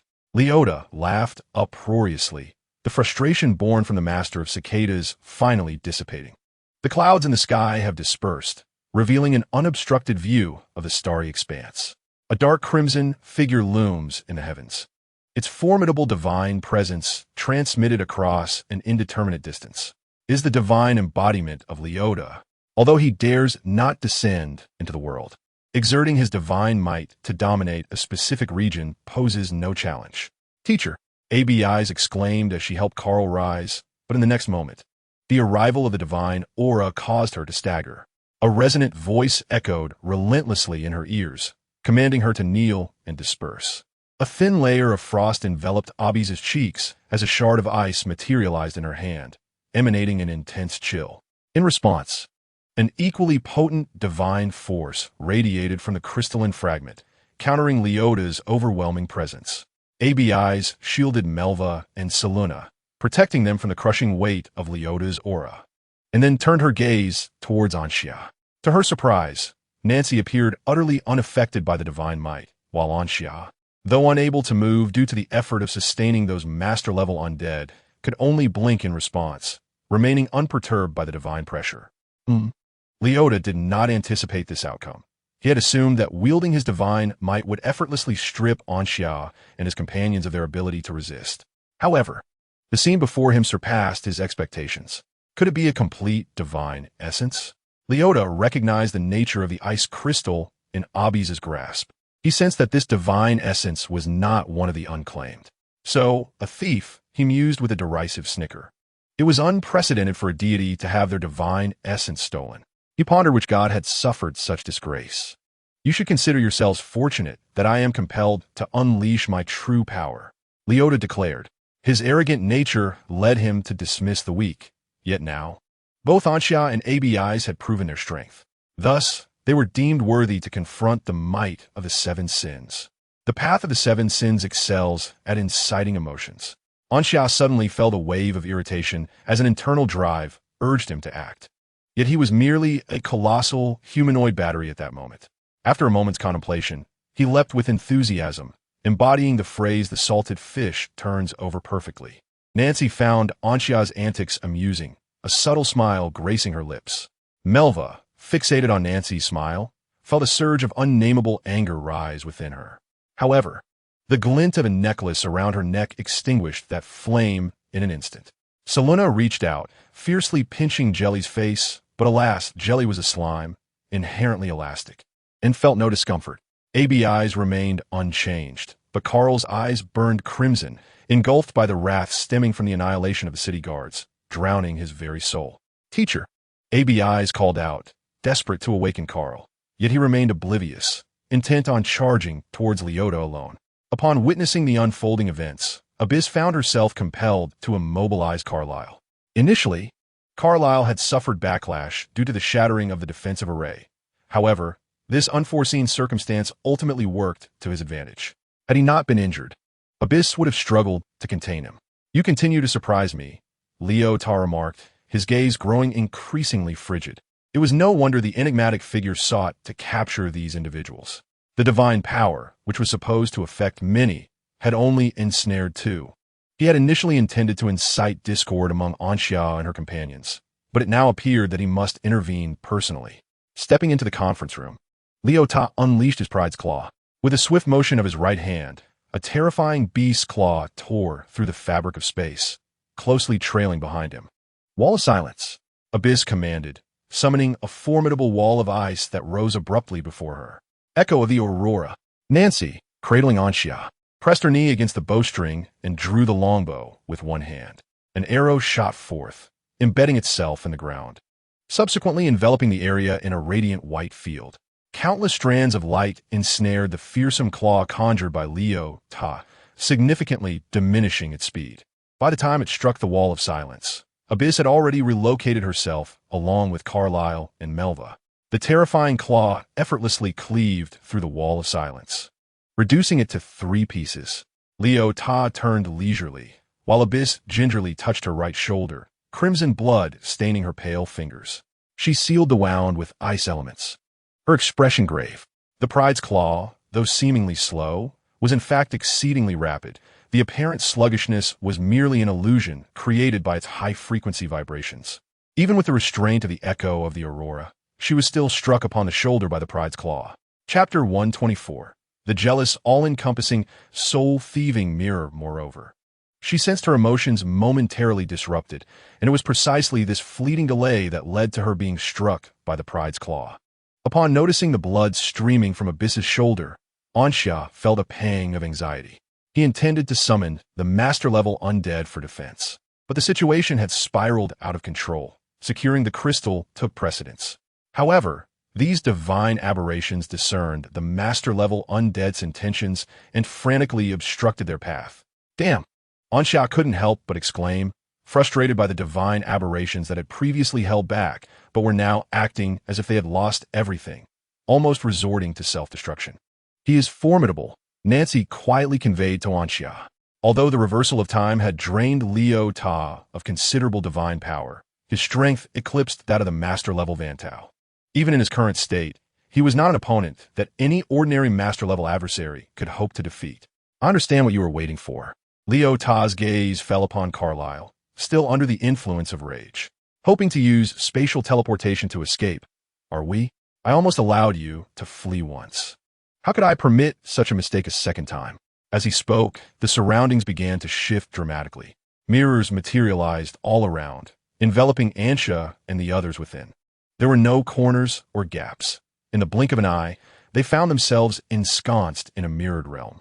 The figure of Leota appeared in every mirror, myriad reflections raising their right hands, a miniature mirror floating in each palm. "Welcome to the Mirror of Envy, the Soul Stealer." The countless voices of Leota reverberated. A ceaseless echo. Ansha felt a momentary panic as he realized the connection to the master-level undead had been severed, signifying his inability to sustain their existence with his mental energy. This meant that the master-level undead would soon return to the realm of the deceased. However, the divine aberration had yet to be vanquished. Without the master-level undead, who would confront such a colossal threat? Suddenly, Ansha recognized that he was trapped within this mirrored world by Leota, and facing the divine aberration was a concern for another time. So why fear it now? Unburdened from the need to maintain the master-level undead, Ansha felt revitalized. His mental energy rapidly replenished, recovering to 40% of its total within mere seconds. Ansha initially intended to rely less on Nancy, yet as he made the slightest movement, Nancy's head turned, her puzzled gaze settling upon him. "What's wrong?" she inquired, mistaking his movement for discomfort, and she kindly adjusted her position, allowing him to lean more comfortably against her. Ansha sensed the scrutiny of Melva and Mentor ABI's upon him, particularly the profound gaze of Melva, which made him feel somewhat exposed. Should he rise? That thought dissipated instantly. Rising now would be tantamount to courting disaster. Instead, he resolved to feign incapacitation, simultaneously restoring his mental energy, so should an unforeseen circumstance arise, he could still muster a defense. ABI's diverted her gaze. Having witnessed Ansha's slight movement, assuming he was similarly affected by Leota's sorcery as Professor Carlyle had been. At present, it merely appeared to be a nervous twitch. She then surveyed the surrounding mirrors, contemplating how to breach them. Melva, too, redirected her focus to the mirrors, kneeling and trailing her fingers across the smooth glass surface beneath her feet. Suddenly, she unleashed a spell. A triple vortex of water emitted a deep rumble as it surged towards the mirror. Under normal circumstances, the vortex would either shatter the mirror or leave it unscathed. Yet, at this moment, the mirror began to slowly consume the triple vortex, ultimately vanishing without a trace. As it disappeared, Melva mused in astonishment, while ABI's noticed 3 dark points becoming increasingly distinct within a mirror behind Melva. Danger! ABI's acted swiftly, an icy chill manifesting behind Melva. The 3 dark points burst forth from the mirror, revealing themselves as the very triple vortex, now seemingly more potent. "Freeze!" ABI's commanded, directing the cold energy to envelop the triple vortex, instantly solidifying it into 3 ice masses, which then crashed heavily to the ground. Melva heard a sound, turned her body, and immediately understood what had transpired upon seeing 3 ice chunks on the ground. "Thank you, Mentor ABI's," she expressed her gratitude to ABI's. "It's nothing," ABI's replied, recalling the scene when the triple water vortex reappeared, its power having doubled compared to when Melva had unleashed it. This meant that once an attack directed at the mirror was absorbed, it could randomly manifest in any mirror, significantly amplifying its potency. The divine technique released by Leota was known as the Mirror of Envy, which could replicate and enhance attacks aimed at the mirror. But what did soul theft signify? Before ABI's could ponder the implications, Ansha's eyes widened. Within his limited field of vision, a figure slowly emerged from the array of mirrors. The figure bore an uncanny resemblance to Nancy, almost a reflection of her. However, unlike Nancy's usual smile, this doppelganger wore a frosty expression, strikingly similar to that of Mentor ABI's. "Mentor ABI's," Melva called out to ABI's, directing her attention toward the mirror where another version of herself was stepping out, smiling warmly. At that moment, Helena finally broke free from the effects of Leota's divine technique. Embarrassed, she set down the jelly, the events of her previous actions vividly clear in her mind. Suddenly, she froze, glancing around before awkwardly asking, "Which one of you is the real one?" "What?" Melva turned her head and was met with the sight of another version of herself standing beside Helena. Melva, too, flashed a playful smile, tilted her head, and winked at Ansha, who was leaning against Nancy. Ansha's heart raced. He suspected that the soul of Nancy, too, had been stolen by Melva, too. What should we do? She's so good at this. Chapter 125. A clear conscience in the outside world. Half of the city guard headquarters building had vanished. The remaining portion crowned with a massive spherical structure composed of mirrors, reflecting light so brilliantly that it could be seen clearly even from the distant outskirts of the city. Leota gazed calmly at the Mirror of Envy, gesturing for the divine beings to gather around. 5 minutes had elapsed since the release of this divine technique. Yet those trapped within showed no signs of breaking free. The master-level undead returned to the realm of the deceased after Ansha was sealed within the Mirror of Envy. Following the battle with the master-level undead, only a little over 2,000 divine beings remained, with 29 of them being master-level. It would take approximately another 10 minutes for those defeated divine beings to resurrect. The current number was sufficient. Even if Ansha and the others managed to escape from the Mirror of Envy, Leota would undoubtedly ensure that Ansha would not have the opportunity to summon master-level undead again. Without those numerous master-level undead, Ansha and his companions would be nothing more than lambs to the slaughter. The Mirror of Envy? Hall pondered the name of this divine technique, feeling its immense power for the first time at such close proximity. When Leota unleashed it, he sensed an inexhaustible force surging through his perception, arranged and combined in ways beyond comprehension. However, the mirror should not confine them for long. It will surely be shattered soon, Hall inquired. Leota scoffed, his arrogance leading him to believe that, given the current situation in the outer city, no one would be able to discern the weaknesses of the soul-stealing mirror of all things, and thus unravel this divine art. Therefore, he deemed it inconsequential to publicly divulge all the intricacies of the soul-stealing mirror. The soul-stealing mirror is no ordinary mirror. It is one of the primordial divine arts I comprehended after traversing a certain depth along my path.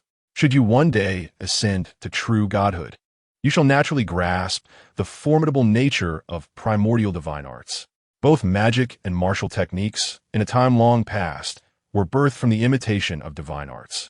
Yet, primordial divine arts are eternally beyond imitation, for they involve the very fabric of rules. Without a sufficient understanding of these rules, the ability to even comprehend them is questionable, let alone imitate them, Leota proclaimed with pride. The soul-stealing mirror possesses 3 abilities. First, the aspect of all things. Every attack unleashed within the mirror is absorbed and subsequently reflected with more than double the force from random locations. Second, the soul-stealing aspect within the mirror. Replicas of the trapped individuals manifest, indistinguishable from the original, save for their personalities. No matter how many times they are slain, these replicas can resurrect within the mirrored realm. Lastly, the aspect of the mirror. Each mirror represents a mirrored world, where time flows at 10 times the normal rate. Among countless mirrors, only one is authentic. This is one of the weaknesses of the soul-stealing mirror. Shattering the true mirror within the mirrored realm will dissolve the soul-stealing mirror's hold. What other weaknesses might there be? Hall queried. There are 2 additional vulnerabilities. One is to defeat me. Should you vanquish me, the soul-stealing mirror can be undone. The other lies in attacking the soul-stealing mirror from the outside. All of its powers can only manifest within the mirrored realm. Externally, it is merely a mirror, albeit one significantly more resilient than an ordinary one. It can withstand the attacks of 9th-tier professionals, but master-level strikes can easily shatter it. Hall's understanding dawned. I see. With the current situation firmly in hand, and having regained both his lifespan and strength, Leota was in good spirits. He pointed out to Hall, among the 2 paths you currently possess, the search for strength augmentation bears little promise. However, the earth and stone path is formidable. A senior member of the association has traversed this path and has reached a terrifying depth. Given a little time, he could conjure a star within the astral realm. You may also choose to develop in this direction. In the future, if a single star soul is born among the stars you mold, your strength could multiply exponentially in an instant. Hall's heart yearned. Indeed, the seniors in the association are immensely powerful. Just as Leota was about to nod in agreement, a sudden furrow of concern crossed his brow. He realized something and shouted, Hall, what are you doing? Although Hall stood beside him, Leota sensed none of the aura that should emanate from him. Not far away, a figure materialized upon the mirror of all things. Hall sighed. Leota, I recall telling you about my past. What is it you wish to convey? Leota's expression darkened as he halted Hall, declaring, You are no match for me. Our meeting in the depths of despair was fate. Should you continue making unwise choices, I shall have no option but to intervene. I'm a king. Hall glared fiercely at Leota. Though his kingdom had fallen, he remained a king. All his subjects were intertwined with him. He, alone, embodied a nation. Hall never regarded himself as a demigod nor considered himself divine. He was human. Indeed, he refrained from intervening when the city guards, under Leota's manipulation, turned against one another. Yet, in that moment of confusion, he was ensnared by the weight of his 500-year lifespan, caught in a dilemma.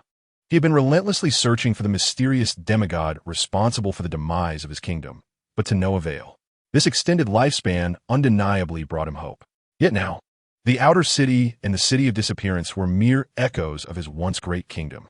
A deity fixates upon a city of mortals, desiring nothing more than the souls of the pure.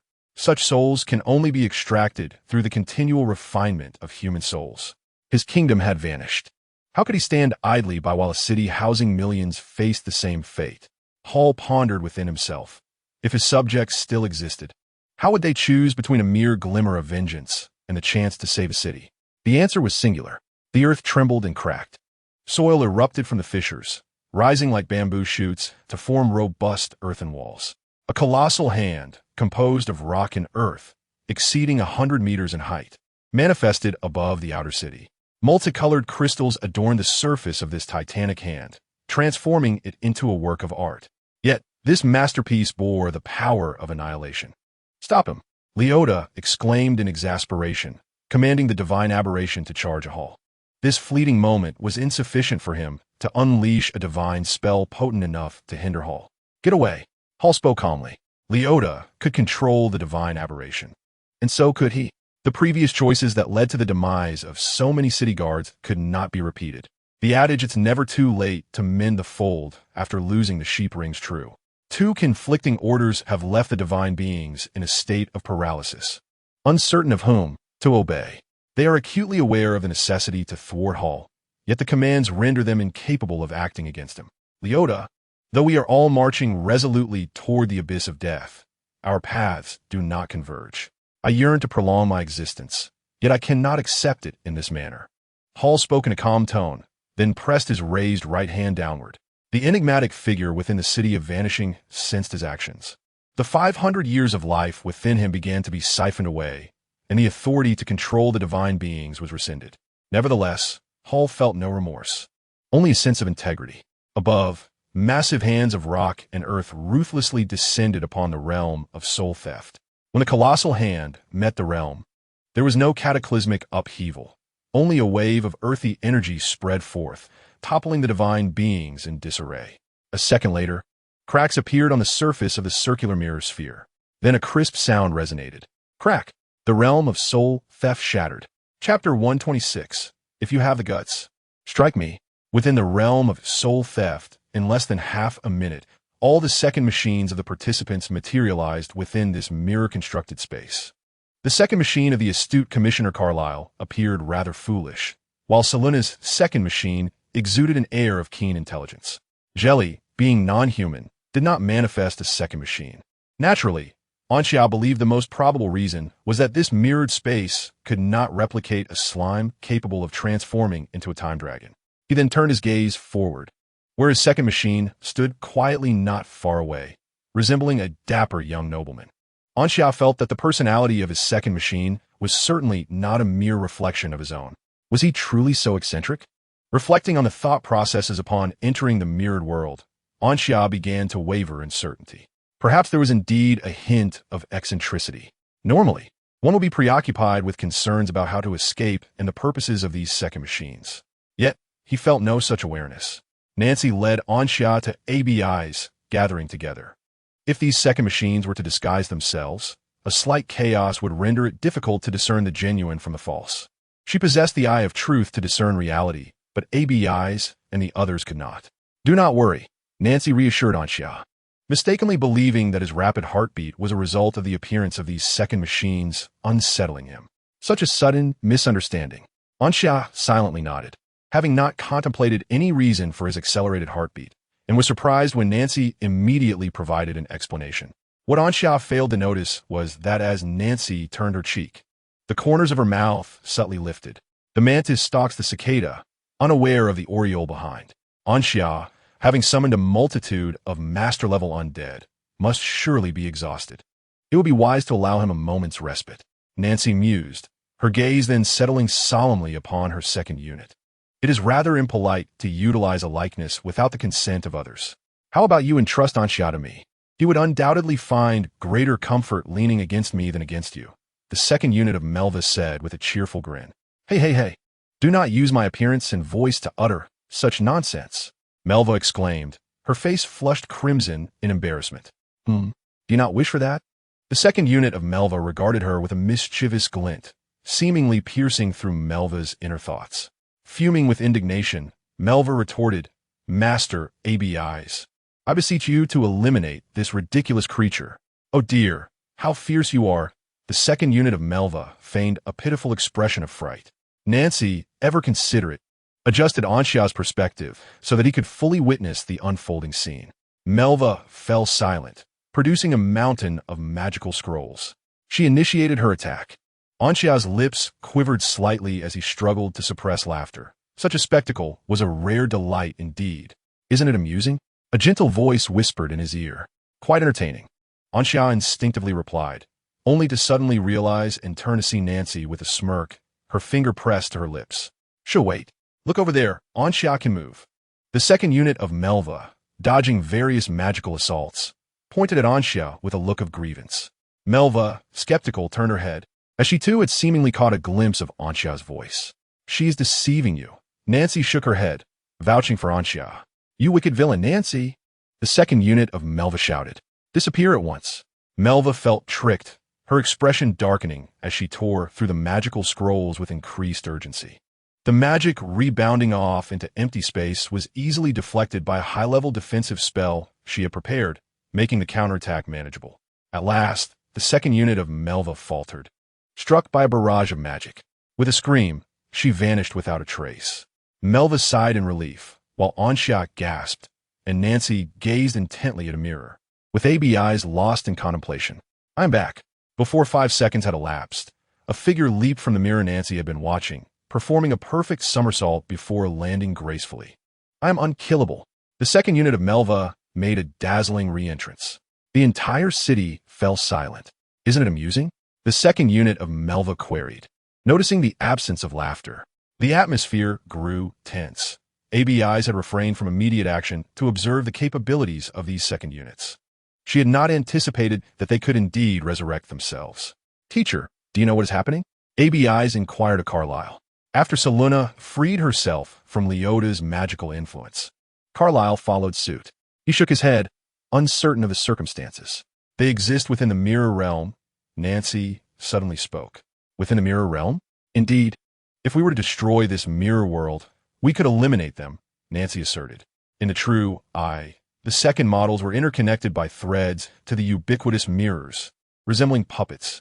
Upon Nancy revealing the truth, the expressions of the second models shifted instantly, each casting venomous glares at her. Can we truly annihilate such a vast space? Selena asked. No, ABIs replied, shaking her head. Thus, we must seek alternative means of escape. Do you believe you can leave this place? The second model of Carlyle interjected. This place can fulfill all your desires. Why would you wish to depart? Abby's second model lowered her head sorrowfully. Anxia, look, there are so many of me here. Can you truly bear to leave? The second model of Melva pointed to the mirrored surface beneath them, where countless silhouettes emerged, each turning to reveal identical forms. All Melva. Stay. The outside world holds nothing worth cherishing, the second model of Nancy stated coldly. A rather inconspicuous second model remarked. Nancy, Melva, as long as you remain, I shall be yours. The second model of Anxia retorted elegantly. Anxia, no, my friend. Who granted you the right to don my likeness and utter such words? Anxia, tired of feigning ignorance, straightened up defiantly, hands on her hips, declaring, What if I choose not to stay? Come at me if you dare. Chapter 127. Departure. The second model of Anxia remarked. This is the first time I have ever heard such a request. The second model of ABIs, on the verge of tears, asked, Do you all share this sentiment? Melva shot a fierce glare at Anxia. Upon standing, she realized that Anxia had merely been pretending. Melva turned, unyielding, and retorted, So what if we do? If that is the case, we shall have to fight. A sly smile adorned the face of the second model of Melva. In an instant, the mirrors beneath Anxia and her companions abruptly flipped. Though they reacted swiftly, An invisible force pulled each of the six into different mirror realms. When Anxia regained her footing, she found herself alone. The situation mirrored that of Nancy and Melva. What in the world is this place? Anxia cautiously surveyed her surroundings, filled with confusion. Weren't we supposed to fight? Why has everyone been separated? After a moment's contemplation, Anxia shouted at the top of her lungs, "Is anyone there?" Her voice echoed throughout the peculiar space, as if millions were chanting in unison, rendering the entire mirror world cacophonous. "It's so noisy." A mirror seemed to finally yield, its surface rippling like waves as the second model of Anxia emerged from within, rubbing its ears. "I initially intended to grant you a bit more time, but given your impatience, I shall deal with you first." The second model of Anxia cast a disdainful glance at Anxia, feeling a deep sense of shame at being a mere replica of such a being. "You strike me?" Anxia pointed at himself, a look of uncertainty etched upon his face. He had anticipated that, should a confrontation arise, it would be the second model of his mentor, Abyss, who would engage him in battle. Yet now what you can do, I can do as well, and I'm stronger. You are merely a first-level mage, while I can unleash the power of a third-level mage. The second model of Anxia raised its head proudly. Wait, Anxia dug at his ears, doubting whether he had misheard. What had this being just proclaimed? Seeking mercy? The second model of Anxia produced a white glove from seemingly nowhere, tossing it at Anxia's feet. "Kiss it lightly, and perhaps I shall consider sparing your life. Though the suffering you must endure shall not be rescinded." Observing the second model's confident demeanor, Anxia finally affirmed that he had not misheard. This impostor truly possessed such limited strength. Thus, the totality of the mental energy is at the sanctuary level, and this mirror of infinite soul theft cannot replicate it. Anxia sighed, commendable courage. "My friend, I have never encountered someone as audacious as you. To challenge a being of masterful caliber as a third-level mage, without any amplifying means, is quite the feat." Anxia could only wish him well on his journey. As soon as the words left his lips, Anxia unleashed a mental shockwave. With mastery over 30% of his mental energy, he could now instantaneously cast first-level magic, akin to a torrential river filling a small pond in the blink of an eye. The ghostly giant band materialized in this mirrored realm. Anxia sensed the elements within him, estimating that he could unleash thousands more mental shocks. This mirror of infinite soul theft had not only severed his connection to the outside world, but also isolated all elements. He could only rely on the elements stored within his body to perform magic. Fortunately, his mental strength was formidable, and the quantity of elements he contained was considerable, though he had yet to completely saturate his body. The sudden appearance of the ghostly giant band startled the second model of Anxia. He could feel that each of these giants possessed the strength of at least a high-level practitioner. Struggling against even one high-level practitioner was daunting enough, let alone facing so many. Impossible. How can you summon such a powerful horde of summons? The second model of Anxia clearly lost composure, and, at that moment, he appeared far more agreeable. Though he was a replica of Anxia, he should possess all of Anxia's capabilities. Why then was Anxia so overwhelmingly powerful? What is impossible? Anxia replied leisurely, "Enough talk, brothers, let's advance." With a command from Anxia, the ghostly giants brandished their instruments and charged towards the second machine with the ferocity of a tiger descending a mountain, incapacitating it in a mere instant. Yet, the second machine would revive. Just as it emerged from the new mirror, it found itself surrounded by a throng of ghostly giants, leaving no room for escape. "Wait!" The second machine of Anxia exclaimed hastily. "Can we not negotiate? How about coexisting peacefully?" His face wore a sycophantic grin, a stark contrast to the arrogance he had just displayed. "I'm sorry, but it's too late," Anxia replied coldly, a smirk gracing her lips. "I offered you a chance, and you squandered it." The ghostly giants, once again grinning maliciously, swung their instruments like whack-a-mole hammers. The anguished cries echoed relentlessly. The other mirrored realms were similarly chaotic. Abyss, clutching the icy crystal, unleashed the spell Eternal Frost of the Winter Domain once more. This time, however, all 12 spectral ice pillars emerged, wielding their icy shafts as weapons, relentlessly striking at the second machine of ABIs. It was powerless to resist, meeting its demise again and again. Melva, as usual, tore up spell scrolls and cast them. The second machine of Melva whimpered and fled in all directions, yet refused to relent. Despite his severe injuries, no one knew him better than himself, not even his clone. He easily ensnared the second machine within a spatial cage, torturing it without respite. Nancy merely severed a thread connecting the mirrored world to the second machine, prompting its immediate surrender. Nancy was indeed capable of destroying the second machine. Surrender was not an option if it wished to survive longer. Lastly, Helena found herself at a disadvantage against her second machine, primarily due to its lack of jelly, rendering it almost invisible. After enduring several blows, Helena abandoned her jelly, leading to a peculiar peace between the two inconspicuous entities in the mirrored realm. After all, I have forgotten you, and you have forgotten me. If no one remembers, how can the fighting continue? As time passed, nearing an hour, a sudden melodious sound reached their ears. In unison, everyone looked up. Above each mirrored world, a fissure began to spread, branching like the limbs of a great tree. What is happening? Anxiao wondered, perplexed. Could it be that the second machine was finally surrendering, allowing her to leave? However, fear surfaced on the second machine's face, followed by a resigned sob, tears spilling forth like a lament for its brief existence. As the words left its lips, a series of crisp, shattering sounds erupted like raindrops cascading down. The mirrored worlds began to fracture. Each fragment transformed into a sparkling powder suspended in midair, resembling mist while shimmering with an enchanting glow. The night re-emerged, stars twinkling. The starlight that had not been absorbed by the city of oblivion cascaded down, illuminating the crystalline powder with even more dazzling brilliance. Anxia gazed ahead in confusion, momentarily stunned as the distorted expression of Leota came into view. He then glanced down, where the remnants of the city guard headquarters tower intruded upon his sight. Beside him, Mentor's ABIs, Melva, Nancy, and others appeared, their faces mirroring Anxia's expression of bewilderment, with Nancy displaying a hint of surprise.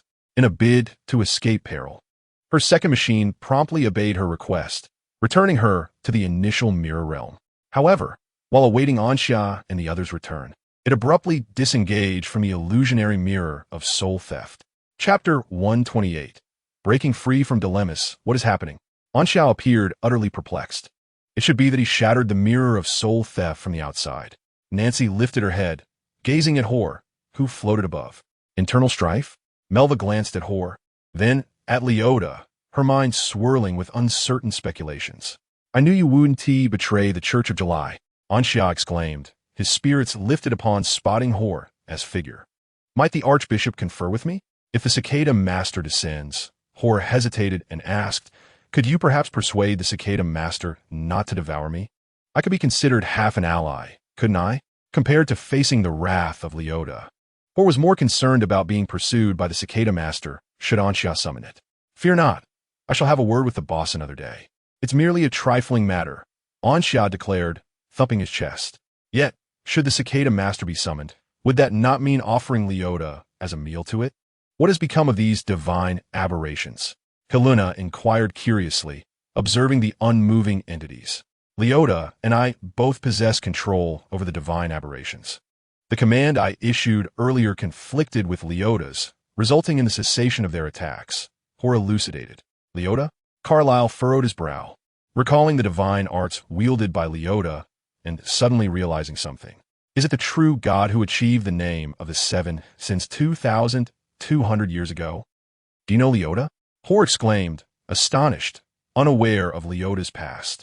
Not much, Carlyle replied, having researched numerous records related to deities to resolve the issues surrounding ABIs. And coincidentally, Leota's record was among them. Does he possess any weaknesses, Master? ABIs inquired. We have already clashed, even without the mirror of soul theft. They would not stand a chance against Leota. Escaping the mirror merely transitions from a minor danger to confronting a greater one anew. At that moment, the surrounding divine aberrations began to stir once more. Control them again, would you? Anxia exclaimed, startled.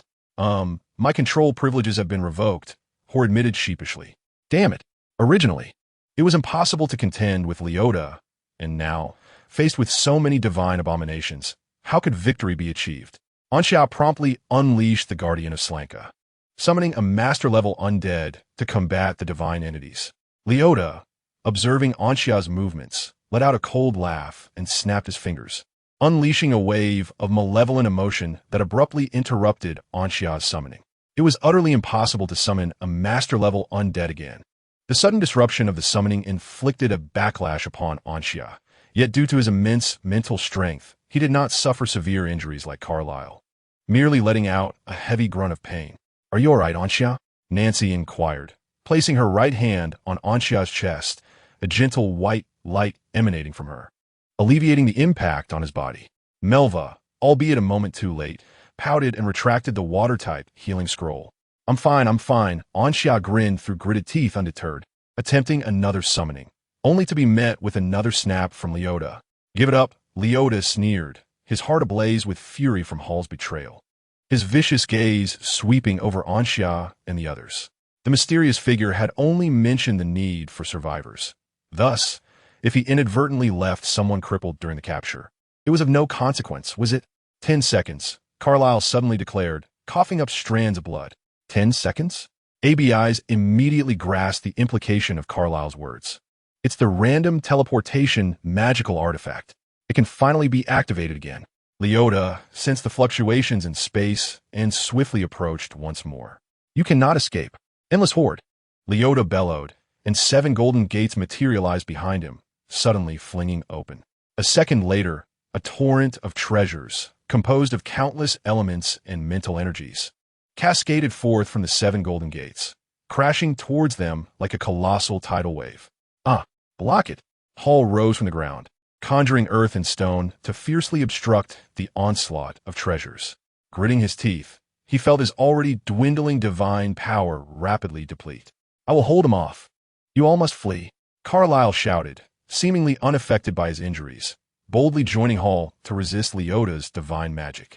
The assault from the endless horde emanated a terrifying aura, and even with Hall and Carlyle's combined efforts, it was exceedingly difficult to withstand. Leota, too, was exerting all his strength.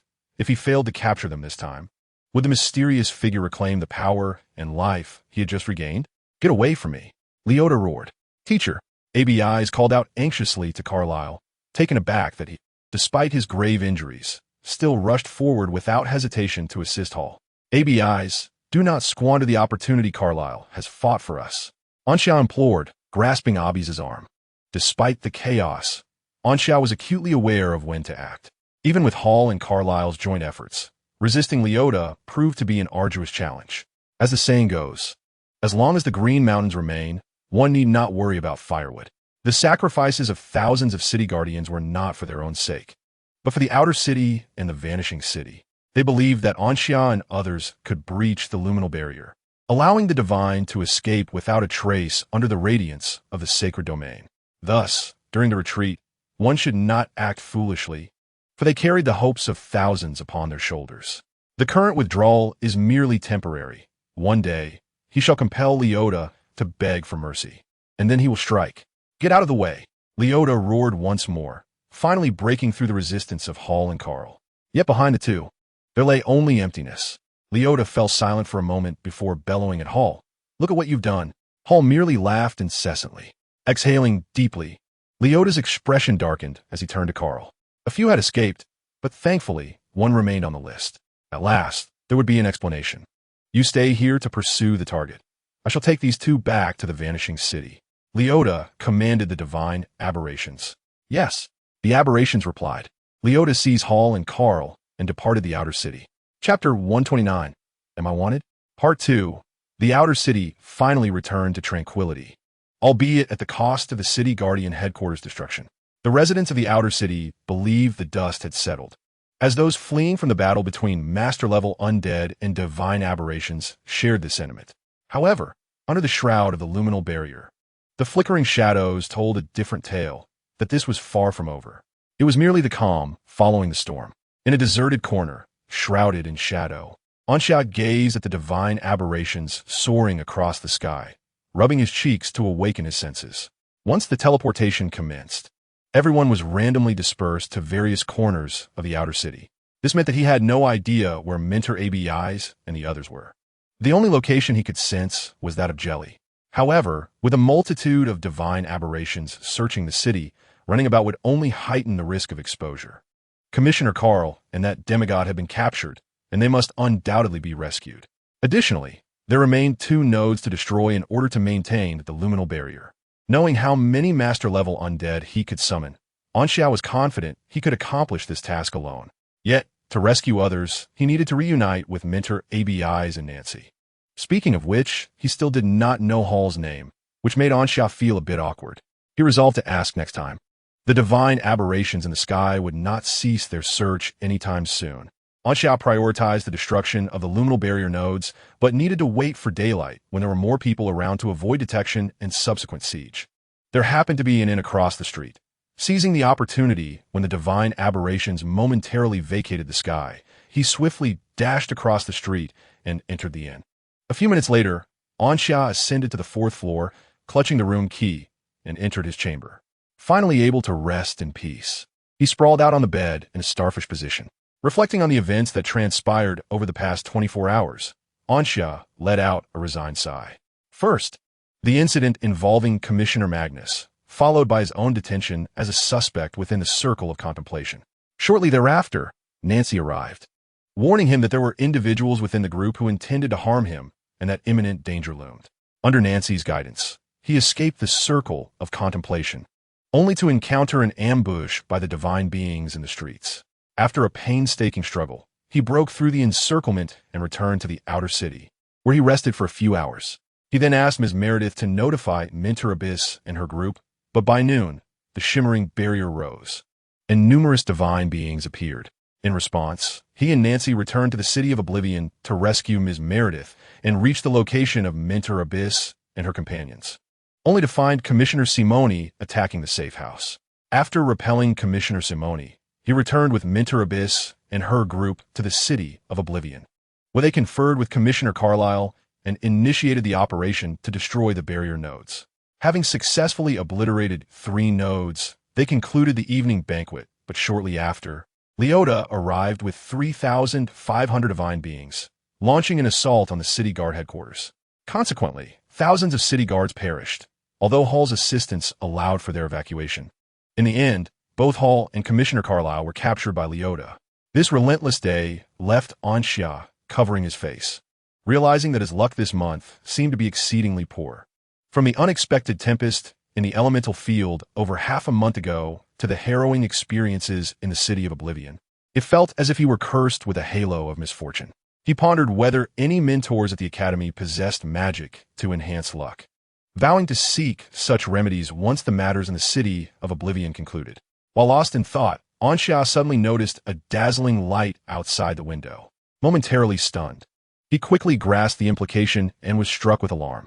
That light emanated from a barrier node they had destroyed together with Nancy in the afternoon.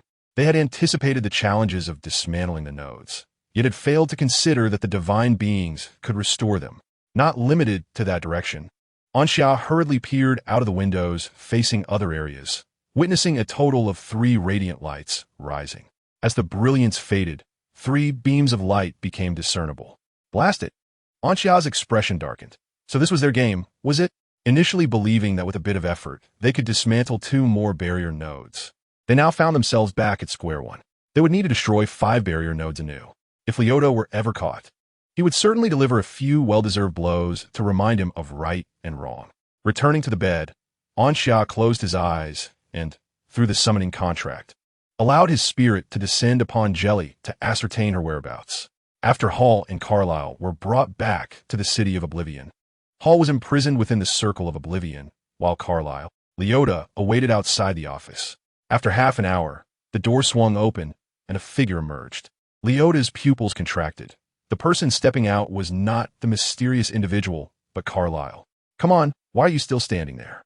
Carlyle said with a smile. "There are still many more to apprehend."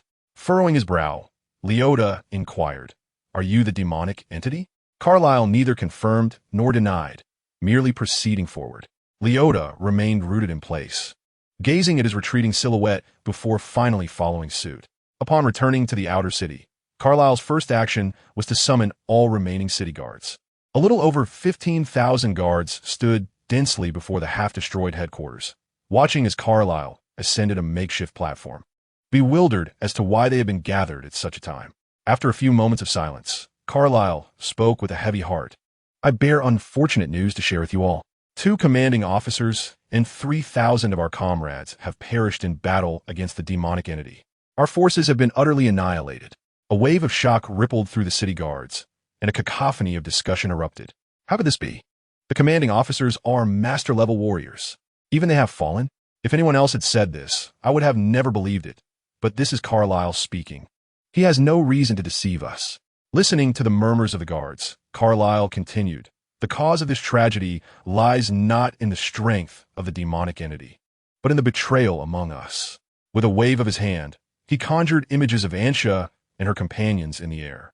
My student and her apprentices have betrayed us. Had it not been for their treachery, we would not have lost so many comrades. The guards fell silent for a moment before a thunderous uproar erupted. The traitors must pay the price. They shall face retribution in blood. Yet, within their ranks stood Carlyle's own student. The voices of the guards faltered as they exchanged glances. Indeed, among these betrayers was one of Carlyle's students. Would Carlyle protect his own? Seeing their confusion, Carlyle slowly articulated, "You might be wondering if I will shield my students, given their betrayal. You are mistaken. I am a teacher, but before that, I am a council member of the City of Oblivion. Therefore, even if she is my student, if she commits a wrongful act, she must face the consequences. I will grieve, I will ache, but this is the price of justice. I shall forever stand on the side of righteousness. In the wake of this incident, my duty is to reflect on why I produce such students, rather than to shield and protect them like those feeble-minded individuals." Carlyle clenched his right fist and struck his chest, the sound resonating powerfully.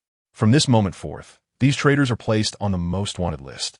Before we cleanse the abomination, our foremost task is to apprehend these betrayers and bring them to justice. He bellowed, his voice resonating with fervor, a unique enchantment enveloping all present. The emotions of every city guard were stirred, their faces flushed with a burning desire to locate these traitors immediately. "Go forth, seize the betrayers," Carlyle commanded. The city guards inhaled deeply, saluted Carlyle, and then turned to depart in a darkened throng. Carlyle observed their retreating figures with a calm demeanor, while Leota emerged from the shadows. "Thank you," Carlyle remarked. "It was nothing, merely a trifling matter," Leota replied with a smile. The city guards had not been swayed by Carlyle's rhetoric. Rather, their emotions were manipulated by him. "How has the situation with those at the city guard headquarters and the witnesses been resolved?" Carlyle inquired. "All dealt with," Leota responded. "They were all eliminated." Thus, Carlyle's distortion of truth proceeded smoothly, unchallenged by dissenting voices. Ansha soon descended into the body of Jelly through a summoning contract.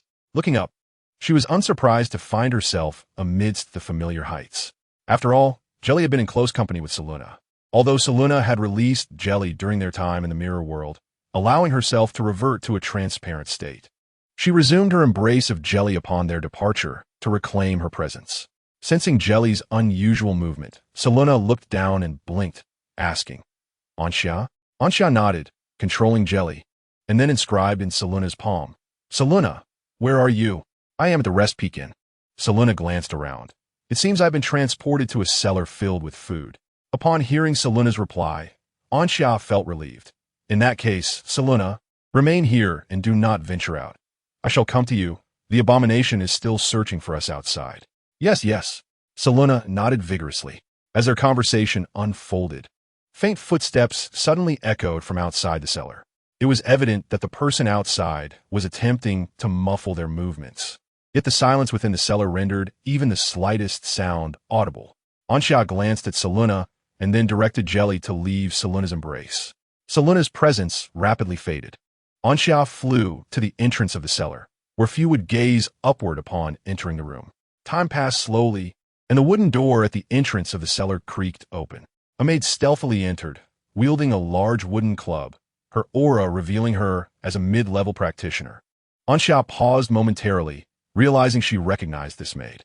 After finishing lunch and parting ways with Nancy, he had sought out Lady Meredith at her estate. However, at that time, Lady Meredith had already departed for the City of Oblivion. Thus, it was a maid who received him. The maid before him was indeed the same one. In other words, Seluna and Jelly had been transported directly into Lady Meredith's cellar. Anxia sighed in relief. They were undoubtedly safe now. After the banquet concluded, Lady Meredith returned to the manor. Once he clarified things with the maid, he could reunite with Lady Meredith. Anxia recalled Seluna's location and quietly flew back to convey this information to her. Upon learning this, Seluna was equally astonished.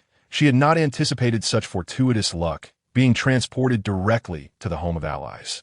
With this realization, Seluna embraced Jelly once more, restored her presence, and stepped forward. The maid was startled by the sudden appearance, wildly swinging a large wooden stick. Once she grew weary, she opened her eyes to find she was merely flailing at the air. A few meters away, Seluna raised her hand timidly and said, "We're allies. We know Lady Meredith." The maid gazed at the girl, cradling a silver dragon, her expression turning bewildered. Moments later, Lady Meredith inquired curiously, "Archbishop, what would you like to drink? Does your sense of taste remain the same as ours in Jelly's form?" Anxia fell into contemplation and then picked up a pen to write in the notebook prepared by Lady Meredith as attendants. "I do not know. Let's try a glass of juice." "Me too." Seluna eagerly raised her hand. "2 glasses of juice, and just a cup of hot milk for me." Lady Meredith instructed the maid. "Understood, my lady." The maid nodded and turned to head to the kitchen. The 3 of them were currently on the second-floor balcony, the same location where Anxia had conversed with Lady Meredith earlier that morning. At this point, Lady Meredith had been resting, but had been awakened by the commotion from the battle with the master-level undead and divine beings, and had yet to drift back to sleep. Dressed in a flowing white silk nightgown, she exuded a languid aura. Once the beverages were served by the maid, Lady Meredith sipped her hot milk, shaking off some drowsiness before asking, "Archbishop, what exactly transpired at the city guard headquarters?" Anxia took a sip of juice, finding that Jelly's sense of taste was indeed akin to that of a human. He then nudged Seluna, signaling that she should relay certain details. As Jelly could not speak, writing would be cumbersome and slow. Seluna recounted the entire ordeal, concluding, "A divine projection named Leota, accompanied by thousands of divine beings, attacked the city guard headquarters. We were no match for them, and managed to escape using a random teleportation magical item provided by Commissioner Carlyle. However, Commissioner Carlyle was captured." Anxia controlled Jelly to nod, affirming the sequence of events. Lady Meredith tightened her grip on the cup containing hot milk. A divine projection? Did the deity fixated on the vanishing city finally succumb to the urge to act? Perhaps. Anxia herself was uncertain. At that moment, a maid hurriedly ascended the stairs from the first floor, her demeanor fraught with anxiety. "My lady, what has happened?" Lady Meredith inquired, her expression one of confusion. The maid paused at the balcony entrance to catch her breath before stepping inside. She then placed several wanted posters onto the table. "These are the warrants just distributed by the city guards," the maid announced. Lady Meredith gazed down at the first poster, and to her astonishment, the individual depicted was Anxia. "Anxia? No, how could he be wanted?" Chapter 130. To capture or not to capture. "Wait, let me sort this out," Anxia wrote. "The city guards are from our side, right? Why have they suddenly issued a warrant for him?" Furthermore, as Lady Meredith sifted through the documents, it became apparent that Mentor, ABIs, and others were also wanted. This was exceedingly peculiar, for Commissioner Carlyle was Mentor Abby's instructor, and the city guards were under his management. Thus, it was inconceivable that Mentor ABIs should be sought after. Although Commissioner Carlyle had been apprehended, his character was not one to capitulate to the enemy, nor was he allied with Commissioner Simone. In such circumstances, who had instigated the city guards to issue these warrants? Anxia found herself utterly perplexed. Lady Meredith shared the same sentiments. Her brows furrowed as she struggled to fathom how such a situation could arise. "Should we hide?" asked Seluna. The deity was already on the hunt for them, and now the city guards were pursuing them as well. Under these circumstances, it was plausible that they could be discovered almost immediately after stepping outside. "You are safe here," Lady Meredith assured, though the reasons behind the current predicament eluded her. From what was apparent, both the deity and Simone were restraining themselves from plunging the outer city and the vanishing city into chaos, and were maintaining order. In the past few days, the most significant commotion had stemmed from the recent battle between you and the deity, my dear Archbishop. Aside from that, the disturbances had been minimal. The destruction of the Chelsea Hotel was attributed to an unfortunate incident in a scholar's research. No one questioned this explanation. for it was all too common for scholarly endeavors to yield unintended consequences. Therefore, in my capacity, as long as I refuse entry, no one will be permitted to search. It must be this way. Saluna, you shall remain here, and I will return tomorrow to find you. Ansha wrote. His current concern was actually for Melva, as she was more familiar with the outer city and ABIs than he was, thus he felt less anxious. However, Melva was different. She was largely oblivious to the outer city and unaware of the wanted notices. If by chance she were to be discovered, she would likely be bewildered when encircled by either the deity or the city guards. All he could do was pray for Melva, hoping her fortunes would not be so dire. The control over the gelatinous body was relinquished, and a wave of drowsiness washed over Xia. She stifled a yawn, turned over, and fell into a deep slumber. On the dimly lit streets, the violet-haired maiden found herself encircled. First, the city guards discovered Melva, and soon after, the divine beings took note of her presence as well. Because Carlyle had made prior arrangements, the city guards recognized these divine beings as allies. Miss Melva, you're the most wanted by the City of Oblivion. Please immediately disarm and place all magical and alchemical items on the ground before you. The city guard commanded loudly. Why am I being sought after? Melva retorted. The city guard furrowed his brow. Miss Melva, the specific reasons will be disclosed once we return. If I return with you, will I ever learn the reasons? Melva remained skeptical of the city guard's words. This is your third warning, Miss Melva. Please comply immediately, or we shall resort to coercive measures. The city guard, having lost patience, was simmering with anger after learning of the annihilation of their captain and 3,000 comrades due to Melva's betrayal. The divine beings were also poised to act. Yet Melva remained undeterred by their threats. She calmly surveyed the city guards and divine beings around her and stated, I hail from the Raymond family. What does that mean? The city guard was puzzled by Melva's mention of her lineage at such a moment. But under these circumstances, familial ties were of little consequence. Jialu Raymond is my great-aunt. Carson Raymond is my great-grandfather. Alan Raymond is my father. They are all paragons of the sacred domain. You may attempt to take action, but be prepared for the repercussions from the Raymond family. As the melodious words of the violet-haired maiden echoed, an air of silence enveloped the scene. The significance of a sacred domain powerhouse needed no elaboration. Even in the City of Oblivion, there was only Magnus as the singular representative of that realm. Yet, here stood a young woman from the Raymond family, boasting 3 such formidable figures. The leading city guard swallowed hard and established contact with a colleague responsible for managing the records. Soon, he received confirmation. It was true. All that the violet-haired maiden asserted was indeed accurate. The city guards exchanged glances. This matter was beyond their jurisdiction. They quickly reached out to Carlyle. Commissioner Carlyle, we have apprehended a wanted individual, but we require your decision on a particular matter. The leading city guard spoke in hushed tones. After recounting the details, Carlyle fell into silence. Moments later, Carlyle's voice resonated through the magical network. Release her, and be sure to extend a sincere apology to our Miss Melva. Understood. The city guards replied in unison. The divine beings quietly withdrew while the city guards stood tall and bowed to Melva. Please forgive our indiscretions, Miss Melva. Having offered their apologies, the city guards turned and departed, leaving the violet-haired maiden standing alone, lips pursed in contemplation. Melva overheard that the superior officer of the city guards was Commissioner Keelier. However, it was evident that Commissioner Keelier had been captured by Leota. Moreover, this so-called warrant appeared to have been issued by him as well. Melva could not fathom why Commissioner Keelier would act in such a manner. Yet her immediate priority was to locate Ansha and mentor ABIs and convey this news to them. Fortunately, her elders had instilled a sense of caution in the city guards regarding her, or she might have truly been apprehended. At the temporary headquarters of the city guards, Keelier held a small orb of condensed elemental energy, concluding a conversation over the magical network, lost in thought. You just let her go? Leota approached, standing beside Keelier, casting a downward gaze upon him as he inquired. What else could I do? Keelier replied, his expression inscrutable as he glanced at Leota. Perhaps you should retrieve that girl yourself? You can shoulder the wrath of those 3 from the sacred domain. Upon hearing this, Leota fell silent. Even a single entity from the sacred domain, should it manifest its true form and engage with full power in the astral realm, could easily overpower him with a single hand. What a monstrous clan, Leota muttered. Indeed, a monstrous clan. since the emergence of the first sacred domain. How many have been born? Yet this family possesses 3 simultaneously, Keelia reflected. What about the others? Will you apprehend them? Why should I? Does every family contain 3 members of the sacred domain? That is simply impossible. Indeed, it is inconceivable. Chapter 131. Reunion in the early morning.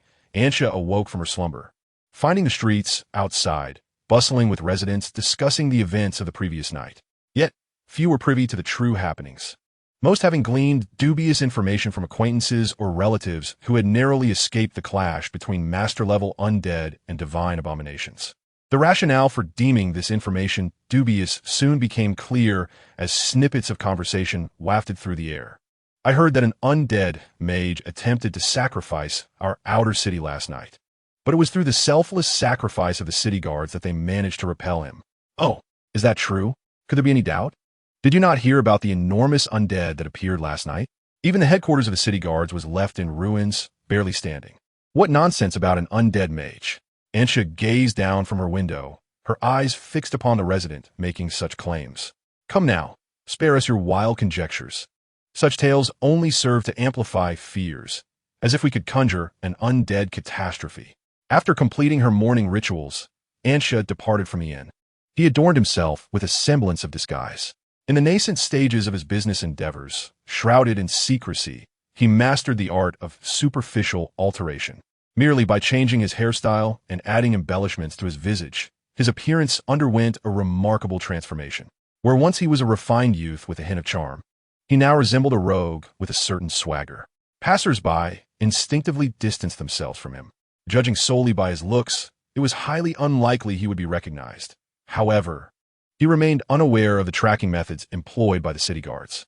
The previous night's battle had left the city guard headquarters in ruins, and amidst the chaos wrought by various forms of magic and divine arts, it was unlikely any traces or auras remained.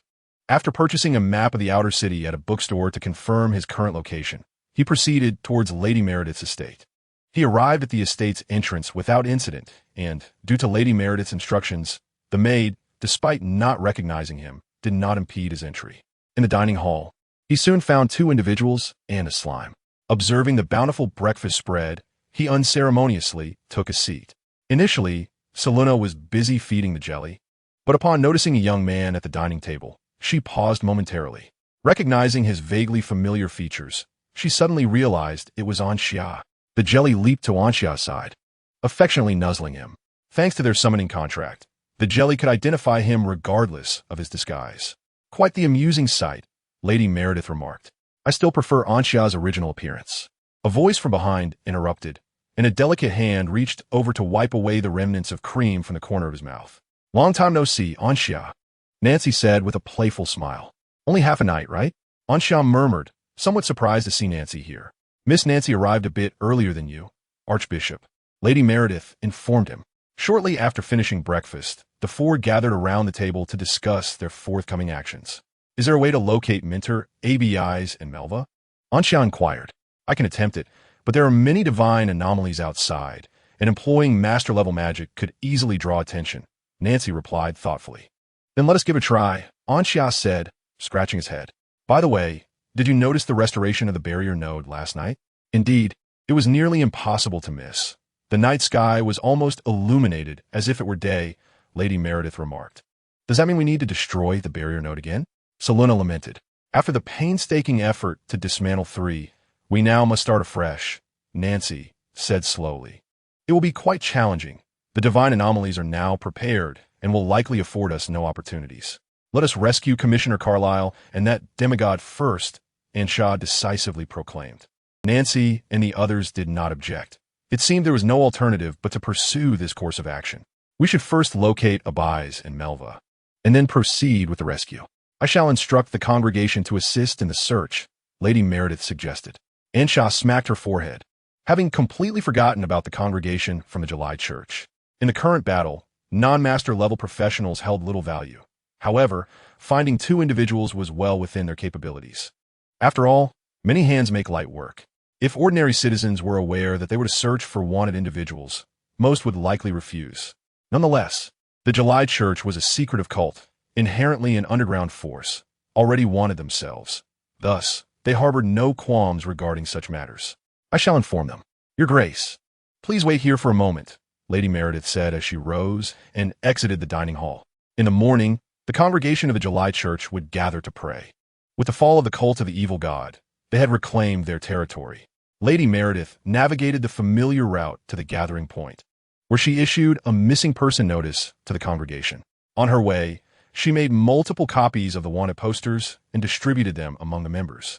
With the photographs in hand, the task of locating the individuals would be expedited, ensuring that they would not miss someone simply because they failed to recognize them. While Lady Meredith was engaged in her mission, another individual arrived at the estate. Melva? Upon seeing the person escorted in by a maid, Enshaw was taken aback and quickly inquired, "Are you unharmed?" Melva pinched him playfully. "Do you wish for me to be harmed?" Once the city guards had departed, she found a place to rest and, upon waking, made her way to Lady Meredith's estate. "Ow!" Enshaw gasped, gritting his teeth. "Before we discuss this, could you please let go? That hurts." Melva, thinking she had indeed pinched him too hard, quickly released her grip. "You really ought to refrain from pinching people so often," Enshaw muttered, noticing Melva's hand rise again, prompting him to shut his mouth in fear. "How did you arrive here?" Helena inquired curiously. "Aren't we all wanted?" "I simply walked over," Melva replied proudly, recounting the events that led her to this point. "How I wish I had 3 elders of the sanctuary level at home." Enshaw expressed with envy. "Explain what you mean by bullying the weak." Melva glared at him. "My apologies, I misspoke." Enshaw quickly lowered his head. Adhering to the principle that a noble man does not engage in disputes with women, just as a good dog does not bite. Ignoring Enshaw, Melva's expression turned serious. "Do you know who issued this wanted notice?" "Who?" Nancy inquired, intrigued. 5 words slowly escaped Melva's lips just as Lady Meredith re-entered the estate and approached the dining hall. "Commissioner Carlyle." Chapter 132. "You are my deity." Within the confines of the restaurant, Melva's words struck Enshaw and the others with immense force. Enshaw nearly leapt to her feet. Incredulous, she had thought Melva would remain loyal, at least not betray the organization so swiftly. Yet barely 2 hours had passed since the capture, and a bounty had already been placed on her own comrades. How could this be? Ms. Meredith entered hastily, her expression one of disbelief. While she had little doubt that Simone had colluded with the malevolent, the truth lay before her, and she had always found Simone inscrutable. However, the case of Commissioner Carlyle was different. He was a devoted scholar, immersed in the realm of knowledge, consistently presenting substantial research findings at annual academic conferences. "I too find it implausible," Nancy remarked, shaking her head. "If the Carlyle Commission were to surrender to the enemy, he would have never remained to fend off Leota's assault." "But the city guards are connected to Carlyle," Melva retorted, her frustration evident. She had heard clearly that only Carlyle had the authority to mobilize the city guards. The management of the vanished city and the outer city were not interconnected. The city guards solely obeyed Carlyle's commands. Could it be that Commissioner Carlyle has also succumbed to the malevolent? Helena pondered, noting that among the malevolent, there were indeed master-level beings. "The likelihood is minimal," Nancy explained. "For malevolent, to take possession of an individual requires time. The stronger the host, the longer the process. Since Carlyle was captured, not even 8 hours have elapsed, yet it would take over a month to possess a master-level individual. Then it stands to reason that someone is masquerading as Commissioner Carlyle, giving orders to the city guards and issuing bounties." Enshaw contemplated, stroking her chin, listening to their discourse. Melva too became uncertain. There were numerous methods to impersonate another, and while it was no easy feat to disguise oneself as a master-level individual, it was not beyond the realm of possibility, albeit troublesome. "Very well. Regardless of whether Commissioner Carlyle has truly defected or if he is an imposter, we shall ascertain the truth ourselves. The priority now is to locate Mentor ABIs. She is the one most capable of making a judgment, after all, as she is a student of Commissioner Carlyle," Enshaw declared. Ms. Meredith nodded in agreement, acknowledging the rationale. Instead of speculating endlessly, it would be prudent to seek the perspective of ABIs, being Carlyle's pupil. "Do as you wish," Melva replied, arms crossed and head slightly turned away. With the presence of her family's elders as a deterrent, even deities would hesitate to strike against her. Why should she delve into this murky affair? Hey, don't be upset." Enshaw approached Melva, feeling slightly overwhelmed. "Who was upset?" Melva retorted, her stubbornness palpable. Anxia sighed, understanding Melva's sentiments. Despite her relentless efforts to convey the message, she found herself doubted regarding its authenticity, which would irk anyone in her position. "Jelly," Anxia called out, and Jelly leaped from Zeluna's embrace. "There, cheer her up," he commanded.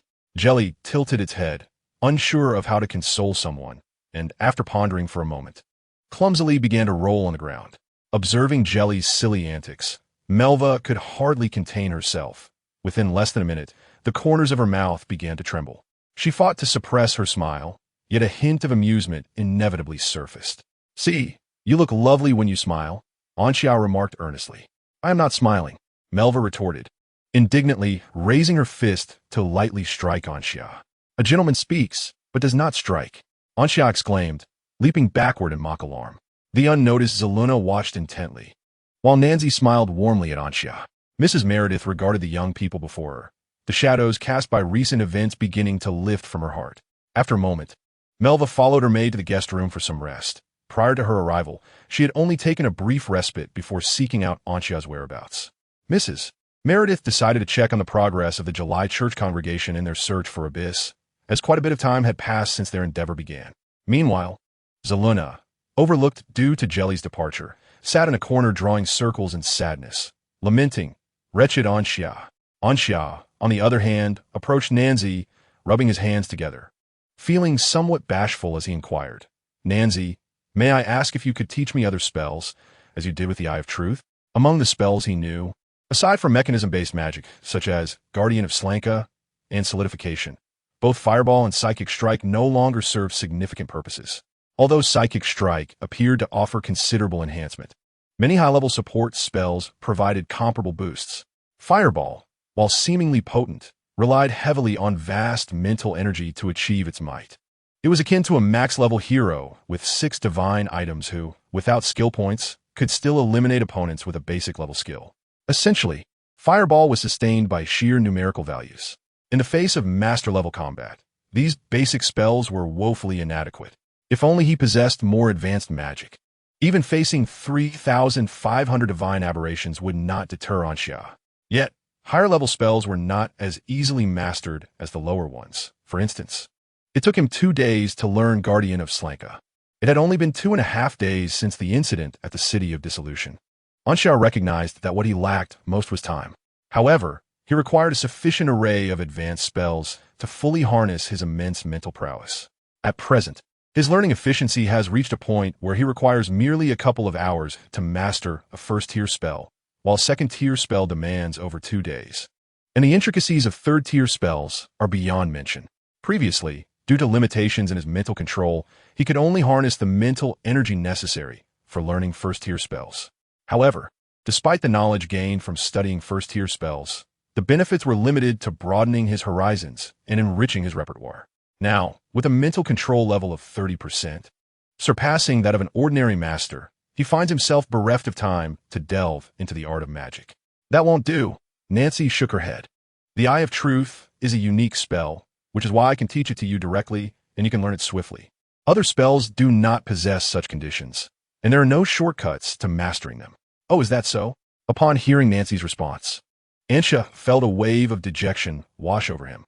Yet he suddenly lifted his head, his eyes sparkling as he gazed at the golden-haired girl before him, her chin slightly raised and a smile gracing her lips. However, after personally experiencing Leota's divine technique, the Mirror of Soul Thievery, I have gained some unique insights and created a spell that may fulfill your requirements, Nancy said calmly. "You are my deity," Anxia exclaimed, grasping the girl's soft hand with gratitude. Chapter 133. The Realm of Consciousness, Learning New Magic. Before long, Nancy unleashed this spell, enveloping the two in a silvery light. When Anxia opened his eyes again, he found himself in a white space. This is a realm of consciousness. Only our awareness, a fragment of our souls, can enter here, Nancy gently explained, gesturing toward the air before them, causing ripples to emanate outward. As the ripples traversed the space, vibrant colors emerged, and flowers of myriad hues blossomed. In the blink of an eye, the white space transformed into a sea of flowers beneath a blue sky, with a gentle breeze stirring the air, pollen drifting like mist. and fragrant aromas wafting into their nostrils, creating an ethereal spectacle. To stretch time would require a considerable expenditure, for it involves altering the rules, and time cannot be extended indefinitely. The imagery of the mirrored world materialized in Nancy's hands, manipulated effortlessly as if it were a mere toy. Within the mirror of soul thievery, the flow of time was accelerated to 10 times its normal rate, meaning time was effectively stretched. An hour spent within the mirror equated to merely 6 minutes in the outside world. Such divine magic, unless wielded by Leota himself, could only be derived from the latent powers of a deity's projection, and could not be repeatedly unleashed.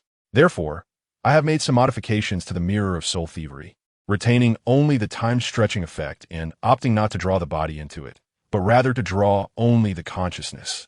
This way, the consumption is significantly reduced, and time can be elongated even further. In simple terms, the essence of learning magic lies in mastering the art of constructing a complete rune through the arrangement of rune structures. In the realm of consciousness, one can freely manifest the structure of runes and subsequently combine them, enabling the construction of magical runes. Thus, upon returning to reality, one could replicate such feats. Currently, the temporal flow within this consciousness space is at a ratio of 1:500. The impression of the soul-stealing mirror vanished from Nancy's grasp, replaced by an extraordinarily intricate magical rune. Nancy meticulously deconstructed this rune, gradually elucidating its principles to Ansha. Ansha felt an incessant influx of knowledge flooding his mind. However, he found it utterly incomprehensible, as he had yet to reach this level in his studies of magical runes. Nevertheless, due to his immense mental capacity, he retained everything Nancy imparted, ensuring that when his proficiency in magical runes reached the requisite standard, he could effortlessly master this spell. After half an hour, Nancy finally concluded her explanation of the spell's precautions. "Have you remembered everything?" she inquired with a smile. Ansha nodded, affirming that it was indelibly etched in his mind. "Next, I shall accompany you in the consciousness space to learn magic, elucidating various magical structures." The magical rune structure in Nancy's hand dissipated, transforming into a tome as thick as a brick. As she opened its pages, it was filled with the spells that Nancy had mastered. The journey of magical learning is about to commence. Please select the spell you wish to study. In a certain part of the outer city, ABI's navigated through the crowd, having donned a disguise that rendered her indistinguishable from an ordinary woman. After being teleported away from the city guard headquarters, her initial intent was to seek out Ansha and the others.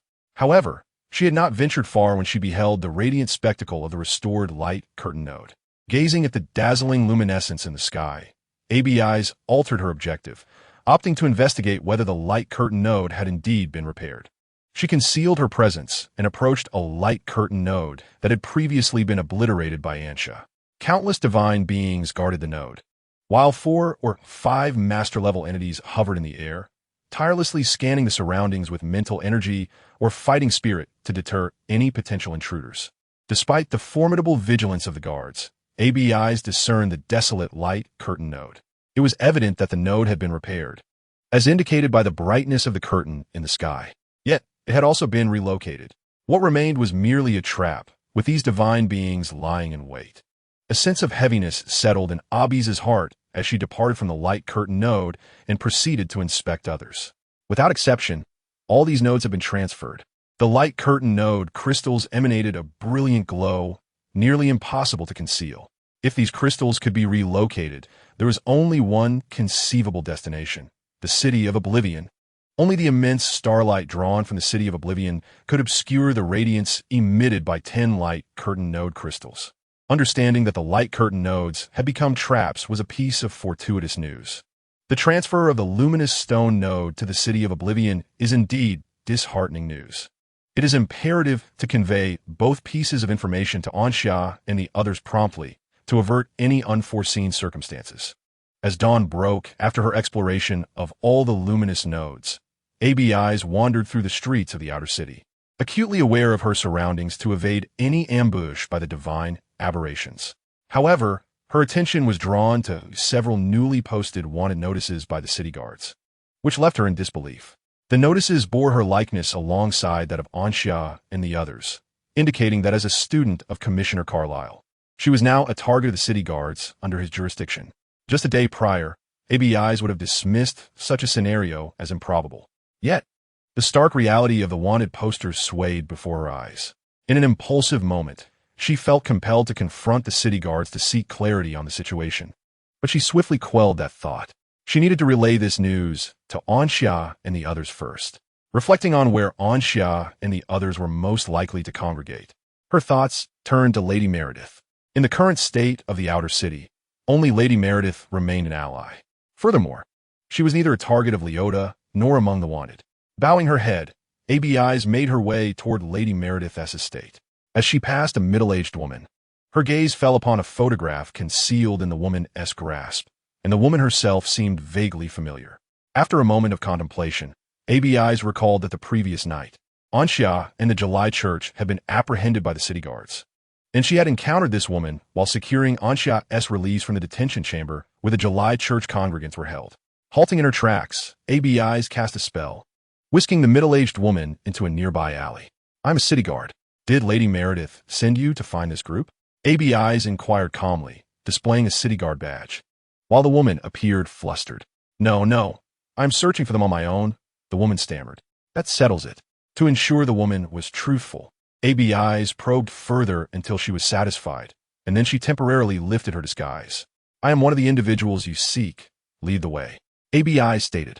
The woman paused momentarily, comparing the photograph with ABIs several times before confirming that she was indeed the person the bishop was looking for.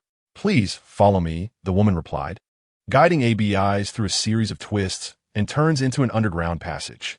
10 minutes later, ABIs arrived in a grand hall where numerous individuals were gathered in prayer. They were all congregants of the July Church. "Please wait here. I shall inform the bishop," the middle-aged woman said before disappearing through a door within the hall. This was the largest gathering point of the July Church in the outer city, with doors surrounding the hall leading to various locations, resembling an anthill. ABIs sat quietly in a corner chair, refraining from disturbing the congregation of the July Church. She patiently awaited the arrival of Mrs. Meredith while contemplating the actions she would take after gathering Anxia and the others. Unbeknownst to her, among the praying congregants, several pairs of eyes turned cold, subtly shifting their gazes to scrutinize her. Suddenly, ABIs unleashed a shard of ice towards her rear, followed by the sound of something heavy hitting the ground. When she turned to look, she found that a member of the July Church had approached her unnoticed, and what lay on the floor was a severed arm. The ice shard had cleanly severed the member's limb. However, Abby's pupils dilated in horror as she observed the severed end of the arm, teeming with writhing flesh buds that continued to grow. The last time she had witnessed such a sight was on the body of a divine aberration. This indicated that this member of the July Church was indeed a divine aberration. A cacophony of footsteps resounded as more congregants descended from above. Over 20 members of the July Church surrounded ABIs, while others looked on in bewilderment, uncertain of what had transpired. Chapter 134. Forbidden Space. ABIs surveyed her surroundings with gravity. The strength of these divine aberrations was not particularly formidable. However, the presence of innocent congregant from the July Church rendered the use of area-wide magic untenable. In such a constrained predicament, escaping swiftly proved to be quite challenging, primarily because the divine aberrations could not be killed. They would inevitably revive. This unexpected turn of events stemmed from her oversight. The sheer number of divine aberrations in the outer city had long been apparent to her, and she should have anticipated that not all of them would be stationed to guard the Veil nodes. At this juncture, her position had likely been communicated to these aberrations. ABIs could surmise with a fair degree of certainty what their intentions were: to intercept her and await the arrival of the main force of divine aberrations. Just a few moments prior, that middle-aged woman had gone in search of Mrs. Meredith, which meant that Mrs. Meredith would likely arrive here soon. If she did not make her exit promptly, there was a risk of involving Mrs. Meredith in this turmoil. The city guard were unaware of the unfolding situation and were actively pursuing them. As the only one among them not under a bounty, Mrs. Meredith could not afford to be caught in this mess. With this thought, ABIs steeled her resolve. The 20 or so divine aberrations expressionlessly unleashed their magic and combat techniques, showing no regard for the collateral damage that would ensue among the others in the hall. The furious elements danced within the chamber, emanating a palpable sense of danger. as the smooth wooden floorboards were ripped up and pulverized, while the very ceiling trembled as if an earthquake had struck, waves of instability coursing through the air, making it nearly impossible to maintain one's footing. Yet in the next moment, a field of white expanded, halting at a distance of 10 meters. The frigid mist suppressed all these raging elements. Regardless of the magic or combat skills employed, they were frozen into ice blocks, crashing to the ground like exquisite artworks, their diverse hues appearing remarkably splendid. Emerging step by step from the icy fog was Abyss, a silver symbol manifesting upon her brow, radiantly bright like a star. The ice crystal she had clutched in her hand had now melded partially into her palm, while the remaining half lay exposed on the back of her hand, as if embedded therein. Gently exhaling, she released a plume of pure white smoke, which met the chilling mist of the domain, freezing it instantly. This was the coldest temperature in existence. Before such an extreme degree of frost, even the cold itself succumbed to the freeze. The ice crystal spread swiftly from the ankles of the divine beings, ascending up their calves towards their bodies. In a mere second, these divine entities transformed into statues of ice. Moments ago, their unleashed magic and combat skills had caused the ceiling of the hall to tremble, fissures appearing throughout. Although the magic and combat skills were now frozen, the repercussions could not be reversed. Numerous fragments tumbled down, striking the icy figures of the divine beings. Then, with a crack, during the incident at the Chelsea Hotel, Abyss had conjured a similar scene, yet the frozen divine beings were merely immobilized in place. Thus, when Lady Meredith arrived at the ruins of the Chelsea Hotel, she was beset by the divine beings that had thawed and regained their mobility. Now, these divine entities had not only become ice sculptures, but, after being struck by the falling debris, their surfaces bore spiderweb-like cracks, the crisp sounds of fracturing echoing continuously. As the cracks spread to their feet, they collapsed with a thunderous crash, shattering into countless fragments. Through the crystalline ice, one could see that the flesh within had ceased to grow, the terrifying regenerative abilities of the divine beings utterly suppressed at this moment. However, the price for this was steep. Abyss's complexion turned ashen, a trickle of crimson seeping from her nostrils, which she wiped away with a raised finger. Her body grew weak, the strength to move nearly vanishing. Yet it was worth the sacrifice. Within her unreservedly expanded mental perception, she sensed numerous powerful presences rushing towards her. At this moment, only the divine beings arriving for support could reach this vicinity. The nearest of them still had over 100 meters to traverse. She chose to give her all, swiftly eliminating the 20 or so divine beings surrounding her, a decision that proved wise, affording her ample time to escape. Had she hesitated even for a moment, the only outcome would have been to be cornered by the reinforcements. The next step was to depart from this place. Abyss began to rapidly construct a spatial magic, and although her body was frail, her mental energy surged with unparalleled vigor, disregarding her physical state. This was her most potent moment. The level of spatial magic for short-distance teleportation is not particularly high. Given her proficiency, she completed the construction in merely a second. Without hesitation, ABI's immediately infused her mental energy to cast the spell. A ripple of spatial disturbance enveloped her figure. If all went well, the teleportation destination should have been a spot 300 meters away. However, this area was forbidden to spatial manipulation. Suddenly, a faint voice resonated, both familiar and strange, directly reaching Abby's ears. Before the words had fully settled, she felt as if she had collided with a wall. The spatial magic faltered, and she was forcefully rebounded to her original position. In the hall, the congregation of the July Church had yet to recover from the recent events when they witnessed ABIs, who had already departed, reappearing before them. Some female congregants rushed to catch ABIs, although they could not articulate what had transpired. The contrast between the divine being's aggressive actions and Abby's defense indicated that she was not a malevolent entity. The 20-odd members of the divine order had acted without restraint, and had it not been for ABIs neutralizing their magic and combat techniques, the hall would have likely collapsed. Such a fate would have been akin to being buried alive. Aside from the elite warrior congregants, the others would have been incapable of extricating themselves from the debris. Moreover, ABIs was acquainted with their bishop, Lady Meredith, further solidifying her position as an ally. The July Church had always been tightly knit, as each member harbored an unshakable conviction that brought them together. Thus, if a friend were to arrive, they would be graciously welcomed, If an enemy, they would unite in solidarity against them. With this mindset, each congregant gathered around, expressing concern for ABIs. Look at this lady's face. It's so pale. Is she unwell? One congregant remarked. Let me help. I am a high-level water mage, specializing in healing. Another declared, stepping forward to cast a healing spell, but it proved ineffective. Are you incapable? Allow me. A warrior congregant pushed past the former, asserting that their martial prowess was far superior. A healing combat technique was directed at ABIs, slightly alleviating her pallor. Is this all you've got? The mage congregant scoffed. Better than yours. The warrior retorted dismissively. ABIs observed their bickering, wishing to urge them to leave. But the backlash from the spatial disruption rendered her already weakened body incapable of speech. At that moment, the hall trembled once more. The congregants of the July church turned their heads, and then the ceiling suddenly caved in, creating a massive opening. Sunlight streamed through the gap, accompanied by the powerful presence of numerous figures. Chapter 135. Reunion, have you learned it? Almost, Ansha replied, exhaling deeply as she gazed at the magical runes in her hand. How much time has passed now? Ansha inquired. He felt as though he had lingered in this consciousness space for an eternity, long enough to grow fur.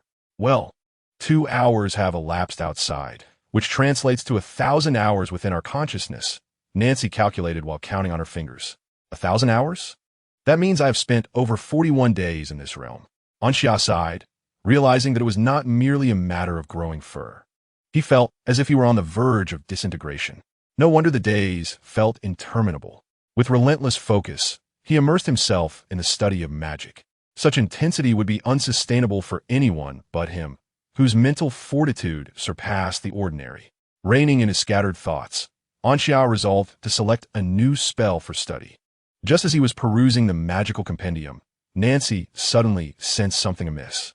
Before Ansha could react, the consciousness space vanished, and he found himself back in reality. Why did the consciousness space close so abruptly? Ansha was momentarily bewildered, only to find everyone gathered once more in the dining hall. Melva had returned from her quarters. Seluna clung tightly to the jelly, regaining her sense of presence, while Mrs. Meredith sat at the dining table with a smile. The congregation of the church has located ABIs, Mrs. Meredith announced. Currently, ABIs is at the church's gathering point. Archbishop, will you wait for ABIs to arrive at the manor? Or shall we proceed together to the gathering point? Has mentor ABIs already been found? Ansha suddenly comprehended, realizing why Nancy had dispelled the consciousness space. He pondered for a moment. Melva and the others awaited his decision. Let us meet with mentor ABIs at the gathering point. It will be quicker. After all, our primary concern is whether Commissioner Carlyle has surrendered to the Divine and Simon. Ansha declared. Very well, Archbishop. Please follow closely behind me as we proceed through the secret passage to the gathering point. Mrs. Meredith nodded and turned to lead the way. The group followed her into the underground tunnel.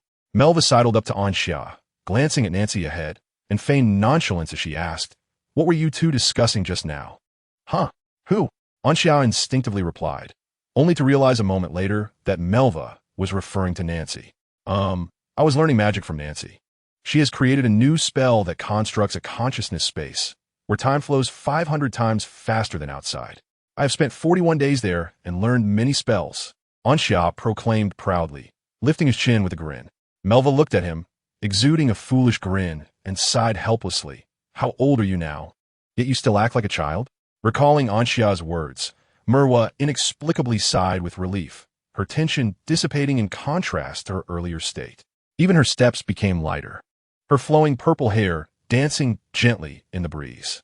The gathering point was not far from Lady Meredith's estate, approximately a kilometer away.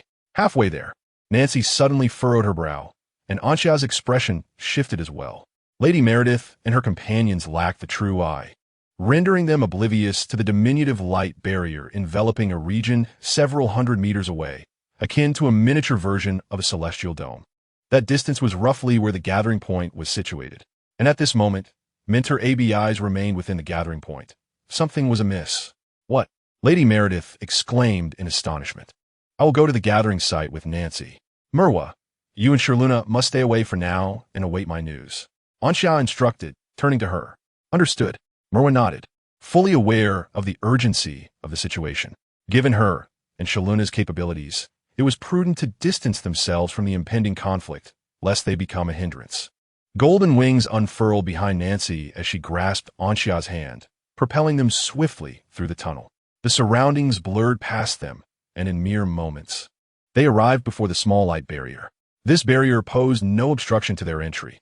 Anxia and Nancy easily passed through it. After advancing another 100 meters, a door materialized before them, leading directly to the gathering point. The hall of the July Church's gathering point was filled with masters, descending from the gaping void left by the collapsed ceiling. Though few in number, there were 9 in total. Abyss, regaining a measure of strength with the aid of the Church's followers, gradually stood and beheld the 9 figures bathed in sunlight. These 9 faces belonged to the upper echelon of the Vanished City faction, who had appeared among the 3,500 divine beings the previous night. The followers of the July Church gasped, as many among them were considered upper tier within the Vanished City and recognized several leaders of the faction.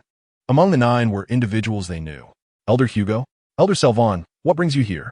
Even a fighter from the Church, who had treated ABIs with his martial energy, called out to a master-level female divine being, Mother.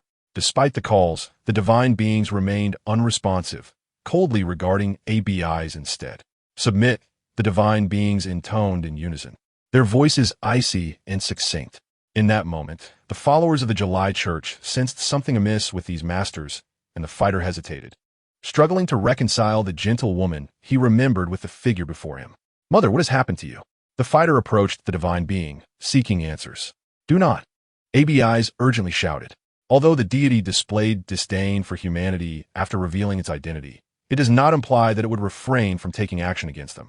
The disciples of the warrior sect did not halt their advance due to Abiz's words, yet midway, one of them suddenly glanced down at his abdomen, where a persistent warmth was emanating. Unbeknownst to him, a wooden spike had impaled him completely, and the so-called warmth was merely the blood seeping from his wound. The one controlling this wooden spike was none other than his mother.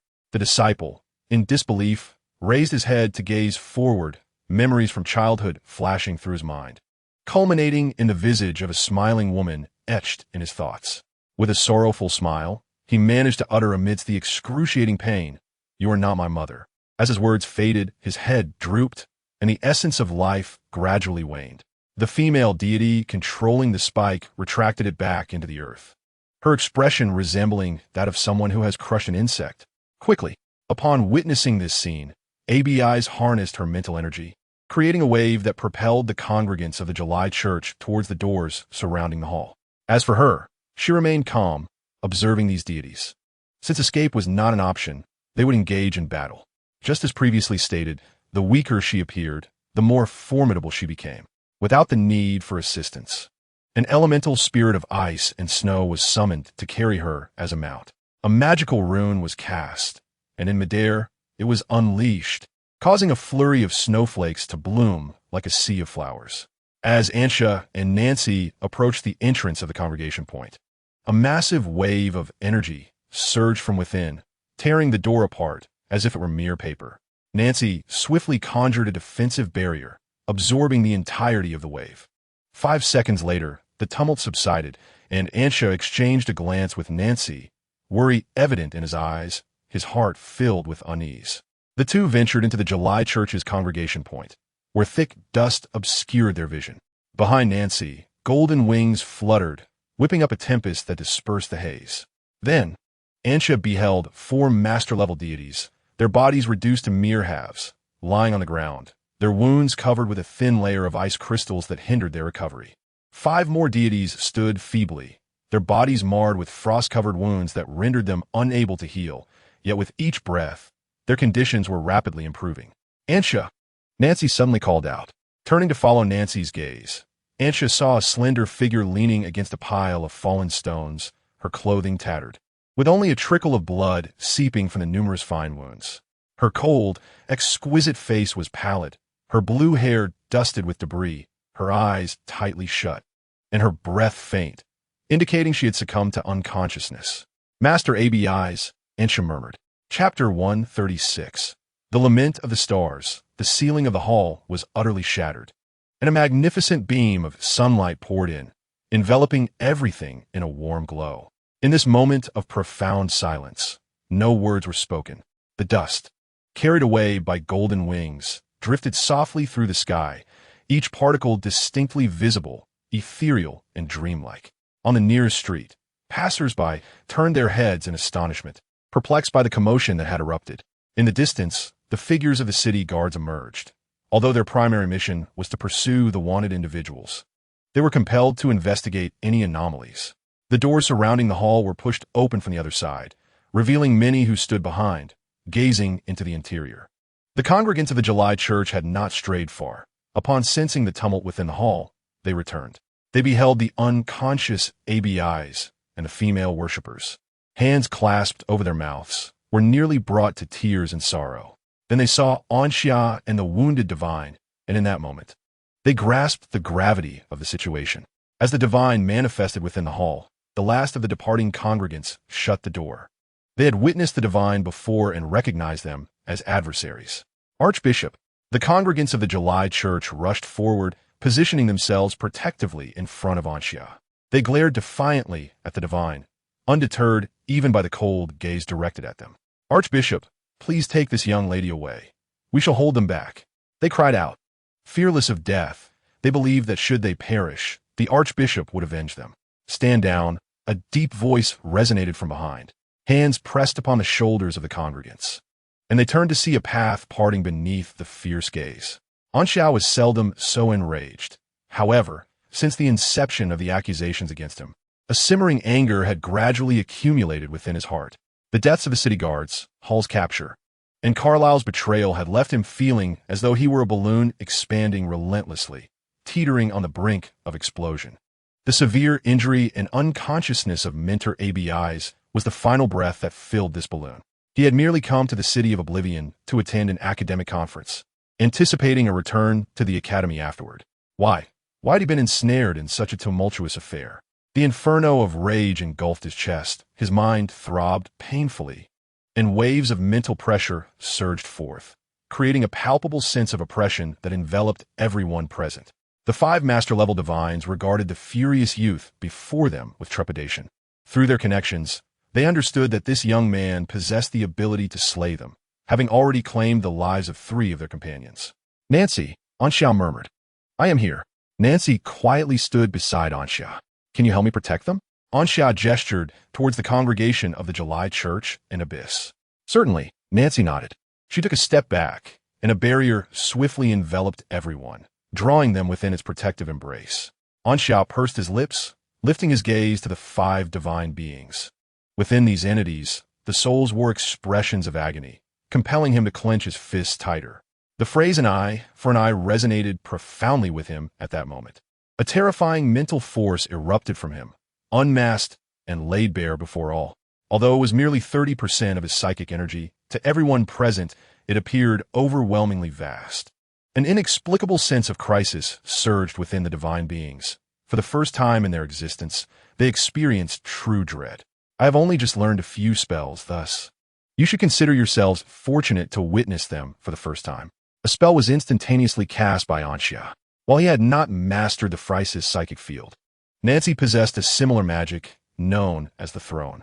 The Throne was likely the precursor to the Phrysis psychic field, with a capacity twice that of the latter. However, its complexity was akin to that of a 7th-level advanced spell, and unlike the Phrysis psychic field, which provided ample storage capacity upon mastery, it was not suitable for widespread learning. The initial storage capacity of the Throne was a mere 1, but with each advancement in rank, an additional storage unit could be acquired. Upon reaching the master level, one could attain a maximum of 7 storage units. On his way, Anxia had silently constructed magical runes while hurrying. Within his consciousness, he had devised a combination of spells. Thanks to the aid of his bracelet, his control over psychic energy surged to 30%, equivalent to a level above master, yet beneath the sanctum. Thus, the Throne's storage capacity was directly maximized to 7. Miniature stars, forged from his psychic energy, materialized around the 5 divine beings, encircling them. A formidable force field emerged, firmly suppressing these divine entities, rendering them utterly immobile. The divine beings suddenly realized that these miniature stars, formed from condensed psychic energy, were indeed connected to real celestial bodies. The force field constraining them was entirely a result of the overlapping gravitational fields emitted by these stars. In other words, they were being simultaneously suppressed by dozens of stars. Such magic was unprecedented in their experience. Even rummaging through the memories of their parasitic hosts revealed no trace of familiarity with such sorcery. Under the sanctum, was there a master level capable of extricating themselves from such a suppression? No, absolutely not. It was an inconceivable feat. The divine beings understood that these so-called stars represented myriad worlds. They were being subdued by countless worlds. Ansha exhaled softly. The force field that suppresses the divine monstrosities is merely the beginning of this spell. Tiny stars commence their movement, forming a colossal harp above the divine beings. This spell is known as the Lament of the Stars. Originally, the spell possessed no suppressive power. It merely constructed the harp and then assailed the minds of its adversaries. However, after Ansha's mastery, it not only gained enhancement, but also underwent a remarkable transformation. The strings of the harp were plucked, yet no sound resonated, or rather, only the divine monstrosities could perceive the harp's melody. The music was enchanting, almost intoxicating. Yet, the divine beings were horrified to discover their bodies trembling, their very essence quaking. Threads piercing the souls of their hosts gradually extricated themselves amidst the tremors. As the final note of the harp reverberated, their faceless, humanoid forms shattered into fragments. Chapter 137. The Breath of the End. Is this how it ends? The congregation of the July church exchanged uncertain glances, bewildered by the sudden collapse of the 5 divine monstrosities. They had already witnessed the might of ABIs, yet even she had been gravely injured by these entities, reflecting their formidable strength. They held no doubts regarding Ansha's capabilities, for she was the high priest. However, the apparent frailty of the divine beings instilled within them a profound sense of dissonance. Was the high priestess too powerful, or were these beings merely weak? If they were indeed weak, what did that make them? Ants? With the eye of truth, Nancy beheld the entire sequence of events. She witnessed the shattering of the divine monstrosities' forms, and, though she too wielded the spell the Lament of the Stars, it had never manifested such an effect, nor possessed such potency in her recollection. The fragments of the divine beings swiftly reformed. The shattering held little impact for them. Without the power of the same rank or the forces of fate, they could not be slain. Nevertheless, the damage inflicted directly upon their essence caused them immense suffering. 3 seconds later, the divine beings regained control of their hosts and rose, only to be met by Ansha's tranquil gaze. Are you ready? Ansha inquired with a smile. It cannot end so easily. This is merely an appetizer. The fury within me cannot be so swiftly quenched. The second spell, the Breath of the End. Ansha raised her right hand and lightly tapped the space above. A distant dragon's roar resounded, shattering the microcosmic light barrier enveloping the area. The space regained its pliability, becoming susceptible to tearing, while immense spatial waves rippled ceaselessly. The Breath of the End was originally an 8th-level fire spell, designed to mimic the breath of a colossal dragon. Yet now, as the space rippled to its utmost extent, 9 fearsome, colossal dragon heads emerged with ferocity in the sky above the hall. Each of these beings represents the pinnacle of mastery, members of the celestial dragon clan, merely a step away from the sacred realm. With a single head measuring hundreds of meters, they were briefly summoned, and although most of their colossal forms could not fully manifest in this space, the convergence of their 9 heads obscured the sky entirely. Their multicolored dragon eyes fixed menacingly upon the 5 divine aberrations. After bowing respectfully to Ansha, they parted their formidable jaws, unleashing a powerful elemental fluctuation. The most notable characteristic of the celestial dragon clan, apart from their immense stature, is their diverse innate abilities. The breath of a dragon typically carries these innate powers upon release. The melody of starry compassion continued to confine the divine aberrations, who could only watch helplessly as 9 streams of dragon breath descended upon them. It was as if they were struck by lightning or scorched by flames, a momentary chill emanating before transforming into a thick aura of calamity. 9 streams of dragon breath meant 9 distinct torments. As the dragon breath dissipated, the hall was transformed into a deep pit, entirely unrecognizable from its former state. This was after the celestial dragon concentrated most of its power upon the divine aberrations, allowing only a fraction to escape. The followers of the July Church, under Nancy's protection, remained unharmed, while Xia was enveloped by a barrier known as the Wall of Covenant. This barrier, composed of pure light elements, shimmered with sacred inscriptions. Even the dispersed power of the dragon breath could not shake it in the slightest. As the celestial dragon in the sky departed, the figures of the divine aberrations re-emerged, each appearing utterly wretched.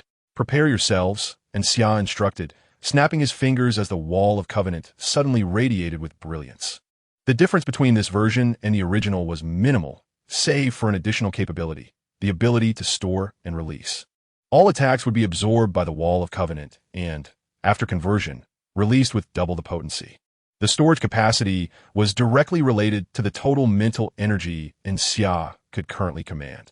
At this moment, any attack beneath the sacred realm could be stored and released by the Wall of Covenant. The 9 streams of dragon breath that had just dissipated were captured by the wall and, after transformation, approached the original strength of the dragon breath. Once again, the dragon breath descended upon the divine aberrations, subjecting them to the same agonizing experience. "Cease." Suddenly, a voice echoed from above, and Xia looked up to see over a dozen city guards standing at the edge of the pit. He smiled but paid them no heed. However, it was time to conclude this. The suppression of the melody of starry compassion extended to ensnare the city guards as well. And Xia approached the divine aberrations at a measured pace, waiting for them to regain their composure before extending his hand. "Farewell," he uttered calmly. The divine aberrations realized the gravity of the situation, their faces contorting in terror. "No, please don't kill me. I have only just arrived in this world. I beg you, it is merely death.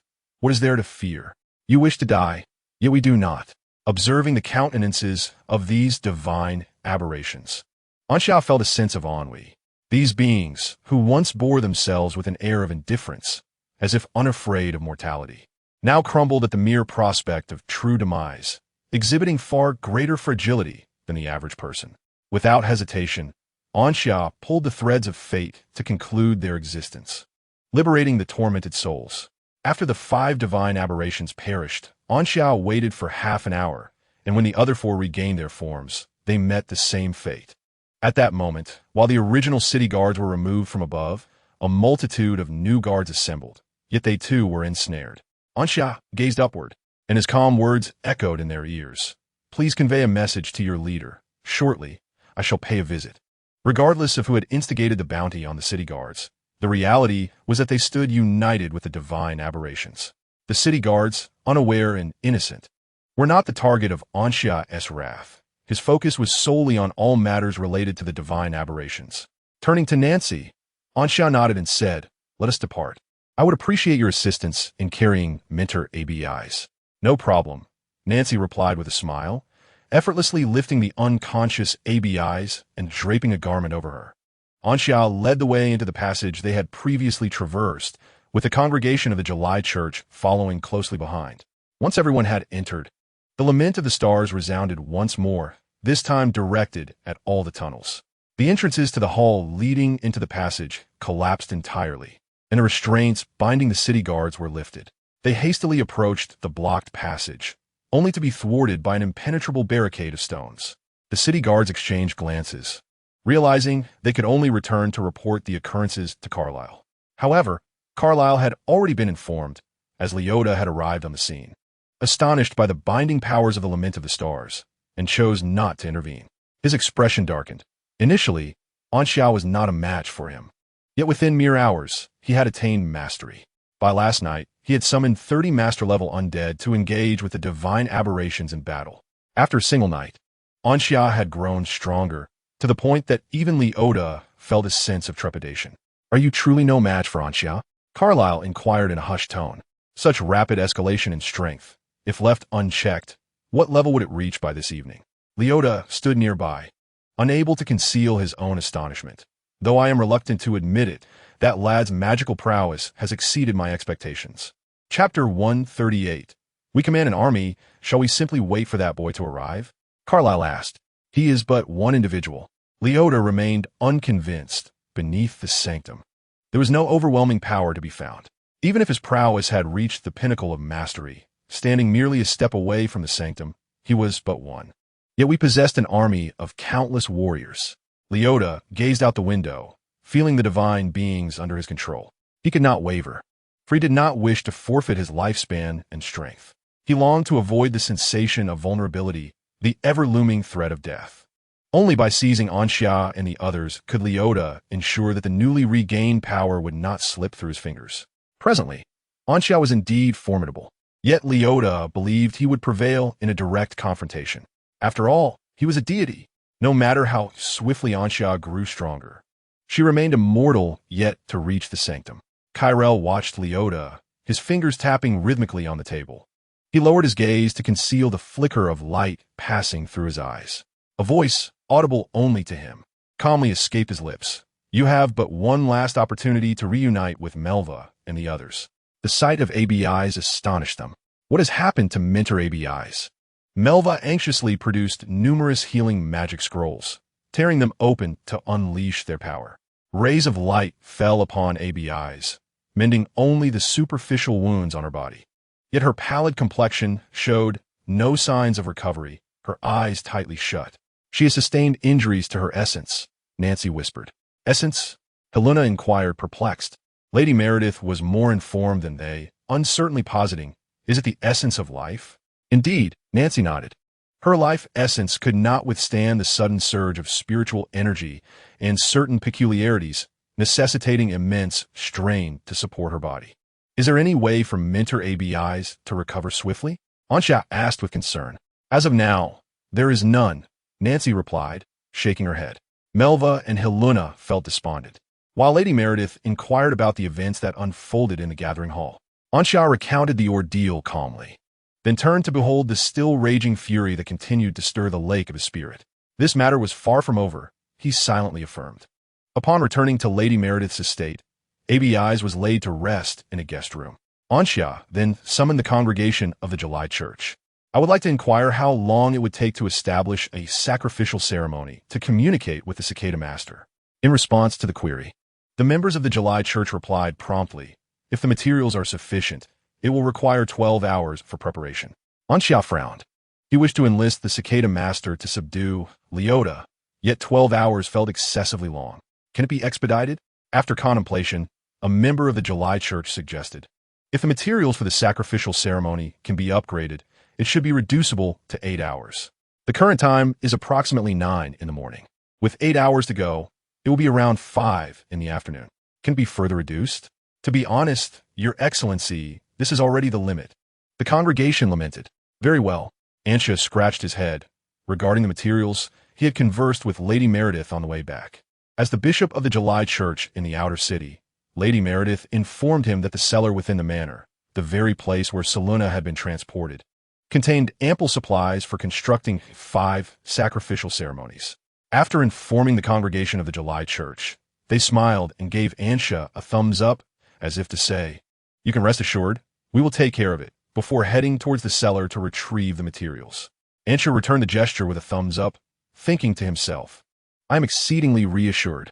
If I cannot trust you, who else could I trust? After all, this is the congregation's forte. Subsequently, he engaged in constructing magical runes, filling the vacant spaces of the magical array, while simultaneously learning how the congregation of the July Church conducted sacrificial ceremonies. As the Archbishop of the July Church, it would be rather unbecoming not to know how to perform a sacrificial ceremony. Therefore, he seized this time to learn diligently, even if just the basics, for future opportunities to impress others. At that moment, hurried footsteps echoed from the staircase. Anxia turned to see Melva hastening towards him. Melva came to a stop before Anxia, tucking away the stray strands of hair that had come loose from her brow due to her sprinting, and said breathlessly, Anxia, Mentor ABIs has awakened. Moments later, Anxia and Melva entered the guest room together, where Nancy, Lady Meredith, and Seluna were also present. Mentor ABIs, are you all right? Anxia inquired. ABIs shook her head. I apologize for causing you concern. I am quite well. A period of rest will suffice for my recovery. Seluna, anxious, interjected, Mentor ABIs. I heard from Lady Meredith that your life essence is damaged. How could mere rest suffice for recovery? AB's fell silent for a moment before replying. Professor Carlyle left me something. With it, I can recover swiftly. Mentioning Carlyle, Melva furrowed her brow and asked, Mentor AB's, why are the city guards pursuing us? Could it be that Councilman Carlyle, though she did not voice it directly, the implication was clear to all? Indeed, only Professor Carlyle could command all the city guards. AB's responded. However, Professor Carlyle would never surrender to a divine abomination. Saluna was perplexed by Abiz's words. While Carlyle would not capitulate to a divine abomination, only he could command the city guards entirely. Could the warrant for their arrest have simply emerged out of nowhere? Ansha pondered. Could it be that Councilman Carlyle has also been parasitized like the divine abomination? Yet, how could a divine abomination manage to parasitize a master so swiftly? AB's recalled the voice she had heard at the onset of the transportation, echoing from this forbidden space. She pursed her lips and said, It is Master Carlyle who commands the city guards to issue the wanted notice, yet it is not he who inhabits this body. Anxia felt a headache coming on. The convoluted reasoning seemed to mock the simple-minded. He exhaled, stating, No speculation can compare to witnessing the truth with one's own eyes. Turning to leave the guest room, he felt emboldened by the protective enchantment of the Covenant Wall. Even in the presence of Leota, he would not falter. In fact, at that moment, he could stride confidently through both the city of disappearance and the outer city. Anxia, come back, called Abyss. Yet, Anxia merely raised his right hand in a casual wave. In the name of my mentor, I command you to return. Are you not aware of the peril that awaits? Your foremost task is to destroy the Veil nodes, not to ascertain Master Carlyle's condition. As the words left her lips, Abyss suddenly remembered that the Veil nodes had already been relocated by the divine aberration. Rest assured, Mentor Abyss, please trust me. Anxia's voice echoed from the corridor outside the guest room. Abyss attempted to rise from the bed, but barely exerting herself. She collapsed back down weakly. Mentor Abyss, I believe Anxia would not make such a decision without certainty, Melva remarked. I concur, exclaimed Hiluna, nodding vigorously. I shall accompany Anxia. Nancy winked at them and hurried after Anxia. Chapter 139. The origin of justice is merely a vengeance walking brazenly down the street. Anxia no longer feared the appearance of the divine aberration or the city guards. The weather had shifted. The once clear sky outside the veil had turned ominous. Thick, dark clouds lingered overhead, with a distant rumbling emanating from within. Passers-by were engaged in anxious discussions. Upon approaching, Anxia could hear their concerns about being trapped in the city of disappearance. News of the closure of both the city of disappearance and the outer city had spread like wildfire since the inception of the Veil, inciting panic among many residents, while others remained optimistic that the city guards would resolve this inexplicable crisis. Little did they know that the city guards had allied with the divine aberration responsible for the Veil. Still angry? A voice came from behind. Anxia felt a delicate finger poke him in the back. He turned to find Nancy, smiling at him. We haven't done anything wrong, have we? Anxia sighed. We may have done nothing, yet we are falsely accused, hunted, and captured. Who wouldn't be enraged? Moreover, so many lives have been lost. No wonder the attitude towards deities, both in textbooks and elsewhere, is so poor. Aside from the Church of the True God, other deities are regarded as foes. If the deity that created the aberration were to appear before me now, even if I were not their equal, I would still land a fierce punch upon their face. Thus, we must ensure they pay the price. Nancy proclaimed that misdeeds must bear consequences, while virtuous acts deserve reward.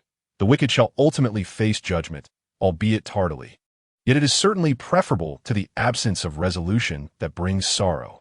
Can those afflicted by divine parasitism still survive? Most cannot, though those of masterful caliber possess resilient souls and may endure.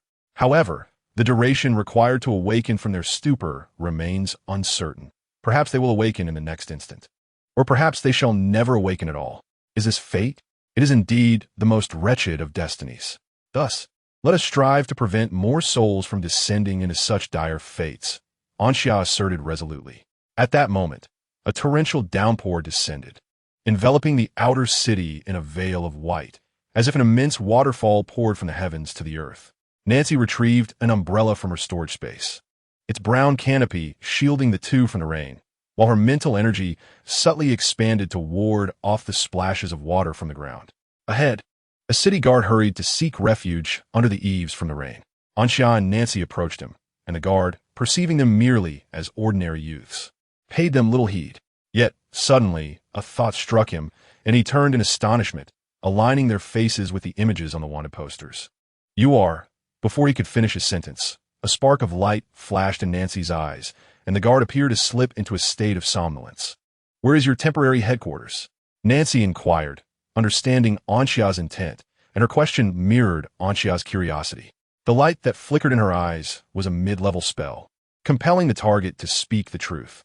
If the target's strength were comparable to the caster's, the spell would falter. However, Nancy possessed master-level prowess, while the city guard was merely of intermediate rank. Thus the spell's efficacy was assured. "The temporary headquarters is at the Fiat Mansion," the guard mumbled. Anxia unfurled a map he had purchased from the bookstore. The Fiat Mansion was situated to the east of the outer city, a considerable distance away. Under normal circumstances, it would require at least 2 hours to reach on foot. Yet, a black line on the map connected their location to the Fiat Mansion, cleaving the outer city in two.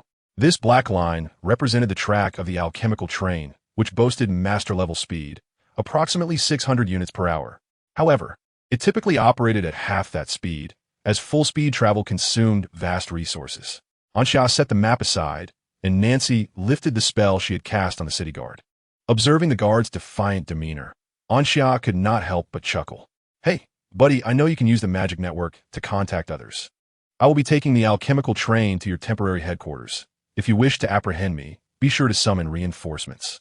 Anxia gently patted the shoulder of his companion before turning towards the nearest station, leaving the city guards to watch as his silhouette gradually blurred and ultimately vanished in the rain. "Anxia, why do you reveal your movements to them?" Nancy inquired with curiosity.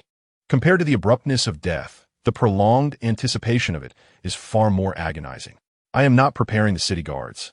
I am preparing the divine abominations," he replied.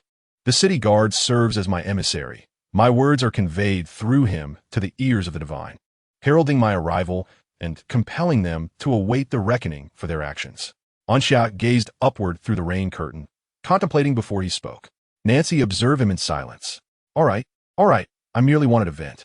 Just a few big cats and small kittens. It feels rather lackluster, only intensifying the sense of frustration." Anxia jested. A faint smile graced Nancy's lips. Although he spoke in jest, she sensed that this was indeed Anxia's true sentiment. There are not so many great individuals. What is deemed greatness is merely a perception formed in the eyes of others. We merely tread the path that the world perceives as a coexistence of justice and morality. The essence of justice is but a quest for vengeance. Before long, they arrived at the station. It was deserted, as everyone had retreated home in the downpour. A clock hung on a post, indicating it was 9:30 p.m., with the next alchemical train set to arrive at 9:40 p.m. Seated on a bench at the station, the two awaited patiently. 9 minutes later, the sound of a long whistle pierced the distance, slicing through the heavy rain and reaching their ears. The alchemical train was approaching. Anxia was the first to rise, stepping onto the platform, with Nancy following closely behind. As they gazed towards the right track, the wind and rain in the distance swirled ominously, as if a colossal beast lay hidden within. 30 seconds later, a brilliant beam of light suddenly pierced through the obscurity ahead, akin to the first glimmer of light that cleaves through chaos. This was soon followed by a deafening roar that drowned out all earthly sounds. The silvery iron serpent surged forward with terrifying speed, shattering the dense curtain of rain, its metallic body endowed with the might to break through mountains and any obstacles in its path. The rain dissipated into countless wisps of mist, reminiscent of the scales of a furious serpent, ethereal and grand. Chapter 140. Passed like a dream, a faint hum reverberated within the alchemical train, almost imperceptible if one did not pay close attention. Anxia and Nancy sat side by side, watching the landscape blur past, reminiscent of time lost and irretrievable.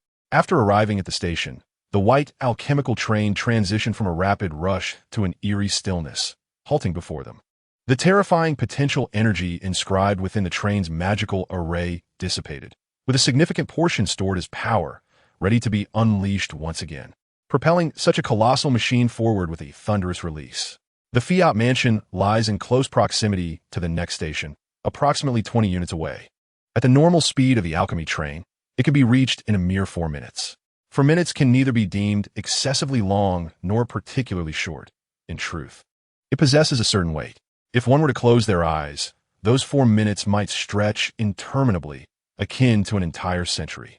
Conversely, if one becomes engrossed in a particular endeavor, upon lifting their gaze, they might discover that 4 minutes have quietly slipped away. Inside the carriage, apart from the subtle hum generated by the train's movement, an enveloping silence prevails. Their heartbeats resonate clearly, pulsing rhythmically, his beats a tad quicker, while Nancy's pulse lingers at a more leisurely pace. This profound quietude unsettles Xia, prompting him to twitch his nose in search of a topic to discuss. Yet, he suddenly realizes that he shares no common ground with Nancy. In truth, he knows very little about her. Their first encounter was but 2 nights prior, when she heroically rescued a bear. Subsequently, she bestowed upon him a bracelet, augmenting his mental prowess to a level of 30. Then came the tumult of the divine aberration, leading them both back to the vanished city. There is little need to elaborate further. Although Nancy perpetually wears a smile and is undeniably beautiful, her disposition tends to be rather acerbic, often teasing him. Yet, she appears profoundly solitary for the past few days, and Xia has not witnessed her in the company of friends or family. She seems to drift outside the realm of this world. An angel stranded in a realm of demons, her sole purpose being the eradication of the divine aberration. Nancy, why are you so determined to eliminate the divine aberration? And Xia could not help but inquire. He did not regard her words from the previous morning as sufficient justification. As if she had pierced through the thoughts he had concealed deep within. Nancy paused momentarily, resting her chin on her left hand, smiling at him with intrigue. Why? And Xia, do you suddenly wish to know this? And Xia gazed into the face of the girl, so near to him, feeling an inexplicable flutter of anxiety, as if pursuing this line of questioning might unveil some ominous revelation, akin to the perilous secrets ensconced within forbidden knowledge. Ah, it's nothing, merely a flicker of curiosity, and Xia replied casually. After a few moments of contemplation, the girl gently responded, Since you are curious, there is truly nothing I cannot share. I lack memories of my childhood. My parents told me that I fell gravely ill at the age of 12. In the midst of the tumultuous winds and rains, I began to recount my tale. I was born into an ordinary family in the outer city. Both of my parents held humble professions. While they could secure stable employment in the outer city, they were by no means affluent. Due to the illness at 12, I lost all recollection of my early years. Initially, I was filled with dread, akin to a nascent life just entering this world, feeling utterly alien to my surroundings. Yet both father and mother were exceedingly gentle. Under their guidance, Nancy embarked on a journey of rediscovering the world, beginning with literacy and gradually acquiring a multitude of knowledge. She was remarkably intelligent, and within a year, she had become indistinguishable from her peers. Her parents were filled with joy. Upon returning home from work, her father would feign ignorance of her whereabouts, loudly exclaiming, "Where's my darling?" Upon hearing those words, Nancy would dash out, her golden hair flowing like a sprite, enveloping her father in a warm embrace. Occasionally, her father would present her with various toys or gifts, bringing her delightful surprises. Her mother, returning home a few minutes later, would often stand quietly at the door, smiling as she watched the interaction between her husband and daughter. The sunlight of the setting sun would stream through the window, bathing the three of them in a golden hue, creating a scene reminiscent of a cherished photograph, warm and nostalgic. However, everything changed when Nancy turned 15. Her father, in collaboration with friends, incurred significant debts, while her mother worked 3 jobs a day, barely managing 3 hours of sleep.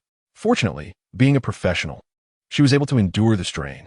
Daily, creditors would arrive at their doorstep, doing little more than sitting idly at home.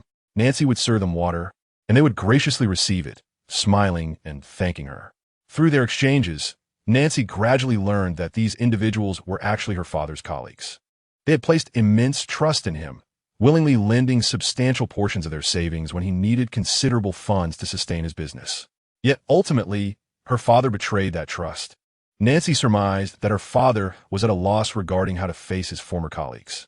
Over the course of a year, he returned home less than 3 times, each visit shrouded in secrecy, as if fearful of disturbing something. Naturally, there was no money sent back home. Only her mother was repaying the debts bit by bit. In the stillness of the night, Nancy would lie in her modest room, embraced by the various toys her father had once gifted her.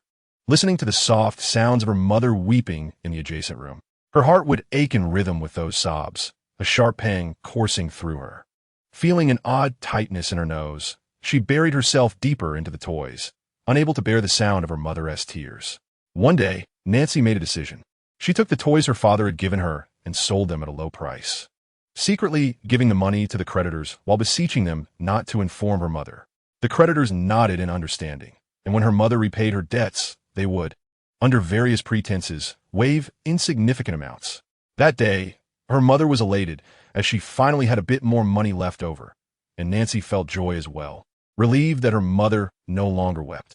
However, as the toys gradually diminished, her actions were eventually discovered by her mother. Leaning against the wall with her head bowed, Nancy faced her mother's fierce reprimand. It was the first time she had witnessed such fury in her mother. Yet, once the scolding subsided, her mother tightly embraced her, sobbing silently, her tears soaking Nancy's shoulder. At the tender age of 16, a letter from her father arrived, accompanied by an address that urged her mother to join him, promising a glimmer of hope for settling their debts. On the day her mother received the letter, she took Nancy to their favorite restaurant for a meal. On their way home, her mother spoke incessantly, reminding Nancy to take care of herself, to dress warmly in the chilly weather, and to protect herself from deceitful individuals. She planned to go to her father first, and once settled, would bring Nancy to join her. Her mother's words were many and profound, all of which Nancy etched into her memory. The following day, her mother departed, leaving Nancy alone in their home. Gradually, a smile became a constant fixture on Nancy's face, for her mother had always kept their home immaculate, catering to her father's obsessive cleanliness.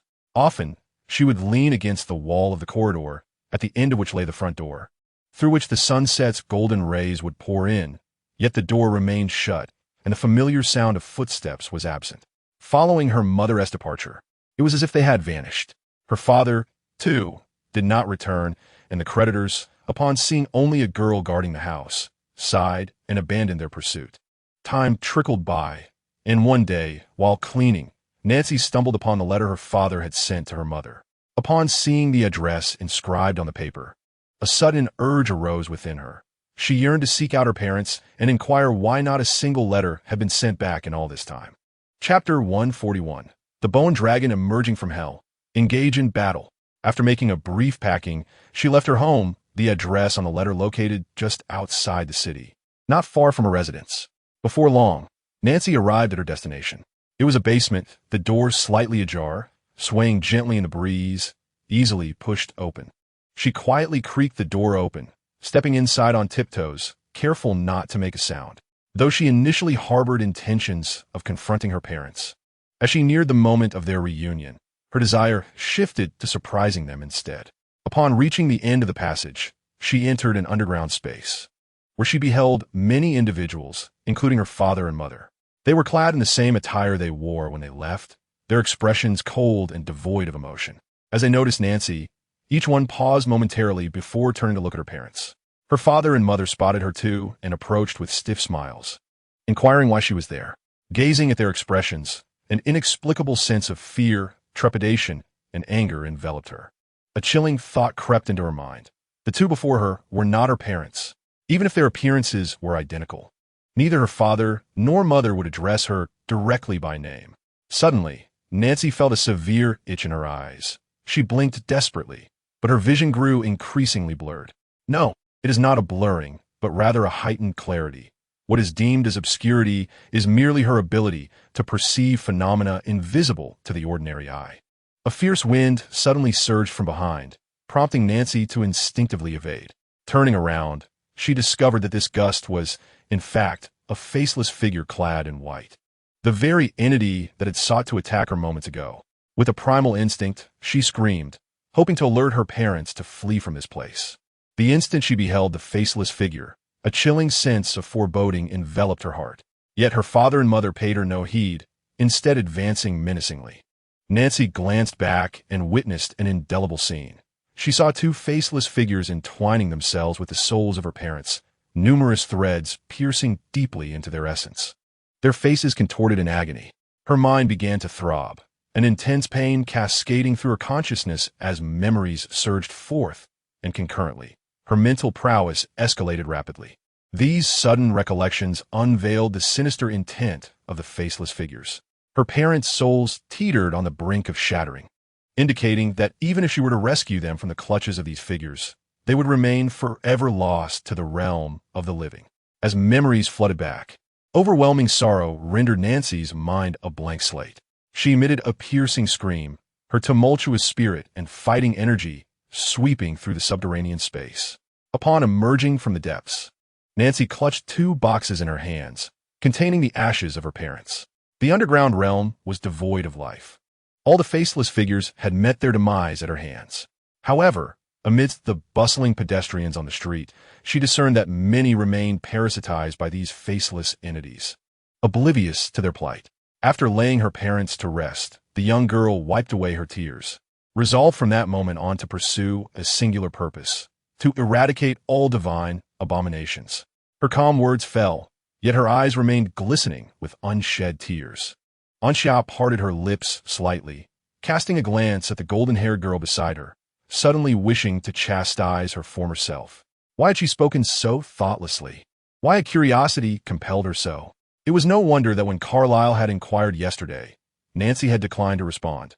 Such matters were deeply personal wounds. Who would wish to recount them and relive the pain? Each recollection felt like a dagger, reopening old scars in a heart already battered. These wounds, indeed, would require a lifetime to heal. The carriage fell into silence once more, the only sounds being the ebb and flow of their breaths. In the distance, structures rushed toward them, and one distinctive building stood out prominently, the Fiat Mansion, renowned as one of the notable edifices of the outer city, its image even gracing maps. In approximately 40 seconds, they would arrive at the station closest to the Fiat Mansion. In the realm above, countless figures floated silently in the sky, their gazes fixed upon the serpentine silhouette of the alchemical train, which relentlessly carved its path across the earth. As the train reached a designated point, several individuals unleashed their meticulously crafted spells, igniting a conflagration that surged forth, accompanied by howling winds and rising columns of earth.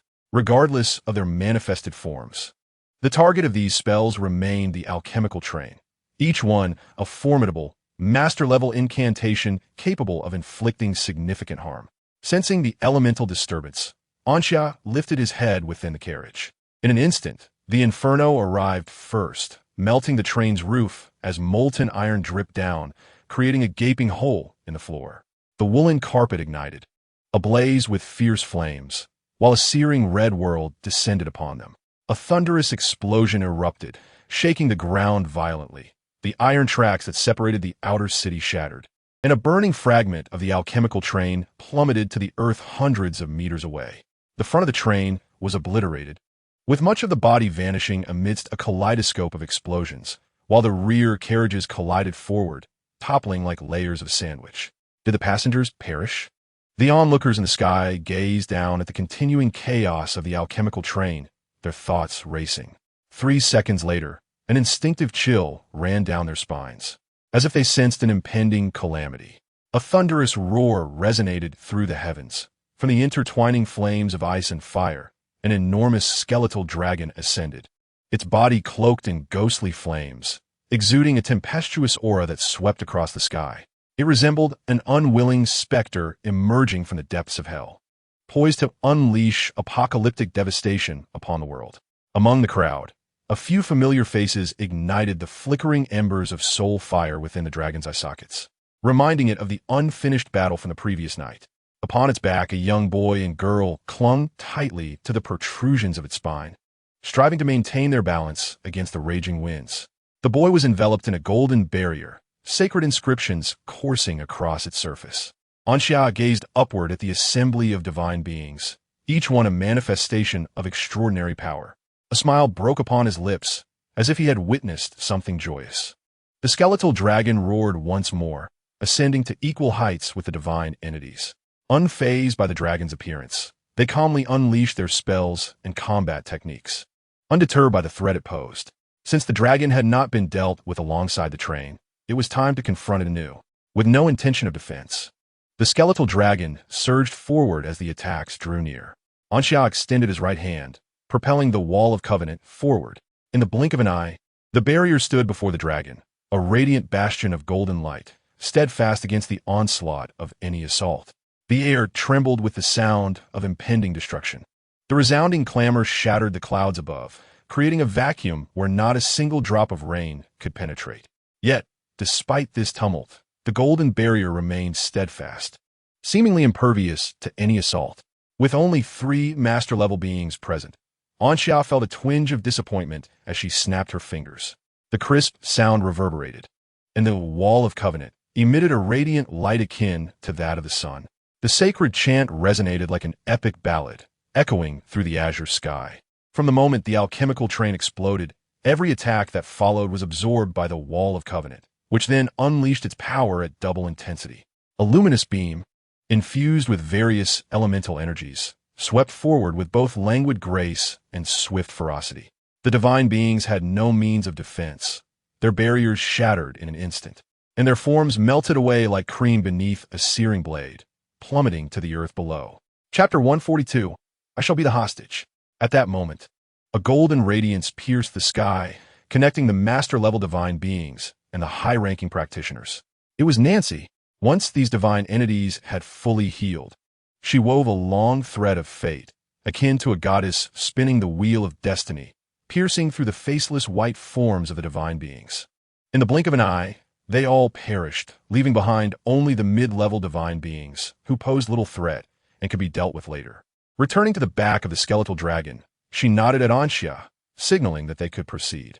The skeletal dragon flapped its wings, propelled by an unstoppable gale towards the Fiat mansion. In less than 20 seconds, they approached within 200 meters of the mansion. Inside, Carlyle sat behind his desk, his gaze fixed intently on the wall ahead, as if he could see through to the scenes beyond.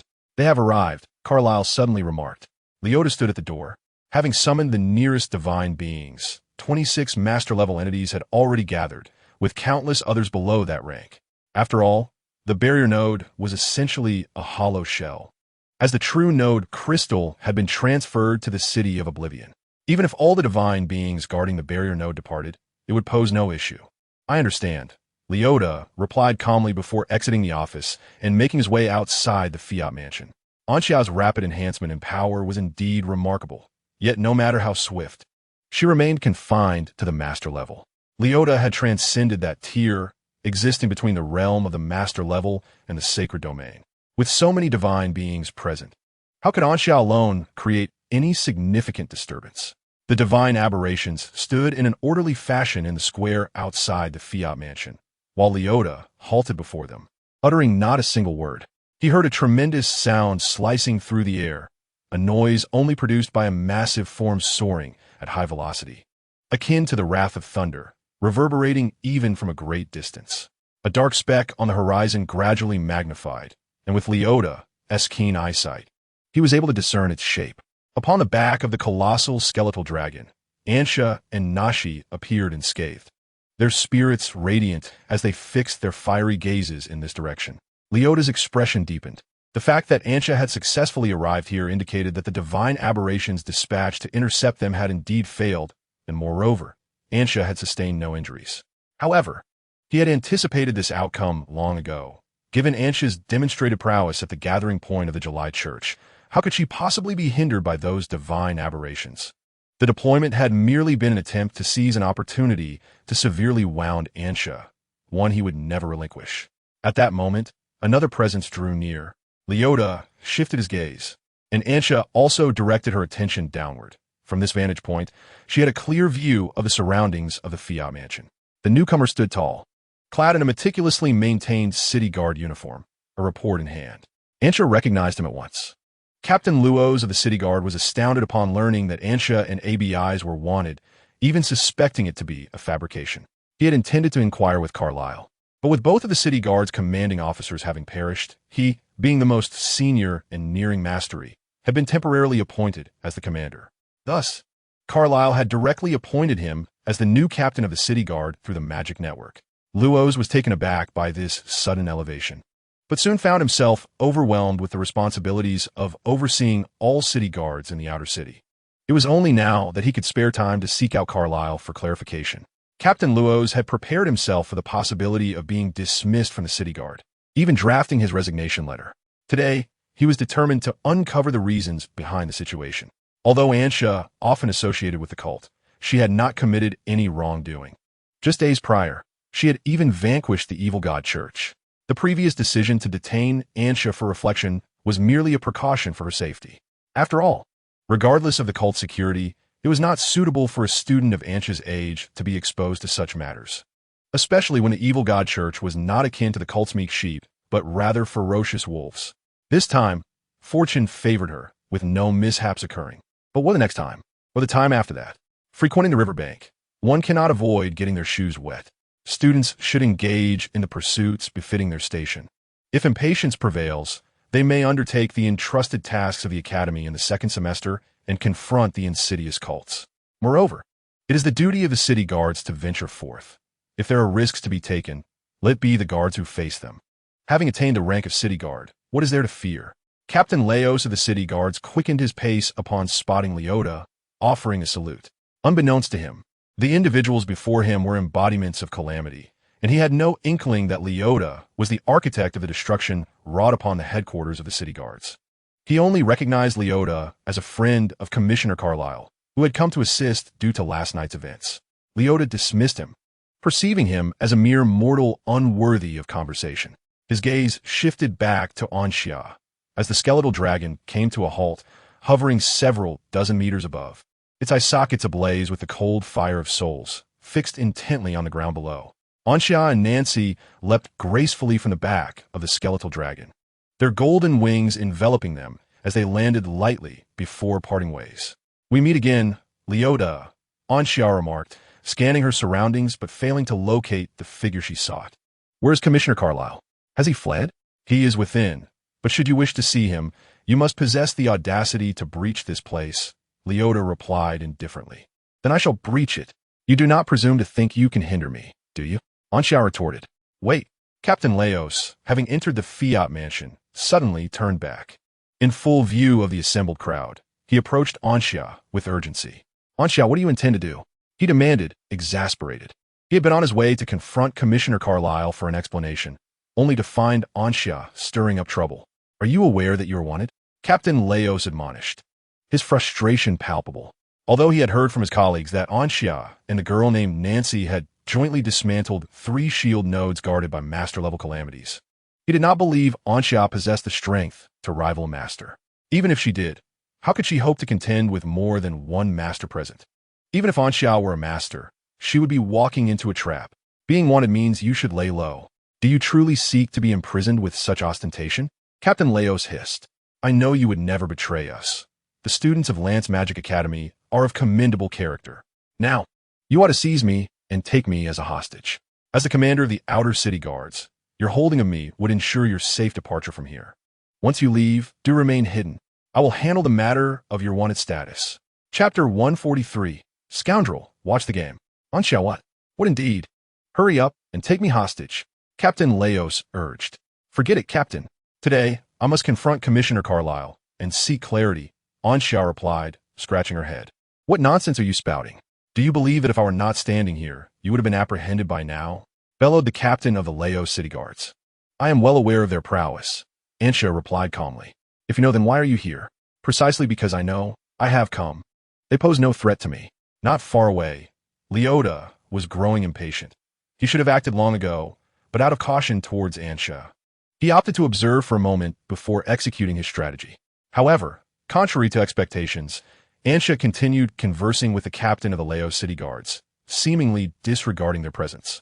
The divine beings around them unleashed a multitude of luminous energies, obscuring the sun's radiance. Upon seeing the emanating light, the captain turned to look behind him, only to be rendered speechless. The formidable techniques and spells poised in the hands of these divine beings were such that he could only confidently counter a few, while the majority were beyond his capability to withstand.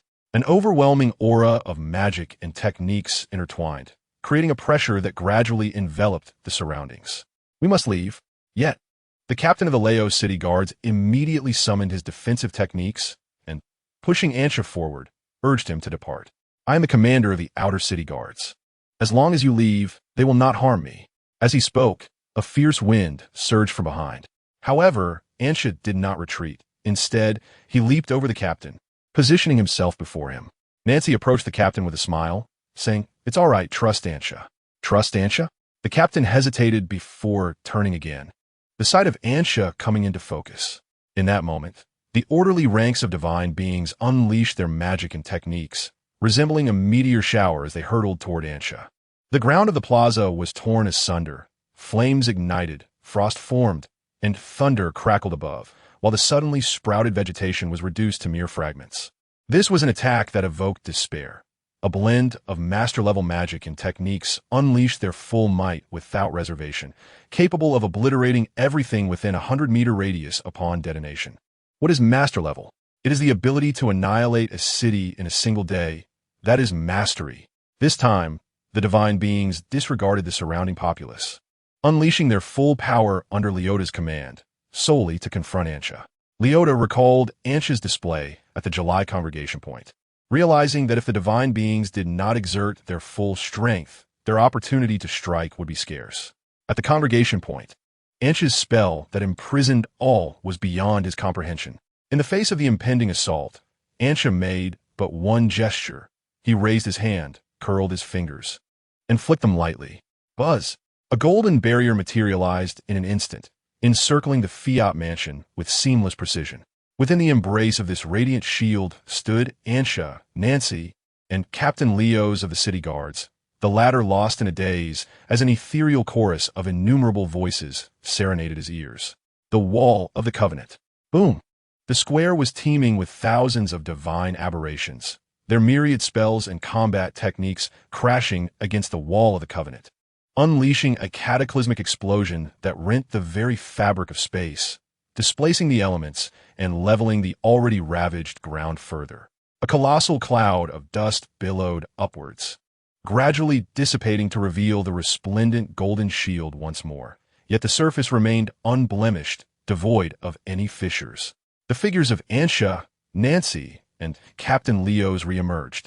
The captain rendered speechless, swallowing hard as he recalled the explosive spectacle of magic and martial prowess he had just witnessed up close, as if ensnared in a dream. "Is this but a dream?" Captain Leos murmured, gazing at the youthful silhouette before him. Disbelief etched upon his features.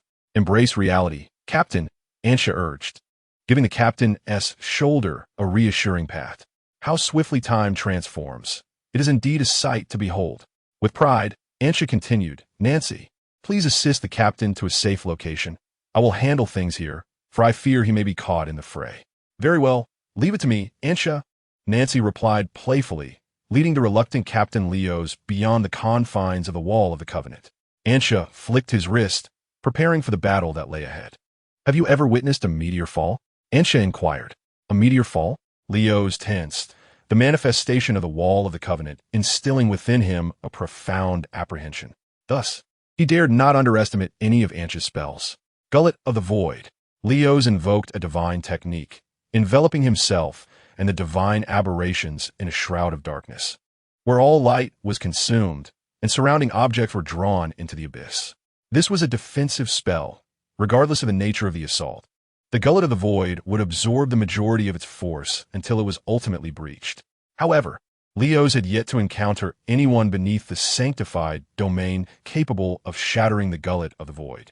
Ansha raised his hand, slowly clenching it into a fist.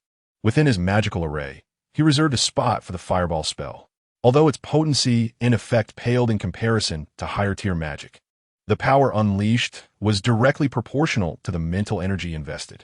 There was a certain exhilaration in overpowering foes purely through numerical superiority. Moreover, the Fireball spell proved exceptionally effective against lesser adversaries, boasting an expansive radius. As a sphere of flames encircled Ansha, the atmosphere grew heavy with anticipation. This time, although he did not channel all his controllable mental energy, the diameter of the Fireball was still considerable. The Fireball, with a diameter of 1,000 meters, descended gradually, rendering all structures before it diminutive, akin to mere models. The Covenant wall shielded all edifices within the Fireball's range, leaving only a gap where the divine entities stood. 5 seconds later, the fireball made contact with the void stomach. Scorching flames surged into the black realm, yet were incessantly devoured, with not a flicker of flame escaping. The fireball slowly sank into the abyss, as if a colossal maw were relentlessly gnawing at it. Leota gazed intently at the void stomach, observing the gradual engulfment of the fireball, and a sense of relief washed over him. Were they thwarted? Ansha tilted his head, then let another one come. He had never feared anyone more than his mental prowess. Immediately, another fireball materialized in the sky. Chapter 144. Celestial Judgment. The consumption rate of the void stomach had its limits. The previous fireball had yet to be entirely absorbed when the next one arrived, causing the black realm to swell, as if it had overindulged. Endless gluttony. The fireball beyond the capacity of the void stomach was expelled, and both Leota and the divine entities sprang into action to counter the residual waves of the fireball. Ansha, unperturbed, continuously unleashed fireballs, fortified by the profound sense of security provided by the Covenant Wall. Just the night before, he could never have recklessly cast spells like this, for no one could withstand the assaults of Leota and the divine entities. The sky was now a tapestry of stars, with resplendent crimson constellations reminiscent of a cataclysmic inferno, cascading incessantly. As the fireballs continued to descend, the absorption rate of the void stomach dwindled, eventually halting for a fleeting second. Leota, his expression grim, lifted his gaze. The void stomach had reached its limit of consumption. Endless gluttony. Leota bellowed in fury, no longer able to regard the divine entities. 7 golden gates opened to their fullest extent, treasures swirling like a rushing river, shimmering around him, providing protection. As yet another fireball pressed upon the void stomach. Fissures appeared across the black realm, reminiscent of porcelain, emitting a crisp sound. Once the cracks reached a certain quantity, a colossal and thunderous noise erupted, releasing a ring of fire that swept past every divine entity.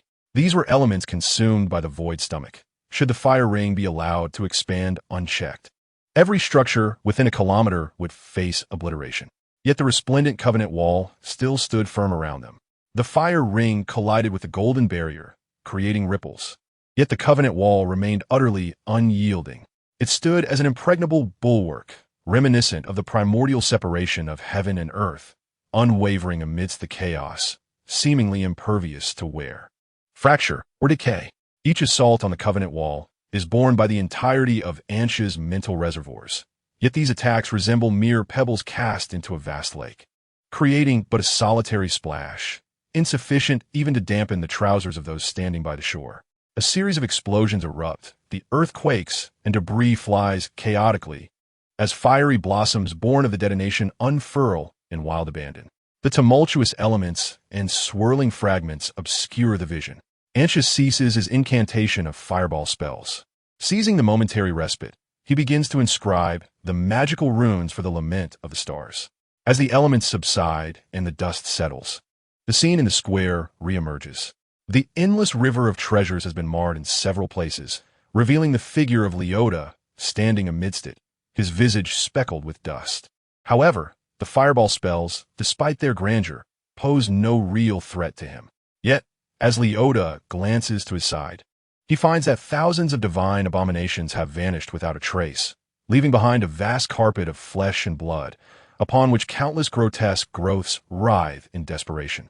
Following the rupture of the void's gastric pouch, the released fire rings severed these divine entities in twain, and the subsequent falling fireballs incinerated their remains completely. It is solely due to their immortality that they have survived such an onslaught. Useless. Leota scowls, his voice laced with disdain. He had hoped these divine abominations might prove somewhat useful, at least to distract Ansha. Yet, after just one encounter, they were utterly obliterated, and any attempt to restore their forms would take at least 3 to 5 minutes. I concede that I underestimated you. You possess the merit to be my adversary, Leota states, his gaze fixed intently on Ansha. Ah, how fortunate I am, Ansha retorts, a smirk playing on his lips, dripping with sarcasm. Perhaps you should wipe the dust from your face first. Otherwise, your argument lacks conviction. Lament of the Stars. Ansha activates the runes he has inscribed, and miniature stars coalesce beside Leota. Though he feigns ease, Ansha exerts himself entirely. As the adage goes, one should strategically belittle the enemy while tactically respecting them. A formidable gravitational force presses down upon Leota as the miniature stars revolve and form a harp, beginning to silently play the lament from the heavens. Yet Leota remains unaffected. Do you truly believe such an attack can have any significant impact on a deity? He sneers, baring his teeth like a ravenous wolf.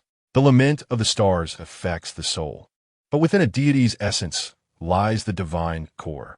Divine fire is the lifeblood of a god, and the divine core serves as armor against all assaults on the soul.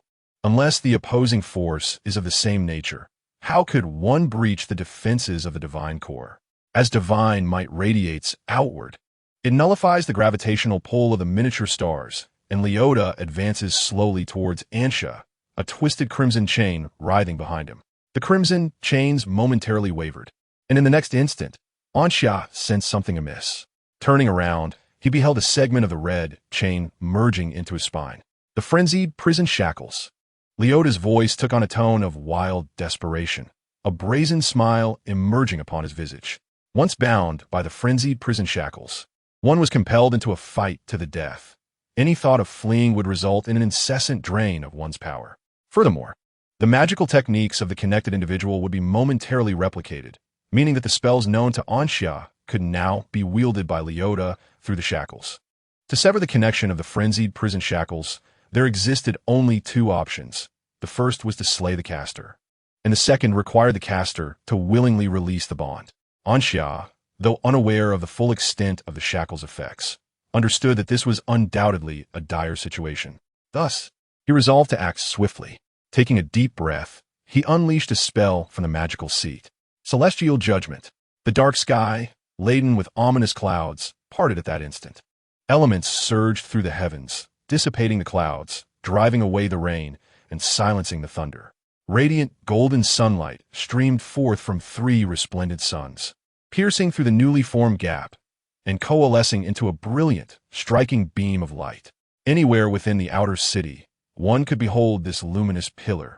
Even the towering spire leading to the vanishing city paled in comparison. Before anyone could react with astonishment, the light elements interwove within the beam, resembling flames. Then, the tip of a sword emerged. The entire beam transformed into a cylindrical forge, with the light elements serving as the raw materials. The hammer, a colossal cross sword, was gradually forged from thin air. Leota felt himself ensnared, with no avenue for escape or concealment. The sheer might of this magic left even him astounded. Did you think you were the only one capable of such feats? Leota grasped the frenzied prison shackles tightly, bellowing, "Celestial Judgment." His divine power was expended, elements summoned, and the sky began to shift. His casting speed surpassed that of Ansha. Leota laughed maniacally, pointing at Ansha, only to be abruptly halted. The Celestial Judgment he unleashed consisted of 12 swords, each exceeding 5 meters in length, a formidable force even among high-level magic. Yet, when compared to the cross swords summoned by Ansha, they appeared trifling. How could this be? Leota's expression faltered, though the same magic was invoked. Why was Ansha's manifestation so utterly different from his own? Chapter 145. A cheer of acclaim. There must be a mistake somewhere. Leota promptly canceled the spell. What could high-level magic accomplish against such overwhelming power? Yet, there was no time for further contemplation. In the sky, the colossal cross-sword had already begun its descent. It appeared to fall with great slowness, yet this was merely an illusion created by the sword's immense size. In truth, the cross-sword descends at a staggering velocity of 300 meters per second. Golden flames entwine the blade, ignited by friction that has amassed to a near-solid state, causing the luminous elements to burn with fervor. Even from several kilometers away, an immense pressure of wind has reached the ground. A tempest surpassing the 12th degree, ravaging the outer city, reminiscent of the onset of a storm.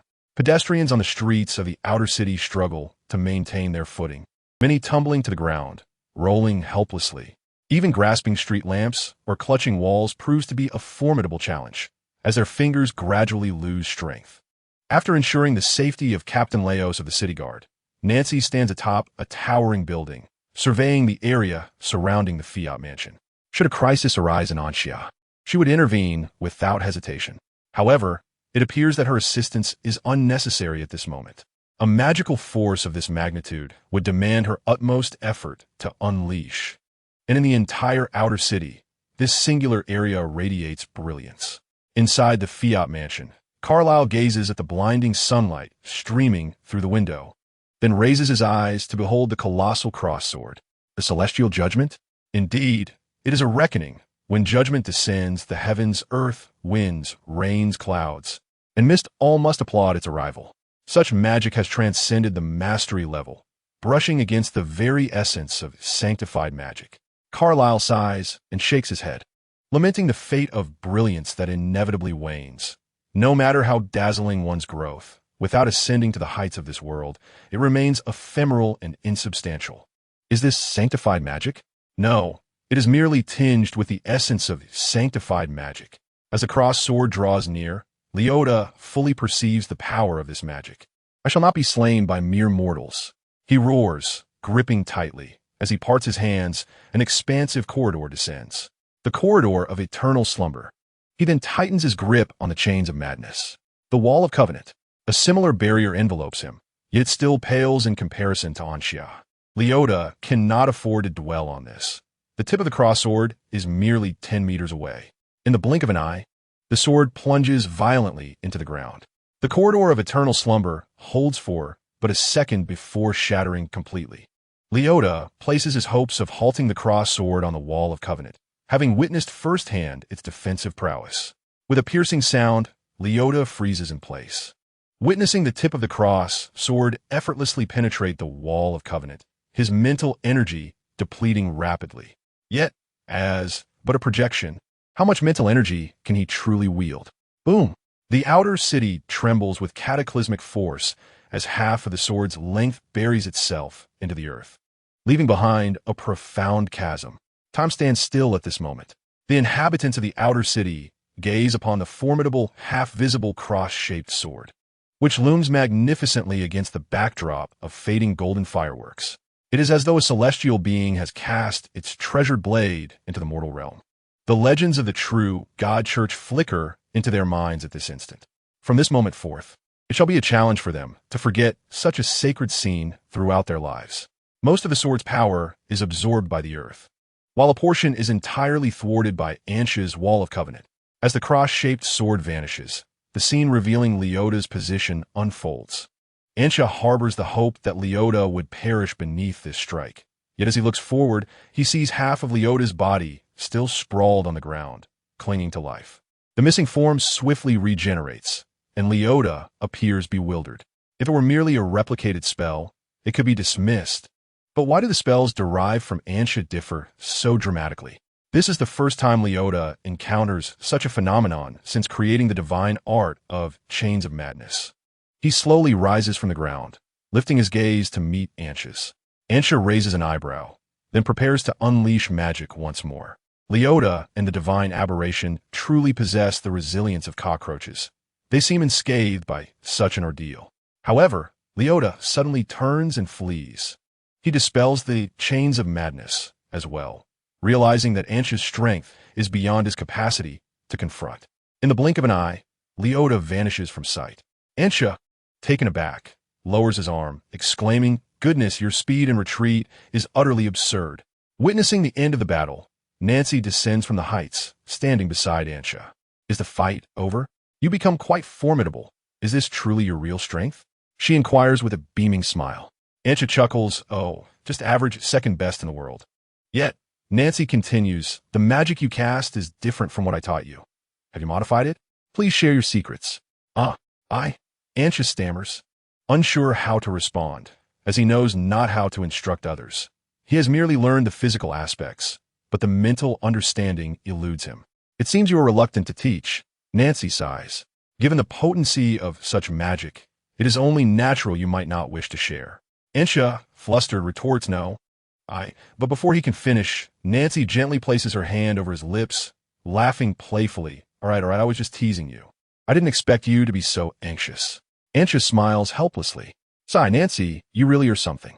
Shaking his head, he strides toward the Fiat mansion. It is time to confront Carlyle. As he passes over the carpet of flesh transformed from divine aberrations, Anxia glances at Nancy. She shakes her head, Let us deal with them once we have finished our tasks. It will take some time for the divine aberrations to regain their forms. That should provide ample opportunity for you to question committee member Carlyle. The Fiat Mansion boasts 4 stories, each soaring 10 meters high. As Anxia stepped through the grand entrance and surveyed her surroundings, she was enveloped by a sense of nostalgia, reminiscent of the abandoned alchemy workshop back at the academy. Both spaces were expansive. Ascending to the 4th floor, she halted at the corridor's end. The imposing doors before her stood firmly closed, concealing the office of Carlyle within. With a gentle push, Anxia opened the door. The void in the sky, a remnant of the celestial judgment, had yet to dissipate, allowing sunlight to cascade through the window. Seated at a small table bathed in this golden light was a middle-aged man, leisurely sipping tea. Upon his tranquil gaze meeting hers, Anxia was inexplicably struck by an overwhelming aura of authority, a vastness that felt immeasurable. Anxia, Carlyle set down his teacup, calling out in a calm voice. Yet, the instant he spoke, the grand presence that had enveloped Anxia vanished, as if it were merely an illusion. Nevertheless, she understood it was not a mere figment of her imagination. It was a palpable sensation.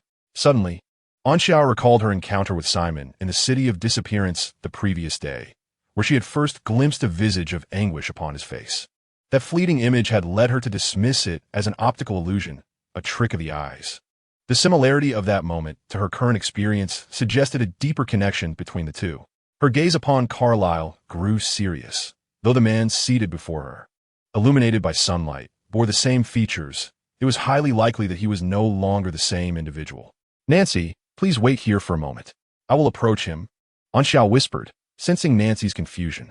However, upon observing Anxia's demeanor, Nancy merely pursed her lips and nodded in agreement. Taking a deep breath, Anxia approached step by step. Carlyle regarded her, extending his hand to gesture toward the seat opposite him.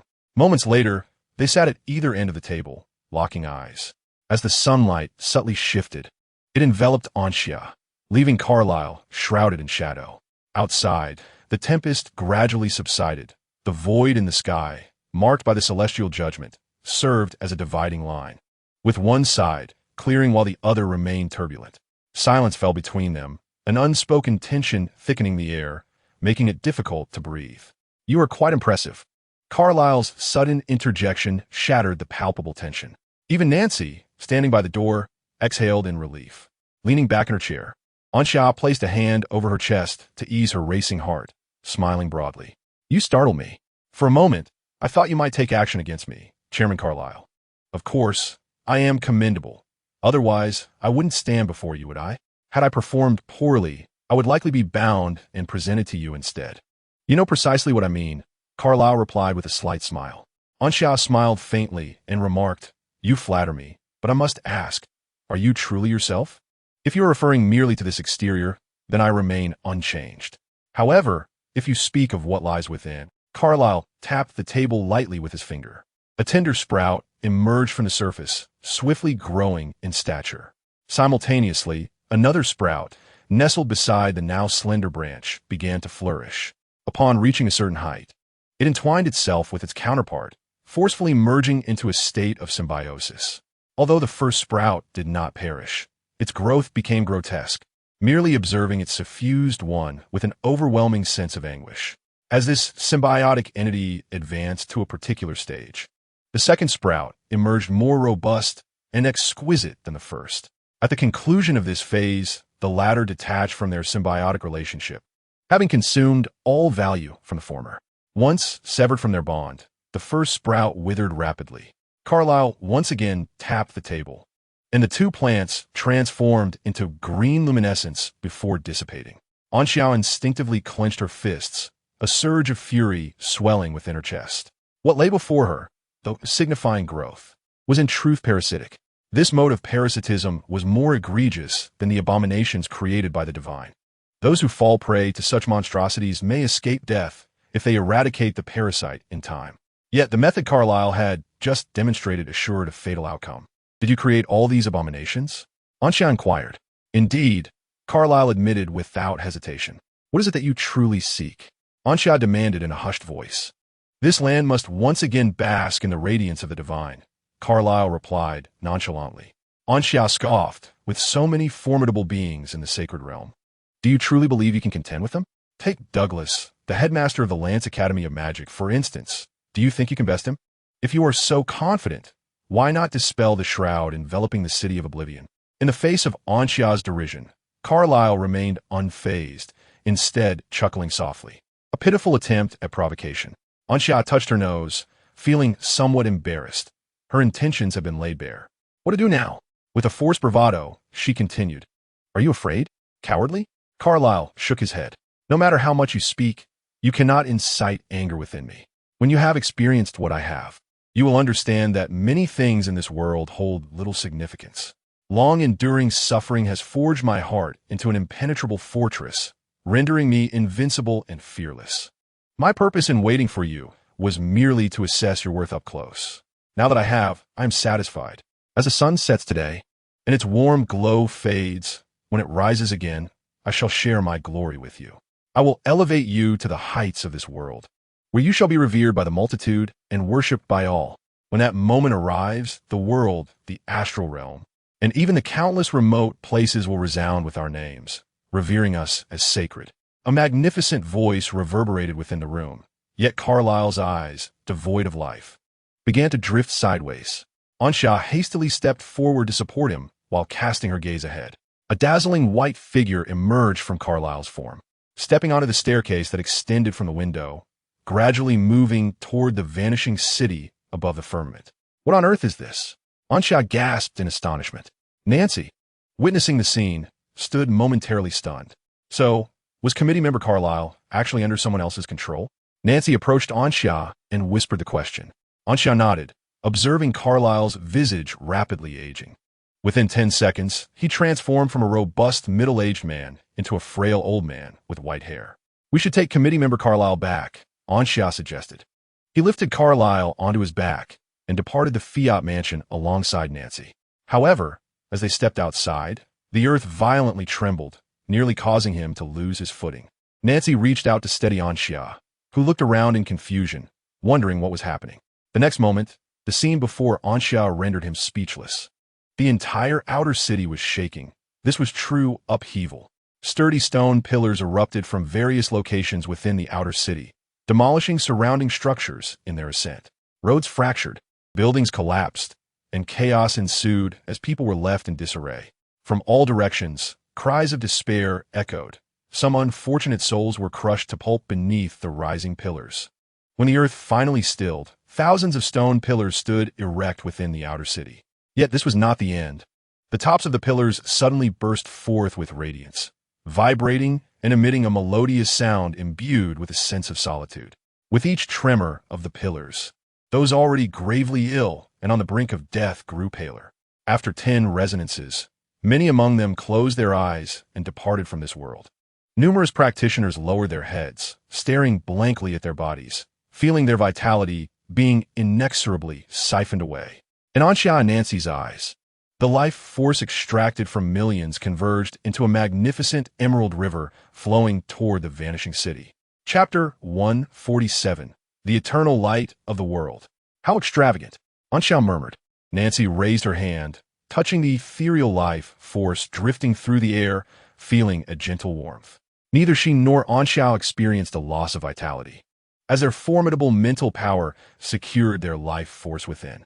However, ordinary individuals could not achieve such a feat. In about 8 hours, the life force of an ordinary person would be entirely drained, and even a 9th-tier practitioner could only endure for 16 to 18 hours at most.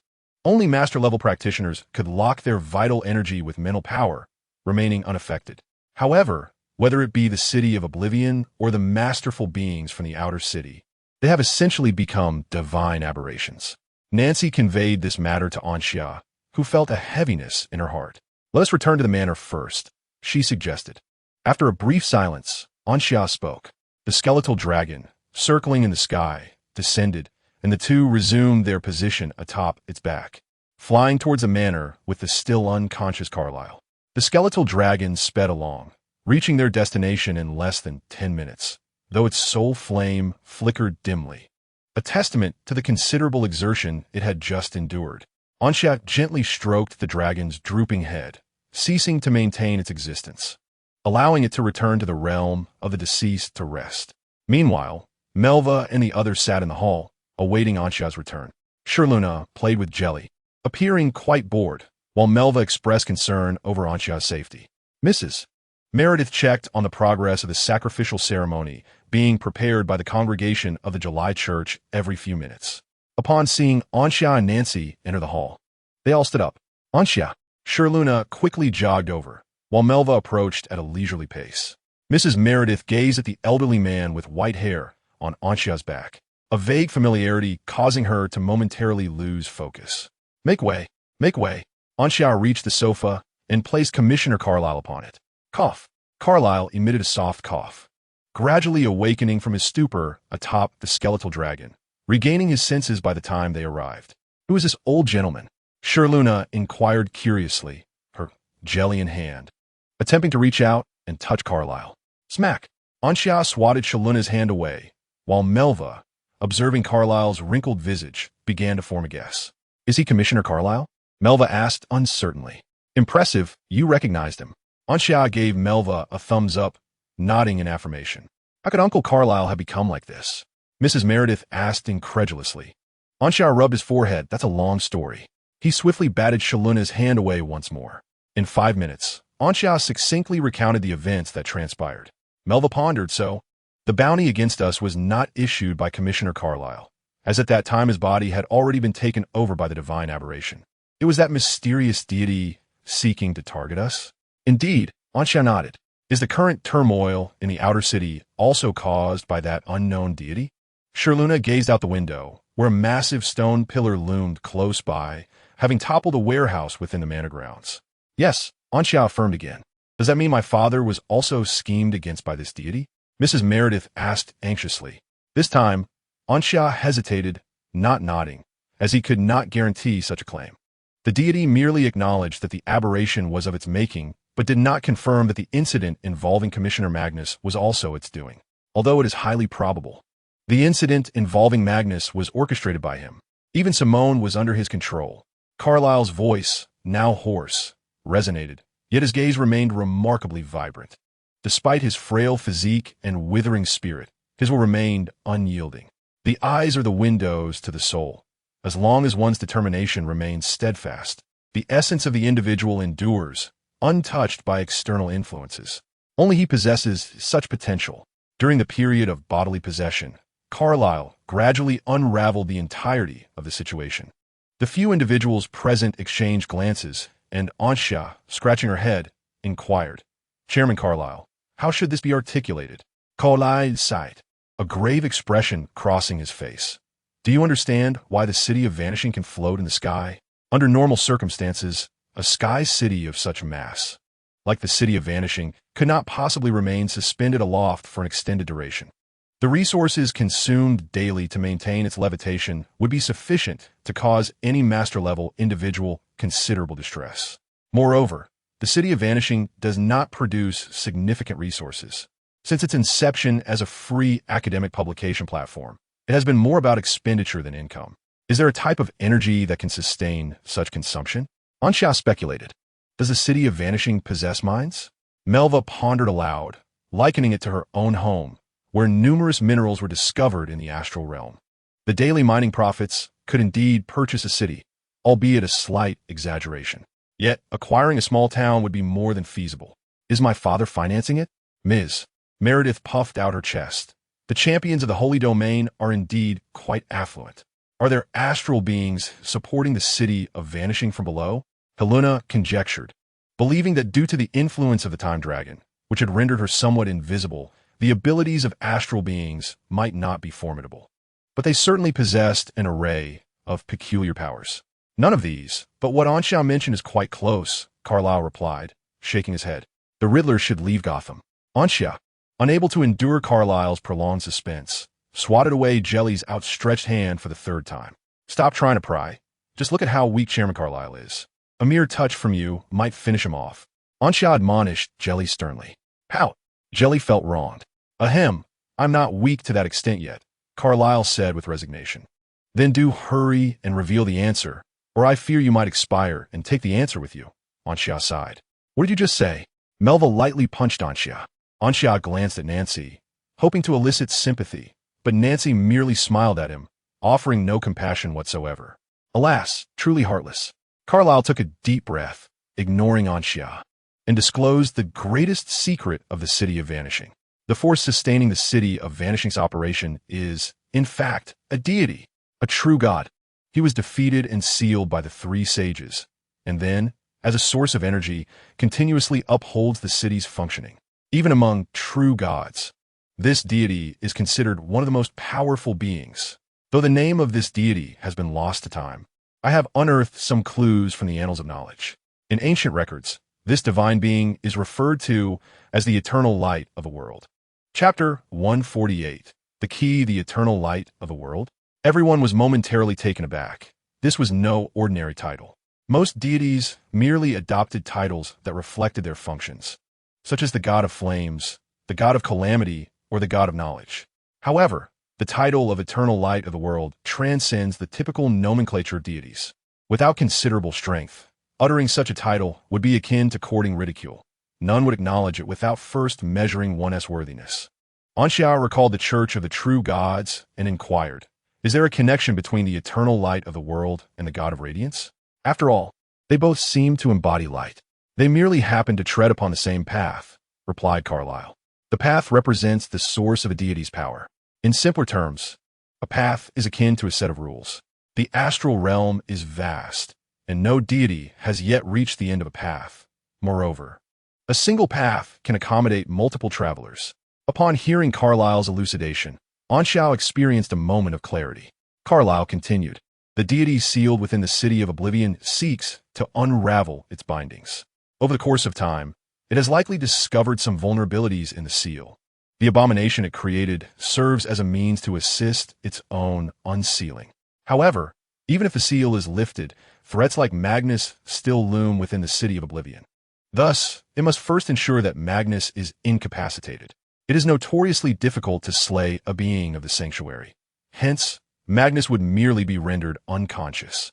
Once Magnus was in a state of slumber, the deity initiated its unbinding, first isolating the City of Oblivion from the outer world and subsequently seizing control of Simon. Through the dialogue between this deity and you, Anxia, it becomes evident that it seeks to usurp your body. This elucidates why, after Magnus fell unconscious, Simon aimed to imprison you within the circle of contemplation. At that time, the light barrier had yet to be raised, and the deity feared you might escape. What transpired thereafter has been our experiences from yesterday until now. The bounty issued after it took control of me was a mere afterthought. Its primary objective was to seize the authority that resides within me." "Authority?" Lady Meredith queried, perplexed. "If Simon is also under control, then hasn't this eternal light of the world already obtained the authority of the City of Oblivion?" "Authority is the key," Carlyle explained. "The powers held by me, Simon, and Magnus represent 3 keys. With these 3 keys, one can unlock the outermost layer of the seal, the most fortified level." Melva furrowed her brow.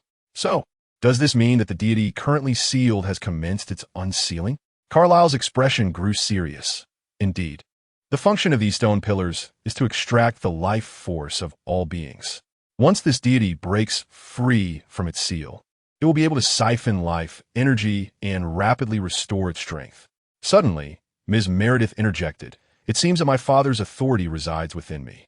Carlyle was taken aback, while Anxia struck her right fist against her left palm, realizing that Ms. Meredith indeed possessed a form of authority. Carlyle scrutinized Ms. Meredith anew, channeling a fragment of his dwindling mental energy to cast a spell associated with the authority. Moments later, he erupted into laughter, though he quickly succumbed to a fit of coughing, prompting Anxia to hastily pat him on the back. "You look like this and still dare to laugh? Aren't you afraid of laughing yourself to death?" Once he regained his composure, Carlyle fixed an intense gaze upon Ms. Meredith. "Meredith, the authority you carry is incomplete, merely a half, but it is undeniably a portion of Magnus' power. This implies that even if the sealed deity were to obtain authority from Magnus, it would only possess a half of the key, with the other half residing with you. Hence, the seal cannot be broken, and we still harbor hope for reinforcing it." Carlyle's fervent enthusiasm inspired them all, They had initially believed they faced a dead end with the unsealing of a deity, yet now a glimmer of hope emerged. Invigorating each of them was the method for reinforcing the seal. Will reinforcing it bring peace? Ansha inquired. Carlyle shook his head. Reinforcing the seal merely prevents this deity from escaping and causing greater devastation. The monstrosity and the stone pillars already exist. They will not vanish simply because the seal is reinforced. The method is actually quite simple. The three sages once contemplated the possibility of a deity breaking free from its seal and thus left behind a magical array that can be activated with the proper authority. At that time, the array will consume the celestial energy continuously gathering from the City of Oblivion to reinforce the seal. The array is located beneath the Wisdom Square, as is the seal itself. Ansha couldn't help but internally scoff. You truly possess a wicked sense of humor. After all these years and countless academic conferences, do these innumerable scholars who have attended these meetings even realize that a deity is sealed beneath their feet? What we need to do next is quite simple. Ansha stated calmly. Our primary objective is to reinforce the seal, thwarting this unsealing plan, and then return to the outer city to deal with these stone pillars and the monstrosity. Is there a way to kill the deity? Nancy asked earnestly, gazing intently at Carlyle. Councilman Carlyle, I wish to slay it.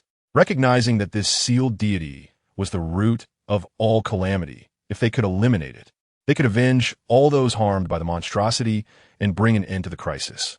Carlyle stared at the golden-haired girl in astonishment, seeing a fierce resolve reflected in Nancy's eyes. The term divine murder is not one that readily springs to mind, especially when accompanied by such resolute determination. Unless one is a deity themselves, it is impossible for a god to slay another. Carlyle shook his head. Upon hearing his words, Nancy lowered her gaze in disappointment. Ansha, uncertain of how to console her, decided to change the subject. All right, let us now deliberate on the candidates for reinforcing the seal. Ansha surveyed the group. Melva, you and Seluna shall remain in the outer city. The endeavor to strengthen the seal is perilous, and your current strength is insufficient to contribute. Melva pursed her lips, clenching her fists in frustration. Yet Ansha's assertion rang true. Her abilities were indeed lacking. Seluna held no objections, possessing a clear understanding of her own capabilities. Thus, this mission shall comprise myself, Nancy, and Lady Meredith to fortify the seal. Just as Ansha's words settled in the air, a voice unexpectedly resonated from the entrance of the hall. I would like to join as well. Ansha turned to see AB Eyes standing at the doorway. Her wounds seemingly healed in just about an hour. Carlyle was momentarily taken aback, and after a pause, he spoke slowly, though I entrusted that scroll to you. I genuinely hope you would refrain from taking such risks. AB Eyes smiled faintly. Yet I have succeeded, have I not, Master Carlyle? Chapter 149. Sustenance. Ansha listened with a perplexed expression, unsure of the exchange between the two. Carlyle sighed. Allow me to elucidate. Shortly after becoming my student, AB Eyes received the inheritance of a deity, which was, in fact, a trap, a scheme by a god to revive themselves after the dissolution of their consciousness. In the astral realm, prior to the god's consciousness fading, it embedded a fragment of obsession into its divine vessel, compelling the vessel to rush here upon sensing that the inheritance had been acquired. The vessel's sole aim was to merge with AB Eyes and subsequently overwhelm her memories with those preserved within the divine entity. The sanctuary where you sought refuge in the city of dissolution was crafted by me for AB Eyes, a place to evade the divine vessel. By hiding within the sanctuary, the vessel could not locate AB Eyes, allowing Magnus to intervene and neutralize the vessel, thus alleviating the danger. What is the current strength of Mentor AB Eyes? Ansha inquired. With the essence of the fallen deity in her possession, over the years, I have devised a method to materialize the deity's obsession within the vessel. By confronting the obsession and emerging victorious, one can eradicate it, rendering the vessel safe. Moreover, one can harness the vessel's power through the divine essence. However, it is merely a borrowed strength. Thus, AB Eyes does not possess the power of a sanctuary-level being. She is merely unafraid of those beneath that rank, Carlyle explained. Though Carlyle's explanation was succinct, the inherent danger was palpable to all present. The obsession of the divine is not so easily dealt with, is it? If one emerges victorious, they can eradicate the obsession, but what if one loses? This is a perilous gamble. Fortunately, Abyss emerged triumphant. Along with Abyss Meteor, there are 4 of us acting together. I, Nancy, and Ms. Meredith. Ansha declared, "We will surely reinforce the seal." Ms. Meredith inhaled deeply as she spoke. Melva cast a concerned glance at Ansha. "Do take care." Helena echoed, "Be careful." Ansha replied, "Why does it feel like you're suggesting I'm heading to my doom? Surely that's not the case." 15 minutes prior, Leota landed within the city of Oblivion, panting heavily. He turned to see that Ansha had not pursued him, and he immediately felt a wave of relief wash over him.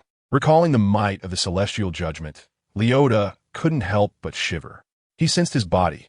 This projection was on the verge of collapse.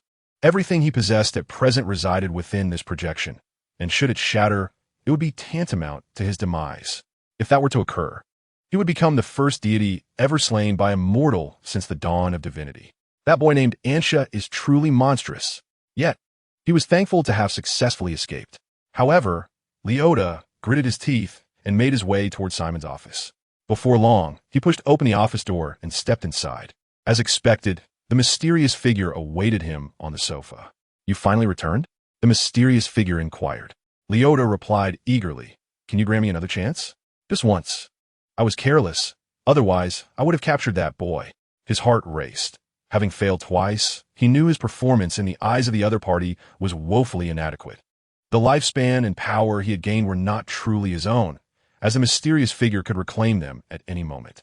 Leota did not wish to revert to the state of weakness where he was perpetually tormented by the fear of death. That was nothing short of a torment. "I shall grant you another opportunity," the mysterious figure echoed Leota's plea, suddenly breaking into a smile.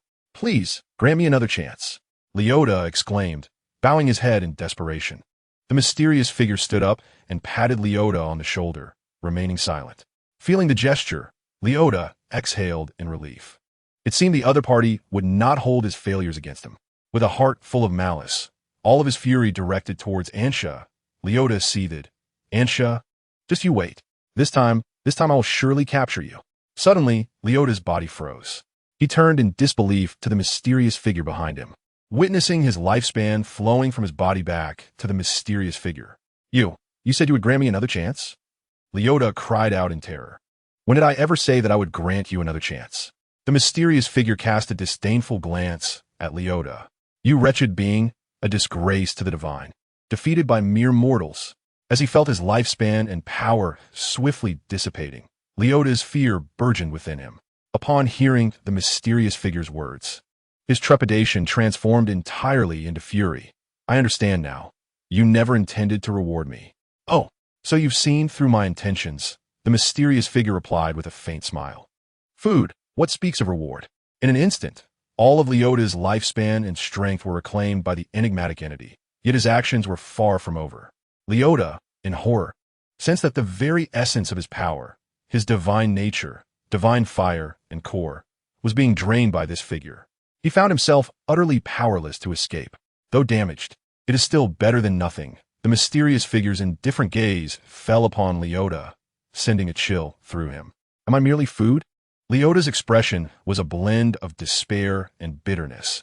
It was due to the cicada master's consumption that he found himself on the brink of death, compelled to undertake a mission from the association, leading him to the city of Oblivion. Yet, he remained trapped in the role of sustenance, consumed in the astral realm by the cicada master, and now again by this mysterious figure. He was a deity, not some insect. "Ah!" Leota suddenly unleashed a roar, his eyes burning with hatred as he glared at the mysterious figure. "Do you think you have me at your mercy? I tell you, I would rather self-destruct than become mere food."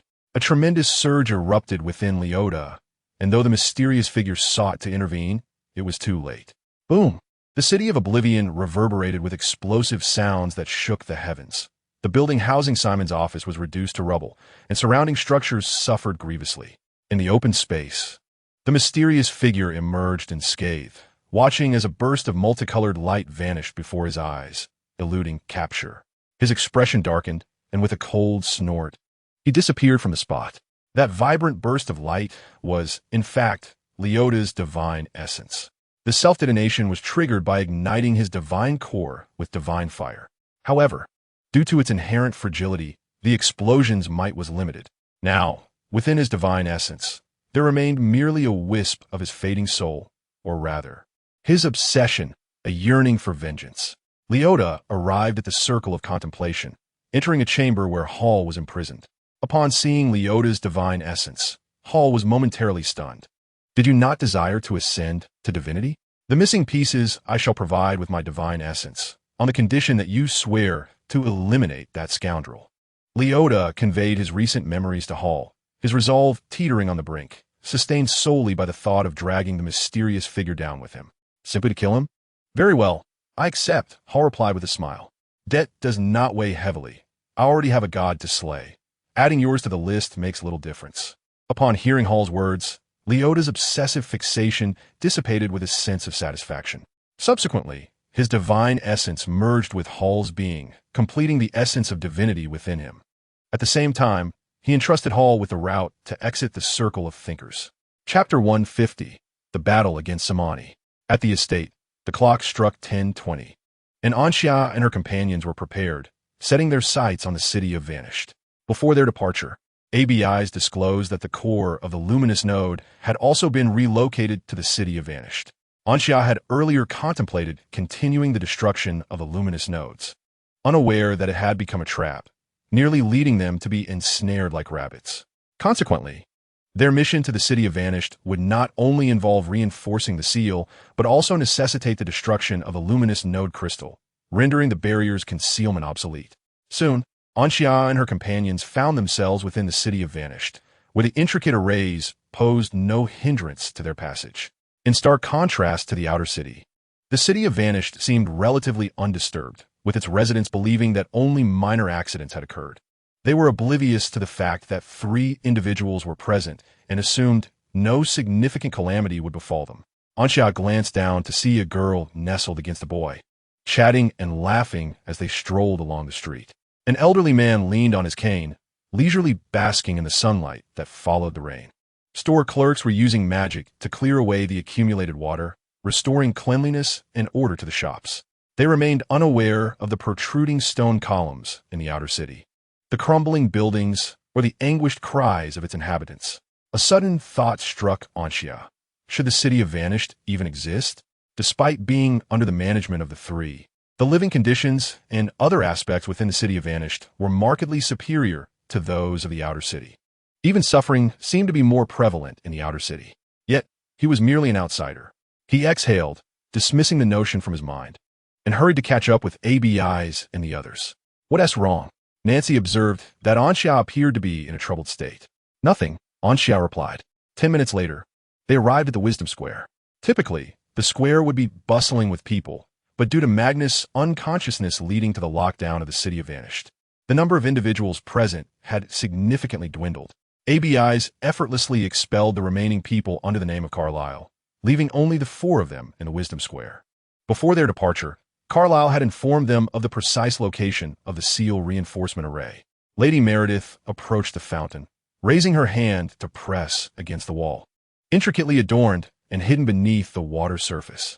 After a brief silence of 3 seconds, the water swiftly transformed into a brilliant blue, countless light points emerging within it, resembling stars in the night sky.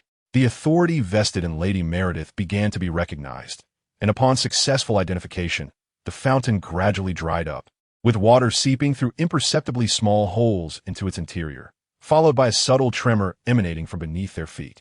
The fountain suddenly fissured, and Ms. Meredith hurriedly retreated from it. The crack widened, as if an abyss were gaping open. A thunderous roar emanated from within, reminiscent of some unknown beast howling. The fountain gradually shifted sideways, its sluggish motion conveying the weight of its presence. Anxia recalled a book she had read before her journey, which recounted the tale of the Dragon Keepers. According to legend, the Dragon Keepers nurtured a multitude of dragons within the dragon-locking well, each dragon's head pierced by a dragon-suppressing nail, driven through from top to bottom. The purpose of the nails, as their name suggested, was to confine the dragons within the well, preventing them from wreaking havoc upon the world. Now, beneath the Wisdom Square lay a similarly sealed deity, though the original dragon-suppressing nails were losing their efficacy, poised to be shattered. They resembled the protagonists of the story, on the brink of reclaiming the nails to once more subdue the dragons. The surface of the fountain glimmered with specks of light, a scene born from the melding of precious materials. To her astonishment, this fountain had been crafted from masterful, top-tier materials. It had stood here for millennia, unnoticed in its true essence. The surface bore the marks of forging, and across the passage of time, one could still sense the embers of a fire that had not yet extinguished. This was the handiwork of Titans. Legend has it that the art of dwarf forging was learned from the Titans, yet Titans were so scarce that they were thought to be nearly extinct. While this legend remains unverified, it is certain that Titans represent the pinnacle of the forging craft. Moments later, a deep passageway materialized before them. If Carlyle's memory served him correctly, at the end of this passage lay the reinforced ceiling formation. Ms. Meredith merely needed to reach the innermost point and activate the formation through her authority, thereby accomplishing their primary objective. Anxia nodded at Ms. Meredith, while Nancy clenched her right fist against her chest, cheerfully encouraging her. ABI's, too, gazed at her, her tone softened as she said, "Go ahead. We will hold the fort here." Ms. Meredith nodded vigorously, took a deep breath, and stepped into the passage. As Anxia watched Ms. Meredith's silhouette vanish into the depths, her heart eased. Finally, it was nearing completion. The ceiling would be reinforced, and that eternal light of the world would remain confined, unable to extend its reach and disrupt the peace. Once the crystal at the node of the light curtain was shattered and the stone pillars cleared away, the divine menace would be as easy to capture as a turtle in a jar. Ah, and that demigod had been captured by Leota. He should still be imprisoned in the City of Vanishing. Perhaps she could search for him afterward and rescue him. Lost in her thoughts, Anxia suddenly noticed a dark speck soaring towards her from the sky. Blinking, she realized the speck was growing larger, revealing a familiar face. It was Simone. Startled, Anxia intended to alert Nancy and the others, only to find that Nancy and Mentor ABIs were already prepared for battle. Soon, Simone found himself in the Square of Wisdom, isolated amidst the remnants of the fallen city's divine entities, the majority of whom had been dispatched to the outer city, leaving him to stand alone. Yet, no one dared to underestimate him. After all, it was highly probable that the being controlling Simone was the very deity sealed away, the eternal light of the world. Ah, it is quite clear now why the seal remains unbroken. A portion of the key still resides with you, Simone remarked darkly. And what of it? Anxia inquired, gazing upward at him. Just yesterday, their combined strength had merely managed to equal Simone's prowess. However, the circumstances had shifted. Anxia now brimmed with confidence, believing she could vanquish Simone single-handedly. Simone sensed a disturbance in the authority within the passage, his expression growing increasingly cold. An aura of mastery radiated from him as he raised his hand, unleashing a tempest of lightning. Get away. Simone had no desire to engage in a protracted struggle with Anxia. His foremost concern was to break the seal. Everything else could wait until he reclaimed the remaining authority. However, neither Anxia nor ABIs nor Nancy harbored any intentions of allowing him to pass. Chapter 151. The truth. The lightning storm surged violently, striking the ground of the Square of Wisdom and advancing forward. Despite the robust materials used in the square's construction, they could not withstand such an onslaught, leaving the ground marred and devastated, akin to a plowed field. ABIs summoned an ice elemental lord, which in the next instant detonated with ferocity. Elemental life does not perish through self-detonation. As long as the elemental realm exists, it can reform within it. The explosion of the ice elemental lord countered the lightning storm, sending shards of ice racing outward, encasing the ground of the Square of Wisdom in a thick layer of frost. However, at that moment, Simone had vanished. A swift slicing sound echoed from above. Anxia looked up to find Simone suspended over 10 meters in the air, wielding a white longsword, coiling his body like a spring, ready to unleash a powerful strike. The immense power of the sword master converged within the blade, augmented by combat techniques and magical enhancements that propelled the sword downward with ferocity. With that single strike, the very fabric of space was cleaved apart, revealing a long rift of swirling chaos within, where the elements of space became tumultuous. A chaotic storm of spatial energies erupted from the rift, capable of slicing through most substances. Some of these spatial blades unexpectedly shot forth, striking the ground at Anxia's feet, creating deep fissures in the earth. Yet, Anxia still had the time to exhale calmly. As the white longsword approached within a mere 30 centimeters, he steadily raised his hand and pushed upward. Boom! A resounding noise, akin to a great bell tolling, erupted as the forceful strike collided with the barrier of golden incantations. However, no matter how concentrated the strike's power was, it could not rend asunder the golden barrier. Instead, the golden barrier continued to rise, pushing back the strikes. The Covenant Wall. It was only at this moment that Anxia slowly uttered the name of the golden barrier. The Covenant Wall expanded outward, enveloping Abyss and Nancy within its embrace. Subsequently, its shape distorted, enclosing Simony in its center, obscuring even the sky. Drawing from past experience, Anxia was determined not to grant Simony an opportunity to escape. Moreover, with the Covenant Wall in place, even if Simony were to repeatedly self-destruct, he could inflict harm upon no one but himself. While Anxia engaged Simony, Nancy had readied an arrow capable of instantly slaying a master. The colossal Valkyrie released the bowstring, requiring no aim, for Anxia had confined Simony to a minuscule space within the Covenant Wall, precisely sufficient to accommodate such an arrow. The golden arrow, akin to the hand of fate, was destined to strike true in the next moment. Faced with such an inescapable shot, Simony felt an overwhelming sense of peril. He had found nowhere to flee. Boom! The shock wave spread, firmly blocked by the Covenant Wall. The spot where Simony had stood was now devoid of life. He had been extinguished beneath the golden arrow. Yet, in the next instant, time reversed, and his figure reappeared. It was a solidification. Just before being struck, Anxia had cast a solidification spell on Simony. Resurrected, yet Simony's face bore no trace of fear or panic. He merely glared at Anxia with a grim expression. Anxia met his gaze defiantly. What are you staring at? Though I am aware of my striking handsomeness, such intimate exchanges are inappropriate. Hey, you eternal light of the world. Hasten to depart from Simony's body, lest you repeatedly experience the cycle of life and death. Their adversary remained that sealed deity. Simony was merely a vessel, much like Carlier, overtaken by another. Should an opportunity arise to rescue Simony, Anxia would undoubtedly seize it. Very well, splendid. The deity within Simony's body sneered coldly, casting a disdainful glance at Anxia and his companions. It understood that, given Simony's strength, he could not attain the ultimate authority while being obstructed by Anxia and the others. Without further words, for any additional dialogue would undermine its divine majesty, Simony lunged forward and collapsed onto the ground. A brilliant white figure emerged from within him, vanishing into thin air. Anxia remained vigilant, ensuring that the enemy had indeed departed before rushing towards Simony. Like Carlier, Simony was rapidly aging. His lifespan flickered like a fragile candle, seemingly on the verge of extinguishment. Let's place Commissioner Simony in a safe location, Nancy suggested. Just as Anxia was about to nod in agreement, he suddenly spotted a black, soaring towards them from the distance. Anxia exclaimed, "No way, is it returning so soon?" As ABIs prepared for battle, she promptly cast the defensive spell, Eternal Frostdome. The palace forged of ice enveloped them, followed by a golden barrier. Just as they braced for confrontation, a dark figure approached, urgently calling out, "Wait, it's me."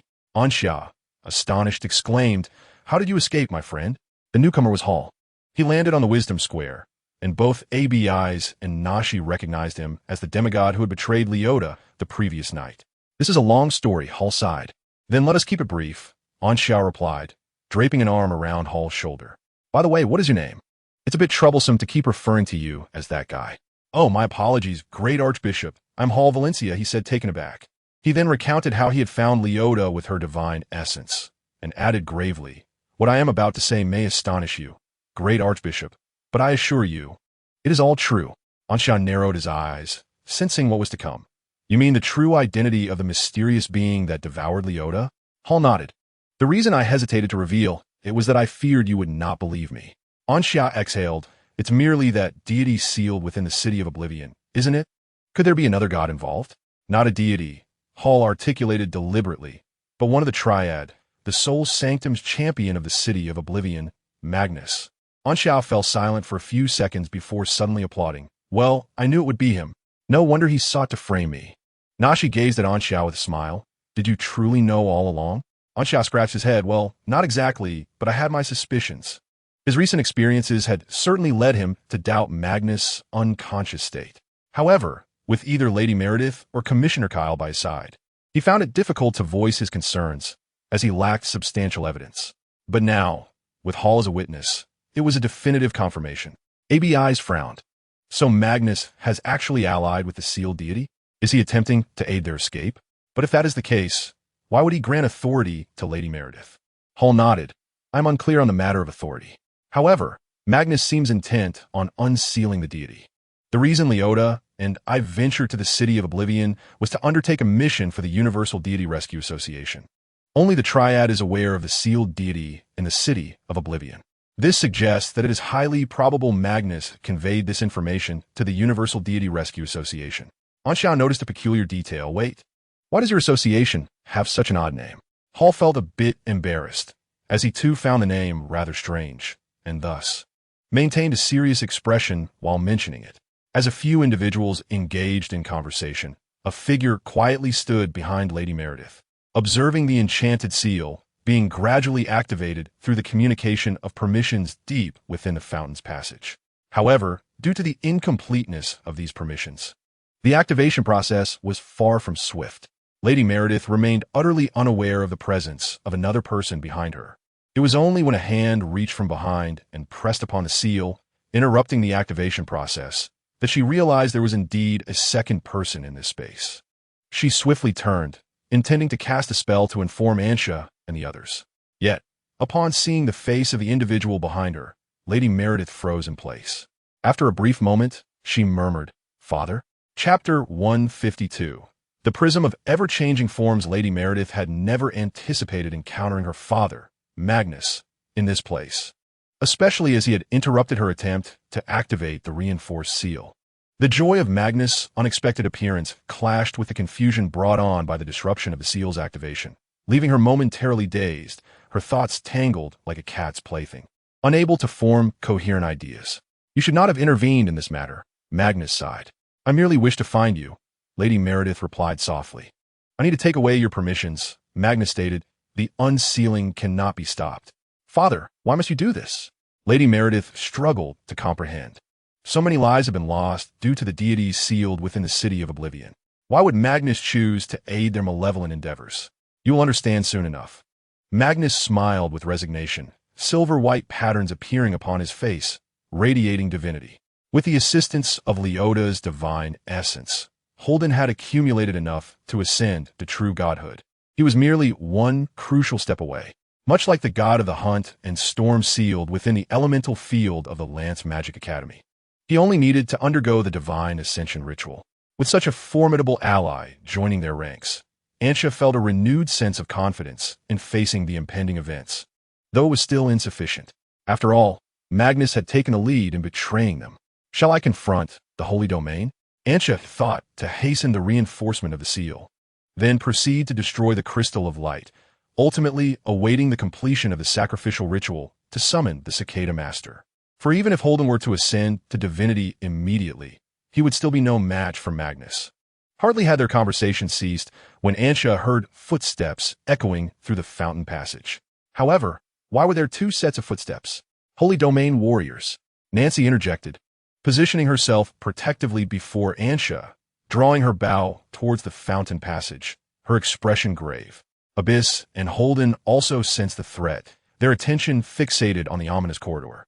Anxia paused momentarily, then suddenly recalled something, her eyes widening. The footsteps grew louder, and at last, someone emerged from the fountain passage. The refreshing air following the rain wafted gently to the nostrils of every individual, while the sunlight cascaded downwards. A silver-haired youth, tall and exuding an air of elegance, captured their gaze. A name surfaced in the hearts of all, Magnus. This young scholar was none other than the long-missing member of the Council of the Vanished City. Ms. Meredith trailed behind Magnus. Her demeanor, overshadowed by her father's imposing presence, rendered her timid. Together, they did not appear as father and daughter, but rather resembled siblings. Many Sanctum elites chose not to have offspring to avoid the anguish of witnessing their children age. Ah, speak of the devil, and he shall appear, Anxia murmured to herself. Each person was weighed down by immense pressure. Confronting the sanctum was an unthinkable prospect, yet it had now come to fruition. I apologize. The magic array failed to activate. My father intervened, Ms. Meredith confessed, her gaze averted from Anxia and the others, burdened by the weight of such a significant task that she had ultimately failed. It is not your fault, Ms. Meredith, Anxia reassured her. Upon seeing Magnus, he had prepared himself for the worst. What transpired was merely anticipated. Counselor Magnus, why have you unsealed the divine? Anxia inquired, his eyes fixed on Magnus. He pondered the implications. Magnus had ascended to the sanctum. Surely, taking on 2 or 3 true deities should not pose an insurmountable challenge. What could possibly compel him to collaborate with a god? Perhaps resurrecting Ms. Meredith's mother? Yet, even that seemed improbable. Not even the highest masters would struggle to bring the deceased back to life. Or was it conceivable that Ms. Meredith's mother's soul lay sealed within the divine, leaving Counselor Magnus with no choice but to ally with it? This conjecture held some weight. In response to Anxia's inquiry, Magnus merely smiled faintly, offering no reply. In the next moment, a blinding light flashed, prompting Anxia to instinctively shut his eyes against its brilliance. Upon reopening them, he beheld a pale blue wall, flowing like the sea, with a triangular prism shape above. They had entered a blue prism space. Welcome to the prism of ever-changing visions. Magnus intoned softly. Nancy and the others were also drawn into this realm. ABI surveyed their surroundings. The prism of ever-changing visions was Magnus' unique sanctum-level magic. Once, he had disassembled a deity's divine realm into its fundamental elements using this very magic, dispersing them throughout the astral plane. Holt swallowed hard, acutely aware of the pervasive danger enveloping them. The prism of ever-changing visions was composed of 240,000 fundamental magical runes, intricately interconnected, allowing for boundless combinations and transformations. If one so desired, the creation of a miniature world was not beyond the realm of possibility. This was a domain of utmost refinement. Within it, even beings of the same sanctum would find it arduous to breach the prism space. The title of Absolute Domain Master was bestowed upon me for a reason. Magnus meticulously elucidated the principles of this transcendent magic of a sacred domain, devoid of any intent to attack Anxia and the others, leaving one perplexed as to his motivations. However, the additional time to prepare for a counter was welcomed by Anxia, who found herself eager for Magnus to elaborate further. It took Magnus a full 10 minutes to thoroughly expound on the principles of this magic, resembling a patient teacher instructing his students. With Anxia and her companions assuming the roles of eager pupils, albeit on the verge of challenging their mentor. Nancy was the first to unleash a formidable golden arrow capable of obliterating a master-level opponent. Meanwhile, Abyss conjured the ethereal visage of a dragon, sending forth a frigid breath towards Magnus that threatened to freeze even the fabric of space itself. Anxia invoked her fourth and final new spell, the culmination of her studies within the realm of consciousness, Elemental Twilight, initially designed to silence all elements within a specified area, thereby prohibiting the casting of magic.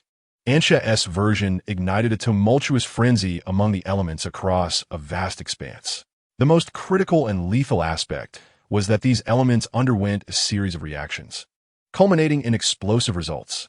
Though each elemental particle was infinitesimal, the reactions birthed within this minuscule microcosm were immensely powerful. The memory of this magic-s effects evoked in Anxia a striking resemblance to nuclear fission, how eerily similar. Hall, in contrast, performed a rather mundane act, merely summoning a colossal hand to grasp at Magnus. The earth magic was thus rendered unremarkable. In the face of these assaults, Magnus calmly raised his hand.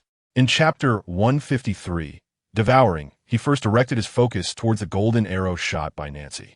The arrow, composed purely of condensed light elements, possessed commendable power. However, it was too dispersed.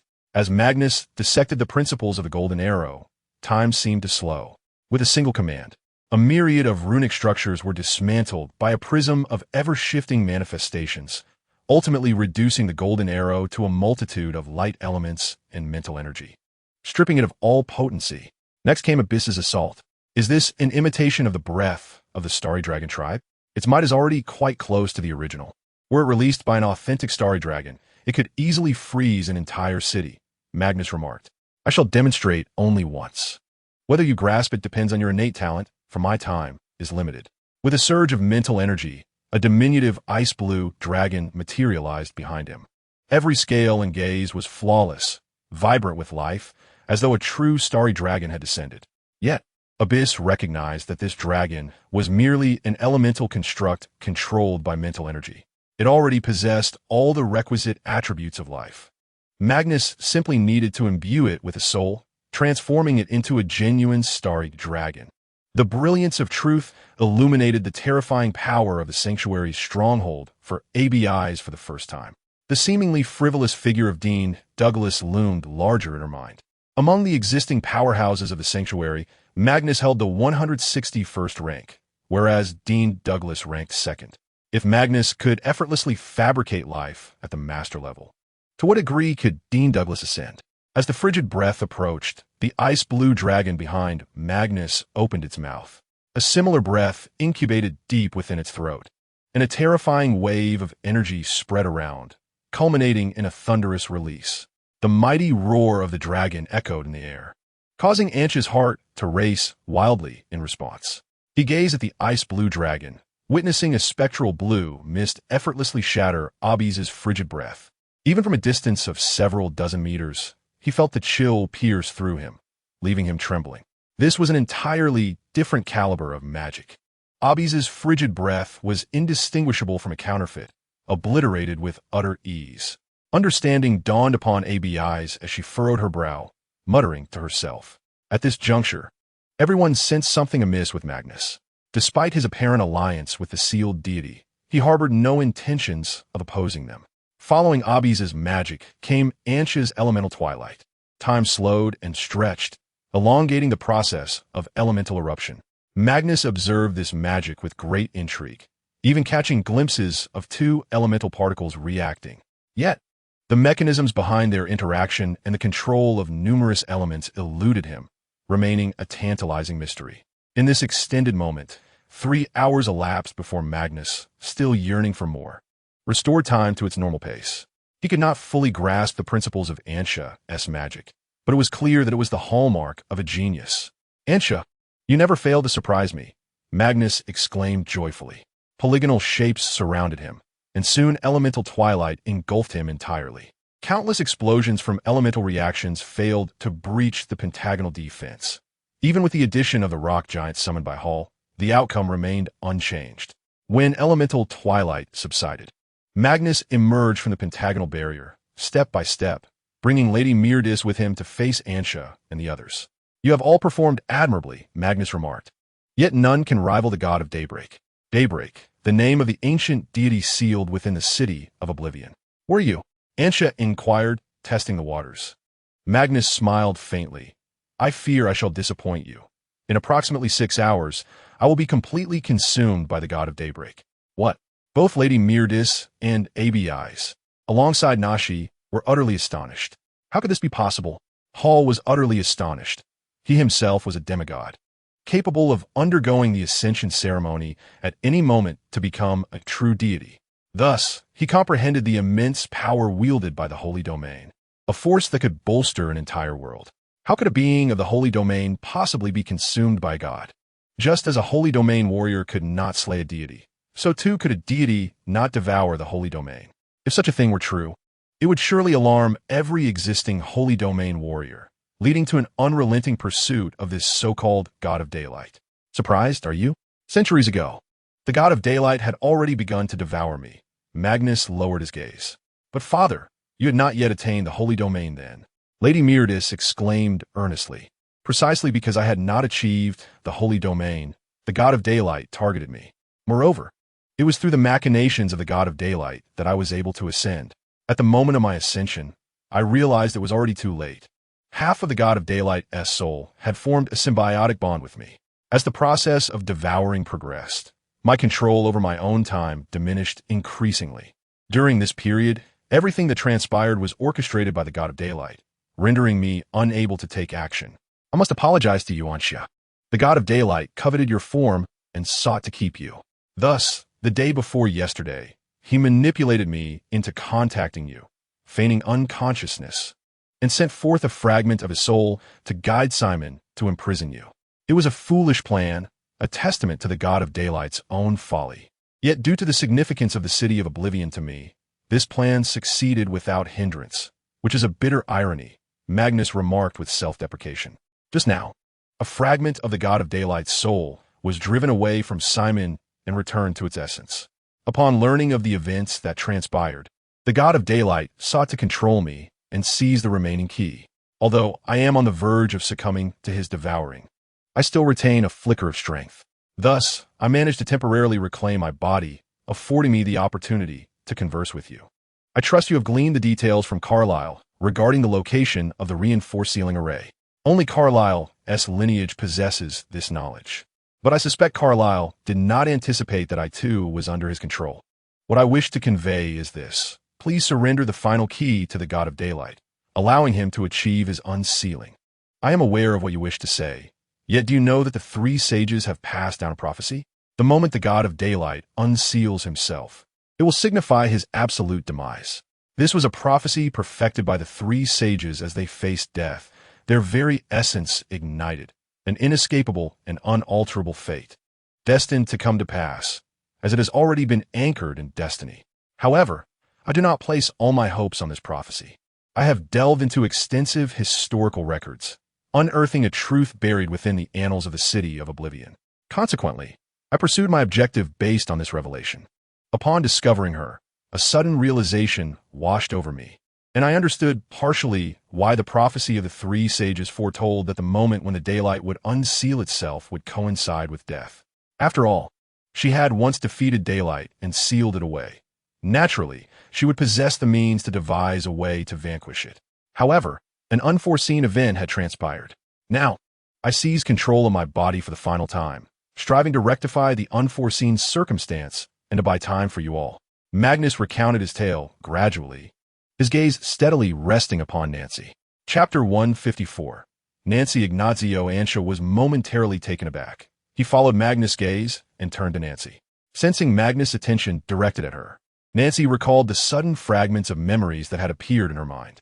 For a fleeting moment, she genuinely questioned whether she could be the person Magnus spoke of. Yet, the very next instant, she dispelled that thought. How could it be? She was a product of this era, while the individual Magnus referred to was a formidable figure from times long past, a conqueror of the God of Daylight, a being powerful enough to seal it away, at least of the sanctuary level. Her own abilities were merely at the master level. It was impossible. Magnus, I believe I am not the person you speak of. I have parents at home. Although I lost my childhood memories due to illness at the age of 12, I have gradually recalled many things from my early years as time has passed, Nancy said, shaking her head, her golden hair flowing with emotion. Your parents are Lambert and Pena, Magnus stated calmly. They're the supervisor of Jackton Company and the accountant for Ralph Lauren Commerce, respectively. Prior to this, they were both members of the City Guard, but later transitioned into these roles. Is there anything more you require me to elaborate on? Nancy stood in stunned silence. The information Magnus provided was unequivocally accurate. Nancy, I personally retrieved you from the old city. Your parents are my subordinates, and it was I who entrusted them with the task of sheltering you, who had lost your memories. Magnus sighed. The world believes that the City of Vanishing was established by the three sages. Yet they are unaware that the true architect behind its creation was the teacher of the Triad, the third sanctuary level being born into this world, Nancy Ignazio. Ignazio was the name of a city, and the surname of its inhabitants was derived from the city's name. However, 100,000 years ago, Ignazio was obliterated, during which the most powerful entities were the deities. Almost all races existed under the dominion of these gods. The God of Daylight was among the most formidable of these deities. In its quest for strength, it annihilated Ignazio and extracted the souls of all its denizens. Yet, unbeknownst to the God of Daylight, a young girl had survived. The young maiden in question is Nancy Ignazio, and thus commenced the enmity between them. Driven by vengeance, Nancy Ignazio diligently honed her skills, her power growing steadily, until she ultimately became the third human to transcend into the sacred realm, aided by her mentor. Yet, upon her ascension, she found herself no match for the God of Daylight. Consequently, she reconstructed Ignazio and took three sages as her disciples. Only when everything was adequately prepared did she dare to challenge the god of daylight. The outcome was inevitable. The god was vanquished and imprisoned within the city of oblivion. From that point onward, Nancy Ignazio dedicated her existence to researching the means to slay deities, a pursuit that persisted until her life waned.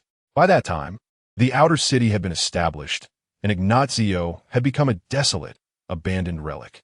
The three sages conducted a funeral for Nancy Ignazio, interring Ignazio deep beneath the earth, allowing Nancy to rest eternally in her homeland, undisturbed in her deathly tranquility.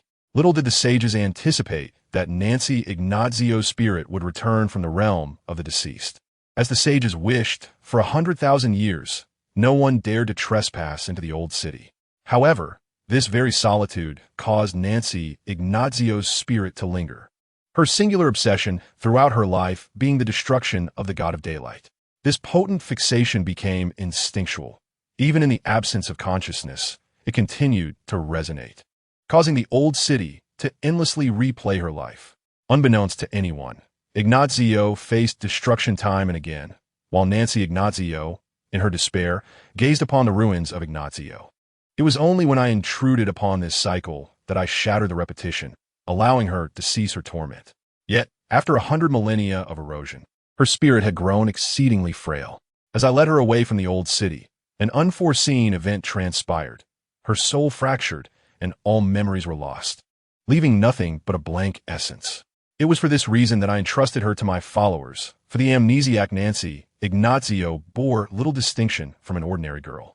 Having arranged a new abode for Nancy, I devoted my energies to calculating the future. Among the myriad potential paths, only 100 remained. Of these, only a single path bore your presence, Ansha. While all were astonished by Nancy's origins, Magnus shifted his gaze from Nancy to Ansha. Ansha? Did he truly consider himself so extraordinary? Magnus continued. Thus, I orchestrated for Nancy to rescue you from the circle of contemplation. The prophecy of the three sages shall undoubtedly come to fruition. The god of daylight will perish. Yet, Nancy has lost her memories. Only through the restoration of her memories may she have the potential to slay the god of daylight. However, Nancy currently lacks the summons to regain her memories, which indicates that the key to her recollection lies within you, Ansha. Archbishop, the responsibility now rests upon you. Holden clasped his hands together and bowed towards Ansha. He yearned to avenge his compatriots. He could not simply perish here. Ansha felt a twinge of discomfort. Not a brother, he mused, and this world bears no bald heads. Where did you learn such a gesture? However, Ansha turned his gaze toward Nancy, who was now in a state of cognitive overload. From Nancy's perspective, hearing the truth of her past from Magnus was undeniably challenging to accept. Ansha recalled the fragmented memories he had discovered in the outer city. It seemed these had once belonged to Nancy. Commissioner Magnus, I believe I can locate the memories that Nancy has lost. But I must pose a question. If Nancy regains her memories, will she still be Nancy? Ansha articulated his gravest concern. The memories of Nancy Ignazio span millennia. If she were to recover them, would she remain herself? I do not know, Magnus replied. The power of decision rests solely in your hands. What I can offer is a 6-hour reprieve, during which the god of daylight shall be unable to act against you. Within the prism of ever-shifting realities, the flow of time differs from the outside world, granting you ample opportunity for contemplation. The atmosphere grew tranquil as Ansha pursed his lips. The decision lay solely with Nancy. He hoped she would choose to reject the restoration of her memories. Yet if she did indeed refuse, who could thwart the god of daylight once the seal was lifted? In a matter of hours, the entire outer city would be drained of its vitality to restore him. By the time the formidable beings of the sanctum reacted, the god of daylight would have vanished without a trace. Though this entity was an ancient relic, Magnus understood that in terms of knowledge, he was anything but antiquated. He was well aware, as was Magnus, that this being would never foolishly remain in one place to confront the powers of the sanctum. Chapter 155, Choice After a Prolonged Silence. Nancy's eyes regained their lively spark. She smiled and said, regardless of whether Commissioner Magnus speaks truth or falsehood, I am willing to take the risk. If I am indeed Nancy Ignazio, then my enmity with the god of daylight has festered for 100,000 years. If I am not, yet my father and mother perished due to the atrocities wrought by the god of daylight, I still harbor an irreconcilable hatred towards him. She inhaled deeply. I desire to kill him. Nancy's voice echoed within the prism of ever-shifting realities, her resolute declaration palpable to all present. Magnus turned to Anxia. And you? Anxia? Anxia sighed. Since Nancy has made her decision, I shall respect her choice. However, I have a question. I can ascertain the location of Nancy's lost memories. But how can I return them to her? Magnus replied. Memories, too, possess a tangible form.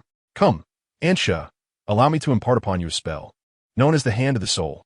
Once mastered, it shall grant you the ability to touch memories. Half an hour later, the prism of shifting realities dissipated, leaving Magnus to depart from the Square of Wisdom, with only Anxia and her 4 companions remaining.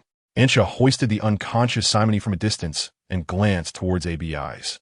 Mr. ABIs, I entrust you with the task of destroying the luminous crystal nodes.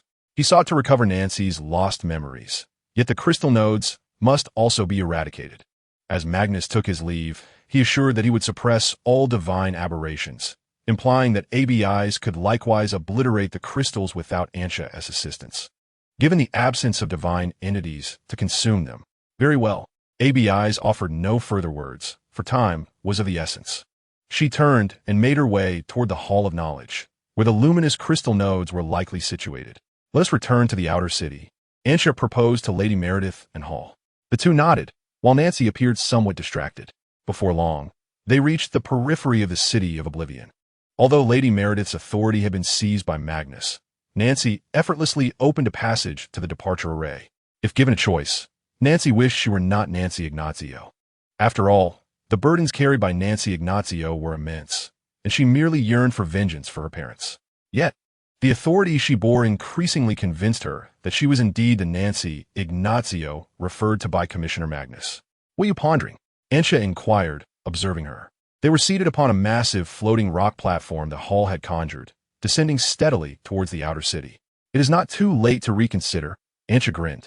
How could one retract a decision once made? Nancy replied with a smile. Then do not dwell too much on it. If you must think, consider this. Once your memories are restored, remember us. Do not forget us. Anxia contemplated, knowing that those memories spanned 100,000 years, while Nancy's 5 years of recollections could be overwhelmed in an instant. This thought cast a shadow over Anxia's spirit. She had experienced being sent away, but had yet to face the departure of a friend. I will strive earnestly, Nancy whispered. She did not guarantee that she would remember, for her confidence wavered. Thus, the only assurance she could offer was, I will do my utmost. She would endeavor with all her might to try. She did not wish to forget, even though the 5 years from age 12 to now seemed fleeting. Yet, those 5 years belonged solely to her. No matter how mundane or meaningless they might have been, they were precious memories that could not be forgotten. Listening to their exchange, Hall sighed. Following the national sacrifice, he had not dared to assure them that he could avenge their grievances. Promises must be honored. As the king, he has already betrayed his people once, failing to safeguard them. How could he possibly betray them again? I am preparing to commence the ascension ceremony, Hall declared. Anxia turned to him. Do you require any assistance? Hall shook his head. No, the only thing lacking is time, which Commissioner Magnus has secured for me. 6 hours, ample to elevate me to true divinity. Anxia replied. But if the god of daylight is unleashed and unforeseen circumstances arise, you will be the one to hold the fort. Hall patted his chest confidently. Rest assured, I will stand firm. The god of daylight is but a minor adversary. If I cannot defeat him, I can at least delay him. You all should make your escape first. Anxia felt touched. You're a true comrade. When the opportunity arises, I shall speak favorably of you to Master Chan. Hall shuddered. On the verge of tears. Oh, Archbishop, let us not go there. We shall discuss it when Master Chan no longer wishes to devour me. Before long, they returned to the estate. Melva and Sherluna, upon seeing their return, hurried over to inquire about the fortification of the seal. Anxia recounted the events to them, astonished that Magnus had fallen to such depths, unable to believe it. Melva, however, felt a flicker of recognition regarding the old city Magnus had mentioned. Suddenly, she recalled the destroyed city beneath the outer city. Reflecting on it, she realized the boy she had seen bore a striking resemblance to Nancy, indicating that it was indeed Nancy in her short-haired days. Melva then shared her experience of visiting the old city. in the radiant brilliance that shone brighter than the sun. Ansha reiterated Melva's interpretation of the ancient inscriptions within the old city. With this insight, combined with fragmented memories from earlier experiences, he could almost envision how the god of daylight had wrought destruction upon Ignacio. The pathway leading to the old city was adorned with patterns and inscriptions etched by human fingers. Ansha felt as though he had transcended time. Witnessing Magnus walk ahead while Nancy and Ignacio followed slowly behind, her fingers tracing the stone wall of the passage, chronicling Ignacio's demise. Listening to Melva's narration, everyone could sense the profound sorrow it contained. Suddenly, Nancy felt a wave of weakness wash over her, leaving her bewildered. Her heart throbbed incessantly, as if pierced by 1,000 needles. The pain was excruciating. Chapter 156. A bunch of scoundrels. It was now 10 past noon. Would you like a drink? Ms. Meredith approached the balcony, glancing down at Ansha. No, thank you, Ansha replied, scratching his head. He currently lacked an appetite. Shortly after their conversation ended, Ansha revealed to her that he could directly see the memories Nancy had lost, and thus began his quest to recover them. However, the outer city was vast, and it would be quite challenging for Ansha alone to traverse the entirety of it within 6 hours to locate all of Nancy's lost memories. Although Miss Meredith was saddened by the impending demise of Magnus, she soon rallied her spirits, resolute in her determination not to let her father's efforts be in vain. In response to the pressing issue of time, she devised a spell, one she had acquired during her initial sacrificial rite by offering a tribute to the Cicada Master. This spell, known as perceptual sharing, allows one individual to share a specific sensory perception with others. The spell of the true I had already been integrated into Ansha's vision. Thus, should Ansha share her sense of sight, others would be able to perceive fragments of memory. Given that Magnus had suppressed all divine beings, there was no danger present, whether in the outer city or the city of oblivion. Carlyle immediately summoned all remaining city guards, totaling around 7,000. And Miss Meredith cast the perceptual sharing spell upon them, enabling them to share Ansha's visual perception. Naturally, casting such a multitude of spells required immense mental energy. However, Melva produced a massive essence stone, containing untapped mental energy, which could be utilized to replenish the expenditure. With the assistance of this essence stone, Miss Meredith accomplished this monumental task. The city guards were dispatched to the outer city in search of the locations of the memory fragments, leaving no corner unchecked. The Soul's Grasp spell, capable of retrieving memory fragments, was solely within Ansha's repertoire, so their task was merely to pinpoint the locations and mark them on a map. Once all fragments were located, Ansha would then retrieve them in their entirety. How dark it is, Ansha lamented. With her sight shared, she was rendered as blind as a bat, unable to see anything. However, her other senses had become remarkably acute. She could hear Miss Meredith's footsteps long before she entered. Fortunately, the magic network enabled her to remain informed about the progress of the memory search operation. The 117th memory fragment has been found. Located behind the second floor of building number 769 on Yasasi Street, came the voice of Captain Leos of the city guards through the magic network. As a new red dot appeared on the map, he was currently positioned before the core of the magic network, transformed by Carlyle into a regional network, where all discoveries made by the city guards would be compiled before being displayed on the magic network. We are under attack from residents. How should we respond? A city guard urgently queried Captain Leos through the magic network. What is the reason? Captain Leos inquired calmly. Many elderly residents have perished due to the tremors of the stone pillars, and several children have also succumbed. Many lives have been lost. The residents are furious. They demand to know why we have yet to resolve this crisis. One brother could not contain his frustration, prompting the residents to take action. Defend! Defend! The city guard's final shout was not directed at the captain of the Leo City Guard, but rather served as a command to his fellow guards. From the background noise, it was evident that the situation had escalated dramatically, with the sounds of various spells and combat techniques resonating through the air. Although the city guards possessed strength that generally surpassed that of the residents, the sheer number of residents far exceeded their own. In the heat of the moment, compounded by the guards' restraint, it was increasingly difficult to maintain control before the enraged populace. How much have you searched in your area? Captain of the Leo City Guard inquired. We are still 2 streets short, but the residents' reactions are far too intense. Captain Leos pondered, stroking his fingertips. He realized that only two choices lay before him. The first, though straightforward, would squander precious time. The second, though difficult to accept, was urgent as time equated to life. Captain Laos's fingers stilled as he clenched his fist and took a deep breath, commanding the city guards. Warn the residents that if they continue to resist, we shall suppress them all. Casualties unheeded. As he spoke, he activated the magical network's collective dialogue, ensuring every guard could hear his words. Captain, these residents are innocent, exclaimed several guards, incredulous that Captain Laos would issue such a command. They are innocent, indeed, he replied. But have you considered that if the deities are unleashed and no one can confront them, how many lives would be lost? Captain Laos's voice rose with urgency. Let me tell you, even if you were to slay every resident standing in your way, at most, no more than 30,000 would perish. The rest would cower in fear, no longer obstructing your actions.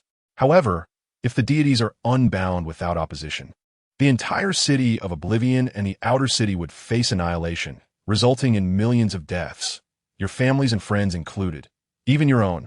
Captain Laos's words trembled. He never envisioned a day when he would have to issue such a decree.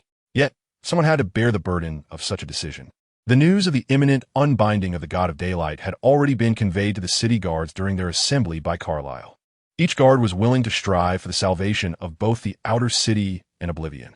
However, while it was easy to speak of such noble intentions, the reality of action brought forth numerous challenges. The residents of the outer city, standing in their way, represented such an obstacle to ensure the survival of the greater populace. None of those obstructing them at this moment could be deemed innocent. They were all foes. After a brief silence on the magical network, the voices of the city guards began to resonate one after another. Understood. Understood. Understood. In the streets of the outer city, residents, driven mad by the death of their loved ones, suddenly realized that the city guards, who had long been on the defensive, had transformed. Their previously feeble gazes, upon reopening, were now resolutely steadfast. 3 warnings. A city guard, shielded by a sturdy wooden barrier, repelled all assaults.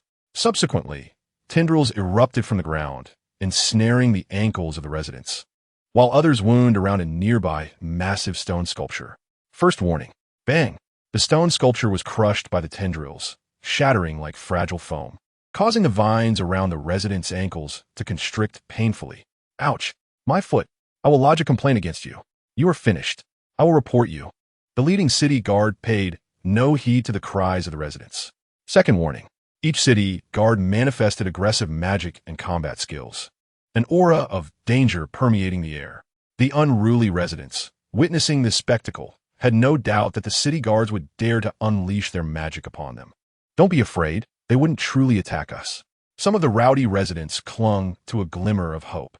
However, the leading city guard continued to shout. Third warning. Before he could finish his sentence, he observed the unruly residents squatting in unison, with some collapsing in fear upon the ground. The leading city guard sighed and gestured for the tendrils to cease their entanglement. The residents, resembling startled rabbits, vanished in an instant. Continue searching for the fragments of memory, he instructed his companions. Meanwhile, in every location in the outer city where the unruly residents had gathered, a similar scene unfolded. Those genuinely grieving over the loss of family lacked the energy to cause a disturbance. Only those seeking to extort money from the city guards congregated, exerting pressure on them. The better the guards' attitude, the more vicious the unruly became. Yet, when the city guards ceased their tolerance, the unruly fled like timid mice, each one sprinting faster than the last. 10 minutes later, all issues faced by the city guards had been resolved, with no casualties among them. Not a single unruly resident was harmed. Upon receiving the news, Captain Laos of the city guard breathed a sigh of relief, then erupted into laughter in frustration. Whenever disaster strikes, a multitude of scoundrels invariably emerge. If this incident could be perfectly resolved, he would ensure that these individuals were sent to the realm of stars to experience life. Chapter 157. Just a god at 2:40 p.m. Every corner of the outer city had been traversed by all the city guards. A total of 364 fragments of memory had been discovered and were now marked on the magical network's map. The spell of shared perception has been lifted, and vision has returned, allowing Ansha to once again behold the world, which feels both strangely familiar and unfamiliar. After a few blinks, she regains her composure. The endeavor to retrieve fragmented memories has reached its conclusion. Henceforth, I shall guide the city guards in maintaining order in the outer city. For many are taking advantage of the chaos. Captain Laos of the city guard reports to Carlyle, who nods in weary acquiescence. Since the god of daylight severed their symbiosis, Carlyle has not only aged physically to an extreme degree, but his soul has also withered. It is common knowledge that Carlyle could perish at any moment. Simon's condition is even more dire. Despite being younger than Carlyle, he has remained in symbiosis for a longer duration, showing no signs of awakening. Lady Meredith is monitoring the progress of the sacrificial ceremony's preparations. With merely 2 hours and 20 minutes remaining, the ritual is nearly complete. Rather than placing her faith in Nancy, who has regained her memories, she finds greater belief in the power of the Cicada Master, one who has undergone the sacrificial rite. Only those devoted to the Cicada Master and who have experienced the ceremony comprehend the true extent of their strength. Melva and Seluna remain together, relegated to mere spectators, unable to assist due to their lack of power. In a guest room, Nancy sits quietly by the window, gazing outside as if lost in thought. Yet she is merely awaiting the return of her memories. No one dares to disturb her. This may very well be her final moments as Nancy, rather than Nancy Ignazio. Suddenly, she turns her head, sensing someone observing her. Ansha stands at the doorway, startled by the movement. "Is there something on your mind, Ansha?" Nancy inquires with a gentle smile. "Not particularly," Ansha replies, her gaze shifting uncertainly. "What could it be?" "I merely wish to inform you, before embarking on the quest, to retrieve all memories." Although Nancy does not outwardly display fear or other emotions regarding her memory's return, Ansha perceives the underlying trepidation within her. Yet, Nancy conceals these feelings deep within, choosing not to reveal them. Many are like this, despite being terrified internally. They can muster the strength to maintain a fa for the sake of a necessary goal, for there is no one else to rely on but themselves. It is akin to shouting out into the void, knowing only one's own voice will echo back. "I have begun to recall some past events," Nancy suddenly states. "Do you remember the childhood story I shared with you, Ansha?" Ansha responds, "Are you referring to the incident where the kitten was thrown to its death by those who bullied you?" Nancy nods. "Yes, in the fragments of memory I have regained. I'm a daughter of a lord. Those who tormented me did so out of a twisted affection. They sought various ways to capture my attention. However, on that occasion, they overlooked the fact that the kitten was so fragile. What appeared to be an insignificant height ultimately cost the little creature its life. Following that incident, I dedicated myself to physical training and learned combat techniques from the Knight Commander. They persistently sought to apologize to me, yet I did not grant them an audience. Later, after I ascended to the rank of a level 1 fighter, I acquiesced to their request for a meeting and subsequently gave them a thorough beating. In truth, they could have bested me, for I was merely a level 1 fighter, yet they chose to endure the punishment with humility, in an effort to win my forgiveness.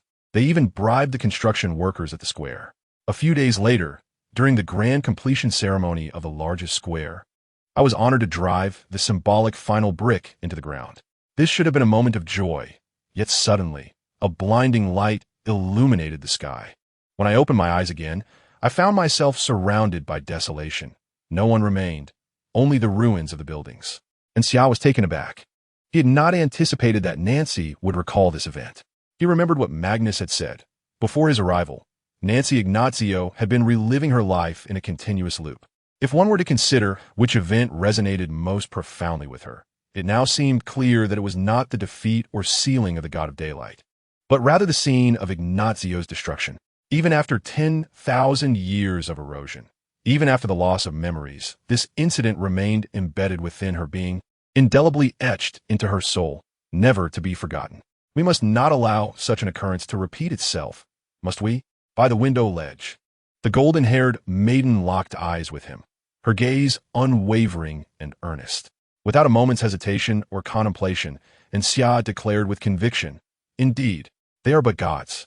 Let us vanquish them."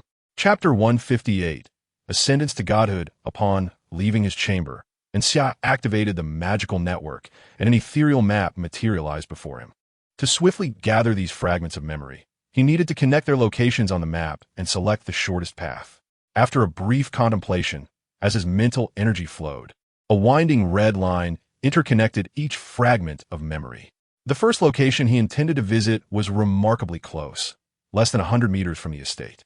This meant he could initially retrieve this memory fragment, present it to Nancy for integration, and observe for any adverse reactions before continuing his quest for further fragments.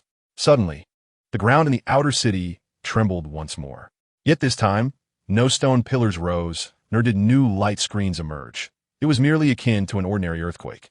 And Xia understood that this signified the commencement of Hall's ascension ceremony. He approached the estate's entrance, where both Lady Meredith and Melva, along with Seluna, were drawn outside. Even Carlyle, despite his frail condition, came to witness this rare transformation ceremony of a true god. The sheer power of the ritual was such that even the residual waves altered the very fabric of the heavens. Much like the calamity that befalls the Lance's Magic Academy during the divine ascension ceremony of the storm god within the tempestuous elemental arena. A cataclysm seemed to descend upon the realm. At the periphery of the outer city, an area previously evacuated by the city guards, a brilliant sphere of earthen hue slowly ascended, akin to a sun of ochre. The skies, still remnants of a recent downpour, were once again shrouded in dense, dark clouds. The radiance of 3 suns was obscured, leaving only the warm glow of the earthen orb to illuminate the outer city. This luminous sphere ascended to thousands of meters above, eventually coming to a halt in that designated space. At this moment, every practitioner felt an unusual disturbance within the elements. The omnipresent essence of the elements had devolved into chaos, swirling like a tempest within a washing machine, spun into a vortex of frenzy.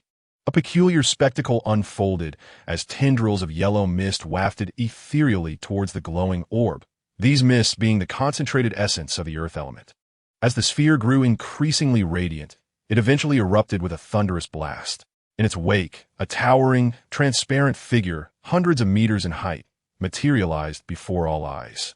This colossal, ethereal form stood amidst the heavens and earth, filled with the earth element as if it were a living entity. Within its transparent cranium floated structures symbolizing the divine origin. At the base, a hexagonal altar representing the divine core. In the center, a bonfire of divine flames danced. And at the apex, a cubic divine sigil, composed of countless runes, spun eternally. Hall's original form had disintegrated. He had ultimately forsaken the path of seeking, opting instead for the path of earth. After all, the path of seeking bore no offensive capability, and to contend with the god of daylight. Only the earth path held the requisite strength. The superior path of earth is that of the land itself, yet such a lofty path is not attainable by mere deities. The earth corresponds to the path of light, the very path trodden by the god of daylight. Daylight, the resplendent brilliance that blooms in the daytime. Should Hall delve deep enough into the earth path, he might have the opportunity to elevate his path to that of the land. Only then could he stand as an equal to the god of daylight. For now, he merely possessed the qualification to be a rival. Yet this was far better than being powerless. The profound divine majesty radiated like a tidal wave, visible to the naked eye, manifesting an immense pressure that appeared momentarily before dissipating. Hall managed to reign in this divine might. Otherwise, many ordinary individuals and low-tier practitioners would be utterly unable to withstand its weight. Next, he merely awaited the completion of his corporeal manifestation, at which point he would truly stride as a genuine deity within the world. Under normal circumstances, the sanctified would have arrived to ascertain the situation. Yet thanks to the radiant barrier erected by the god of daylight, all of this was thoroughly concealed. Anxiao withdrew his gaze, inhaling deeply. It was time for him to undertake his own endeavors. Zeluna and Jelly offered their encouragement, while Melva silently observed him depart from the manor. Carlyle's furrowed brow relaxed somewhat, as a glimmer of hope emerged for the salvation of the vanishing city. Yet, the primary factor still hinged upon Nancy's performance once her memories were restored. Nancy was the key to unraveling the enigma of the god of daylight. The 100 meters swiftly dwindled, and Ansha beheld the fragments of memory within arm's reach. They were identical to the 2 previously seen, devoid of any change. Recalling Professor Magnus' spell of the soul hand, Ansha commenced the construction of runes. 40 seconds later, the runes materialized, and upon activation, Ansha felt a portion of his soul being extracted, then molded at will. ultimately taking the form of a hand capable of departing his corporeal vessel. It was a wondrous sensation. The soul hand exhibited greater dexterity than his own, more adept and agile. Without hesitation, Ansha commanded the soul hand to grasp the memory fragments. In the next heartbeat, a tangible sensation coursed through his soul, accompanied by an unsettling familiarity. No way. Ansha widened his eyes in disbelief, having already engaged with the soul hand. He was now compelled to relive the contents of the memory fragment. Wait a moment, the soul hand is part of me. Ansha felt a surge of frustration, silently cursing Magnus, the unreliable fellow, as he plunged into the memory fragment. Hey, what are you daydreaming about? Ansha opened his eyes to find himself in an opulent hall, where a delicate girl stood before him. Her hair was a chaotic mess, resembling a golden short crop that appeared to have been gnawed by a dog, likely a result of her own handiwork. This somewhat familiar visage, combined with the short hair, suddenly sparked a realization within Ansha. He chuckled to himself. Could this be Nancy from 100,000 years ago, at 11 or 12? Yet, before he could revel in his amusement, young Nancy stepped forward and kicked him squarely on the shin. Thud! The metallic sound echoed, and Ansha looked down to discover that his perspective belonged to a man clad in armor. What are you laughing at? Young Nancy exclaimed, hands on her hips, glaring furiously. Ansha's expression darkened instantly. He vehemently refused to acknowledge that this girl was Nancy, for she was anything but adorable, certainly not comparable to her grown-up self. Folding his arms defiantly, he huffed, producing a series of metallic clinks. Wait a moment, something peculiar was afoot. Ansha realized that young Nancy had perceived his laughter. Moreover, why did the armored man mimic his movements? To the left of the hall stood a ceremonial mirror, designed for individuals to inspect their attire for disarray. Ansha turned to gaze into the mirror, only to see a figure completely encased in armor facing him. He raised his hand in a gesture of triumph. The armored figure mirrored his gesture. Ansha, this is a disaster. I must be losing my mind. Is this truly a fragment of memory? Chapter 159. You must strike them with the iron fist of justice. At this moment, no one could provide him with answers to his confusions. Ansha sighed, for he loathed the occurrence of such bizarre events. Well, I suppose the magic that led to the mutation does not count. Double standards. Since we are here, we might as well make ourselves comfortable. After all, a fragment of memory does not last long. Based on previous experiences, once the main events are encountered, the pace of recollection accelerates dramatically, and a momentary distraction would bring it to an end. Why are you calling me little one? Ansha chuckled mischievously, squatting before little Nancy, then raised his hand and flicked her forehead with his finger. Smack! A crisp sound echoed, and her fair forehead instantly turned crimson. The tender little face contorted in pain, and in the next moment, her lips quivered on the verge of tears. Wah, you bully me too. Little Nancy's tears flowed like a spring, leaving Ansha flustered. Why are you crying all of a sudden? After a prolonged effort, he finally managed to soothe her, nearly collapsing from exhaustion. At that moment, he truly wished for a recording orb in his hand to capture this moment, to show Nancy what she looked like as a child, a chance for hearty laughter. However, observing little Nancy in such a state felt oddly familiar to Ansha.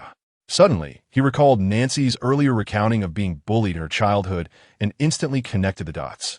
Short hair, being bullied. Wasn't that a match? Thus, the body he inhabited could very well be that of the Knight Commander she mentioned, who taught her the ways of fighting spirit. This means the memory fragment precedes the destruction of Ignazio by the God of Daylight by quite some time. Therefore, what I must do now is to propel the narrative forward. Ansha pondered for a moment, feigning profundity as he spoke. Do you wish to learn the ways of fighting spirit, Nancy? Little Nancy was momentarily taken aback, then nodded vigorously. Ansha rose, turning his back to her, tilting his head at a 45-degree angle, adopting an air of superiority. What is your motivation for learning this fighting spirit?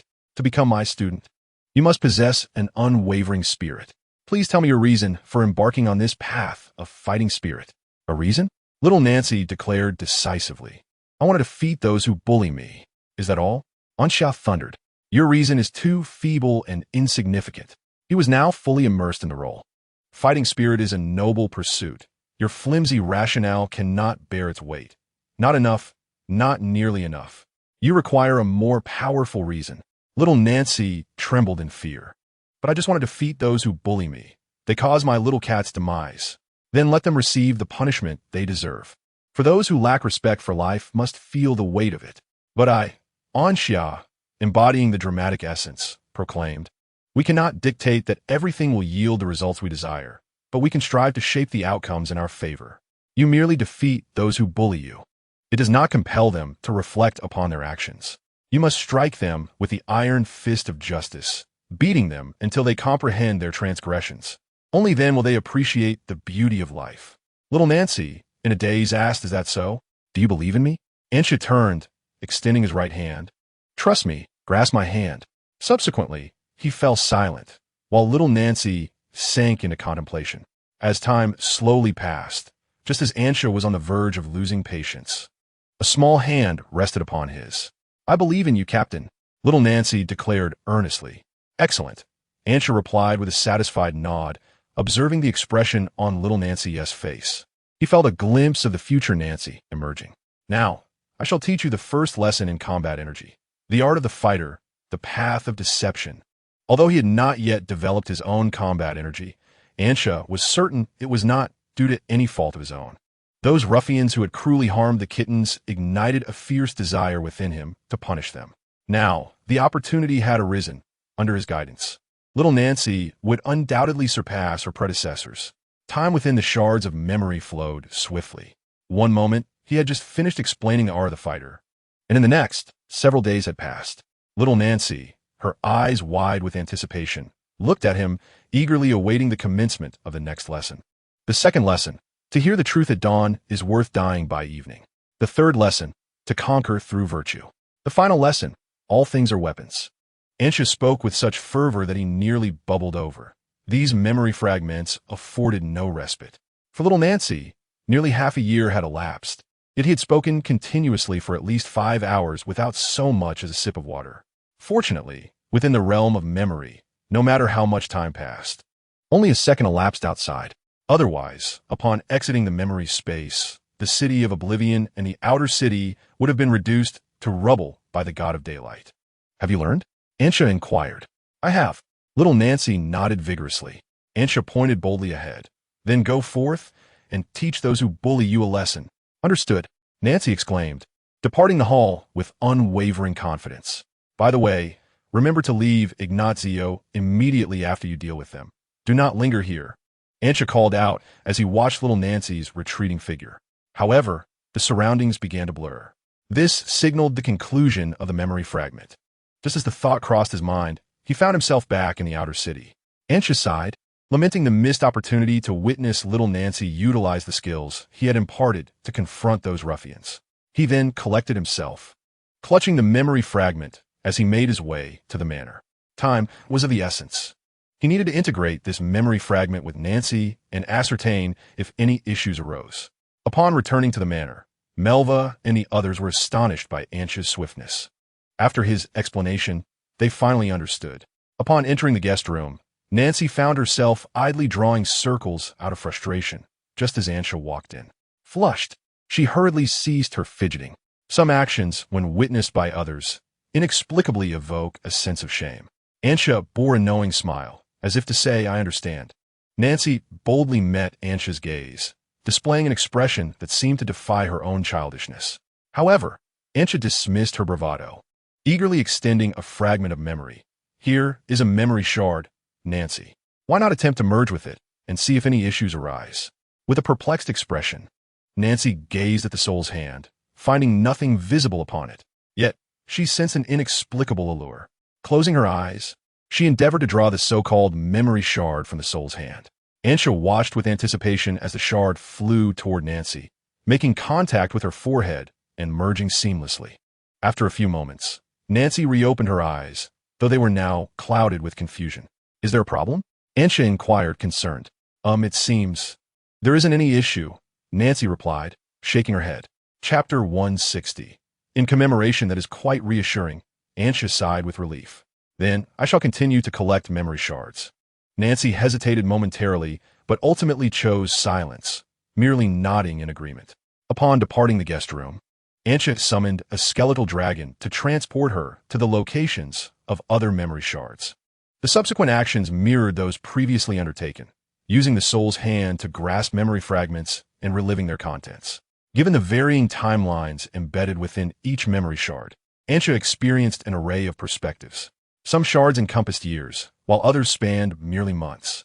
Finding amusement amidst the monotony, Ansha, when unable to act, would chatter incessantly, and when granted the freedom to move, would engage in playful antics to amuse Nancy Ignacio. In the Magic Tower, Ansha, controlling a young apprentice, remarked to Nancy Ignacio, "I believe the essence of life is found in slumber. Coincidentally, I have devised a spell that enables one to sleep for a millennium. Would you care to try?" Nancy Ignacio shot him a sidelong glance, disregarding the peculiar apprentice. In the desolate lands, Ansha, through her perspective, exclaimed without pause, "Do you see that stone? Surely, a beast lurks beneath it. Hey, a sandstorm is approaching. So much sand is falling from the sky. Hurry, the bone dragon lizard is closing in. It seeks to lick your backside. A mere lick could render you half a person." Unbeknownst to Ansha, the calm girl, in the midst of fleeing, couldn't suppress a subtle twitch at the corner of her mouth. In the chaotic realm of Jeff Yannick, the elven capital, and the dragon's burial ground, each fragment of memory that Ansha experienced enriched his understanding immensely. Though he had never ventured beyond the Emerald Kingdom, within these memories, he traversed the entire world alongside Nancy Ignacio. It could be said that, apart from the ageless deities and the natural gods who are impervious to death, no one could claim to be more familiar with the world of 100 millennia ago than he.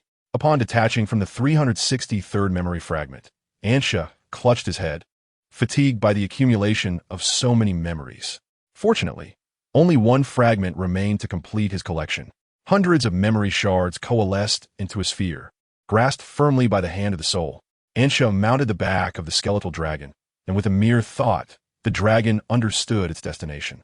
The fierce wind howled past his ears as he gazed up at the divine form of Hall, whose transparent body had already solidified a third of the way. Just as he had claimed, poised to ascend to divinity within 6 hours. The luminous veil in the sky dimmed somewhat, indicating that Mentor Abyss had shattered several crystal nodes. At the original node of the outer city, a throng of divine aberrations congregated, motionless as if they were mere wooden figures.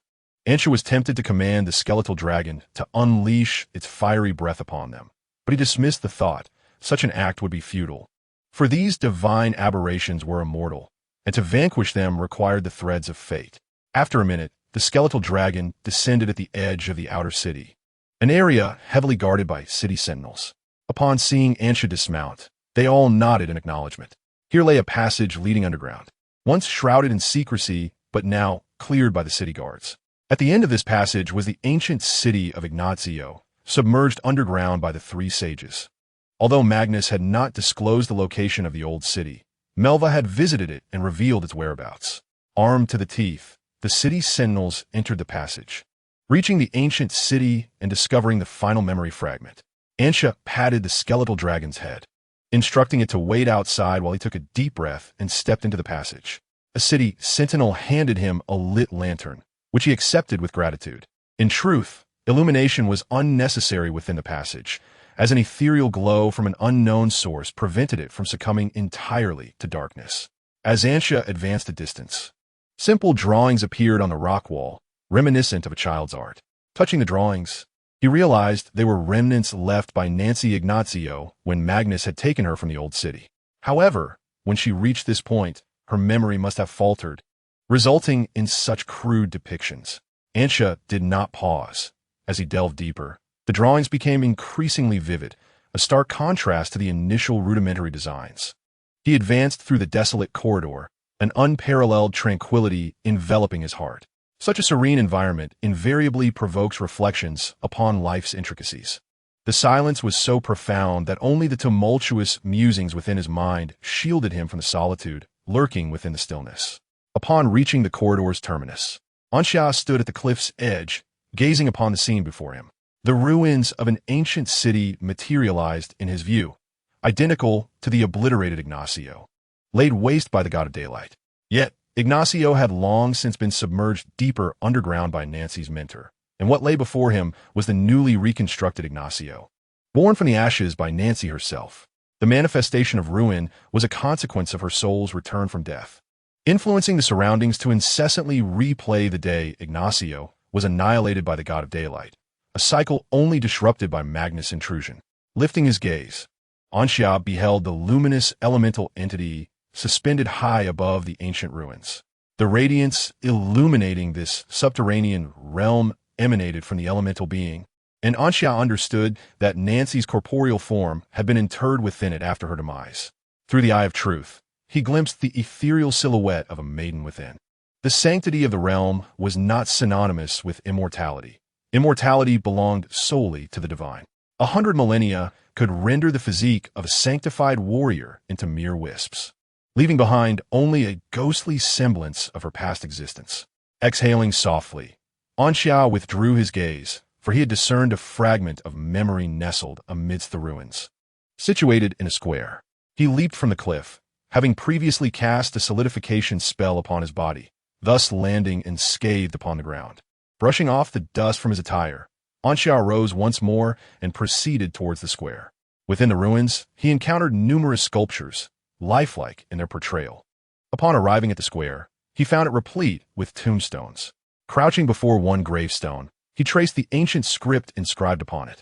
Thanks to the memory fragment, he had inadvertently learned the ancient language through osmosis. San Ignacio. The gravestone bore but a solitary name, painstakingly etched by a finger. Thus, the origins of the tombstones and sculptures became abundantly clear. After the cycle was interrupted, Nancy Ignacio had erected tombstones for all the residents who once inhabited this place, crafting sculptures in their memory, a tribute to the irretrievable Ignacio. Chapter 161. A fortunate conclusion. With a heavy heart, Anxia approached the last fragment of memory. He hoped fervently that such events would not recur henceforth. He decisively placed his soul's hand upon the memory fragment. 3 noble youths, aged 12 or 13, entered the Lord's castle, their faces etched with sorrow. Over a month prior, they had inadvertently caused the death of the Lord's daughter, Nancy Ignacio's beloved kitten. No one could have anticipated the kitten's fragility. Upon witnessing little Nancy's anguished cries, they had been so frightened that they hastily fled to their homes. Originally, it was presumed that little Nancy would inform the lord of the city, who would subsequently notify their parents and impose punishment upon them. Yet, nothing transpired. Paradoxically, this inaction only heightened their anxiety and fear. More than the prospect of punishment, they dreaded the possibility that little Nancy might simply disregard them. At the tender age of 12 or 13, when the buds of affection begin to bloom, though none dared to voice it, they were all well aware of their mutual fondness for little Nancy. When the attendant conveyed that Nancy had summoned them to the Lord's castle, the trio initially felt exhilaration. However, the thought of an impending storm loomed ominously over their heads. Should they decline the invitation? They quickly dismissed this notion, reasoning that little Nancy's strikes were not painful, and they might as well serve as her punching bags to relieve her frustrations, especially since they were the ones who had erred initially. As they drew nearer to the Lord's castle, their trepidation intensified, uncertain of what awaited them beyond that door. Upon knocking, they braced themselves for the worst, only to find that nothing was amiss. The maid, smiling, guided them to the hall where little Nancy awaited. Eager to glean her mood, they discreetly inquired, and upon hearing that Miss Nancy was in high spirits, they collectively exhaled in relief. Once they arrived outside the hall, the maid departed, and the 3 noble youths exchanged glances, unguardedly pushing open the hall door. Then the trap was triggered. They were abruptly catapulted into the air, colliding with a glowing ring, subsequently immobilized, and ultimately landed on a soft surface, only to find their feet ensnared. With a snap, a figure emerged, and the hall door slammed shut. The figure turned, revealing a beautiful face adorned with a cold smirk. It was little Nancy. What you perceived as a moment of relaxation was merely a ruse to lure you in. The propulsion at the entrance was a clever stratagem. Now that the door is closed, can you fathom what this signifies? The 3 boys trembled as they listened to little Nancy muttering incomprehensible phrases while she advanced towards them. Cracking her knuckles. You don't understand, do you? This is what we call closing the door to unleash the hounds. Or perhaps catching a turtle in a jar. Little Nancy clenched her fists and delivered a forceful blow to one of the boys' faces. Cries of pain echoed throughout the hall until, after 10 long minutes, They finally ceased. Subsequently, the maid, who had been watching the spectacle, hurriedly opened the hall door, revealing the three battered noble youths supporting one another as they departed. Inside the hall, little Nancy clapped her hands, feeling a sense of ennui. These three offered no resistance, allowing her to strike freely, devoid of any satisfaction in avenging her grievances. Nevertheless, the techniques imparted by the Knight Commander proved remarkably effective, swiftly subduing them. Who taught you these skills? A curious voice emerged from behind. Little Nancy turned to see her father, the Lord of Ignazio, standing there, a delighted smile gracing her face. It was the Knight Commander who taught me, young Nancy exclaimed. The city lord paused momentarily, furrowing his brow as he replied, impossible. The Knight Commander is merely an alchemical automaton, devoid of a soul. How could it possibly teach you?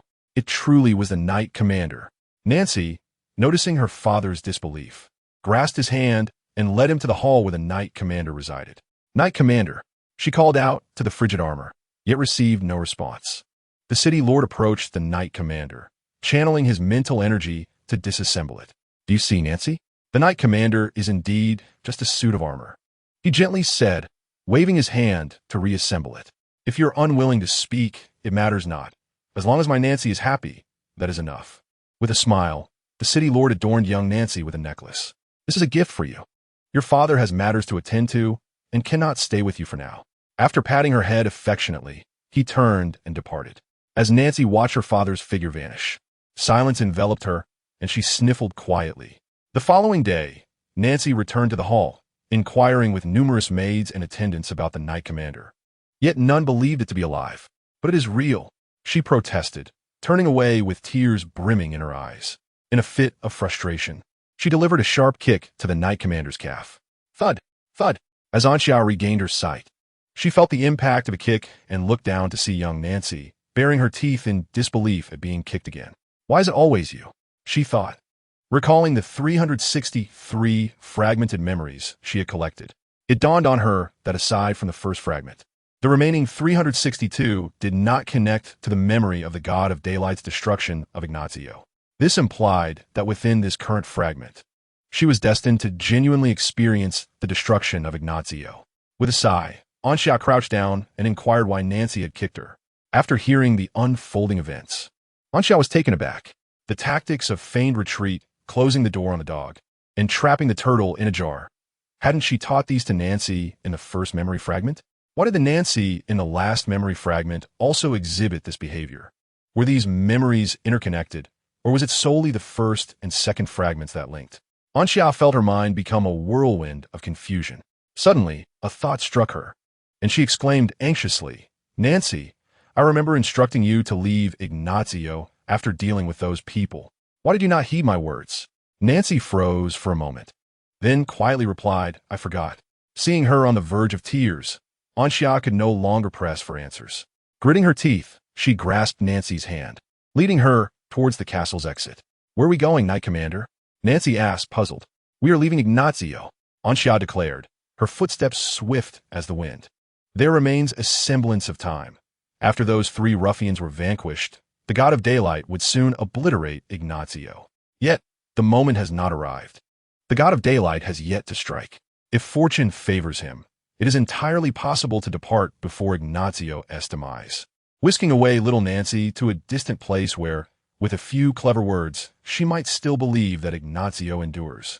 Though Anxiao is acutely aware that this is but a fragment of memory, he cannot suppress the urge to alter it, even if merely an illusion. At least he would have made the effort, wouldn't he? Much like a single-player game with multiple endings, he yearns to achieve a favorable conclusion. It is unjust to allow a girl of such tender age to endure the anguish of an entire city's annihilation while she alone survives. Today, Ignazio is bustling with activity. The Grand Square is nearing completion, promising an ample venue for feasts and balls under the night sky. Numerous youths will find their partners there. While the elderly may reminisce about their own youthful days, the streets are teeming with people, yet Anxiao, embodying the form of a Knight Commander, can easily navigate through the throngs. However, he soon realizes that no matter the route he takes, he remains ensnared within Ignazio as though trapped in a labyrinth. Inquiring of little Nancy yields no answers, She is unfamiliar with the city, seldom venturing out. Anshia's anxiety swells, akin to a powder keg ready to explode. The opportunity to escape is within reach. He seeks the guidance of passers-by, yet his appearance sends them fleeing in terror. Thus, he is left to flounder like a headless chicken. Little Nancy, breathless and fatigued, struggles to keep pace. Upon noticing her plight, Anshia lifts her onto his back. "We must leave, we must escape," he urges, bursting forth down another street, weaving through the dense crowd, only to find himself in an unexpectedly open space. Bewildered by his surroundings, this is a familiar square. He recalls its desolation, littered with tombstones. Damn it, what is this madness? Before him, construction workers are conducting a completion ceremony. Not far off, 3 noble youths wave at little Nancy. "May I go to them?" she inquires softly from his back. Suddenly, Anshia feels deflated, his energy waning. "Go ahead," he gestures wearily, feeling utterly exhausted. Little Nancy joyfully hops down and dashes toward the 3 noble youths. Shortly thereafter, a craftsman presents her with a hammer and a brick, the latter inscribed with her name. The craftsman escorts little Nancy to the center of the square, smiling as he points to the only vacant spot on the ground. As Anshia looks up, a 4th sun emerges in the sky, yet no one seems to notice. The sunlight grows increasingly blinding. Little Nancy placed the bricks into the gaps on the ground and raised her hammer, poised to strike. Suddenly, from the corner of her eye, she glimpsed a shadow. Turning her gaze, she found a figure clad in black armor lunging towards her, pinning her down. Then, a radiant beam of light appeared in the sky, more dazzling than the sun itself, blooming in the daylight. Time became an indistinct blur. Amidst the ruins of the city, a dark iron block trembled and finally slid aside, revealing the girl within, unharmed. She stared vacantly at the desolate surroundings, where everything she once knew had vanished. A crisp sound caught her attention. Glancing down, she saw her necklace had turned a pale gray, then snapped and fell onto the cracked earth. Suddenly, a memory sparked within her. She turned to the fallen black iron block and murmured, "Knight Commander?" This time, no voice answered her. Chapter 162. Embrace in the desolate square filled with tombstones. Anshia opened his eyes anew, gasping for breath as the immense pain he had felt in the fragments of memory still clung to his soul, lingering for a full 10 minutes before dissipating. By then, he was drenched in sweat, his clothes soaked through with cold perspiration. Curse you, god of daylight! Anshia had not anticipated that the torment experienced in the fragments of memory could follow him into reality, nearly overwhelming him. Fortunately, the pain would soon fade. Reflecting on his experiences in the last fragment, Anshia sighed. He had hoped for a favorable conclusion, only to find himself lost. He pondered who the fool was that devised Ignazio's layout, vowing to deliver a punch should he ever get the chance. Wasn't a simple arrangement sufficient? Why create a labyrinth that prevented him from escaping with little Nancy? After a moment's respite, Anshia grasped the final fragment of memory and combined it with the others, forming a perfect sphere of luminous recollections within the grasp of his soul's hand. He swiftly turned to leave, returning to the surface. After bidding farewell to the city guards, Anshia mounted the bone dragon, urging it to race towards the manor. The time was now past 4 in the afternoon. Magnus had parted ways with them at 11:30 in the morning, striving to gain 6 hours. This meant the god of daylight would unbind the seal that had endured for nearly 100,000 years by 5:30 in the evening.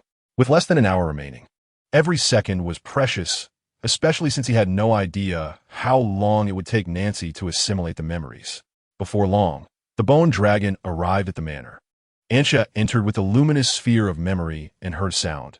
Miss Meredith carefully closed the door to a guest room and emerged to stand before Anshia, whispering. Councilman Carlyle could not hold on. He has passed away. Anshia was taken aback. The sudden news left him momentarily speechless. How could Anshia not be taken aback? Although he had anticipated it, he did not expect Commissioner Carlyle to depart at such an astonishing speed. The sacrificial ceremony would be completed ahead of schedule, as Ms. Meredith had stated. Anshia nodded, taking a deep breath. The reasons to eliminate the god of daylight had multiplied. Entering the guest room where Nancy resided, he found the golden-haired maiden leaning against the window, the rustling of the green trees audible from outside. For a moment, Anshia was lost in reverie, the image of a girl from 100 millennia ago merging with Nancy's figure. A sudden wave of fear washed over him, intertwined with an inexplicable sense of anticipation. He feared Nancy's disappearance, but yearned for Ignacio to appear. "Welcome back," Nancy said, turning her head with a cheerful smile as she regarded the youth at the door. "I've returned," Antia replied, stepping closer to her, lifting his hand to the soul. Although Nancy could not see the shards of memory, she could surmise what was caught within his grasp. "Are all the memories contained within it?" she inquired softly. "Yes," Antia affirmed, hesitating. "Shall we merge?" "Why not?" Nancy's face lit up with a radiant smile. She had already resolved to proceed, while Antia was gathering the memory fragments. There would be no fear, no hesitation. Just as Antia intended to say something further, a gentle breeze stirred, and he found himself embraced by a soft form. Antia stood still like a statue. Nancy rested her chin on his shoulder, tilting her head. "Do you remember?" Antia was momentarily flustered. "Just a hug. If I open my eyes again and we embrace once more, then I will still be me." Nancy released her hold, creating distance between them, leaving Antia with a sense of loss. "I am about to begin merging the memories," Nancy announced. "Goodbye," Antia said. "Farewell." She settled onto the edge of the bed, closed her eyes, and, as the memory sphere sensed their connection, it ascended from his hand and merged into her forehead. "Goodbye, not forever." Antia hoped to see Nancy again, hence his parting words.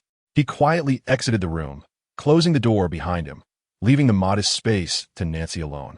Releasing the doorknob, Antia turned around, only to be startled by several pairs of eyes fixated upon him. "Hey, what are you all doing?" Antia exclaimed in exasperation.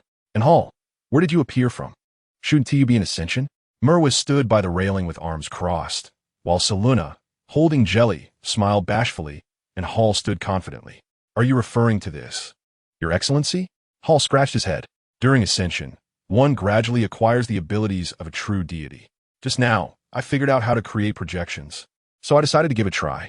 Antia turned to Saluna. "And what about you two?" Saluna pointed at the jelly. "It was the jelly that brought me here." Jelly stared incredulously at Saluna, unable to believe that she would experience such slanderous accusations. All right, there's nothing more to see. It's time to disperse," Anxia sighed wearily. "Is that acceptable?" Melva inquired, her gaze fixed on the closed door of the guest room. "It should be," Anxia replied ambiguously, unable to provide a definitive answer. "I will find a room to rest for a while.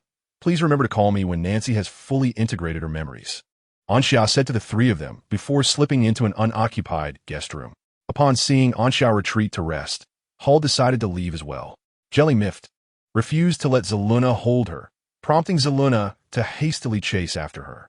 Melva furrowed her brows, feeling an overwhelming sense of fatigue emanating from Anxia. It seemed that during the process of collecting memory fragments, Anxia had endured numerous experiences. Yet, in less than 3 hours, how much could one truly go through? She was perplexed but chose not to delve deeper into her thoughts, simply moving a chair to sit and await Nancy's awakening on Anxia's behalf. Indeed, Anxia was exhausted. Although the memories within the fragments could fast-forward and skip parts, when combined, they became anything but brief. As soon as her body touched the bed, she fell into a deep slumber. Time passed, though she couldn't discern how long, until she heard persistent knocking at the door. The dream shattered. Anxia opened her bleary eyes, yawning as she pulled the door open. "Are you awake?" It was Melva. Anxia nodded groggily. "Nancy has completed her memory integration," Melva stated calmly. Anxia was instantly alert, hastily making her way to the guest room where Nancy was. Melva rolled her eyes in annoyance and followed after her. Returning to their original position, Melva paused outside the door, letting out a sigh, choosing not to disturb the two within. Inside the room, the young man stared blankly at the golden-haired girl before him. She smiled sweetly, arms outstretched, and said, "Hug?" Chapter 163. All of me looking at Nancy's open arms, Anxia took the initiative to embrace her this time, her mind devoid of thoughts, only tranquility. Moments later, Mrs. Meredith, Zaluna, and Hall arrived. They all looked at Nancy with anticipation, eager to hear the answers they so desperately sought. Could the god of daylight be slain? In half an hour, the god of daylight would be unsealed. The luminescent screen in the sky grew increasingly dim, yet still held its form. Evidently, ABI's was struggling to destroy the crystal of the screen. One could imagine, given the significance of such an object, that after having narrowly escaped destruction once before, the god of daylight would not allow such a precious stone to be placed in peril again. Reflecting on her fully restored memories, Nancy shook her head. I'm sorry, but I do not possess a method to kill the god of daylight. The room fell into an immediate silence, the expressions of everyone shifting from anticipation to despondency. They held no doubts regarding Nancy's words. After all, her hatred for the god of daylight had endured for 100,000 years, far surpassing their own. She was, without a doubt, the one who most yearned to slay the god of daylight. Thus there was no reason for her to deceive them. Ansha felt a weight settle in his heart. Truthfully, given the circumstances, the best he could do was use solidification to ensure that Melva and the others would not fall victim to the god of daylight. However, the city of Oblivion and the outer city were destined for destruction, as the solidification released by his 30% control over psychic energy could not encompass them. Suddenly, a thought struck Ansha, and he quickly turned to Mrs. Meredith. Madam, has the sacrificial ritual been set up? At the mention of this, Mrs. Meredith regained her composure. It was just a step away. If we head over now, it should be completed. Ansha nodded vigorously and swiftly made his way to the location of the sacrificial ritual. If Nancy was unable to assist, then he would consult with the Cicada Master. The venue for the sacrificial ritual was the grandest hall within the manor. Upon entering, Ansha beheld the congregants of the July Church standing around, their faces alight with satisfaction as they gazed at the intricate and marvelous sacrificial altar at the center. As Ansha stepped into the hall, the congregants exclaimed, "Archbishop!" He raised his hand in acknowledgement and positioned himself atop the altar. The offerings had been prepared, consisting of the flesh and blood of magical beasts. Mrs. Meredith, how do we initiate the sacrificial ritual? Ansha inquired, glancing up at Mrs. Meredith, who had hurried to catch up with him. Simply trace the patterns at the base of the ritual with your psychic energy, she replied. Ansha nodded and immediately began to outline the patterns beneath his feet with his psychic energy. The congregants of the July Church commenced chanting in an incomprehensible language, grand and mysterious. At that moment, they truly felt a sense of esotericism. Otherwise, they would merely have felt as though they were listening to the ramblings of the priests about mundane matters. As Ansha deepened the tracing of the patterns with his psychic energy, he felt himself becoming increasingly ethereal. In other words, it seemed as if his soul was departing from his body. When this sensation subsided, Ansha found himself in a dark space. He attempted to call out, "Boss?" His voice reverberated throughout the space, echoing endlessly. Suddenly, the dark void illuminated with countless lights. No, they were not lights, but a multitude of eyes. Ansha was startled, and just as he was about to scream, a youthful figure emerged before these eyes. Yawning, the Cicada Master rubbed his eyes in a drowsy manner, as if he were on the verge of falling asleep. "Archbishop, it's you. I thought someone was discarding trash again and had no intention of paying attention." The Cicada Master casually placed his left hand on Ansha's shoulder, as if they were old friends. "Ah, my dear leader," Ansha nervously began. "I have come through this channel to seek your guidance. I wish to inquire about an incident from a few days ago when you ventured to the outer city. Did you happen to notice the deity sealed within the city of Oblivion?" Chansha regarded Ansha with an expression of curiosity. "Of course I noticed. Otherwise, why would I have urged you to leave so hastily? That entity is on the verge of being unsealed, and I can only access this realm through my projection. I cannot consume anything, and I trust you did not recklessly linger there. If that is the case, I would have no choice but to retrieve your soul. By the way, what form would you prefer for your new body? I could begin shaping it now, ensuring your swift resurrection upon death. Timing would be impeccable." Chansha exhibited no sorrow for Ansha's imminent demise. Rather, he was animated by the prospect of crafting a doll. Ansha felt tears welling up in his eyes. How could he have anticipated that the danger Chansha alluded to would manifest in this manner? Had he known, he would have certainly fled. "Do you truly not wish to save your Archbishop?"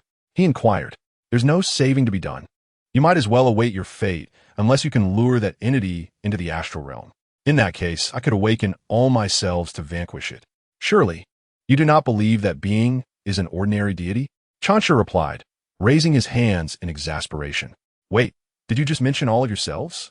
Ansha realized a crucial point. "Indeed, you did not think my previous assertion that you could utilize a mere tenth of my power through your body implied all of my might, did you?" Chansha gazed at his archbishop as if he were a simpleton. "I apologize, but that tenth of power referred only to a single aspect of me.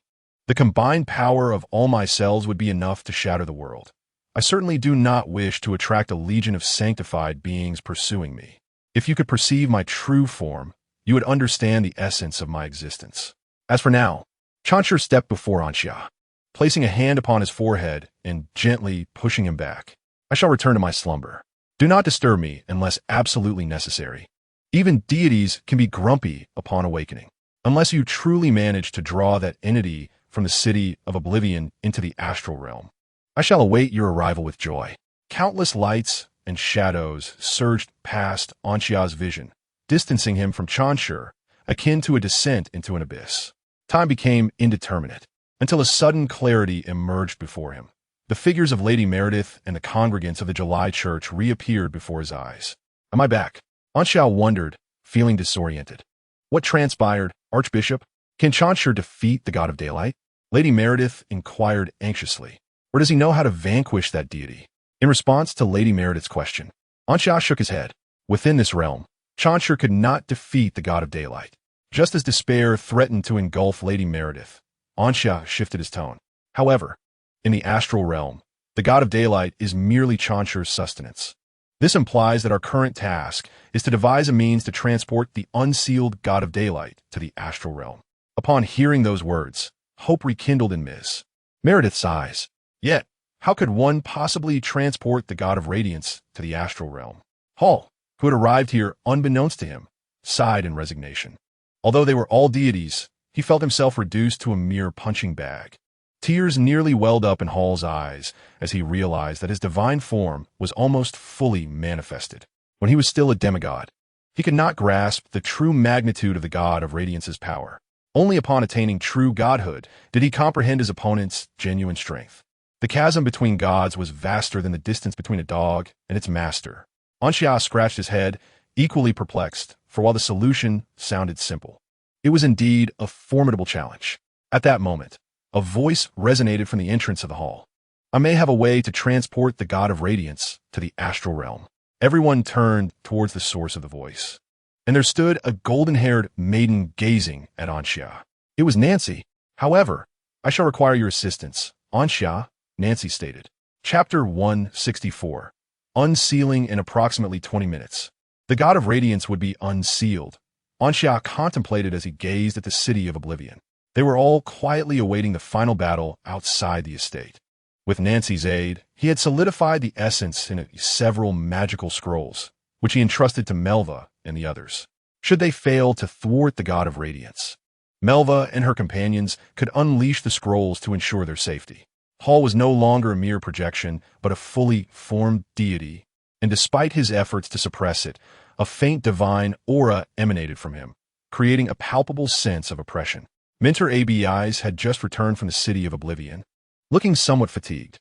Upon inquiry, it was revealed that she had destroyed 3 crystal nodes of the light barrier. However, these were mere decoys. Were it not for Magnus suppressing the divine aberrations, the master-level deities lying in ambush nearby would have been insurmountable for anyone. The remaining 7 crystal nodes of the light barrier had been sent to the seal of the God of Radiance. This meant that to unlock the barrier, one would have to confront the God of Radiance directly. Ridiculous.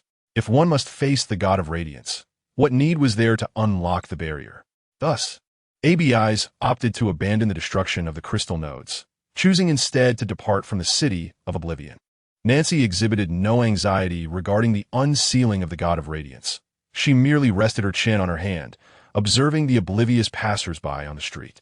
She did not disclose her method of transporting the God of Radiance to the astral realm, simply smiling and stating it was a secret, before turning to provide Hall and ABIs with temporary means to withstand the holy domain. In 20 minutes, they would not only face the God of Radiance, but also contend with Magnus, who had been completely subjugated by the God of Radiance. Compared to the God of Radiance, Magnus was the truly inscrutable presence. However, Anxia found solace in the thought that eliminating the God of Radiance would bring Magnus to a halt. This reminded Anxia of a game he once played, where, standing across from a veil, he faced his own teammates on the other side. It was somewhat abstract. 20 fleeting minutes have passed. The divine anomaly stirs once more. The voice of the captain of the Leo City Guard resonated through the magical network, alerting all. Has Commissioner Magnus been utterly consumed by the god of daylight? Ansha inhaled deeply. Her father, Lady Meredith, covered her mouth, tears streaming from the corners of her eyes. Has the divine anomaly ceased its activities again?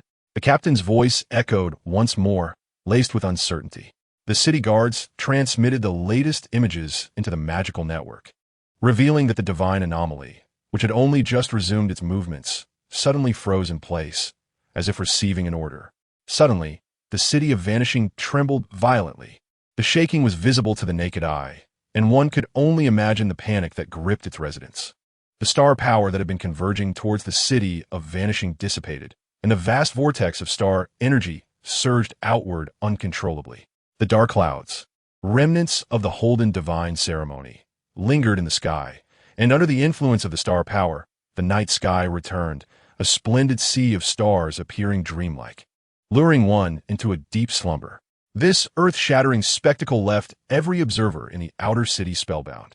The last time such a sight was witnessed was mere hours ago, when Ansha unleashed the celestial judgment. However, the dispersal of star power was merely the beginning of the turmoil. Suddenly, the stone pillars of the outer city began to vibrate at a high frequency, the continuous sounds merging into a resonant wave, as if countless voices were chanting. In an instant, many people collapsed helplessly to the ground, their life force rapidly siphoned away, converging towards the city of vanishing. The green river of life expanded swiftly, flowing around the city. Panic-stricken cries erupted within the outer city as the city guards attempted to maintain order. Yet, they had barely moved before they, too, fell to the ground. Just like the other residents, the rate at which the stone pillars drained life force was overwhelming, even for these intermediate professionals. In a manner, Melva, witnessing the chaos, produced an alchemical device that enveloped everyone within, shielding them from the pillar's influence. Archbishop, shall we take action? Hall inquired of Ansha. Not yet. Wait until the god of daylight is fully unsealed, Nancy interjected. This is merely the turbulence preceding the unsealing. No one is more familiar with the seal than I. As it was I who said it. Until the complete unsealing occurs, any attempts to intervene would be futile. Hall nodded, feeling a twinge of anxiety, as he faced such an ancient being for the very first time. What is that? Ansha suddenly pointed towards the city of vanishing. At the base of the city, a blinding white light emerged, and massive cracks began to spread down the towering column. The god of daylight intends to shatter the city of vanishing as it is unsealed, Nancy stated calmly. It must have sensed that I had hidden a contingency within the city. The fissures in the towering column widened rapidly, within 10 seconds. It resembled a fragmented porcelain artifact. Fragments plummeted earthward, akin to meteors, creating numerous craters upon impact. Fortunately, the vicinity surrounding the Tower of Heaven was devoid of inhabitants, sparing lives from demise. The dazzling white radiance abruptly vanished from the depths of the City of Oblivion, leaving bewilderment in its wake. Yet in the blink of an eye, intricate patterns began to ascend in all directions, ultimately connecting to the void, resembling tendrils that incessantly siphoned energy. The once vanished white brilliance reemerged, this time erupting violently. Like a beam piercing the heavens and the earth, its force cleaving a gaping void in the illusory, starry sky conjured by astral power, carving deep ravines akin to valleys upon the earth. No one anticipated that prior to the shattering of the City of Oblivion, it was the outer city that would crumble first. The railway, which traversed the outer city, twisted and contorted before finally fracturing, while the structures perched above the ravine disintegrated into rubble the instant the chasm manifested. The residents within were caught completely off guard, overwhelmed by the sudden deluge of debris. In less than 10 seconds of seismic upheaval, the outer city was divided into 16 segments, with countless denizens entombed beneath the aftermath of the Dawnbringer's unsealing. Just as Ansha steadied himself and raised his gaze, he beheld a breathtaking sight. The Tower of Heaven collapsed with a thunderous roar, severing its connection to the City of Oblivion. The black-patterned demon steel pillar, crafted by dwarven hands, was revealed, grotesquely distorted, and slowly toppled to the left. Circles of white light rippled against the base of the City of Oblivion, gradually revealing cracks upon its surface. When the strikes of white ripples reached a critical threshold, the city of Oblivion split apart. At that moment, the black-patterned demon steel pillar crashed to the ground, resonating with a thunderous sound that drowned out all other noise. At the center of the fractured city of Oblivion, a luminous white figure manifested, radiating brilliance, nearly becoming the epicenter of the world. Chapter 165, The Holy Domain.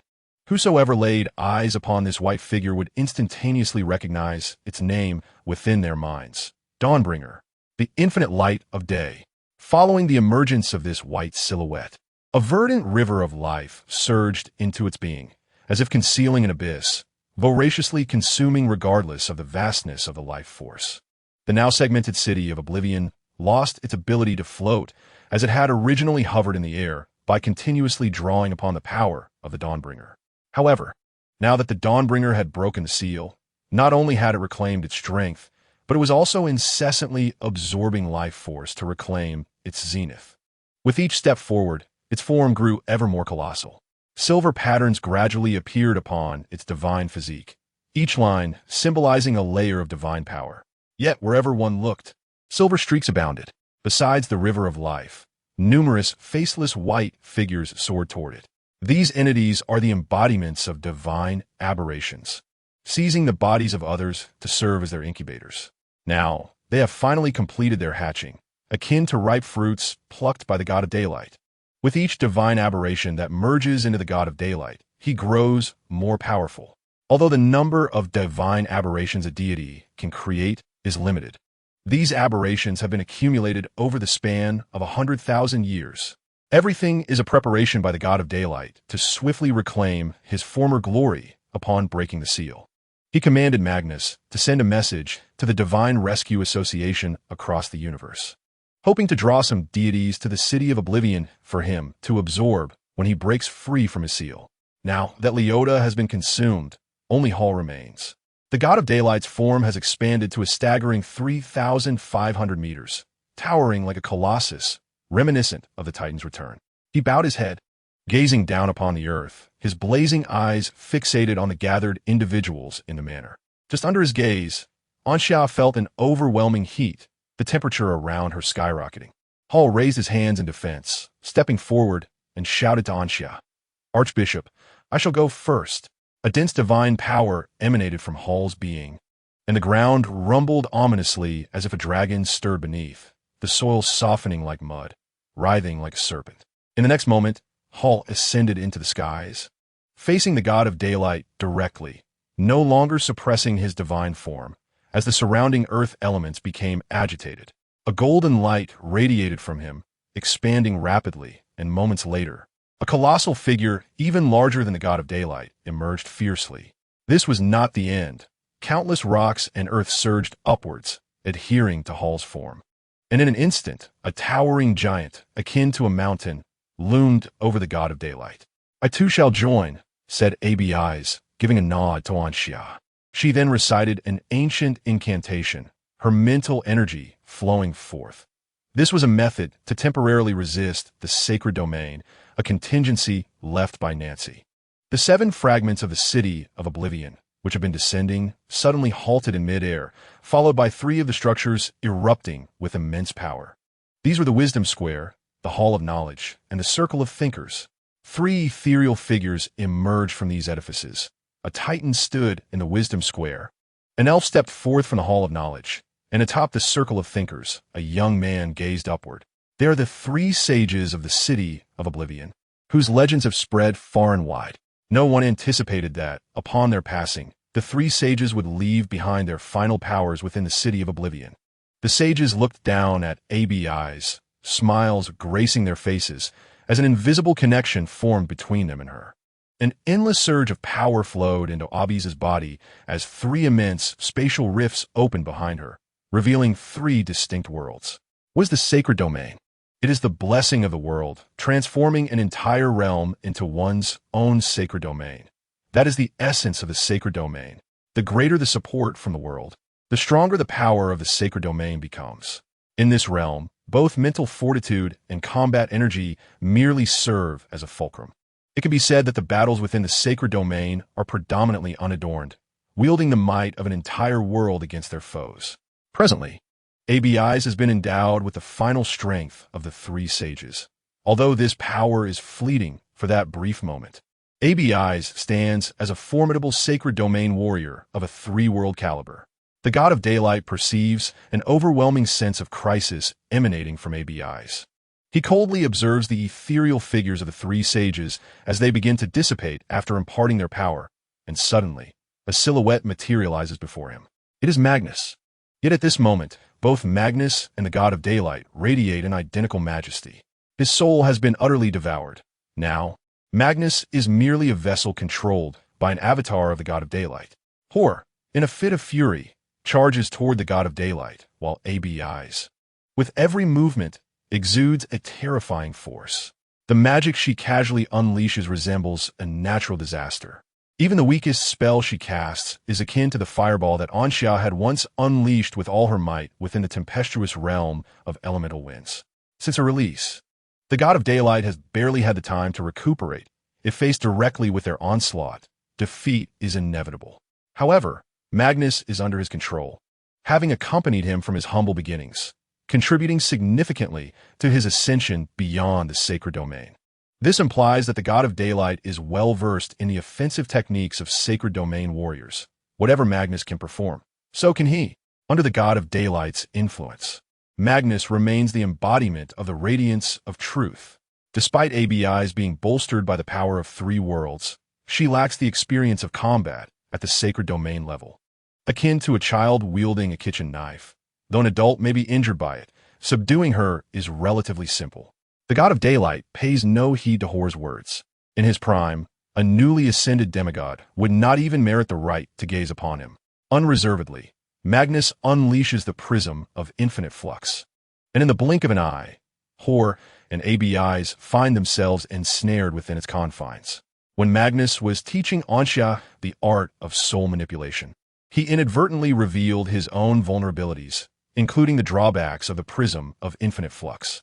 While Magnus had described the means to dismantle the prism as remarkably simple, once ensnared within this fully realized sacred domain superlative magic, they soon discover that the purported critical flaws are nowhere to be found. These so-called flaws pertain only to adversaries of Magnus' caliber. In the eyes of such formidable beings, though Magnus' magic is intricate, it is not without its weaknesses. However, Hor and ABIs are incapable of reaching such heights. Controlled by Magnus, the essence of truth transformed into a tangible force within the prism of infinite cycles, directing its assault towards Hull and Abyss. In the external realm, the god of daylight raised a hand, traversing the fabric of space, reaching directly for Anxia. At this moment, within the area beneath the light screen, there existed no entity capable of obstructing him. A gluttonous gleam flickered in the eyes of the god of daylight. Deities, after all, possess limitations. However, the sanctuary knows no bounds. Anxia's immense spiritual power is sufficient to encompass his soul. Should he seize Anxia's corporeal form, he could abandon his original divine body, merging with the divine realm, ultimately supplanting it to become the world itself. In doing so, he would be able to transform within Anxia's guise into the sanctuary, liberated from the constraints of divine limitations.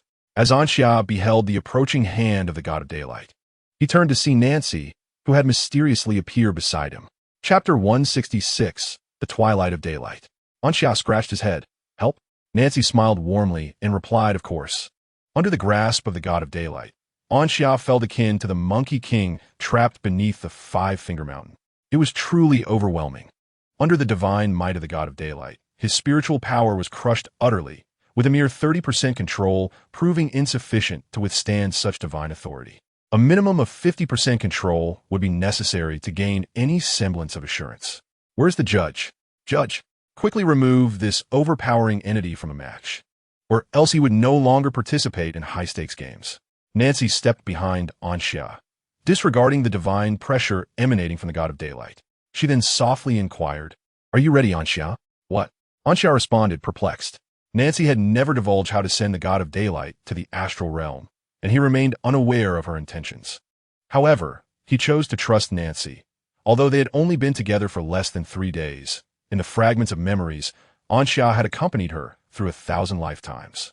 While this reality may be known only to himself, he chose to place his faith in Nancy. In every memory he had experienced, Nancy had never undertaken actions without conviction. Just like that time, they were pursued by beasts in the desert. Despite the peril, Nancy always maintained an edge over danger. While Anxia was left in a state of fright, it was somewhat embarrassing. Nancy took a step forward, yet Anxia felt no soft form pressed against his back. Instinctively lowering his gaze, he noticed a translucent hand overlapping with his own. Astonished, Anxia turned his head, discovering that Nancy had become entirely transparent. Do you remember? The version of me that Magnus brought from the old city was always a soul. I perished eons ago, though the souls within the sanctuary have solidified to such an extent that they bear little distinction from true bodies. As she spoke, Nancy grasped the bracelet on Anxia's right hand. The method to transport the god of daylight to the astral realm is quite straightforward. I merely need to restore my powers. However, my physical form has vanished, which means that if I wish to regain my strength, there is but one way. What way? Anxia was momentarily taken aback, as he seemed to grasp what Nancy intended to do. To ignite my soul, Nancy smiled, explaining that after igniting her soul and utilizing her body, Anxia, I could temporarily regain all my strength. At that point, if delivering the god of daylight to the astral realm proves futile, I can still reseal him until countless years later when someone seeks a way to slay the divine being. But Nancy, what will be the consequences of igniting your soul? Anxia desperately reached out, attempting to push the girl away from his body. He wished to stop her. Had he known this was the only solution, he would never have consented. Yet, the blonde maiden's figure instantly dissipated, leaving him no opportunity to intervene. Anxia watched in disbelief as Nancy transformed into a myriad of golden specks, all of which surged into the bracelet. The bracelet frantically converted the power unleashed from the burning of a soul at the sacred tear, which then flowed into Anxia's body. The bracelet struggled to endure, cracks appearing upon its surface. Anxia clutched his head, feeling his mental prowess ascend continuously. Simultaneously, numerous connections formed between him and various entities. Time seemed to slow, or rather, it felt as if time had decelerated the moment the god of daylight's hand descended. The sensation of complete mastery over his mental strength returned to his body. However, Anxia felt no joy from it. He gazed into the mental lake within his mind, observing the core of the god of the forge operating beyond its limits. The entire mental lake swirling like red magma, and upon this molten expanse stood the golden-armored maiden. Are you ready? Nancy inquired with a bright smile. 8 whirlpools at her feet linked to 8 worlds, bestowing the powers of all these realms upon Anxia. Is there truly no other way? Anxia asked. Don't be sad. Nancy replied. It's a pleasure to see you, Anxia. I am not happy. The boy's face was etched with discontent, unhappiness, and reluctance. No one wishes for victory in battle to be purchased at the cost of the sacrifice of someone they know. Anxia felt the same. He clenched his fists, his nails digging into his flesh, but the piercing pain only heightened his awareness, and this clarity brought forth the most profound sorrow. Yet, this was the only way he could vent his emotions. Why does it have to end this way? Why must it conclude like this? He did not understand, nor did he wish to comprehend. As the golden-haired Valkyrie approached him, the crimson mental lake parted to create a path until she stood before him, gently embracing him. I sincerely apologize for involving you in this matter. This should have been a personal entanglement between myself and the God of Dawn, a feud that has persisted for 100,000 years, yet unexpectedly, you have arrived here. However, all of this is about to come to an end. The long-standing grudge is destined to reach its conclusion, and thus I wish to invite you to be a witness to it all. After all, throughout these 10 millennia, you have been the one constant presence by my side, have you not, esteemed Knight Commander? Anxia was momentarily taken aback. Such a familiar yet foreign title should not have appeared in this context. Nancy gazed at him with a gentle smile. Anxia hesitantly inquired, were those experiences real? Although I am unaware of how you intervened in the past, I can unequivocally assure you that what you have experienced is indeed true. In the external world, time, which had been flowing sluggishly, began to normalize. The hand of the God of Dawn was about to reach the boy, who stood frozen in place. Yet, in that fleeting moment, a brilliant golden light ignited in the depths of the boy's eyes. The bracelet on his right hand shattered. In the next instant, projections of 8 worlds erupted forth, releasing an essence that was profoundly familiar to the god of dawn from within Anxia. Let us bring all of this to a close. At this moment, the being controlling Anxia's body was no longer himself. Nancy raised her hand, and golden wings unfurled from her back, countless golden weapons coalescing in the air, each possessing the power to obliterate everything within a radius of several dozen kilometers. She fixed her gaze upon the god of dawn and let her hand descend. The golden weapons shot forth like meteors, yet they were silent, as tranquil as the passage of time itself, eluding any grasp. A profound sense of peril detonated within the heart of the god of dawn. He roared in fury. 10,000 years prior, he had been vanquished by Nancy. And after enduring for so long, he had finally obtained a chance to break free. He could not afford to be reduced once more to the fate of a decade ago. Yet, rage alone could not amplify his strength. An enraged mouse remains merely a mouse. Even if he exerted every ounce of his might, he was still pierced by these golden weapons. The world power carried by these weapons surged chaotically within his divine form, causing sporadic eruptions upon the surface of his divine body. This was an overwhelming display of strength. The recently unsealed god of dawn was still in a weakened state, far from being able to contend with Nancy, who had fully regained her power through Anxia's body. Even in his prime, 100,000 years ago, the god of dawn would not have been a match for this girl, who sought to conclude their enduring feud. Nevertheless, he forcibly extracted those golden weapons from within himself. The god of dawn bellowed in disbelief. As a divine being, he refused to accept that he could be crushed by mere mortals. His massive form shrank to that of an ordinary human. In the next moment, the god of dawn vanished from his original spot, suddenly appearing before Nancy. Boom! The two engaged in a relentless clash of fists and feet, while Nancy enveloped herself in a protective psychic shield, ensuring that Anxia remained unharmed. Yet, despite the toll on her mental fortitude, the onslaught of the god of daylight could not even shatter the thin veil of spiritual energy that protected her. This exemplifies the disparity.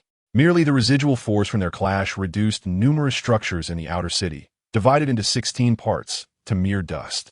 Nancy continued to temper her power, while the god of daylight, intent solely on vanquishing her, remained indifferent to the lives that would be lost in the wake of his assault. Initially, he had intended to summon Magnus for assistance. However, ensnared within the prism of ever-shifting phenomena, Magnus found himself utterly immobilized. Don't leave. Hall regained his divine form, gasping for breath, gritting his teeth as he prepared to self-destruct. Other forms of attack proved ineffective against Magnus. Only self-detonation was an option that could not be intercepted or thwarted. Divine beings, however, were not meant to perish by their own hands. Meanwhile, Abyss was tirelessly calculating the vulnerabilities of the prism of ever-shifting phenomena. Magnus had previously stated that the greatest flaw of his magic lay in its repetitiveness. If they could identify the anomalous node of repetition, they might escape this realm. Although Abyss had yet to pinpoint the exact location of that anomaly, she had already commandeered certain permissions within the prism. In this realm, Magnus' abilities were significantly suppressed, leaving him without the capacity to aid the god of daylight.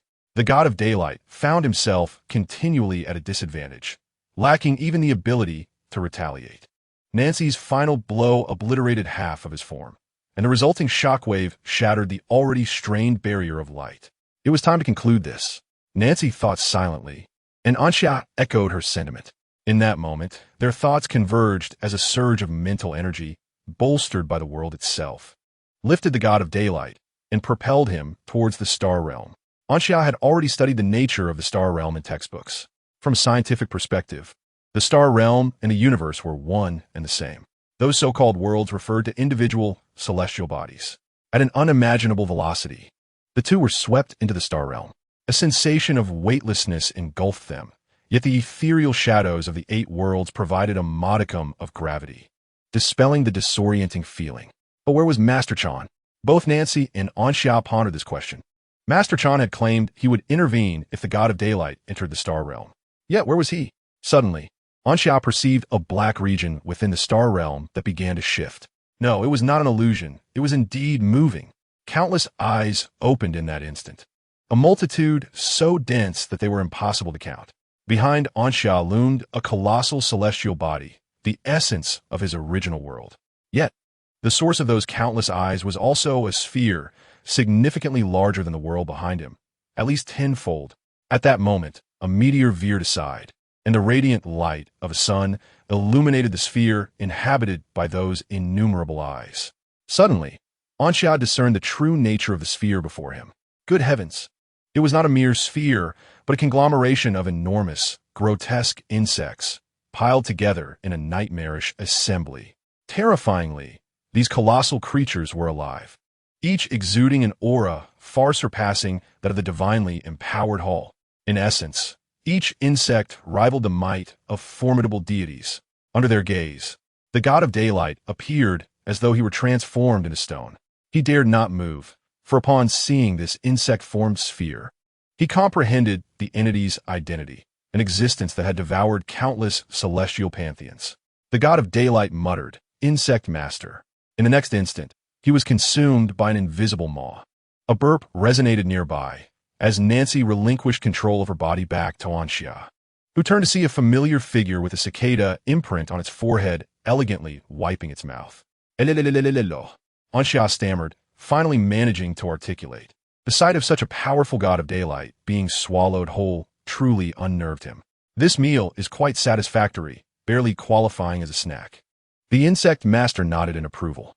"As long as you are satisfied," Anxia gasped, nearly breathless, as he finally grasped the implication of the insect master's words.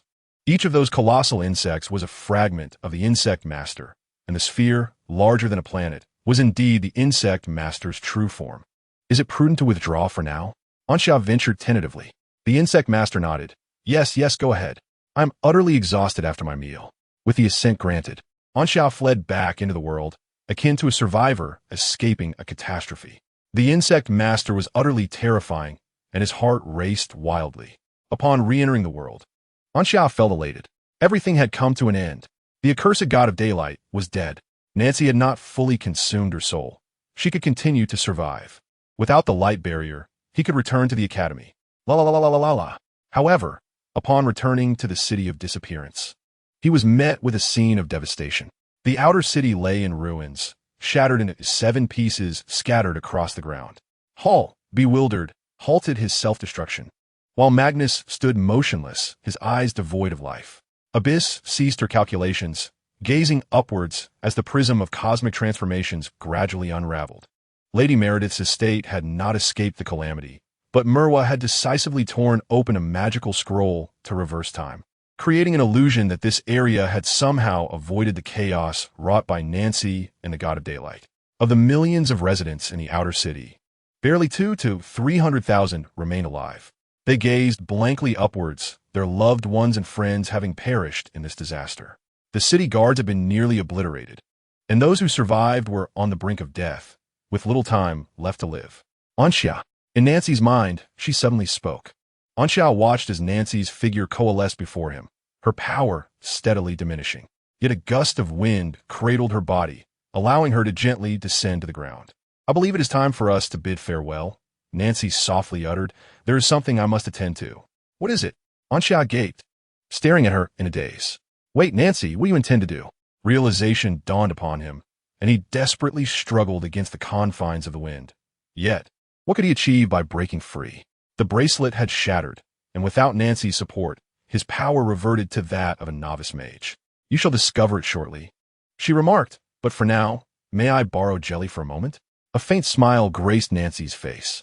In the estate, Jelly was swept up by mental energy, soaring into the sky. It appeared somewhat flustered, but calmed upon seeing Anxia. At that moment, Jelly still retained the guise of the time dragon. "No matter how adept we become at mastering the principles of time, we can never rival the time dragons," Nancy explained. "For their beings birthed from the very laws of time." She infused her remaining strength into Jelly's form. Time momentarily halted, then centered around the towering pillar. Time began to frantically reverse across both the lost city and the outer city. An hour, 2 hours, 10 hours, 30 hours, ultimately, time regressed to the day the academic conference was convened. The deceased revived, lost vitality returned to their bodies, and those who had been parasitized by divine aberrations found themselves awakening from what felt like a long dream due to the death of the daylight god and the disappearance of the aberrations. Even Carlyle had returned to life, and Simone regained his youth, opening his eyes anew. In this brief span of less than 3 days, only 2 true fatalities had occurred. The formidable sanctuary powerhouse, the radiance of truth, Magnus, and Anxia, who struggled to rise from the ground. He raised his hand, yearning to grasp the golden motes drifting through the sky. Yet a gust of wind swept by, sending those golden specks further away until they vanished from sight. He gazed at the heavens in disbelief, feeling an emptiness within. Had not everything come to an end? Why must you do this? Nancy stood on a street where it seemed as if nothing had transpired, her heart aching. Chapter 167. The Gift, Volume 2, Conclusion. 5 minutes later, numerous figures materialized in the lost city. First, 2 youths struck a sphere with fervent blows. They were the sanctuary's guardians remaining in the world this year. Although the sanctuary was powerful, it could not monitor every occurrence within the world at all times, unless they transformed their world into a sanctuary, whereby nothing could escape their notice. But such a feat was impossible. Thus, the sanctuaries collectively crafted an alchemical artifact, imbuing it with a soul and drawing upon the power of 10 true deities as its source of strength. This creation was intended to serve as a replacement for the sanctuary's oversight of the world, alerting them to situations requiring their intervention. This orb was named the Heart of the World. However, during the events in the City of Dissolution, the Heart of the World failed to detect the anomaly in a timely manner. Magnus, a sanctuary nurtured by the God of Daylight, had once guarded the world and interacted with the Heart of the World over the years. Seizing this opportunity, the God of Daylight devised a method to obscure the Heart of the World, manifesting as the luminous barrier that enveloped both the outer city and the City of Dissolution. It was only after Nancy shattered this barrier that the Heart of the World reacted, recognizing the divine-level catastrophe and subsequently notifying the sanctuaries remaining in the world. Although these events were orchestrated by the God of Daylight, the occurrence during their watch rendered them accountable. Initially, the 2 had intended to confront the God of Daylight in fury. However, with that deity eliminated, their focus shifted to the Heart of the World. They had not engaged with Magnus directly, yet the Heart, having had such contact, not only failed to detect Magnus' irregularities, but also allowed him to devise a means to shield himself.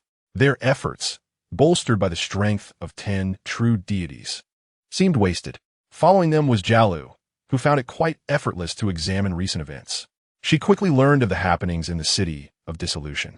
Surprised, she had not previously worried for Melva's safety.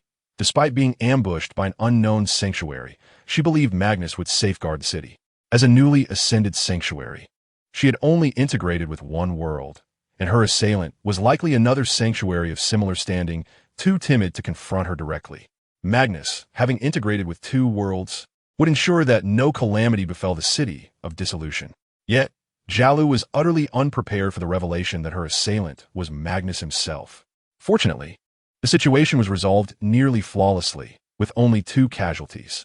Following Jalu, an elderly man, somewhat disheveled, emerged from the chaotic void. It was Dean Douglas. He had sensed the unsealing of the God of Daylight, and, thus, abandoned his spatial leap to plunge directly into the turbulent void, relying on his formidable strength to swiftly navigate his way back.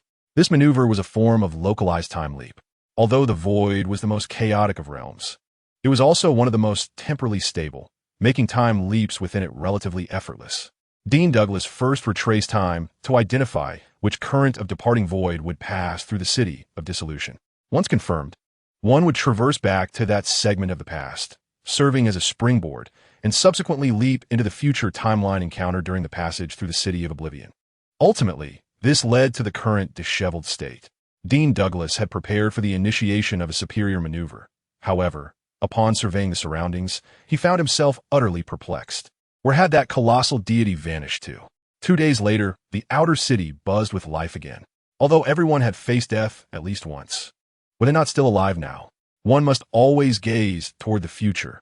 The past should be left behind, for it is inconceivable to forsake the forthcoming life in reverence of what has already transpired.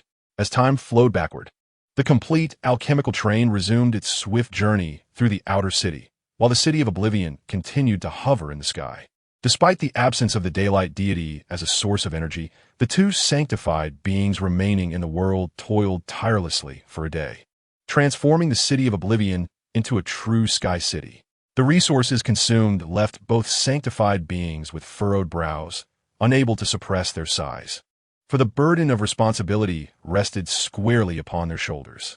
The wind currents within the pillar of heaven incessantly delivered one individual after another to the city of oblivion.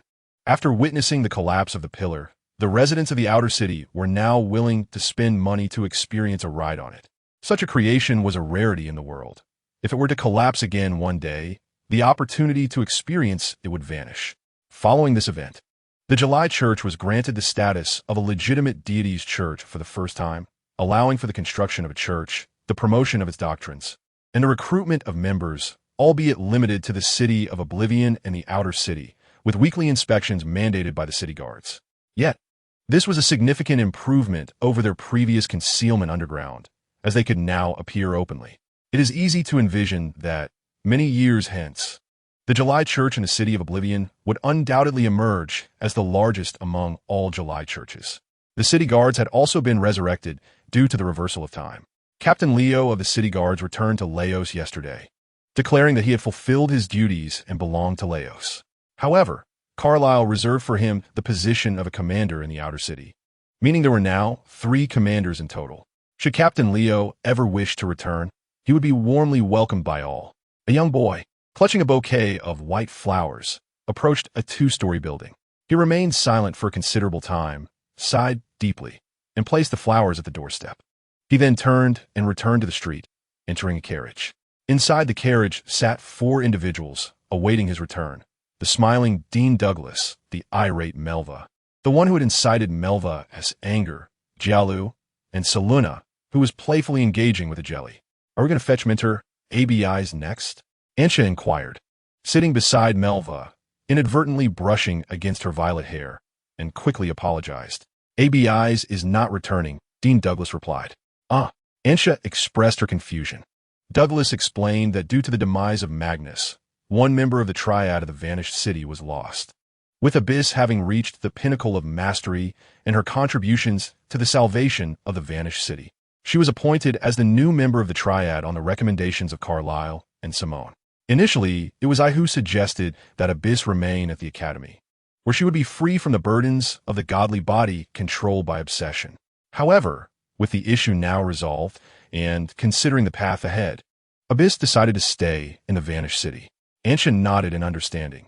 Indeed, Abyss remained in the vanished city, while Hall returned to the Universal Divine Rescue Association to serve as a double agent. Ansha clicked her tongue, realizing that everyone was departing. The carriage set in motion, as they were to return to the Rance Magic Academy. Due to the matters concerning the God of Daylight, academic conferences had been suspended, to be resumed in a few years. Your current level has reached that of a 2nd-rank mage. Once stabilized, you shall ascend to the 3rd-rank mage. Would you like me to arrange for your advancement? Principal Douglas inquired. Ansha retracted her head slightly. Perhaps not. She was aware of her own capabilities. Achieving the rank of 2nd-rank mage was largely thanks to the small gift left by Nancy. The core of the God of the Forge had completely melted, merging with her mental energy reservoir, leading to her breakthrough. However, following this advancement, her mental energy reservoir had diminished significantly in size, though its quality had become remarkably pure. Compared to her previous mental energy, a single drop now equated to 3 drops from before, representing at least a 3-fold enhancement. Furthermore, this enhancement was not yet complete, as her level continued to gradually rise. Ansha had a premonition that such progress would only cease upon her reaching the 9th rank. Suddenly, time within the carriage momentarily halted. However, Jialu and Principal Douglas remained unaffected. The figure of the cicada Mark youth appeared within the carriage. Pardon the interruption, I need to speak with the Archbishop. The cicada master waved at the 2 before casually draping an arm over Ansha's shoulder. Boss, why are you here again? Weren't you supposed to be sleeping? Ansha queried. I was asleep, but in a dream, I realized I had forgotten something, so I woke one of myself to inform you that your gift is ready. The cicada master replied. Equivalent exchange? I just had a snack, didn't I? Well, that's that. If there's more food, summon me again with that sacrificial ritual. The cicada master promptly ended the projection, leaving a bewildered Ansha. What gift has a July god prepared for you? Jialu, having crossed over Melva, leaned in with curiosity, having long heard of the July god's esteemed name. Yet this was her first encounter. I have no idea. Ansha shrugged. The boss was always in a hurry, and she dare not ask. Tisich. Jalu returned to her seat, finding it rather dull. It must be a valuable gift, Principal Douglas remarked, stroking his chin, equally intrigued. One can only hope, Ansha mused. The carriage, an alchemical artifact crafted by Jialu, embarked on an incessant journey through space after departing from the outer city. The Raymond family, notorious for their dark dealings, was under scrutiny from Dean Douglas, who was intent on uncovering their secrets. What has become of the dark faction? They are no more than beasts. Jialu, filled with indignation, was eager to argue with Dean Douglas, but Melva, in a state of resignation, held her back. You little girl have forgotten to respect your elders since leaving the academy, haven't you? Dean Douglas sneered, promptly producing a stack of fines. Come now. First repay the fines the academy has covered for you. Before he could finish, Jialu returned to her seat and declared with righteous fervor, the dark faction is not human. I shall take action against them, for I cannot coexist with them. Laughter erupted within the carriage. In less than half an hour, the carriage arrived back at Lansmore Academy. Gazing at the familiar yet strange architecture, Anxia sighed. It seemed surreal that she had been away for less than a week, yet felt like an eternity. The group dispersed. Dean Douglas returned to his office, while Jialu enthusiastically dragged Melva off to search for treasures she had left behind. Jelly returned to Anxia's side, and Zeluna waved at Anxia before heading toward the girls' dormitory. Anxia settled once more atop Jelly, her trusty mount. It was still class time, and she noticed Long Ning and others engaged in practical combat in a square within the academy. After a moment's thought, she decided against interrupting them. Alas, the heights are lonely. These minor spells no longer faze me. Stealthily departing to avoid detection, she strolled through the academy, basking in the sunlight that filtered through the trees. The absence of sudden incidents brought her great comfort. In the city of Oblivion, every second was fraught with tension as various anomalies surged like relentless tides, threatening to overwhelm her. Thankfully, that tumultuous chapter had concluded. Suddenly, a familiar golden silhouette caught her eye, resting by the lakeside, not far ahead. Anxia blinked in disbelief. Am I seeing things? She glanced down at Jelly, who was staring blankly at her. Not your concern, Anxia remarked, tapping Jelly lightly, then chose to close her eyes and reopen them. Goodness, this truly is haunting. After a moment's hesitation, she approached. The girl with pale, golden hair shimmered in the sunlight. Seated with her back to him at a white wooden table, quietly engrossed in a book.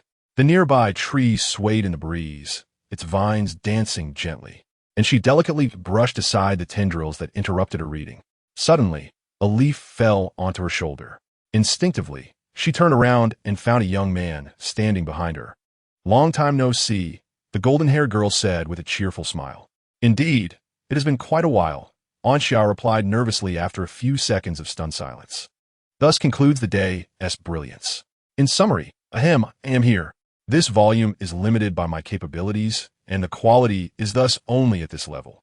To be frank, I consider myself merely a novice at the beginning of my journey, having written such a lengthy narrative for the first time, which should amount to around 200,000 words. Naturally, there are numerous shortcomings, and halfway through, I recognize various issues, such as underdeveloped characters and insufficient subplots.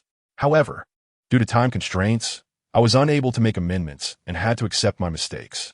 In the future, I shall return to refine this volume meticulously. As for the forthcoming third volume, I intend to approach the narrative through an academic lens, but I have yet to fully develop it. I only possess a beginning and an ending in my mind that require further elaboration. Originally, the character responsible for sealing the God of Radiance was named Ignacio, but a sudden inspiration led me to change it to Nancy, thus transforming Ignacio into a city name and a surname. I also discarded many plot lines, such as the academic conference where the God of Radiance controlled Magnus, revealing portions of the seal for scholars to decipher during each session. In the protagonist session, the seal would conveniently be broken. The original conclusion involved scholars battling against the divine aberration, with the protagonist inheriting Ignacio's power to defeat the God of Radiance, subsequently offering the victory to Master Chan. Yet all of this has been altered. Ultimately, this volume is complete, and all I can do now is return later to address its various flaws and engage in reflection. While I may not be able to rise immediately from where I fell, at the very least, I must strive to get back up, correct? Well, I shall say no more and not waste anyone's time.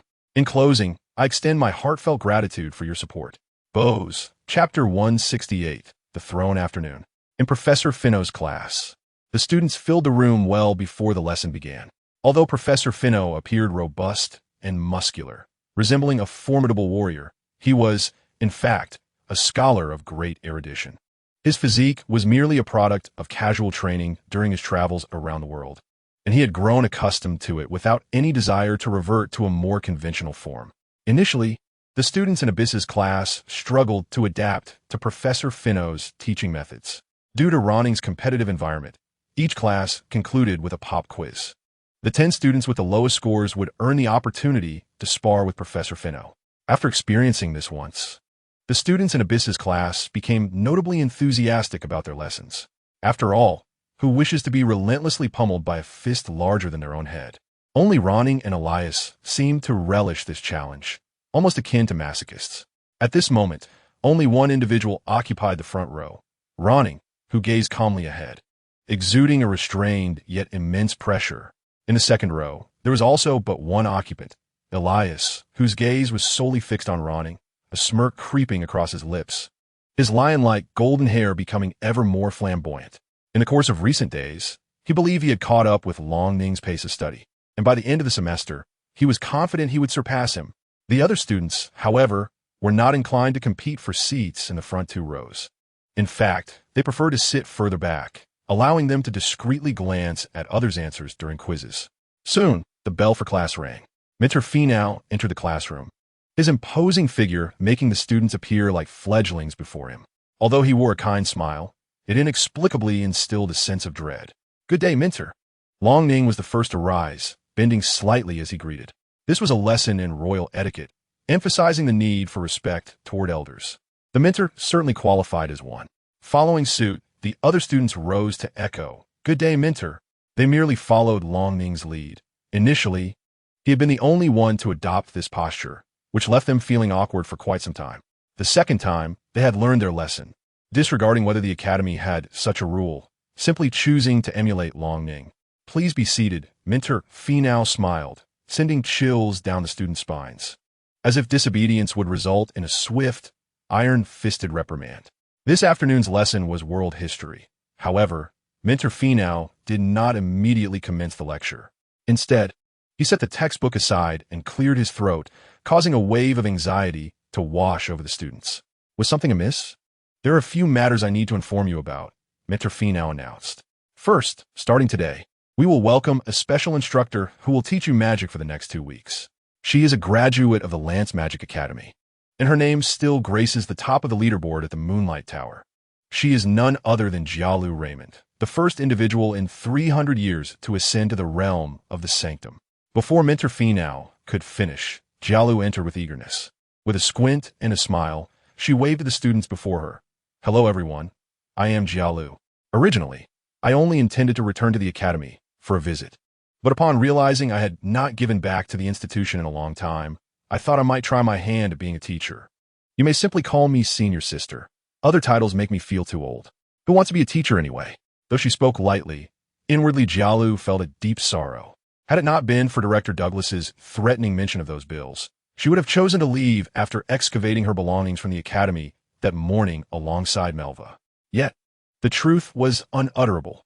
As a Sanctum powerhouse, she still valued her pride. Unless someone were to shower her with gold, she might consider sacrificing her dignity. After all, who would ever complain about having too much money? Upon concluding her introduction, Jialu instinctively stepped aside, relinquishing her position. Instructor Finno continued. "The second matter at hand is that Instructor ABIs has resigned from her position and chosen to remain in the City of Oblivion, opting not to return to the academy. Therefore, the students who were originally part of Instructor Abis's class, congratulations, you have officially become members of my class." Finno's smile deepened, contrasting sharply with the lamentations of the students. "No, our beloved Instructor ABIs, please come back." One cried, "I would gladly trade my opportunity to spar with Instructor Finno for your return, Instructor ABIs." Finno's expression darkened. He dismissed the thought of the student's anguish. What agony could sparring with him entail? Look at Lonning and Elias. They never feared practice sessions, instead relishing them with joy. Such is the disparity. With a wistful gaze, Finno proceeded to announce the third matter. We welcome a new student to our class, Nancy Ignazio. A girl with light golden hair entered from outside the classroom, her exquisite features leaving many speechless in their seats. Is that an angel? Someone murmured. Hello everyone, I am Nancy Ignazio, 17 years old. Well, I suppose I'm a level 4 mage? Nancy pondered, as she had primarily practiced martial arts before, but at the master level. She had already elevated her magic to the same tier. Upon reaching the sanctuary, the distinction between the two had become negligible. After her revival, though she had lost her realm, her experience allowed her to effortlessly absorb elements, propelling her to the strength of a level 4 practitioner. A level 4 mage. Upon hearing Nancy's prowess, everyone was utterly astonished. They had thought Lonning was already unattainably high, having reached level 3 mage in the first semester. Who would have imagined that this new classmate had already ascended to level 4? May I ask, Nancy, when did you begin your training? A student inquired. Most of them were around 16, and with Nancy being a year older, it was possible she had started earlier. It seems like this morning, Nancy replied nonchalantly. To her, there was little distinction below the master level. Yet she overlooked the fact that she viewed the situation from the perspective of the sanctuary. The classroom fell into a profound silence.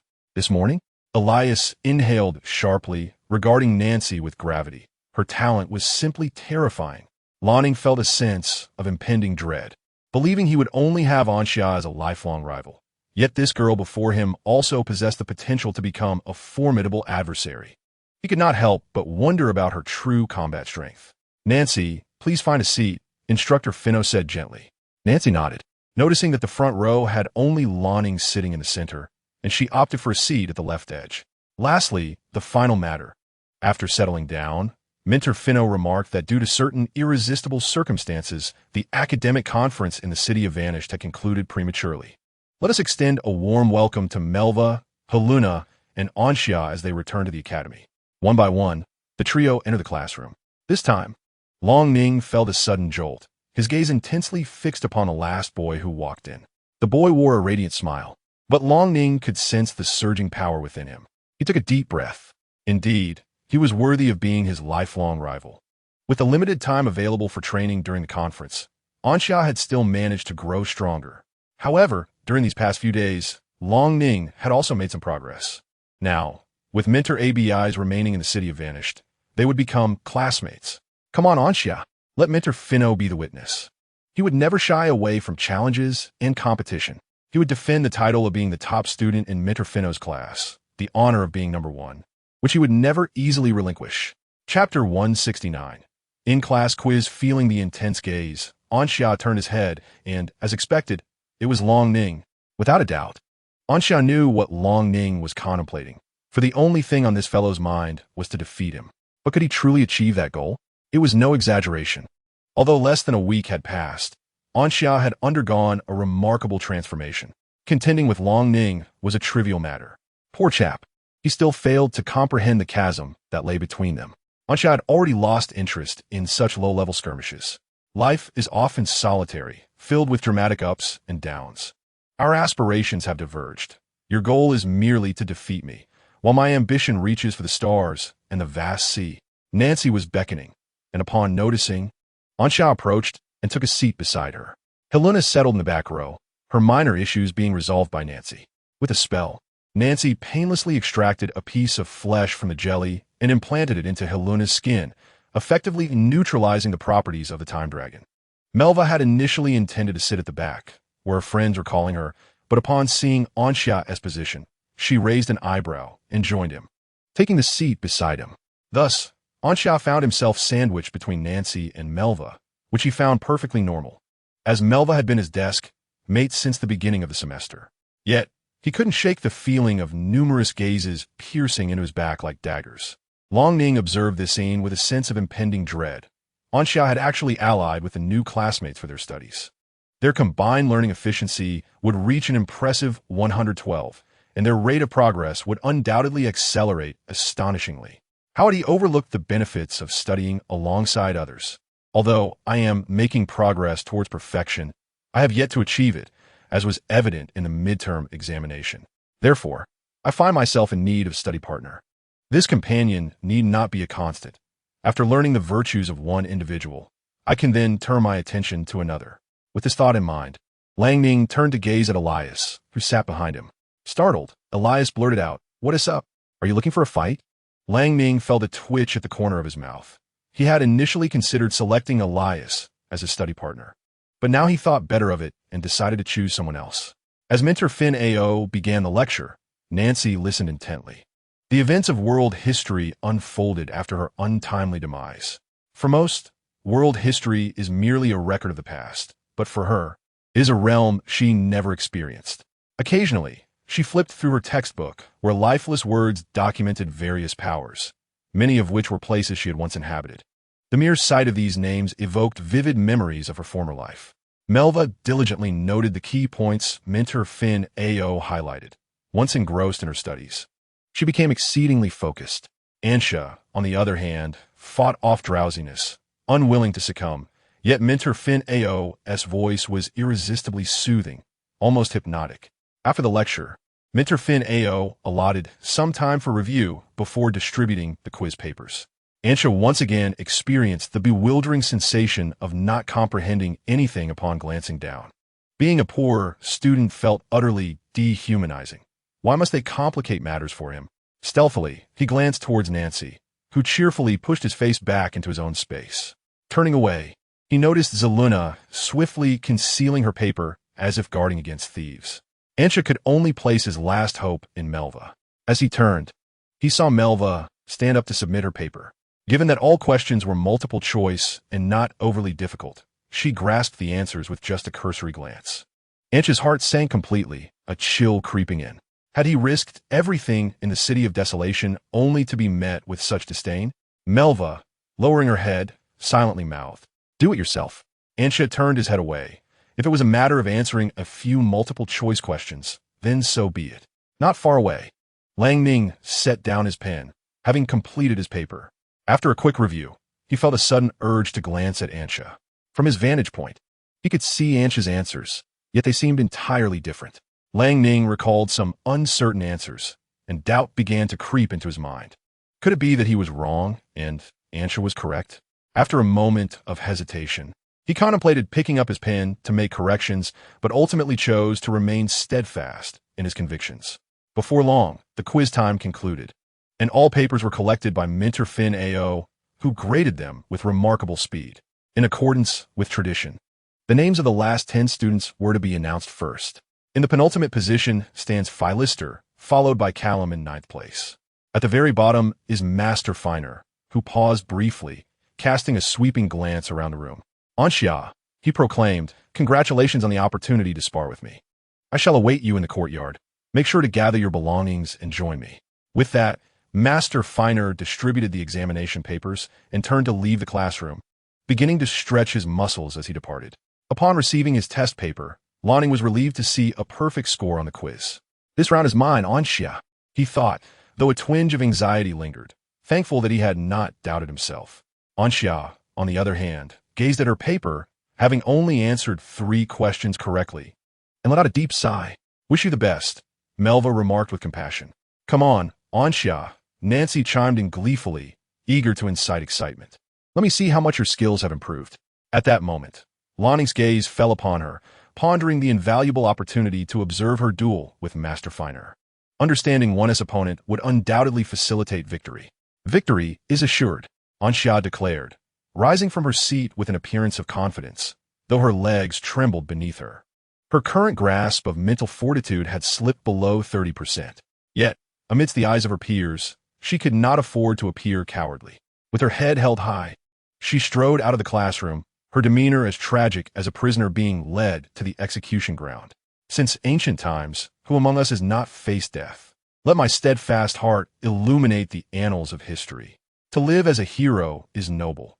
To die as a valiant spirit is equally so. A mere Master Finer shall not vanquish me." The more she contemplated, the more valorous she felt. The legendary heroes of old were not unlike this. The virtues of knighthood, bravery, and fearlessness echoed in her heart. Anxia mused that, were there a lineage of knights to inherit, she could readily assume the mantle. Chapter 170. My opinions go unheard upon arriving at the courtyard. Master Finer awaited her presence. Soon, the square was filled with onlookers. Master Finer's reputation among the students was legendary. Few had escaped the repercussions of his iron fist. In fact, influenced by him, a small faction within the student council had taken on the name Iron Fist. Thus, when Master Finer appeared in the square, everyone knew what was about to unfold, prompting them to call friends and gather to witness the spectacle of the younger students facing punishment. Despite having witnessed such events numerous times, they never ceased to entertain.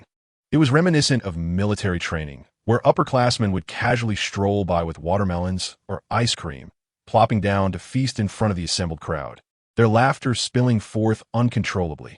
How infuriating! Scoundrels, all of them. It was only upon seeing the multitude of spectators that Ansha comprehended the extent of Master Finer's notoriety.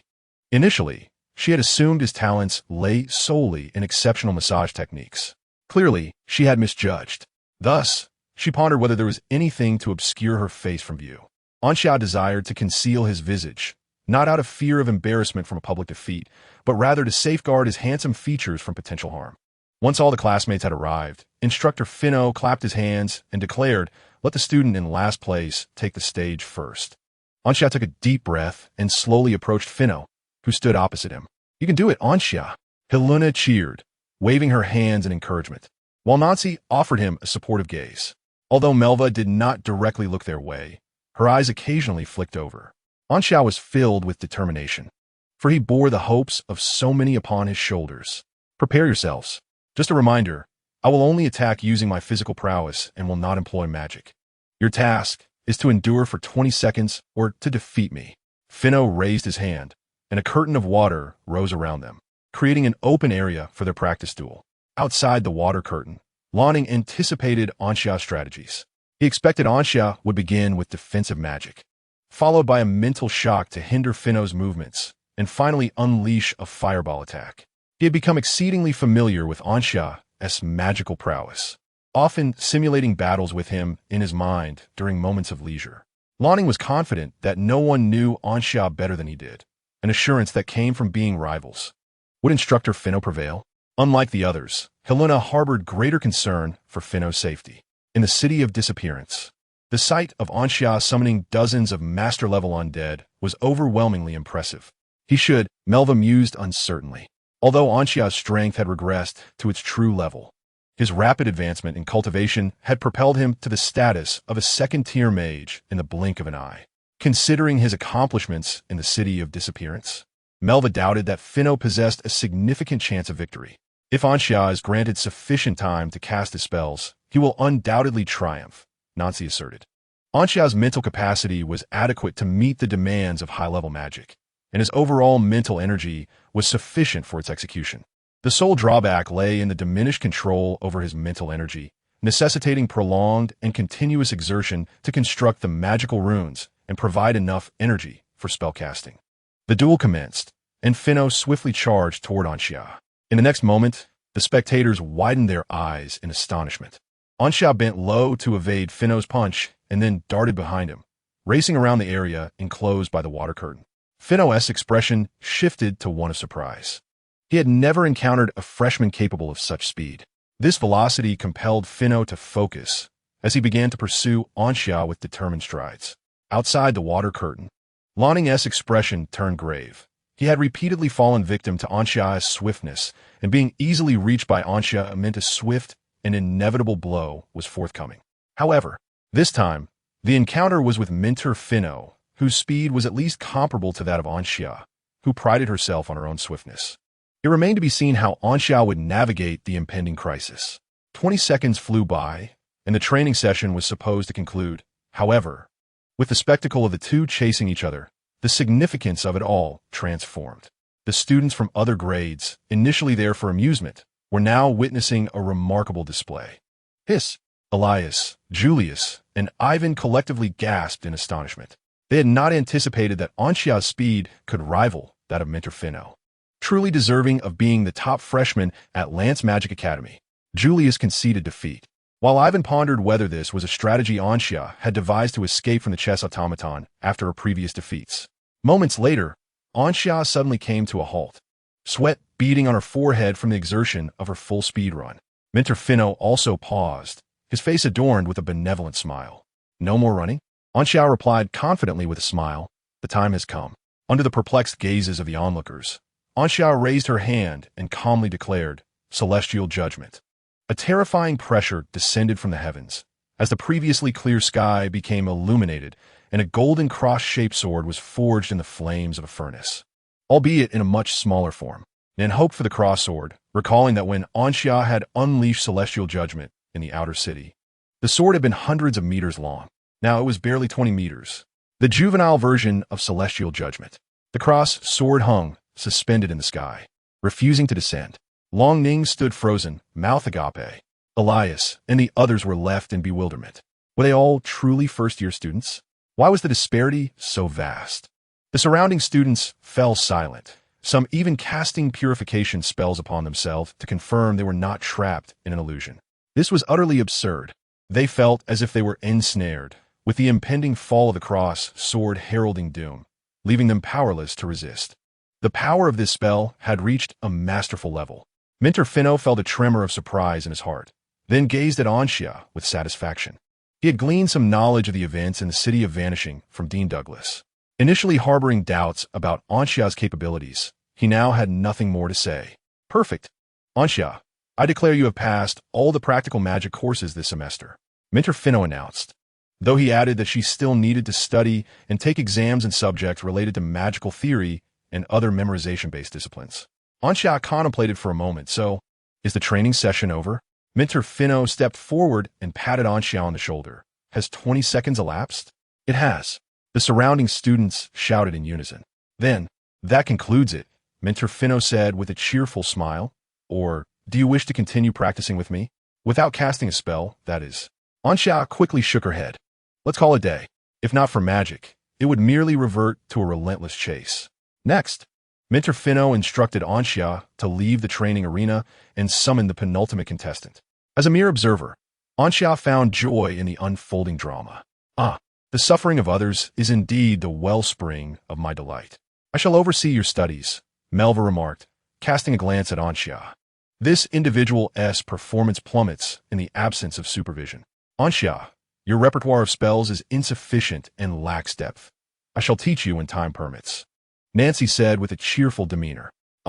Just as the joy began to swell, Anxia felt tears welling upon hearing their words. Having just bid farewell to Minter ABIs, how is it that you two have caught up? Come to my place at noon, Melva turned to Anxia. Then I shall opt for the evening, Nancy replied with a slight smile. Anxia interjected. Have you both considered my preferences?